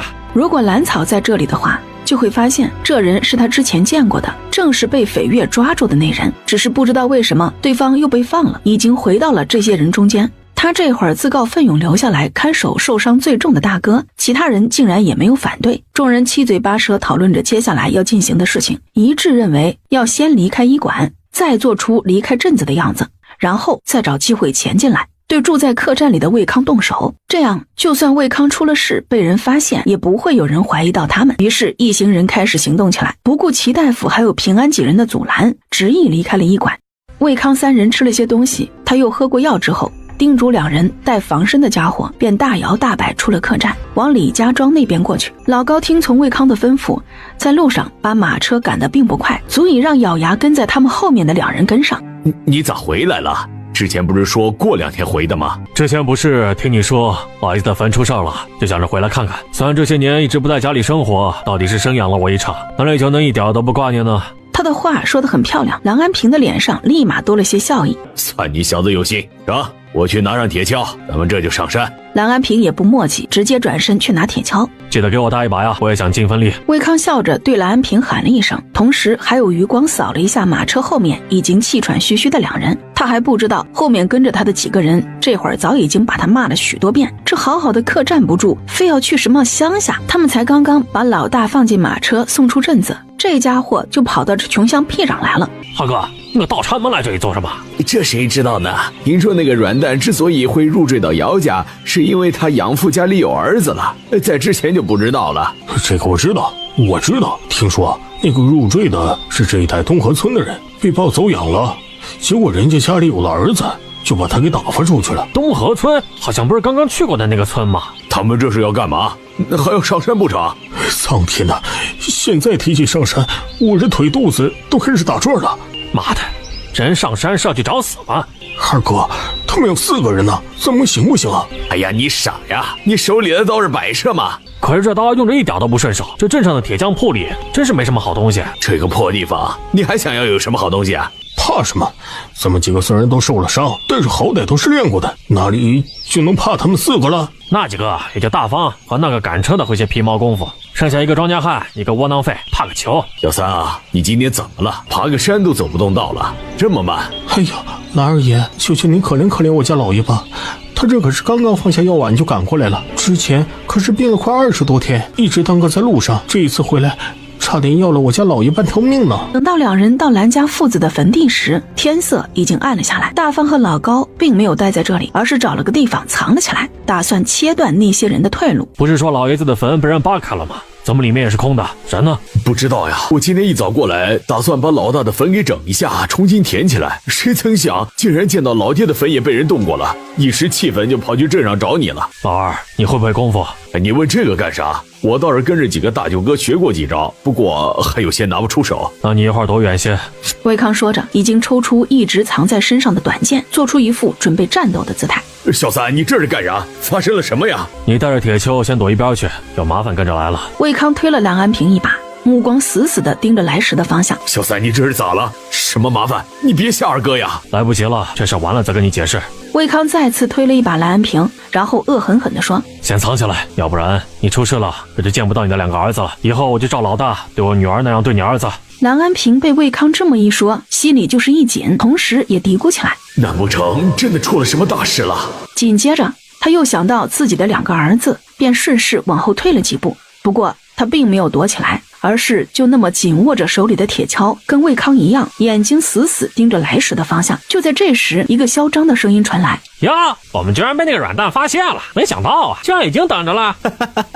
发现了又怎么样？难不成还想逃回去？别做梦了！好了，别说了，把人解决了，我们还要带大哥去县城呢。蓝安平这时才发现，7、8个有些狼狈又有些嚣张的人出现在蓝家坟地所在的山坳里。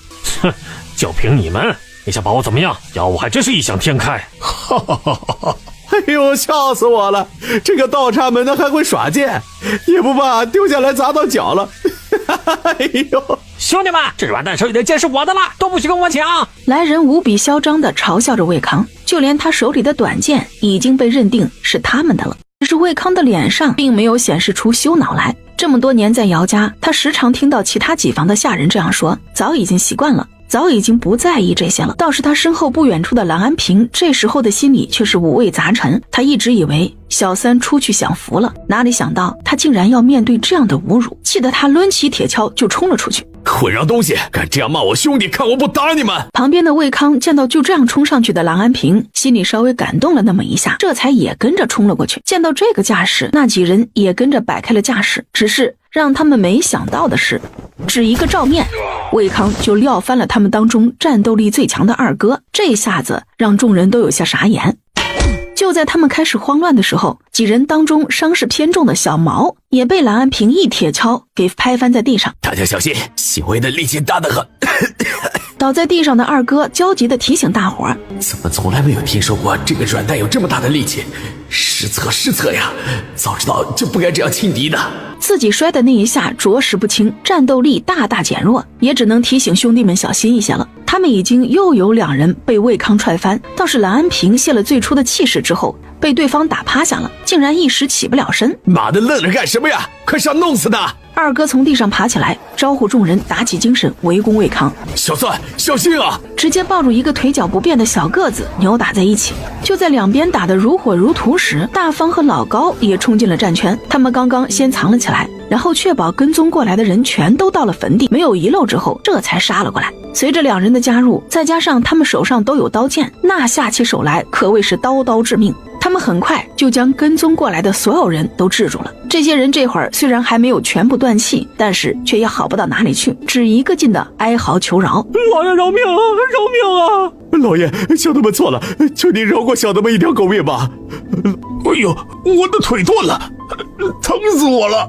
老爷，求求你放过我们吧，这都是五爷交代的呀，不关我们的事儿啊。面对这些人的求饶，魏康一点都不为所动，也没有打算审问他们的意思。此时的天色已经彻底黑下来，尤其是在这山里，即使有月色照亮，此时还是极为恐怖。蓝二爷，这事儿您可别管了，这些人跟过来就是为了要我家老爷的命，这要是把人给放回去，岂不是害了我家老爷？要知道他们身后的主子可不会放过我家老爷啊！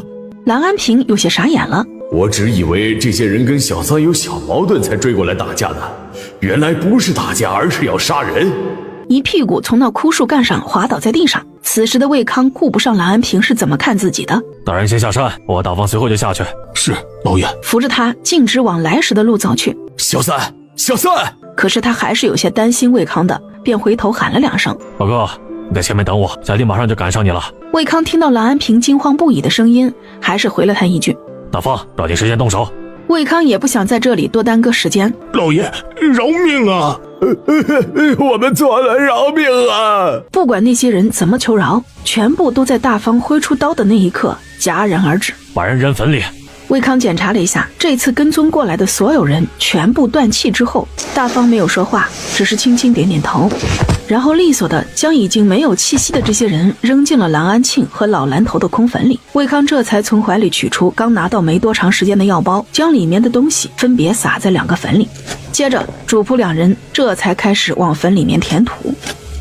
由于这会儿天色不早了，而且又是在山里，2人还是很紧张的。直到2人把2个坟头重新堆好，这才稍微缓了一口气。主仆2人快速清理收拾一番，这才急匆匆离去。魏康要追上蓝安平，将今晚的事情向他解释清楚，顺便带他去医馆包扎一下伤口，毕竟对方刚刚跟那几人厮打的时候受了不轻的伤。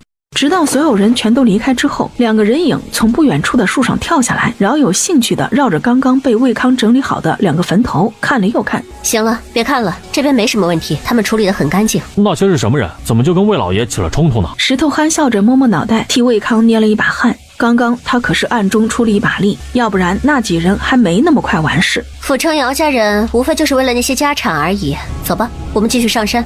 裴月勾了勾唇角，他没想到自己为了让给自家姑娘出气，让人将老蓝头的坟给破坏掉，竟然就这么被魏康给利用了一把。算了，这样挺好，没有人会想到那老蓝头的尸骨已经被弃在深山里，而他的坟里却埋着几个陌生人，反正不会影响到我家姑娘什么，我也懒得去管了。要知道他们在崇山上还关了几个人，也不知道这会儿是死是活。另一边，魏康也追上了正一瘸一拐下山的蓝安平和老高2人。要说这蓝安平也是倒霉，原本前2天被魏康揍的时候就已经伤到了腿，歇了2天这才好了一些，谁曾想刚刚跟人厮打的时候又伤到了，这边走路瘸得很明显。老哥，你怎么样？没事，养几天就好了。今天这一遭，只怕是这个弟弟早就已经算计好的，自己可真是个大傻子，被这小子给糊弄了。老哥，你别生气了，听我解释行不行？然后低声下气的陪着笑脸。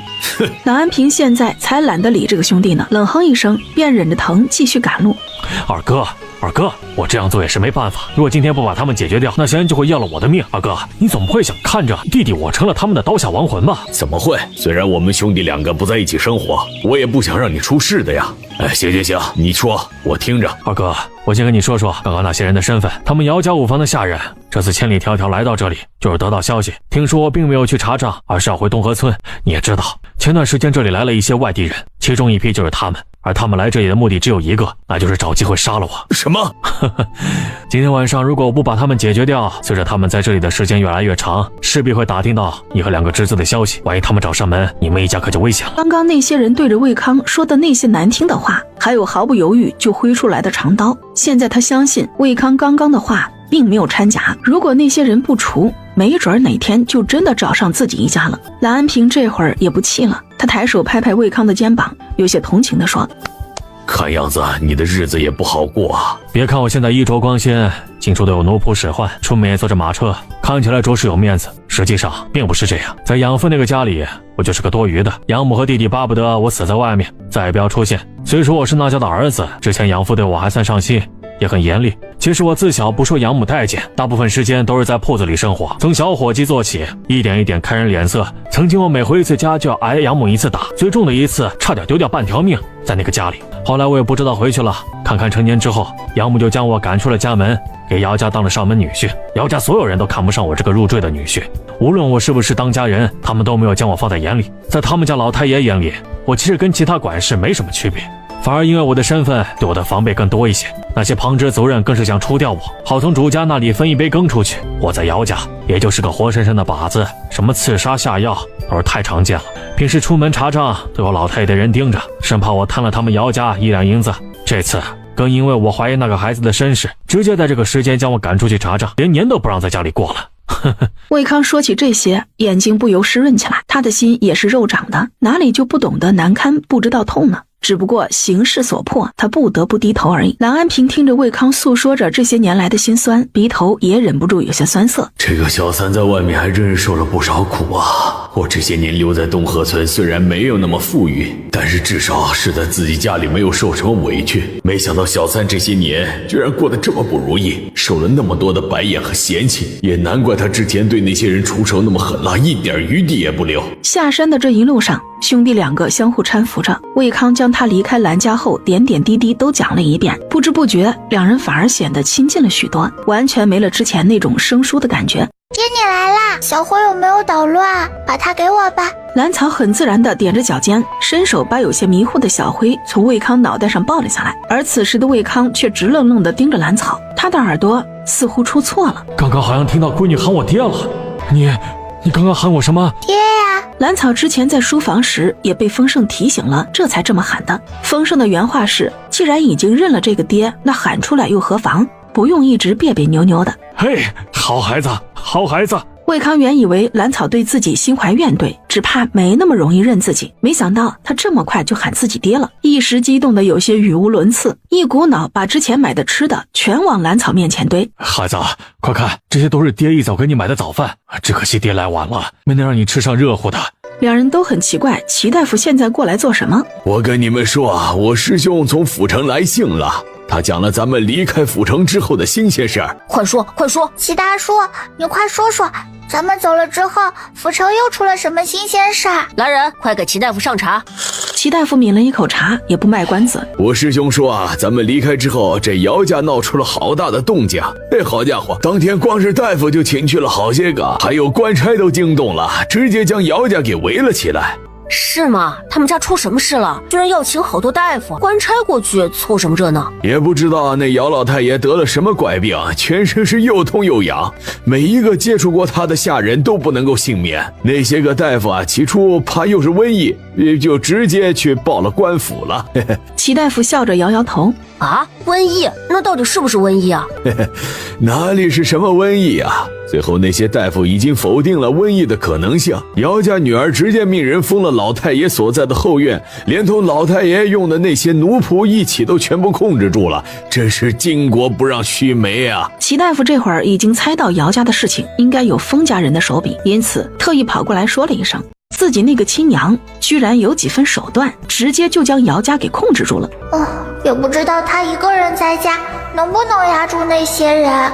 魏康没想到自家夫人居然有这么大的魄力，敢公然反抗老太爷，脸上不免多了几分赞赏。要不你还是赶快回去看看吧，姚家五房的人都追到这里来杀你了，你家里的人他们能轻易放过？我确实得赶回去了。他在姚家这些年不说忍受了多少屈辱，至少姚慧心对他还是很不错的，更何况他也为姚家付出了那么多，如果到头来被旁支那些人摘了桃子，这让他怎么甘心？魏康立马就下了决断，要立马赶回府城，如果速度够快的话，可以在过年的时候赶到家里，希望一切还来得及。是呀，爹，我也是这个意思，我这个亲爹在姚家受了那么多委屈，总要得到些什么吧。只是我才刚刚和你相认，总是有些舍不得。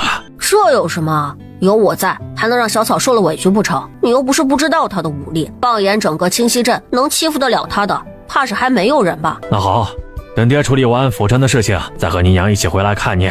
他有些笨拙地揉揉兰草的脑袋，低头轻声说：好。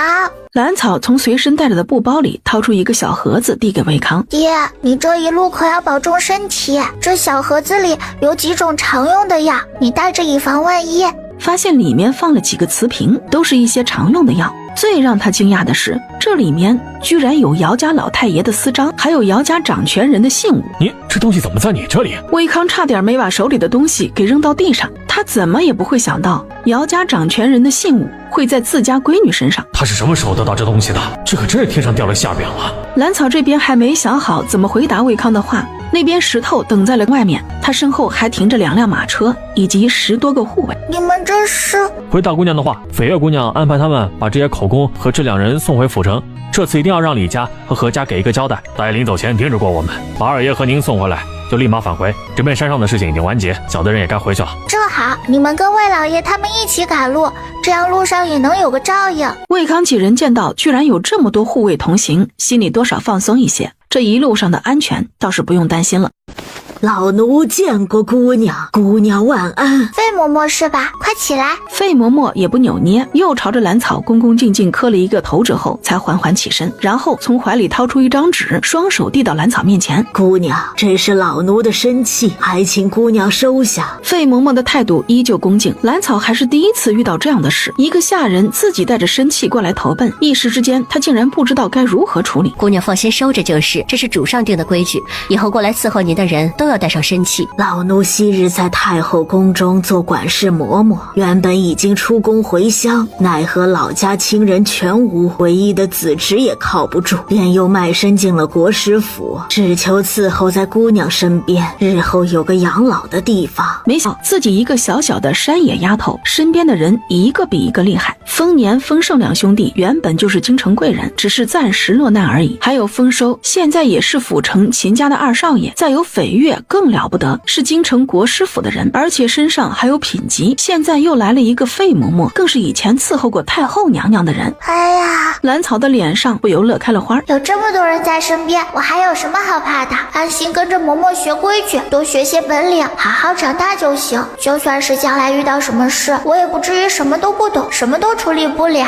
丰年从西北寄来的信是在过年前寄回来的，同时一起到来的还有一些西北那边的特产，以及一小盒五颜六色的宝石。兰草和丰盛头挨着头争相看丰年带回来的信，信上说西北的天气很冷，比他们以前在山上时冷多了，还说他到西北这段时间已经跟蛮子干了好几仗了，不过规模都不大，对方一点便宜都没有讨到。最后他表示不能陪两小只一起过年，有些遗憾，希望两人照顾好自己，要好好读书，好好练功，他明年争取回来看他们。看完丰年的信，兰草的眼泪哗啦啦开始往下流，他有些心疼丰年了。丰盛心里也不好受，他才跟这个大哥团聚没几个月，等到自己长大以后一定要去西北跟大哥团聚，兄弟两人要并肩杀敌。与去年过年的时候完全不同，今年家里的各种年货，兰草还没有来得及上手准备，就已经被刘婶给处理好了。他也只来得及跟着费嬷嬷捡了几个窗花，再就是和丰盛一起外出买了一些炮竹什么的。当他和丰盛、刘婶、斐月、乡里几人围坐在一起包饺子时，听着众人嘻嘻哈哈的笑声，兰草忽然有些难过，想到在西北受苦的丰年，还有在秦家的丰收，以及不知所踪的白霜，眼睛也有些湿润。小草，你怎么了？这大过年的正是开心的时候，怎么就不开心了呢？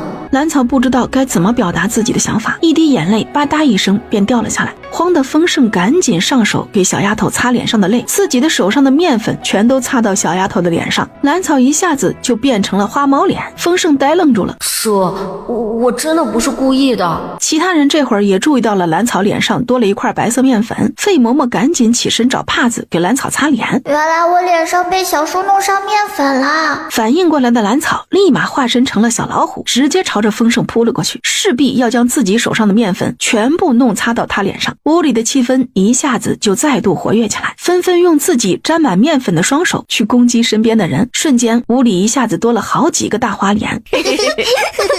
众人嬉笑打闹的场景一下子就冲淡了兰草刚刚升起的伤感。让兰草意外的是，他居然收到了丰盛给他包的压岁钱，里面足足有5两银子。谢谢小叔，小叔过年好。第一次体会到当大人给小辈发压岁钱的丰盛也极为开心，感觉倍儿有面子。看着兰草的眼神多了几分看小辈的意思。兰草看看自己手里的压岁钱，又看看丰盛空落落的手里，谁让家里只有我们2个小主子，我这小叔的年纪也不大，正是领压岁钱的时候，如果大叔在的话，一定会给他也准备一份的。兰草便装模作样的给他包了一个红包。谢谢小草，我很开心能和你一起过年，这也是我过的最温馨的一个年了。我也很开心能和小叔一起过年。兰草这会儿早已经将之前的伤感抛到脑后，只在心里默默祝福不在身边的亲人。兰草惊喜的是，他在空间小屋的桌子上看到了一个红色的小箱子。等他欢欢喜喜打开之后，发现居然是满满的一箱书。不过最上面放着的一个花生大小的金娃娃倒是很喜人。他知道这是爷爷留给自己的压岁钱，便爱不释手地把玩着金娃娃。爷爷，这些都是刘婶做的好吃的，您慢慢吃。好久没见到爷爷了，也不知道你过得好不好。爷爷，你是不是认识国师府的人？飞月说我和他的主上师出同门，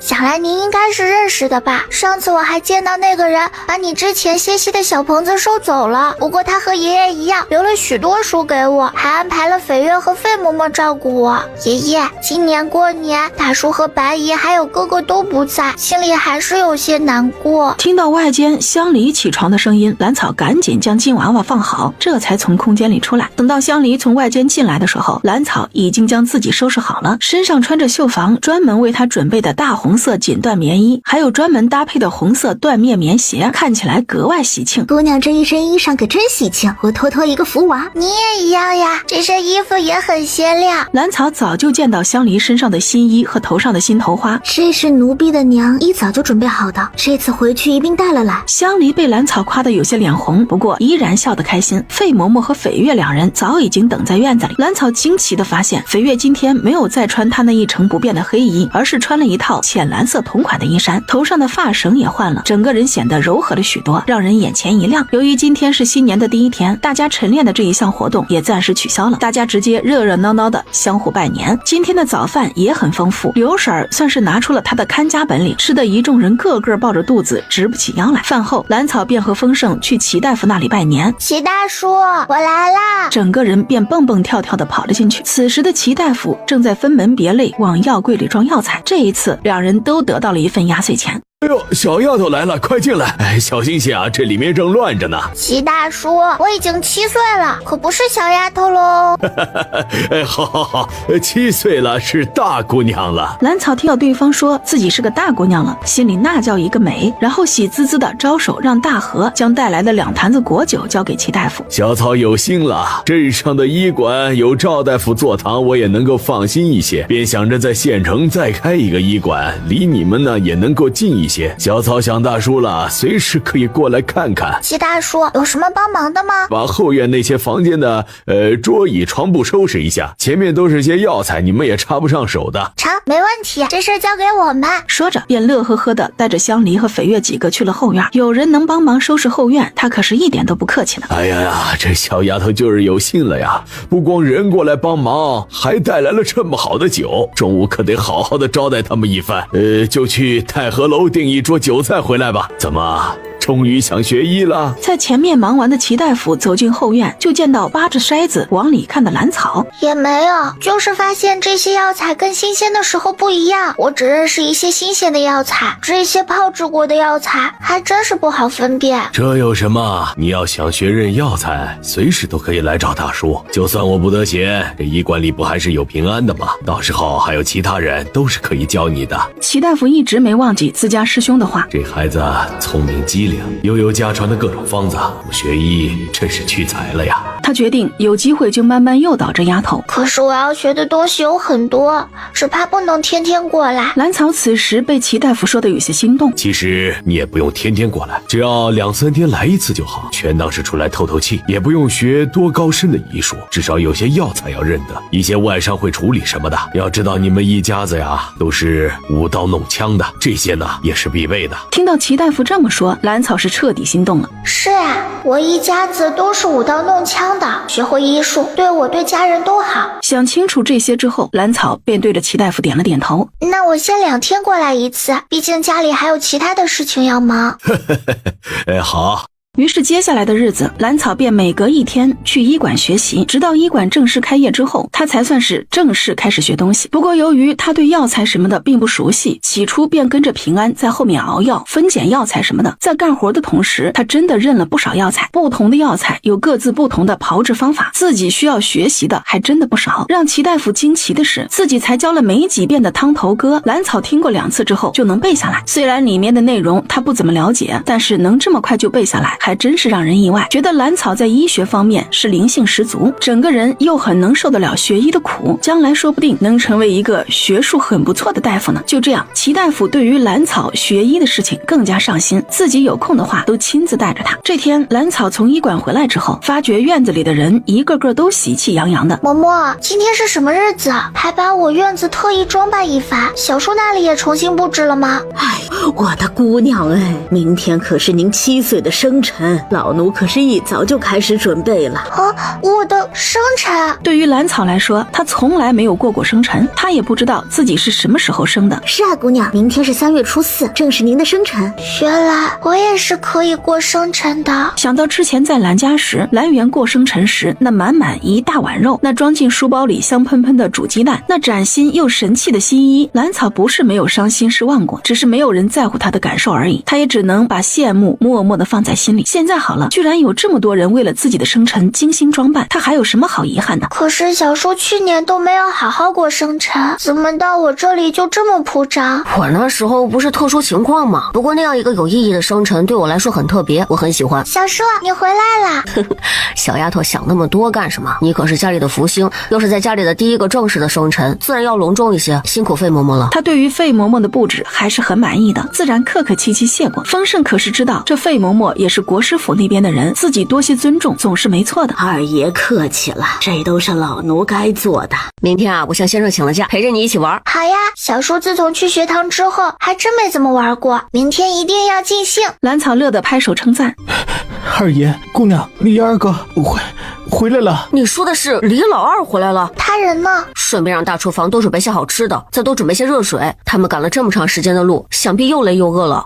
给二爷姑娘请安。快起来！你们在西北怎么样啊？这次回来可是有什么事？大哥有什么交代？大爷在西北很好，他的武艺高强，用兵也很有一套，不足1个月就在军营站稳了脚，已经手底下的人收拾得服服帖帖的。我就知道大叔很厉害呢，一定很快就能降服那些人。兰草对于丰年可是很有信心的，听了李老二的话，不由有些得意起来。大哥让你这个时候回来，可是有什么要紧的事？只要大哥在西北一切顺利，自己和小草在家里也能安心不少。大爷特意安排小的回来给姑娘送生辰礼，还有几封信要带给主子们。李二叔真是辛苦了，香梨，快去拿一坛子我酿的好酒，让李二叔他们尝尝。李老二一听是自家姑娘酿的酒，一对眼睛立马就亮了起来。之前他可是在大爷那里喝过一次，不光无比美味，还不上头，喝下去整个人舒服的不行。没想到自己才回来就能喝到姑娘亲自酿的美酒，路上所有的疲惫都值了。多谢姑娘赏，小的们今天是有口福了。这是大爷让小的们带回来的信。兰草两人接过信，不约而同都动手拆起来。大爷给姑娘带了几套西北那边的精美衣服，说让姑娘没事穿着玩。二爷也有2套，另外还给姑娘带回一匹小马驹，是西北那边难得一见的宝马呀。真的？那我去看看。兰草被这么一说，一下子就来了兴趣。她很想知道西北那边的女娃穿的是什么好看的衣裳，也想见见大叔给自己精心挑选的小马驹。兰草目光闪闪盯着放在屋子中间的大箱子，一脑袋扎进箱子里，好奇的将里面的物件一样一样往外掏，忙得那叫一个不亦乐乎。我已经让大厨房那边准备好了，你们快去用饭吧，晚上好好休息休息。他见兰草这会儿恐怕早已经将李老二给忘到了脑后，便出声让他们下去用饭休息。多谢二爷，大爷也给您带来东西，小的一会儿就送到您的院子里去。飞月姑娘进来可好啊？他可是知道自家大爷心里挂念眼前这位的，说不定以后就是封家的女主子了，可不能得罪了去。要知道这位可是个厉害的，自家大爷都不是他的对手。一切都好，你们这一路辛苦了。西北那边怎么样？可还顺利？绯月跟在兰草身边的时间越久，往常脸上常挂着的冷意都少了许多，尤其是现在是李老二从未见过的温和。飞月姑娘放心，大爷在西北一切都好，这是姑娘的。有劳你们了，快去用饭吧。他就知道丰年这次派人回来一定还会给自己带信的。兰草喜滋滋的把玩着大箱子里的小物件，看看这个又看看那样，尤其是那2套颜色艳丽装饰着各种宝石的衣服，让兰草喜爱至极。这衣服好看，颜色亮丽，看着都喜庆，似乎骑马也挺合适的。那我下次出门就穿这个，一定是街上最显眼的那一个。兰草抱着新衣服在屋里再次转了一圈，恨不得现在就把衣服穿上去外面显摆显摆。还真是个孩子，有好东西了净想着出去显摆。好了。了，我先回自己院子了，你也早些睡，养足了精神。明天可是你的生辰，小叔带你玩。好，小叔慢走。他也要回去看看大哥给自己带什么了，也不知道有没有什么新奇玩意儿，心里还是有些期待的。姑娘这么早就起了，今天可是您的生辰，不多睡一会儿？正因为今日生辰，可不能多懒，要不然后面1年都是懒的。先去练功，一会儿回来了再仔细梳洗。大哥的眼光真不错，咱们小寿星今天这身确实喜庆。真的吗，小叔？兰草喜滋滋的原地转了个圈。那当然，你可是咱家最可爱的那个。喏，瞧瞧，小叔给你准备的礼物。是什么？哇，这么可爱的娃娃！兰草一下子就被盒子里摆放的几个小巧精致的陶瓷娃娃给吸引了全部心神。你喜欢就好，这是我之前特意在县城的珍宝阁给你找的，虽然不是多珍贵的材质，但是还算精致。丰盛很开心自己选的礼物能得到兰草的喜欢，我一会儿就把它们放到书房里，摆在最显眼的位置上。走吧，小馋猫，我们先去用早饭。好。也不知道刘婶今早做了什么，居然闻起来这么香。哇，刘婶今天的早饭做的都是我喜欢的呀。哎呀，先吃哪个呢？喜欢就多吃些，这个是刘婶专门给你做的，我今天啊算是沾了你的光了。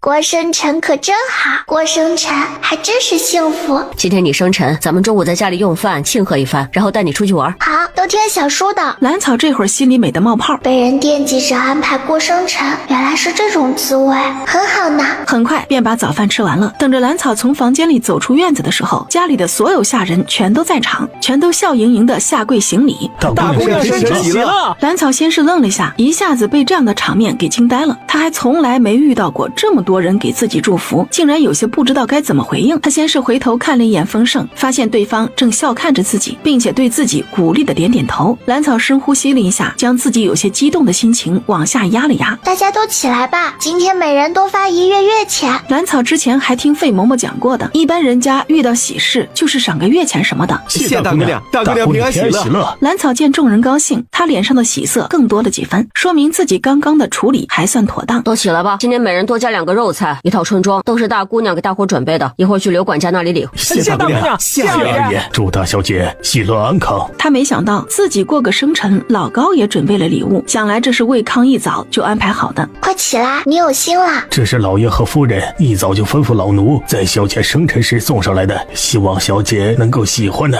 好，兰草脸上的笑容多了几分，他知道亲生爹娘也惦记自己，那就行了，这样就够了。打发走老高之后，就见李老二牵着一匹小马驹走了进来。哇，居然是这么漂亮的小马！兰草情不自禁伸手去摸那小马背上光滑油亮的毛，对方居然也不躲，就那么乖乖的站着让他摸。这小马的性格真不错，是个温顺的。以后你就是我的新伙伴了，以后我和你一起去外面闯闯。兰草说话的同时，还从身上的布袋里掏出一个竹筒，这里面装的可是空间里的清泉水。他将清泉水往自己小小的手心倒了一些，快速将他手心里不多的清泉水给舔掉。平安来了，小师妹，生辰喜了！这是师傅让我送给你的生辰礼物。原本他老人家是要亲自过来的，只是医馆那边突然有事，他一会儿处理完了就过来。齐大叔怎么会知道今天是我的生辰？这我就不知道了。原本师傅已经换好衣服准备过来了。他的脑海里还在回想着突然上门的媒婆，也不知道这个时候媒婆上门是要给谁提亲呢？兰草喜滋滋地抚摸着手里的盒子，听着平安的解释，因为有府衙那边亲赐的牌匾在，齐大夫的医馆自开业就很火爆，他的名声在县城里可是传得很开，县衙那边更是因为他最早深入疫区救治百姓，发了一笔不菲的奖励，临时有人上门求医也很正常。往后在医馆里还请多多关照小丫头。这话还用你提醒？我们都认识那么久了，还能亏待了小丫头啊？更何况以往她可没少帮我们，回报她都来不及呢。快来看看，这是我大哥从西北专门给小草送回来的小马驹，是不是很神俊？这马可真是神俊，单看这毛色就知道这是好马。听到平安这样夸自己的小马，兰草直接笑眯了眼。现在他也是有小马了，以后一定会养得比小叔的那匹更好，毕竟自己空间里可是有不少好东西呢。那是，大叔选的马必定是好的，以后我要带着他去外面的世界闯闯呢。好啊，到时候我跟你们一起，还能一边行医一边长见识。好，那到时候我们一起去西北找大哥，别让小马回他的故乡看看。旁边的丰盛也升起了说不尽的豪情，他想去追赶丰年的脚步。我以后要像我师父一样悬壶济世，去救助千千万万被病魔缠身的人，当然也要像他一样去见见识更广阔的天地，跟其他杏林前辈讨教医术。我要把身上的功夫好好打磨一番，然后就跟着大哥的脚步去西北闯一番，能建功立业那就更好了。我封家男儿都是要去那里闯一闯的。我要好好长大，变成一个了不起的人。兰草听了两人的话，不由想起爷爷和大叔曾经说过的话，他们都希望自己好好长大就行。好，成为了一个了不起的人。忽然一声叫好声打断了几人的畅想。齐大叔你来啦！师傅，齐大夫来了，快请进屋。向里上茶。小丫头已经7岁了，这可是我专门给你准备的礼物，回头有时间了再拆开，保证你会喜欢。哎，这马是我大叔从西北送回来的，请和我生辰。从西北送回来的，我还以为那家伙把这事儿都给忘了呢，还算他是有心。这马不错，好好养。我大哥就算是忘了我，也不会忘了这丫头的生辰。你呀，这还吃味了？哪有？齐大夫直接被丰盛少有的羞赧给逗得哈哈大笑。齐大夫，你看我的衣服好看不？这也是大叔从西北带回来的，跟咱们这里的衣服不一样。果然不一样，这颜色啊确实艳丽许多，就连花样也很是不同。小草穿什么都好看，喜庆。之前听平安哥说医馆临时有事，可是有什么棘手的病人上门了，今天会不会耽误了医馆的事情啊？听到丰盛提到医馆的事情，齐大夫罕见的老脸一红，连忙打起了哈哈。不是什么重要的事情，已经处理好了。没事没事，过几天你们就知道了。这事儿他还是过几天再跟几人透露吧。你们今天有什么安排吗？午后小叔要带我去看戏，齐大叔一起。我还是不了，那里太吵。那午后我就先回医馆。平安呢？你要不要去听戏啊？也松快松快。这小子自从来到县城正式拜师之后，也是累了许久，都没有放松过一刻。今天也是个机会，让他出去松快松快。真的吗？师傅，我也可以去听戏吗？平安惊喜又意外地看向自家师傅。去吧，这段时间你也辛苦了，也去放松放松，晚间再回医馆吧。谢谢师傅。谢什么呀？和他们一起玩去吧。让兰草几人都没想到的是，兰安平带着兰浩出现在了封家门外。姐，小叔，慢点，小心摔着。这臭小子怎么这么失礼啊？不是在路上已经交代过许多遍了，怎么现在还是这个样子？再看看有威严又不失礼貌的丰盛，我家臭小子真的是没法跟人家比。二伯、小浩，你们怎么来啦？兰草顺手拧住有些过度兴奋的兰浩的耳朵。疼。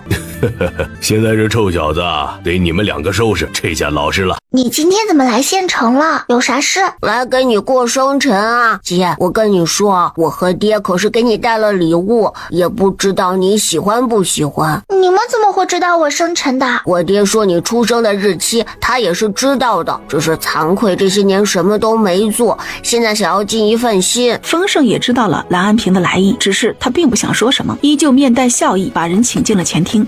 就连魏康他都没放在心上，不要说这兰安平了，只要不伤害小丫头就行。齐大夫见到来人是兰安平父子，也是愣了一下，不过同样作为客人，他也是客客气气跟兰安平打个招呼。姐，我可是第一次来县城，你先带我在你院子里看看。也就顺势跟着他走了出去。丰盛倒是想跟他们2个一起出去，但是作为家里唯一的男主人，他还是要留在这里陪着客人呢。我家那小子让你们见笑了，这么大了还是不懂事，这已经很好了。听说已经把人送去读书了。兰浩无比羡慕的在兰草的院子里转了一圈，兰浩的手时不时摸向自己的胸前，有些踌躇的看向旁边衣着光鲜意气风发的兰草。你怎么啦？在想什么呢？姐，今天是你的生辰，我悄悄的给你准备了礼物，只是现在看起来太过寒酸，有些犹豫要不要拿出来。你给我准备了礼物？是真的，我自己准备的。那你还不拿出来？这荷包盒里面的东西是我用自己挣的钱在镇上买的。姐，你别嫌弃寒酸，这也是为我以前做的混蛋事儿向你赔罪。先生说我以前做的错事，终究是要自己来面对和承担的。只见一对红色镶珍珠的珠花出现在手里。你干什么挣的钱？我去年秋天跟着二舅家的表哥在山里采蘑菇，后来全都晒干，卖到镇上的杂货铺了。姐，我真的知道错了，害你挨打，还自己玩火，还烧了你的头发，差点害了你的命，我错了。行啦，兰家以前的事情都过去了，我早就原谅你了。走吧，我们回去吃饭。从来没吃过这么多美味的兰浩，更是全程都没抬头，只努力往自己嘴里扒饭。最后还是兰安平实在担心他会撑破肚子，强制他放下筷子。你要喜欢，等你回去的时候，我给你带一些点心吃食，也能让伯娘尝尝。真的？当然是真的，给你带2个食盒回去，我一会儿就让香梨去安排。他也怕这小子再吃下去会真把自己的肚皮给撑破了。嘻嘻，好，那我就不吃了。饭后，齐大夫率先带着平安跟兰草两人告辞。时间不早了，我们该回去了。小草记得自己的话，开开心心长大。小草，那我和小浩就先走了，你叔公还在家里等着我们回去呢，他还不知道你现在的状况，我没跟你商量，也就没告诉他了。叔公他们住在哪里？改天我休息了就过去拜访他。兰草可还记得当初自己被扔进山里时，就是这位叔公号召村里许多人去山上找自己，还做主将自己原本的户籍改到了他家。你不介意？他家住在城南桂花巷，离这里不算远。我让大河加马车送你们回去吧，顺便让他认认门，改天不去医馆了，就过去拜访叔公。2个大食盒已经准备好了，就放在马车上。听到没有？食盒一早就给你们准备好了，还有一些你和小弟可以用的小玩意儿，都在马车上，去吧。给老太爷带一份礼过去，不能失了礼数。哎，是二爷，小的这就去准备。二叔，我们回来了。爹，食盒。知道了，快跟叔公问好，你叔公都担心你1天了。叔公好，我和爹带回来了好吃的，一会儿您多吃些。哈哈哈，回来就好，回来就好。这眼看着天色都黑成这样了，还不见你们回来，确实是有些担心呢。你们这是？大河这会儿已经把2个食盒交给郎安平，又从马车上捧出几个礼盒来。老太爷安，这是我家姑娘专门让小的送来的。这是怎么回事？哎，大河兄弟，别那么多礼，看把我二叔吓了一跳。咱们先进屋，这是小草那丫头身边的人，咱们先进屋再说。兰桂山乍一听到郎安平说的小草，也是愣了一下，紧接着似乎想到了什么，赶紧侧身请大河进院子。老太爷，小的今天就不进去了，时间不早了，小的该回去复命了。我家姑娘说过几天她再过来拜访。那可不行，大河兄弟，怎么说都到了家门口了，还是进去喝杯茶吧。啊，对，喝茶。哎，走吧，进去小坐一会儿，这都到家门口了呀。于是，一家人便热情地簇拥着大河往院子里走去。好，我就知道那个孩子是个福大命大的，还有你这小子也是，既然一早就知道那孩子还活着，怎么不跟我这把老骨头说呀？害得我时时想起，总要哭上那么一场。要知道，小草可是咱们兰家唯一的女娃啊！兰桂山说着，眼睛已经湿润。大河小兄弟，稍微等上片刻，我这有东西，还请你带回去给那丫头。她只要现在过得好好的，来不来看我这把老骨头都是无所谓的。说着，他便朝自己的卧房走去。之前兰安庆犯事儿那次，他就感觉到了奇怪。那天在刑场，他似乎晃见了小草的身影，只可惜当时人太多，他还以为自己眼花了。后来他隐约猜到一些，那丫头应该还活着，只是不愿再认兰家人，他便也放下了想要探究的心思。直到今天大侄子明确说明了对方的现状，他一直愧疚的心才彻底安下来。那么好的孩子，怎么能那么轻易的死掉呢？老天还是长眼的。兰桂山抬手擦掉因为高兴而流出来的泪，从自己炕上的枕头里取出一个小小的红布包来，然后定了定神，这才再次走出卧房。这是他当初把小草的户籍改到他们家的时候就打的平安锁，家里的每一个小子都有。虽然当时已经确定兰草在山里回不来了，他还是找人打了这把银锁，没想到今天居然能够送出去了。兰桂山将小红布包交到大河的手里，然后郑重地交代着：大河兄弟啊，把这个交给小草，这是他出事的第2天，我专门去镇上打探。哎，老害我心虚啊，之前没能好好的看护他，早知道老大一家能干出那样的事，我一早就该把那孩子抱到我家养的。哎，现在说什么都晚了。不过好在那丫头福大命大，总算是闯过去了。老太爷放心，小的一定将东西带到，您先歇着，小的这就回去了。他还从来没有收到过这么多生辰礼，一时竟然有些不知道先拆哪一个好。香梨跟在兰草旁边也是兴奋的不行。哇，姑娘，这套衣服真是精美，魏老爷还真是用心了，还有配套的鞋袜、头花呢。我都多大了，怎么还有这么可爱的帽子啊？好喜欢！这是齐大叔送来的，里面有他记录的脉啊，得收好。先是把玩了一遍丰年带回来的各种小物件，然后又看了兰安平送来的布包，里面是李氏亲手做的2套新衣裳，还有一对银镯子。这样的礼物对于他们家的境况来说已经很是贵重了。上午老高送来的东西，绣工精良的衣服有4套，春夏秋冬4季各1套，配套的头花鞋袜都有，然后就是一些好玩的小物件。让兰草惊喜的是，这里面居然有一张地契，是位于县城外面的一个庄子，还有一张位于城内内东大街的商铺，同时还有10个人的卖身契。看来这些就是亲爹魏康给自己的产业了，一个庄子，一个铺子。回头有时间了可以过去看看。姑娘，这是主上刚刚突然送来的。他刚一打开，就被里面雕刻精美的福娃娃给惊艳到了。他自己虽然也在学习雕刻，但是自己的作品跟眼前的相比而言，似乎还少了许多灵气和韵味。更让他惊喜的是，眼前这福娃不光雕刻的精细入微，居然还有好几处小机关，这些都是自己现在欠缺的东西。他之前也试着往自己雕刻里加入机关，但是进展很慢，不能很好的隐藏起来，总有一些不满意的地方。看到眼前这个雕刻，它就是照明的油灯一样，让兰草一下子找到了方向，同时也有了目标，不停研究着上面的机关。许久之后，兰草爱不释手地放下手里的木雕，房间里只有自己一个人了。带着木雕和斐月送来的盒子进了空间，他居然发现书桌上又多出了一些新的物品。这是爷爷送的，爷爷居然是知道我生辰的。哇，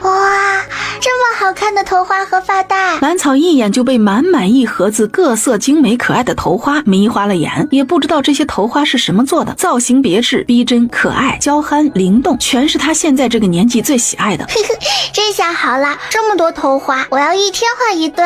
齐大夫应该是在给自己找人，听说对方是县城乔家的女儿，家里有个药材铺子，因为接连守孝耽误过说亲。看来过不了多久，师傅就要办喜事了。几天后，齐大夫正式宣布他要娶二房了。齐大夫上次成亲时是被继母强按着成的亲，选的还是一个乡下粗俗的村姑。这么多年，他虽然也教了对方不少，但是在见识上始终差了些。这一次成亲的人选是自己相中的，脾气秉性都是自己喜欢的类型。乔家姑娘从小就在药材堆里长大，跟自己有着相同的爱好。同一时间，京城齐太医府上，在太医院忙碌了一天的齐天亮急匆匆回到家里。娘，出大事了！亮儿，这是出什么事了？把规矩都忘了。母亲，是儿子太着急了，才失了规矩，望母亲见谅。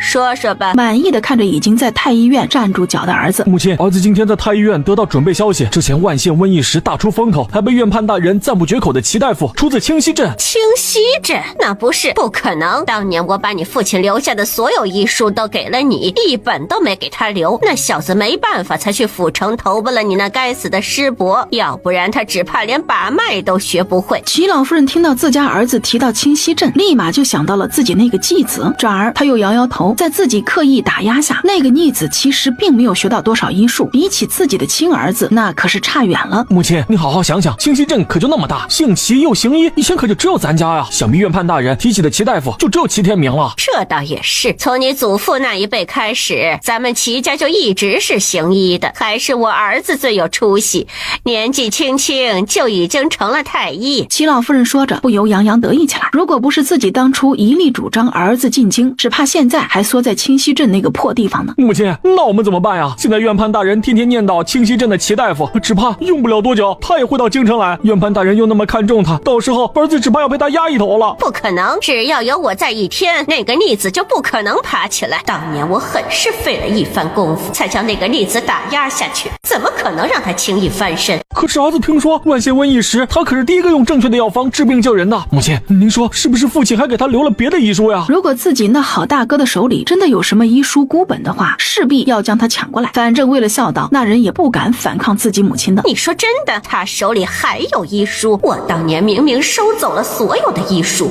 那个逆子怎么可能有什么好方子？现在整个太医院都知道这事儿。当初万县瘟疫时，他可是第一个闯进去的大夫，在县城里跟病人一起生活了2个月呢，结果没有一点事儿出来了。陛下和国师对他都赞不绝口，听说还赏了不少好东西呢。齐天亮也是最近才知道这事儿的，嫉妒的他眼睛都红了。想想自己现在在太医院只是负责给各位贵人熬药，完全没有机会在人前露脸，他就觉得前途渺茫。如果再这样只能熬药，只怕他以前的所学都要生疏了。不行，得回清溪镇看看，趁着现在我的身体还算硬朗，还是我回去吧。只怕你回去也压不住那个逆子，你去让人收拾行李，后天一早就出发。今天是齐大夫迎娶二房夫人的大喜之日，兰草和丰盛一早也装扮一新，带着他们准备的贺礼赶了过去。整个院子立马被喜气洋洋的唢呐声和鞭炮声包围了，所有人都被这一份喜气感染，个个脸上都洋溢着笑意。哇，齐大夫都要娶二房了，也不知道大叔什么时候成亲。早知道该让大叔成了亲才去西北的。他看着喜气洋洋的院子，不由想起还在西北拼杀的丰年，这什么时候才能成亲生子？坐在他旁边的斐月听自家姑娘的感叹，不由红了脸。虽然他和丰年这段时间也同通了几封信，也交换了定情信物。只不过听到姑娘提到丰年成亲的时候，这颗心还是猛跳了几下。姑娘，大爷的事情他自己放在心上呢，您只要照顾好自己就行了。我家姑娘真是个小大人，净爱操长辈的心，没见翡月姐姐脸都红成啥样子了。这不是心里着急吗？说起来，大叔都27了，也不知道老爷子在京城急成什么样子了。咱们今天回去就给大哥写信，让他把这事儿放在心上，免得下次他回来时被齐大夫的外孙叫爷爷。我家老夫人是这家医馆齐大夫的母亲，从京城回来探望儿子，却不想被拒之门外，还请各位乡亲一起来评评理啊！齐大夫这人一向不错呀，怎么会做出这样的事呢？这你就不知道了吧？听说县城已经传遍了，说他什么不敬母亲、宠妾灭妻，还欺师灭祖什么的，可多了呢。看不出来啊，齐大夫居然是这样的伪君子呢！天爷呀，你睁开眼看看吧，看看那个逆子有多不孝啊！哎呀，这老夫人看着怪可怜的，大老远的回来看儿子，居然被这么对待。伯母，您别难过了，孙女儿心疼。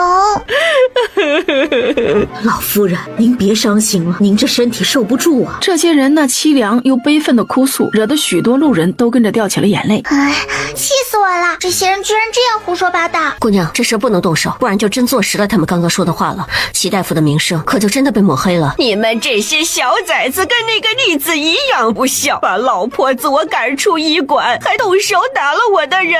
哎呀，这都敢跟长辈动手了呀！我的命可真苦。哪有当娘的故意在自家儿子的医馆里捣乱生事？不是谩骂驱赶前来看病的病人，就是无休止的向掌柜的要钱。我又没见过你，怎么知道你是不是我师父的亲娘？万一你是冒充的怎么办？你这个小兔崽子，跟那个逆子一样不孝。老婆子回来好几天了，那个不孝子一次都没有露面，就连他那一妻一妾都没有一个过来请安伺候。老夫人见平安一下子就把局面搬了过去，看向他的眼神恨不得当场刀了他。我师父每个月都要去偏远山村义诊，许多了解他的人都知道这事，他根本就不知道京城来人。被平安这么一提醒，许多熟悉齐大夫的行人也想起了这事儿。他们是确实听说过这个医馆的大夫每个月都下乡义诊，有时候也在城里免费给老百姓瞧病，纷纷对于齐大夫赞不绝口。老夫人眼见着周围的人都站在医馆那边去了，气得快要背过气去。只是她还没想好要怎么搬回局面，就见一个女人冲到自己面前，直接抱着自己的腿开始哭嚎起来。老夫人，您不能这样败破夫君的名声啊！求求您了，求您放过我们家吧！老夫人，求求您放过夫君吧！您和二弟离开时，您和二弟就带着父亲留下的所有钱财和家传遗书离开了清溪镇，可是除了一座小院，什么都没给他留下。这10多年过去了，夫君好不容易靠着在府城师伯那里学到的本事，在杏林界站稳脚跟，您这是又要闹什么？您这样不是想活活将人逼死吗？父亲和先伯母如果知道您这样搓磨齐家的长子，也不知道晚上会不会来找您啊！兰草以及医馆所有人都没想到赵氏会在这个时候冲出来，最重要的是从他嘴里说出来的话让周围的人都吃惊不已，这简直就是活生生撕下了老夫人的脸皮扔在地上踩。赵巧兰，你这个贱蹄子，你怎么敢胡乱编排我的？快给我滚开！老夫人气得脸色煞白。妈呀，我算是听明白了，这老夫人是个技师，以前没少搓磨前头夫人留下的齐大夫。真够不要脸的，当初都卷着家产和传承遗书带着亲儿子离开了，现在又回来做什么？只怕是看着齐大夫最近在杏林界名声大起，又得到了京城和府城那边的赏赐，想回来抢东西的吧？他抬手就对着赵氏的脸上抡了一巴掌。你这个贱人，烂泥扶不上墙的东西，竟敢在这个时候编排老娘，真是胆子肥了！求求您了，您要是实在气不过，就打儿媳妇出气，儿媳妇以前也都习惯了，受得住。你给我闭嘴！这个蠢货怎么句句都说到点子上？他不可能想到这些，是什么人在后面提点他了不成？今天过来之前，他可是得了人的指点，一定不能让这老夫人败坏了自家男人的名声，要不然儿子以后的媳妇都不好娶了。老夫人，求求您放过我们一家吧，眼看着您的大孙子就要说亲了，您这是打压齐家的长子还不够，还要继续打压齐家的长孙不成？齐家的列祖列宗，你们睁开眼看看呐，您大儿子一家快要被欺负死了呀！兰草这才发现乔氏这会儿居然也在身边的人群里，他还贴心的给赵氏递了一杯水过去。更奇怪的是，赵氏居然没有推拒，顺手就接了过去。什么时候师母和赵氏的关系这么好了？快去让这个贱人闭嘴！赵巧兰，你快些闭嘴，不然就让祖母休了你。什么时候我齐天明的夫人也是你这个小丫头想休就休的？齐天亮就是这样教你做人的吗？你辛苦了，剩下的交给我吧。然后又看向旁边的乔氏，把人带回院子洗漱一下，换身衣裳，一会儿让平安送些药膏过去，你们俩就在院子里休息，别出来了。齐大夫刚刚看到跟继母对骂的赵氏时，他的心里酸了一下。要知道当年那对母子还没有离开清溪镇时，赵氏有多惧怕自己这好继母，暗地里也不知道被搓磨了多少次，身上平时能见到一些大伤小伤，只是当时碍于孝道并不能反抗什么。今天能见到赵氏挡在医馆门前跟继母对抗，他的心里是感动的，是欣慰的。逆子还不过来见礼！哟，老夫人，您这么大年纪躲着我家医馆，怕是不合适吧？你居然连一声母亲都不喊了，真是大不孝啊！老婆子，我一定要去告你！看来果然是翅膀硬了，在我面前都敢挺直腰板了。老夫人您错了，我母亲早已仙逝许多年，我这个人呢，那是十分孝顺的，每天都去给她老人家上香。你，我说的是我是你的继母，你的母亲，你居然用这种态度对我！他原以为这个逆子回来之后还会像以前那样拿捏他，没想到见了面却是这个样子。当年您带着所有家产以及家传遗书离开清溪镇后，齐家前任族长已经在几位族老的见证下，将您那位宝贝儿子的名字从族谱中划了去。至于老夫人您，老族长也写下了休书，齐家的祖坟绝对不收您这种人。齐大夫的话让在场所有人都震惊了，他们怎么也没想到，之前还耀武扬威的老夫人居然早就被夫家给休弃了。原来早在多年前我就被夫家休弃了，最疼爱的小儿子还被逐出了家族。老夫人这样想着，便觉得眼前越来越黑，紧接着便直接晕了过去。老夫人，祖母，你快醒醒呀！齐大夫掏出随身携带的针包，给老夫人扎了几针，对方这才悠悠转醒。老夫人可要保重身体啊，可别气出个好歹来。我这就让人把当初老族长写的休书给您拿过来。齐大夫原本就因为当年的事情记恨这个继母，这会儿更是时不时提到休书，好让自己解恨。你个逆子，你会遭到报应的。程嬷嬷，我们走。接下来的几个月时间就很平静，所有人的生活都按部就班的过起来。兰草隔天去一次医馆，大部分时间都是在前面抓药，偶尔也会跟着齐大夫一起处理包扎一些外伤。丰盛的时间也安排得很满，只除了晨练那会儿有功夫练武，其他时间不是背书就是写文章。斐月在上个月的时候因为有事情要处理，直接离开了县城。他之所以这么放心，主要是因为自家姑娘和大河两人联手起来，已经能跟自己打了个平手了。整个县城里几乎没人能挡得住他们两人的攻势。小叔，你的考篮准备好了没？里面的东西可是要再检查一遍，千万不能有纰漏。放心吧，我和来顺已经检查过好几遍了。油布带了没有？我给你准备的竹筒带了没有？还有那件特制的衣服，晚上可以盖在身上，一点都不冷。带了，你说的我全都带了，你就放心吧。真是个小管家婆，怎么感觉这会儿这小丫头才是长辈呢？那唠叨劲儿比起刘婶来可是一点都不差。小叔，我这可都是为了你好，你怎么能这么想我？我要写信告诉大叔和师傅。哎呦，祖宗啊，我错了，别气了哈。等这次考试结束了，小叔带你回山上玩几天可好？这个季节不冷也不热，山上的果子全都成熟了，咱们回去打几天猎，顺便看看小辉怎么样啊。第二天一早，而是早吃过早饭就往县衙那边赶过去。今天的考场就在县衙旁边的一个大院子里。小叔，在考场里一定不要紧张哦，我在家里等你。知道了，都回去吧，你一会儿不是还要去医馆，可别去晚了。姑娘，你不用担心，二爷后面要参加的考试还多着呢，难不成你每次都守着？以后小叔去哪里考试，我都陪着就是了。他起先对于学医这件事并不怎么上心，但是经过这么长时间的接触，他反而觉得医术学起来也不错，这里面博大精深，自己需要学习的东西真的很多很多。你想跟着我一起去府城？毕竟你还从来没有正式回过家呢。不了，现在我们家就只有我和小叔两个人在，如果我走了，剩下小叔多孤单。再说了，姚家不一定欢迎我，现在这样就挺好的。兰草心里清楚，自己内心深处是抗拒姚家的，毕竟自己没有在那里长大，几乎没什么感情。再说了，他之前给魏康和姚慧欣都用过了加了健体丹的稀释液的清泉水，想必他们俩的身体应该好了很多，没准很快就会再生一个孩子，到时候自己的处境应该很尴尬。他觉得现在这个样子就挺好。那行，飞月不在，你要照顾好自己，别被别人欺负了去。知道了，师傅。现在整个县城可没几个人能欺负得了我，你徒儿我现在可是很厉害的。师母，这次也要去府城吗？他现在身怀有孕，还是不在路上颠簸了。这要是在路上有个什么事儿，那还了得呀？齐大夫苦笑着摇摇头，他知道自己这个决定是正确的，只是惹恼了小娇妻，这不中午都不让他回家吃饭了。小叔，你醒啦！小叔，你今天好像有些不一样。嘿嘿，丰盛3两下从树上滑下来，被你发现了，哈哈哈！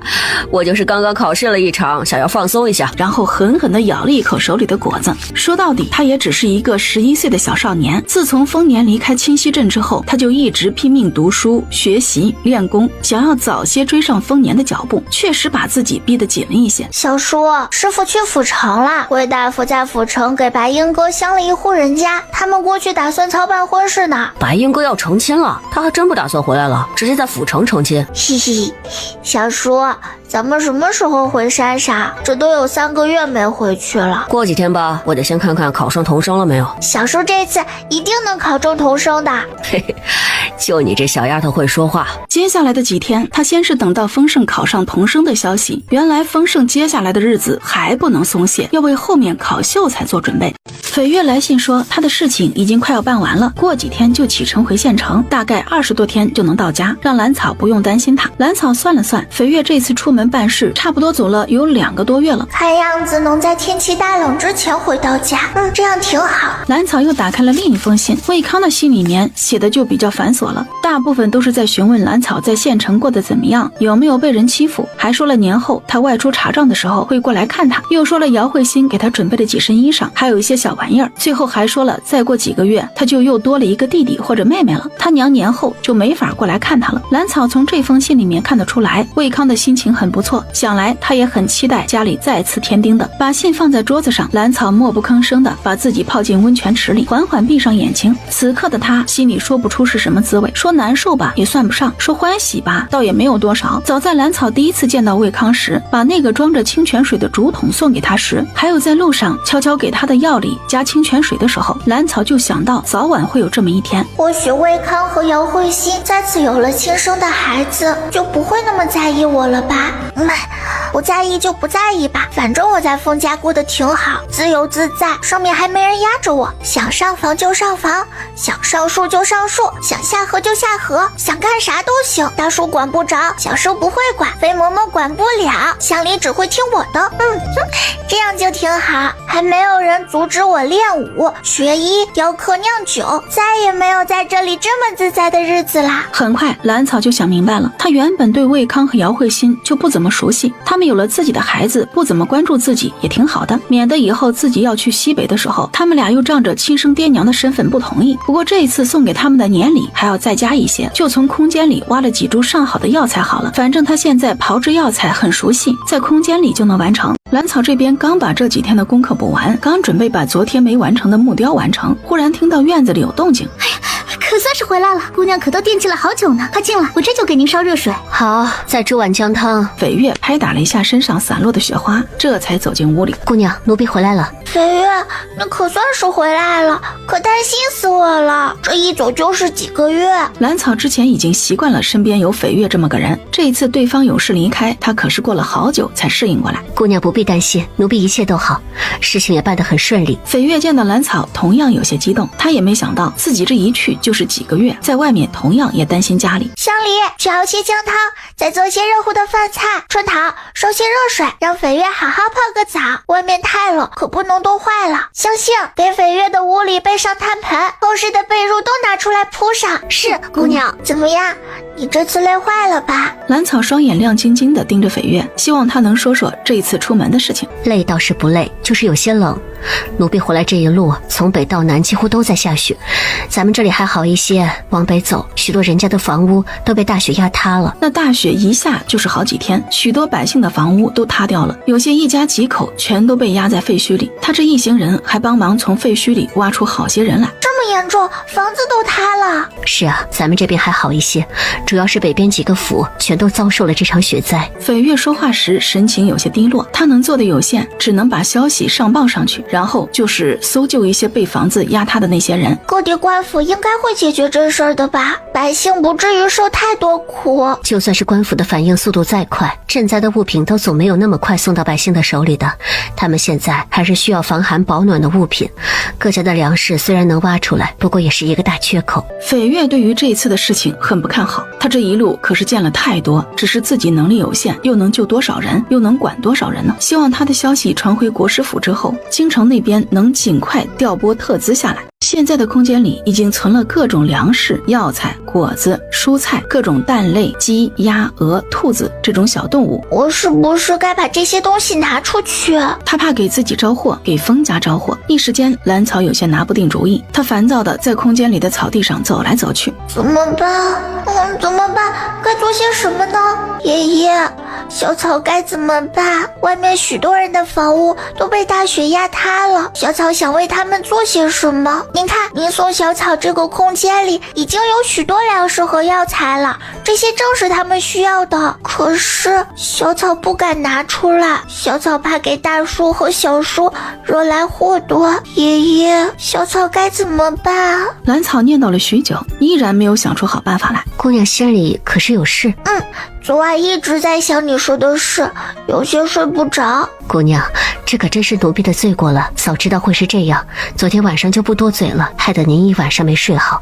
奴婢已经给京城那边传信了，主上会想办法解决这事儿的，想必他现在已经让人在处理了。他知道姑娘是个心善的，却没有想到竟然会因为自己的几句话就一夜没睡好。没事，这事儿一会儿再说，还是去练武场活动一下筋骨的好。费嬷嬷怎么起得这么早，也不嫌冷？费嬷嬷眼馋流沈，身体好，可以跟着姑娘出门。这不，还嫌天天早起溜达溜达，想把身体练好一些，以后跟姑娘一起出门呢。香梨凑到绯月身边，将费嬷嬷前几天一大早起来扎马步的事情说了一遍，引得绯月一脸不可思议地睁大了眼睛。这么一个老顽童，哪里像是从太后娘娘宫里出来教导规矩的嬷嬷呀？简直就是两个人呢。嬷嬷喜欢就好，待在宫里大半辈子，也规矩了大半辈子，现在怎么自在怎么来吧。在姑娘身边时间长了，真的会放松很多。我不也是一样，从前也是冷冰冰的，现在不也柔和了很多，还有了心仪的男人。想到这里，他的脸都开始微微发烫。北方下了那么大的雪，也不知道要冻死多少人呢，我也为他们做些什么。可是姑娘，以咱们封家的实力，施个粥还行，其他的肯定不太方便吧？绯月对于封家的情况很了解，几个主子手底下都有铺子，但是也不是所有铺子都很赚钱，家里的积蓄比起那些大富之家可差得远。我是说我不是封家。姑娘是自家主上的师妹，必定跟主上一样有一些神通，这事儿自己之前多少猜到一些。姑娘，您需要奴婢做什么？绯月想清楚这些之后，心里有些小激动。少主这是彻底相信我了，那我以后就是少主身边第一人了，就像主上身边的不凡一样。绯月，我能相信你吗？兰草还是有些犹豫，他其实想通过国师府的势力把自己空间里的东西送出去。兰草不想给丰年和丰盛招惹祸端，他可没有忘记远在京城，封家还有一个强势的仇人呢。扑通！少主，奴婢在您来之前就被主上交代过，以后生死都是少主的人，只听令少主一人。那行，我现在说说我的想法，你看看可不可行？兰草听到绯月这么说，直接将人扶起来。少主，您说。他并没有以往那样跟香梨一起喊姑娘，而是喊少主。我这里有粮食、药材，还有酒，至于保暖的东西，确实没有多少。只有一些以往打猎弄的皮子，也不算多。这些东西如果送到百姓手里，或许能帮助他们一样。只是我不想这事儿引人注意，免得给大叔他们招祸。少主，国师府其实在各地都隐藏有物资，为的就是应对这种突然出现的天灾人祸。这些事也是主上亲自出手安排的，而且咱们县城就有一个藏物资的地方。真的？咱们县城就有？在哪里？说起那个地方，姑娘您一点都不陌生，正是您之前住的那座山上，这也是奴婢知道的唯一一个藏物资的地方。此时的斐月恍然大悟，他知道为什么在自己离开之前，少主特意将自己喊过来，交代了这么一个地方。什么？在山上？山上哪里？是啊，想来主上之前就猜到姑娘会有用到的这一天，所以才会提前告知奴婢地点。果然少主和主上同出一脉，都是有神通之人，要不然那些东西是怎么来的？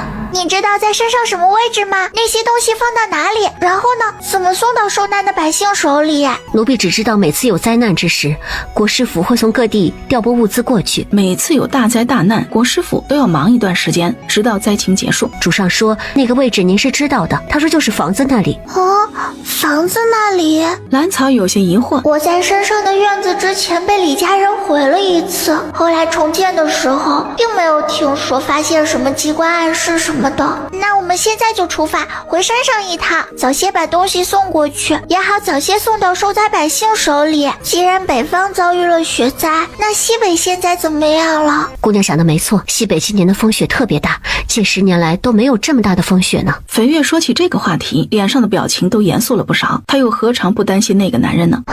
那大叔该冻坏了。兰草这样想着，鼻子不由酸起来。大叔在那样的天气里要怎样生活？会不会已经冻得手脚都烂掉了，饿着肚子和敌人在拼命呢？姑娘，您别吓唬自己，西北那边虽然风雪大了一些，但是这个时候敌人也不会冒着风雪进犯，他们反而能稍微舒缓一些。再说了，京城那边时有调动粮草过去，他们不会饿着冻着的。斐月嘴上这样说，其实心里也没什么底。国师府的大部分注意力也放在民间，对于军中的事情还真是插手不得，更何况像粮草这么重要的物资。不行，我不放心，得安排咱们自己人给大叔送些过去。兰草一想到自家大叔饿着肚子，手脚都冻烂了，还要提着大刀跟人拼命，他就心疼的直难受。都听姑娘的，要不等咱从山上回来了，您让奴婢去送。他的心里是担心丰年的，所以想趁机过去看看。好，你到时候一定要多给大叔带些东西。兰草倒是想自己去西北送物资，不过他心里清楚，所有人都不会答应他在这个时候出门的。兰草也在用自己的意念操控着空间，里面的粮食、药材全都开始自动收割起来。这是他昨天晚上才学会的新技能，也不知道是怎么就学会了。他再也不用像以前那样，所有活都要自己一点一点干，用意念操作着，把那些粮食和药材直接将那些麻袋装满，正好清空了空间里一半的库存，剩下的就留给大叔好啦，反正他那边也需要。兰草站在小山崖上，指着下面的一个石台和棚子说：就是这里，一定是在这里。虽然这里只是个棚子，不过它却是爷爷临时的房子。啥？什么？这也算房子？我们下去肯定没错的，我当时就是在这里见到你们府上那人的。真的？姑娘就是在这里遇到主上的，那8成就是在这里了。斐月说完，丝毫不犹豫，直接纵身从山崖跳了下去。自家主上可不会平白无故出现在这里，没准儿就是来这里放东西的呢。姑娘，您可不许和他一样就这么跳下去，太危险了。放心好啦，我怎么会呢？最多拉着你一起跳。兰草因为找到这里，感觉快要成功了，也有心情跟大河开起玩笑来。姑娘，就是这里，我上去接你。好。然后直接抱起兰草就跳到了崖底。哎，姑娘，你守在上面，我马上就上去。这次的事情只怕是牵扯到了国师府，姑娘不想让我参与，那我就守在上面好了。兰草再次来到熟悉的石台和小棚子时，心里感慨万千。当初我被丢进山里时，就在这里过了一夜。那天夜里下着雨，我爬上石台，缩在这里面美美睡了一觉。姑娘，您没事吧？没事，我好得很呢。你说说，刚刚找到什么啦？这个顶上有块石块可以活动。是个卡槽。我试试这个。斐月说着，从怀里取出他在国师府专属的令牌。兰草睁着大眼睛看着斐月手里的令牌，不由想到自己手里还有一个同款不同色的，是不是也能用在这里？轰隆，那山壁上缓缓移开。哇，真的在这里！他第一次见识到了机关的神奇之处，就连旁边的斐月一时不知道该怎么赞叹自家主上的厉害。我们进去。这个山洞高且大，山壁上还留有通风口，里面看起来极为干燥，很适合存放粮食。山洞的一个角落还堆放着一些麻袋，兰草上前将其中的一个麻袋抠了个小洞，从里面掉出一小撮白花花的大米。斐月小心地将整个山洞检查了一遍，看着眼前这一堆粮食，惊叹道：主上说的果然没错，他一定知道你以后会用到这里的。或许吧，毕竟他可是国师。兰草对于斐月口中的国师不是很了解，他也只见过那人2次，不过对方倒是时常从京城给自己带一些珍藏的书籍和小玩意儿。姑娘，这里没有问题，您看。你先出去吧，剩下的事你不用管。他接下来要做的事情，不想让对方看到，即使他已经猜到也不行。是，少主。兰草目送着斐月退出山洞，看着他攀上山崖，离得远远的，他这才挥手将自己空间里的东西、粮食、药材、皮毛分出来一半，放在山洞里。回头看了一眼占据半个山洞的物资，兰草转身出了山洞，并且用自己那块黑色玉牌将机关恢复到原样。这边斐月跟大河没说2句话，就见兰草已经从崖下上来了。姑娘，可是出了什么事？在他看来，姑娘这么快就上来了，事情肯定出了差错。大河虽然什么都没问，不过也关切地看着眼前的兰草。已经完事了，我们走吧。兰草说着晃了晃手里的白色令牌，将它放到斐月手里。完了。斐月拿着令牌还有些不敢置信。走吧。兰草也不管斐月和大河这会儿是个什么表情，径直往前走去。斐月和大河见状也赶紧跟上。就在这时，天空又飘起了雪花，几人刚刚留下的脚印很快就被大雪花覆盖住了，什么也看不到。走在最前面的兰草此时心里一点都不平静。最开始他在空间里试着种粮食种菜，是为了让自己吃饱，到了后来又种了各种的果树和药材，是为了卖钱。再后来去过一次府城之后，他也不敢再把那些东西往外拿，生怕给大叔他们招惹祸事。要知道山上的院子可是被府城那个李夫人派人给砸了的，好在现在有国师府那边的势力在，自己也可以为那些遭难的百姓做些事。至于斐月会不会把今天的事情透露出去，这一点兰草是不担心的。很早以前爷爷就在自己的空间里放了许多药丸子，其中就有一种中心丹，他早就把这种丹药混了自己一点血液，让斐月、香梨和大河几人吃了下去，因此他并不担心斐月有一天会背叛自己。这件事情办完之后，兰草整个人轻松了许多。斐月，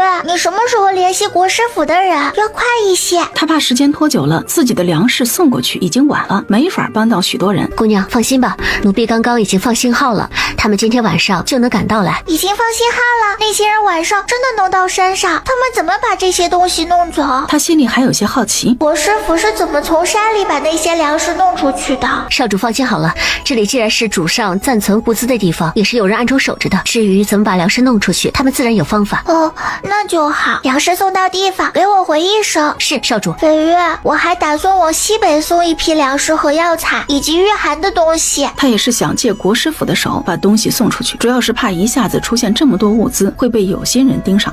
这事儿少主只管把东西准备好就行，明天回到县城我们准备一下，后天就出发。你真的要去西北？可是你才刚从北边回来，这眼看着再过1个多月就要过年了，你这……兰草有些不忍心让斐月跑这一趟，再怎么说对方也只是一个姑娘家，接连奔波这么长时间可是很累人的。听到兰草这样说，斐月原本有些严肃的神情渐渐缓和了一些，他踌躇了一下才说：姑娘，这是我想去的。兰草原以为斐月接下来还要再说什么，谁知道他竟然开始脸红起来，也不知道想到什么了。可是我怕累着你，毕竟你去北方就花了2个月时间，你这样再去一趟西北，等回来的时候都开春了。斐月知道自家主子心疼自己，但是他也有自己的心思，西北有自己想见的人，他也想看看对方在那里怎么样了。姑娘，有我在，那些东西还能早些送到西北去，如果让家里的护卫送，只怕过完年才能送到。其实我倒是想和你一起去西北，把那些东西直接送给大叔。兰草有些失落地耷拉着小脑袋，如果不是自己现在年龄还小，他是一定要去西北一趟的。姑娘，再过几年您再去，那时候大伙儿都放心。也只能这样了。不过我要把东西放到哪里？总不能再找个山洞吧？我们在县城有个威武镖局，镖局有个极大的库房，那里可以放东西，都是自己人。那行，明天回去了，咱们直接去威武镖局。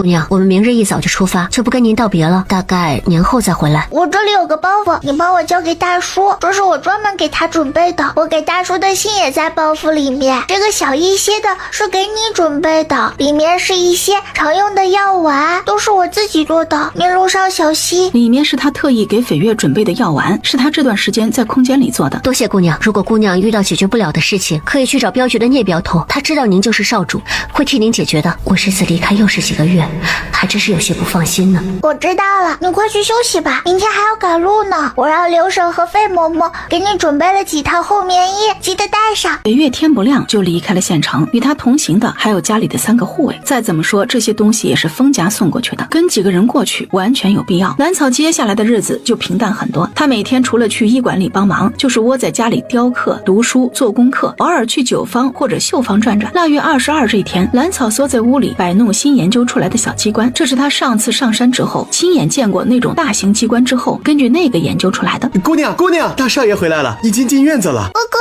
是你回来了吗？哥哥，小草，哥哥，太好了，我好想你。怎么样，哥哥回来你开不开心？当然开心，上次在府城只是匆匆见了一面，这一分开就是1年，我当然想哥哥了。兰草说着，眼圈都有些泛红。以前在山上时，就是他和丰收还有丰年以及白霜4人，这才2-3年的时间，当初的一家人居然已经各奔东西，1年了才能见一面，这让他的心里怎么能不难过呢？姑娘，要不还是先让大少爷先进院子洗漱一下，再泡个热水澡。哥哥，你先去洗漱化衣。刘叔，哥哥房间里的被褥也要换上新的，这一直没住过人，要好好收拾一下才行。哦，对了，还有那些随行的人呢，让大厨房那边给他们准备吃食。对了，还有什么？兰草一时间高兴的有些语无伦次，手忙脚乱的给丰收安排着。小丫头你就放心吧，有刘叔在，他会安排好的。再说了，我这是在自己家呢，还怕这些人照顾的不周到吗？丰收有些无奈的摇摇头。对，大少爷回自己家，老奴还能不把所有的事情都安排得妥妥的。兰草回到房间之后，从空间里拿出一些养身子的保命的各种药丸，他打算一会儿交给丰收，毕竟对方的身体可是不如他和丰盛的好，就算是之前服用了健体丹，他依旧有些不放心。我看哥哥跟之前在山上时完全不同，精神很多，也开朗了，高了，壮了。你也一样，长高了，可爱了。嘿嘿，哥哥快喝些汤，让身子暖和一些。尝尝这个，里面有你最喜欢的冬笋。还有这道菜可是刘婶新琢磨出来的，味道很不错呢。哥哥你看，你旁边这个院子就是大叔的，大叔还从来没住过呢。我上次从镇上搬来的时候发现呀，大叔有一个珍藏的箱子，哥哥猜猜那箱子里是什么？兰草眨巴着大眼睛等着丰收回答他的问题。这我哪里知道，我可不知道爹珍藏了什么东西。嘿嘿，你在这里等着，我进去把那个箱子搬出来。很快兰草就抱着一个大木箱出来了。哥哥，这个也是你的，以前咱都没见你玩过。小时候只能坐在屋里打鸟玩，后来咱们那院子附近啊，好长时间都没有小鸟停留了，我就不再玩了。丰收接过弹弓，轻轻抚摸。兰草看出丰收眼睛里的落寞，知道他对自己的童年多少有些遗憾，不过这也是没办法的事情，他能活下来已经很难得了。又将箱子里的东西全都翻出来看了一遍，只见丰收抱着几件旧衣服和虎头帽，独自伤神，眼圈都有些微微泛红。哥哥，你怎么啦？就是看到这些东西想爹了，也不知道他在西北怎么样。我回来之前借用父亲的商队，我西北送了些东西，也不知道他收到没。还有白姨，她之前照顾我极为用心，小时候我一直以为她是我亲娘呢，直到懂事之后才知道她是我奶娘，只是现在也不知道她现在去了哪里。哥哥你就放心吧，大叔在西北很好，前段时间我也给他送了一些粮食和棉衣，想必这会儿已经收到了。还有白姨，听小叔说他现在在一个庄子上专门种草药，自己做药丸药膏呢，而且他也已经嫁人了，小日子过得还不错。兰草故作轻松的开导丰收，对他们都会好好的，这就够了。我已经跟父亲商量过了，等我过2年再长大一些，就去西北看爹爹。真的？那可太好了，我跟小叔也是这么商议的。再过几年，如果大叔还没从西北回来的话，我们就去西北找他。你想见白霜直说就是，干啥绕弯子呀？我刚刚是不是吓到你了？乖啊，小叔知道错了。我以前跟你说过想见白姨，你都拒绝了。我只要知道他过得好不好。好，都是我的错。既然你想见，那就见就好了。现在离过年还有几天，那就让他回来陪你们过年，好不好？当初只觉得白霜霜是个拎不清的，不想让他给丰收带来麻烦，却忽略了他之前也真心待两人。知道我能见白姨了。说起来，我也是近2年没有见过白姨了，太好了，去书院之前见白姨一面也挺好的。得到丰盛肯定的回答，两人一下子就欢喜起来。我去让人给白霜传信，让他回来陪你们过年。白霜回来了，正在前院。大河说出了一个让兰草惊喜无比的事情。真的？那可太好了，让刘叔给他安排个住处，我把这个好消息告诉哥哥去。姑娘，兰草这才发现大河的脸色有些古怪，是不是出什么事啦？白霜似乎有些不太好。怎么了？白姨出什么事了？丰收之前就听到两人的对话，直接从书房走了出来。哥哥，白姨回来了，大河说不太好。这时丰盛也从屋里出来了。请大夫了没有？现在人在哪里啊？去请大夫了。白霜这会儿在前院，小的怕出什么事儿，才过来告诉姑娘和大少爷一声。大河可是知道自家姑娘有多盼望着白霜回来，因此这才过来禀告一声。走，我们去前院看看。虽说白霜去了县城之后有些拎不清，但是在山上的那些年，她确实在用心照顾自己，这份情她忘不了。房间里，白霜一脸苍白地躺在床上，她的旁边守着一个高壮且憨厚的汉子，此时正焦急地抓着她的手。媳妇儿，你可别吓我呀！媳妇儿，你怎么样啊？我没事，你别这样，让姑娘和少爷看了笑话。白霜抬眼见到从屋外进来的几人，苍白着脸推了推身边的人。见过二爷、大少爷、姑娘。见过。白姨，你先躺了，别说话，让平安哥给你把个脉。然后安慰了2句，便退到旁边，留下平安给他把脉。把了一会儿脉，别说以前是懂药性药理的，也能自己做一些简单的药丸和药膏，不应该发觉不了自己身体的问题啊！你不是就懂医理吗？怎么会发现不了自己有2个月的身孕，还让自己动了胎气？好在胎儿没事，要不然呢，可遭了大罪了。他的话一落音，屋里众人全都惊讶地张大了嘴巴，特别是跟白霜一起的那个汉子，更是喜极而泣。媳妇儿，孩子没事。大夫说孩子没事。大夫，我媳妇儿动了胎气，你快开个方子。太好了，白姨有了身孕，平安哥，你快开方子。丰收见白霜一脸温柔地抚摸着自己的肚子，他身边还有一个陌生的男人呵斥关怀。从小爱护自己的白姨现在好好的，看起来还有人疼，这样也好。有了自己的孩子，白姨或许就不会那么惦记陈家的那个女儿了吧。哥哥，你和小叔陪平安哥喝杯茶，我去取药。就拿着药方离开了。丰收并没有跟丰盛一起离开，他好不容易才见到白霜，不想这么快就离开，更何况白霜现在很不舒服，他想陪在他身边。少爷，白霜见到丰收孤零零的站在屋里，一脸担心的看着自己，他的眼泪再也忍不住流了下来。白姨，我们不知道你有了身孕，要不然也不会写信让你回来的。丰收的眼睛也有些湿润，从小到大，白霜是陪伴照顾自己时间最久的人了，这会儿看到他脸色苍白躺在床上，他的心里还是有些难过的。少爷，奴婢也想回来看看您和姑娘，见到你们都好好的，奴婢也就放心了。至于有身孕的事情，我一早就知道的，是我想回见你们，少爷不用自责。他也有近2年没见过丰收和兰草，心里也惦记着两人，有机会当然要回来看看了。大少爷，这事儿我们一早就知道，原本也做好了准备，没想到回来之后还是惊扰了几位主子。当时得到消息可以回来过年，他们2口子可是纠结了许久，最终还是白霜的意愿占了上风，两人这才拾掇回来。这位少爷，这是我男人苏大义，也是我们那个庄子的庄头。苏庄头，以后对我白姨好些，要不然我可不依。大少爷放心，小的一定会对双儿好的。苏大义对着丰收行了一礼，然后憨厚的笑看了白霜一眼。少爷，您这2年在秦家过得怎么样？奴婢以为这辈子都见不到您了呢。白姨，你就放心吧，我可是秦家名副其实的2少爷，过得滋润着，看看我现在的样子就知道了。丰收说着，抬手在自己胸脯上拍了拍，又戳了戳自己脸上的肉给白霜看。他这搞怪的模样，一下子将一脸担忧的白霜给逗笑了。他前面那些年真的很少见到丰收这么孩子气的一面。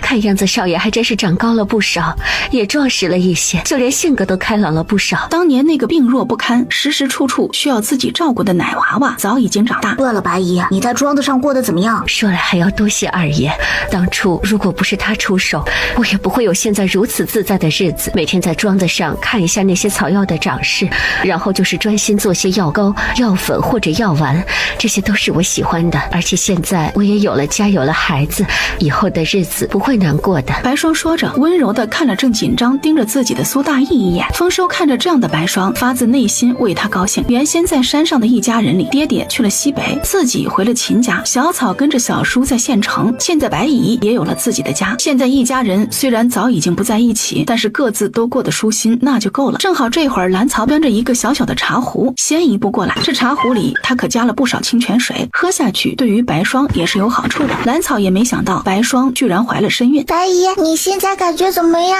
来，先喝杯水暖暖。哎呦，怎么能让姑娘给奴婢端茶倒水呢？这哪里是姑娘干的活呀？毕竟自己只是个下人，不能拿之前在山上时的样子来相处了。这有什么？一杯水而已。白姨快喝，水温刚刚好。这时苏大义把白霜给扶了起来，朝蓝草道了声谢，这才将杯子接过去给白霜喂了下去。丰收和蓝草站在一边，看着苏大义悉心照顾着白霜，两人相互对视一眼，对于这个男人的印象好了许多。白霜喝过水，感觉整个人都通透了几分，之前身体上的不舒服也缓解了一些，肚子也不觉得那么疼了。苏大义再次将他扶躺回床上，这才退出房间去洗漱收拾，把空间留给蓝草三人。白姨，那个人对你怎么样？他要是敢欺负你，我给你出头。他是那个庄子上的庄头，前头死了一任妻子，家里没有孩子，现在对我很好。那就好。白姨在庄子上是不是很辛苦啊？不辛苦的，那个庄子上种的全是药材，我只要把泡制好的药材做成药丸、药膏或者药粉就行了。我在那里还带了2个徒弟，有什么琐碎的事情都是他俩在干，一点都不累。白霜知道蓝草是在关心自己，便把自己的事情尽量说得更详细一些。只不过白姨还是要小心一些，您现在怀有身孕，还是少接触药材为好。姑娘现在懂得可真多，你连这个都知道啊？白姨不知道了吧？小丫头现在可是在齐大夫的医馆里学医呢，现在她专门负责给病人抓药。听平安说，自从她开始抓药以来，从来没有出过错呢。真的？小草，你已经这么厉害了。白霜听到丰收这样说，她一时欣喜，激动的又喊出以前常用的名字。是呀，我想学了医之后，以后能帮到大叔一些。蓝草被白霜夸得有些害羞。好，在医馆好好学，你大叔能用得上的。白霜欣喜地摸了摸蓝草的头。哥哥也很厉害呢，过完年他就要去荣城的白山书院读书了，那里可是咱们大周朝鼎鼎有名的书院呢。荣城白山书院，那不是很远吗？也不算太远，坐马车20多天就到了。那少爷准备谁陪着你去啊？一共去几个人？可是随身带个大夫。白姨，你就放心好了，我现在身体好着呢，都练了快2年的武了。这次出门，父亲给我安排了3个人，回头小叔还要给我安排人，我都一并带过去。这段时间，小叔正在对我的随从加紧训练，保证出发时一个个都能以1敌5。而且父亲已经派人先一步去了荣城，要在那里给我买个宅子，到时候休沐时也能有个地方住。白姨就放心好了，我们都已经安排好了。刘婶端着熬好的药走了进来，将那碗汤药给白霜喝下去。喝过药的白霜多了一丝困意，蓝草和丰收便不再打扰他，让苏大义守着白霜休息，他们2个则回了丰收的院子。这边蓝草众人的生活已经恢复以往的状态，远在西北的丰年却遇上了麻烦。他这会儿苍白着脸趴在榻上，嘴里还咬着一块布巾，身后的军医满头大汗的将他系着的箭头拔出来。好在将军身上穿有护甲，那箭射的并不深，只不过箭头上面抹了毒药，好在腐肉已经挖去了，暂时不会有事儿。老朽还要回去研制解药才行。胡军医重重的吐了一口气，刚刚的情况太过危急，愣是让他在这大冷天里出了一身的汗。这事儿没完，得抓紧时间把将军体内的余毒解了才行。男装打扮的斐月这个时候端着药碗走了进来，他今日进军营原本是要跟丰年告别的，谁成想却见到他一身血的被人抬了回来。这时斐月把汤药端进来，正好可以给丰年喂下去。怎么是你？现在的丰年虽然没被疼晕过去，不过他却因为之前的疼痛虚弱了不少。别说话了，先把药喝了。斐月的心里不好受，眼睛也有些红，脸上的心疼怎么都掩饰不了。好，熬药的时候，斐月加了一些蓝草让他随身带的清泉水。这东西一直用小瓷瓶装着，没想到今日竟然用上了。这药可太苦了。哎，对了，你怎么过来了呀？你先别管我，你这边是什么情况？后背中箭，难不成是自己人下的手？他拿着帕子擦去丰年头上的冷汗。这次的事情蹊跷得很，八成是自己人下的手，我已经让人去查了。一想到这事儿，丰年就恨得牙痒痒，自己还是大意了，挡了别人的道。刚刚大夫说这仙头上有毒，他还要研制解药，这是临走时姑娘给的解毒丸，你快吃下去。我这里有，现在不急着吃，等出了军营再说。可是你中毒了，现在不赶紧解毒怎么行啊？绯月有些着急，这个男人到底是怎么想的？万一中毒太深伤到身体怎么办？放心吧，我自有打算。丰年感觉现在的军营也不安全，因此并没有向绯月过多解释。哎呀，真是气死我了！不管了。绯月被这样的丰年给气得不行，一跺脚直接出去了。丰年从来没见过绯月这种小女儿的姿态，脸上多了一丝笑意。只是不等他继续回味刚刚的感觉，营帐的帘子就再次被掀了起来，一个身穿盔甲的彪形大汉走进来了。冯副将，你感觉怎么样了？听人说你受伤了，还中了毒。段将军啊，末将确实是中了毒，大夫正在研究解药呢。丰年满头冷汗，有气无力地说：什么？现在研究解药？难道你中的是什么稀奇毒药不成？段将军有些傻眼，原以为丰年只是普通剑伤，谁成想还中了毒，而且这毒还似乎不一般。那前锋营怎么办？这2年我们前锋营的军功可都是靠眼前这位打回来的，难不成我刚刚用顺手的人就这样废了？不清楚是什么毒。丰年费劲地抬眼看了一下段将军，然后又耷了下眼皮，这是哪个王八羔子射出来的箭？居然还淬了毒，别让老子逮到，老子活剐了他！段将军越想越火大，直接在营帐里跳脚骂了起来。丰年这会儿浑身难受，懒得听这人跳脚骂人，干脆直接闭上了眼睛。他现在也想知道是谁下的手，不用眼前这人动手，自己就能活剐了对方。对了，你跟前伺候的人呢？就这样让你一个人趴在榻上？一个出去找那个放冷箭的狂徒，另一个出去打水了。哎，那你好生歇着，这次估计得休养一段时间，先把毒解了再说吧。将军，我想回城休养，顺便在城里看看有没有人能够解了我这毒。段将军愣了一下，据他所知，这位丰副将自从来到营里之后，就再也没有回过城，趁养伤的机会回去也可以。于是他没有多做思考，直接应了下来。行，你回去养伤也好，这营里总是不清静，我们找到下黑手的人，自然会为你讨回公道的。丰年点点头，谢过段将军，然后目送对方离开。他的神情冷凝无比，自己这段时间过于顺遂，还是掉以轻心了。绯月提着茶壶进来的时候，就发现丰年的脸色极其难看，他也知道对方在想什么，只是什么都没说，默默地倒了一杯水。你怎么放心把身边的人都打发出去？万一那个人就是幕后之人，你岂不是很危险？不是姓段的，他还指望着我在前面冲锋陷阵，为他争夺军功呢。你还是得小心一些。我先扶你起来，把水喝了。喝过水之后，丰年的状态好了一些，他犹豫了一会儿，才对绯月说：你先帮我收拾东西，把所有的东西都包好。你真要回城去养伤？绯月以为丰年会留在军营里，找到朝他下手的人。你别想着我能离开军营会很容易，估计那些人一击不死，还要再来一次。丰年神情冷漠，来到西北的2年里，他明里暗里遭了多少暗算，都快数不清了。这一次回城，估计也没那么容易。你安心养着，一切有我呢，不会让你有事的。他来到西北也快有1个月了，对这里已经算是很熟悉了，想在晚上出去料理个人还是很容易的。丰年被绯月这样的语气给逗笑了，在别人那里都是男人保护女人，一个女人郑重其事地说她会保护自己，只是不等她笑完，便再次扯到了伤口，疼得她又吸了一口凉气。行了，你还是躺着吧，我来收拾东西。绯月被丰年笑得脸颊微红，将他扶着躺下之后，直接转身开始收拾。没过多久，丰年的那几个亲信阴着脸回来了。怎么找到下黑手的人了？找到了，将军，但是他死了。死了？这么容易就死了？下手的人是谁？将军，下手的正是前锋营的杨川，平时看着老实巴交的，憨厚的很，没想到却是个狼崽子。杨川？丰年拧着眉，努力在脑海中搜索这个人的样貌，好久他才想起来，这个杨川确实是一个不怎么突出的人，平日他还真没特别注意过这个人，老实低调，武力和军功都不出众，既不过分出色，也不是垫底的那几个。是啊，将军，真是没想到那个杨川居然一身反骨，竟然敢明晃晃的在背后射黑箭。妈的，如果不是那个龟孙子死得快，老子非把他大卸8块。王虎咬牙咒骂了一声，他真是大意了，刚把那人按住，他居然诡异一笑，便头一歪就死掉了。好了，别气了，那个杨川只是把刀而已，一个普通的前锋营士兵还不会要我的命的。很明显，这幕后还有人，无非就是自己这段时间太冒进，被人看不惯了，或者是挡了谁的道，所以才会迫不及待想要除掉自己。没关系，幸亏自己身上穿了软甲，那箭射得并不深，不过还是先离开这个是非之地才好，不然还不知道有什么招数往自己身上招呼呢。幕后之人。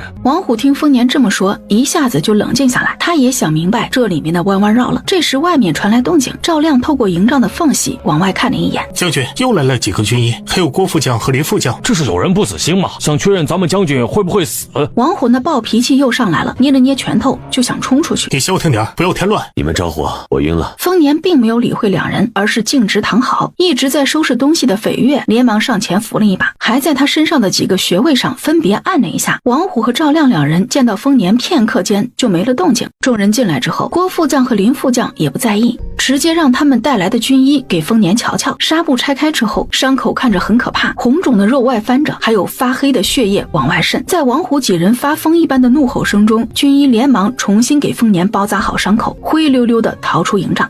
滚，赶紧滚！废物，居然连是什么毒都不知道，那你们来看什么呀？啊，给老子滚！又折腾我家将军一回，啥也看不明白。王虎一直追到帐外，将几位军医骂了一顿。这会儿他还有什么不明白的？这几人就是专门来看自家将军死没死的。郭林两位副将将王虎的话给弄得尴尬无比，他们的小心思就这样被人赤裸裸的喊出来，也没脸再在营帐里待下去，只得讪讪的离开。斐月见那几人都走了之后，这才赶紧在刚刚的几个穴位上点了一下，丰年这才悠悠转醒。走了，你快把解毒丸吃下去，要不然耽搁时间长了对身体没好处。斐月始终记得丰年刚刚拒绝吃解毒丸的事情。行，吃下去咱们就回县城。确实是那丫头给的，一模一样。赵亮，准备一辆马车，我们回城去找大夫解毒。是，将军。快，胡子，别骂了，快去准备担架，我们带将军回城解毒去。他跑出去对着正在跳脚骂人的王虎吼了一句：对，准备担架回城解毒。这赵亮和王虎还挺有意思的，配合的不错。很快整个军营都知道前锋营的副将丰年中了毒箭，快要不行了。整个军营的军医都束手无措，现在要回城找大夫解毒，也算是为了救一线生机。军营里有人惋惜，有人开心，有人漠视，有人无所谓，只有丰年的那些部下个个都哭丧着脸。他们这段时间跟着丰年一起杀敌，可是攒了不少军功，他们原本都是丰年的亲信，这会儿见到他死气沉沉躺在担架上，恨不得将那背后使坏的家伙给挫骨扬灰。好在赵亮一早就猜到他们会来送行，便隐晦地向他们打了个手势。那些人虽然气愤，虽然难过，却并没有失去理智，而是怒气冲冲回去了。他们要像往常一样训练拼杀，等待丰年再次归来。马车里，丰年的脸色比之前好了一些，身体也没有之前那么难受了，整个人精神了不少，目光悠悠地盯着渐渐远去的军营。我倒是要看看这次是什么魑魅魍魉要对我下手。你想怎么做？找出幕后黑手，如果能找到当年朝我丰家出事的真相的话，那就更好了，我会将当年的一切都还回去的。丰年压低声音，盯着斐月的眼睛，认真地说：自从斐月这次出现在自己面前时，头上插上自己之前送回去的簪子，他就知道斐月对自己有心。现在出了这样的事，他还是要把自己的打算讲清楚才好。这事回去再说。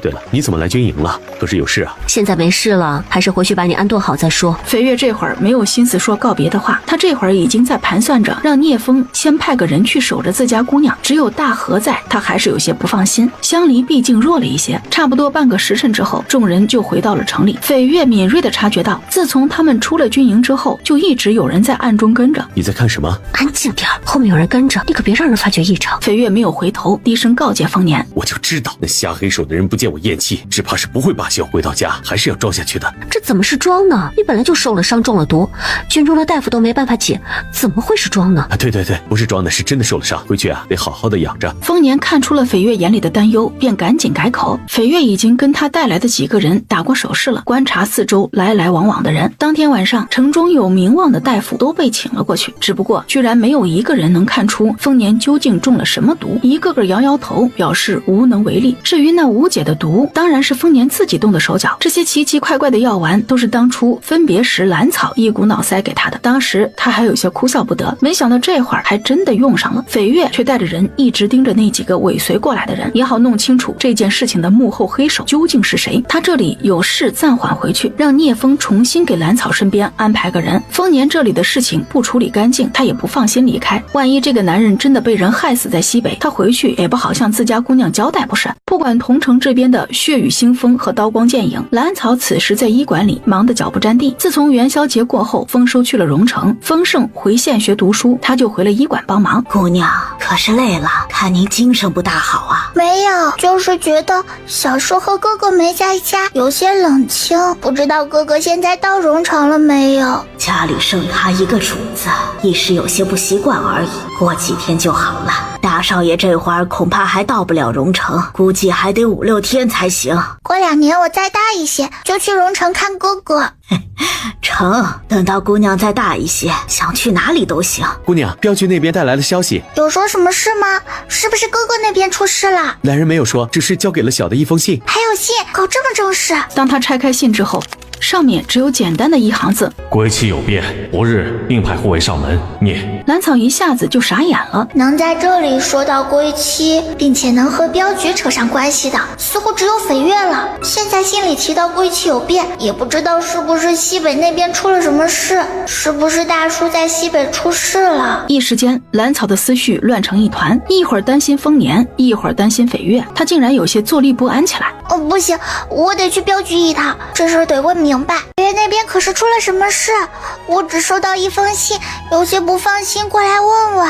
兰草也没跟人寒暄，直接开门见山问出自己的疑问。飞统领那边出了什么事儿，我这边是真不知道，只收到消息，暂时先安排个人过去护着你。聂风这会儿也是一头雾水，收到消息之后立马开始选人，为了不使自家少主反感，特意事先送了一封信过去。连你也不知道，是绯月在路上遇到劫匪了，还是丰年在战场上受了伤？是国师府那边有新的任务派给绯月，还是丰年那里需要帮助？少主，如果你想知道西北那边究竟发生了什么事，卑职可以传信过去，让人查探的，您不用胡思乱想。真的可以查探？当然。此时的玲珑也异常激动，原以为他这个样子只配生活在黑暗里，干些暗杀、跟踪、取证的事情，没想到对方异常坚定，只选了自己一个。拜见主人。他的声音虽然沙哑，却透着几分颤抖，想来这样的机会对他来说也很难得。快起来吧，你去收拾一下，一会儿跟我一起回去。其一是对于他伤势的好奇，在心中思量有没有可以治好的可能，另一方面就是想看出来他另半边脸上的熟悉感从何而来。主人，可是吓到您了，卑职以后把面具戴上。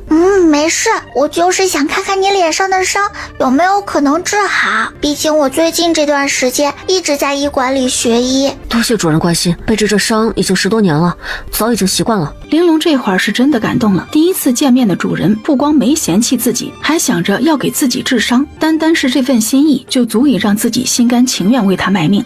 这些以后再说，你去收拾行李，我马上就要离开了。空间里爷爷留下的各种医书，各种稀奇古怪的药丸，还有神奇的清泉水，说不定我真的有机会把玲珑的伤疤给治好。是，卑职这就去取行李。兰草朝远处的大河招招手，示意他过来。姑娘，您找小的有事？大河，你以后没事就来这里转转，让聂镖头指点指点你。什么？不愿意来啊？聂风见大河这呆样，就有些没好气的瞪了他一眼。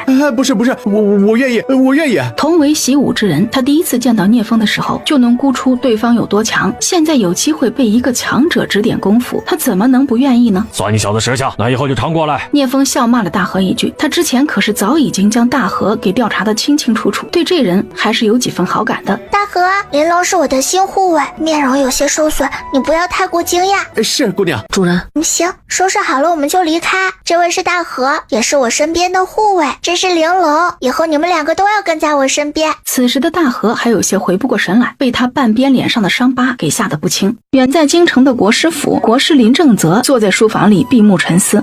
此时书房门被敲响，主上，人带来了，让他进来。国师大人，您找我？大将军的伤可养好了？已经养好了，还要多谢国师大人搭救封某。男人顺着林正则的示意，找了把椅子坐了下来。大将军不用谢本国师，皆因你养了个好儿子。国师不在意的摆摆手，如果没有丰年救了那小丫头，他也不会出手救眼前之人。不管什么原因，总归是要多谢国师大人的。不论什么原因，国师大人救了自己，又安排自己在国师府上养了1年伤。你看看这个。林正则将面前的一封信推给对方。是什么？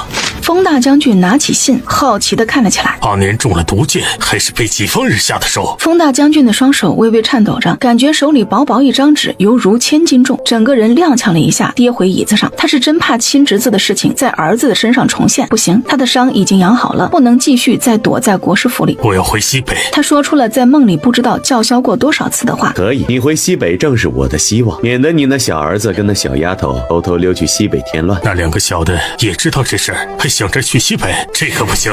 我们封家就剩那么几棵小苗苗了，可不能就这样出事。虽说丰收和小草都没有封家血脉，不过已经上了封家族谱，那就是封家的孩子，同样不能出事。放心吧，我已经传消息过去了，相信他们很快就会知道你会去西北，那2个小的也能够安生一些。林正则有些头痛的揉揉额角，别看他通常都坐镇京城，但是要操心的事还真是不少。好在那小丫头快要成长起来了，过2年就能帮我分忧了。真是多谢国师大人，不仅救我逃出升天，还费心照顾2个小的，对我们封家是有再造之恩。他们封家何其有幸能得国师大人的庇佑。不说这些了，我这样做自然有我的道理。这次去西北，你把这个带上，可能会方便很多。是。封大将军看着眼前巴掌大的木盒，眼睛忍不住有些湿润。怎么在大人手里？我和陛下都不会允许这虎符落入世家手里。如果是那样的话，这么多年精心培养起来的将士就不再是大周的将士，而是要成为世家的护卫了。国师大人的脸色极为凝重，这么多年各大世家小动作不断，后来已经演变成了明目张胆了。封家前几年接二连三出事，也正是因为这个。是啊，这东西不能落入那些人手里，要否则的话，就再也没有大周朝廷了。封大将军手指颤抖着打开盒子，从里面拿出那块熟悉的虎符。这么多年，那些世家上蹿下跳，为的不就是这个吗？他们一直朝封家下手，也同样是因为这个。他将这虎符握在手里，深吸了一口气。国师大人，我打算现在就出发去西北。他要回去，要厮杀，要守住大周西北的大门，要为封家几个小辈撑起一片天。去吧，一早就给你准备好了行李，让蒙大带人护送你过去，以后他就留在你身边，你也能够多一份保障。也好，多谢大人割爱。封大将军对于蒙大跟随自然也是乐意的。当年他出事的时候，身边的亲信不是被自己勒令留在军营，就是因为护住自己被人杀害。总之，他身边现在除了贴身伺候的阿卫，还真是没什么可用之人了。主上，您真的让卑职跟着封大将军离开？蒙大有些不解，他明明已经跟着主上好几年了，怎么就要打发他走了呢？你知道，这么多年我们对西北的掌控一直很薄弱，这也是斐月离开你们少主去西北我没有阻拦的原因。正好你也趁机过去，能在那里扎住根就更好了。国师大人揉揉额头，他不是没想过直接对那些世家下手，但是他现在身份特殊，深信因果，还是少对普通人动手的好。是，卑职明白了，定会深深扎进西北，不让他们动摇半分。蒙大虽然可惜自己以后没法一直跟着主上，但是能被主上安排这么一个顶顶重要的任务，他也是乐意的。这封信你带给斐月，让他安心。是，主上。同一时间，聂风连夜来到封家院子，他之前就悄悄探查过这里，因此很轻易就找到了兰草的院子。只是他才跳上院墙，就被大河从暗中扑了过来，两人才没对两招，大河直接被压在了地上。来，大河刚想大声喊人，直接就被聂风捂住了嘴。是我，聂风。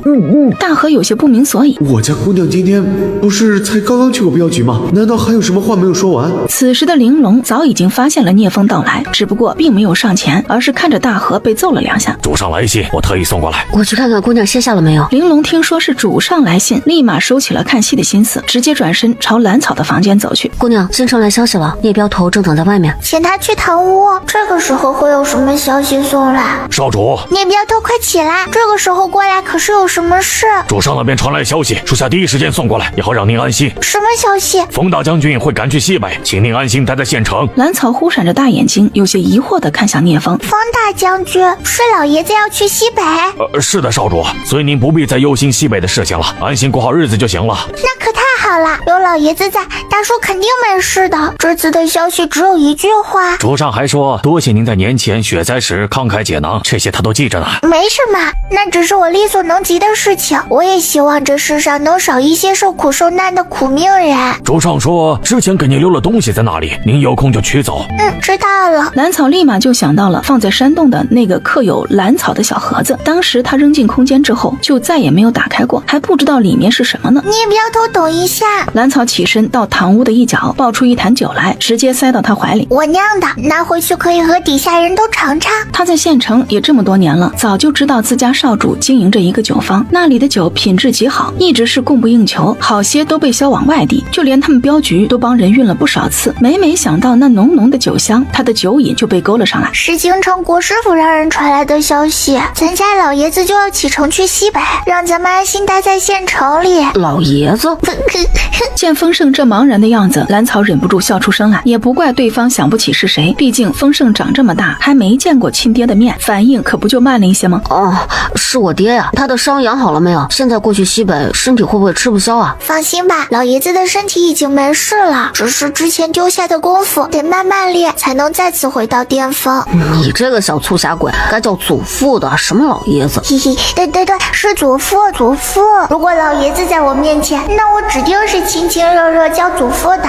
这段时间，斐月已经抓了好几波前来打探消息的探子，除了大将军魏虎之后，还有他的顶头上司段启臣，为的就是查探丰年是不是毒还没解，是不是依旧昏迷不醒。让两人震惊的是，这军营里众多将军居然都是城湖两大世家安插进来的人。为什么他们不应该是大周朝的将军吗？居然那么亲近那些世家？或许这些人就是那些世家培养起来的呢？是啊，这么多年，我不是一样培养了自己的商队和护卫，只是我不能够接受军营里的将军也这样。那大周岂不是名存实亡了？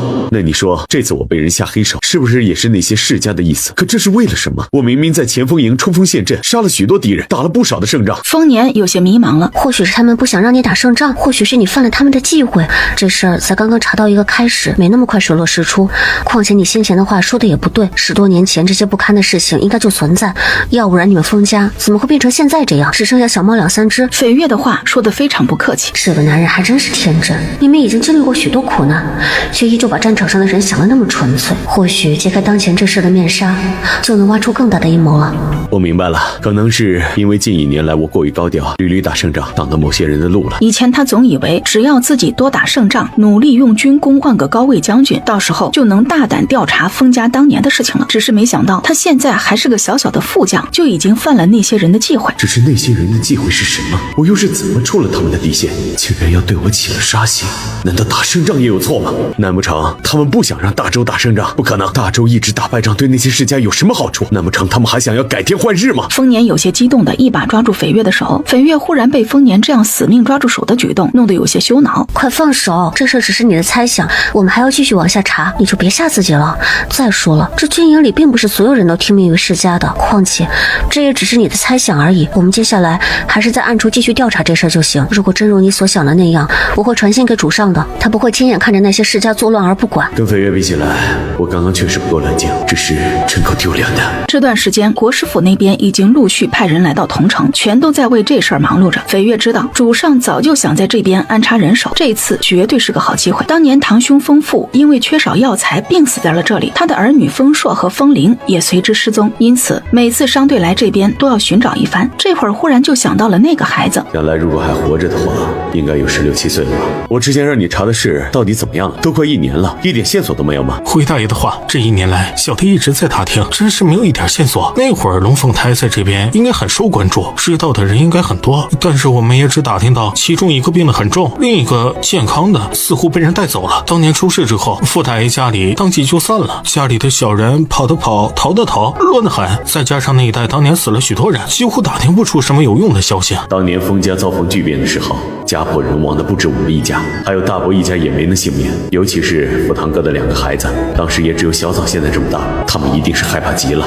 这事儿就不能告诉飞月姑娘吗？她的人更好使一些。这个事再说吧，她现在为了我的事儿已经忙得不可开交了，我不想让她一直这样累。那大爷还不赶紧升仙，等啥呢？滚！这是你能操心的？这小子一天天净说我的心里话。其实他也想成亲，但是斐月是国师府的人，这事儿哪有那么容易啊？至少得国师府那边点头才行吧。还是等这边的事情解决了再说吧。小子，我等你好一会儿了。你是什么人？这人乌漆麻黑的站在这里等我，身上就好似并没有什么恶意。你问老子是什么人？黑袍人直接将自己的斗篷给掀起来，露出一张戴着面具的脸。丰年一副看傻子一样盯着对方的面具。这人真的是我爹，逗我很好玩，让人看个面具有什么用啊？又看不到脸。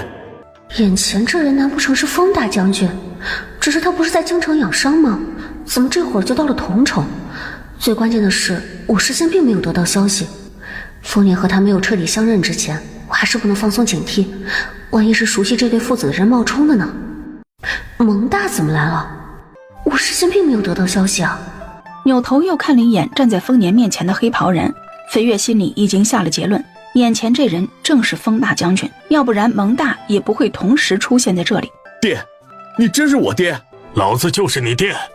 你屁股上有块疤，是小时候爬树时从上面摔下来被树枝划破的。你小时候为了跟你堂哥抢一匹小马，没抢过人家，结果尿到人家新铠甲上面，被你堂哥狠揍了一顿。这下子丰年算是彻底相信了，眼前这乌漆抹黑的黑袍人正是自己10年没见过面的亲爹了。爹！斐月见丰年这个样子，直接心疼的转过头去，眼泪也有些忍不住。飞统领，蒙大人，10年了，这对父子可算是见面了。蒙大对于丰家的事极为了解。对了，主上让我给你带了一封信。专门给我的？斐月有些奇怪，主子往常都是直接传命令过来，这么郑重其事的写信还真是头一遭，也不知道说了什么。蒙大人怎么也过来了？当然是主上安排的，以后怕是都要留在西北了。好在你从暗转到明了，生活在阳光下挺好。哈，对你来说当然好了，说不定很快就好事将近了呢。斐月并没有反驳，而是白了蒙大一眼。好了，你小子都快30了还掉眼泪，像什么样子？哪里就快30了，不是才27吗？在爹面前啊还是个孩子呢。行，还是个孩子，也不知道你这样子被我那孙子孙女看见了会是什么样啊。我在他们面前当然不这样，谁让你是我爹呢？丰年毫不在意被亲爹笑话，他已经许多年没有体验过这种感觉了，真好。走吧，回去再说。爹，你的伤都好了吗？让我看看。您当时只知道您受了极重的伤，现在怎么样了？没事儿，有国师大人在，你爹我的伤啊已经完全恢复了，就连功夫也恢复到以前差不多的水平。倒是你，听说之前中了毒箭，伤可是养好了？毒早就解了，伤口也已经结痂，没事了。爹，你在我面前还要一直戴着面具吗？他是真的想看看父亲这张脸，这10几年来已经无数次出现在自己的梦里。你不是我爹，这怎么会这样？那一道道深深浅浅的疤痕，犹如一条条蜈蚣一样爬满了整张脸。你的脸怎么会是这样？父亲当初究竟经历了什么？原本不想让你看到我这张脸的，吓到了吧？你真的是我爹，可是怎么变成这个样子了？你这些年到底经历了什么？谁干的？我知道，我现在脸毁了，嗓子也毁了，怎么说你都有些怀疑我不是你爹。你小时候喜欢骑在我脖子上，一大波要背着你都不行，小年纪就会讨好小女娃，你娘给你买的玉佩转天就送给曹家那五丫头，你娘走了以后你就懂事多了，也不经常闯祸了。不过和你二娘成亲那晚，你悄悄往戏床上放了2只癞蛤蟆，被我狠揍了一顿。你把自己锁在你家以前的房间里，整整2个月都不跟老子说话呀。不光是这样，你还尿在我常用的茶壶里。随着风大将军沙哑着嗓音絮絮叨叨的讲述，丰年早已经泪流满面。这一次他是真的相信了，相信眼前这人就是自己的亲爹。爹，您这么些年是怎么熬过来的？一定很疼吧，爹？孩儿总算是见到您了。孩子，快起来吧，咱们父子能再相见，已经是天大的造化了。这些年支撑着我活下来的信念，就是希望能够找到你，再见你一面。好在我们终于团聚了。爹，我也想找你的，可是孩儿没用，一直打听不到你的消息。当初被人追杀时，孩儿还不小心弄丢了小弟，去年才刚刚把人给找回来。爹，是孩儿不好，没有保护好小弟，害他在外面也吃了许多苦，现在就又将他一个人丢在县城里。这事不怪你，不怪你，是爹没有安排好你们兄弟，没有保护好你们。再说了，你不是还替咱们封家养了一个孙子一个孙女吗？我在国师府也听说他们了，都是好孩子。爹，你能给我说说你这些年都经历了什么吗？没什么好说的，一直被关在暗无天日的地牢里，时常被人用刑，快死了就休息几天，等活过来了就继续。虽然封大将军说的轻描淡写，但是他的身体不自觉的颤抖，还是被发现了。丰年刚刚已经憋回去的眼泪再次忍不住的往外涌。爹，究竟是什么人干的？儿子一定替你报仇，替咱们封家上上下下所有人报仇。好啊，咱们一起报仇。这一次老子不会放过曾经伤害我们的人，一个都不放过。斐月将手里的信翻来覆去的看了好几遍，确定自己没有看错之后，忍不住红了眼眶，眼泪也不自觉地往下掉。好一会儿，斐月才站起身来，郑重地朝着京城的方向深深地跪拜下去。多谢主上成全。原以为主上当年的话只是哄骗自己，没想到今天却特意让蒙大给他带来了一封信，允他婚嫁自由。自从10多年前他被自己的爹娘强行送进荒庙里之后，就再也没有哭过，哪怕在进入国师府之前经历刀山火海般的生死集训，他都没有让自己掉过一滴眼泪。这一刻却是又哭又笑。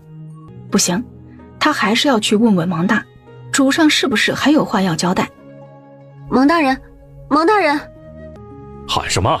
景无说，这个女人真是的，大晚上在院子里喊什么？要知道我们一行人来同城可没有带女人。封大将军也听到了刚刚的声音，有些意味不明地看向自家儿子。你刚刚不是很护着那丫头吗？就没点想法吗？爹，我要去斐月。在自家长辈面前，丰年并没有隐瞒自己的心思。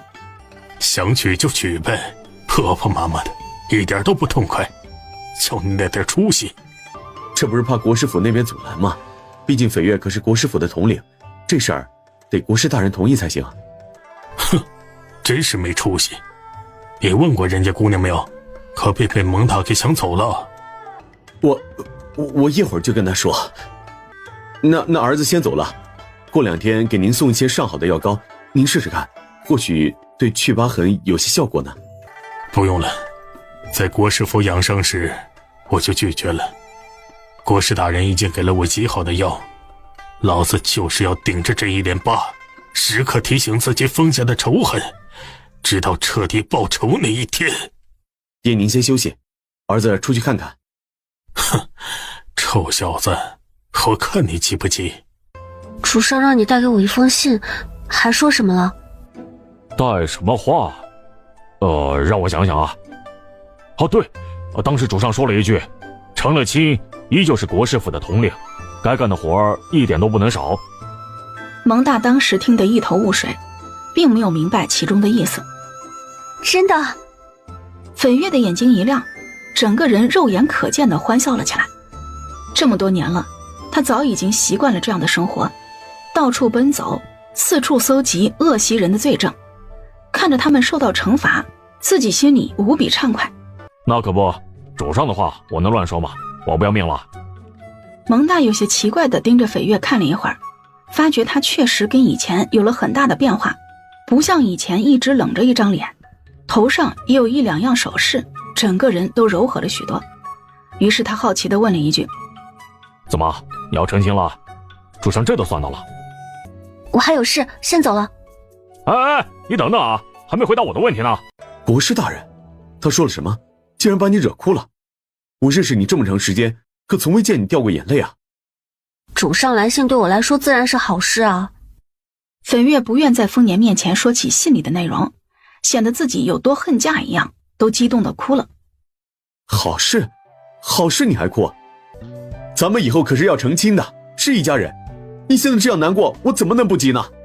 绯月的脸色也随之变幻不停，似喜似悲似冤怪。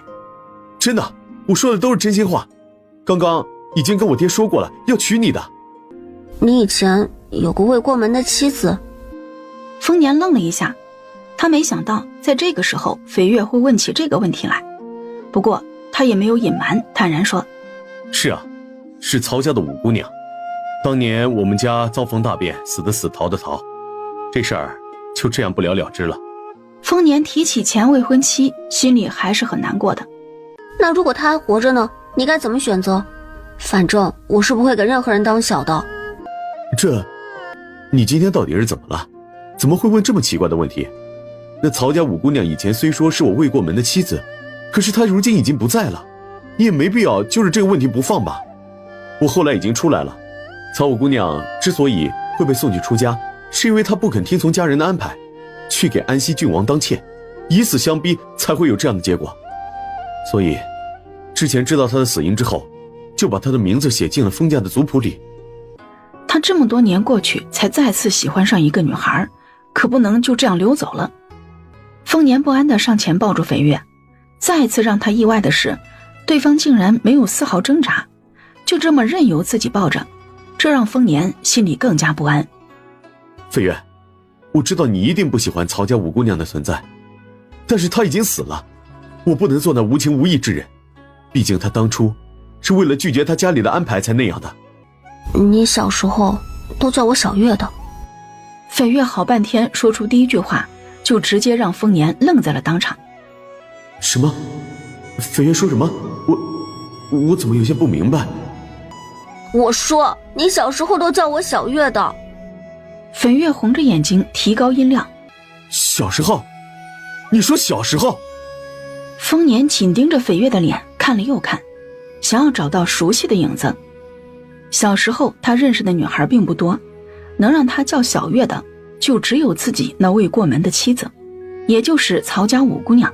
只是这怎么可能呢？这是你小时候送给我的，为此你爹还狠揍了你一顿，听说是他买给你娘的。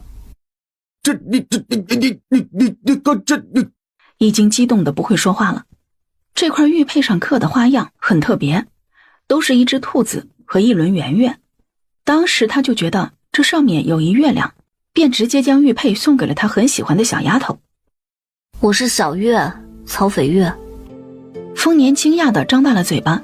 当年封家出事之后，家中长辈就立马翻脸，恨不得跟封家斩断所有联系，而我就成了那个跟封家牵扯最深的那个人。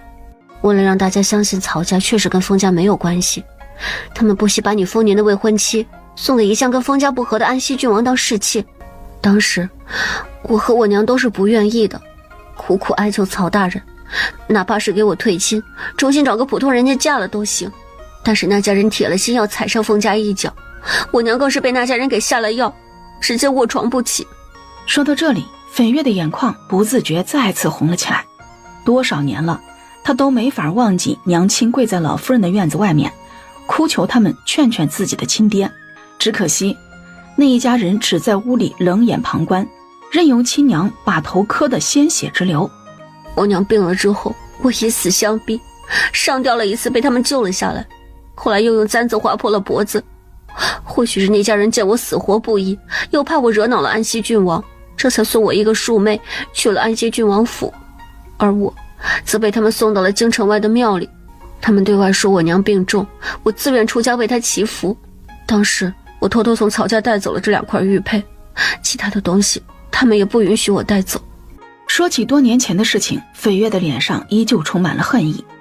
她可以理解祖父父亲明哲保身的想法，但是她却不愿意被送到安西郡王府被侮辱，她宁愿死也不愿意。我以为到庙里就好了，哪怕辛苦一些我也能忍。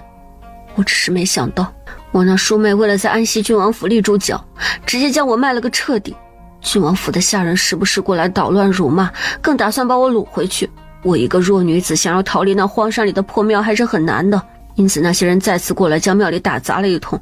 我直接放了一把火，原本是想烧死自己和那些人同归于尽的，没想到遇到了国师府的人，被他们救下之后，我就一直留在国师府，从最极熏营开始，一步步走到了今天。都是因为我，你才受了这么多的苦。以后我会好好的补偿你的。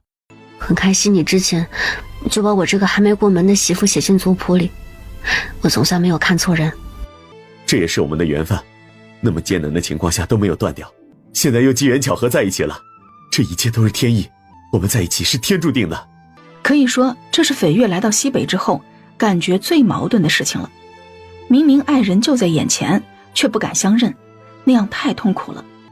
今日收到主上的来信，他允我婚嫁自由，而我依旧是国师府的统领，再也不用矛盾，不用做出取舍。主上他很好。这就是你今天哭红了眼睛的原因吗？是啊，我原以为主上是不允许我成家的，只能一直留在国师府办差呢。没想到主上竟然一早就料到我的情况了。国师确实是大义之人，他值得许多人的忠心。丰年也是发自内心的佩服这个人，虽居高位，却从不迫害百姓，一心维护皇权。没事了，没事了，这些都过去了，以后的日子会越来越好的。那曹家现在呢？丰年恨不得现在跑去京城替斐月报仇。母亲她呀，早在我一把火烧了那座破庙之后，她就跟着去了。